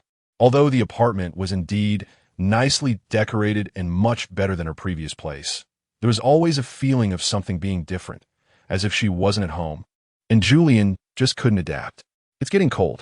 Have you realized something? How are we going to dry our clothes in the future? Julian asked, voicing her existential question. Wuyun Xiaojiang smiled gently and pointed towards the balcony, proudly saying, Don't worry, I've already arranged everything. Not just our home, but all the apartments have been equipped with the latest dryers. We won't have to worry about drying clothes anymore. However, as a native Earthling, Julian still found it hard to adapt. You don't understand. Our clothes need sunlight to absorb energy from nature. A dryer can't do that. Wuyun Xiaojiang sighed. You're overthinking it. From a physical standpoint, as long as clothes are washed and dried properly, there won't be any issues, and they will be comfortable to wear. On the contrary, clothes dried outside might encounter pollen or insects, which could cause allergies. Wuyun Xiaojiang made a valid point. He didn't have any obsession with sunlight. As long as the clothes were wearable, that was enough. Although Wuyun Xiaojiang also had standards for living, he was less demanding than Julian. Knowing she couldn't win an argument against Wuyun Xiaojiang, Julian chose to remain silent. She just stared out the window, looking at the overcast sky, feeling quite gloomy. They said it was a mini ice age. How could they live like this? On the first day of the lockdown, Julian was already in despair. But it was also human nature to feel down when stuck at home all day. However, Wuyun Xiaojiang scoffed at this. Before the lockdown, you didn't go out either. Didn't you always like staying at home, eating snacks, and watching dramas? Your favorite things? Julian rolled her eyes at him. That's completely different. I don't need to use my rights, but I must have them. Oh yes, yes, yes, whatever you say, Wuyun Xiaojiang laughed. Julian had a point, but it was entirely a matter of mindset. Wuyun Xiaojiang found it amusing. If I let you go out now, where do you want to go? This time, it was Julian's turn to be at a loss for words. How would I know where to go if you asked me suddenly? Exactly, that's how people are, Wuyun Xiaojiang said with a mysterious expression.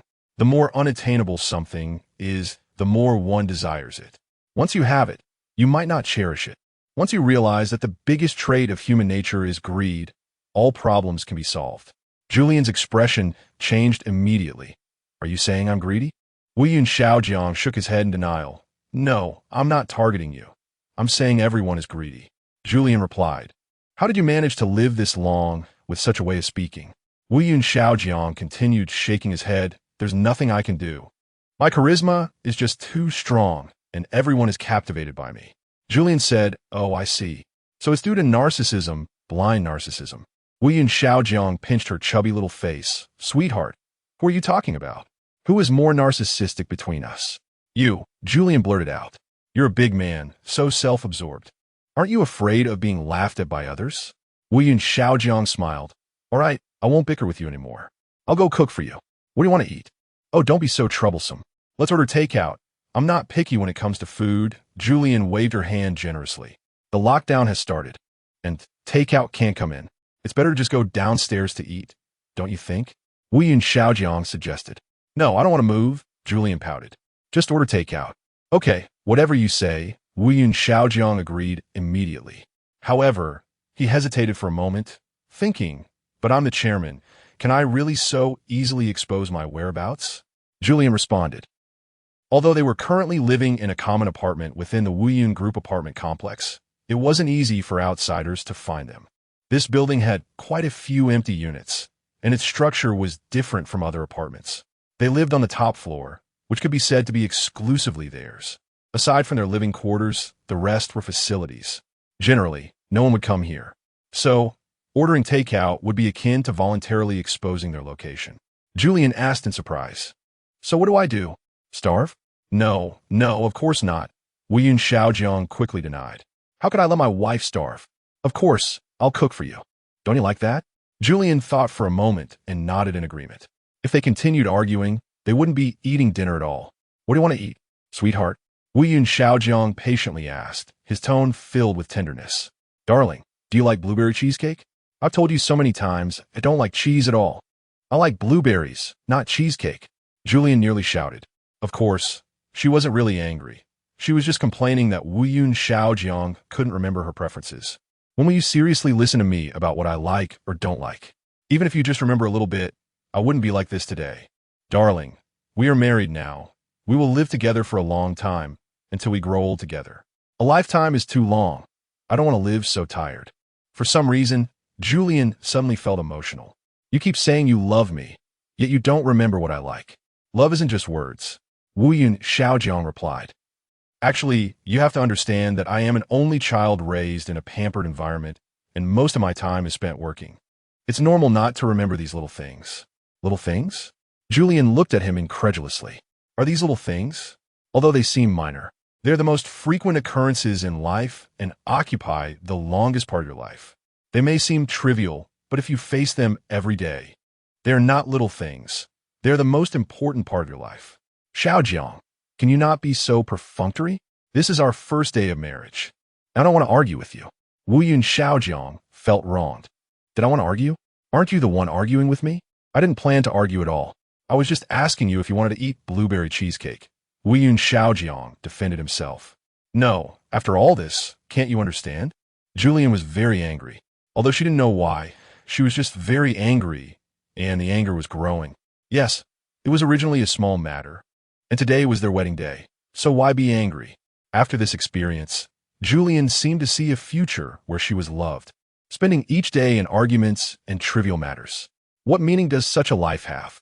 Suddenly, she didn't want to get married anymore. What did you say? Wu-Yun Xiaojiang was taken aback, but today was just...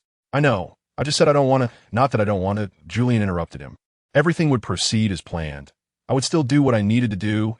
I just don't have that much expectation anymore. I'm sorry, Juju. I didn't mean to argue with you.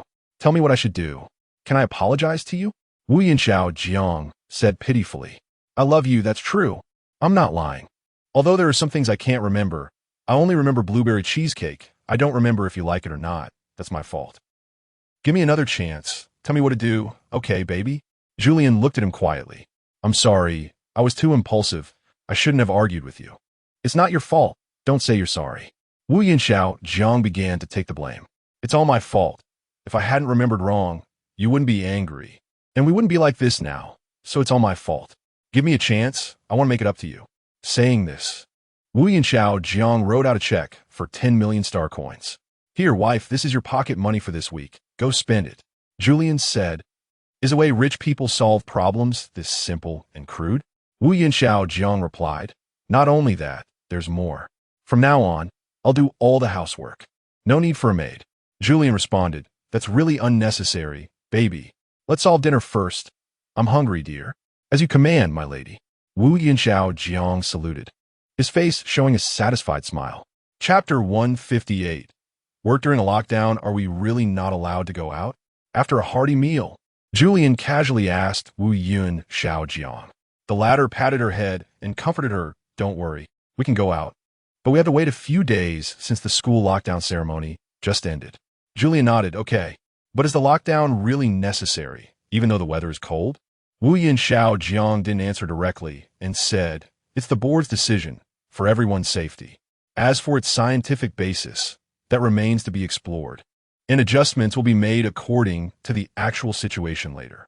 Julian thought for a moment and found it boring, so she opened her laptop. This was her portable notebook, filled with lesson plans and work-related materials. Upon opening it, she realized her email had been bombarded. It turned out that the project she participated in last time had been established, and the person in charge had sent her numerous emails regarding various work matters. It seemed that Julian played an important role in the project, as many accounts she hadn't contacted also sent her emails. She casually opened one, and it was undoubtedly work-related. "Hello, Teacher Julian, this is our project proposal. Please take a look." "Hello, Teacher Julian, this is the current progress of the gene sequencing work as follows. I will report the progress to you every week." Seeing the timeline, Julian realized that a week had already passed, and it appeared that the work had been progressing smoothly. Most of the emails were work reports, and there wasn't much for Julian to do. She only needed to review them. Julian breathed a sigh of relief, glad that the organization had arranged a light position for her. However, since it was her family's matter, Julian hoped to supervise the project throughout, so she carefully reviewed all the emails and provided detailed and thoughtful replies. By reading the emails, she concluded the following: the project was progressing smoothly and had reached the gene sequencing stage, and it seemed to be going relatively well. Additionally, the departments had clear divisions of labor, with dedicated personnel following up on the project in real time. She was just a spectator, but everyone reported to her. Overall, she was satisfied. Seeing Julian's cheerful demeanor, Wu Yun Xiao Jiang found it quite amusing. "Did you think this was all arranged by someone? It's just that I was worried you would suffer. This way, you can know the work progress at any time without actually participating. Why not enjoy it?" Julian was surprised and then happily hugged Wu Yun Xiao Jiang. "Honey, I love you so much." Wu Yun Xiao Jiang was taken aback by the embrace and leaned in to kiss Julian's lips. "Darling, how long has it been since we spent time alone?" Julian replied, I forgot, probably a long time." Saying this, she wrapped her delicate arms around Wu Yun Xiao Jiang's neck, and the two became entangled, appearing quite ambiguous. Wu Yun Xiao Jiang got up and effortlessly lifted Julian in a princess carry. She was just too light. He hadn't expected this woman, who could eat so much, to be so thin. She truly was a fairy. He carried Julian into the bedroom, and as soon as Julian entered, she was stunned. She hadn't expected the apartment to be this large. The living room outside didn't reveal anything. This bedroom appeared even larger than the master bedroom in Wu Yunshan's villa. Upon entering, Julian felt her heart expand significantly. Wu Yun Xiao Jiang walked to the bedside and gently placed Julian on the bed, touching the soft mattress. Julian was delighted and broke free from Wu Yun Xiao Jiang's embrace, excitedly jumping on the bed. "Wow, this is so comfortable." Julian looked very happy, and Wu Yun Xiao Jiang was both amused and helpless. He thought they would immediately engage in something indescribable, but to his surprise, Julian was so lively. So he went along with it. "Fairy sister, are you satisfied? Everything in this room was carefully selected according to your request," Wu Yun Xiao Jiang said flatteringly. Julian pointed at his nose, her expression suddenly changing. "You are talking nonsense. We just moved in today. When did you arrange all this?" Wu Yun Xiao Jiang looked a bit aggrieved and explained, "Although the lockdown just started today, this apartment has actually existed for a long time. This entire floor is prepared for you, in case you stay at school one day and have nowhere to go. I arranged everything inside in advance." As he spoke, Wu Yun Xiao Jiang opened a drawer. "Don't believe me? Look, there's a photo of us." Julian was stunned, grabbing the unfamiliar frame, and when she saw the photo, she was completely shocked. In her memory, she had never taken a photo with Wu Yun Xiao Jiang, but the people in the picture were indeed the two of them. When was this photo taken? Julian fell into contemplation, as she seemed to remember the scene in the photo, but didn't know who took it. So, she picked up the frame and questioned Xiao Jiang. "Did you send someone to take candid photos of us?" Wu Yun Xiao Jiang's gaze shifted slightly, clearly feeling the fear of punishment after his secret was discovered. "No, let me explain, Juju. This is called follow-up photography. I just wanted to leave behind something memorable," Wu Yun Xiao Jiang explained. "But it was only this time. I only took this one photo. Don't worry. I didn't mean to take it secretly." Julian's feelings were mixed. On one hand, she realized that after being in a relationship with Wu Yun Xiao Jiang for so long, they hadn't left any memories. They had never actively taken a photo together. On the other hand, although Wu Yun Xiao Jiang had someone take candid photos of them, Julian was touched by how thoughtful he was, even making her look so good in the photo. "Thank you, Xiao Jiang." Julian hugged Wu Yun Xiao Jiang's neck again. "Thank you for everything you've done for me. I'm really touched. Thank you, Xiao Jiang. Wu Yi and Xiao Jiang felt surprised and awkward. What is there to thank? We're family now. If you're willing, we can hire a photographer when we go out to capture some beautiful moments. Julian thought for a moment and nodded. Okay. Then, the two embraced and kissed. On the soft bed, the sound of fabric rubbing filled the air, adding warmth to the cold climate. Julian said, Xiao Jiang, I love you. But she couldn't quite explain what love was. Maybe it was companionship, care, or the journey they had walked together during the days under the Scythe Star. I love you too. Wu Yun Xiao Jiang responded passionately. Zhu Zhu, you are the most beautiful woman in the world. With you, I feel so happy. I feel the same. Although Julian felt a bit nervous and had seen many of Wu Yun Xiao Jiang's flaws during their year together, his cowardice and weakness, his uselessness. She couldn't deny that this person was upright and kind. He might be useless, but he was a good person, and the reason she loved him was simply that he loved her. Unbeknownst to them, light snow began to fall outside. Although only a day had passed, the temperature had dropped by a full 10 degrees, a terrifying number, and all the houses turned into a vast expanse of white. Time passed, and Julian fell asleep. When she opened her eyes again, the outside world was already a blanket of snow. What happened? She looked confusedly at Wu Yun Xiao Jiang. At this moment, Wu Yun Xiao Jiang was standing in front of the floor-to-ceiling window, looking serious. It's right not to go back today. Sealing the school is the right decision. And the board of directors is finally useful. Julian suddenly realized the information provided by the Meteorological Bureau is also correct. All of this has come about by chance. It seems we can't leave, and we might have to stay here for a long time. You don't mind, do you? Wu Yun Xiaojiang asked for Julian's opinion. Julian smiled slightly. What can we do? Besides, what do I have to mind? My job is here, so this actually brings me closer, and my commuting time is shorter. After saying this, she showed a helpless smile. Wu Yun Xiaojiang patted her head and comforted her. It's okay. Even if we can't go out to play, we can still have a snowball fight in the yard. The little ice age has arrived, and it seems we are indeed facing a dilemma. Before long, global agricultural production will come to a halt, and genetically modified frost resistance will become a new topic. Julian understood. Biology is her strong suit. Not to mention this basic genetic modification. This technology was already realized hundreds of years ago, so bringing it up now seems a bit outdated. Wu Yin Xiaojiang nodded. Yes, all frost-resistant gene fragments are the same. If applied to all crops, then everyone becomes the same thing, which is the strange part of this world. Everything looks different, but the essence is the same. When saying this, Wu Yin Xiaojiang's expression was a bit sad. Everything can be tampered with at will, which makes me feel even more that this world is inherently fake, don't you think? Saying this, Wu Yin Xiaojiang turned to Julian. Julian shook her head vigorously. The essence of things is indeed the same, but we should pay more attention to their differences, shouldn't we? This world is about seeking common ground while reserving differences. Where there is similarity, there are also differences, and that's the cleverness of the creator. So who is the creator? Professor Zhu? Wu Yin Xiaojiang asked a profound question, which puzzled Julian. This. Julian thought for a moment. It shouldn't be God, right? Chapter 159, the initial discussion of the story, everything seemed to return to the starting point.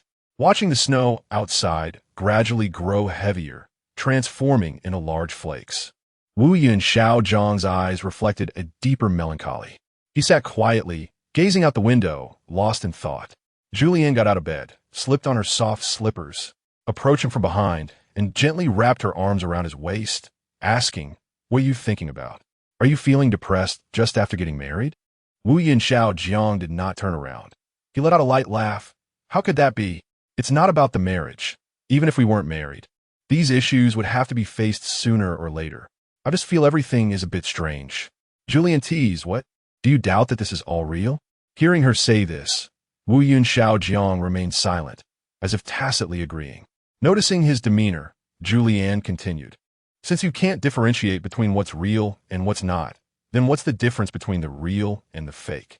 This was something Julianne had thought of long ago, meant to reassure Wu Yun Xiaojiang. However, he had never been able to let it go, just like when she first met him in class. Wu Yun Xiaojiang shook his head, a look of sorrow on his face. This is different. As a person, what is the purpose of living?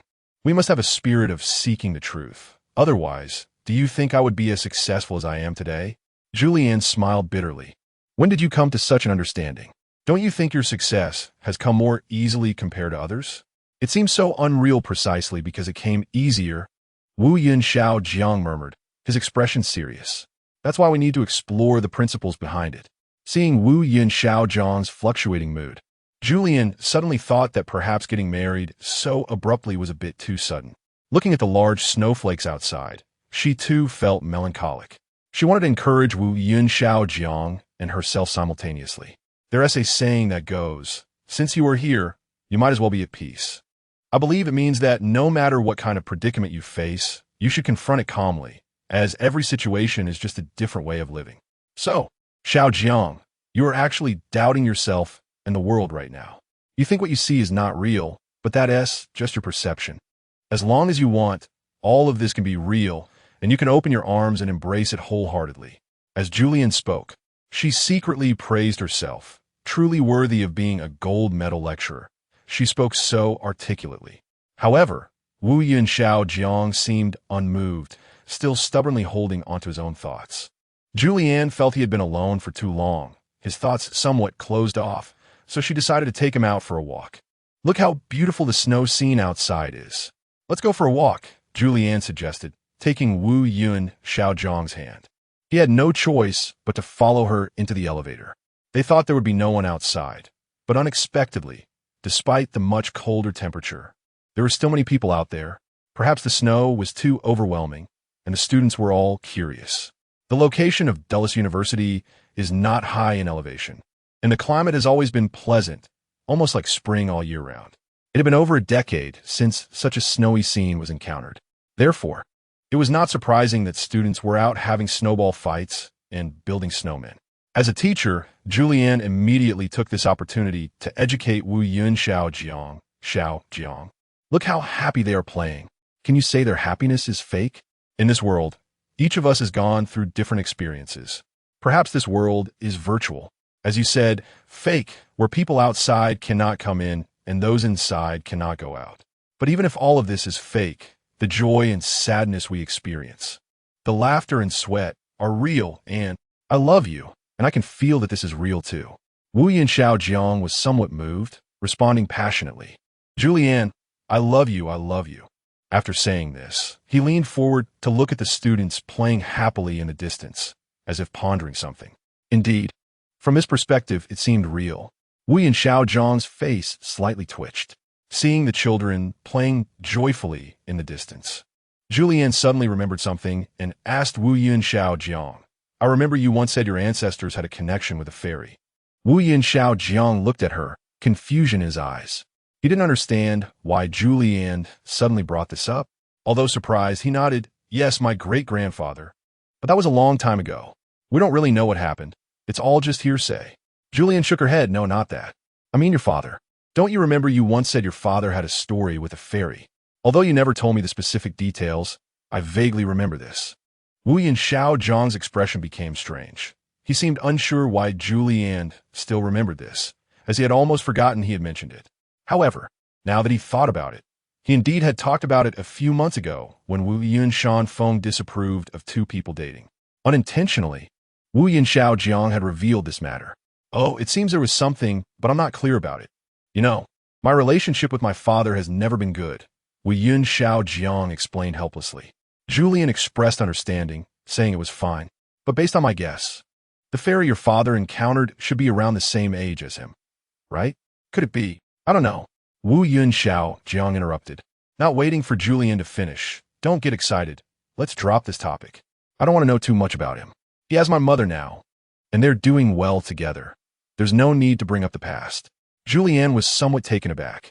This was the first time she had seen Wu Yun Xiao Jiang so emotionally stirred. She felt she had touched on his pain. No wonder, after all. It was about his father and another woman. If his mother found out, it would definitely get more complicated. So Wu Yun Xiao Jiang's reluctance to discuss this matter made sense. Julianne nodded helplessly. All right then, we'll leave it at that.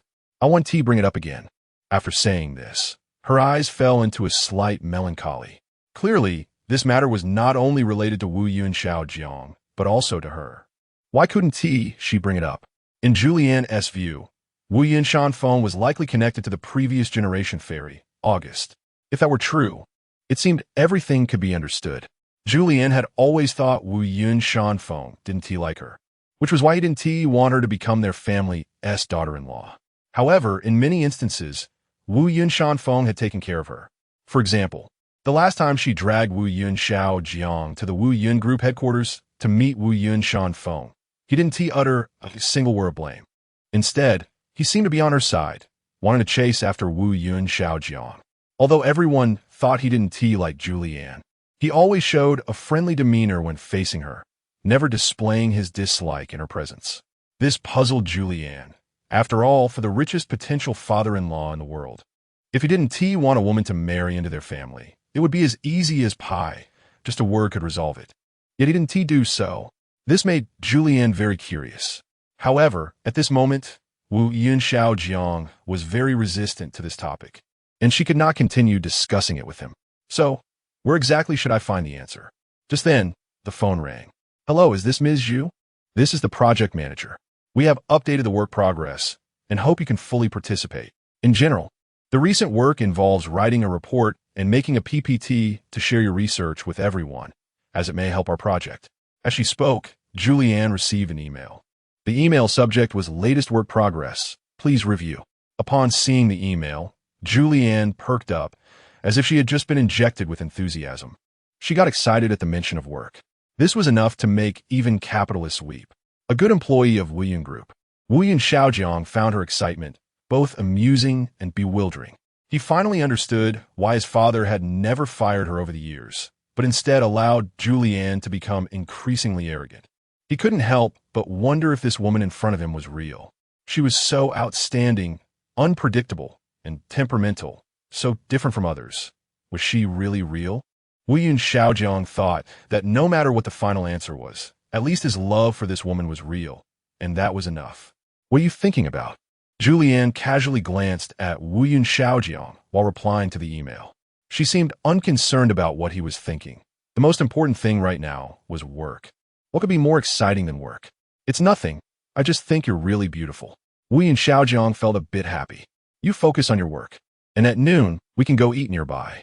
You haven't eaten at the school cafeteria yet, right? Speaking of which, Wu Yun Xiaojiang felt a bit pleased. As a fairy, Julianne didn't need to worry about filling her stomach, but eating was still one of life's great pleasures, so she was willing to go. Okay, just wait for me to finish this report. Julianne quickly typed on her phone or laptop and stood up, saying, I need to go up for a bit to make a PPT on my laptop. I'll be quick. Chapter 160 New developments, however, after returning to the apartment. It was a completely different story. Once in work mode, Julianne was like a person possessed, utterly engrossed in her work and unable to stop. She quickly checked and replied to all her emails, and by this time, it was nearly noon. To prepare for the PPT, Julianne pulled out a large stack of books she had used for teaching, piled high like a small mountain in front of her. If an ordinary person, especially someone like the author of this book who struggled academically, saw such a pile of books, they would surely be overwhelmed. But not Julianne, as the saying goes. When she saw books, it was like a hungry wolf seeing food. There was an insatiable thirst for knowledge.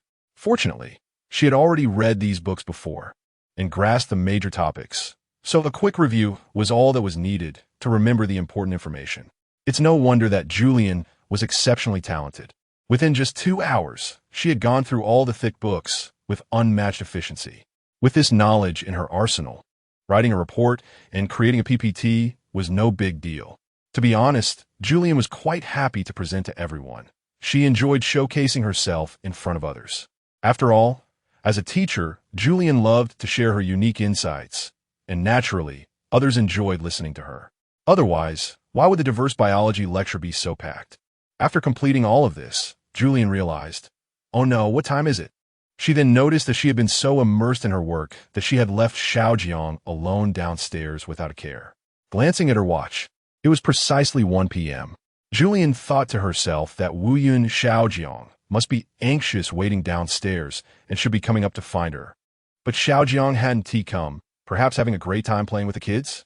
With this in mind, Julianne put away her computer, changed into a thicker jacket, and went downstairs to look for Wu Yun Xiaojiang. This apartment was indeed a bit large. While searching for the elevator in the hallway, Julian almost got lost due to the many elevator entrances. She was completely unsure which elevator would take her directly to the main entrance. Although Julian was like a fairy, once her sense of direction was thrown off, she was just a pure route idiot. After a long while, Julian finally stepped out of the apartment and into the crowd of people having a snowball fight. It was evident that down jackets were indeed sold out, as everyone outside, be they students or teachers with kids, was wearing colorful waterproof down jackets. Julian couldn't help but think that Wu Yun Group's foray into the clothing industry was a good decision, because despite everyone wearing down jackets and gloves, they were still shivering from the cold. This indicated that the advanced clothing industry still had some flaws, with significant challenges waiting for the strong to overcome. Julian only felt regret that she was not a clothing design engineer, but rather a biological researcher. Men fear choosing the wrong career, and women do too. Sigh. If only I had studied computer science. Since I'm going to go bald anyway, I might as well earn more money, Julian lamented. At this moment, a bald man walked past and looked disdainfully at Julian. Thinking you can talk without feeling the pain? This bald man was none other than Dr. Wang Madi, a leading scientist at the School of Artificial Intelligence at Dulles University. It was said that he had a strong personality, looked down on others, and was arrogant about his talents, and now seeing him, it was indeed true. He exuded an air of disdain for mingling with ordinary people, which had nothing to do with looks or hair. Dr. Madi. Julian hadn't found Wu Yun Xiaojiang and was originally planning to wait in place, but upon encountering Dr. Madi, she seemed to suddenly remember something and jogged over to greet him. Wang Madi stopped in his tracks and arrogantly asked, "What do you want from me?" Julian smiled and introduced herself. "Hello, Professor Wang. I'm Julian from the School of Life Sciences."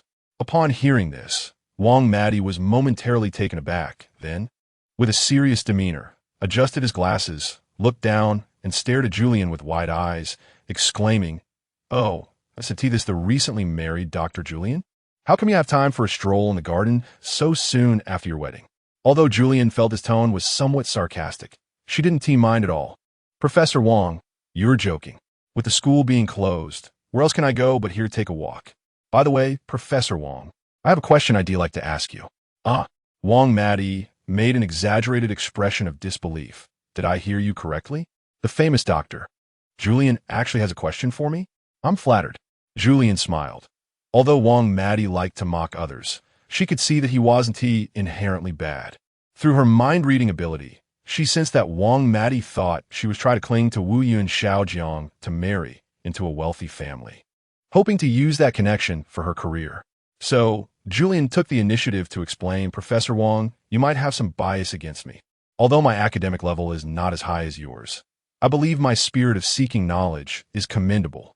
This was the first step, lowering her stance and humbly seeking advice. Then, without giving him a chance to retort, Julian continued, "Professor Wang, but I'm just a lecturer.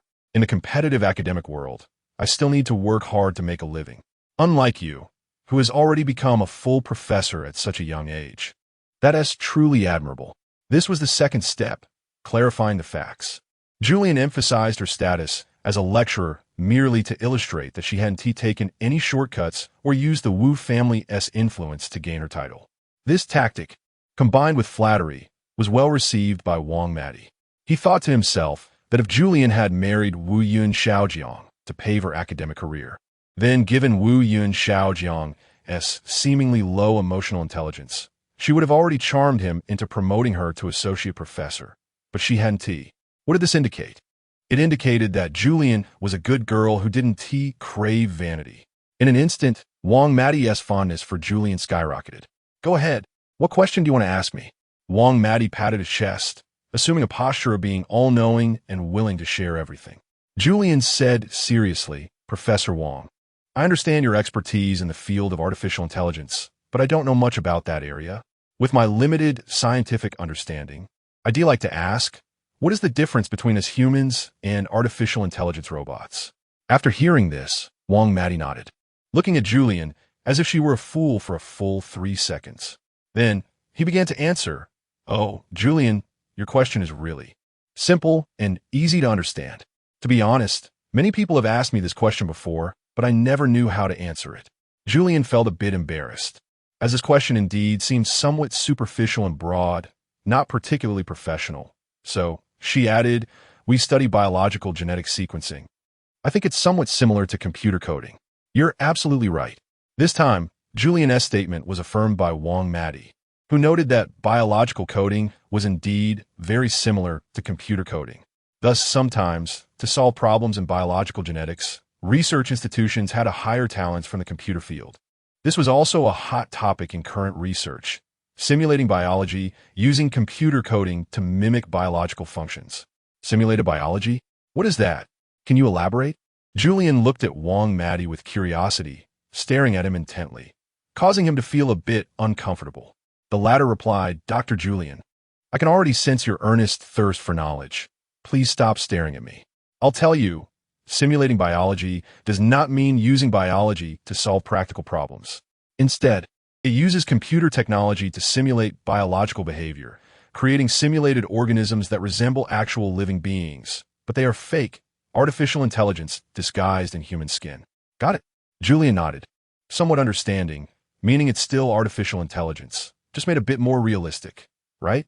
Yes. Teacher Zhu is really smart. It clicks right away. Wang-Madi had seen too many outsiders who only had a superficial understanding of artificial intelligence and dared to express their opinions freely. So he was quite pleased to meet Julian, who was being so cautious for the first time. What's wrong? Teacher Zhu is also interested in artificial intelligence? Ah, yes. I think our current research is stuck at a bottleneck, and it seems we need methods from the computer field to solve it, Julian said. This was her conclusion from reviewing the research reports of the project team. Gene sequencing is indeed underway, but there are many codes that repeat in a regular pattern, with different frequencies of repetition for different codes, and there are also several different characters between the same segments of code.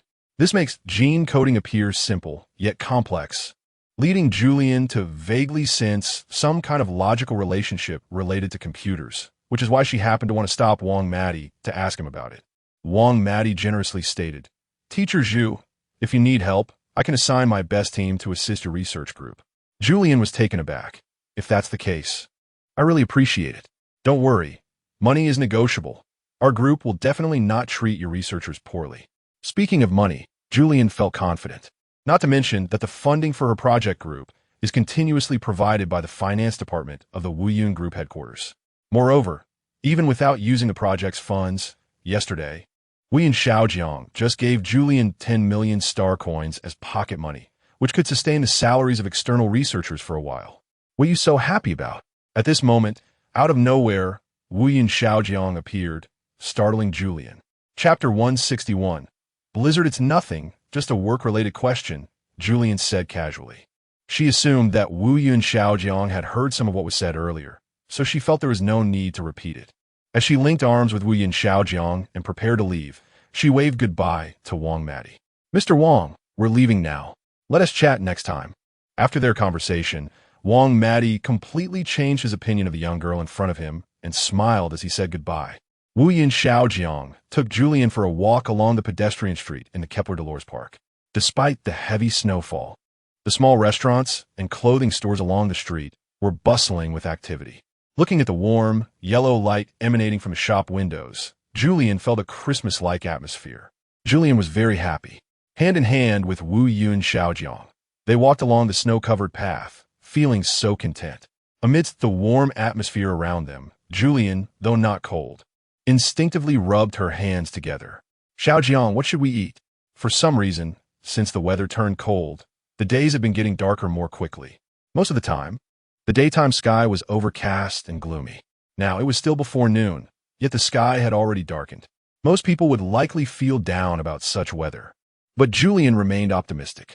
"Xiaojiang, walking in the snow like this feels quite happy, like an old married couple, don't you think?" "Of course," Wuyun Xiaojiang replied proudly. "Let me tell you, great joy and sorrow are not the norm in life.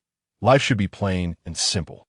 Julian laughed and cried at the same time, knowing that Wuyun Xiaojiang was just justifying himself, as he was inherently a rather plain and unromantic person.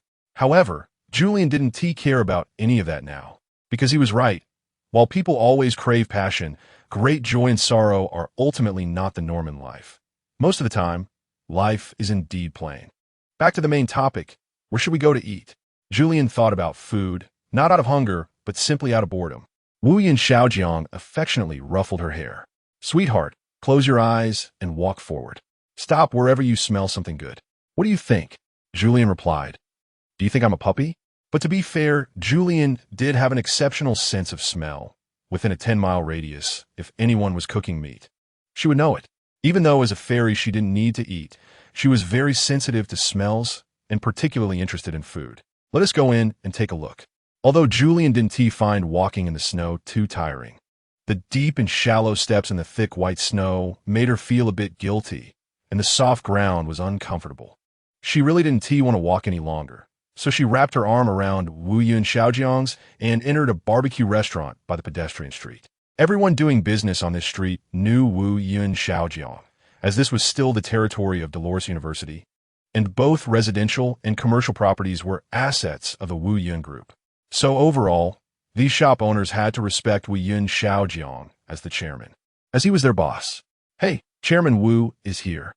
The shop owner had a surprised expression, initially taken aback, and then turning to delight. Please come in and sit down. This meal is on me today. Although the shop owner knew Wu Yun Xiaojiang would pay, he still showed great enthusiasm. After all, while Wu Yun Xiaojiang was the chairman of the Wu Yun Group and often mingled on the Dolores campus, he rarely ate in the smaller local shops. On one hand, most of the diners here were students from the school, and Wu Yun Xiaojiang didn't want to be seen mingling with them all the time, especially when he was young and handsome. It was too easy for people to gawk. How's the atmosphere in the shop? Not bad, right? Julian seemed like an old friend as she found a comfortable spot to sit down. Unlike Wu Yun Xiaojiang, who was a young lecturer at Dolores University, Julian often frequented places where students gathered, living a life similar to that of young people. She was willing to try whatever the students liked to eat and wear, so her mindset remained youthful. In contrast, Wu Yun Xiaojiang, though only 4 years older than Julian, emanated an air of maturity. In class, he dressed like a student, but once outside the classroom, he always wore a serious face, giving off a vibe that said, "Don't approach." Julian looked at him and found it amusing. Fortunately, under Julian's encouragement, Wu Yun Xiaojiang finally managed a forced smile. The place he chose isn't bad. Although his smile looked more like a grimace, Julian was still quite satisfied. Chairman, let us start with a bowl of hot soup. The shop owner diligently brought out a pot of thick soup, wearing a warm smile. Just then, a loud rumble suddenly echoed from outside. What was that sound? Julian perked up, listening attentively. What sound? The shop owner looked at her in confusion, then thought for a moment and said, "It should be the sound of the heating system in the shop." No. Julian still trusted her ears. After all, the reputation of her keen hearing was well-deserved. She could distinctly hear sounds within 100 meters and magnify them. Hearing Julian say this, the diners in the shop pricked up their ears, listening toward the outside. It indeed sounded like something was shattering. One customer said, "Could it be an earthquake? How could that be so coincidental?" Another customer expressed skepticism. But with all this heavy snow outside, it could be an avalanche. Julian nimbly made her way through the crowd to the door. Outside, the snowflakes swirled and a fierce wind approached from the distance, resembling a tornado on the snow, which looked terrifying upon closer inspection. What kind of weather is this? The customers complained. Is the end of the world coming? What a gloomy thought. There's no such thing as the end of the world. It's just an ordinary blizzard. Hearing the mention of the end of the world, Wu Yun Xiaojiang perked up. If this were the end of the world, then what about the last time? In Wu Yun Xiaojiang's mind, the last time had never actually happened in everyone's memory. This brought the discussion back to the initial argument. If there had been an end of the world, but no one remembered it. Oh no, I have to go out. Julian rushed out the door. The snow was too heavy, and the children outside were in danger. The diners in the shop stopped her. "Young lady, where are you going?" To everyone's eyes, rushing out into such heavy snow was either madness or foolishness. Julian was anxious, but they are really in danger outside. I need to protect them. Looking at the heavy snow and the biting cold wind that made it hard for everyone to move, Julian was very anxious. The customers pulled her back inside, closing the door. At a time like this, it's more important to protect yourself. Those students are old enough. They should learn to take care of themselves. Yes, even with the door slightly open, it feels cold, not to mention outside. If you go out now, you'll freeze your fingers off. Wu Yin Xiaojiang looked gravely out the window. Compared to the concern the passersby had for his wife, he was more curious. This blizzard seemed too strange. Just a moment ago, the snowflakes were gentle and soft, and it wasn't too cold at all. What had happened now? The difference between morning and noon was like 2 different seasons. By the time they woke up the next day, it would only be slightly colder, and wearing a sweater would not feel chilly at all. However, by noon, the biting cold wind made it feel nothing like it should at that time. It seems that the little ice age is really coming, and we humans are going to face a trial. It feels like we're going back to the ice age.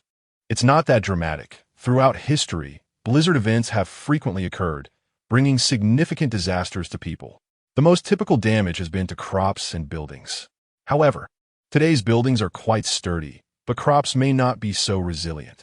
Even crops in greenhouses would likely suffer tremendously under the current conditions. Yes, it is said that the fall of the Ming dynasty was largely attributed to the Little Ice Age, as the cold climate led to years of food shortages, causing widespread dissatisfaction among the populace toward the ruling court. It's truly sad for Emperor Chongzhen. He was a good emperor born at the wrong time, ending his life at a young age. Wu Yin Xiaojiang listened to their conversation and unconsciously found a place to sit down. He felt that listening to stories from people from various places in such a small restaurant was quite enjoyable, especially with a group of self-important university students who had a wild and unrestrained attitude that older office workers lacked. Wu Yin Xiaojiang envied them and was willing to listen to what they had to say. Although Julian had calmed down a lot, seeing the students outside struggling against the strong wind made her anxious. Finally, when no one was paying attention, she dashed out the door. "Hey, Fairy, where are you going?" Someone called after her, but Julian didn't stop. She walked straight toward the elderly woman who had been knocked over by the wind and lifted her onto her back, moving her to a safe place. One by one, Julian helped the passers-by who had fallen to the ground. At the entrance of the small restaurant, Wu Yun Xiaojiang shouted, "Julian, come back quickly. I've called the rescue team. They're on their way." Although he knew Julian was a fairy and quite strong, seeing a frail woman struggling in the blizzard made him feel uneasy. But he also knew that Julian wouldn't listen to advice. So, Wu Yin Xiaojiang pretended to be worried and carefully stepped out the door, sinking into the knee-high snow. Julian saw him and instead turned back to shout at him. "What are you doing out here? Can you not cause trouble for me?" Chapter 162, Blizzard, Part 2. Julian was both anxious and angry. The blizzard was getting worse, and the snowflakes seemed less like snow and more like sand and dust from the desert, which was quite annoying. On normal days, such heavy snow would be very much appreciated, with everyone eager to go out for snowball fights and roll around in the snow. However, once a blizzard struck, everyone became fearful, wishing for the weather to improve quickly. Wu Yun Xiaojiang came out, claiming he wanted to help, but his frail body could barely stand in the snow. Even if Julian were not a fairy, his small frame could not withstand even half of Julian's strength. Now, Julian not only had to help the students and passers-by outside, but also had to take care of Wu Yun Xiaojiang. "Listen to me, stop causing trouble, and hurry back." Julian comforted Wu Yun Xiaojiang, but he held her tightly in his arms. "No, I wanted to come back with me." At that moment, Wu Yin Xiaojiang was acting like a child throwing a tantrum, saying that if she didn't come back with him, he would stay outside, insisting that they should be together, even if it meant dying together. "What nonsense are you talking about?" Julian angrily tapped his forehead. "It's just a blizzard. No one is going to die. Hurry back. Don't worry about me. I'm fine." Although Julian said that no one would die, she still worried that Wu Yun Xiaojiang might be blown away by the fierce wind. He was tall and thin, swaying like a straw in the cold wind. "I won tea." However, Wu Yin Xiaojiang always thought he could protect Julian, even though he was holding her. It felt more like he was relying on her strength to avoid being blown away. Julian, feeling helpless, could only take Wu Yun Xiaojiang into the wind and fly, quickly taking off his clothes and tying his hand behind his back to prevent him from struggling. She then swiftly opened the door and threw him into a small restaurant by the roadside. "Watch him, don't let him run around," Julian said coldly to the restaurant owner. Seeing her demeanor, the owner quickly nodded in agreement. He recognized Wu Yun Xiaojiang as a board member of Dulles University, so it was necessary to ensure his safety.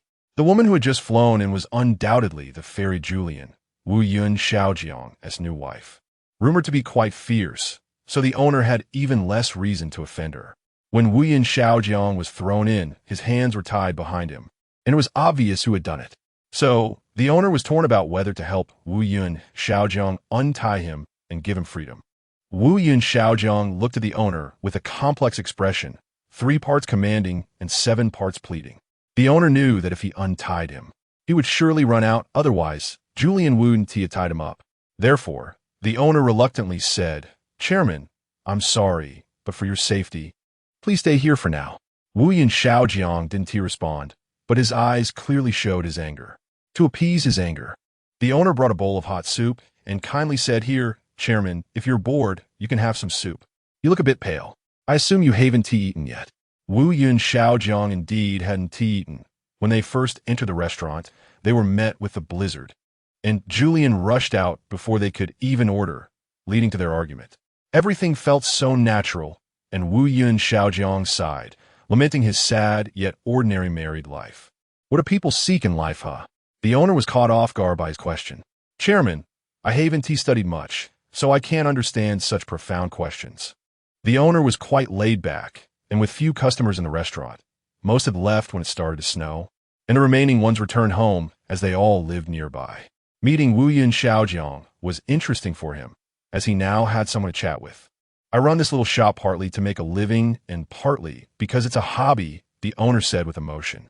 "This place is really nice. I get to meet all kinds of people every day. I think interacting with them and listening to their stories is the joy of life." Wu Yun Xiaojiang snorted, "Boring. It's extremely boring. Don't you feel bored living the same life every day?" In his eyes, being a small restaurant owner meant buying groceries, washing vegetables, smiling at customers, and cleaning up afterward. Every day was the same, so life must be boring.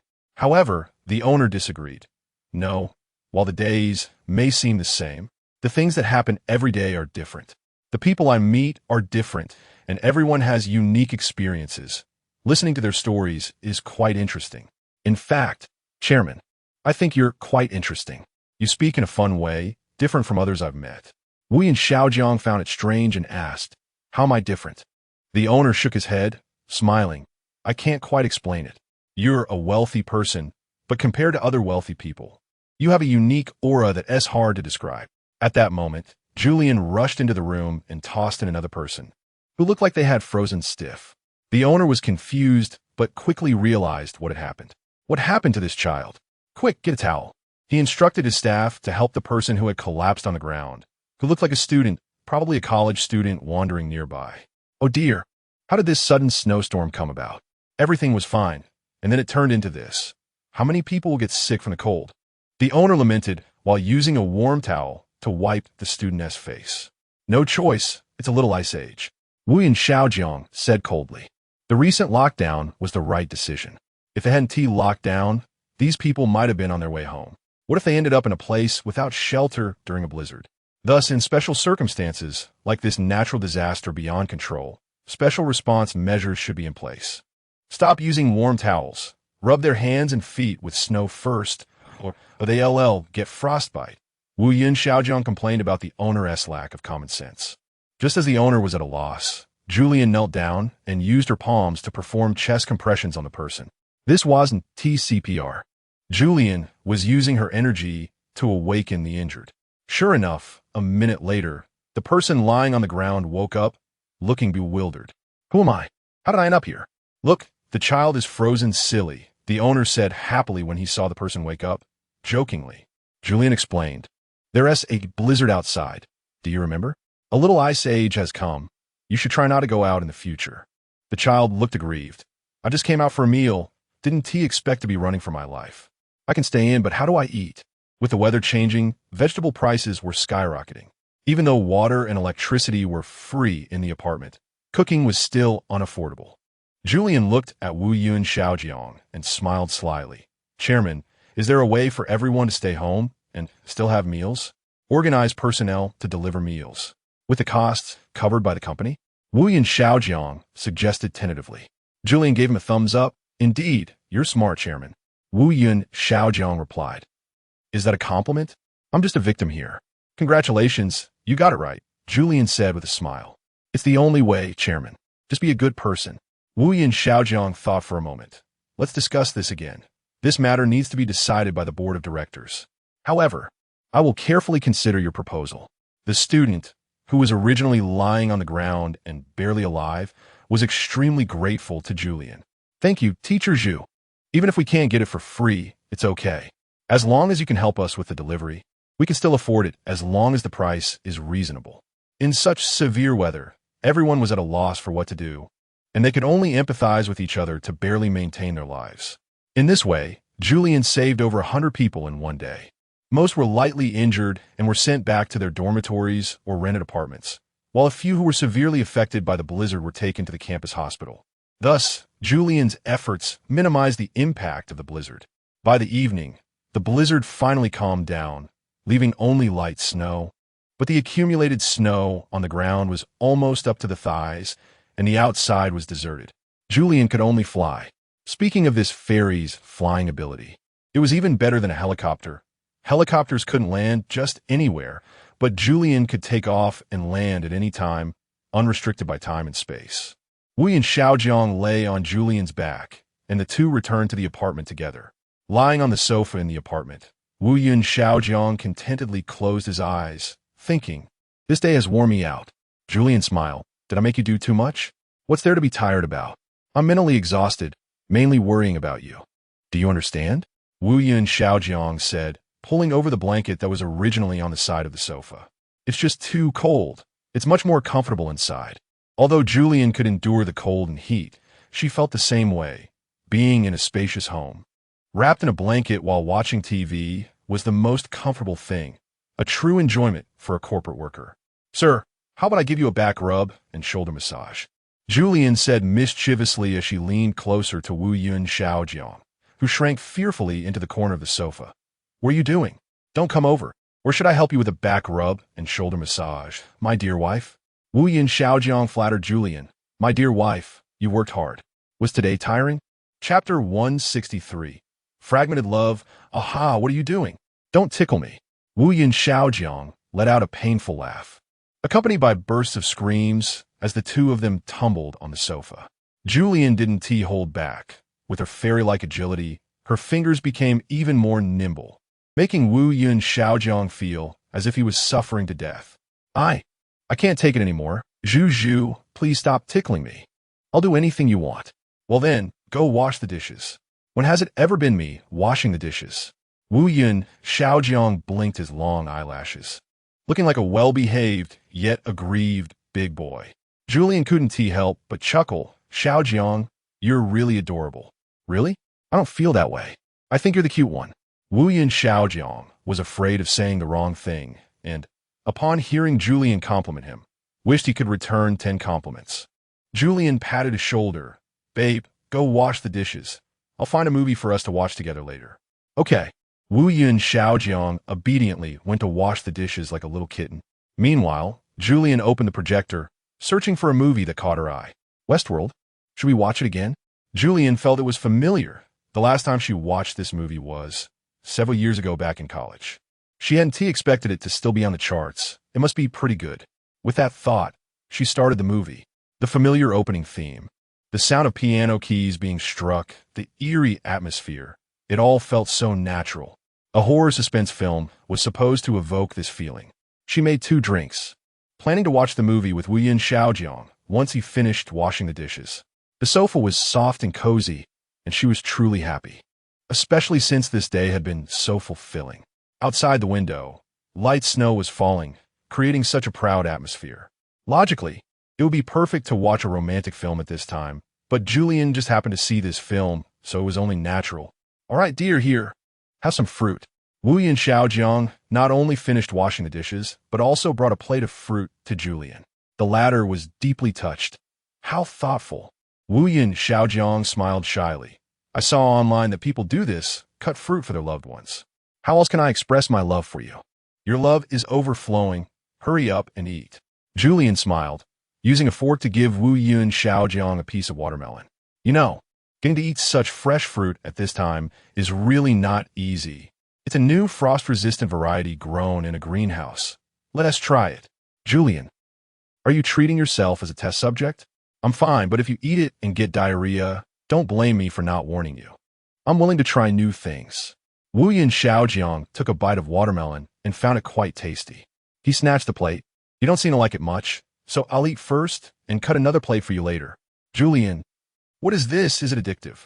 Seeing Wu Yin Xiaojiang like this made Julian feel amused, but more than that, she was worried. A newly developed artificial variety like this. Eating it like this, won't there be any issues? As she worried, she opened the movie. All right, let us start watching. Wow, Zhu, you like this movie too? Wu Yin Xiaojiang's voice was a bit excited, as if he had finally found a kindred spirit. I loved this film when I was in high school.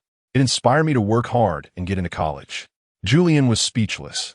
That was 7 or 8 years ago, and you just got into college now. How is that related? That's different. Didn't I go to work for our family group later? I gradually forgot about this. I was busy with a mountain of work and didn't have time for college. It's only in the last 2 years that I had the time to think about going to college.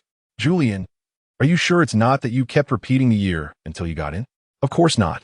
Wu Yin Xiaojiang said with a slightly spoiled tone. Can you stop making up stories about me? I scored pretty well on my college entrance exams. It's definitely not because my dad was a school director. If you had said anything, I wouldn't have thought of that angle, but now that you mention it, it's hard not to think about. All right, whatever you say is fine. Let us just watch TV. It's starting now. Wu Yin Xiaojiang urged, turning his gaze to the screen. Look at that person. Do you think he is real or fake? Julian raised an eyebrow. That is obviously fake. Why? Wu Yin Xiaojiang couldn't tell. Real people and robots look the same on the outside. What is the difference? Of course there is a difference. Robots don't have souls. Julian said firmly. Humans have souls, and that is why robots can never replace humans. Wu Yin Xiaojiang disagreed. He argued, no one has proven the existence of souls, so they could very well not exist. No one has ever seen them, right? So how do you know humans aren't just the previous generation of robots? This is quite understandable. Humans are what we are to ourselves. We think we are humans, so we are humans. And the things we create are called robots, to us. They are lower-level machines that do not possess human intelligence. Julian analyzed logically. Do you understand what I mean? Everything is relative to ourselves. We consider ourselves humans. We wouldn't call ourselves robots, would we? Even if we were created, we would still be robots from the perspective of the previous generation of human civilization. Wu Yin Xiaojiang frowned. So you mean, this is a logical issue, not an ethical one? Yes, that can be understood that way. Julian nodded. I didn't expect you to have such a good understanding. Wu Yin Xiaojiang explained. It's not that it can be understood that way. These two are the same issue. You don't really know what I mean. I'm discussing this from a goddess perspective. Do you understand the goddess perspective? In the universe, all objectively existing things, us, robots, and higher beings, when viewed flatly, what are we really? Isn't that easier to understand? Julian was at a loss for words. We could potentially be created beings. That is a hypothesis. But we can create other things. And that is certain and has been proven. Wu Yin Xiaojiang. I don't understand, but what you said makes a lot of sense. Let us just continue watching TV and stop arguing. You can't win an argument with me. And you think I'm arguing with you? Julian looked at Wu Yin Xiaojiang in disbelief. You can't handle this? No. Wu Yin Xiaojiang, can you please turn the page quickly? I don't want to discuss this anymore. Julian was speechless. But you brought up this topic. Wu Yin Xiaojiang sighed. I want to end this topic now. Just because you can't win against me? Julian retorted. Wu Yin Xiaojiang fell silent, turning his eyes back to the TV. Julian looked at his profile.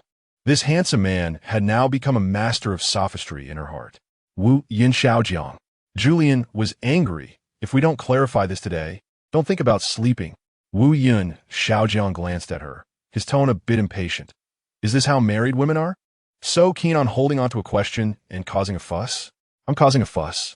Julian could hardly believe her ears. Listen to yourself. Is this how a person speaks? If you regret marrying me, we can get a divorce now. After all, we haven't even taken wedding photos or obtained a marriage certificate. We just need to tell everyone we're divorced. How can that be? I'm a public figure. Wu Yin Xiaojiang is the first to disagree. As a public figure, Do you know what divorce means for me? It means discussions, the media will be all over me, and my career will take a heavy hit. TCH, do you think you're a male star? Julian sneered. You're the richest person in the world. Who can shake your status? Wu Yun Xiao Jiang. Are you mocking me? All right, woman, what do you want? Very simple. Admit you were wrong and apologize to me. I can apologize, but I can't admit I'm wrong. Wu Yun Xiao Jiang's tone was filled with indifference. I apologize to you. Zhu, now let's watch TV. Julian, is that all you can do? Wu Yun Xiao Jiang. Enough? Woman, don't push your luck. At this point, Julian had nothing more to say, but he still had a belly full of anger that he couldn't express. Watching TV wasn't enjoyable either. You can watch TV by yourself. I'm going back to sleep. Hey, woman, weren't you the one who wanted to watch TV? Wu Yun Xiao Jiang shouted from behind. At this moment, Julian felt utterly exhausted. She just wanted to lie down and wait for tomorrow morning when the weather would be nice enough to go to work. However, even though the heating was on inside, after several days of dropping temperatures, there was still light snow outside, and the bedroom remained a bit cold. Julian wrapped herself in the blanket, hiding in bed. Even though the bed was extremely comfortable, she was still shivering from the cold. At that moment, she longed for a warm embrace. But she felt embarrassed to call Wu Yun Xiao Jiang back to sleep, so she could only tremble and wait, but Wu Yun Xiao Jiang never came in. Julian wondered, this dog of a man wouldn't leave me here to watch TV by himself, would he? After a while, she tiptoed to the living room to check, only to see the TV was already off, and Xiao Jiang was lying alone on the sofa, wrapped in a thin blanket, also shivering. Chapter 164, Date Sigh. It's really worrying. Julian sighed helplessly as he wrapped Wu Yun Xiao Jiang up and carried him gently into the bedroom, placing him softly on the bed. Then, Julian lay down beside Wu Yun Xiao Jiang and fell asleep leaning against him. In her dream, Julian wondered why fairies needed rest too. After thinking it over, Julian still felt that fairies were essentially the same as ordinary people. Apart from those so-called special abilities, she didn't think she was different from others. She needed to eat, sleep, and all her habits were just like those of humans. Although she could go without eating or sleeping, doing these ordinary things made her feel comfortable.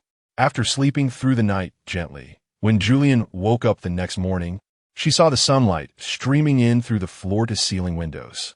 Wu Yun Xiao Jiang was already standing by the window. What's wrong? Feeling gloomy again? Julian asked with a smile, testing the waters. She knew Wu Yun Xiao Jiang liked to think a lot, and it wasn't unusual for him to have sudden insights about life early in the morning. No, I just think the weather is nice today, and I plan to take you out for a stroll.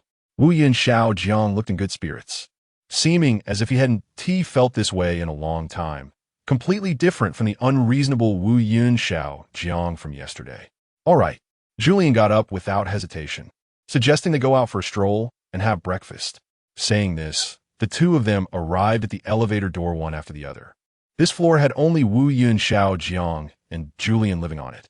Besides the elevator, the other facilities were also very complete, including a tea house and swimming pool exclusive for Wu Yun Xiao Jiang. To avoid disturbing Wu Yun Xiao Jiang's rest, the staff waited on the lower floor, ready to respond to any requests with the push of a button. However, during normal times, the staff wouldn't disturb their lives. As they took the elevator downstairs, the sunlight today was much better than yesterday, but the cold wind still pierced through as usual. Julian wondered why it had been so windy and unusually cold these past 2 days. Where was this cold wind coming from? Antarctica? The snow showed no signs of melting. Still thick, stepping on it, they immediately couldn't see their knees. However, compared to others struggling in the snow, Julian and Wu Yun Xiao Jiang clearly didn't have to go through such trouble. Julian could fly, and, thanks to her, Wu Yun Xiao Jiang could enjoy the feeling of flying on her back, which made others envious. A couple passing by at the university looked up enviously at Julian and Wu Yun Xiao Jiang flying in the sky. The man pointed to the sky and said to his girlfriend, "Look at that wife. She can fly. Why can't you?" The girl punched the guy, saying, "When you die, and I burn you to ashes, you can fly too." The guy, "Honey, don't be angry." Julian flew from the rooftop of one small building to another, and without realizing it, Wu Yun Xiao Jiang had seen many wonderful snowy scenes, instantly lifting his spirits. When they stopped, Julian remarked, "I said we'd go for a walk, but I ended up taking you flying. How does it feel?" Wu Yun Xiao Jiang praised, "It feels great.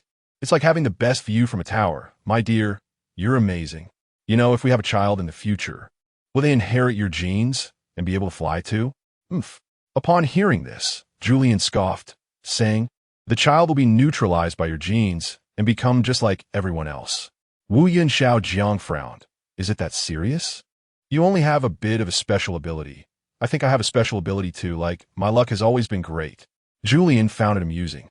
In her eyes, Wu Yun Xiao Jiang was simply an ordinary person, and there was no way he had anything to do with special abilities. Wu Yun Xiao Jiang disagreed, tugging at Julian to teach him how to fly. Julian looked at him as if he were foolish. "Are you dreaming? But since you brought it up, I'll indulge you this once." Saying this, Julian smiled mischievously and took a few steps back. "Hey, what are you doing? Don't scare me." Seeing Julian's posture, Wu Yun Xiao Jiang got scared, but before he could dodge, Julian pushed him off the rooftop. With a scream, Wu Yun Xiao Jiang found himself in midair, descending. Although it was only a few seconds, it still frightened the onlookers below. Julian rushed down and caught him just before he hit the ground. "How does it feel to fly?" Wu Yun Xiao Jiang's heart raced, his stomach churning, almost making him sick. "No, this is bad. I'm exhausted. Why is it that you're flying, but I feel so tired?" He complained, his eyes showing some blame towards Julian, but clearly he dared not voice it. However, this scene attracted a crowd of onlookers, students trudging through the thick snow to witness Wu Yun Xiao Jiang's comical expression. Feeling embarrassed and helpless, Wu Yun Xiao Jiang hurriedly hid behind Julian, saying anxiously, "Quick, take me away." His eyes were pleading, but Julian took her time greeting the familiar students around them. "Hey everyone, this is President Wu. Come on, President Wu, greet everyone." Julian smiled, clearly with mischief in her intentions. She knew well that Wu Yun Xiao Jiang cared a lot about his image, but at this moment, his pride was clearly insignificant. She wanted to take this opportunity to tease Wu Yun Xiao Jiang, to make him not worry so much about superficial things. But Wu Yun Xiao Jiang said nothing, keeping his head down and looking very angry. Julian knew that if this continued, she really wouldn't be able to cheer him up. So she turned to greet everyone and then carried Wu Yun Xiao Jiang away. In the sky, Wu Yun Xiao Jiang was sullen, and Julian tried to cheer him up. "Baby, how about we go down for some milk tea?" Saying this, without waiting for a response from Wu Yun Xiao Jiang, Julian landed in front of a milk tea shop. On the table were 2 cups of hot drinks. Julian looked at Wu Yun Xiao Jiang across from her and said meaningfully, "Baby, not everything can be tried. You know, flying isn't something anyone can learn. Admitting your ordinariness is an important step in life." Wu Yun Xiao Jiang spread his hands. "You make it sound so easy." Clearly, he hadn't forgiven Julian yet. "You asked me to teach you, so why did you tease me? I'm a public figure. Still care about your chairman identity?" Julian took a sip of hot coffee. "Only by letting go of these external things can you live more easily. Baby, you're really too exhausted. It's time to rest and be yourself." Listening to Julian's words, Wu Yun Xiao Jiang fell into deep thought. All of this is fake. If I think of it this way, everything becomes much easier. After all, it's all fake. It doesn't matter how to do it, and losing face has no meaning. No one will care. Julian shook her head. That is the wrong way to think. Everything is real, not fake. Your perception can't be flawed. Humph. Wu Yun Xiao Jiang was dismissive. "Just because you say it doesn't mean it's right. Baby, can you stop being so self-righteous? Just because you think you're a fairy, everyone has to listen to you?" Julian replied, "But what I said is clearly right." "Really?" Wu Yun Xiao Jiang countered, and at this moment, he was no longer the timid person he had been outside. He regained his rationality and composure, speaking with more philosophy. "Julian, don't you think your controlling desire is a bit too strong?" Julian exclaimed, "Xiao Jiang, what nonsense are you talking about?" Wu Yun Xiao Jiang said, "Stop messing around. Baby, we're on a date. Look at the coffee in front of you and enjoy it." Julian couldn't believe it. The man in front of her, after winning the argument, became so calm. Everything is because he won. Julian only feels that the other party is always talking about himself. And his competitive spirit is so strong, far more terrifying than so-called control issues. Julian can sense Wu Yun Xiaojiang's inner thoughts. Strangely, Julian has a feeling that he can also sense Julian's inner thoughts. Julian, what are you thinking? Wu Yun Xiaojiang asked since Julian had been silent. But in Julian's view, Wu Yun Xiaojiang knows what she is thinking. You already know, don't you? Julian replied meaningfully. Really? Wu Yun Xiaojiang. Can you read minds too? Wu Yun Xiaojiang rolled his eyes. Baby, what are you thinking? I'm not you. How can I know your thoughts? Are you sure? Julian retorted. You predicted my prediction. What? Baby, drink your coffee, or it will get cold. Wu Yun Xiaojiang smiled. Julian, you are still so cute. Just like when I first met you, so naive and adorable. Julian raised her hand, wanting to hit him in anger. Wu Yun Xiaojiang. What on earth do you want to say? Ah, this feeling is really wonderful. Wu Yun Xiaojiang suddenly stood up, feeling it. Baby, so this is the feeling. To be honest, I had a condition when I was a child where I would occasionally sense other people's thoughts. Recently, this feeling has become stronger, but I haven't told anyone. Now, I know your heart. Baby, do you know what I saw? Your heart. Baby, your heart is so complicated. A woman, little girl, has thought of all the possibilities. No way, if I didn't know you were only 24, I would think you were a 100-year-old witch. Truly charming. Julian was stunned. The man in front of her was nothing like the original Wu Yun Xiaojiang. He seemed like a different person, not only unknown, but also frightening. Ha ha ha, what are you thinking? I'm still Wu Yun Xiaojiang. How could you think I'm someone else? Wu Yun Xiaojiang suddenly burst into thunderous laughter. Chapter 165 Strange Xiaojiang. The appearance of Wu Yun Xiaojiang left Julian astonished. She even felt a bit afraid of the man in front of her, sensing that this was not how he was supposed to be. Aside from his shrewdness as a businessman, he usually displayed a timid and cowardly demeanor. Most of the time, it was Julian who protected him. However, the man before her was completely different from the Wu Yun Xiaojiang she once knew. This made Julian feel uneasy. Especially when she saw Wu Yun Xiaojiang laughing heartily, she felt both fear and anxiety. It was entirely unlike the man she had understood before. Had he been pretending all along? Julian could not see through him at all, but they were already married, although it had only been a week.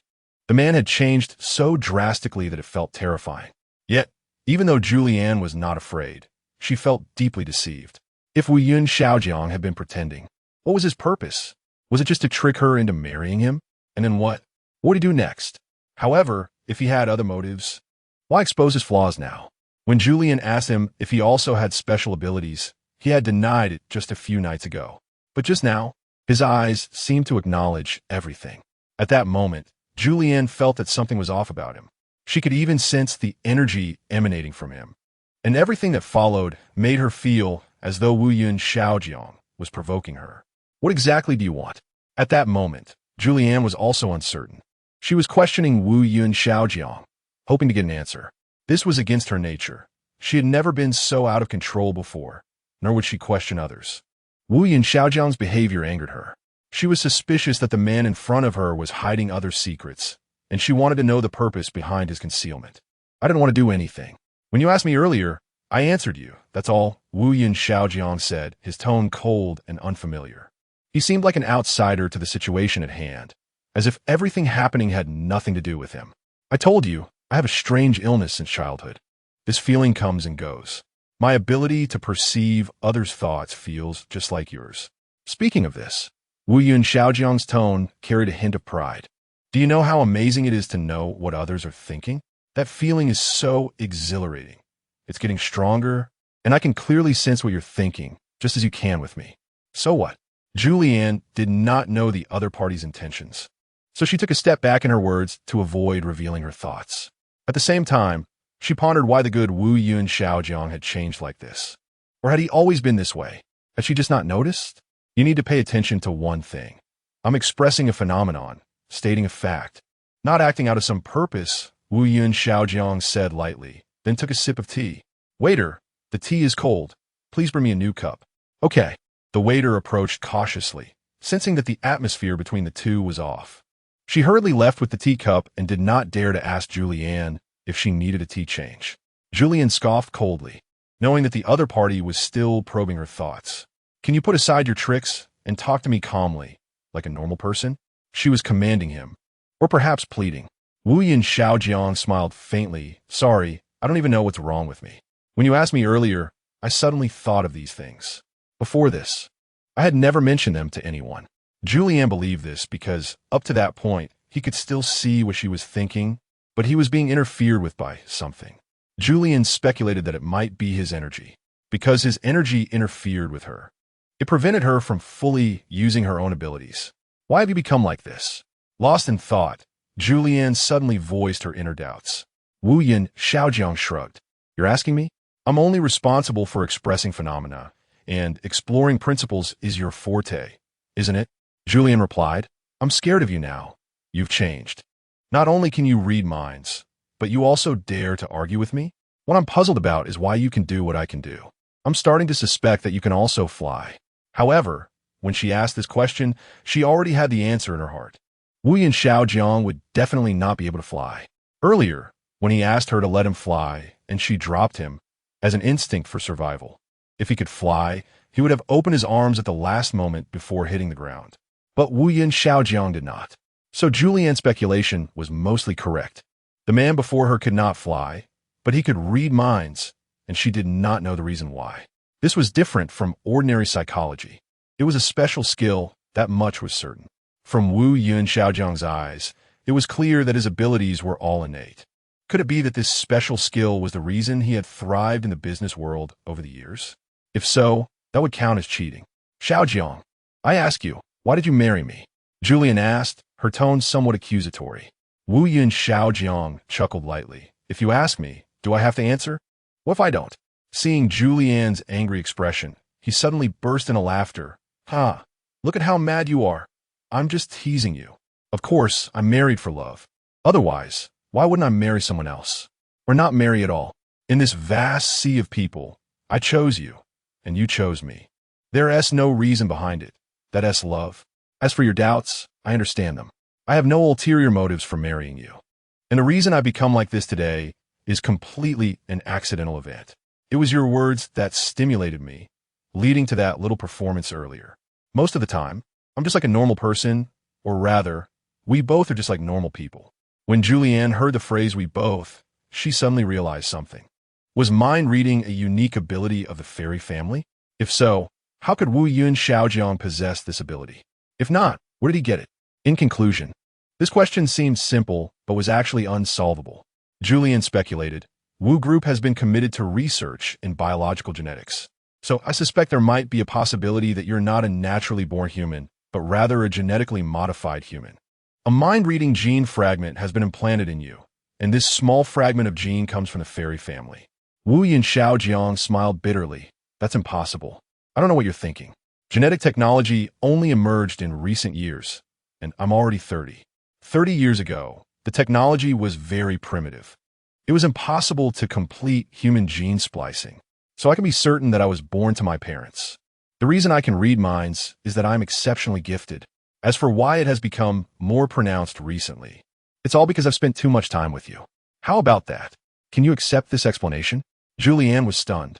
She had not expected his logic to be so clear, truly worthy of being the chairman of a large corporation. After spending so much time with him, I didn't realize it all. Or perhaps, Julian never cared about Wu Yun Xiaojiang's work, even though he was so outstanding in it. Well, even so, why hasn't anyone else I've been with been affected? Moreover, before today, I hadn't noticed any change in you at all. Julian still couldn't believe everything that had happened today. It felt like a dream to her. That's none of my business. I'm not them, and what they go through has nothing to do with me. Wu Yin Xiaojiang appeared indifferent, which Julian found quite irritating. Julian said helplessly, Fine, since you don't want to talk, I won't ask any more questions. The tea is cold. Do you think I want to get a new cup or just leave here? Wu Yin Xiaojiang was taken aback. Was this testing his ability? However, his mind-reading skills weren't effective for every situation, only triggering at specific times and reaching a certain level to accurately guess others' thoughts. At other times, they were useless. Most of the time, Wu Yun Xiaojiang was just an ordinary person. Then let's just leave directly. It's getting late. In the end, he didn't provide an answer, but made a decision. Julian admired his cleverness, but also laughed at him, saying it was just a little bit clever. However, she didn't say much more and stood up to open the door, preparing to leave. The waitress behind them watched the scene with trepidation. The tension was palpable, and she had been afraid these two would start fighting. Most importantly, if a fight did break out, she wouldn't know whom to help. For some reason, the waitress felt the atmosphere was strange. The two were speaking in a very calm tone, which seemed like an argument but felt more like a game of strategy. In the end, both left smiling, and the waitress couldn't tell who won or lost, but it was certain that the game wasn't over. Outside the door, they happened to run into teacher Wang Mighty, who was walking towards them. Wang Mighty smiled and greeted Julian. "Teacher Zhu, it's been a few days, and you look even more beautiful." However, Wu Yun Xiao Jiang grabbed Julian's hand and walked away quickly while quietly warning, "Stay away from him. This person has ulterior motives towards you." Julian chuckled lightly. It seemed his mind-reading skills were at work. Chapter 166. Experimental Progress. Where are we going next? Julian asked curiously after leaving the milk tea shop. After everything that had just happened, she couldn't think of what to do next. Are we going to grab another milk tea and then go home to lie around? Julian joked. Just then, her phone rang. "Hello, this is Julian." "Yes, I'm the project leader. What's up? Do you need me to come over?" Okay. I'll figure something out." After hanging up, Julian looked up at Wu Yun Xiaojiang, her eyes showing 3 parts pleading and 7 parts commanding. The man slightly parted his thin lips and uttered 2 words. "Beg me." "You." Julian was furious. She knew that the other party had already seen through her thoughts and had obviously heard her phone call. So what Julian wanted the most now was to leave Dulles University and head to the Research Institute. But now the school was locked down. "Right? I don't need you." Julian suddenly realized she could fly. Wouldn't it be better to just take off straight to the Research Institute? No wall could stop her. At this moment, Wu Yun Xiaojiang surprisingly relented, saying, "All right, I'll go with you." As soon as he finished speaking, his phone rang as well. They wanted to go to the Research Institute. Got it. It seemed that the people at the Research Institute had notified them one after the other. So both of them had to go. Wu Yun Xiaojiang suggested, "Let's take a helicopter. It's too tiring for you to fly alone, and I'm worried you might eat more at night, which isn't good for your health." "Oomph." Julian scoffed. "Are you afraid I'll take revenge and drop you from the sky?" He said nothing, which was taken as agreement. The assistant drove the car over, but as they neared the campus entrance, they were met with a scene of snow blocking the way. Julian thought the snow outside was piled up to her knees. In this case, even if the school wasn't locked down, no student would want to go out, right? So, it seemed that the so-called lockdown ceremony was indeed unnecessary. "Cough. Don't question my decisions. I know what you're thinking," Wu Yun Xiaojiang said coldly. Julian ignored him and continued to think. The current problem was that the students couldn't get out, and neither could their car. "Chairman, you're so smart. Can you come up with a solution?" Julian said teasingly. Wu Yun Xiaojiang, feeling challenged, replied, "I'll drive." Upon hearing this, Julian quickly opened the car door. "If you want to drive, go ahead. I'm leaving first. Let's meet at the Research Institute." Wu Yun Xiaojiang shouted from behind. "Hey, you really don't trust me?" Julian turned her back to him, a smile creeping onto her lips. She didn't distrust Wu Yun Xiaojiang. Rather, his actions this morning had indeed caught her off guard. The man beside her was no longer the same Wu Yun Xiaojiang from before. He had indeed changed. After Wu Yun Xiaojiang's insistence, Julian stayed. "And then? I should drive?"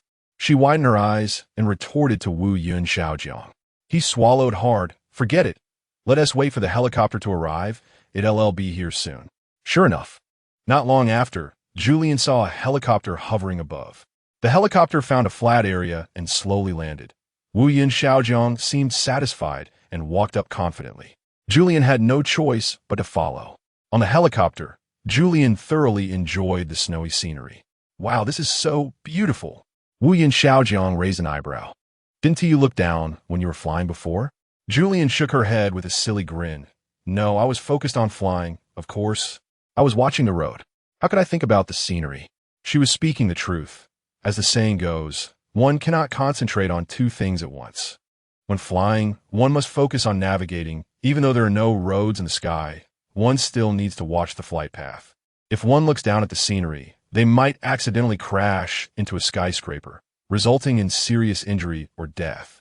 So, having special abilities isn't necessarily a good thing. It could be a double-edged sword. If used well, it could be a good thing. The helicopter was indeed fast. Soon, they arrived at the Research Institute. Similarly, the entrance here was also blocked by heavy snow, but thankfully a small path had been cleared inside, albeit still covered with thick snow, just compacted.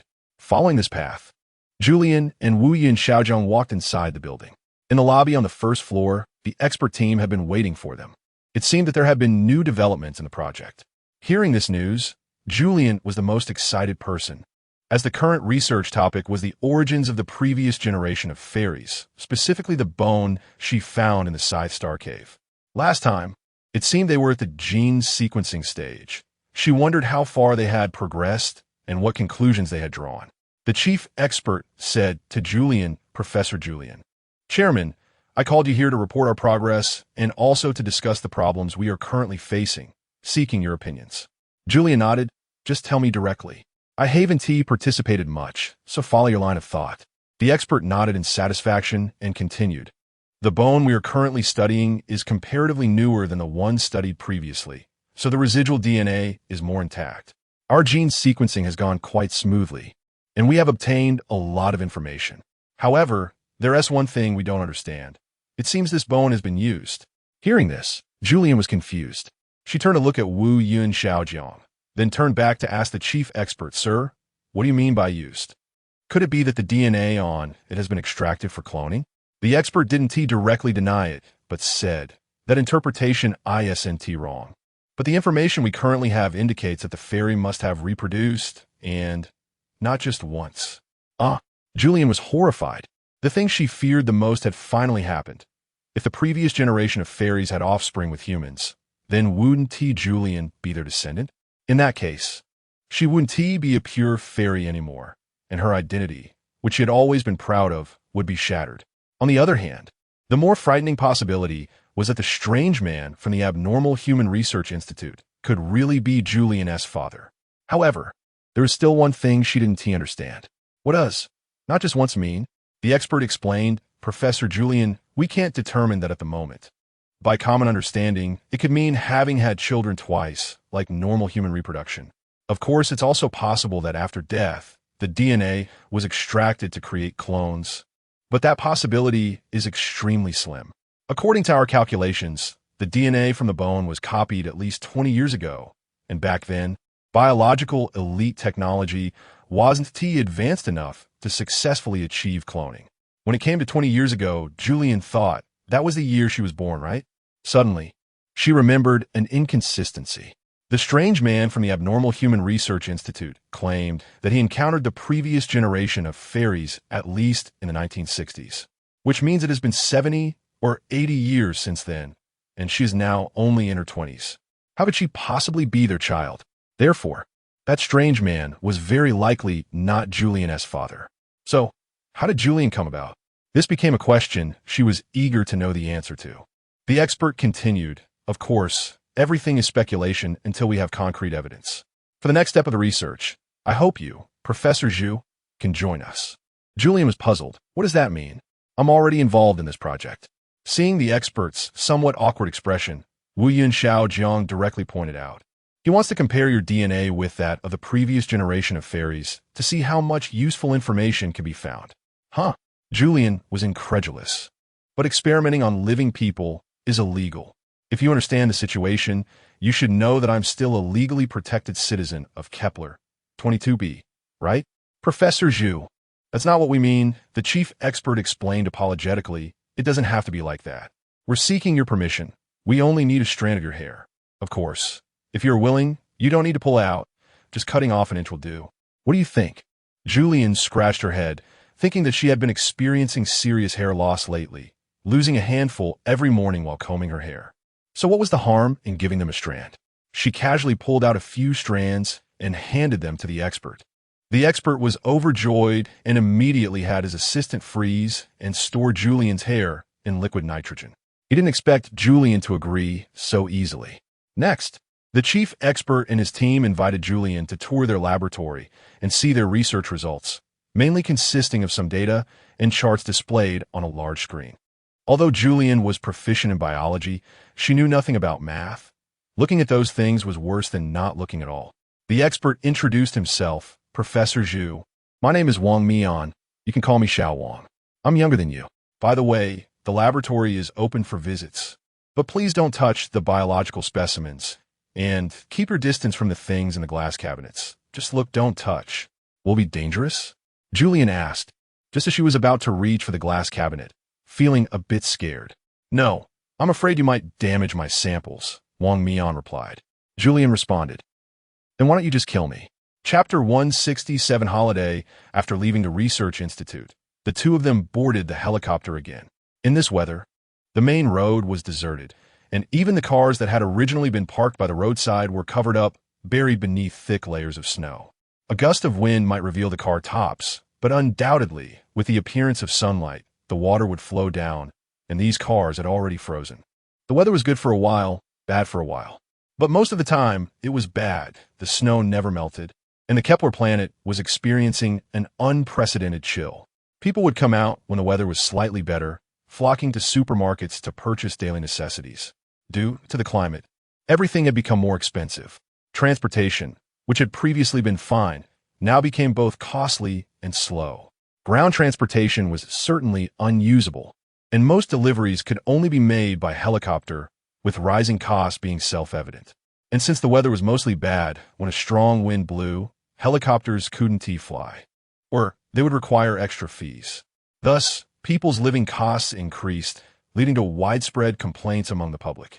However, even so, no one took to the streets to protest because it was simply too cold. Even Julian, who wasn't afraid of the cold, shivered as soon as she stepped outside and couldn't help but seek refuge in Wu Yun Xiao Zhang's embrace. Darling, where are we going now? Wu Yun Xiao Zhang asked Julian tenderly inside the helicopter. Back to my apartment for a bit. I need to get some materials, Julian replied. To be honest, she didn't want to return to the campus. After stepping out, the streets were empty, and she enjoyed the spaciousness. Although there was no worry about food and drink at school, being outside felt like freedom in the wind. Okay, Wu Yun Xiao Jiang instructed the pilot to head to Julian's apartment. After they left, he didn't ask Julian any more questions but directed the pilot straight to his villa in Wu Yun Mountain. The helicopter was indeed faster than a car, and it didn't take long to arrive. How do we get here? Julian hadn't reacted when they reached the villa's entrance. The mountains were covered in white snow, and the entrance was completely blocked by the snow. The pilot could only find a place to land on the rooftop. Fortunately, there were stairs on the rooftop to allow people to descend. However, with the snow swirling everywhere, visibility was poor, making it easy to slip while going down the stairs. But it didn't matter. With snow this thick, jumping down from the top wouldn't result in injury. Wu Yin Xiao Jiang said lightly, "It's been a long time since I've been back. In this weather, home is still the most comfortable." Wu Yin Xiao Jiang opened his arms. The intention was clear. Julian dragged him down from the top, finally managing to open the door. Snow had piled up everywhere, and they would have to ask the maid to clean it up. "Well, this is great," Julian complained while blowing on her hands to warm them and sweeping the floor. "This damn weather. If it weren't for the snow, there wouldn't be any problems, but now we can't even walk on the road. I don't know how much longer we'll have to endure days like this." Meanwhile, Wu Yin Xiao Jiang had already turned on the TV in the living room. The news was reporting, "Hello, dear viewers. We interrupt this program to bring you a message. Due to several days of heavy snowfall in our city, citizens are facing severe difficulties in their lives. The education department has decided to suspend classes starting today. Students should stop attending school and remain at home to prevent traffic accidents." Classes are suspended? Julian immediately looked up upon hearing the news. "So that means I don't have to go to work either. See, I told you in this weather, you should stay home." Wu Yin Xiao Jiang plopped down on the sofa and lazily lay down. "What about your work?" Julian asked casually, although Wu Yin Xiao Jiang seemed quite relaxed. Spending his days leisurely, she understood that as the chairman of a large company, he still had a lot of work to do every day. Wu Yin Xiao Jiang glanced at her sideways, as if looking at a fool. "As long as the blizzard doesn't affect the internet connection. Do you know there is something called online work?" "You're quite trendy," Julian said sarcastically. It seemed that the plan to avoid work was dashed again. In a couple of days, online work and online classes would become popular again. Oh, this miserable world. All right. Julian sighed heavily. "Xiao Jiang, we're living in the mountains now. and it's a problem to procure supplies. How are we going to eat? Wu Yun Xiao Jiang clapped his hands. What do you think I bought a helicopter for? Don't worry, you won T-Starve. Julian nodded in sudden realization. So who's cooking tonight? Do I even need to ask? Of course, it's me, Wu Yun Xiao Jiang said cheerfully, but before that, let me lie down and rest for a bit. I'm really tired today. Husband, do you want me to give you a foot massage? Julian suddenly smiled sweetly and moved closer to Wu Yun Xiao Jiang's legs. The latter jumped back in fright. What are you doing? Giving you a foot massage? What are you scared of? Saying this, Julian disregarded Wu Yun Xiao Jiang's attempts to evade and grabbed his feet. Julian was quite strong. Most people couldn't resist, especially someone as thin as Wu Yun Xiao Jiang. With a scream, Wu Yun Xiao Jiang resignedly accepted what was about to happen. However, as Julian began, Wu Yun Xiao Jiang actually found it quite relaxing, even feeling a strange sensation. It was as if Julian's hands had a special power, and as she pressed down, his entire body relaxed. This feeling was truly wonderful. Darling, your technique is too professional. It feels so good. Don't stop. Wu Yun Xiao Jiang immersed himself in the moment of being pampered by Julian's massage. Unknowingly, half an hour passed, and Julian's hands began to feel sore. I know you walked a lot with me today, so it's normal for your feet to be tired. Helping you massage them is the least I can do. Otherwise, should I ask you to massage me later? Julian proposed. Sure. Wu Yun Xiao Jiang agreed without hesitation. I'll go cook first, and after we eat, we can go to bed, and I'll help you massage then. How about that? Great, great. Julian nodded happily. It was another enjoyable evening. Although the events of this morning weren't exactly pleasant, such as Julian suddenly discovering Wu Yun Xiao Jiang's secret of being able to read minds. And the other party's behavior made her feel puzzled, even at one point making her think this person was quite terrifying. But now, it seemed Wu Yun Xiao Jiang was much more normal, especially in this house, where Julian found the feeling they had when they first started dating. You know, we haven't been back here since we got married. That was inevitable. Once we got married, we were stuck at school, of course, we couldn't come out. The two of them ate while watching a boring soap opera. Soap operas were good. They required no brain power to watch, and there was no need to argue. Last night, they watched a suspense movie and almost ended up in a fight. No, they had already fought and almost came to blows. Baby, I think things are pretty good now, Julian said, looking up. What? Wu Yun Xiao Jiang put down his chopsticks, looking at Julian in confusion. Julian smiled. I like a simple, plain life. That's right. Wu Yun Xiao Jiang nodded. How many times have I told you? Simplicity is the norm of life. Julian nodded. I don't know why, but hearing that from you feels strange. You're a super wealthy person, destined for greatness from a young age. Your life can't be plain. Why do you feel that simplicity is better? Isn't a life of ups and downs more interesting? Wu Yun Xiao Jiang shook his head. That's because I hadn't met you yet. Although this sounds a bit fake, it's true. For the past 20 years, I have never really been myself. How can I put it? Julian clearly didn't believe it. When you were in high school, you were studying abroad, right? Wasn't that quite free, being a rich second-generation student? You could do whatever you wanted. What nonsense are you talking about? Wu Yun Xiao Jiang looked at Julian in disbelief, as if he were looking at a fool. In a foreign land where I was unfamiliar with everything, my father arranged for over 20 bodyguards to follow me for my safety. Who dare to play with me? Let me tell you, I have never even been to a nightclub in my life. Do you believe that? You dare to go? Hearing Wu Yun Xiao Jiang say this, Julian became serious and reached out to pinch his ear. The latter dodged in terror. I didn't mean it that way. I meant to say, I'm not the kind of person you think I am. I just wanted to express that I'm not free, you know?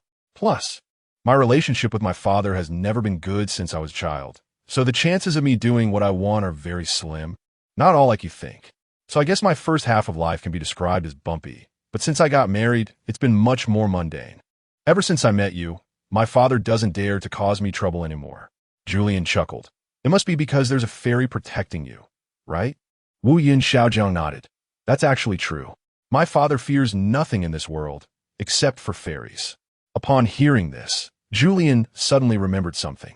Wu Yun Xiaojiang had once told her that his father, Wu Yun Shan Feng, had fallen in love with a fairy, though he didn't know which one specifically. But based on the timeline, It should have been from the previous generation of fairies. However, Julian was also unclear about how many fairies there were in the last generation and where they were located. 60 years ago, even if she asked Wu Yun Xiaojiang now, it would be difficult to get an answer. Moreover, the last time Julian asked him, the two almost got into an argument, as he seemed unwilling to bring it up.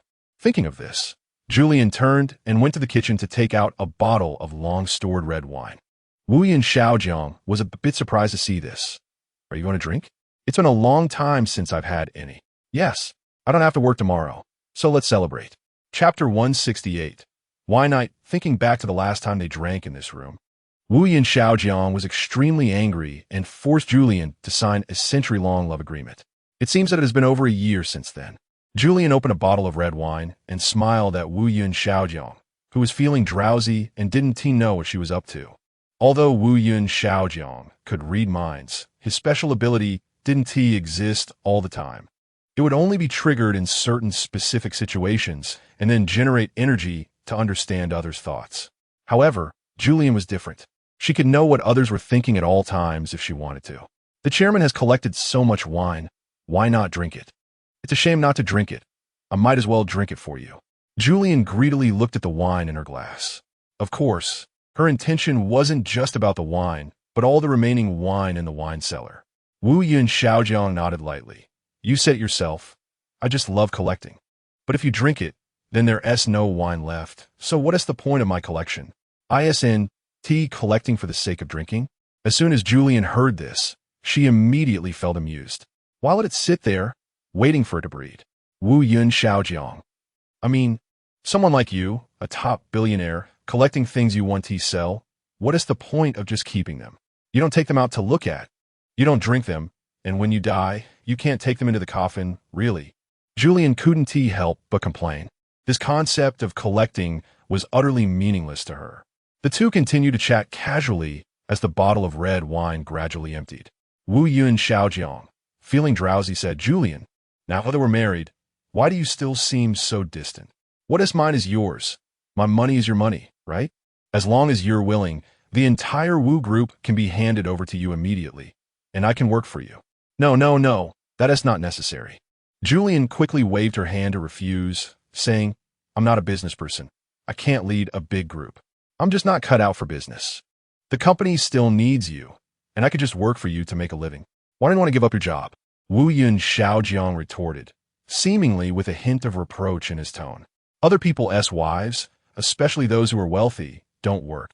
They just go shopping, buy luxury goods, and when they're unhappy, they just change their bags without needing to go to work. I enjoy it, okay? How many times have I told you? I'm not working for the money.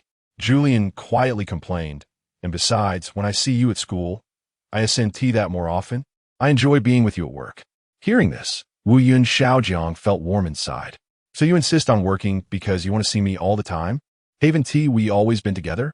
When have we been apart? Julian said, recalling the little moments they shared together. Ever since they decided to be together, they've been almost inseparable, like one person. Isn't that great? Julian said, almost as if questioning herself. It really is great. Every day feels like they are one person. If it could always be like this, that would be wonderful. But wouldn't it be annoying to always be like this? Julian asked again.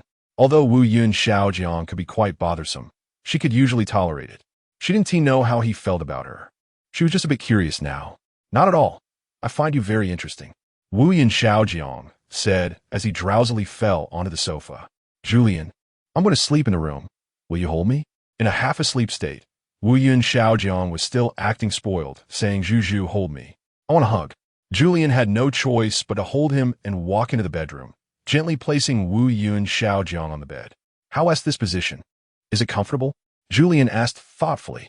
Comfortable, Wu Yun Xiaojiang murmured. In fact, he was still conscious. He just didn't want to move or speak. Julian tucked him in and lay down beside him.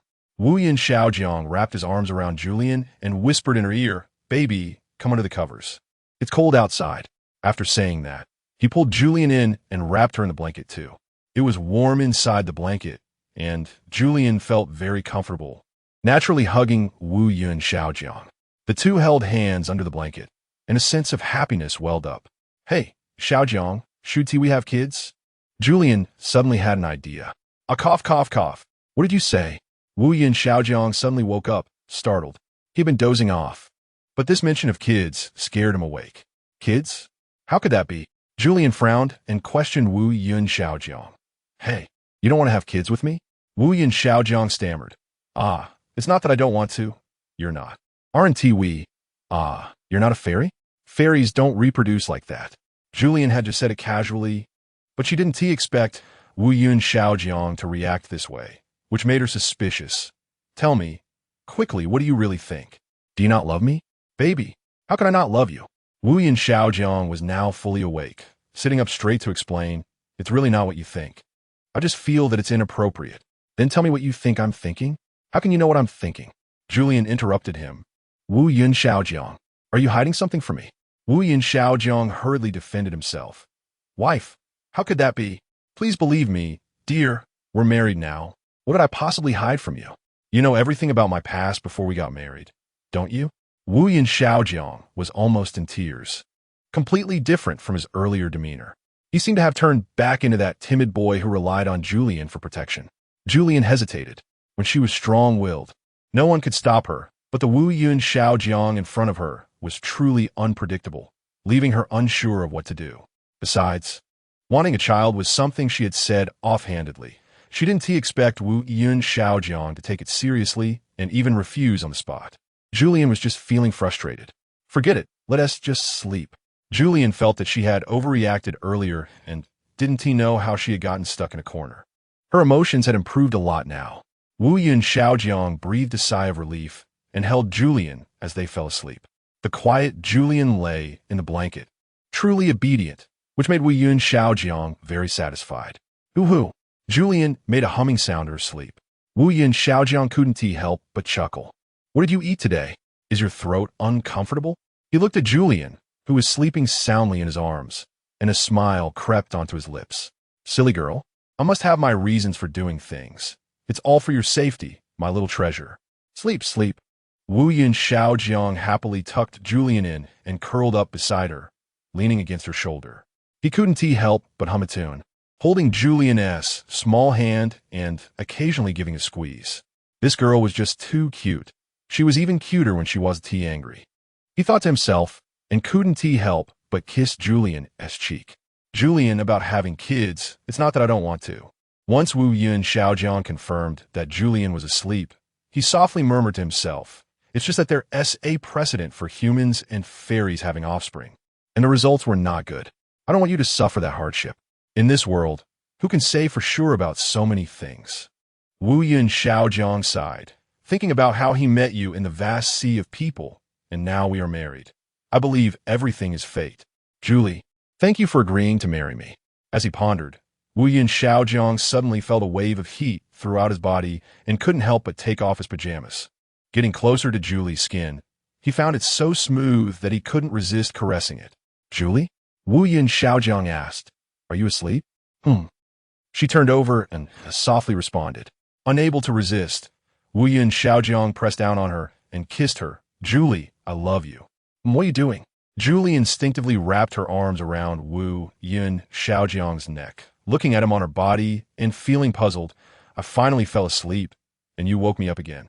Wu Yun Xiaojiang, then let's not sleep. Following that, they shared a passionate kiss. Julie felt completely awake, continuously responding, her legs wrapping around Wu Yun Xiaojiang's waist. Her eyes tightly closed. Xiaojiang, I love you. She no longer questioned if he loved her, but expressed her love for him, thinking that if all goes well, they would be together for the rest of their lives. So, you're not mad at me anymore, right? Wu Yun Xiaojiang asked, about what happened this morning.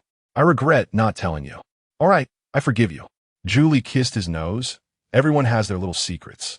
It's normal to have things you don't want to tell me. I still love you, and I believe you love me too. Of course. Wu Yun Xiaojiang held Julie tightly, a warm flow of heat spreading throughout both their bodies. We both love each other and need to keep going well together. Wu Yun Xiaojiang held Julie's hand, and they faced each other, their bodies pressed closely together. Suddenly, Julie felt that she had been chasing something for the past 20 years, and it seemed that this was quite happy. Look at the moonlight. It's beautiful. Julie tilted her head to look out the window. There weren't many people in this place, and the moon was on the mountain, radiating a charming glow. The curtains were not drawn, so the night view was definitely the most beautiful. Wu Yun Xiaojiang nodded. Of course, don't you see where this is? It's Wu Yun Mountain, the landmark of the Kepler planet. Chapter 169. The missing Julian that night passed pleasantly. When the sun rose the next day, the outside was still covered in thick white snow. Wu Yun Xiaojiang opened his eyes, reached out to touch the space beside him, and found it empty. Huh, where is she? Julian? Wu Yun Xiaojiang couldn't find Julian, so he got out of bed and walked around the room. Although the sunlight was shining in, the snow in the yard hadn't melted at all. Everything was a vast expanse of white, and the distant mountains had turned white as well. After searching the house, he still couldn't find Julian. It was strange. Where could she have gone? It was early in the morning, and she hadn't even eaten breakfast. Did she fly away again? Ever since he learned that Julian could fly, nothing seemed too surprising. But the fact that she left without even a note made him worry. After calling out a few times with no response, Wu Yun Xiaojiang began to prepare breakfast. He thought she would return soon, just in time for a meal. But if Julian came back and found he hadn't cooked, she might get angry again. For some reason, Wu Yun Xiaojiang now had the feeling of being a married man. Not to say he was particularly mature or steady, but at least he could cook.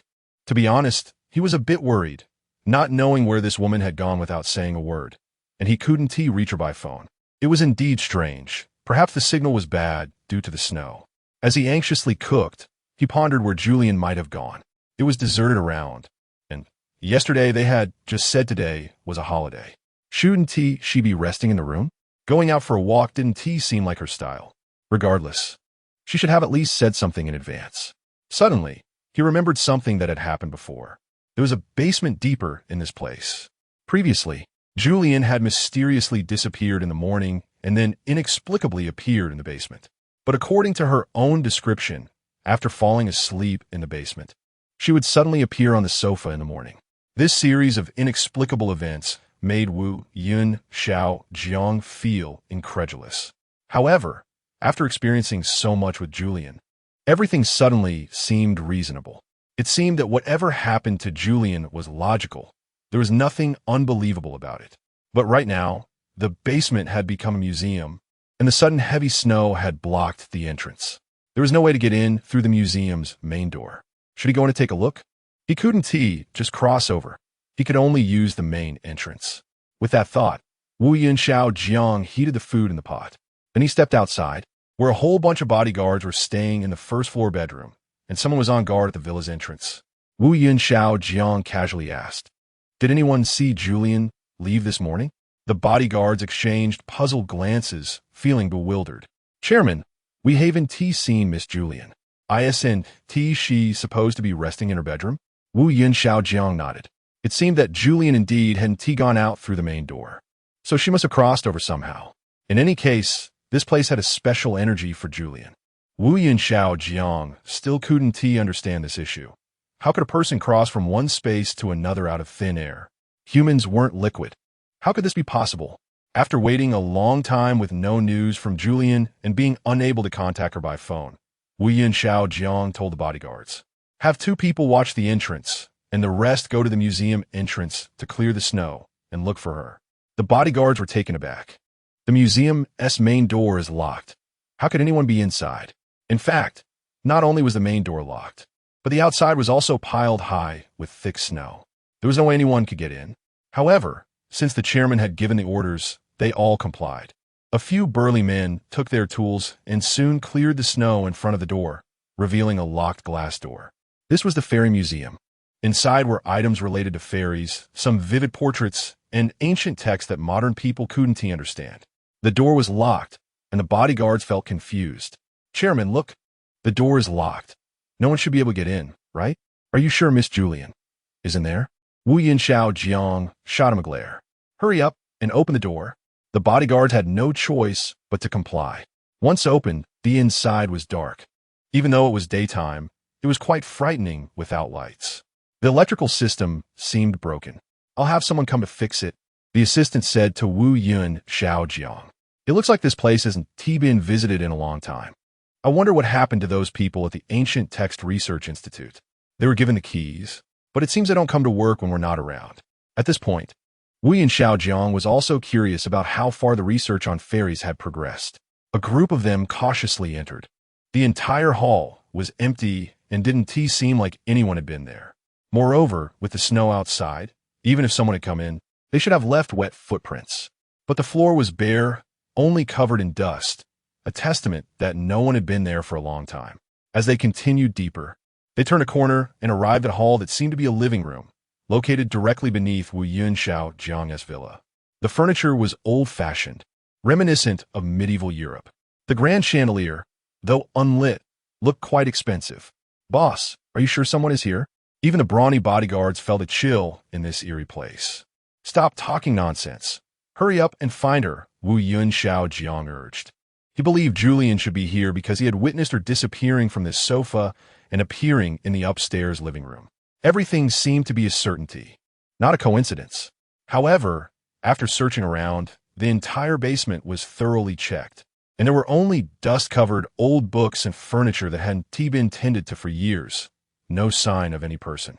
It was strange. How could a living person simply disappear? Wu Yin Xiao Jiang couldn't make sense of it. Once he confirmed that no one was in the basement, he stationed bodyguards to keep watch and returned upstairs. At the entrance, the bodyguard were on guard, and Wu Yin Xiao Jiang asked them, "Did anyone come by just now?" The bodyguards were slightly taken aback and exchanged glances. "No." Wu Yin Xiao Jiang sighed and walked in the room, quickly went upstairs and opened the bedroom door, plopping down on the bed. "Ouch, you big, but are you trying to crush me?" The bed emitted Julian Eslamet. "Julian?" Wu Yin Xiao Jiang was taken aback. "How are you here?" Julian opened her eyes, looking confused as she stared at Wu Yun Xiao Jiang. "Are you silly? Where else would I be? I slept here last night. Did you forget? But when I just woke up, you weren't here." Wu Yin Xiao Jiang was baffled. "I searched everywhere, and you were gone." He was sure that when he first woke up, he was indeed the only one in bed. Julian was nowhere to be found. Julian, still groggy, obviously had just woken up. "What nonsense are you saying? I just woke up. Why weren't you here? I wanted to ask you." Julian was bewildered. "To be honest, where did you just go? What could I do? Of course, I went to look for you." Wu Yin Xiaojiang was not lying. When he woke up early in the morning, he found that Julian was not by his side. Throughout the morning, he was either busy cooking or going out to look for Julian. You can ask the bodyguards. They can all testify. Wu Yin Xiaojiang called for the bodyguards. "Did I go out to look for her?" He asked the bodyguards in front of Julian. However, some bodyguards nodded while others shook their heads, leaving everyone confused. Eventually, one bodyguard volunteered. "Isn't Miss Julian in the bedroom?" "Chairman, we don't know what is happening in your bedroom. Miss Julian hasn't gone out at all. Why would you need to look for her outside?" The other bodyguards nodded in agreement, saying, "Yes, we've been guarding the door and haven't seen anyone go out." "Boss, are you mistaken?" Now everyone thought Wu Yin Xiaojiang was crazy. Julian still didn't understand what was happening. "What are you all doing? Why did you call so many people?" The bodyguards were confused, as Julian clearly seemed like she had just woken up and didn't know why the chairman was acting strangely early in the morning. "Forget it. It's not his fault. Let us just assume he had a nightmare and was sleepwalking." "I'm hungry," Julian said, rubbing her belly and asking for food. "The food is in the pot." Wu Yin Xiaojiang rubbed her belly and said indulgently, "Stay here, don't move. I'll get it for you." Seeing this situation, the bodyguards wondered why they were still hanging around like a third wheel, so they all scattered. While leaving, they grumbled about how it was getting harder to be a corporate worker, with bosses always coming up with ways to make things difficult, right? Let the guys at the museum know to lock the door. They don't need to watch it anymore. Several of them went out to have a snowball fight. Inside, Wu Yin Xiaojiang brought Julian a steaming hot breakfast. It was just another ordinary day, as if something incomprehensible had happened. Yet it also seemed like nothing had happened at all. "Come on, fairy sister, try today's breakfast and see if it suits your taste," he said, scooping a spoonful of soup and bringing it to Julian's mouth. "Yummy." Julian smacked her lips, looking very satisfied. "The saltiness is just right. Make it like this from now on, got it?" "Yes, ma'am," Wu Yin Xiaojiang praised. Chapter 170. Julian's vacation life in the following days. Julian stayed in the villa on Wuyun Mountain with Wu Yin Xiaojiang. Originally, this was the ancestral home of the Wuyun family. and it was only natural for them to live here after getting married. In fact, not living here would be considered abnormal. The Wuyun family had a rule that the new generation of heirs could also reside in the villa on Wuyun Mountain after marriage, which was a privilege of the heir. Once a new successor was born, the ancestral home would be let out. So for Julian, this was a rare leisurely time. Each day involved little more than going out to see the snow scenery, taking walks, and living a very relaxed life. She would occasionally fly up to see the view from the mountains. The scenery here was different from that in the city, possessing a kind of pure beauty. However, it was indeed colder on the mountain, especially since there were no other people around, just their family, which made it feel even colder. Xiaojiang, do you think we should get a small pet or something? Julian asked, feeling that it was too quiet here, and having some small animals would make things livelier. Of course we can, Wuyun Xiaojiang replied, but he didn't fully agree. But look at the weather. It changes too quickly. I'm worried the animals won't be able to handle it. They're not humans and can't cope with climate changes. If we can't take care of them well, that would be very guilt-inducing. Forget it. Since you say so, let us just take care of ourselves for now. Julian looked at the thick white snow outside. It had been several days, and the snow still hadn't melted. The weather remained just as cold. However, she knew this was just the beginning, and more serious challenges lay ahead. You know, I didn't mean it that way. I just said not right now doesn't mean it can't happen later. We'll have to see how things go then, Wuyun Xiaojiang explained. No need to explain. I get your meaning. Julian wasn't actually angry. Wuyun Xiaojiang thought she was upset, but she wasn't. She just found it too boring to stay here. Well, it's good this way, Julian said, wrapping her arms around Wuyun Xiaojiang's neck. It's nice to have a break, right? What do you think? Wuyun Xiaojiang, looking at the computer while working, turned back and responded coldly, You don't have to work anymore, but I still have work to do. How about? You help me out?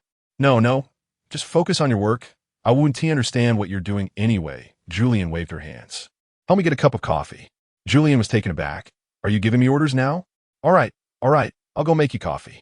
Seeing Wuyun Xiaojiang's unpleasant expression, she agreed without saying more.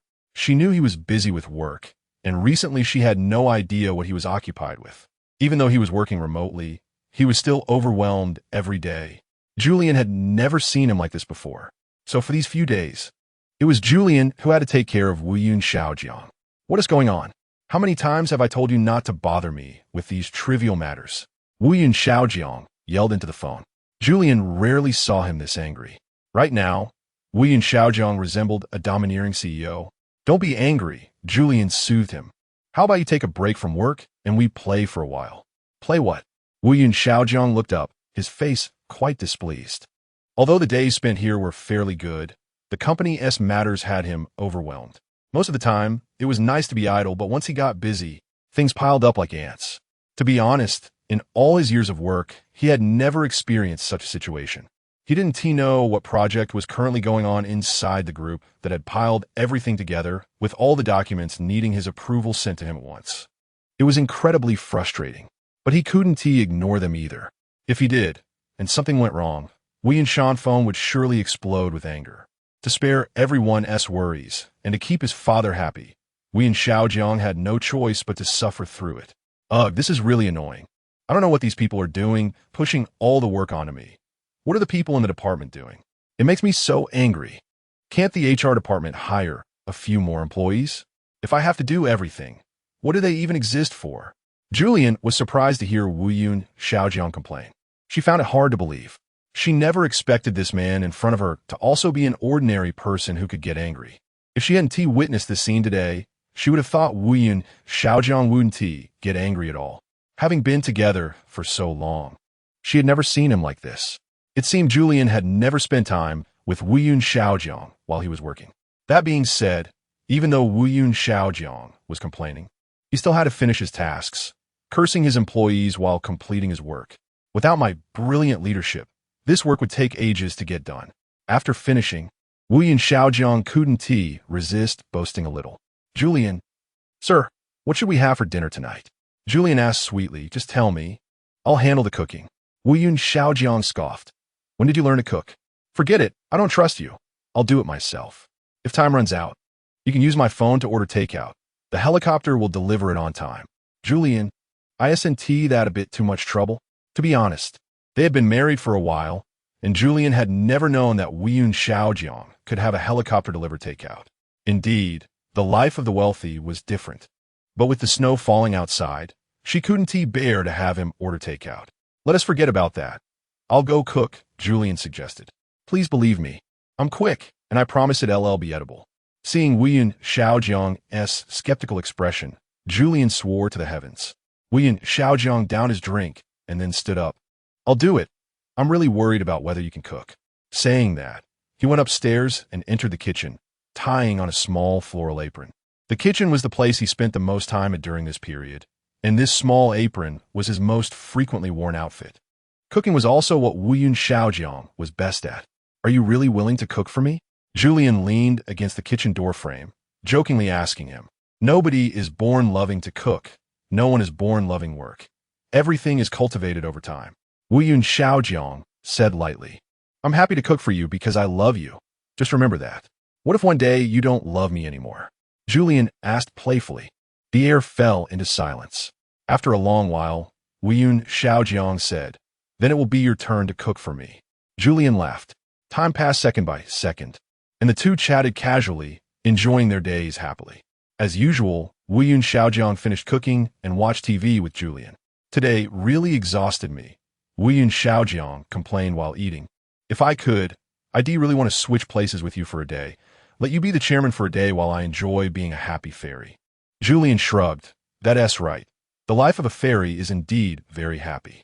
But not everyone can do the chairman's job. You're in this position because it needs you, buddy. Keep up the good work. Julian patted Weiyun Xiaojiang's shoulder. I believe in you. She wasn't going to work. It was a rare opportunity to rest. So how could a top social animal trap herself? So everything was left for Weiyun Xiaojiang to handle. How could she not be happy? To be honest, I really envy you. Looking at Julian's smug little expression, Weiyun Xiaojiang said fiercely. To be honest, he was a bit angry. It was really annoying. No matter how many times he complained, it couldn't relieve his frustration. Why did so many projects suddenly come up in the company, and they all got approved? It must have gone through my dad's hands. I don't even know about these messy projects, yet they all got approved. The more he thought about it, the angrier he became. He had to look at them one by one. Why is all the credit his when I did all the work? As Weiyun Xiaojiang vented his grievances, his head unconsciously leaned closer to Julian. I really want to quit. It's not just a day or two. What kind of garbage company is this? Julian was helpless. I never thought about quitting. Although I'm just a humble worker, I feel very motivated, even though I don't earn as much as you. I'm very happy. Of course, I know. With so many special abilities, you're definitely happier than I am, Weiyun Xiaojiang said without thinking. This is something anyone can understand. What are you talking about? Julian retorted. It has nothing to do with special abilities. Many people don't have special abilities, and they still live happily, right? But like you can read minds, so why aren't you happy? Weiyun Xiaojiang. That's totally different, okay? You're mixing up concepts. You woman, I don't want to argue with you. Hurry up and eat, then go to sleep after dinner. Hey, why are you like this? Julian felt it was unfair. Clearly, the other party was venting at her, and in the end, it became her fault. Since we didn't clarify the earlier issue, you can't sleep tonight. So fierce, right? Sure enough. Women turn into tigers once they get married. Weiyun Xiaojiang said casually, but to Julian, it sounded like a provocation. Do you dare to say it again? Julian pointed at his nose and questioned. Who do you say is a tigress? Who else could it be? There are only a few women here. Weiyun Xiaojiang knew he had already angered Julian, but today he was determined to confront her head-on. Chapter 171. Quarreling at the head of the bed. Making up at the foot of the bed, the sun shone warmly on the earth, and although the snow on the ground had not yet melted, even forming ice crystals, the sunlight on it gave a cozy feeling. Indeed, today's temperature was relatively high at 16 degrees. Just a few days ago, such a temperature would have been unimaginable. However, this temperature was quite normal for this planet. Kepler had a spring-like climate, maintaining temperatures in the teens year-round. But in recent days, the temperature had been too low, mostly below zero, so it was truly delightful to experience such warmth occasionally. The once empty streets were now bustling with people, all out for a stroll, enjoying the sun. Some parents were wandering outside with their children. Although many shops were still closed, it was still nice to look around. The sunlight was beautiful, and everything seemed just right. The golden sunlight spilled over the snow, radiating an unusual glow. It was all so beautiful, like a dream. This was a scene in the city center. Rare to see such liveliness like today. Children stomped in the snow, laughing joyfully. It felt like ages since such a scene had been witnessed, as if 1,000 years had passed. The happiness of the ordinary people on the streets was so heartwarming, yet it felt like a long-lost memory. They did not know what the weather would be like next, and this happiness might be temporary. Everyone hoped for better weather, but it was just a hope. Now, everything seemed so uncertain. Despite being a highly advanced technological planet, they still could not face the harsh natural climate issues. A stray cat lay lazily in front of a shop window by the roadside, its fur resting on the snow. If it had been a few days ago, it would have been fine, but recently the snow had started to melt, and the cat's fur was getting a bit wet. It remained lazy, seemingly indifferent to everything happening around it. It watched the cheerful people with bright eyes, their joy unrelated to it. In this vast world, there was only this stray cat. At this moment, the world belonged to it. It seemed no one noticed the cat, but that didn't matter to it. The joys and sorrows of the world were not interconnected. Julian stood upstairs, watching everything unfold, filled with emotions. It turned out that the happiness of ordinary people was so simple. The temperature had only risen a little. She couldn't quite understand how such a small change could bring about so many chain reactions. It was just a few degrees warmer, yet it made so many people happy. This world was truly marvelous. This was a question she had never pondered before. Although it seemed simple, the underlying principles were complex.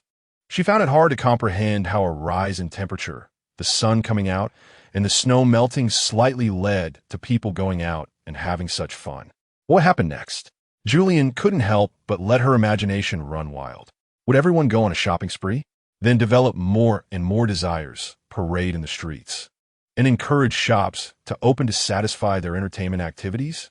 Would some be troubled by the need to shovel snow, clearing the streets so that everyone could get back to work? Would all of this happen? And after a few days, or tomorrow, when this good weather was gone, what would happen then? Everything in this world was ever-changing, shifting too quickly to comprehend. Julian quietly gazed out the window, and before she knew it, her expression turned somewhat sorrowful. What are you looking at? At some point, Wu Yun Xiaojiang suddenly appeared behind her, his tone as calm as usual. He was still so gentle, even though they had quarreled last night. This morning he treated her just like before, as if nothing had happened. Julian liked this about him. He was gentle and lovable, never holding grudges. No matter how fiercely they fought, after a good night's sleep, it was as if nothing had transpired. The weather is nice today, Julian said lightly, and she was, of course, speaking the truth. Even as she said this, she continued to gaze out the window, as everything was so beautiful that she couldn't help but want to go out and immerse herself in it. Do you want to go down and play? Wu Yin Xiaojiang smiled, but then added, no, I don't want my shoes to get wet. Then change your shoes, Julian replied helplessly. You must be a bit of a neat freak, right? Although she had known Wu Yin Xiaojiang for a long time, she still couldn't accept these little quirks of his. Even though they were already married, she felt that his little habits were overly fussy. No, I don't want to go down. I hate the feeling of being wet. Wu Yin Xiaojiang pouted. He had already seen the melting snow below. Even though the children were having a great time, he still refused to go down. Look at the ground. There's so much mud. Aren't you afraid of dirtying your clothes, little fairy sister? Wu Yin Xiaojiang even started to act spoiled to avoid going downstairs. Julian, not afraid. Wu Yin Xiaojiang seemed to suddenly think of something and dashed to the study. Oh, I almost forgot. I have a ton of work to do today. Look at my phone. The head of the HR department called me 28 times, and I haven't replied to Mr. Sue's messages. Ugh, I'm so busy. Why don't you go play by yourself? I have to work. Julian smiled helplessly. This man was truly going to great lengths to avoid going downstairs. But since he wasn't going down, she didn't want to go down either. She planned to call him to work together in the room, even though working itself was quite boring, especially when it was remote work. What are you going to do today? Julian sat beside Wu Yun Xiaojiang and casually opened her laptop. Why do you care? Wu Yun Xiaojiang blocked his screen with his hand, preventing her from seeing. My work is the highest secret of the entire group. It's not something you can just look at. Hurry and go to another room to do what you need to do. Don't disturb me here, understood? Julian found it unbelievable. She had just seen Wu Yun Xiaojiang's screen. It was just a monthly performance report from the finance department. Nothing scandalous or confidential. This man was just pretending to be mysterious. Julian felt that he didn't want her to see his computer, not because there was something in it, but precisely because there was nothing in it. Aren't you busy? Come on, let's go down and play. No way. I told you I don't want to go down, and it's useless no matter how much you say. If you want to go down, go by yourself. I'm definitely not going down to play in the mud. By the end, Wu Yun Xiaojiang's tone was almost provocative. At that moment, he reminded her of a disobedient child, just like when parents told him to eat vegetables. Julian felt a mix of anger and amusement. If he truly had something preventing him from going down, it would be one thing. But now he clearly had nothing to do and refused to accompany her outside to play, which was unreasonable. It's just a bit of mud on the ground. When I come back, I want to help you wash your clothes. Besides, you have tons of clothes that you never wear. Just wear them once and throw them away. But he stubbornly refused, looking for excuses not to go downstairs. Then I'll go down to buy breakfast. Julian turned to leave, but as she reached the door, she suddenly turned back with a mischievous smile. No, I'm just planning to go down for breakfast. I want to bring you back, Mr. Chairman. You just work hard. I believe you'll be so dedicated to work that you'll forget to eat and sleep. Right? You woman, you're really cruel. I made you breakfast so many times, yet you wouldn't even buy me breakfast once. That's just too bad. Wu Yun Xiaojiang is angry. It's already well into the day, and he must be hungry since he hasn't eaten breakfast. But he's too lazy to make it himself. Going downstairs to buy breakfast is the best choice. But he doesn't want to go because the ground is muddy. This woman used to go downstairs but wouldn't buy him breakfast, and he's really angry about it. Come on, let's go together. Julian doesn't mind. No matter what the other person says, she won't get angry. In fact, seeing Wu Yun Xiaojiang like this is somewhat amusing to her. He's just too cute when he's angry. But being able to annoy him is also one of Julian's skills. She turned around and gave him a playful smile, then opened the door and rushed into the elevator, pressing the button for the first floor. Time flies quickly, and Julian guessed right. It was indeed warm downstairs. Everyone was having a great time, and she couldn't help but help the cleaning lady shovel snow. It was so much fun. Although the thin layer of snow on the road had melted, the snow piled up in the distance showed no signs of melting at all. On one hand, the temperature wasn't high enough, and on the other hand, the sudden warm weather couldn't melt all the snow. The heavy snow had been falling for several days, and this place had turned into a snow mountain. It couldn't just melt away. The mud on the ground is indeed annoying, and there are issues with water pooling on the road. The drainage system in this city is really concerning. A few days ago, the shops on the roadside were all closed, but now that the weather is nice, a few breakfast shops have opened here and there. Julian forgot when he came back. It seems like it was the day before yesterday, or yesterday, but none of that matters anymore. What matters is that she's back in her little nest, with Wu Yun Xiaojiang accompanying her. Although it's not as big as the villa, it's warm enough, and everything around is familiar, which is enough for her. Thinking of this, Julian looked up at the sky and smiled contentedly. Chapter 172. Infighting. What happened? After returning to the apartment, Julian found Wu Yun Xiaojiang still busy with work, looking quite engrossed. She initially thought he was just pretending to be busy to avoid going downstairs to buy food, but it seemed he was genuinely swamped now, with phone calls coming in one after another and chat notifications buzzing nonstop. Wu Yun Xiaojiang stared at the computer screen without looking up. Not much. This matter seems quite troublesome. You should eat breakfast first. I need to go to the company. Young master, didn't you say you wouldn't go downstairs to avoid dirtying your new leather shoes? Julian teased. Should I lay a red carpet for you downstairs? You can step on the red carpet to get to the car, and then your shoes won't get dirty. Wu Yun Xiaojiang replied irritably. Stop being sarcastic. You have to come with me. You're involved in this too. What? How am I involved? Julian couldn't understand. I've never pried into your work matters. Why do you need me now that you're busy? Wu Yun Xiaojiang sighed. Fairy sister, you big smarty, I need your help now. Please help me, okay? Julian smiled satisfactorily. No rush. Let us eat breakfast first. I'll help you with whatever it is. As she spoke, she shook the soybean milk and youtiao fried dough sticks in her hand, something she had been craving for a long time. Wu Yin Xiaojiang clearly had no interest. Take it on the road. We're running out of time. After saying that, he grabbed Julian's hand and walked out to the elevator. In no time, they appeared in the back seat of a Rolls-Royce. This time, Wu Yin Xiaojiang wasn't driving. The driver was making the ride much steadier than usual. It seemed there was indeed an urgent matter at hand. Julian could sense that Wu Yin Xiaojiang was extremely tense at that moment, as if he was going through something unfathomable. What on earth happened? Julian couldn't help but ask. I can't explain it to you right now. Something major happened at the company, Wu Yin Xiaojiang said vaguely. Julian could only sense his inner turmoil, but didn't know the specifics, so she could only speculate. Was there an accident in the workshop? Did employees fight? Was there food poisoning in the cafeteria?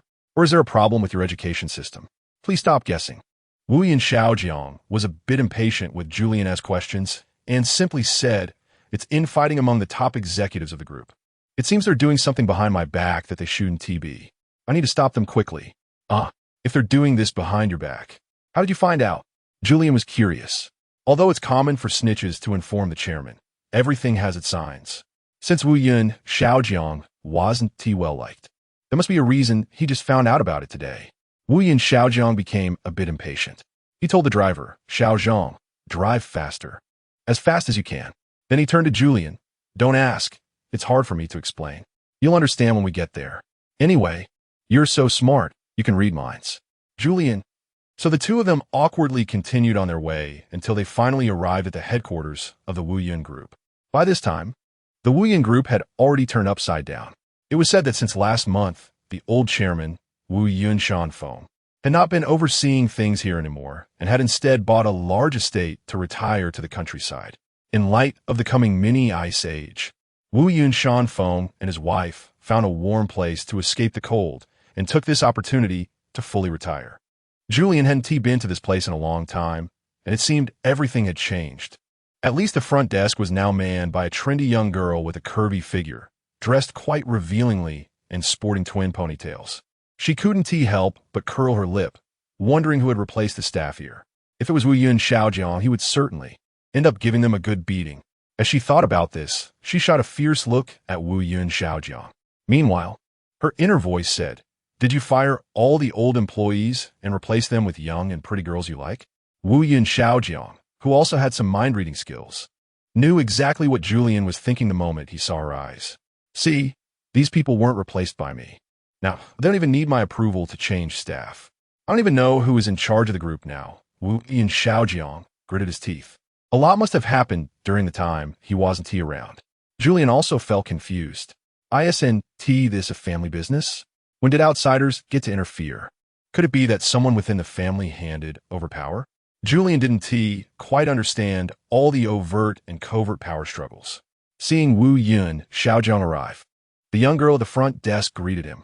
Hello, handsome. Do you have an appointment? Driver Xiaojiang was so furious he was about to spit blood. He angrily said, this is the chairman. When did you come? Go to the finance department to settle your salary and pack your things. The girl was taken aback, not knowing whether it was because she had never seen the true face of the chairman or because she couldn't believe Wu Yun Xiaojiang was the chairman. But there was nothing more to say. Under Xiaojiang's guidance, the girl reluctantly went to the finance department. Upon seeing this scene, the others present were so frightened they didn't dare to speak, even though many of them were newcomers who had never seen Wu Yun Xiaojiang before. He had spent most of his time in school and rarely came to the company headquarters, which had caused a lot of anger from his father. At that time, many employees didn't recognize him, but no one dared to speak to him so disrespectfully. The group squeezed into the elevator and headed straight for the top floor. A secret meeting was being held within the company. Wu Yin Xiaojiang had just received news that some shareholders were planning to sell part of their shares. If he remembered correctly, those shares would end up in the hands of competitors. Wasn't this just a common tactic used by traders? Now, they were undermining the chairman's position and secretly selling the company's shares to absorb Wu Yun Group's stock. Soon, the entire group would collapse and fall directly into the hands of the enemy. Wu Yin Xiaojiang's lips curled into a smile, not knowing whether the enemy was too clever or he was too foolish. Fortunately, it was still not too late. He had learned of the news this morning, which was why he rushed over here. Hello, General Manager Wang. As soon as the elevator doors opened, Julian ran into an old acquaintance, General Manager Wang, whom she had met at the project initiation meeting. With her excellent memory, she was sure she wouldn't mistake him. How have you and your wife been lately? Remembering their last encounter, she couldn't help but ask. Ah, good, of course good. Thank you for your concern, Mrs. Chairman. General Manager Wang responded awkwardly. Naturally, Julian was a person who excelled at making others uncomfortable. Seeing General Manager Wang's anxious demeanor, she felt immensely satisfied inside. You know him? Wu Yun Xiaojiang looked at Julian in disbelief, as if to say, you secretly contacted our company's executives behind my back. Are you trying to usurp power? What are you thinking? We just had a collaboration before, the gene sequencing project, Julian said lightly. This matter isn't a big deal. It'll pass once it's sorted out. She just knew that Wu Yun Xiaojiang was inherently suspicious, so it was better not to explain too much. The more she explained, the more he would doubt her. What was initially nothing could turn into a big deal just by talking about it. All right, nothing is going on. Two people walked into the conference room side by side, and everyone present was taken aback. Especially Sue, who was sitting in the middle. Never expected them to suddenly appear in the conference room at that moment. Chairman, Teacher Zhu, what brings you here? Although he found it hard to believe, Sue stood up respectfully to greet them. In an instant, he felt that his seating position was somewhat inappropriate and nonchalantly shifted back a bit. Wu Yinsha Jiang smiled slyly. What meeting are you having? I'm just here to listen in. You all continue, don't mind me. However, as soon as these words were spoken, no one dared to speak. As a master of mind reading, Julian was quickly probing the thoughts of everyone present. Oh, Sue, you must be the head of the finance department, right? Noticing that no one was speaking, Julian glanced at the name tags on the table and took the initiative to greet Sue. By the way, why hasn't the performance bonus for this month been issued yet? Suddenly remembering this matter, Julian felt a surge of anger. By the way, Sue, I saw you at the hotel the night before yesterday. In fact, Julian hadn't seen anything. She had only glimpsed Sue's thoughts. So she boldly spoke the first half of her sentence. Upon seeing Sue's panicked expression, she abruptly stopped, pretending to be profound. In truth, she had no idea what had happened afterward. Ah, Teacher Zhu, what a coincidence. That day I was celebrating my wedding anniversary with my wife. Sue stammered in explanation. No need to explain. No need to explain. It's perfectly normal for a couple to be affectionate, Julian said with a smile. By the way, you are really good to your wife. I even saw you picking up a new car at the 4S store. In reality, she hadn't seen anything. She had only vaguely noticed a recent expense of 500,000 from Sue's account and was curious about what the money was spent on. Whether it was for a car or not, she didn't care. She only knew that the money came from the Wu Yun Group's account. Sue was almost scared out of his wits. This isn't me buying a car. I was helping a friend look at a car. Teacher Zhu must have misunderstood. Is that so? Julian scratched her head, her eyes darting around as she thought of something else. But I clearly saw that it was you who made the payment. Now Sue was completely at a loss. He was also wondering if Julian was trying to trick him. Why could this girl see everything he did wrong? Chapter 173. The smell of gunpowder. In fact, Julian saw nothing at all. At this moment, her mind-reading ability played a huge role, even though she saw nothing. She could guess others' thoughts. This innate energy gave her great help and destined Wu Yun Xiaojiang to win in this game. However, General Sue was completely unaware of all this. He was just the unlucky one because Julian happened to encounter it. The 400,000 he used came from the company's account, and needless to say, this was an inconspicuous embezzlement, but if it were brought to light, it would not be a small matter. General Sue, I think you need to explain. Wu Yun Xiaojiang said coldly, wanted to hear something from him. Naturally, Wu Yun Xiaojiang already knew all this. It just seemed more reasonable when it came out of Julian's mouth. What else could General Sue say? With the conversation reaching this point, if he didn't admit it, it would mean he didn't know how to take a hint. But if he admitted it, he might face prison time. So he took a bold risk. Regarding what Miss Julian said, I truly have no knowledge of it. I asked the chairman to see clearly. We cannot wrong a good person. Wu Yun Xiaojiang was already furious, and upon hearing General Sue's words, he almost overturned the table on the spot. But he held back. In front of the high-level executives, he couldn't be so impulsive. Moreover, this group of people didn't want him to play along anyway. So how could he let their scheme succeed? Okay, I will seriously consider what General Su said. But everyone is gathered here today for a meeting, right? Why was I not informed? Wu Yin Xiaojiang said deliberately. However, General Su replied, Chairman, you're joking. If no one informed you, how could you be here? Wu Yin Xiaojiang clenched his fists, wanting to hit General Su's fat face. This old slicker was clearly telling him someone had leaked information, and now, having lost the opportunity to catch them off guard, Wu Yin Xiaojiang was truly furious. But he still smiled on the surface. How could he get angry? Even if he wanted to, now was not the time. He had to make Mr. Su mad. This person was secretly pulling tricks behind his back, which was truly too bold. General Su was right. Then please tell me who informed me. Or, I also want to know who organized this meeting. General Su calmly said, Chairman, have you forgotten? Every morning at 9, the company holds a routine morning meeting. This is just an ordinary morning meeting. Or should I say, Chairman, you haven't been to work for so long that you've forgotten the company's rules? As soon as these words were spoken, everyone present gasped. Was this the tone one should use to speak to the chairman? But General Su actually did this, clearly provoking him. Did he dare to openly oppose Wu Yin Xiaojiang? Did he want to live a shorter life? Well, you all continue the meeting. I'll just sit here and listen. Wu Yin Xiaojiang leaned back in his chair, adopting a laid-back posture. Who was afraid of whom? He was a young elite who had been in the business world for years. What kind of people hadn't he seen? How could he fear an old slicker like General Su? It was simply a delusion. Who is hosting the meeting today? Let's get started, Julian suggested. Everyone looked at each other in surprise. They clearly didn't expect Wu Yin Xiaojiang to suddenly pull this stunt today. After all, he usually didn't come to the company, at least not to the morning meetings. But the matters that were supposed to be discussed today, should they still be brought up? General Su, didn't you say you wanted to discuss the equity transfer? Zhang General spoke first, effectively switching sides, which was equivalent to giving Wu Yun Xiaojiang a heads up. Although Wu Yun Xiaojiang already knew, Zhang General's action clearly showed his stance. Everyone present was shocked to look at Zhang General, clearly not expecting him to say this. General Su immediately retorted, Please don't create something out of nothing. When did I ever say such a thing? Of course, he refused to admit it. Even if it were true, admitting it now would mean openly rebelling. However, Zhang General was not willing to let it go and immediately pulled out his phone. You said it in the chat group last night. What chat group? Wu Yin Xiaojiang wondered, but did not say out loud.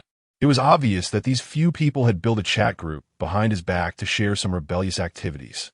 Zhang General displayed the chat records on the big screen, and with General Su's profile picture on it, it was clear that this group was unknown to Wu Yin Xiaojiang. These people were indeed scheming behind his back, but fortunately, he discovered it in time, nipping the budding rebellion in the bud. This, Zhang General, when did I appear in this group? This chat record must be forged, right? Looking at the chat records where General Su shared documents, he immediately turned against him and began to speak nonsense. Everyone knew the chat record was real. Only others remained silent. Some people didn't even know the existence of this chat group. They were outsiders. In General Su's plan, Zhang General was an important ally. He didn't expect him to turn against him at such a critical moment. No matter how angry General Su was at this moment, he couldn't show it. As the saying goes, life is like a play, all about acting. If he messed up now, all his plans would be ruined. He wasn't that foolish. The more critical the moment, the calmer General Su became, and he acted as if it were all real. Where did this document come from? I've never seen it before. General Wang spoke up. General Su quickly agreed, I don't know either. I don't know what kind of group this is, and who is the one impersonating me. It must all be fake. Zhang General, why do you want to unite with others against me? I haven't done anything wrong to you, have I? Zhang General shook his phone. General Su, what joke are you making? How could the chat record be fake? This is the original record on my phone. If you don't believe it, there is another copy in the company's database. You know this chat software was developed by our company, right? The technical department's affairs are not under your control. I believe your people Wu and T have deleted the database content in advance. Would they? Upon hearing this, General Su obviously became nervous, but he still pretended to be calm and continued to negotiate with Zhang General. Wu Yin Xiaojiang sat aside with a smile, watching this grand drama unfold. He originally thought it would be a tough battle, and he would have to get angry, but unexpectedly, he didn't have to do anything. and the performance was so wonderful. Zhang General, you're joking. I'm just a small department manager. How could I interfere in other departments' affairs? General Su was best at evading the topic. Whatever you said, he would pull you to something else. As long as he avoided the main topic, it was fine. I just need to take care of my own responsibilities. Over the years, I have contributed to the company, and everyone here can see that. I have worked for over 10 years. I may not have great achievements, but I have worked hard. I don't know why some people want to set me up and put me in a dead end. If this were outside, what company would treat its old employees like this? This seemed to be directed at someone, and Wu Yun Xiaojiang smiled without saying anything. He thought, how have I mistreated you? If you didn't know better, you'd think I was harsh on employees. Over the years, he and T skimped on the money given to him. Yet in the end, he was scheming behind his back, and he couldn't expose him? As the saying goes, desperate situations lead to life or death struggles. Whether Wu Yun Xiaojiang felt this way was hard to say, but General Su was about to experience that feeling, and that was certain. General Wang continued to mediate. This is a morning meeting. The chairman is still here. Everyone is old colleagues. We see each other often. Let's not make things so stiff. Zhang General smiled. It's not me who wants to stir up trouble. As Wang said, the chairman is here, so we need to give him an explanation. We can't let this matter pass in a muddled way and let someone take advantage of it. What are you talking about? General Manager Su was angered and nearly jumped up from his chair. Fortunately, he managed to hold it in, gripping the armrests of the chair, unable to stop trembling. It was clear that he was very angry. General Manager Su is in his 40s or 50s this year and has been with the company for over a decade. He worked diligently for the company during the tenure of the previous chairman and indeed made significant contributions to Wu Yun Group. However, in recent years, ever since the young Master Wu Yun took over, he has not been fond of this young punk and has secretly engaged in some petty actions, relying on the protection of the old chairman, feeling invincible and not afraid of the young Master Wu Yun. But he didn't expect that this young punk would discover it so quickly. Moreover, General Manager Zhang, who had no grievances with him, unexpectedly stood by the young Master Wu Yun at this moment, and he didn't know what benefits the other party had given him. I am not the kind of person you describe. Cough, cough. What I mean is, those who want to take advantage are naturally despicable. If there truly are such people among us, you don't need to say anything. I would be the first to not let them go. Wang is right. We're all old colleagues and friends, and we should be harmonious. Before there is a concrete result, we shouldn't casually suspect anyone to avoid hurting feelings. General Manager Su appeared righteous, but in reality, he had his own little thoughts. He certainly led the conversation to the side that was favorable to him to prevent General Manager Zhang from gaining the upper hand.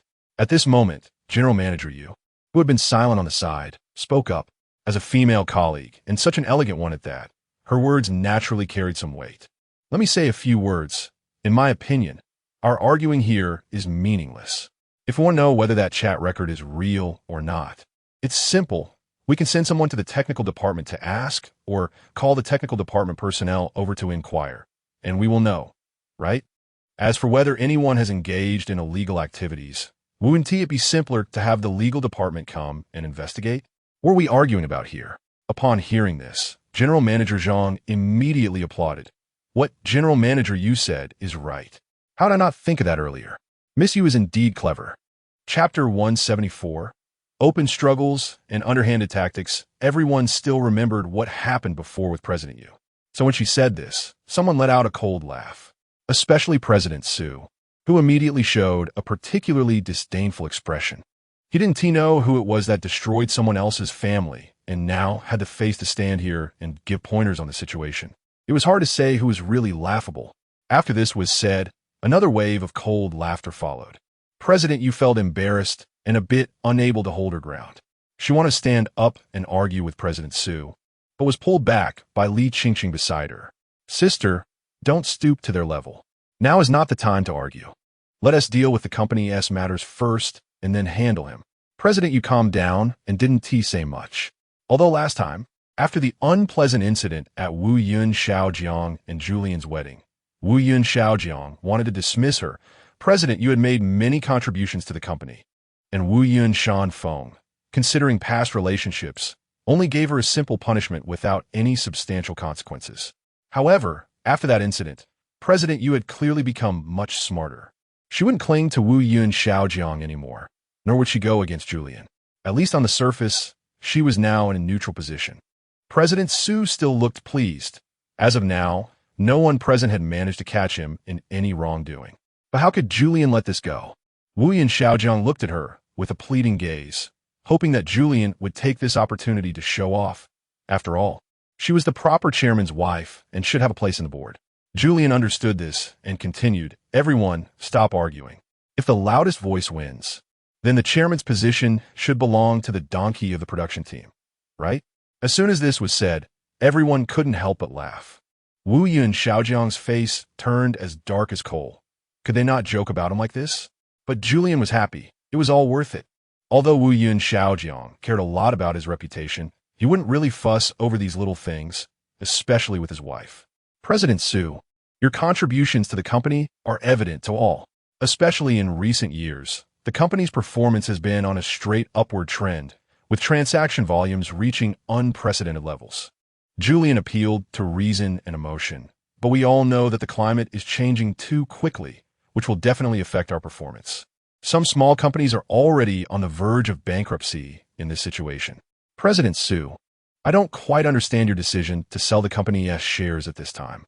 When President Su first heard her speak, he was smiling, thinking Julian was praising him, but by the end, his expression changed. He retorted, "You're just a little girl, what do you know? You don't participate in the company's decision-making. Teacher Julian, I advise you to save your breath and focus on your own work. Go prepare your lessons." Cough, cough. Wu Yun Xiaojiang coughed lightly twice. How could he allow someone to argue with his beloved wife in front of him? Julian's face turned slightly red, clearly angered by President Su. She was prone to anger, but absolutely refused to admit defeat. At this moment, she glanced at her phone, initially thinking it was awkward to be losing the argument. But when she looked up, Julian revealed a victorious smile. Just now, the technical department's documents had already arrived. "Sorry, President Su, we've been monitoring your phone. We already know all the documents on it," Julian said calmly. Zhang, who had been speaking up for Wu Yun Xiaojiang, also breathed a sigh of relief. It seemed there was finally some progress in dealing with that old fox, President Su. President Su stood up, flustered. "What did you say? Monitoring someone's phone is illegal. Miss Julian, you must understand this, right?" Julian coldly replied, "Of course I know, but the contents on your phone are also illegal. If we both end up in jail, I'm sure I'll be out before you, President Su. Should I call the legal department right now?"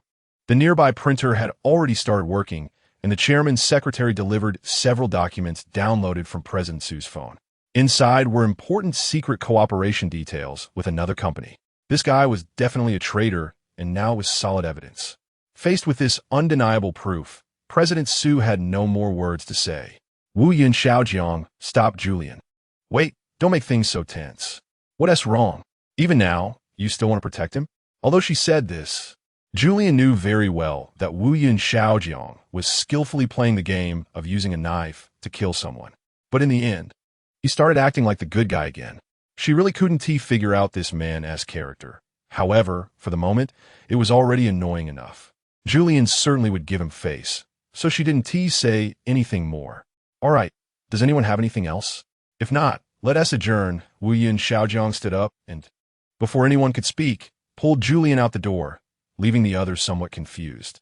Especially Zhang, who felt that the chairman was truly a liability. How could he drop the ball at such a critical moment? Would he end up taking the blame for this? The most important task now was to ensure that President Su received the punishment he deserved. President Su, drive slowly on the way back and pay attention to safety. Their eyes met, and Zhang finally threw out what seemed like a threatening remark, which made President Su's eyes nearly pop out in anger. He snorted coldly and slammed the door as he left. Although Zhang didn't know where he was going, he understood that President Su must be feeling terrible at this moment. This morning meeting was clearly prepared by President Su, intending to pull some tricks behind the chairman's back. But unexpectedly, it turned into a public denouncement of him. It was truly a case of losing the chicken while trying to steal the rice. Isn't this exactly what old Su would do, lifting a stone only to drop it on his own foot? After the meeting, President Yu teased. Her face was expressionless. As the HR manager, she still held a significant position in the company, and the other department managers respected her. especially considering that she was a long-time employee. She could once speak on equal terms with the chairman. Although the last incident seemed disgraceful, her position remained unshakable. "Sister, let us go," Li Qingqing quietly said to President Yu. "Don't be angry about what just happened. Old Su is just that kind of person. You're foolish to argue with a dog that can't spit out ivory," Li Qingqing advised while pulling President Yu out the door. "The chairman still cares about you. You just saw how he looked at you." Li Qingqing drove them home. President Yu didn't speak. In her view, all of Wu Yun Xiaojiang's thoughts are now on that woman named Julian. She didn't know what kind of charm that girl had to become the chairman's wife and the richest woman in the world all by herself. Money was secondary. What mattered was that she had gained Wu Yun Xiaojiang's favor, which many people dreamed of.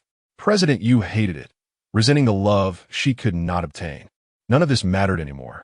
In the end, President Yu said lightly, "It's all unimportant now." On the other side, Julian was also fuming. "Isn't this for you? Everyone is speaking up for you. And look at yourself. In the end, you still went soft on him." Julian pointed her finger at Wu Yun Xiaojiang, scolding him with a look of frustration. Wu Yun Xiaojiang calmly replied, "There will be plenty of opportunities in the future. Besides, don't you think today is not the right time? What? Do we have to choose an auspicious day to catch President Su?" Julian found it unbelievable. This man was simply incomprehensible. Wu Yun Xiaojiang said coldly, "If the police really come today and President Su is so serious, he might even drag you into it. Do you think I can send you to jail? Wouldn't that be the biggest joke?" Julian looked at him, realizing that this man had been thinking about this just now. I wondered why he wasn't speaking. However, even if I were sent to jail, how long would I be locked up? Wouldn't I be out soon anyway? Moreover, the board of directors has control over employees' personal information. Obtaining the contents from President Su's phone, while a bit violent, is justified. Compared to the information obtained from President Su's phone, what does it matter to technically crack his phone password? So what should we do next? Julian pouted and asked. "Wait." Wu Yun Xiaojiang only said one word, yet it exuded a kingly demeanor. He was so taciturn, and it was only at this moment that he was most charming. Julian hooked her arm around his. "All right, shall we go to your office first?" The top floor, a very spacious office, specifically designed for the chairman of Wu Yun Group. After the old chairman retired, it was completely renovated to Wu Yun Xiaojiang's preferred style. Not only were there flowers and trees, but also entertainment facilities like a swimming pool and gym, making it quite a luxurious office. The entire top floor was Wu Yun Xiaojiang's territory. Julian had not been here since the renovation, so as soon as she reached the top floor, she excitedly wandered around. "Wow, this is so beautiful. And there's such a large fish pond. Brother, do you raise fish?" Julian turned around playfully, joking with Wu Yun Xiaojiang and even sticking out her tongue. Wu Yun Xiaojiang hadn't seen her this happy in a long time, and a smile unconsciously appeared at the corner of his mouth. "Slow down, the floor is slippery," he reminded her. It was indeed very spacious here, but someone had to clean it every day. Although Wu Yun Xiaojiang didn't come often, even visiting only once in a long time, the service staff had always been waiting for him. It was well known that although many people had never seen the chairman's true face, everyone knew he was a very picky person. The top floor was spotless every day, without a speck of dust. Wu Yun Xiaojiang couldn't find any fault with it. Chapter 175. Company crisis. Did you have an unpleasant day? Standing by the window, Julian held a glass of red wine, overlooking the entire city. She casually asked Wu Yun Xiaojiang, naturally because she noticed his dejected expression. Although there were no extra expressions on Wu Yun Xiaojiang's face, Julian could tell that this man was not happy. His impassive demeanor was a disguise for all emotions. He nodded without speaking and sat beside the small table by the window. Looking out, people came and went on the road, appearing like ants from his height. Yes, he too was just one of the countless people in the sea of humanity.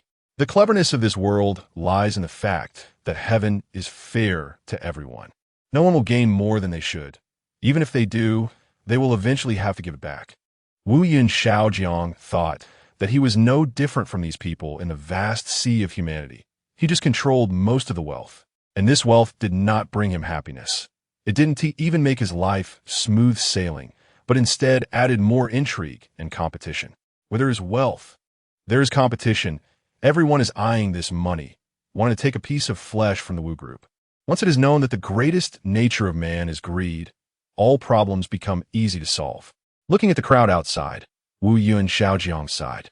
Julian gently placed her delicate hand on his head, her fingertips running through his hair, caressing his scalp, and said tenderly, "Isn't it just an early meeting? How did it lead to such a great life realization? Not everyone is greedy. For money, many people may lose control for a moment, but some will still maintain their rationality, like me." Wu Yin Xiaojiang clearly did not believe her reasoning. "You don't care about money because you don't lack it. Does President Su lack money?" Julian retorted. "What I mean is that people in this world cannot be generalized. People are different. As senior executives of the company, those who oppose you do not lack money. The money they saved working for the Wu Group for 10 years is enough for a lifetime. But why do they still go to great lengths to make money? Why do they still engage in petty tricks behind your back to oppose you? Isn't it for money? Just to annoy you?" Although some employees dislike Wu Yun Xiaojiang, it is not surprising. However, if they oppose him for that reason, it is a bit exaggerated. As the saying goes, man dies for wealth, birds die for food. If it weren't for the little gains in front of them, who would take risks? I really underestimated him. I didn't expect him to say such rebellious words today. Thinking of President Su's performance this morning, Wu Yin Xiaojiang felt a surge of anger. "Relax," Julian comforted him. "A corner dog will jump over the wall. Even a rabbit will bite when it gets up." These old sayings are really wise. They never go out of style. Just think about who President Su is. He is nearly 20 years older than you and has been with the company longer than you. If you oppose him now, or if you expose his little tricks, why would he willingly surrender? It would be strange if he didn't get anxious. Also, what surprised me recently is that Mr. Yu is actually willing to stand up for you at this time. There is nothing between us. As soon as Wu Yun Xiaojiang heard Julian mention Mr. Yu, he knew she was doubting Mr. Yu's intentions toward him. In fact, there was nothing between the two of them. Ever since the unpleasant incident at the last wedding, Mr. Yu had not contacted him again. Although there was still some awkwardness in their eyes when they met at the company, the atmosphere had improved a lot. At least he no longer clung to him. I'm not doubting that. It's not like what happened last time. She still dares to stand up and speak for you in front of everyone, which shows that this person is still pretty good, Julian praised. She had no need to be jealous of that woman.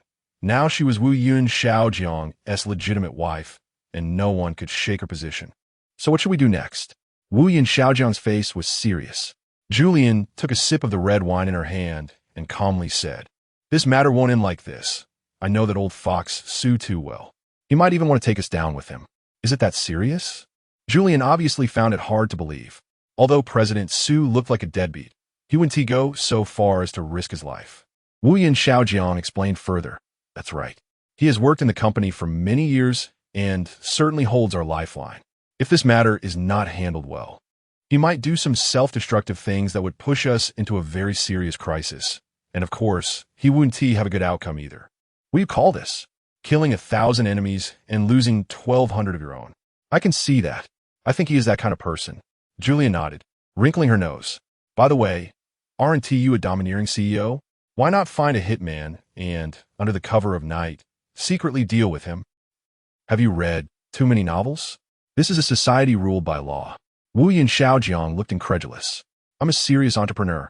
How can I do something illegal? Things must be brought into the open to be resolved thoroughly. Otherwise, even if you temporarily eliminate him, it will leave endless troubles and other problems will arise. In short, it's not worth the loss. What does your father mean? Does he want to protect him?" Julian asked. Wu Yin Xiaojiang shook his head. "I haven't contacted him for over a month. As for what he thinks, it has nothing to do with me. When people get old, you can't just listen to what they say. Don't follow it. If he insists on protecting President Su out of past feelings, then I have no choice. I can only sever the father-son relationship and send President Su to prison." "Julian, it's still you." Indeed, Wu Yin Xiaojiang's words were shocking. He didn't expect that he would rather sever ties with his father than let President Su go. Indeed, President Su held a high position, and if his heart was not with the Wu Group, he would become a ticking time bomb, bringing endless troubles back to the company. "Anyway, I support your decision," Julian said. "Is there anything else I can help with?" Wu Yin Xiaojiang thought for a moment and said thoughtfully, "Not for now. When I need help, I'll have to ask you, my dear wife." "No problem. Just let me know whenever you need.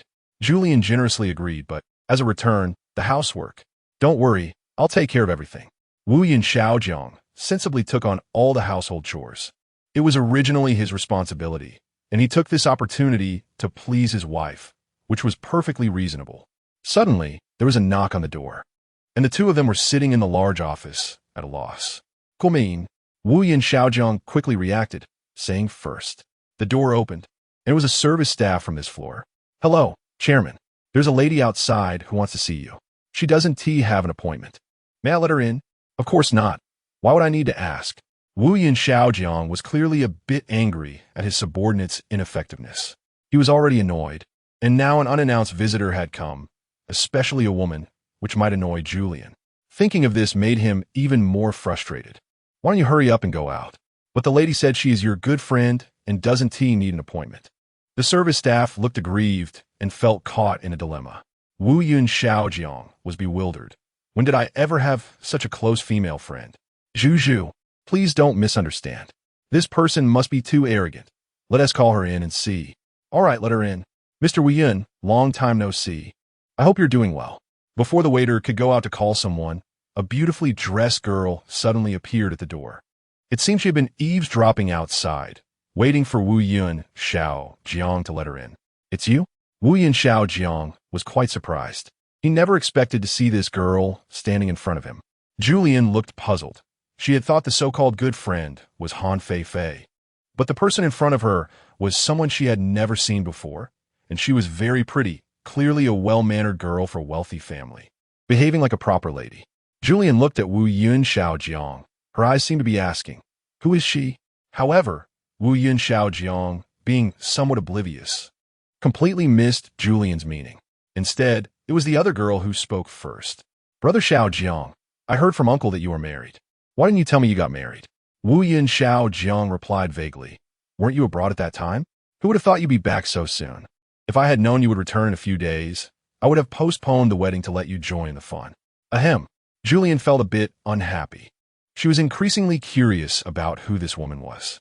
Wu Yun Xiaojiang, someone who was usually decisive, actually delayed his wedding for the so-called friend. Could this girl be the legendary childhood sweetheart? This made Julian feel a slight sense of crisis. After all, the plot in novels often goes like this. The male lead hurriedly gets married, the childhood sweetheart comes back from abroad, and then the two rekindle their old feelings, leaving the male lead's wife as the unfortunate one. Xiaojiang, who is this lady? Why don't you introduce us? Julian gently tapped Wu Yun Xiaojiang's chest, complaining. Wu Yun Xiaojiang slapped his forehead. I forgot. I was so busy talking to her that I left you out. Don't worry, my wife. We don't have that kind of relationship. We're just ordinary friends and have known each other for a long time. Julian, seriously, you sold me out so quickly? Chapter 176. Sudden change of Xiaohong. Quickly say hello to your sister-in-law. Xiaohong? Julian listened with confusion. Such a simple name was hard to associate with the fashionable lady before her. The girl known as Xiaohong smiled and greeted Julian. Hello, I'm Zhang Xiaohong, a friend of Xiaojiang. We grew up together in elementary school. I should be older than you, but according to the rules, Xiaojiang got married before me, so I have to call you sister-in-law. Zhang Xiaohong smiled, appearing straightforward and not scheming at all. She seemed like a carefree girl without any malice. Hello, I'm Julian. Julian didn't intend to say much, just a simple greeting. It seemed that this girl had a special relationship with Wu Yun Xiaojiang. They were childhood sweethearts. Did they have some sort of childhood betrothal? In that case, Julianne felt like she had interrupted them. A faint smile appeared on her lips as she went outside to brew a cup of tea, bringing it back as a simple gesture of hospitality, not wanting them to think that she, as the chairman's wife, was uncaring. What's wrong? You, who have been abroad for so long. How come you have time to come back these days? Wu Yin Xiaojiang asked casually after taking a sip of tea. To be honest, he was somewhat surprised that Zhang Xiaohong returned to the country. After all, she had been away for over a decade, studying and working abroad, seemingly never planning to come back. It's all because of you, Zhang Xiaohong replied defiantly. Because of me? Wu Yin Xiaojiang found it hard to believe and nearly spat out his hot tea. He glanced at Julian nervously, indicating that she certainly didn't mean it that way. Little sister, can you stop joking? What could I possibly need help with? I have enough to eat and sleep well at home with a wife. Zhang Xiaohong said proudly. Your company is in the news. I saw the stock price of Wu Yun Group plummeting abroad. The newspapers say you are facing an unprecedented crisis, and my father asked me to come back to help you. Oh, so that's it. Wu Yun Xiaojiang suddenly understood. You know, those media outlets like to exaggerate. There isn't really any major issue. They make it sound like the sky is falling. Don't worry about me. Just have fun during your time back. It's really not a good time to return. It just snowed heavily, the roads are hard to navigate, and there's not much to do. So you might as well stay indoors. Nonsense, Zhang Xiaohong retorted angrily. I don't know what your group is facing, but you and Uncle must know. Don't take this lightly. There must be competitors teaming up against you. Don't underestimate them. When Zhang Xiaohong said this, her expression was serious. Julianne could tell that this girl genuinely cared for Wu Yun Xiaojiang and was very loyal to her friends. She didn't seem to have bad intentions. But regarding what she said, Julianne felt some worry. Was Wu Yun Group really facing a double attack from competitors? Julianne had never known about this because Wu Yun Xiaojiang had never mentioned it to her. He rarely talked about work at home, and she had only recently found out that the company was having problems. What exactly is going on? Julianne asked seriously. Zhang Xiaohong was somewhat surprised and replied, Sister-in-law, you don't know? Wu Yun Group is facing a serious crisis. There seems to be an internal problem, as it looks like a rival company is trying to acquire our group's shares, attempting to dismantle Wu Yun Group from within. I learned this from my father and rushed back from Finland to lend Xiaojiang a hand. Actually, Julianne had heard about these matters to some extent. She just didn't expect that things had escalated to such a serious level. As Wu Yun Xiaojiang's wife, being completely unaware made her feel guilty. Tears welled in her eyes as she looked at Wu Yun Xiaojiang, feeling somewhat embarrassed. Julianne walked over and placed her hand on his shoulder, softly comforting him. Xiaojiang, why didn't you tell me earlier? No matter what happens, I will stand by you firmly. I believe we will get through this together. Of course we can get through this, Zhang Xiaohong said first. Sister-in-law, you don't need to worry too much. I don't know if you've heard a saying, a skinny camel is still bigger than a horse. No matter how many people oppose Wu Yun Group, it is still the largest enterprise on this planet. They can't handle it in a short time. Moreover, the reason I was able to learn about Wu Yun Group's news abroad is precisely because of this. It's too big, and every move it makes attracts the attention of both domestic and foreign tabloids. As for the content in the newspapers, while not entirely reliable, it still has some value. So what should we do now? Julianne asked Zhang Xiaohong, feeling somewhat confused. After all, she was just an ordinary employee and knew her job well. But she was clueless about corporate management. Although Wu Yun Xiaojiang had asked her to help, she didn't know where to start. She truly felt powerless in this situation. What should we do? She asked Zhang Xiaohong again because she knew nothing about the group. Don't worry, sister-in-law. Since I dare to come back, I must be well prepared. Zhang Xiaohong said confidently, patting her chest. I've almost figured out the background of that Su guy. I've got all his cards in hand. Just wait and see. We already have the upper hand in this game. Really? Wu Yun Xiaojiang raised an eyebrow, a subtle smile appearing on his lips. He felt reassured about this old friend, especially since they had known each other for over a decade. Moreover, Zhang Xiaohong was always reliable in her work, and since she said this, it was worth a try. Brother, when have I ever deceived you? I'm not like some people who make a lot of noise, but do little. If I hadn't been prepared to come back to help you, I definitely wouldn't have returned, Zhang Xiaohong said with assurance. Wu Yun Xiaojiang smiled lightly, but said nothing. Indeed, as Zhang Xiaohong said, they didn't need to do anything next. They just had to wait to watch the show unfold. Hey, it's me, Uncle. At that moment, Wu Yun Xiaojiang's phone rang. Xiaohong was already here. Thank you, Uncle. I understand your meaning. Don't worry. I will definitely protect our family group. The call was from Zhang Xiaohong's father. Their fathers were family friends and had a good relationship. So, even though Zhang Xiaohong didn't notify her father about her return, he learned through other channels and called Wu Yun Xiaojiang to ask about it. My dad? Zhang Xiaohong pouted. I didn't tell him because I wanted to give him a surprise, but it turns out the old man knows already. He has probably worried about me. I'm already an adult. What could happen to me? But if he catches me, I wonder where I'll have to go for blind dates again. I've already offended all the rich second-generation guys on this planet. How can I still get married? You child, what are you talking about? If you have looks, you have looks. If you have education, you have education. How could you not get married? Wu Yun Xiaojiang scolded, like an older brother reprimanding his little sister, taking on a tone of an elder. But those rich second-generation guys really don't appeal to me. My dad just wants me to marry a rich man and live a carefree life, but what's the point of such a life? I love the life of striving and hard work, and I enjoy the process of creating something from nothing. Can anyone understand this? Zhang Xiaohong spoke eloquently, but in Julianne's eyes, it was clear that she had been spoiled since childhood and had never experienced hardship, which is why she could say such shameless things. Little brat, knows nothing. As if sensing Julianne's thoughts, Wu Yin Shaojiang commented again on Zhang Xiaohong, saying that instead of enjoying a good life, she insisted on living a hard life. And there would come a time when she'd regret it. Ah, brother, you don't already know about my situation abroad, do you? Zhang Xiaohong suddenly showed a look of panic. If you know, then my father must know too, and he will kill me. No, I can't go home. I need to stay at your place tonight. Hurry and arrange a room for me. Wu Yin Shaojiang was confused, asking what is going on. Who cares about you abroad? Don't worry, I've already had the news about that last incident sealed. Dad, doesn't he know? If he did, he would definitely break your legs. You little brat. Thank you, brother. Zhang Xiaohong expressed her gratitude affectionately, as if she owed him 1,000 thanks. She thought others were unaware, but Wu Yin Shaojiang had been keeping an eye on her movements. It was clear that this was her father's intention. During her time abroad, Zhang Xiaohong lived quite freely, making a bunch of foreign boyfriends and indulging in a life of excess. Although her father had already bought her a villa abroad, the days until she returned home were numbered. She got caught by a foreign tabloid reporter who wanted to extort money from her, but fortunately, Wu Yun Shaojiang intervened, spending a large sum to buy off the news and punishing those reporters so they wouldn't dare threaten Zhang Xiaohong again.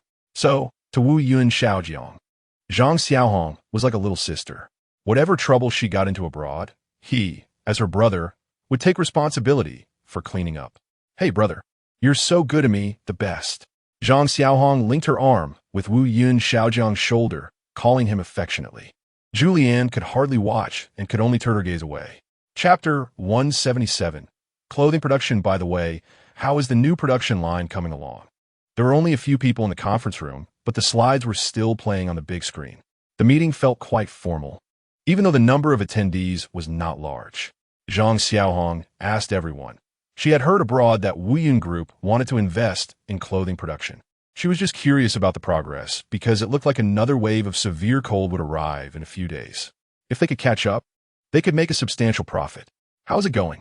Wu Yin Shaojiang turned to ask the secretary. The secretary opened the slides and introduced to everyone. This is our newest factory. These are the assembly line workers, our materials, and the Zhujiang company is our downstream supplier. With decent qualifications, everyone can take a look at these successful cases of theirs. Currently, our preliminary preparations are nearly complete. We just need the chairman's signature to start production. However, it is worth noting that our designer is a conservative talent. These samples are all relatively old styles. If we want to be at the forefront of fashion, we need to hire top designers from abroad. But that might exceed our estimated costs. Money is not an issue. Go ahead and hire them. Wu Yun Shaojiang waved his hand grandly, taking on a nouveau riche's imposing demeanor. Zhang Xiaohong wiped the cold sweat from her forehead. That may be true, Chairman, but right now our company is in a critical situation, and we should be careful with investments. How much can it cost to hire a designer? Wu Yun Shaojiang suddenly asked.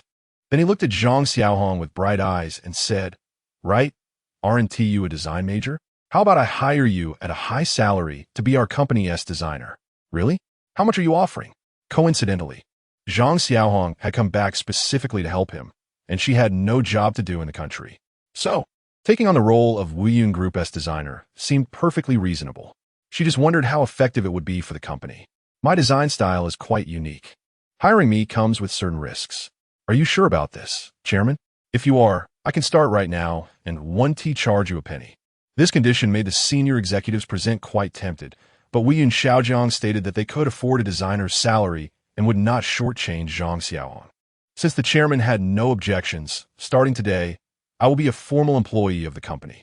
Secretary Li, please take me to the clothing factory to see the next stage of design tasks. Everyone must listen to my instructions. Since taking office, Zhang Xiaohong fully showcased her leadership abilities. As a rich young lady, she was naturally a bit willful, and having studied abroad for so many years, her habits differed from the domestic employees, leading to conflicts. However, no one dared to disobey her. Miss Zhang, I've already informed the HR department. You can check the clothing city this afternoon and officially become our top designer.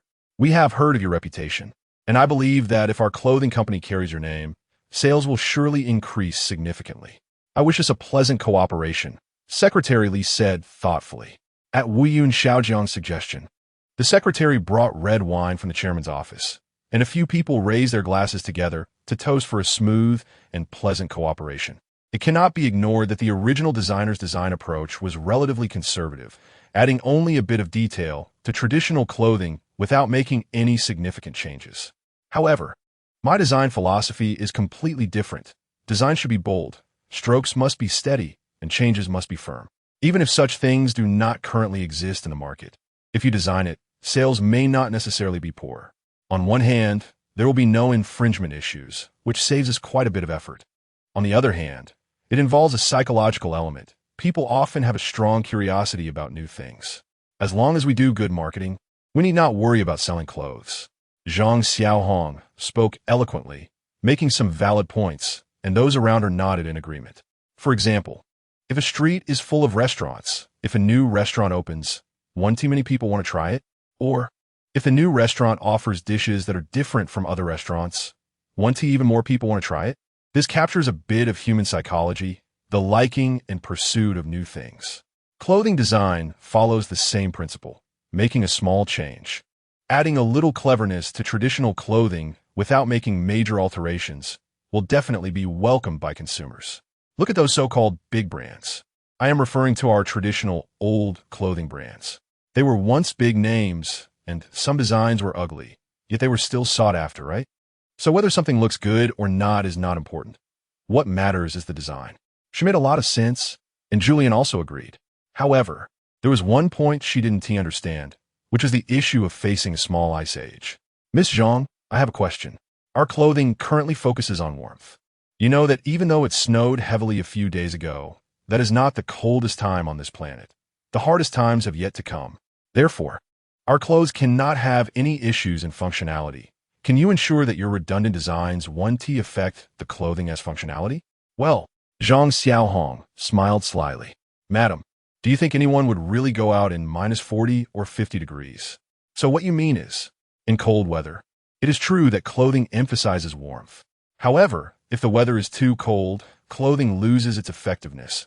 What truly works are blankets. Do you understand my point?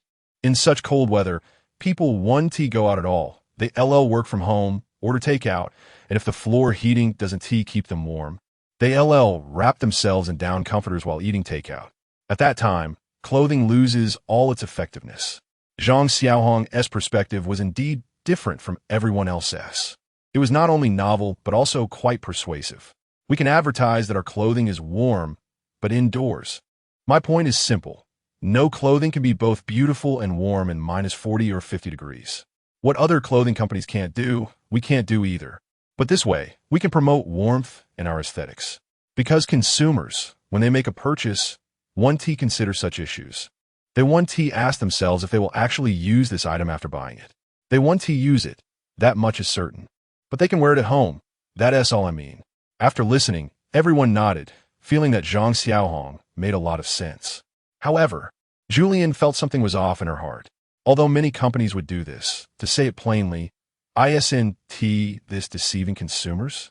To some extent, although consumers may not realize they are being deceived, and for a long time afterward, they will choose to trust this company without feeling cheated. Julian, as an honest person, still couldn't reconcile it with her conscience. But while the group was on their way to visit the factory, the sound of a helicopter was quite loud. Julian heard her phone vibrating, and just as she was about to say something, she answered the call. Hello, Mr. Wang. Yes, it's me. Is there any new progress from the Research Institute? Good, I'll head over right away. After hanging up in front of everyone, she opened the helicopter's cabin door and jumped down directly. Hey, little sister-in-law, what are you doing? Don't tell me you're losing your mind. Hurry up and save her with a parachute. Zhang Xiaohong shouted at the driver, but the people on the helicopter were already accustomed to such things. Look down. That's a fairy. You don't need to worry about her. She will be fine. Guided by everyone, Zhang Xiaohong began to look out the window and was astonished to see Julian actually flying. Oh my god, what kind of creature is this? It doesn't conform to the laws of physics at all. She doesn't have wings. How is she flying? From a scientific perspective, as a model student who had received 9 years of compulsory education, Zhang Xiaohong completely failed to understand what was happening before her eyes. The bystanders also frowned, expressing their confusion, but they had become so accustomed to it that they didn't consider the underlying principles of Julian's flight. This person was indeed different from ordinary people. Could there really be superhumans in this world? Zhang Xiaohong posed a soul-searching question. Haven't you all considered this issue? Such illogical things seem commonplace to you. Have you all gone mad? Although Zhang Xiaohong spoke with righteous indignation, to the ordinary people of the time, this matter was not a big deal. Instead, it was Zhang Xiaohong who was overreacting. Oh, miss, don't worry. We all know that fairy Zhu can fly. Most people in this country and on this planet know this. No one finds it surprising. We are just ordinary mortals, and she is a fairy. Isn't it normal for a fairy to fly? I see it portrayed like this in TV dramas. Yeah, a fairy should be able to fly. Otherwise, how could she be called a fairy? If she were no different from ordinary people, what right would she have to be a fairy? Exactly. Julian is different from us. It's a rule that fairies can fly. It's a necessary skill.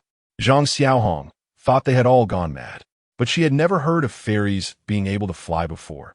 At least it had never appeared in the news. As for the TV dramas they mentioned, they were all fabricated. No one had ever reported that someone could fly out of nowhere. Chapter 178. Socializing, however, others really didn't care at all. In the debate about this issue, Zhang Xiaohong was practically fighting alone. No one shared her perspective. She even felt that this group of people had gone mad, or had been seduced by some kind of mind-altering potion. Why was it that everyone in this world took something so abnormal for granted? At that moment, Zhang Xiaohong suddenly had an epiphany of being the only sober person among a world of drunks, as if she alone was real, and everyone else had been transformed.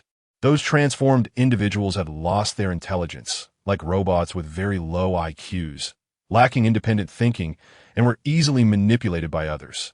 Zhang Xiaohong applied lipstick while looking in the mirror, hoping her makeup would always be exquisite. When she went to meet clients later, she certainly didn't want to be in a bad state. Her father's call had yet to come, because there had been some unpleasantness when she resolutely decided to study abroad. Of course, her father still cared about her and occasionally called Wu Yun Xiaojiang to ask about her situation and to send some money. Zhang Xiaohong felt emotional. Her family relationships were a mess, yet she found herself concerned about others' matters, such as whether fairies should be able to fly. Such a trivial topic. All right, enough of this. Let's go to the factory to meet the original designer. Zhang Xiaohong took her company team to the clothing design factory. Meanwhile, Julian arrived at the Research Institute of Wu Yun Group's subsidiary technology company, accompanied by Wu Yun Xiaojiang, who had been waiting for her in the car at the entrance. I saw you weren't in a good mood earlier. Is it because of Xiaohong? While waiting for someone to open the door, Wu Yun Xiaojiang casually chatted. Julian shook her head. Isn't that girl your friend? Why would I be angry? You are the one who married me. It's not like your parents sold you to me, right? I wouldn't stop you from making friends. Wu Yun Xiaojiang nodded in satisfaction. As long as Julian wasn't upset, that was good. Moreover, he felt incredibly lucky to have such a sensible wife. Before long, the door to the Research Institute opened. The person in charge came forward with a smile. Chairman. Teacher Zhu, please come in quickly. Julian felt quite touched. Every time there was something related to her background, Wu Yun Xiaojiang would go out of his way to accompany her. They had experienced great storms together, faced life and death. And now that they were married and chose to continue their journey together for a lifetime, it was truly not easy. Wu Yun Xiaojiang had witnessed the entire process of unraveling Julian's mysterious background. When I grow old and write my memoirs, you will definitely be the main character in my book, Julian jokingly said to Wu Yun Xiaojiang. To her surprise, he took it seriously. Then you must write me well. You are a celebrity on our planet, and what you write will be passed down through the ages. Do you really think so? Julian was somewhat pleased. Being recognized by someone was indeed a very happy thing. The person beside her had supported her all along, which was truly touching. Of course, you said you would do what you promised.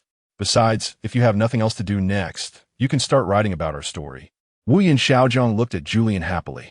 Then it will be too much material. The head of the research institute said with a smile.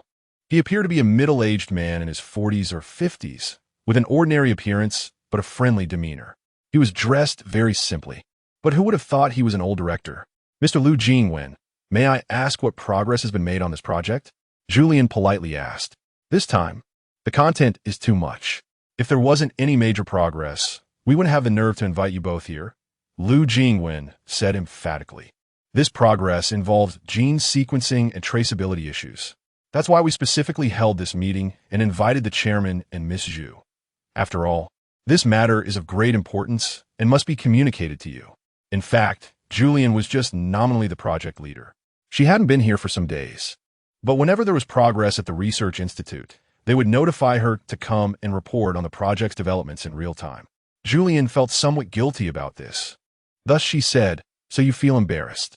Once in the conference room, the large screen was still displaying slides. Wu Yin Xiaojiang sighed. 3 big meetings and 2 small meetings a day. Why don't you just kill me? Chairman, what are you saying? Julian softly reprimanded him. So many people are watching. You, as the chairman, must uphold the company's image. Anyone can feel discouraged, but you cannot. Are you tired of working at home? Indeed, due to the weather. Wu Yin Xiaojiang had taken a few days off earlier to play with Julian, putting work aside. Recently, however, things had suddenly become troublesome, and he found it hard to get back into the groove. No, what are you thinking, dear? Can you not talk about me in front of others? Wu Yin Xiaojiang lowered his voice, leaning closer to Julian's ear. Men care about their image. No one wants their woman to talk about them in front of others. Julian was acting too much like a teacher. When she spoke to Wu Yin Xiaojiang, it was like she was scolding her student, especially since he was, after all, her student. All right, I won't mention you. But when we get home, I will have to give you a good lesson, Julian said softly. Wu Yin Xiaojiang's face turned red. To cover his embarrassment, he cleared his throat twice in front of everyone. Ahem, hello everyone. Wu Yin Xiaojiang greeted everyone and nodded to Lu Jingwen, signaling that the meeting could begin. Lu Jingwen stood at the front, pointing to the cell images on the big screen while explaining to everyone. In fact, Julian was already familiar with all of this. As a biology teacher, cell biology was basic knowledge. However, she still listened with great interest, fearing that if she missed something and had to ask later, it would make her look foolish. After all, she was a top lecturer at a world-renowned university, and although there is a tradition of asking questions, she was someone who cared about her image and did not allow herself to make mistakes on professional issues. Hello everyone. This is our progress meeting at this stage. Next, we will give a brief overview of the results achieved by this project, which mainly involves the following aspects, of course. Our research primarily revolves around the broad topic of fairies. The main content of our research is that we have obtained 2 bones. We did not make the bones into specimens, but instead extracted the DNA information from them for sequencing. We can now basically confirm that these 2 bones both come from fairies, which are the fairy bones recorded in ancient texts. Initially, we thought this was just a legend, but based on our research and evidence, we can now basically confirm that this legend is true. Having only 1 bone would not mean much, as it could be an isolated case. However, now that we have 2 identical bones, their information is basically consistent, which can extend to our understanding of the reproductive methods and genetic information of fairies. Currently, we have a hypothesis. Everyone can see this document, which contains the specific content of the family letter, and it has been finalized and published in academic journals. All right, since this article was written by Mr. Wang Mian, let's invite Mr. Wang to explain it to everyone. Hello everyone, I am Wang Mian. The main content of this article is about a hypothesis of mine. Of course, this guess was proposed by all members of our team, not just my achievement. Regarding this hypothesis, the main points are as follows. It concerns the genetics of fairies, and it is first and foremost a piece of genetic knowledge. In simple terms, we can infer whether this fairy bone is the only difference between a fairy and a normal person based on the DNA information found on 2 skeletons, which is basically consistent. This means that without this bone, a fairy would be an ordinary person. Additionally, because their DNA information is largely the same, my hypothesis is that all fairies share 1 fairy bone. This might be difficult for everyone to understand. In other words, This bone is unchanging throughout time. Although every fairy has a bone in their body, my guess is that the DNA on the fairy bone is inherited in a completely unidirectional manner. Do you understand what I mean? The fairies share this information. Of course, my speculation is along a single lineage. For example, the previous generation of fairies would pass this DNA information intact to the next generation of fairies. This does not exist among peers. It is possible that fairies from different families do not have this hereditary relationship. As she listened, Julianne became a bit confused. Although she was paying close attention, afraid of missing some important information, she still couldn't keep up with Wang Mian's speed. According to him, Julianne also has a fairy bone in her body, and the DNA information contained in this fairy bone comes from the previous generation of fairy, August Julianne. This information is passed down through the lineage. However, there is a serious question. What if a fairy is not a purebred ancient fairy? Would the DNA on her fairy bone be mixed? Suddenly, Julianne had an idea. Could everyone use me for research to examine the fairy bone in my body? Of course, I don't understand these medical concepts, Julianne said shyly. I mean, hypothetically, if possible, could we take a look at the fairy bone in my body for research to assist you in your work and verify whether Mr. Wang Mian's hypothesis is correct? Of course, regardless of whether it is right or wrong, it is not that important to Julianne anymore. As the last fairy in the universe, whether she is a purebred fairy or not, she lives in the eyes of everyone. Being different from others, she also holds an extraordinary status. Chapter 179, Strange Man. That's great. Wang Mian and Lu Jingwen both strongly agreed with this decision. They were eager for Julian to set an example and join them in their research. After all, Julian was the last fairy in the universe, a living fairy at that. Using antiques to make things couldn't compare to conducting experiments with something already available. It was always better to give a try. In fact, they were also studying fairy reproduction, but due to Julian's special identity as the wife of the group chairman, researching fairy reproduction would affect the couple's private life. So, this matter was temporarily infeasible. Then, if that's the case, Miss Julian, could you cooperate with us for an X-ray? Lu Jingwen made this suggestion. Julian nodded, sure. What's so difficult about that? In reality, she wasn't too keen on it. Just thinking about how troublesome it was made her want to back out. But since she had just boasted about wanting to participate and even allowed others to experiment on her, it would look good to backtrack now.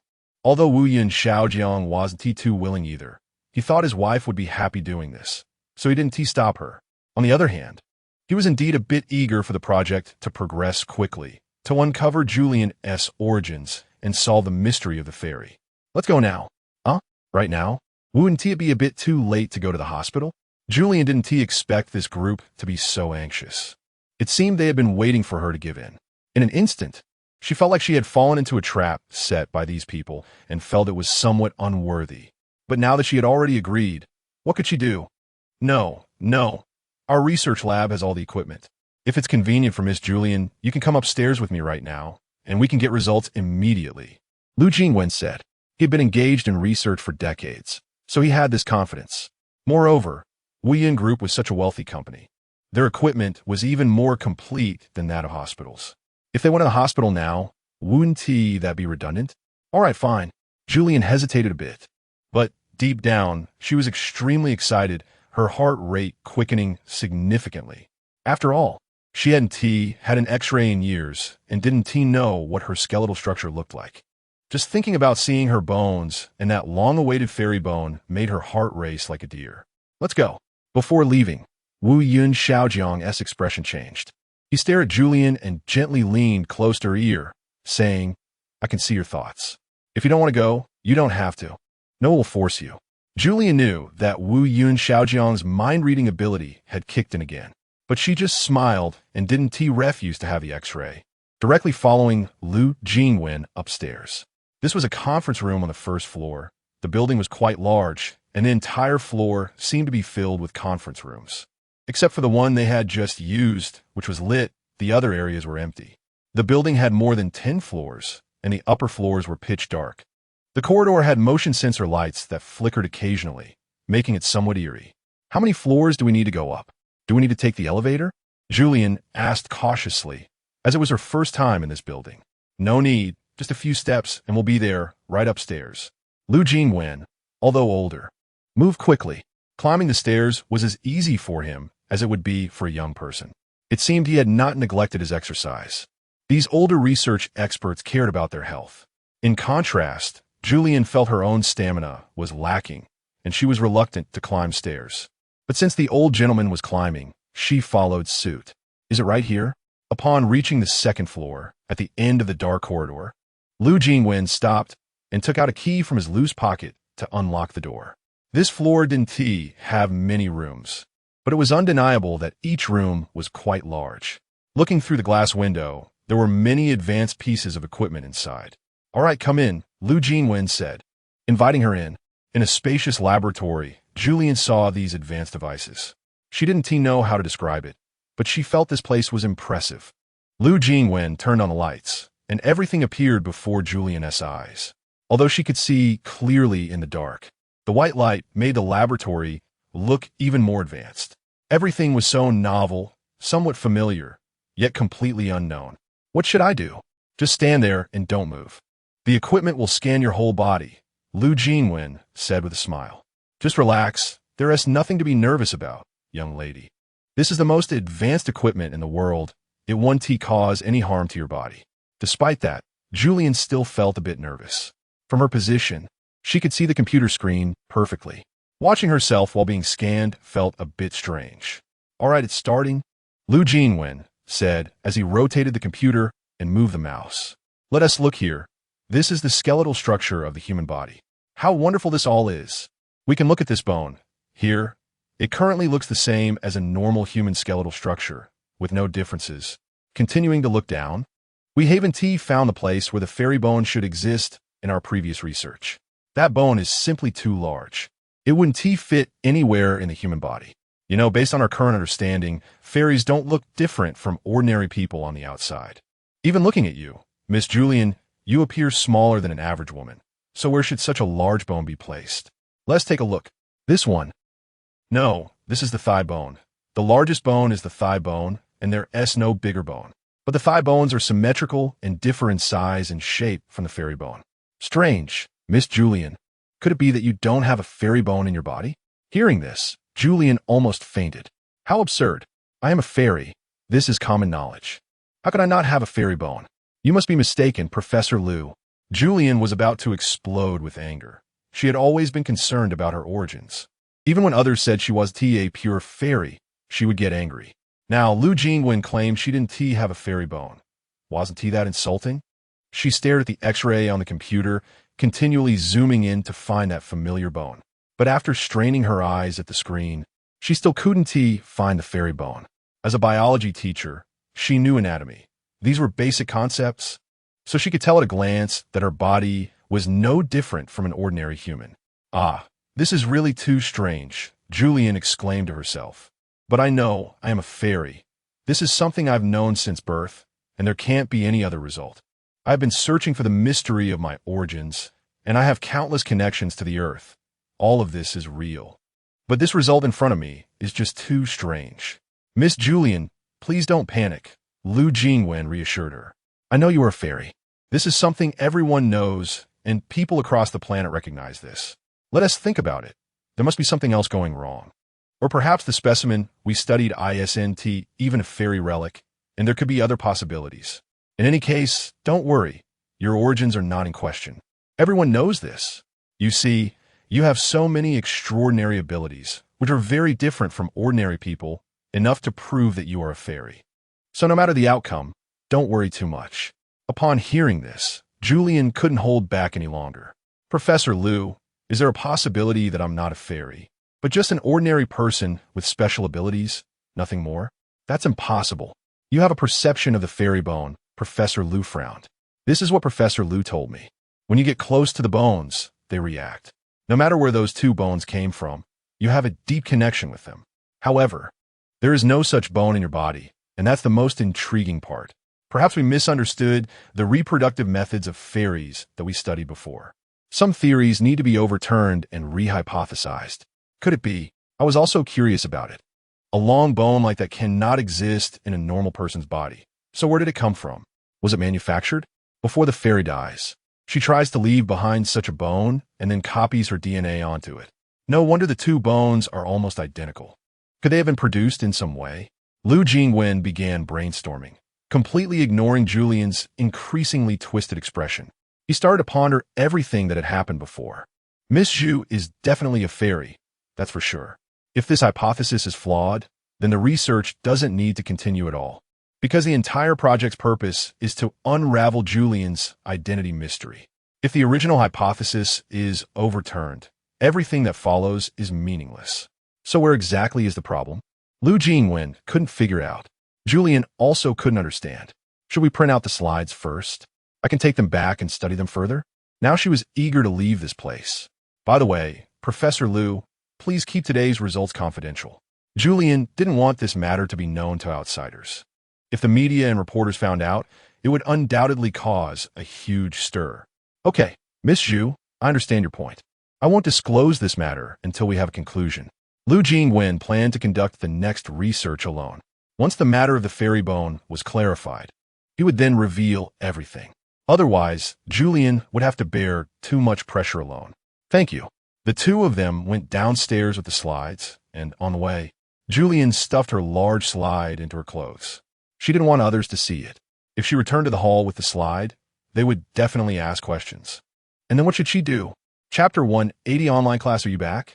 It's getting late. Let's go first. From Wu Yun Xiaojing's expression, it seemed he already knew everything that had just happened. After all, he could read minds, and even from a floor away, he could see through Julian's thoughts. All right, let's go home. Seeing Wu Yun Xiaojing looking impatient, Julian followed his lead. The others noticed, and both the chairman and his wife could no longer sit still. The meeting was too boring, so they all stood up. Safe travels, chairman. Have a good trip. Haha. Look at what I just said. Wang Mian laughed. That's just his temperament, and Wu Yun Xiaojing wouldn't hold it against him. The snow on the road had mostly melted today, and Wu Yun Xiaojing drove back with Julian. Where to? On the way, Wu Yun Xiaojing asked Julian, meaning to the villa or her apartment. Anywhere is fine. Julian replied listlessly. Wu Yun Xiaojing nodded, turned the car around, and headed for the mountains. What's wrong? I can tell you're not happy. If Lu Jingwen upset you, I'll fire him tonight. Wu Yun Xiaojing said with a cold face, protective of his wife. Julian quickly shook her head. No, it's my own issue. Wu Yun Xiaojing. Is the X-ray result not optimistic? Actually, this result was easy to anticipate since Julian went upstairs just to do the X-ray and nothing else. After thinking it over, the only thing that could make her unhappy was the X-ray. Could there be anything else? Sigh, what's going on? Wu Yun Xiaojing laughed. Getting a full body checkup could make you depressed. Are you allergic to radiation? Oh no, it's not that. It's just that I don't have that kind of bone in my body. Julian bluntly stated, then took out the crumpled X-ray result report from her pocket. You take a look and see what's going on. Julian pouted like a little girl, looking somewhat reluctant. If everyone knew about this, they'd definitely say I'm not a fairy, or that I'm not a purebred fairy. What's the deal? I've known I was a fairy since I was little. That's common knowledge. How come after living for over 20 years? I'm not sure anymore. Julian lamented, her tone filled with a lot of helplessness. But her emotions were not as agitated as before. My dear wife, don't worry. While activating the car's autopilot, Wu Yun Xiaojing took the report and examined it carefully. What can this report show? You're just like a normal person. Wu Yun Xiaojing defended Julian, suggesting that perhaps their research was flawed. That guy, Wang Mian, looks unreliable. His research report is the same whether you read it or not. Anyway, this result won't affect you. You should eat, drink, and fly as usual, right, my wife? Wu Yun Xiaojing looked at Julian with a flattering expression. That's one way to put it, but it still weighs on my mind. Julian felt a bit wronged. I don't even know how things got to this point. It has completely exceeded expectations. It's all your fault. I might as well not have come today. Now the one feeling wronged was Wu Yun Xiaojing. He hadn't even wanted to come. He was just accompanying Julian. Unexpectedly, he ended up feeling unappreciated. All right. It's all my fault, as long as you're happy. Dear wife, come here for a kiss, Mua. All right then, a kiss. Julian's mood improved slightly as she met Wu Yun Xiaojing for a kiss. The car drove into the mountains and finally stopped in front of Wu Yun Mountain's villa. This trip was really exhausting. I'm completely worn out. Can you carry me inside and put me on the bed so I can have a good sleep? Julian said weakly. Sure, you just sleep, and I'll do whatever I want.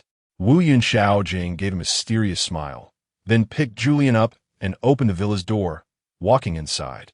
In the bedroom, the pink lights flickered and all the decorations were so familiar. Oh, Julian lay on the soft bed, and the feeling was incredibly comfortable. She and T been here for a few days and really missed this place. All right, tonight I want to think about anything. I'll sleep first, and all the matters can wait until tomorrow. My brain is already not functioning enough for thinking. Haha, just sleep peacefully. Once you're asleep, I'll give you a foot massage, Wu Yin Xiaojing said excitedly. Watching Julian lazily lying on the bed, he felt a strange happiness inside. That feeling was simply wonderful. Soft kitty, warm kitty, little ball of fur. He sang a lullaby in her ear, like a nursery rhyme to soothe the child to sleep. To be honest, he was as patient as he could be with this woman in front of him. Did you fall asleep so quickly? You must be really tired. Listening to Julian softly snoring in bed, Wu Yun Xiaojing gently caressed her shoulder. Oh, this woman is bearing too much at such a young age. He looked at the x-ray report by the bedside and frowned. No difference from ordinary people, which means there's a possibility of being an ordinary person. I look no different from ordinary people, but my aspirations are still different. Could it be that the so-called fairies, the so-called special abilities, are just a new evolutionary direction for ordinary humans? Wu Yin Xiaojing had a bold guess. Then this world would become incredibly chaotic. Everything would be uncertain. So is this world real or fake? Wu Yin Xiaojing fell into that strange loop again, starting to ponder the question of true or false. Perhaps there are multiple answers. If both truth and falsehood coexist, how does this world operate? Is there a possibility that the fairy bone is not extracted from the fairy, but rather formed after the fairy's death? In a brainstorming moment, Wu Yin Xiaojing had a big idea. For now, if none of the previously established hypotheses are overturned, this is the only possibility that aligns with reality. So he planned to call Lu Jinwen the next day to share this idea with him. Julie on the bed was still quietly sleeping, and Wu Yun Xiaojing couldn't help but disturb her, leaning on her shoulder and gently falling asleep. You are truly a well-behaved little kitty, he murmured softly, his fingertips brushing through Julian's long hair. No matter whether you are a fairy or what kind of person you are, I will always choose to love you. Just like when I first called out to you, just like when we first met. I love you. This will not change regardless of the problems we face. He softly spoke these words beside Julian, and they were all heard by her. In fact, Julian was simply too tired to speak, but even when she was asleep, she could still hear the sound around her. Listening to Wu Yun Xiaojing's confession, Julian felt a little touched. She didn't expect this man to be so delicate. After being married for so long, he still remembered things from a long time ago. From dating to marriage, or counting from their first meeting. It should have been 2 years already. Chapter 181. A beautiful night, he planned to stay in this place for a few days. At the very least, it could improve Julian's mood. But how difficult could that be? He not only had to go out to find food, but also to start a fire and cook, as well as find a comfortable place to stay. More seriously, he had to endure Julian's scolding from time to time. For ordinary people, this might not be so difficult. But who is Wu Yun Xiaojiang? He is the richest man on Kepler 22b, the wealthiest man in the entire Kepler star system. In the past, when he was at home, everyone catered to him. The servants were afraid of him, and no one ordered him around. However, he had no temper when it came to Julian's demands. He cherished this hard-won girlfriend. He loved Julian. Although he rarely expressed it, every move she made, the way she raised her eyebrows, every little detail was filled with love. Love doesn't need excessive expression, but Wu Yun Xiaojiang knew deeply how he felt inside. Therefore, he fulfilled all of Julian's various requests. But even so, there were still many things he could do far less than Julian. Julian climbed trees to break branches for firewood, while Wu Yun Xiaojiang collected them for burning. Julian set traps to drive away prey. Leaving Wu Yun Xiaojiang to watch the traps and make sure he didn't fall in, Julian started the fire while Wu Yun Xiaojiang blew on it. In any case, although Julian didn't let him rest, what she assigned him were merely simple tasks. Even with these, Wu Yun Xiaojiang still found it difficult because he had never done such things before. Zhu, can't you use the wind to blow the firewood over? It's really heavy for me to carry all this alone. Wu Yun Xiaojiang weakly complained while holding a small pile of firewood. You're a fairy. This angered Julian. Do you have any common sense? If I use the power of the wind, those small twigs will just scatter, and it could even cause a fire. It's not worth it. I told you to carry some firewood, and you're being so delicate. Wu Yun Xiaojiang had no response. In desperation, he could only follow Julian's demands. However, even though there wasn't too much firewood, Julian had picked only thin branches that were easy to ignite, some of which had thorns. After several trips, Wu Yun Xiaojiang's delicate hands were left in a state that was hard to look at. Ouch, that hurts. Wu Yun Xiaojiang sat down on the ground, starting to sulk. It hurts so much. I'm not doing it anymore. I'm not eating, okay? Please don't make me carry firewood anymore. It's too uncomfortable. The sharp thorns pierced his skin, and the pain he felt was bone deep. Julian rolled her eyes. Is this all? Aren't you supposed to be pretty tough? Aren't you the famous global richest man, a person of renown? How come you can't handle such a little difficulty? Could it be that your position as chairman was also helped by your father? Wu Yun Xiaojiang was angry. Although he was upset, he still patiently explained to Julian, baby, making money and surviving in the wild are two different things. Making money is too easy. Wow. Julian exclaimed in admiration, having to respect his perspective. Sitting in the position of the world's richest man was effortless for him.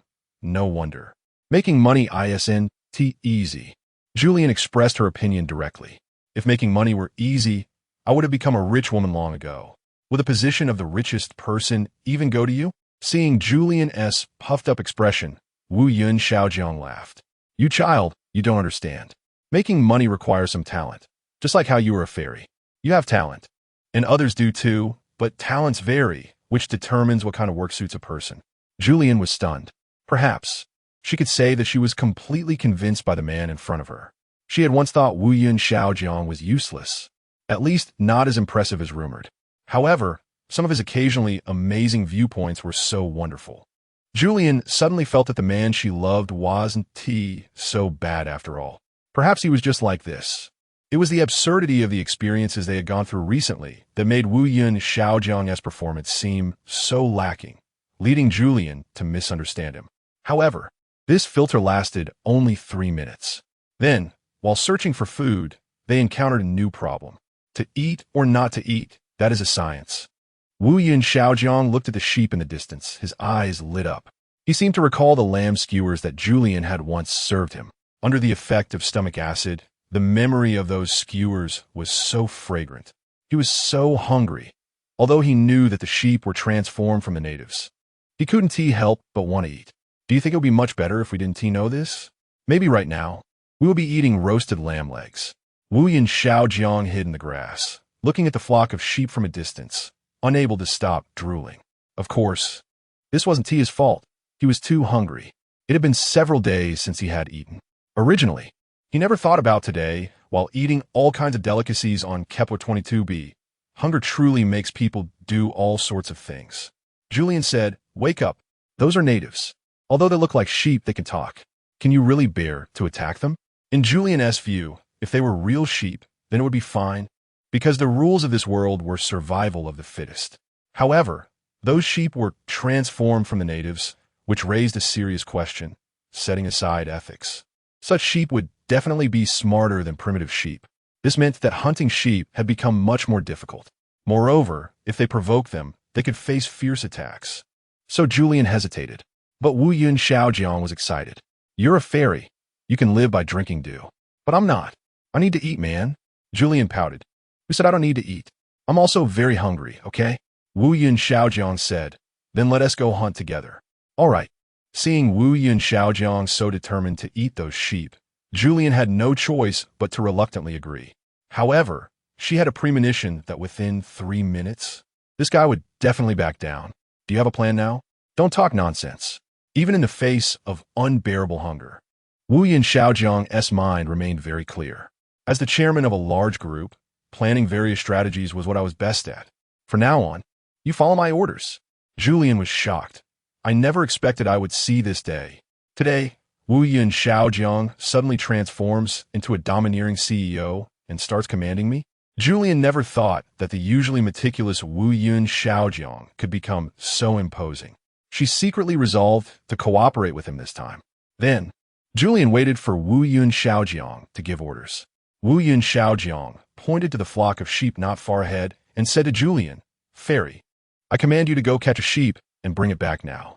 Julian was puzzled. "Boss, what if the sheep kicks me to death with its hoofs? Would that count as a work-related injury?" "That definitely counts." Wu Yun Xiaojiang patted his chest and assured her, "You are the gold medal lecturer of the education company under Wu Yun Group. We signed a contract. If you get injured at any time during your employment, the company will pay you 10 times the medical expenses." Julian's face turned cold. "Oh, is that so? Then, thank you very much." Before anything even happened, she was already thinking about work injury compensation. Unfortunately, Julian's mind was not on this at all. She didn't want to attack the flock of sheep. As the natives of the Scythe Star, the sheep had experienced war and emerged victorious, but were turned into sheep by God and had not been killed. This shows that they are still alive for a reason. "I'm not going. If not, you can arrange for someone else to go." Julian leaned against a tree trunk, looking lethargic, her gaze suddenly darting towards the crowd in the distance, where the tourists were still catching birds. She muttered, "What a heartless bunch. I saved your lives, and you don't even think to bring some food over." Wu Yun Xiaojiang felt a shiver run through her. She really didn't want to encounter any birds again. What if another big bird showed up and carried her away? Then our little group would lose a backbone, and she wouldn't survive either. Julian rolled her eyes dramatically. "You want to catch sheep right off the bat? That's a bit too much, isn't it? If you really want to try, go ahead, I'll protect you from behind." Hearing Julian's promise, Wu Yun Xiaojiang seemed a bit more confident. "Really?" Before Julian could answer, Wu Yun Xiaojiang nodded to herself. "Teacher Zhu, I trust you the most. Every time I'm in danger, you're always there to save me first. So who else can I trust? Don't worry, leave it to me. As a man, I should take on the responsibility of finding food in this primitive society." "Charge. Good job." Julian gave her a thumbs up with encouragement. After hesitating for a moment, Wu Yun Xiaojiang carefully approached the flock of sheep with the simple fork Julian made. God shows no favoritism, and this world will have no miracles. Within 3 minutes, Wu Yun Xiaojiang yelled out, followed by the sound of commotion as the birds and rabbits in the bushes fled in panic. Julian frowned. Did he fall into a trap himself? Sure enough, Julian's guess was spot on. The reason she agreed to let Wu Yun Xiaojiang attack the flock was because she believed in her abilities. It seemed that aside from making money, Wu Yun Xiaojiang messed up everything else without exception. While Julian was still pondering why Wu Yun Xiaojiang couldn't do anything right on the other side, Wu Yun Xiaojiang had already broken down in tears. "Zhu, why aren't you coming to save me? I've been pricked by something, and it hurts so much."